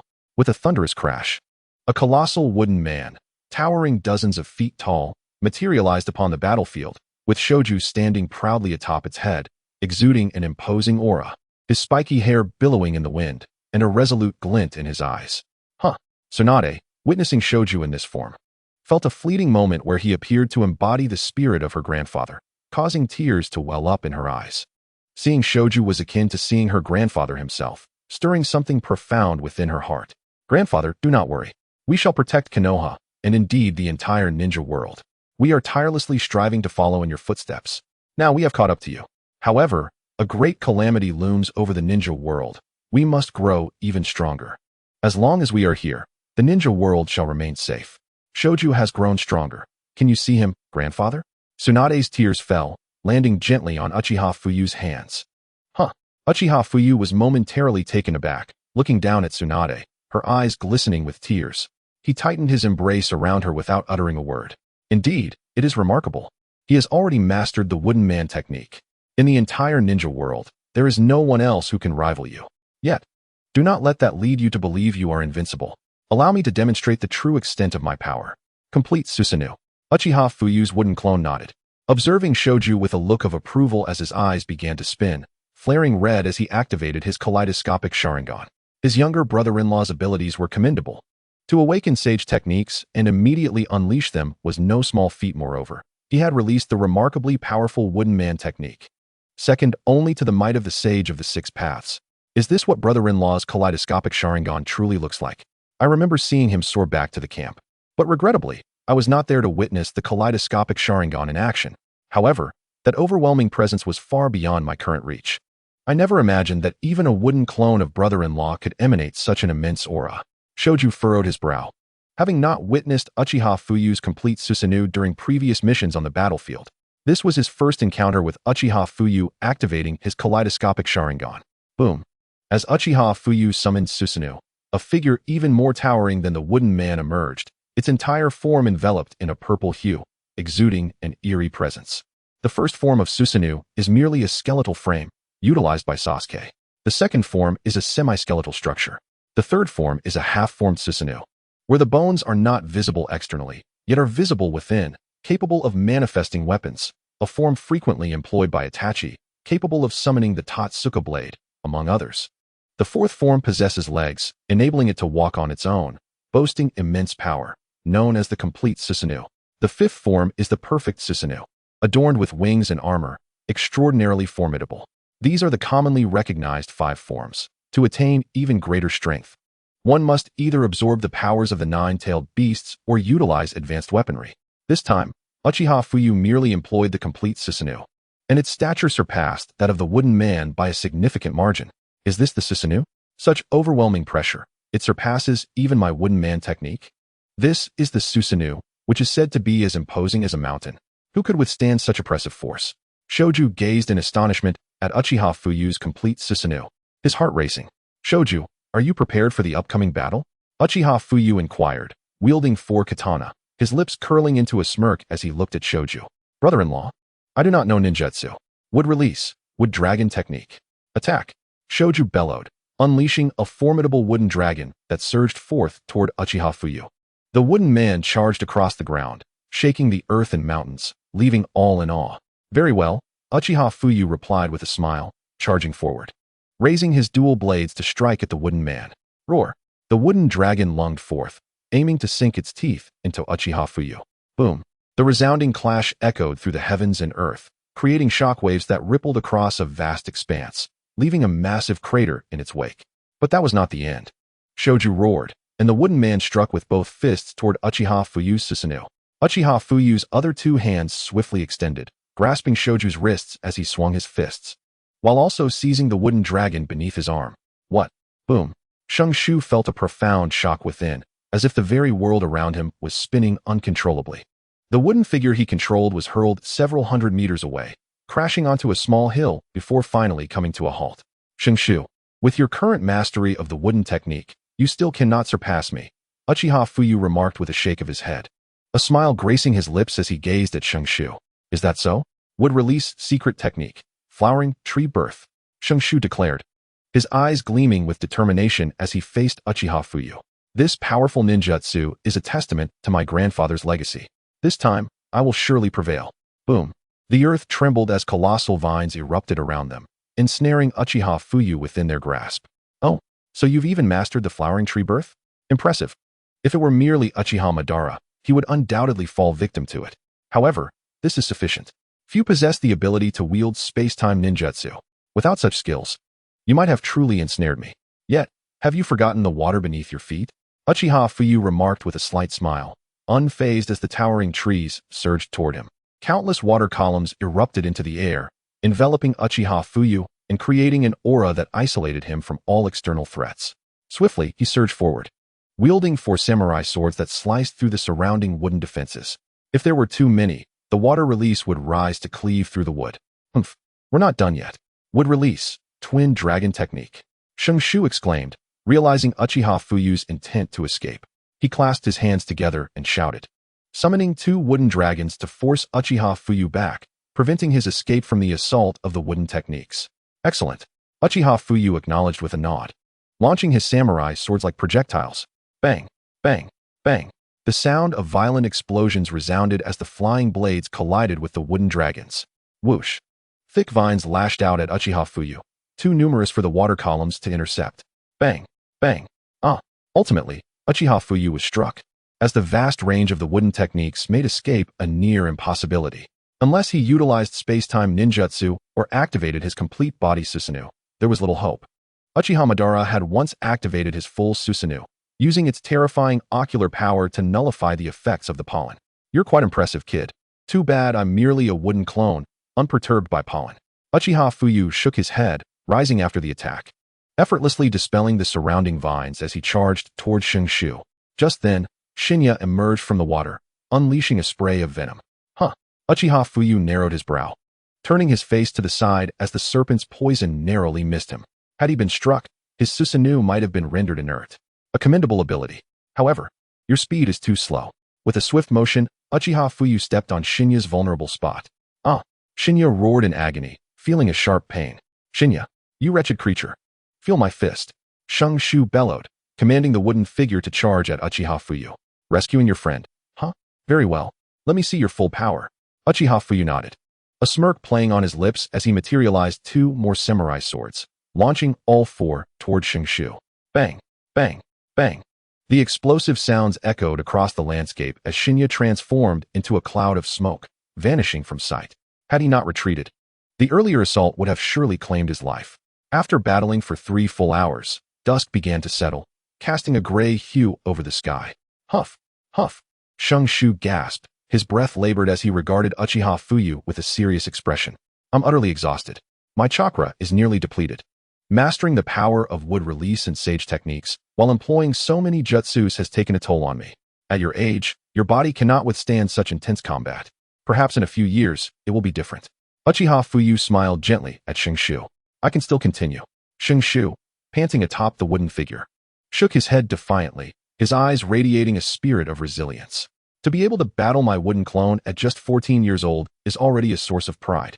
Uchiha Fuyu smiled slightly, dispelling his Susanoo. Though he had refrained from using space-time ninjutsu, the Rinnegan would release sage techniques or the 9 tails. Merely relying on his Susanoo and basic ninjutsu was formidable enough that not everyone could withstand it. His complete Susanoo possessed a power surpassing even that of Uchiha Madara's. That Shungshu could contend with him for such a duration was a testament to his strength. Bang! The wooden figure collapsed, bereft of Shungshu's chakra support. Sitting down heavily. Shungshu paused, realizing that a moment of laxity in his chakra control had caused the wooden figure to sit down abruptly, sending him flying. This child. Tsunade shook her head, caught between amusement and exasperation. Uchiha Fuyu's wooden clone sprang forward, swiftly embracing Shungshu midair. Brother-in-law, how can you still fly? Shungshu inquired, fatigued. If you had used that ability earlier and soared above, perhaps my wood release would never have reached you. My brother-in-law possesses many abilities. You can also fly using wood release. The wood dragons can take to the skies. You should try it next time, Uchiha Fuyu's clone replied softly. Vanishing in the next moment. Wood release can allow one to fly. I'm not certain. I've only just learned it. Shungshu exclaimed before closing his eyes, surrendering to sleep. His combat prowess was admirable. In the entire shinobi world, few could rival him. The wooden clone of Uchiha Fuyu approached Tsunade and Uchiha Fuyu, speaking softly, well done. Indeed. Uchiha Fuyu nodded. It felt odd to commend himself for his own efforts. I will take Shungshu home to rest. He has exhausted too much chakra with that relentless wood release. A good sleep will rejuvenate him for tomorrow. We must also incorporate more physical training into his regimen. He cannot solely rely on ninjutsu. Uchiha Fuyu's wooden clone pursed his lips before cradling Shungshu and disappearing from sight. It's nothing. Shungshu merely fought hard all day and is fatigued. Tomorrow he will be revitalized. The sage body recovers swiftly, and he may even see an increase in chakra. The experiences gained from today's battle will serve him well for a lifetime. You can truly see the remarkable growth in Shungshu's abilities. Now, aside from us and my elder brother, few in the shinobi world could stand against him. Uchiha Fuyu turned to Tsunade in his arms, speaking gently. As long as the Otsutsuki clan does not intervene, we should face no significant troubles. I too have witnessed Shungshu's dedication over these years. His achievements bring me great joy as his sister. It won't be long before he reaches the pinnacle of strength akin to our grandfather, when the Otsutsuki clan arrives. Perhaps Shungshu will be able to assist in some capacity. Tsunade nodded, her heart swelling with pride and joy upon witnessing the remarkable achievements of Shosuke. After all, he was someone she had nurtured personally. Seeing him flourish in such a manner filled her with immense happiness. With Shosuke already possessing the strength of a super shadow, it was evident that in a few years, he would undoubtedly rise to become a formidable ninja, akin to her grandfather. Perhaps, when the Otsutsuki clan arrived, they could provide some assistance. Chapter 140. The notion of hunting the Otsutsuki. Rest assured, let him first enhance his abilities for a while longer, allowing him to acclimate to his current prowess. Subsequently, he can steadily augment his strength until he reaches the pinnacle of Super Shadow. Finally, we shall see if he can awaken the Rinnegan. If he successfully attains the peak combat power of Super Shadow, then bestowing upon him a pair of Rinnegan would elevate him to the level of the 6 paths. Though it may be the initial tier of 6 paths, it certainly would not be something just anyone could rival. To advance beyond the realm of 6 paths, one must possess a tailed beast, specifically the 10 tails. Once one acquires the 10 tails, they gain access to even greater power. Presently, there exists but a single 10 tails within the entire ninja world. Thus, to elevate our own strengths, we must capture more 10 tails. Acquiring additional tailed beasts necessitates hunting down the Otsutsuki clan, as the 10 tails typically reside within their lineage. If we cannot obtain new 10 tails, we must consume their power instead. To confront the Otsutsuki clan, we must fortify our own strength. Their intention to invade the ninja realm must be met with our decisive eradication. Moreover, by seizing the chakra from each Otsutsuki member, we can claim their vast reserves as our own. Even if the chakra within them does not quite rival that of the 10 tails, it should be comparable to at least half of it. While it is premature to discuss all this now, we shall address it in due time. Awakening the Rinnegan would be ideal. What Shosuke currently lacks may only be a pair of Eternal Mangekyo Sharingan, or perhaps 2 pairs of Byakugan. Uchiha Fuyu gazed at Tsunade and shook his head. The only means to awaken the Rinnegan in Shosuke is to provide him with a pair of Eternal Mangekyo Sharingan and activate it using the ultimate Yin release chakra. As long as the Yin and Yang release chakra merge harmoniously, coupled with the Eternal Mangekyo Sharingan, it will undoubtedly facilitate his growth towards the Rinnegan. Furthermore, it would enable us to seize the Byakugan from the Hyuga clan and the Otsutsuki clan, which, when merged, could potentially rival the Rinnegan. Once we possess either the Transmigration Eye or the Rinnegan, When Shosuke reaches his peak combat power, he will seamlessly ascend to the level of 6 paths. At that point, the ninja realm will witness the emergence of yet another entity of 6 paths caliber, including himself, Uchiha Fugaku, Tsunade, and Shosuke. The ninja world would harbor 4 beings of 6 paths status.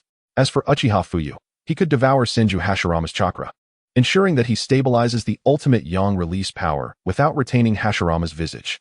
It was due to Uchiha Madara's actions that he had grafted a piece of Hashirama's flesh onto his own wounds, which healed to manifest the visage of love shared between him and Hashirama.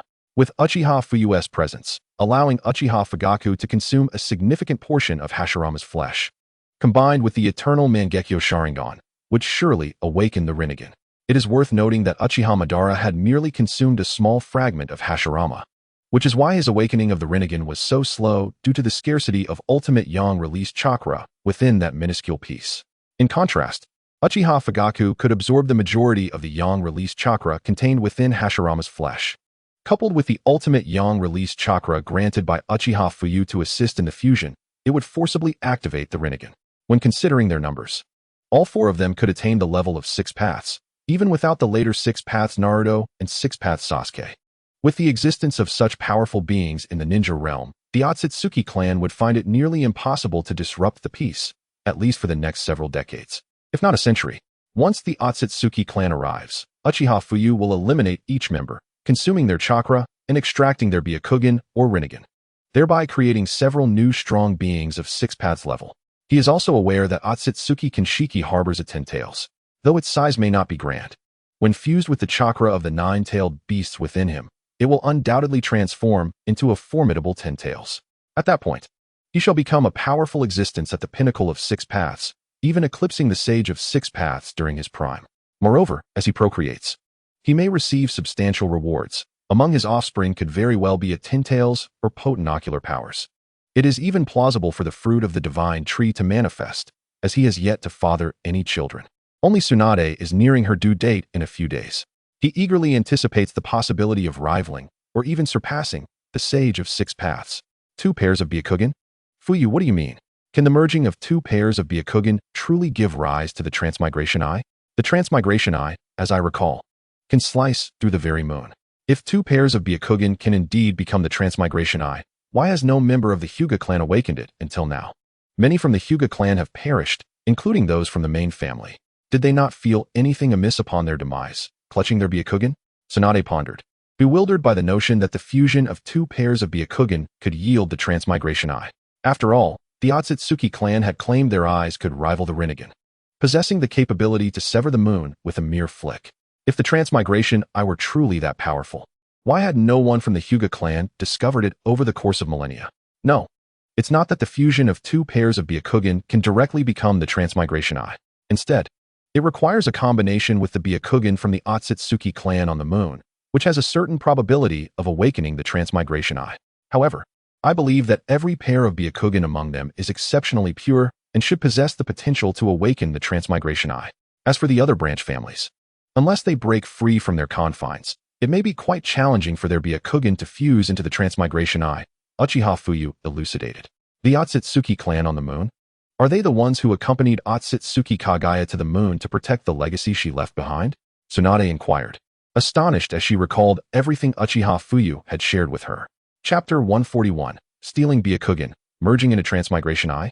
Indeed, they are the family members taken by Otsutsuki Kagaya to the moon. The Hyuga clan and the Otsutsuki clan left on the moon possess remarkably pure bloodlines. Like the Otsutsuki clan, the Hyuga clan has refrained from intermarriage with outsiders, ensuring that all members of their families have remained free from foreign bloodlines, except for the wife of Otsutsuki Kagaya. Thus, both the Byakugan of the Otsutsuki clan and the Hyuga clan remain exceptionally pristine to this day. Once the Byakugan of the Otsutsuki clan unites with that of the Hyuga clan, it will undoubtedly transform into a powerful Transmigration Eye. At that time, if the rope tree method awakens the Rinnegan, we can attempt to merge 2 pairs of Byakugan to see if we can awaken the Reincarnation Eye, which possesses formidable power.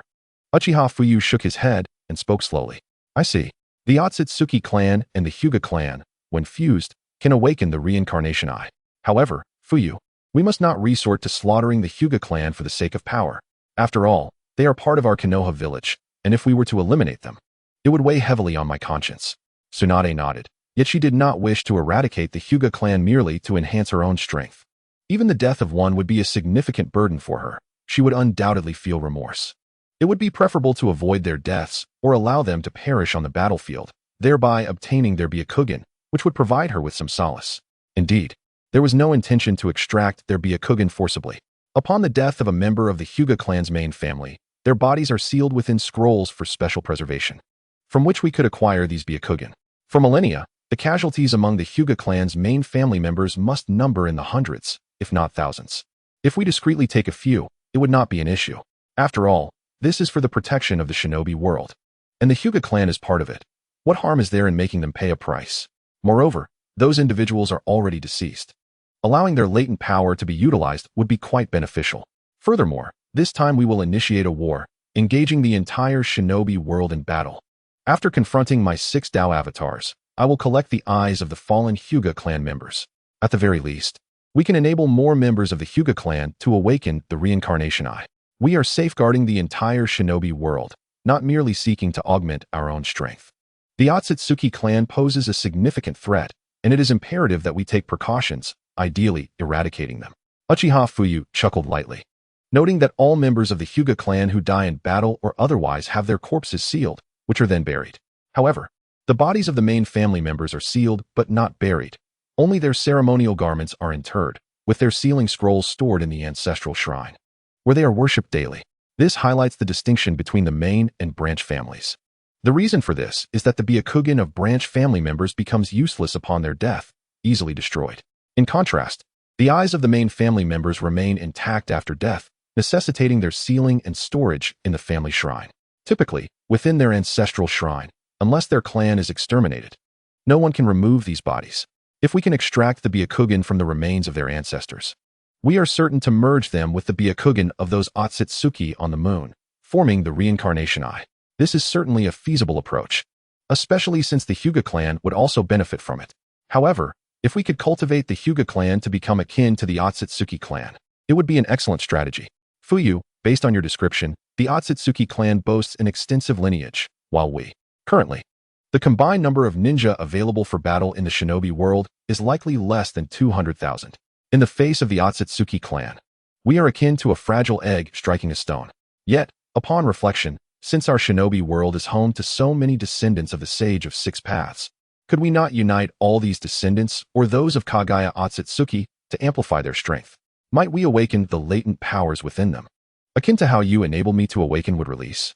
I believe that any descendant of the Sage of Six Paths or Kagaya Otsutsuki, when combined, could evolve into a more formidable being. Currently, we are aware of the Otsutsuki clan's immense power, yet it serves no immediate purpose. We must enhance our strength, not just that of a few individuals.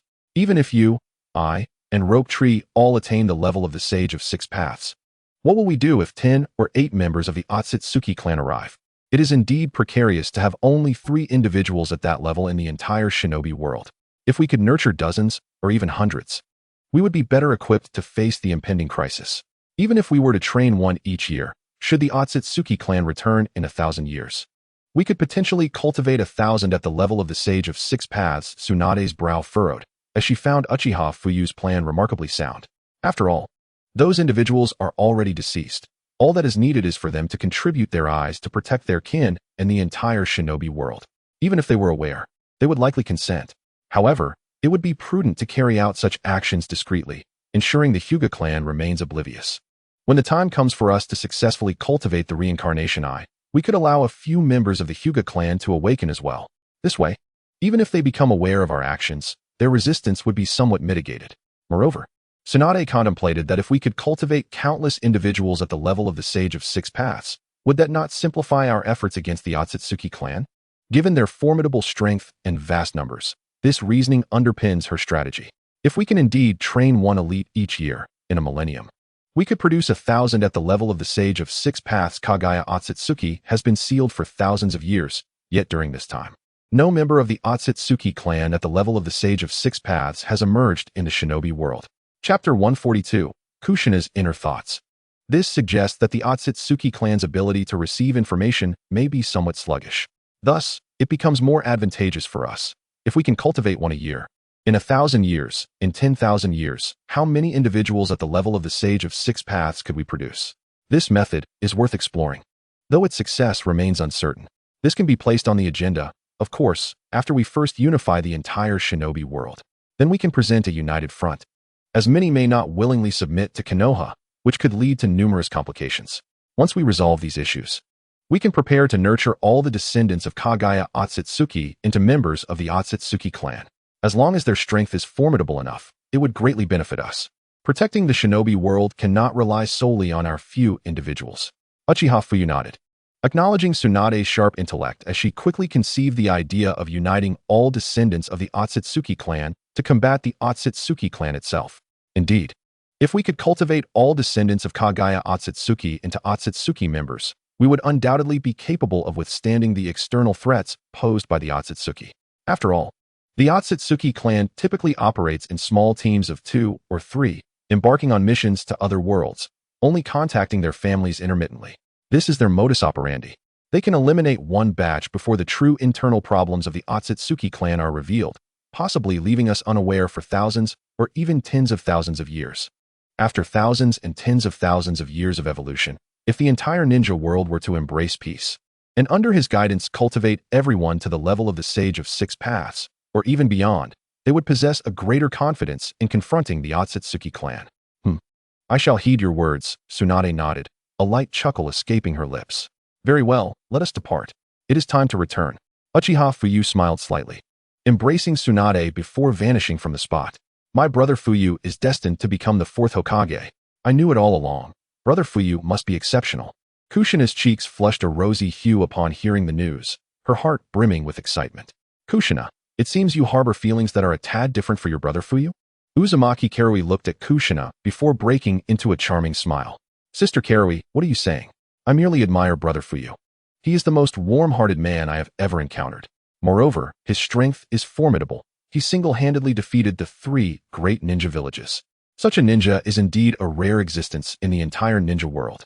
Sister Karui, I heard you were brought back by brother Fuyu. Is there truly no other relationship between you and him? Kushina's face turned crimson as she inquired of Uzumaki Karui. Well, Kushina, if I were to say that I am your brother Fuyu's woman, would you be surprised? Uzumaki Karui gazed at Kushina, a playful smile adorning her features. It is quite normal for a strong man to have multiple wives. However, with you being so beautiful, I don't see why it couldn't be possible. After all, I cannot prevent others from liking brother Fuyu. Given his immense strength, many women will undoubtedly be drawn to him in the future. This is something I cannot obstruct. If Sister Karui were to marry brother Fuyu as well, we could be allies, united against the world. Hee, Kushina giggled, realizing that Uchiha Fuyu had already taken Tsunade as his wife. If she were to meddle, it would only lead to her own entrapment in a web of her own making. Moreover, since both she and Karui belonged to the same clan, they were essentially family. If they both married Uchiha Fuyu, it would offer them mutual support. Then let us strive together to win brother Fuyu's affection. What do you say? Hee. Uzumaki Karui nodded, extending her hand to gently ruffle Kushina's hair, her smile radiant. Absolutely, let us put in the effort. In the future, many women will surely vie for brother Fuyu's attention. Our competition may be vast, but I shall not yield. I firmly believe that Sister Karui and I will become his beloved. Brother Fuyu is not only handsome, but also incredibly gentle. Now that he has ascended to the position of the Fourth Hokage, countless women will wish to marry him. Even though he is already wed to Tsunade, many will still desire to join the Uchiha clan. Originally, the Uchiha clan was the largest family in Konoha. And now with brother Fuyu as the Fourth Hokage, even more women will aspire to be with him. We must work hard. Kushina nodded, motivating herself. She could not afford to concede. For the sake of her true love, for the man she adored, she would exert every effort to make him fall for her. Indeed. Kushina, you are remarkable and full of ambition. Let us persevere together. Uzumaki Karui beamed in agreement. Yes, Sister Karui, we shall strive together, Kushina affirmed, her face aglow with a cheerful smile. At that moment, Uzumaki Karui felt a wave of nausea wash over her. Sister Karui, what is the matter? Kushina looked at her, puzzled. It's nothing. Perhaps I just overindulged this morning. I'm feeling a bit queasy, Karui replied, shaking her head with a light chuckle. Well, as long as you are all right. I have tasks to attend to today, so I shall take my leave. Goodbye, Sister Karui, Kushina nodded, waving her hand in farewell. Be careful on your way. Karui replied with a gentle smile. As Kushina turned to leave, Karui gazed at her belly, a look of happiness glimmering in her eyes. It must be time. I am carrying the child of Fuyu in me. Hee. A profound love radiated from Karui's eyes as she caressed her small belly, her lips curling into a smile filled with joy. Chapter 143. The Succession Ceremony. Fourth Hokage Uchiha Fuyu. In the land of wind, Uchiha Fuyu stood. Are you truly to be my future husband? Yakura stood atop a rooftop, gazing towards Konoha, her eyes reflecting a complex array of emotions. If he had not returned from the future, how could he have become so powerful? Moreover, to single-handedly defeat the 3 great ninja villages, such strength could not possibly belong to someone merely in their 20s. Everything seemed to validate Fuyu's words. It appeared that he spoke nothing but the truth. Had it not been for me, perhaps Tsunade would not have met such a favorable outcome. Fuyu's power was overwhelming, instilling an endless fear. No individual ninja village could contend against him alone. Furthermore, he had directly vanquished both the Wagakure and Kumogakure on the battlefield of the Land of Earth, which indicated that during the conflict with Tsunade, he had shown restraint, not unleashing his full might. Did he spare Tsunade because of me? Why is my mind so consumed with thoughts of Uchiha Fuyu? I wonder if he will wait for me. Yakura, what are you pondering? Her heart was a tumult of confusion. She could not discern what was real and what was not. Yet, she was acutely aware that Uchiha Fuyu had not exerted his full strength against Tsunade, raising the question of why such a powerful individual would choose to show mercy towards them. Tsunade had been an aggressor against Konoha. If it weren't for her, would he have let them off the hook? Yakura's mind began to spiral into uncertainty. She could not differentiate between reality and illusion. Upon witnessing the scene within the illusion, her admiration for Uchiha Fuyu surged. Now, with Fuyu having been gone for several days, she felt an emptiness within her heart. She could not comprehend why she felt this way. She simply knew that she longed to see Uchiha Fuyu. Even her own heart was baffled by this desire. Indeed, Fuyu is truly remarkable. However, his power is undeniably immense. I cannot rival him in any manner. His ascension to the position of Fourth Hokage is only to be expected. I fear that even Lord Hiruzen would lack the ability to prevent him from becoming the Fourth Hokage. Initially, she had aspired to become the Fourth Hokage herself, but she realized that her own capabilities were still lacking. Orochimaru, having received the news midway, learned that Uchiha Fuyu was to become the Fourth Hokage. He was momentarily taken aback, followed by a sense of resignation. There was no recourse. He could not compete against someone so formidable. After all, during the battle in the Land of Rain, Uchiha Fuyu had already captured Hanzo. Subsequently, he had decisively defeated Tsunade on the battlefield of the Land of Wind. After the defeat of Tsunade by Uchiha Fuyu, he swiftly appeared on the battlefield of the Land of Earth, single-handedly conquering both Kumogakure and Awagakure. In a remarkably short span, he achieved 4 resounding victories, surpassing all his previous accolades accumulated over the years. Therefore, it is no surprise that Uchiha Fuyu ascended to the position of the Fourth Hokage. Orochimaru harbored no astonishment, though a pang of resentment lingered within him. He had long coveted the title of Fourth Hokage, only to witness it snatched away by another. Despite his relentless efforts since childhood, he ultimately fell short of attaining the position. Naturally, this stirred a flicker of discontent within him. He resolved to return promptly and extend his heartfelt congratulations to Fuyu. That young man truly exhibited remarkable prowess. Even now, the depths of his strength remain an enigma to me. Such a man is undeniably formidable. Orochimaru shook his head and let out a wry smile before vanishing from the spot. The following morning, Uchiha Fuyu donned a ceremonial robe and stood atop the Hokage building, drawing the gaze of countless onlookers. Look, it's the Fourth Hokage. The Fourth Hokage has emerged. The crowd erupted into cheers, with many exclaiming, "The Fourth Hokage is so handsome. I wish to bear his children." Others chimed in, "Only I am worthy of the Fourth Hokage. I shall bear his offspring." The entire village of Konoha had gathered in throngs, surrounding the Hokage building. As they beheld Uchiha Fuyu standing atop the edifice, their voices soared in excitement. Numerous women even proclaimed their desire to bear his children. Down below, those closest were unable to see, while those further away had a clearer view. Patriarch, Fuyu has become the Fourth Hokage. Our Uchiha clan has succeeded. This is the first time in many years that one of our clan has ascended to the Hokage position. A man beside Uchiha Fugaku exclaimed, his eyes brimming with exhilaration as he felt a surge of pride. The majority of the Uchiha clan members wore beaming smiles, for they understood that the era of the Uchiha had finally arrived. Their clans celebrated with joy, reveling in the triumph of the night prior. During this time, we must refrain from causing trouble.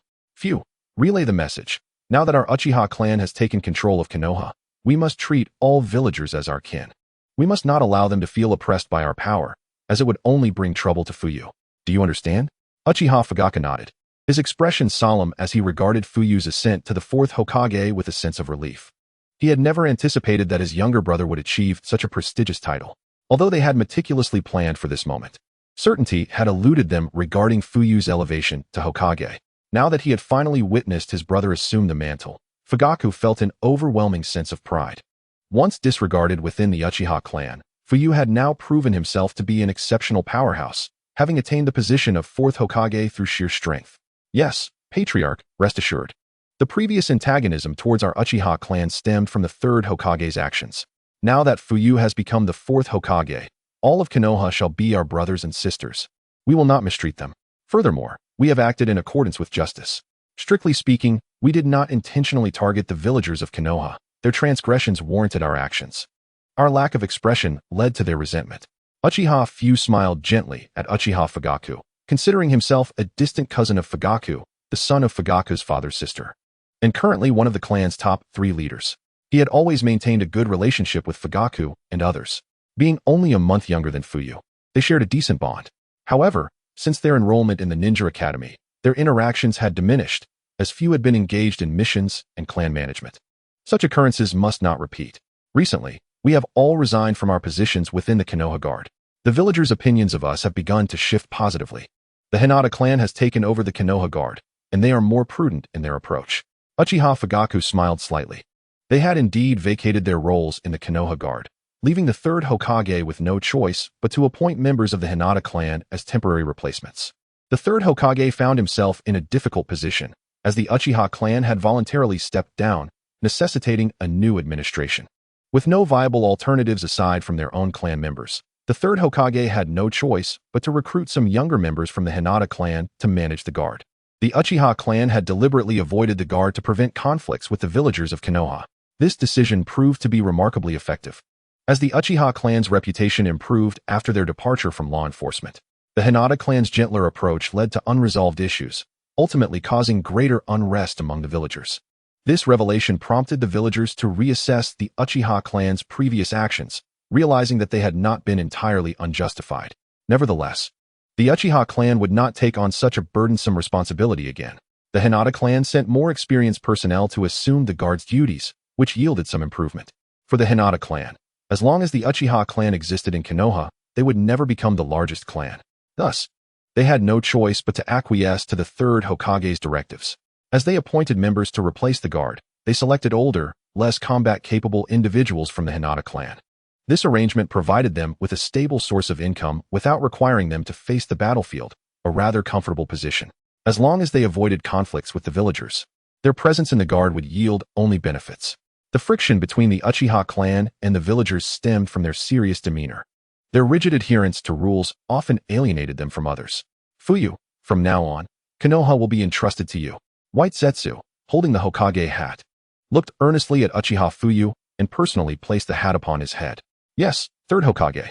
Uchiha Fuyu nodded, donning the Hokage hat and speaking solemnly.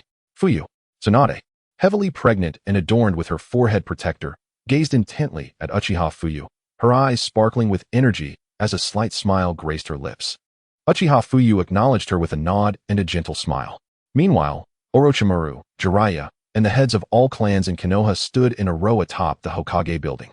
Uchiha Fuyu, wearing the Hokage hat, approached the building's edge, removed his hat, and smiled with a hint of pride.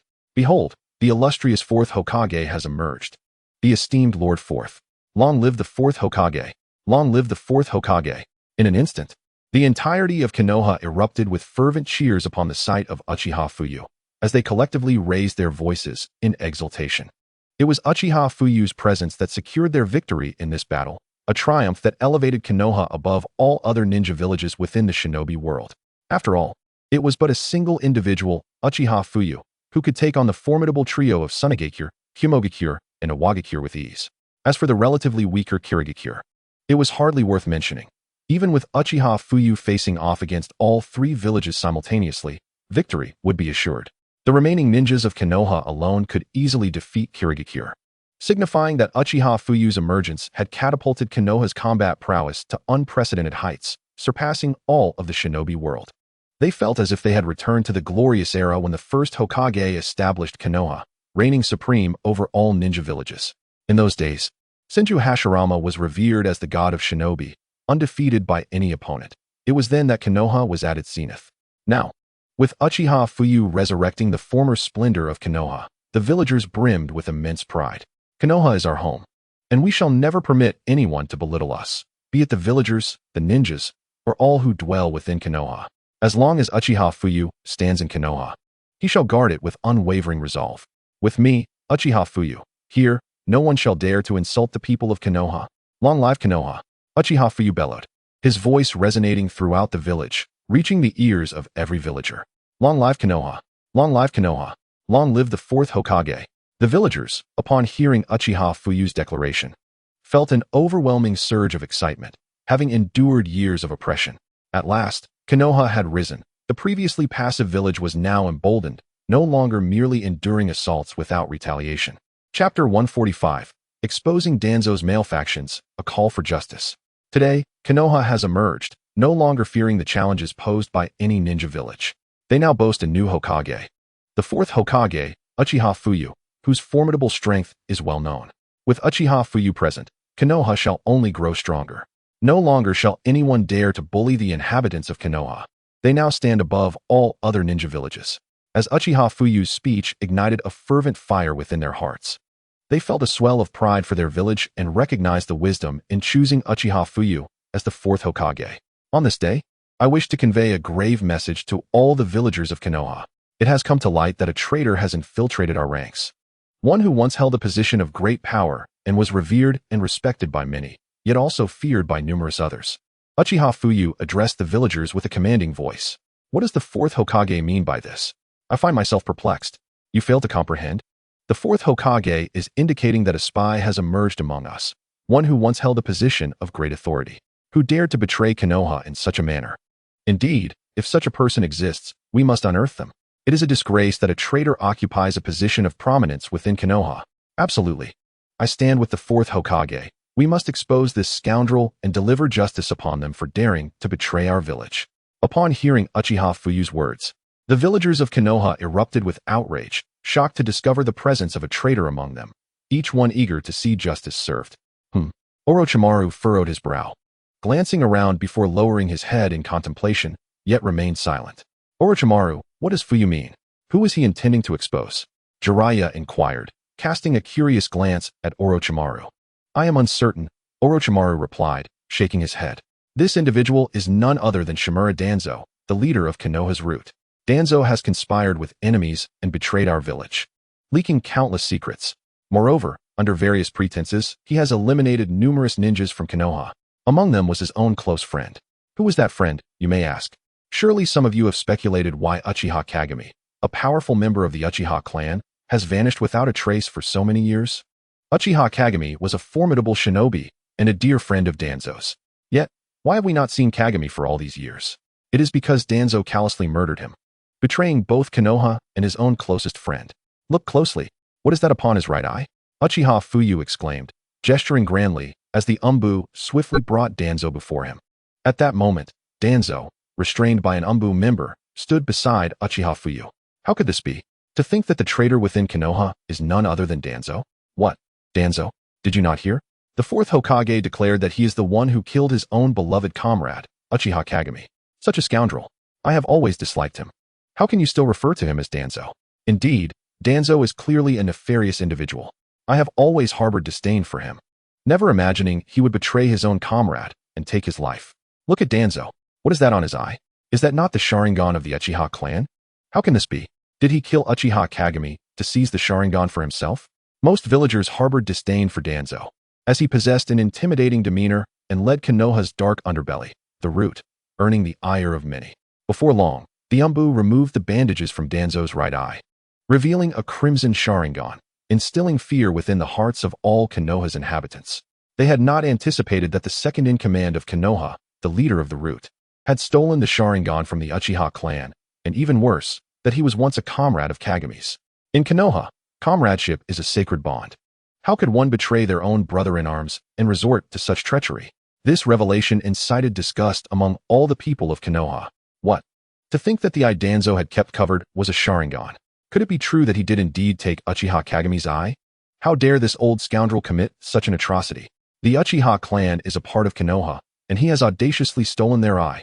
Jiraiya was taken aback, realizing that the Danzo before him was indeed brazen enough to have taken Uchiha Kageme's Sharingan. Danzo, who was supposed to be Konoha's second-in-command, had the audacity to murder a fellow villager and seize his eye. Indeed, has he been discovered? Orochimaru's heart sneered coldly. Ever since his last encounter with Danzo, he had acquired the cells of Senju Hashirama and cultivated an arm for Danzo. It was then that he learned that Danzo had actually stolen the Sharingan of the Uchiha clan.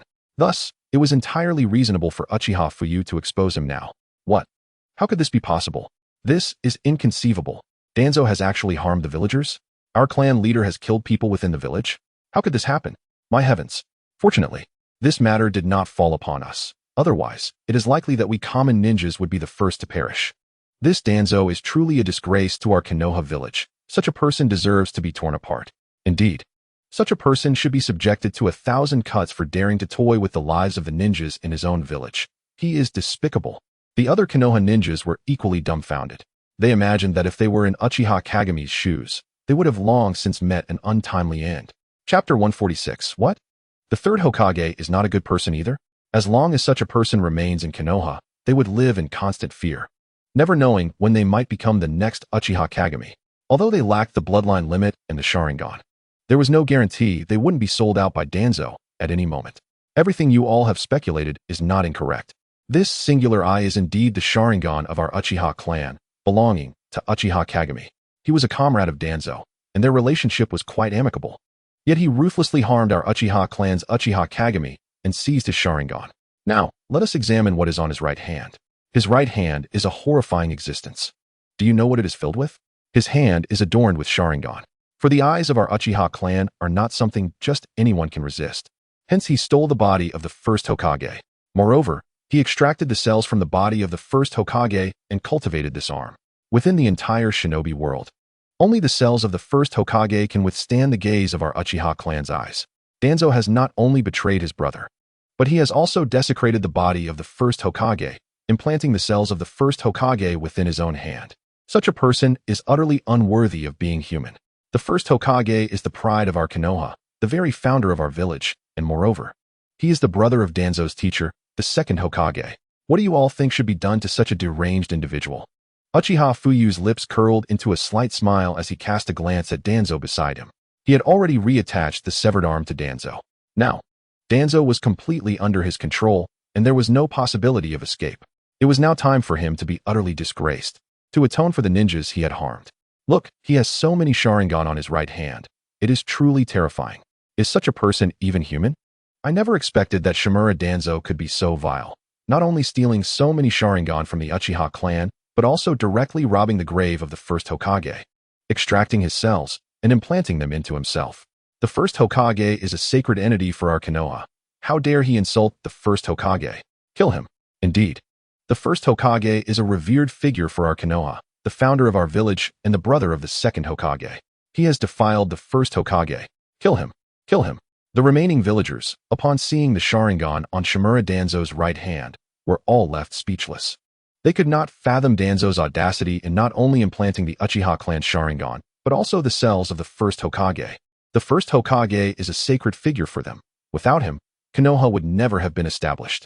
Yet, the founder of Konoha fell victim to Danzo's treachery. Had his cells extracted and his grave desecrated, it was utterly unbelievable. What? Tsunade paused in disbelief. She had never imagined that Danzo had desecrated her grandfather's remains.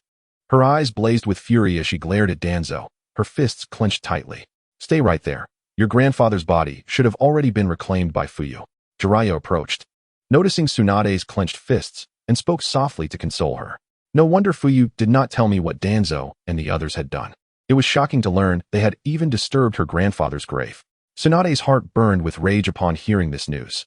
No wonder Uchiha Fuyu had not revealed the details of their plans to dismantle Danzo and Sarutobi Hiruzen. Despicable. How dare he insult the first Hokage? The first Hokage is the founder of our Konoha and the former leader of the Senju clan. This vile Danzo deserves death. Kill him. I agree to his execution. How can we quell the anger of our Senju clan without killing Danzo? The Senju clan members were all consumed with indignation. They could not believe that their former leader, the first Hokage of Konoha, had his remains violated by Danzo. The remaining members of the Senju clan were equally outraged, shouting fervently for Danzo's demise. The uproar stirred the hearts of many Senju clan members who had integrated into the Konoha community. Witnessing their former leader's grave being desecrated filled them with rage, and they cried out in unison. Other clan leaders also felt a surge of anger. If Danzo could do this to Hashirama, what would prevent him from doing the same to their clans? This matter was indeed infuriating. However, there was another participant in this affair. You would never guess who it is. It is none other than the third Hokage, Sarutobi Hiruzen. He was the first to research the cells of the first Hokage, seeking to replicate the power of the first Hokage's would release. To this end, he sacrificed countless Konoha ninjas for human experimentation. After much deliberation, I have decided to inform all villagers about this matter, so you all know that he, Sarutobi Hiruzen, has also committed some grave mistakes. I hope the third Hokage will acknowledge this himself. Furthermore, many of Danzo's actions were conducted under his directive. The two of them represent the light and darkness of Konoha. The darkness requires some unspeakable deeds, and Sarutobi Hiruzen has committed many errors.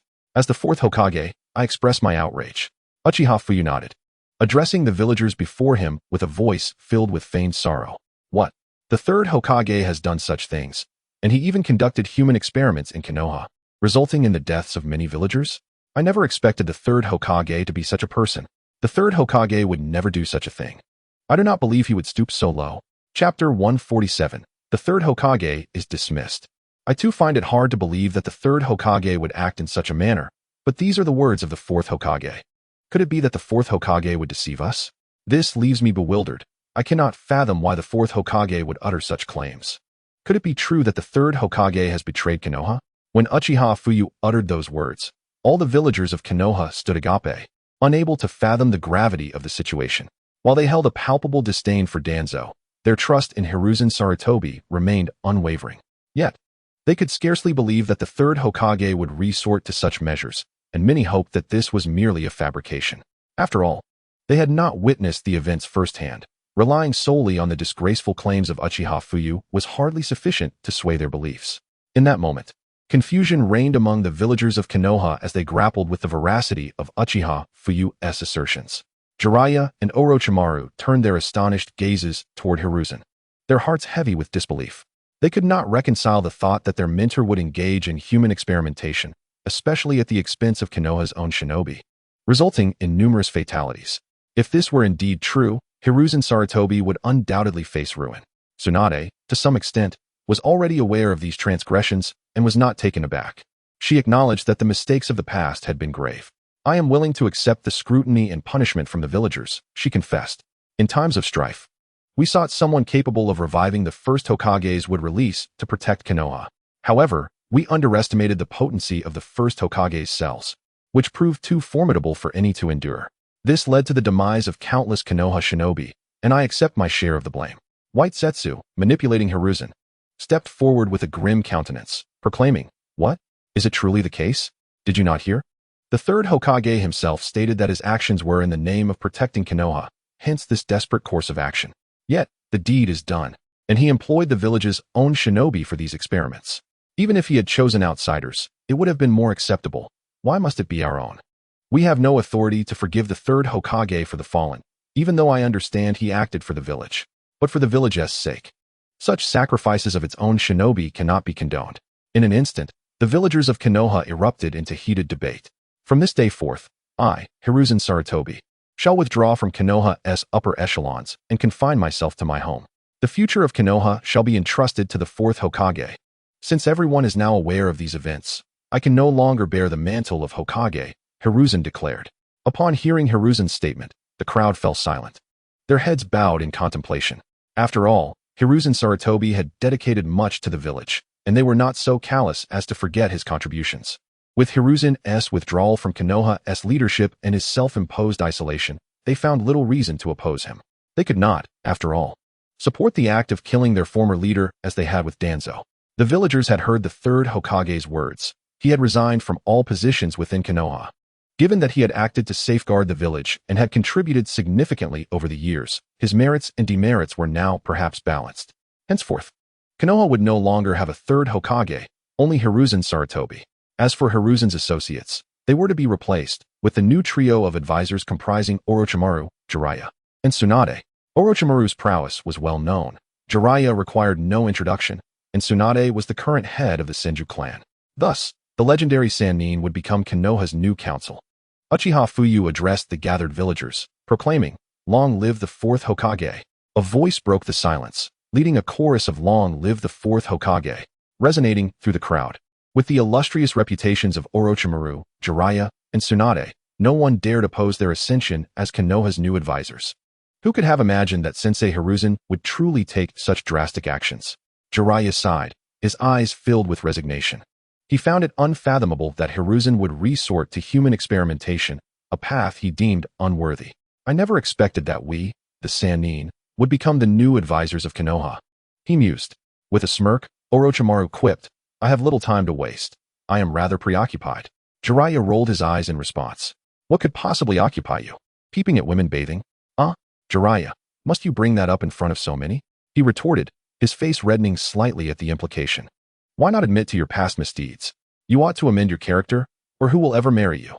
Tsunade interjected, casting a sidelong glance at Jiraiya. "There will surely be someone," he replied, offering an awkward smile.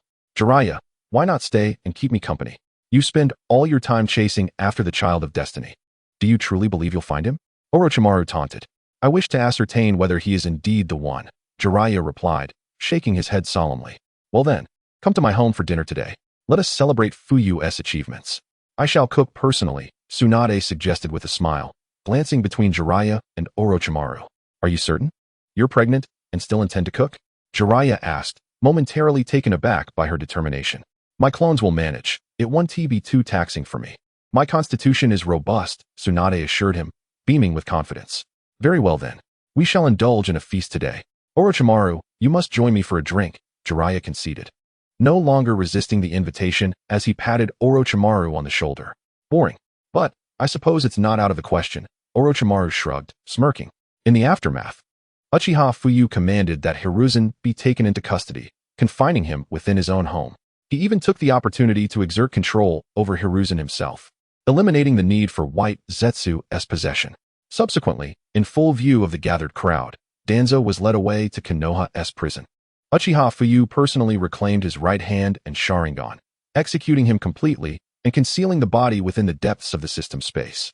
Having accomplished this, Uchiha Fuyu firmly established his dominion over Konoha.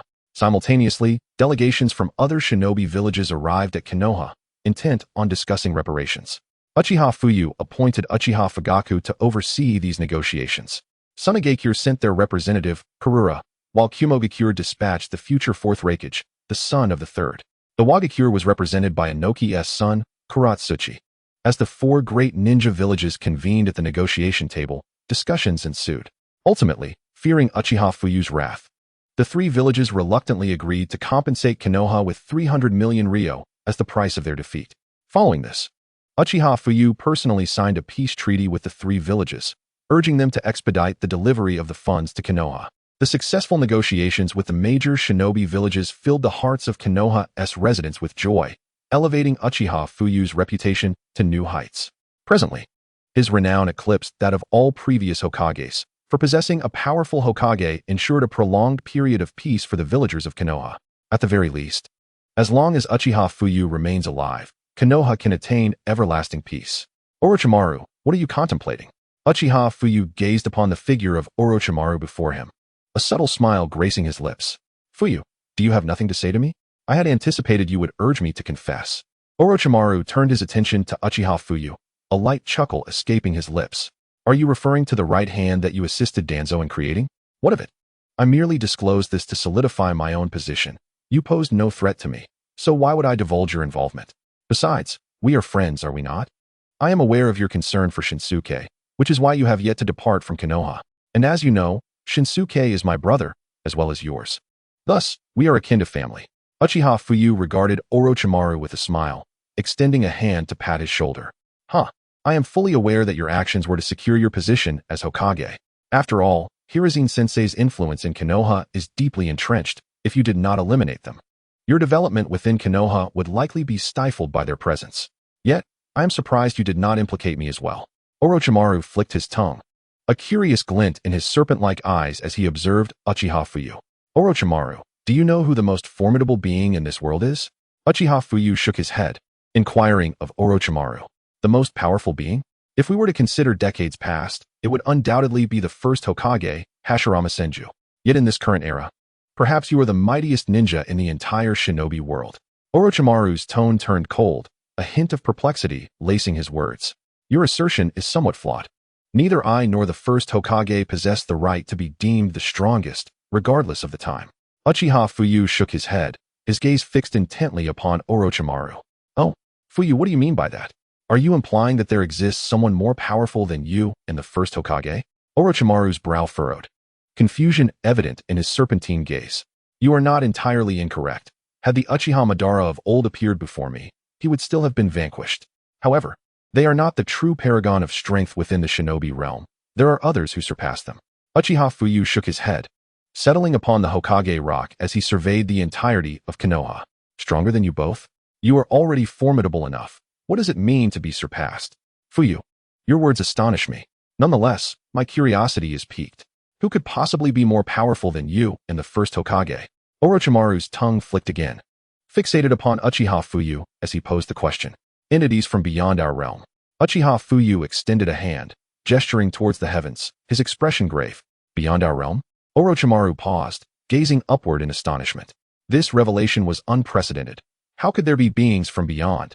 And how did Uchiha Fuyu possess such knowledge? Orochimaru, do you know the origin of the moon? Uchiha Fuyu inquired, fixing his gaze upon Orochimaru. The moon? Was it not already in existence, akin to our shinobi world? Or was it created by someone else? Orochimaru shook his head, clearly bewildered by the question, lacking understanding of the moon's origin or the emergence of the current shinobi world. However, he was certain that it could not have been artificially created, for no one could accomplish such a feat. You are correct in your latter assertion. The moon is indeed a product of human creation, and the creator is none other than the Sage of Six Paths. Uchiha Fuyu shook his head, speaking in a solemn tone. The Sage of Six Paths? Is he not a figure of legend? Could he truly exist? And you claim he created the moon. How could a human conjure a celestial body from nothing? Fuyu, I find your assertions quite peculiar today. Orochimaru's pupils constricted as he regarded Uchiha Fuyu, shaking his head in disbelief. He had heard tales of the Sage of Six Paths, being an avid reader of all manner of texts, and had encountered references to the sage in ancient manuscripts. Yet, he remained uncertain whether these legends were factual or mere myth. Now, hearing Uchiha Fuyu assert the sage's existence and the moon's creation, Orochimaru pondered whether such a being could indeed exist. After all, while he believed his strength, though inferior to Uchiha Fuyu's, was still considerable within the shinobi world, he doubted even Fuyu could create a celestial body. You must harbor great doubt. I understand, for the notion of one person manifesting an immense celestial body seems implausible. Yet, this is not mere fiction, it is a veritable truth. In this shinobi world, the most powerful being may appear to be me. However, there exists another unparalleled entity concealed within the shadows. The Sage of Six Paths is indeed real, and our Uchiha clan, along with the Senju and Uzumaki clans, are his descendants. In ancient times, the sage bore two sons, one named Indra, the elder brother, and the other, Azura. Azura is the progenitor of the Senju clan, while Indra is the ancestor of the Uchiha clan. Indra inherited the sage's Eye of the Sage, often referred to as the Mangekyo Sharingan, while Azura inherited the sage's physical prowess. This is why the Senju and Uchiha clans have endured for millennia, remaining the most formidable forces in the shinobi world. However, due to the first Hokage's efforts to disperse the Senju clan throughout Konoha, their bloodline has thinned, resulting in fewer strong individuals emerging. Conversely, the Uchiha clan continues to stand as the mightiest family in the shinobi realm. As you can see, we possess the immensely powerful eyes known as the Mangekyo Sharingan. This power, inherited from the sage's eye, transcends the comprehension of ordinary beings. Furthermore, the sage's eye of the past was even more potent than our current Mangekyo Sharingan. It was called the Rinnegan. Uchiha Fuyu regarded Orochimaru with solemnity, intent on persuading him to join his cause and collaborate on technological advancements. The power of technology could be formidable in its own right. Perhaps one day, it too could wield great strength. For instance, powerful mechs with high defense, rapid speed, and overwhelming attack capabilities. All of this is possible. In the realm of ninjutsu, technology remains underdeveloped and astonishingly vast. Even Orochimaru, long ago, had managed to cultivate a horn from the Eight Tails chakra. If Uchiha Fuyu were to enlist Orochimaru's aid, he might be able to breed countless tailed beasts. Countless tails converge, transforming into numerous tailed beasts. Even in the absence of the Outer Path's golem, the amalgamation of the 9-tailed beasts can yield formidable power. Fuyue, by your assertion, who is this individual that surpasses even you? Even if both the Uchiha and Senju clans are descendants of the Sage of Six Paths, who could possibly eclipse your prowess? Is it conceivable that the Sage of Six Paths still walks among us? Orochimaru's heart brimmed with confusion. If they are indeed descendants of the Sage, then who could be stronger than Uchiha Fuyu? To discuss this individual, we must delve into the origins of the Sage of Six Paths. It has already been mentioned that the Sage is the progenitor of both the Senju and Uchiha clans. Thus, the ancestry of the Sage of Six Paths is intrinsically linked to the formidable being you just referenced. The Sage's mother is currently sealed within this moon by the Sage himself. Do not be alarmed. This is indeed the case. The Sage's mother is known as Kagaya Otsutsuki. The Otsutsuki clan is not of our shinobi world, but rather an extraterrestrial race. They possess eternal life, and perhaps you too desire this so-called immortality, which is a common trait among the Otsutsuki. The Sage's mother hails from that very lineage, endowed with eternal life. The 9-tailed beasts, widely recognized in the shinobi world, were derived from the 10 tails, which was separated from the body of the Sage's mother. The Otsutsuki clan wields immense power, along with eternal life and formidable ocular abilities. They are born with a unique eye, identical to the Byakugan of the Hyuga clan. The Hyuga clan can be considered descendants of the Otsutsuki, but they trace their lineage not to the Sage of Six Paths, but to his brother, the progenitor of the Hyuga clan, Hagoromo Otsutsuki. The Sage of Six Paths, known as Hagoromo, is the firstborn of Kagaya. He has a brother who is the ancestor of the Hyuga clan. Together, the sage and his brother sealed their mother due to her terrifying and overwhelming power, which instilled fear in the hearts of all in the shinobi world. At that time, Kagaya was consumed by dread, fearing that her clan from beyond would invade the shinobi world and harm her and her sons. Consequently, Kagaya Otsutsuki transformed all of humanity into a unique form of puppet. This act incited the ire of the sage and his brother, who perceived their mother as the embodiment of malevolence. Ultimately, they collaborated to seal her away, creating this moon as a powerful prison. Kagaya, possessing eternal life, did not perish within the seal. Should anyone manage to unravel it, she could once again manifest in the shinobi realm. Now you may comprehend why I assert that I am not the mightiest entity in the shinobi world, for Kagaya Otsutsuki is indeed more powerful than I. It was her own fear of having slain a comrade that led her to believe her clan would come for her life. That comrade, however, did not perish and currently exists somewhere in the shinobi world, attempting to resurrect. His strength is formidable. I have not battled him, but I am certain his power rivals, if not exceeds, my own. Uchiha Fuyu gazed at Orochimaru, shaking his head as he elucidated. Chapter 150. Witnessing the power of the Rinnegan with Orochimaru. The Sage of Six Paths and his brother forged this moon through their combined might, a feat so immense that even you, Fuyu, might find it unattainable. If they could not vanquish their foe and could only seal him away, just how formidable must that power be? As you mentioned, he has a companion whose existence still endures, possibly surpassing your own strength. Thus, it is reasonable to infer that the members of the entire Otsutsuki clan are indeed immensely powerful, correct? Orochimaru nodded slightly, beginning to grasp the situation, as he regarded Uchiha Fuyu with a query. If this is indeed the case, we must exercise caution.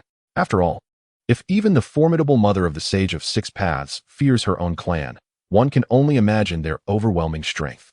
As for the possibility of Uchiha Fuyu deceiving him, Orochimaru found it improbable.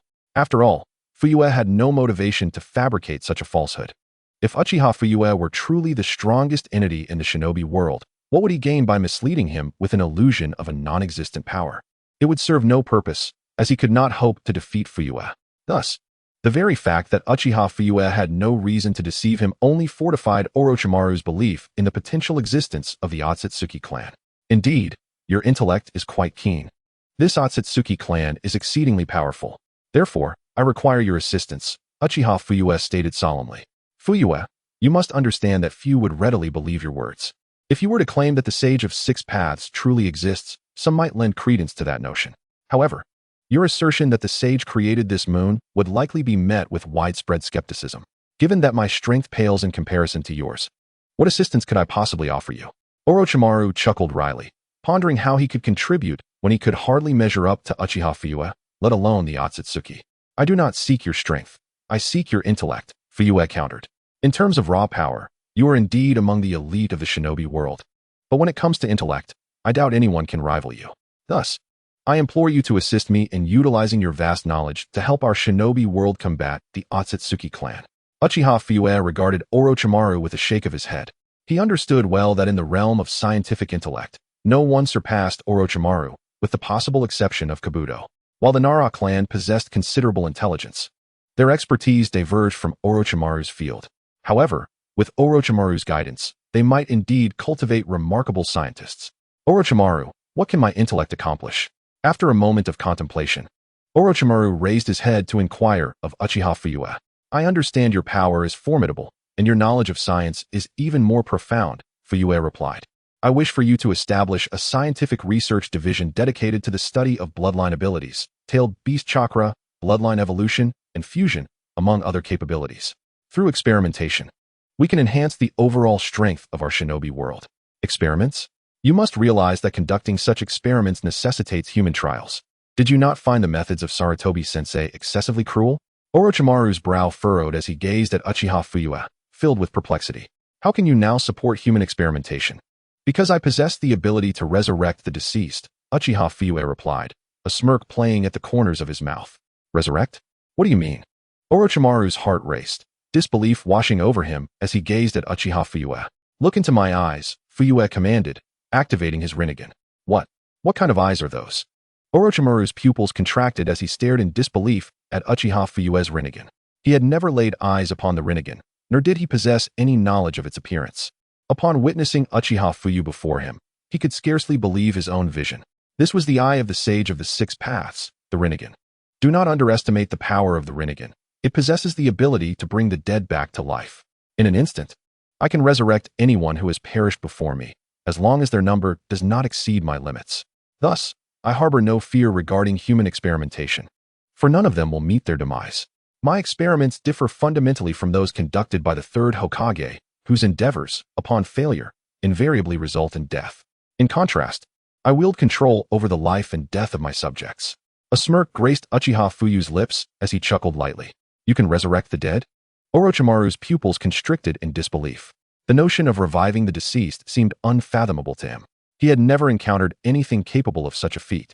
He had only glimpsed a forbidden technique used by the second Hokage, Senju Tobarama, known as the Edo Tensei, which summoned the souls of the deceased for use. However, that required offerings and was not true resurrection. Yet before him, Uchiha Fuyu claimed that the Rinnegan could indeed resurrect the dead, leaving him in utter incredulity. Indeed, this is the remarkable power of the Rinnegan. Not only can it resurrect the deceased, but it can also execute a unique ninjutsu capable of creating planets.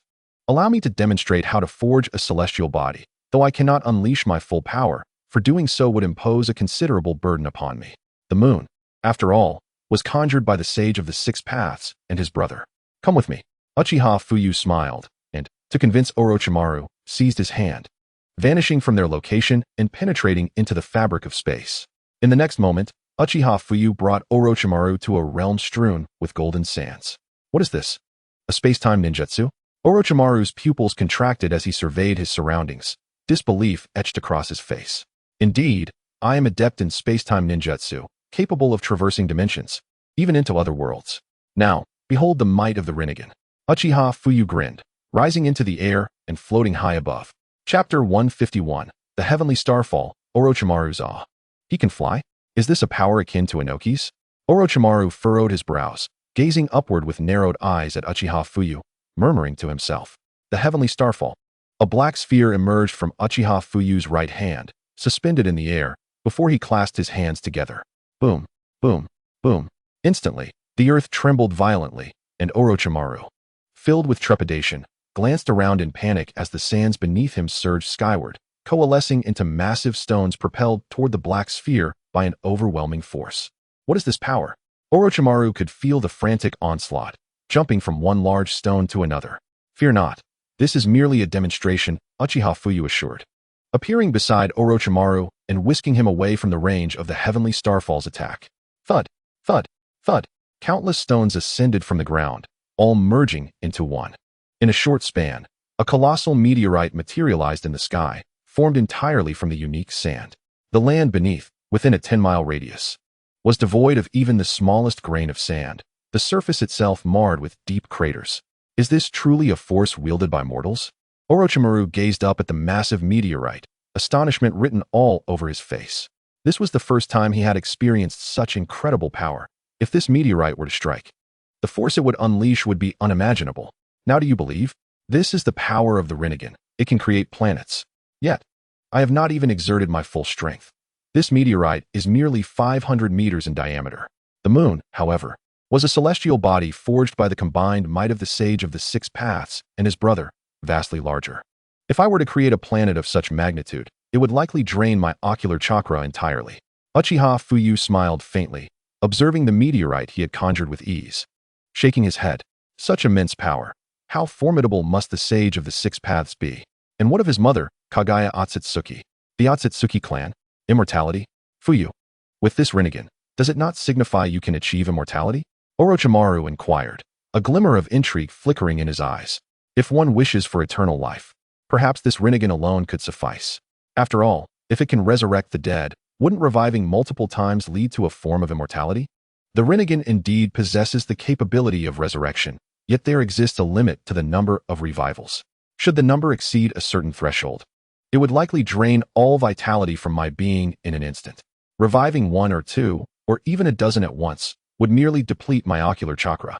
True immortality would require at least 2 pairs of Rinnegan or the evolution of one's bloodline to that of the Otsutsuki clan, consuming power to achieve everlasting life.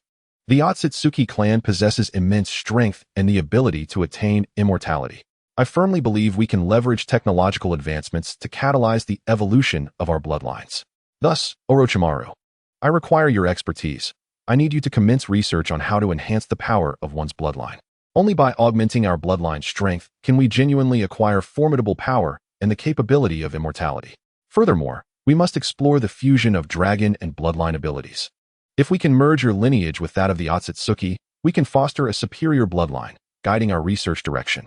All of this necessitates our personal experimentation. Hence, I implore your assistance, hoping you will remain in Konoha to initiate scientific studies aimed at enhancing the strength of all in the ninja world. The Otsutsuki clan, possessing eternal life, must have legions of their kin.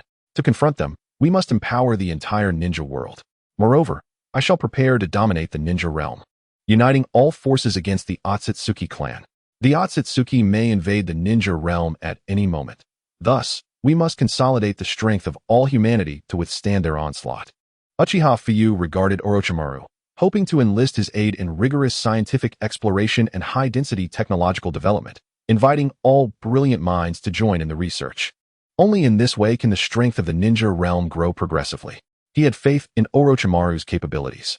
Fuyu, I comprehend your ambitions. I shall endeavor to assist, though I cannot guarantee success.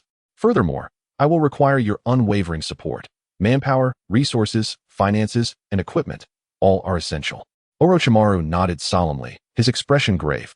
He had not anticipated the ninja realm's precariousness. Their threat was not merely from the 4 great villages, but from beyond. And the encroaching power from beyond filled him with dread. If he wished to protect his beloved Shinju, he must ensure that the entire ninja realm grew stronger. Otherwise, should the Otsutsuki clan truly invade, there would be no one capable of resisting them. Indeed, the Otsutsuki clan is formidable. Half of their kin possess the Rinnegan, along with other unique ocular powers, all wielding tremendous strength, including the Byakugan. Their Byakugan is not a mere degradation of the Hyuga clan's lineage.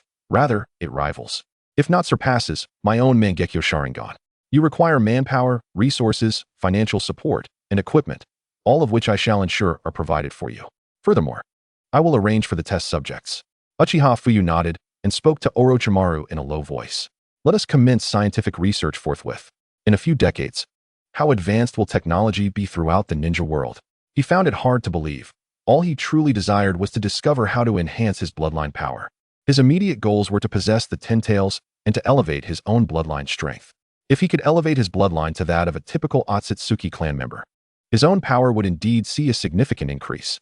Currently, he bore the Indra bloodline, yet due to his heritage as a native of the ninja world, he could not even attain the bloodline of an ordinary Otsutsuki member. Chapter 152. Tsunade is about to give birth to her first offspring. Of course, this requires further verification and remains uncertain. Perhaps after consuming the fruit of the god tree, Kagaya Otsutsuki's bloodline power was greatly enhanced, resulting in the pure lineage of the Sage of Six Paths being born. Even diluted, Indra's bloodline might still surpass that of many in the Otsutsuki clan. Very well. This matter is settled. Upon my return, I shall initiate my research, beginning with the cells of the first Hokage. Orochimaru nodded, equally eager to unlock the potential for bloodline enhancement that could elevate him to the status of the Otsutsuki clan. In doing so, he would also attain immortality. Indeed, I am aware you possess the cells of the first Hokage. Upon returning, you may commence your exploration into the first Hokage's bloodline to determine if it can be augmented. Initially, we should ascertain whether the bloodline of the first Hokage can be absorbed and integrated into any human form. The cells of the first Hokage are immensely potent, and as you have likely witnessed, not everyone can withstand the power of a Hokage's bloodline. Should we fail to integrate the first Hokage's cells into the bodies of all native ninjas within the ninja realm, elevating the bloodlines of all ninjas will prove exceedingly difficult. We shall first allow them to possess the cells of the first Hokage, enabling them to merge with the most rudimentary bloodlines. Subsequently, we will explore whether we can enhance their bloodline power, guiding them step by step to become as formidable as the first Hokage. Ultimately, we shall investigate whether we can amalgamate these into a unique Otsutsuki bloodline. All of this requires relentless experimentation to ascertain its feasibility. If it proves unachievable, we must then focus on augmenting the bloodline powers of the Hyuga clan, the Uzumaki clan, the Senju clan, and the Uchiha clan, as well as the Kagaya clan, the Taketori clan, which also belongs to the Otsutsuki lineage. Uchiha Fuyu gazed at Orochimaru before him, nodding. If we are to enhance bloodline power, might we elevate the bloodlines of all native inhabitants of the ninja world to a rudimentary Senju bloodline, gradually progressing upwards? Ultimately, they could ascend to the bloodline of Hashirama Senju and then transform into that of the Otsutsuki clan, thus slowly enhancing their bloodline power and fortifying their strength step by step. Orochimaru nodded, excitement flickering in his eyes. In the past, he had to conduct experiments clandestinely. But now, with Fuyu and others establishing a scientific research institution, there was no need for subterfuge.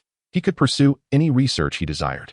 He had previously contemplated whether there existed a method to grant immortality, for only through immortality could humanity transcend its limitations. Now, spurred by Uchiha Fuyu's insights, he realized that true immortality was indeed attainable, as exemplified by the Otsutsuki clan. If he could elevate everyone to the bloodline of the Otsutsuki, could that not grant them immortality? And might he not also achieve immortality himself? The departure of those around him filled Orochimaru with sorrow, leaving only the desire to protect the remaining individual, Senju. Yet, he began to entertain thoughts of power and eternal life. With Uchiha Fuyu revealing that immortality was possible, his interest was piqued. If he could develop a means to enhance bloodline power, transforming his lineage into that of the Otsutsuki, could he not also attain immortality? This became a crucial direction for his research. Since Hashirama Senju possessed the bloodline of the Otsutsuki within him, he would investigate whether it could adapt to any human form, including his own.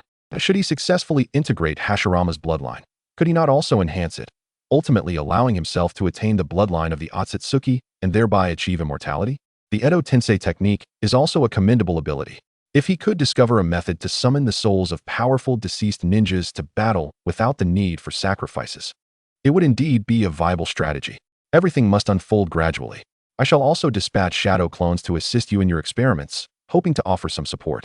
Uchiha Fuyu regarded Orochimaru with a smile, eager to see whether their collaboration would enhance the bloodline powers within them. Individual strength alone could not contend with the Otsutsuki. Thus, it was imperative for all to grow stronger together. I understand. I shall do my utmost. After all, I have yet to attempt enhancing bloodline power. It may prove somewhat challenging. Continuous research and experimentation will be essential. Orochimaru nodded, filled with newfound motivation now that he possessed direction. Very well, let us return. Uchiha Fuyu smiled and nodded, guiding Orochimaru out of this alternate space. Upon their return to Konoha, Uchiha Fuyu immediately arranged for personnel to construct a research facility for Orochimaru. Whatever equipment he required would be prioritized, and he would also provide experimental staff and assistance. Today marks the day of Tsunade's labor. Childbirth is indeed a skilled endeavor, as the sounds of anguished cries echoed from the delivery room. Uchiha Fuyu felt a swell of anxiety, standing at the doorway filled with concern. Fuyu, do not fret. Tsunade will be fine, Uchiha Shizune reassured him. Yes, mother, giving birth is truly a painful ordeal. Uchiha Fuyu replied, his eyes filled with worry. An hour had passed with no signs of progress, intensifying his anxiety. Do not rush. Childbirth requires the dilation of the cervix. Only when it is sufficiently open can the child be born. Some people may take a day or two without yielding results. When I gave birth to you, it took me a full 3 days before you finally decided to make your entrance. Uchiha Shizune smiled as she reminisced about her own childbirth experience, realizing she had now reached the age of becoming a grandmother. Just then, the delivery room door swung open and a female doctor emerged. Fourth Hokage-sama, Tsunade has given birth. Both mother and child are safe. The female doctor smiled warmly at Uchiha Fuyu. Chapter 153, The Sage of Six Paths Body, naturally possessing the Mangekyo Sharingan. Ding. Detected the arrival of the host's offspring, granting offspring rewards. Ding. Congratulations to the host for obtaining the Sage of Six Paths Body. Ding. Congratulations to the host's offspring for receiving enhancements, with overall abilities improved. At that moment, the voice of the system resonated within Uchiha Fuyu's mind. What? Has my power strengthened once more? The Sage of Six Paths physique? An unblemished bloodline of the Otsutsuki clan? Hiss. This child is truly remarkable, from birth. He has endowed me with the essence of the Sage of Six Paths. Originally, I possessed the Indra's body, but now I have ascended to the Sage of Six Paths, significantly enhancing my capabilities. Uchiha Fuyu felt a surge of excitement within, as her own constitution had improved, consequently augmenting her strength. A successful birth, a successful birth. As long as mother and child are safe, I knew Tsunade would be just fine. Am I now a grandmother? Uchiha Shizune's face lit up with joy as she turned to Uchiha Fuyu and smiled. Yes, I shall go in and take a look. Uchiha Fuyu chuckled softly and made her way to the delivery room, where she saw Tsunade lying on the bed, a radiant smile gracing her face. Tsunade, thank you for your hard work. We have a son, we are now parents. Observing Tsunade's pale complexion, Uchiha Fuyu's eyes softened with tenderness as she extended her right hand, channeling powerful yang release energy into her. Despite Tsunade's formidable constitution, childbirth still subjected her body to immense trials. The torn wounds healed instantaneously, yet it drained a considerable amount of her stamina. Fuyu, I'm fine. Just a bit hoarse from all the shouting. This child was quite reluctant to come out. It truly exhausted me. But now that he is here, I feel completely at ease. Tsunade was drenched in sweat, yet she gazed at Uchiha Fuyu with a beaming smile. She felt no discomfort. Rather, an overwhelming sense of happiness filled her as she looked into Uchiha Fuyu's eyes, brimming with joy. Childbirth had been surprisingly easy, though this child had stubbornly resisted exiting, akin to an unyielding bowel movement. Now that he was born, it felt like liberation from constipation. She was finally comfortable, free from the burden. Ha ha, silly girl. Uchiha Fuyu chuckled lightly, planting a kiss on Tsunade's cheek. Soon after, Tsunade was moved to the special care unit, with Uchiha Shizune following closely. Little Tsunade, drink some porridge to warm your stomach. After giving birth, one shouldn't consume overly greasy food. Plain porridge will suffice. Mother has also prepared some pig's trotters for later to ensure an ample milk supply.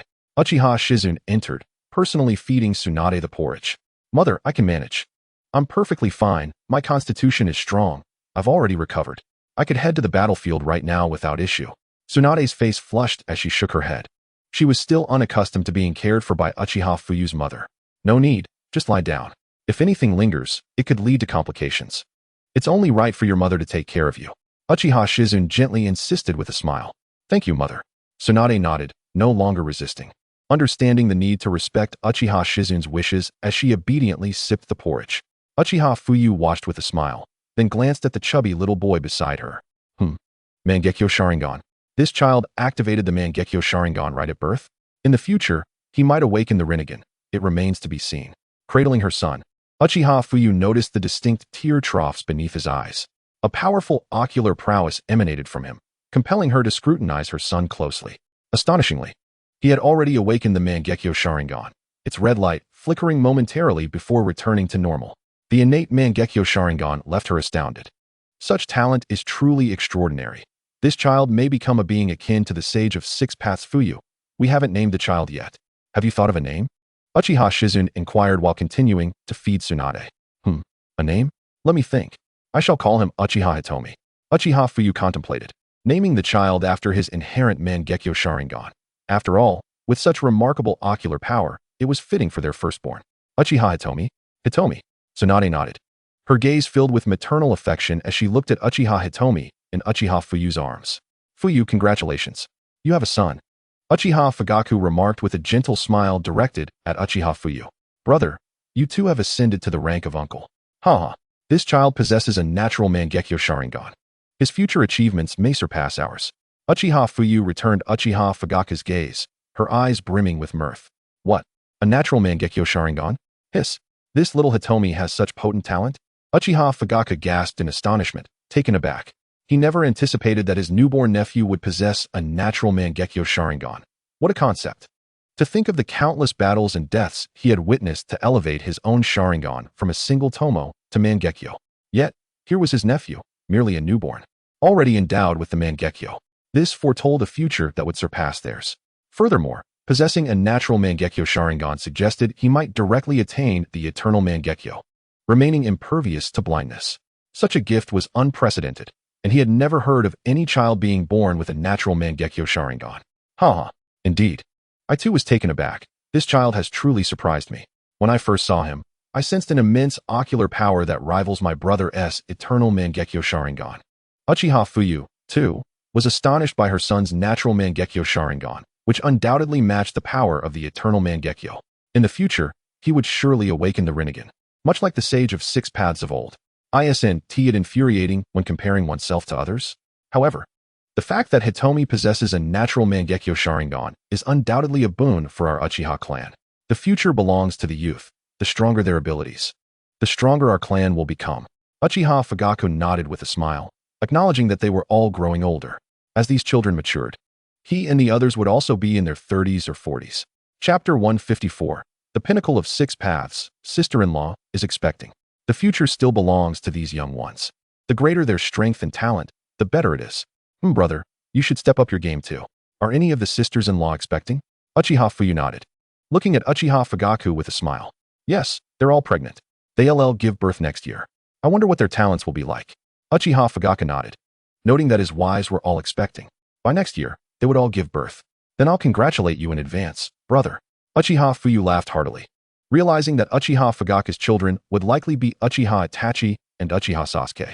Although he had married Mikoto, it was uncertain whether their children would resemble the original Uchiha Itachi and Uchiha Sasuke. They might take after their father instead. Such matters were unpredictable. It's still early days. Haha. With Tsunade giving birth, mother will have something to do now. No longer will she be idle within the clan. With a child, things will be different. I believe mother will soon emerge from the shadow of father's passing. Uchiha Fugaku nodded in agreement, recognizing that with Tsunade's childbirth, their mother would have purpose once again. After all, a solitary existence in this world can indeed be quite lonesome. The bond across generations can rejuvenate their mother, granting her renewed vigor. So, brother, how is the integration of the first Hokage's chakra progressing? Uchiha Fuyu smiled at Uchiha Fugaku before him. The power of the Sharingan is steadily growing. With each fusion, I can feel the awakening of the Rinnegan drawing ever closer. Soon, my eyes shall undergo a profound transformation. Uchiha Fugaku nodded, a hint of excitement flashing in his eyes. He could sense that the awakening of his Rinnegan was imminent. That is splendid. Only upon awakening the Rinnegan can one truly possess combat prowess at the level of the Sage of 6 Paths. Furthermore, the mastery of Sage techniques must continue.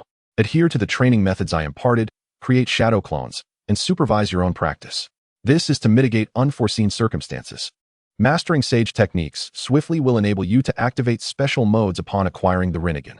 The natural energy of Sage techniques is of paramount importance. Not only do they enhance your combat abilities, but they also grant access to the unique Sage of 6 Paths mode. Uchiha Fuyu chuckled softly, eager for Uchiha Fugaku to master Sage techniques. Only by mastering perfect mental techniques can one activate the Sage of 6 Paths mode during combat. Otherwise, merely possessing the Rinnegan offers little enhancement. Mastery of Sage techniques is essential for amplifying one's strength. Attaining mastery in Sage techniques will not only augment his power, but also lead to significant leaps in perception, reaction time, and more. Yes, during this time, the affairs of the clan have largely been entrusted to Fuyang, allowing me time to cultivate. I aim to swiftly master Sage techniques and awaken my Rinnegan. Uchiha Fugaku nodded with a smile, acknowledging that his strength was increasing rapidly, though the ascent slowed as he approached his peak. Indeed, Uchiha Fuyu smiled faintly, and the brothers exchanged pleasantries. Nowadays, I have already harnessed the power of the Ten Tails within me. Although it is merely a remnant version akin to the Ten Tails of the Sage, it is still formidable. The strength of the Ten Tails, combined with my inherent power, has elevated me to the pinnacle of the Sage of Six Paths. Should I acquire the complete Ten Tails, my power would soar even higher. This is indeed the body of the Sage of Six Paths, truly formidable. In his time, the Sage of Six Paths possessed only the chakra of the Ten Tails and did not seal the true Ten Tails within himself. Thus, his strength was somewhat diminished. The power of the Ten Tails and its chakra are not to be equated. The chakra of the Ten Tails devoid of the Otsutsuki's manifestation pales in comparison to the complete Ten Tails. Even if it is incomplete, such strength, one wonders where it would rank among the Otsutsuki clan. A smile crept across Uchiha Fuyu's lips, his eyes glimmering with amusement. Presently, Uchiha Fuyu has become the Jinchuriki of the Ten Tails, elevating his power to the true peak of the Sage of Six Paths. In the entire ninja world, there is no one capable of rivaling him.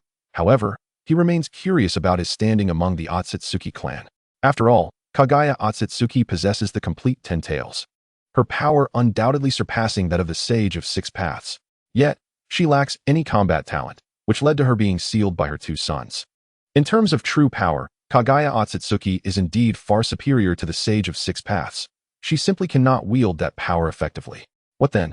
Of the upper echelons of the Otsutsuki clan? He is eager to discern the strength of the most formidable members of that clan and to understand the gap between him and them. Oh well, one step at a time. It will likely be many years before the Otsutsuki clan arrives at the designated time. During this time, I shall have ample opportunity to further enhance my cultivation. Currently, several individuals are already pregnant, and by next year, when they give birth, I shall undoubtedly gain considerable strength. In decades to come, who knows how formidable I shall become? Why should I fear them? At present, the entire ninja world has dealt with Kaguya and Madara Uchiha, eliminating any lingering concerns, allowing me to focus on developing my own plans. Since I do not wish to forcibly subjugate you, let all of you experience fear. Let you all submit to Konoha and to my dominion as Uchiha Fuyu. Huh. Uchiha Fuyu let out a cold laugh. It is time to set his plans into motion. He had long conspired with Tsunade to create a powerful adversary, instilling fear throughout the ninja world. Chapter 155, The Everlasting Genin, Might Guy. They must understand that the Otsutsuki clan exists beyond our realm, and they must unite to usher in a period of peace for the entire ninja world, allowing for growth and solidarity against external threats. Upon returning to the Hokage's office, Uchiha Fuyu began to process the documents before him. Currently, the paperwork is relatively sparse. He created dozens of shadow clones and soon completed it all. Now, the three major ninja villages have submitted all their reparations, and the ninja world has temporarily entered a state of peace. In this time, I shall first focus on cultivating some talent before gradually unfolding my plans. Before undertaking these schemes, I must maintain appearances. I cannot allow others to discern our intentions in Konoha.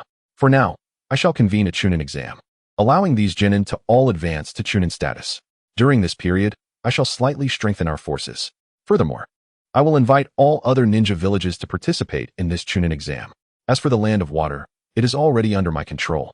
Their third Mizukage has fallen victim to my genjutsu, and no one has detected it. I shall host a Chunin exam for the 5 major ninja villages, summoning all villages to send their genin. Meanwhile, the Land of Water, now under my influence, has initiated the Blood Mist. We have commenced purging the clans with bloodline limits. The Six Paths clones have already intervened, beginning to gather members of the bloodline limit clans in the Land of Water. This serves to indirectly bolster the Akatsuki's strength. The Akatsuki organization has been established, with Nagato and others assuming visible control. Eventually, we shall gather rogue ninjas from across the ninja world to create chaos. However, this will require time. Slowly, we will proceed. There is no need for haste. Uchiha Fuyu smirked, a glimmer of delight in his eyes. Come forth, he commanded coldly. Lord Fourth Hokage. At that moment, an Umbu member appeared before Uchiha Fuyu. Immediately notify the 4 major ninja villages, as well as the smaller ones, that Konoha will soon hold a Chunin exam, urging them to send capable genin to participate. This year's Chunin exam will be initiated by us in Konoha. Ensure that this message reaches every corner of the ninja world, especially among the major ninja villages. Additionally, relay this information throughout Konoha. ensuring every leading Jonin is aware of the upcoming Chunin exam. Furthermore, Genin from Konoha without a supervising teacher will also be eligible to participate. Uchiha Fuyu gazed at the Umbu with a cold demeanor, instructing him to inform the various ninja villages. During this Chunin exam period, there are numerous tasks to accomplish. This Chunin exam shall also enhance Konoha's overall strength. After all, these Genin have grown too complacent. It is time to expose them to the harsh realities of the Chunin exam. Yes, Fourth Hokage. The Umbu bowed respectfully and vanished from sight. The Chunin exams are indeed quite intriguing. During this time, it would be prudent to cultivate more ninjas of Chunin rank and above. In due course, we shall have additional cannon fodder. Uchiha Fuyu smiled faintly, rising to gaze out at the cerulean sky. Do you see that? It states that we, Konoha, will be holding the Chunin exams. Indeed, it also mentions that any Genin who has not yet become a Chunin is eligible to participate in this exam. Then, I too have an opportunity to take part in this examination, despite having forfeited previously. The announcement did not specify that those who had previously forfeited were barred from participation. It seems that this time, the Fourth Hokage wishes for all Genin to take part in the exam. Indeed, this is splendid news. In past Chunin exams, many opted to forfeit, ultimately losing their chance. Yes, I was one of them. I never anticipated that the Fourth Hokage would issue such an order. Does this mean I have a chance? The news of the Chunin exam spread throughout Konoha, igniting excitement among the populace. Many, who had similarly lost their opportunities in prior exams, felt a renewed sense of hope. Numerous individuals had been caught cheating during the exams and subsequently barred from future participation. Naturally, they could not confess to cheating. They could only claim they had previously forfeited. Chunin exam? A man clad in a green bodysuit paused, staring at the announcement before him. This time, I shall participate. Hard work never deceives. I will succeed. The man in green exclaimed brightly. Look, isn't that the perennial Genin, my guy? Indeed, observe his excitement. A lifelong Genin still aspires to become a Chunin. Truly astonishing. Let us not undermine his confidence. After all Genin can participate now. Though he may be a lifelong Genin, he is still a Genin and thus has the right to compete. Haha, indeed. My guy is among the elite Genin of Konoha. He is our pride, so do not underestimate him. Laughter erupted among the surrounding Genin. For my guy was nearing 30 yet remained a Genin, which struck them as humorous. At nearly 30 years of age, he had stagnated at the rank of Genin, and everyone knew that Might Guy specialized solely in taijutsu, leading to their further disdain. Thank you for your support. Might Guy smiled at the surrounding Genin, giving a thumbs up, displaying his signature bright grin. Look at him, still smiling at us. What a fool. A mere lifelong Genin. What use will his participation serve? Ultimately, he shall only be a stepping stone beneath our feet. Indeed, his participation might even benefit us. After all, should we lose, at least we will have him at the bottom. Might Guy's cheerful demeanor in the face of their ridicule incited raucous laughter from the crowd. Chapter 156. Opening the Seven Gates at a Young Age. Whoosh. At that moment, an Umbu appeared before Might Guy. Might Guy, the Umbu, wearing a fox mask, addressed him with an icy tone. Umbu? Might Guy looked at the Umbu ninja, puzzled. The Fourth Hokage requests your immediate presence at the Hokage office. The Umbu's voice remained cold. The Fourth Hokage is looking for me. Might Guy's face brightened with joy, though he was uncertain of the reason. I shall go immediately. The Umbu vanished from sight after delivering the message. Did you see? The Fourth Hokage has summoned Might Guy. I suspect the Fourth Hokage wishes to prevent him from participating in this Chunin exam, fearing he may tarnish our village's reputation. Indeed, a lifelong Genin participating in the exam would certainly bring shame upon Konoha. The announcement indicated that participants would not only include Konoha ninjas, but also those from the other 4 great ninja villages, as well as various smaller villages. It is undoubtedly true. The Fourth Hokage perceives him as a disgrace. If so many esteemed ninjas from other villages arrive, his appearance would surely reflect poorly on us. As the gossip spread, the residents of Konoha savored the opportunity to ridicule Might Guy, each feeling a sense of relief in knowing they were not at the bottom. At least not compared to him. Thank you for your support. However, Might Guy paid no heed to their insults or derision, offering them a thumbs up and standing tall with a smile before turning to leave. Might Guy possesses considerable strength. His abilities might have been stifled by the Hokage's earlier combat capabilities, which were rather lackluster. Later, the power dynamics shifted dramatically, elevating the 8 gates to a level comparable to that of the Sage of 6 Paths, albeit only for a brief moment. Moreover, those skilled in space-time ninjutsu can easily evade him. Once he opens the 8 gates, the game is over, and he merely exhausts his vitality. After all, Opening the 8 gates equates to burning one's life force. Might Guy's taijutsu should be on par with Might Guy's. And even the later version of Rock Lee might struggle to open the 8 gates. The ability to open all 8 gates is a talent not granted to just anyone. In his youth, Rock Lee could at most reach the 6th gate. The fact that Might Guy can open the 8th gate indicates that his strength is far beyond that of an ordinary jounin. This is likely a narrative necessity. Opening the 7th gate should suffice for dealing with the situation. After all, it merely requires driving them away, without the necessity of killing them. And to protect Might Guy and his companions, he may have chosen to sacrifice himself, believing he could not defeat 7 jounin working in unison, ultimately leading him to open the Death Gate. Once the Death Gate is opened, there is no turning back. To have the strength to slay the 7 ninja swordsmen. How could he possibly be weak? Uchiha Fuyu smirked, his eyes gleaming with mirth. This time, I shall not allow such a formidable individual to sacrifice himself. The 8 gates will become our most potent weapon against the Otsutsuki clan. Regardless of how many times you utilize it, even if you perish, I can resurrect you completely.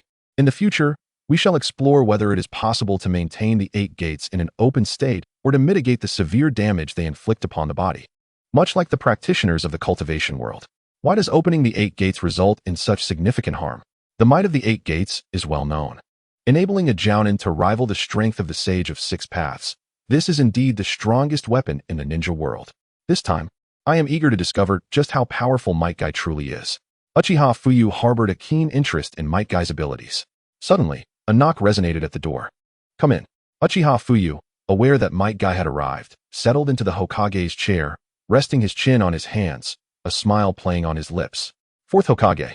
Might Guy entered, bowing respectfully before Uchiha Fuyu. For 2 decades, Uchiha Fuyu had served as a low-ranking ninja. He gazed at Might Guy before him, a faint smile gracing his lips. Though merely a genin within the village, I have never relinquished my pursuit of excellence. Might Guy's eyes sparkled with excitement, giving a thumbs up in encouragement. Indeed, Uchiha Fuyu inquired, do you know why I summoned you here today? I am not quite certain, Lord Fourth Hokage, Might Guy replied, shaking his head, a hint of curiosity flickering within him about the purpose of his summons. Because I intend to promote you to Jonin, Uchiha Fuyu stated directly, his smile unwavering. Jonin? Might Guy blinked in surprise, momentarily questioning if he had misheard. Is it truly possible for me to ascend to the rank of Jonin? Indeed. While your prowess lies solely in taijutsu, there are no stipulations stating that a ninja who specializes in taijutsu cannot achieve the rank of Jonin. In my estimation, your capabilities are at least on par with that level.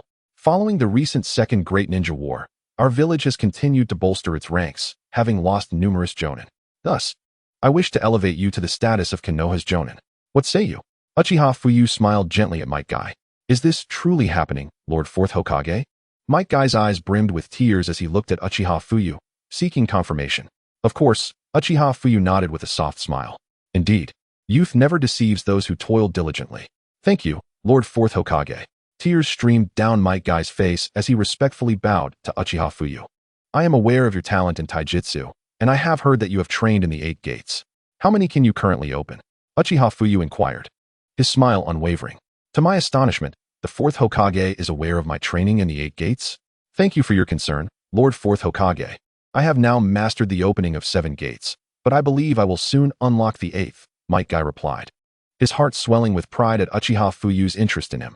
Ah, you can already open 7 gates? Remarkable. 7 gates equate to the strength of a powerful ninja. Do they not? Uchiha Fuyu nodded in acknowledgement, recognizing that the ability to open 7 gates rendered Might Guy no less formidable than any Kage-level ninja. Chapter 157. Might Guy opens 7 gates versus Uchiha Fuyu in standard taijutsu. Powerful ninja? Might Guy pondered, somewhat bewildered. Enough of that. Shortly, someone will deliver all the necessary materials for your promotion to Jonin to your home. For now, accompany me to a certain location, Uchiha Fuyu declared, shaking his head. Offering no further explanation, he vanished from sight, appearing beside Might Guy, leaving behind a shadow clone, as he took him through a space-time tunnel, disappearing from view. Upon their next appearance, Uchiha Fuyu and Might Guy found themselves in an alternate realm. What is this? Might Guy blinked in confusion, surveying his surroundings. Might Guy, unleash your full strength and attack me. This time, we shall engage solely in taijutsu. I wish to see the extent of your abilities. Uchiha Fuyu smiled at Might Guy. Yes, Lord Fourth Hokage. Might Guy felt a surge of excitement. He understood that Uchiha Fuyu wished to test his strength.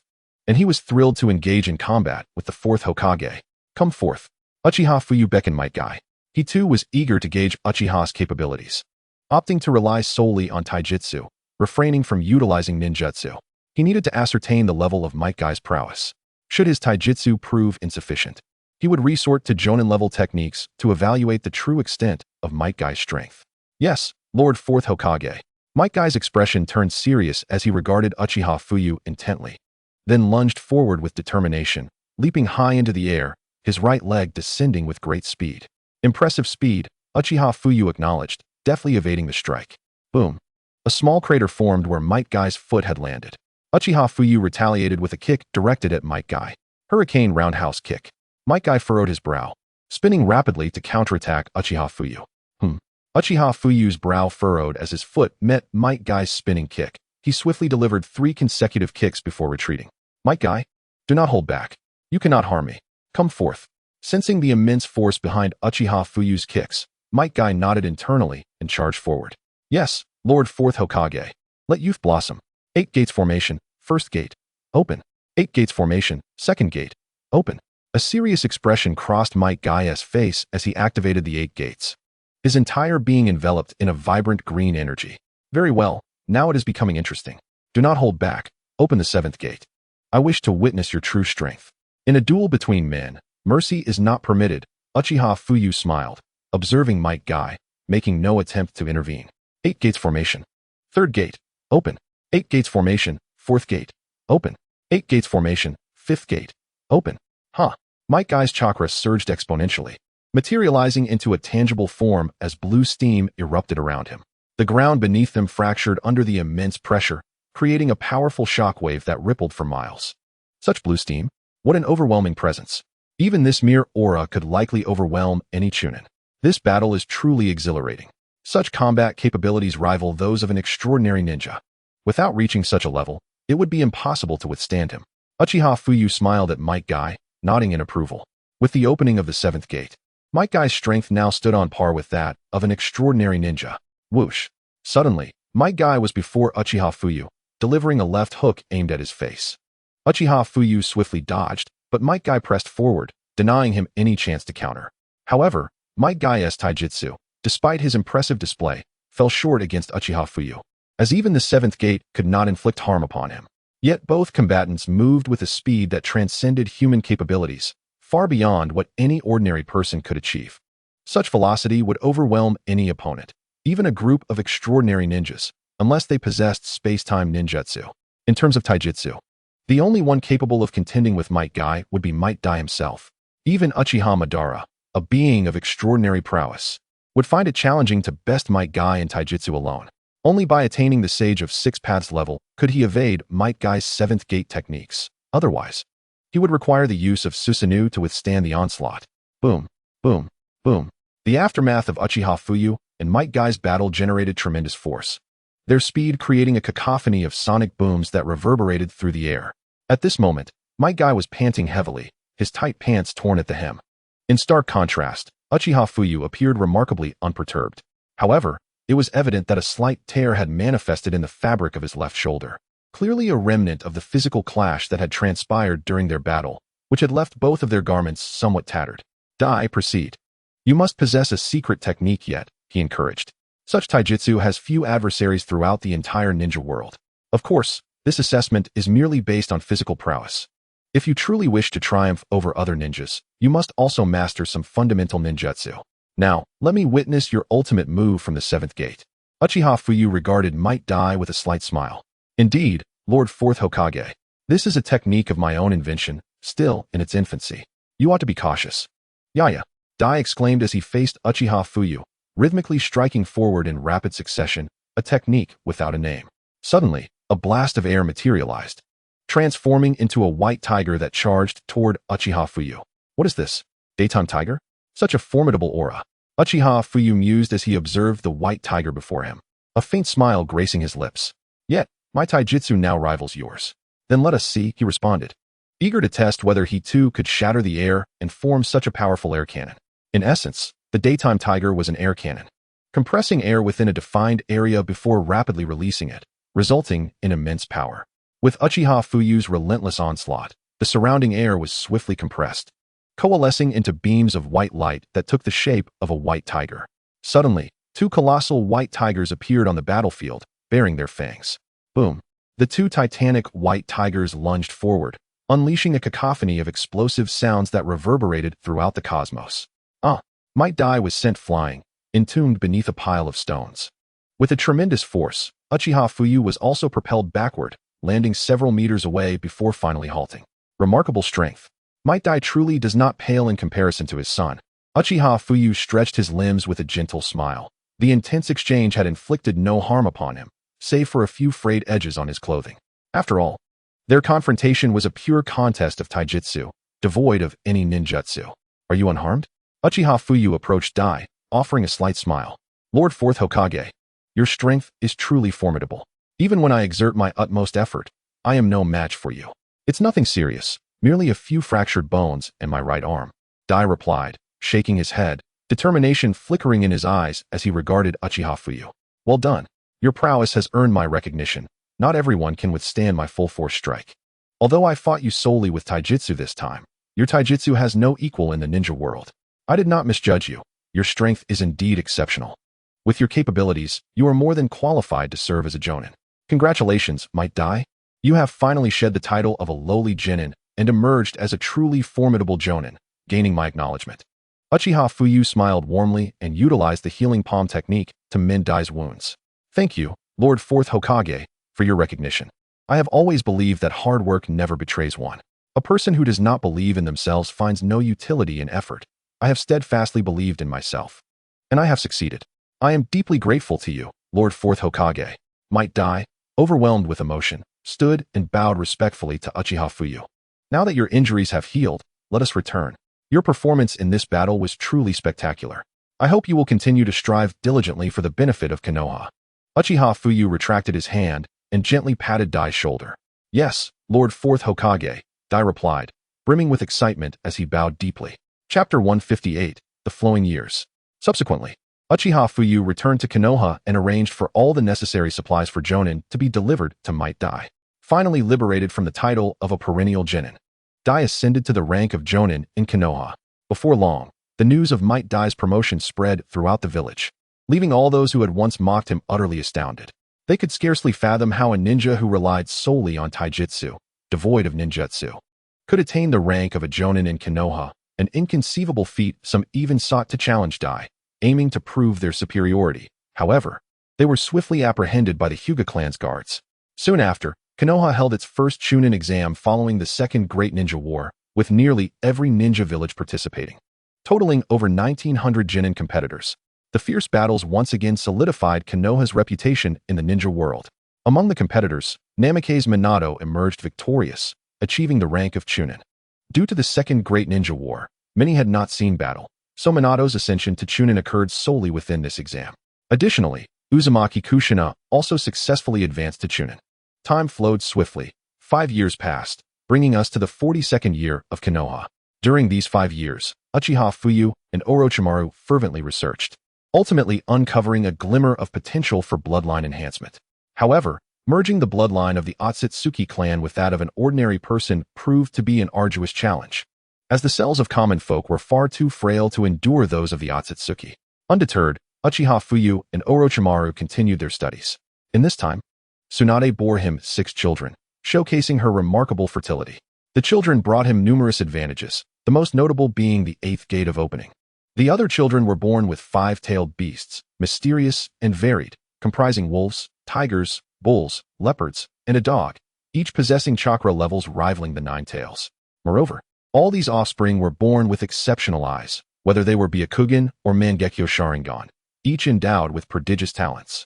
Uchiha Makoto, Uzumaki Kurui, Yakura, Chiyo, and Mizu all bore numerous progeny, rewarding Uchiha Fuyu handsomely.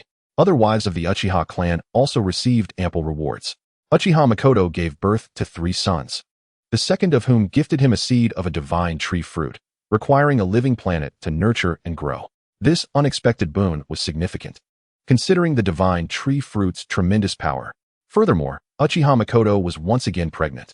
As for Yakura, Uchiha Fuyu, having gained influence over the upper echelons of Tsunade, employed a scheme to make her believe his fabrications, ultimately bringing her to Konoha to remain by his side. Throughout these 5 years, Uchiha Fuyu also expanded the strength of Akatsuki. Although on the surface, the organization appeared to be led by Yahiko, Nagato, and Konan, in truth, it was Uchiha Fuyu who wielded control. They assimilated numerous rogue ninjas, along with the bloodline limit bearers from the Hidden Mist Village.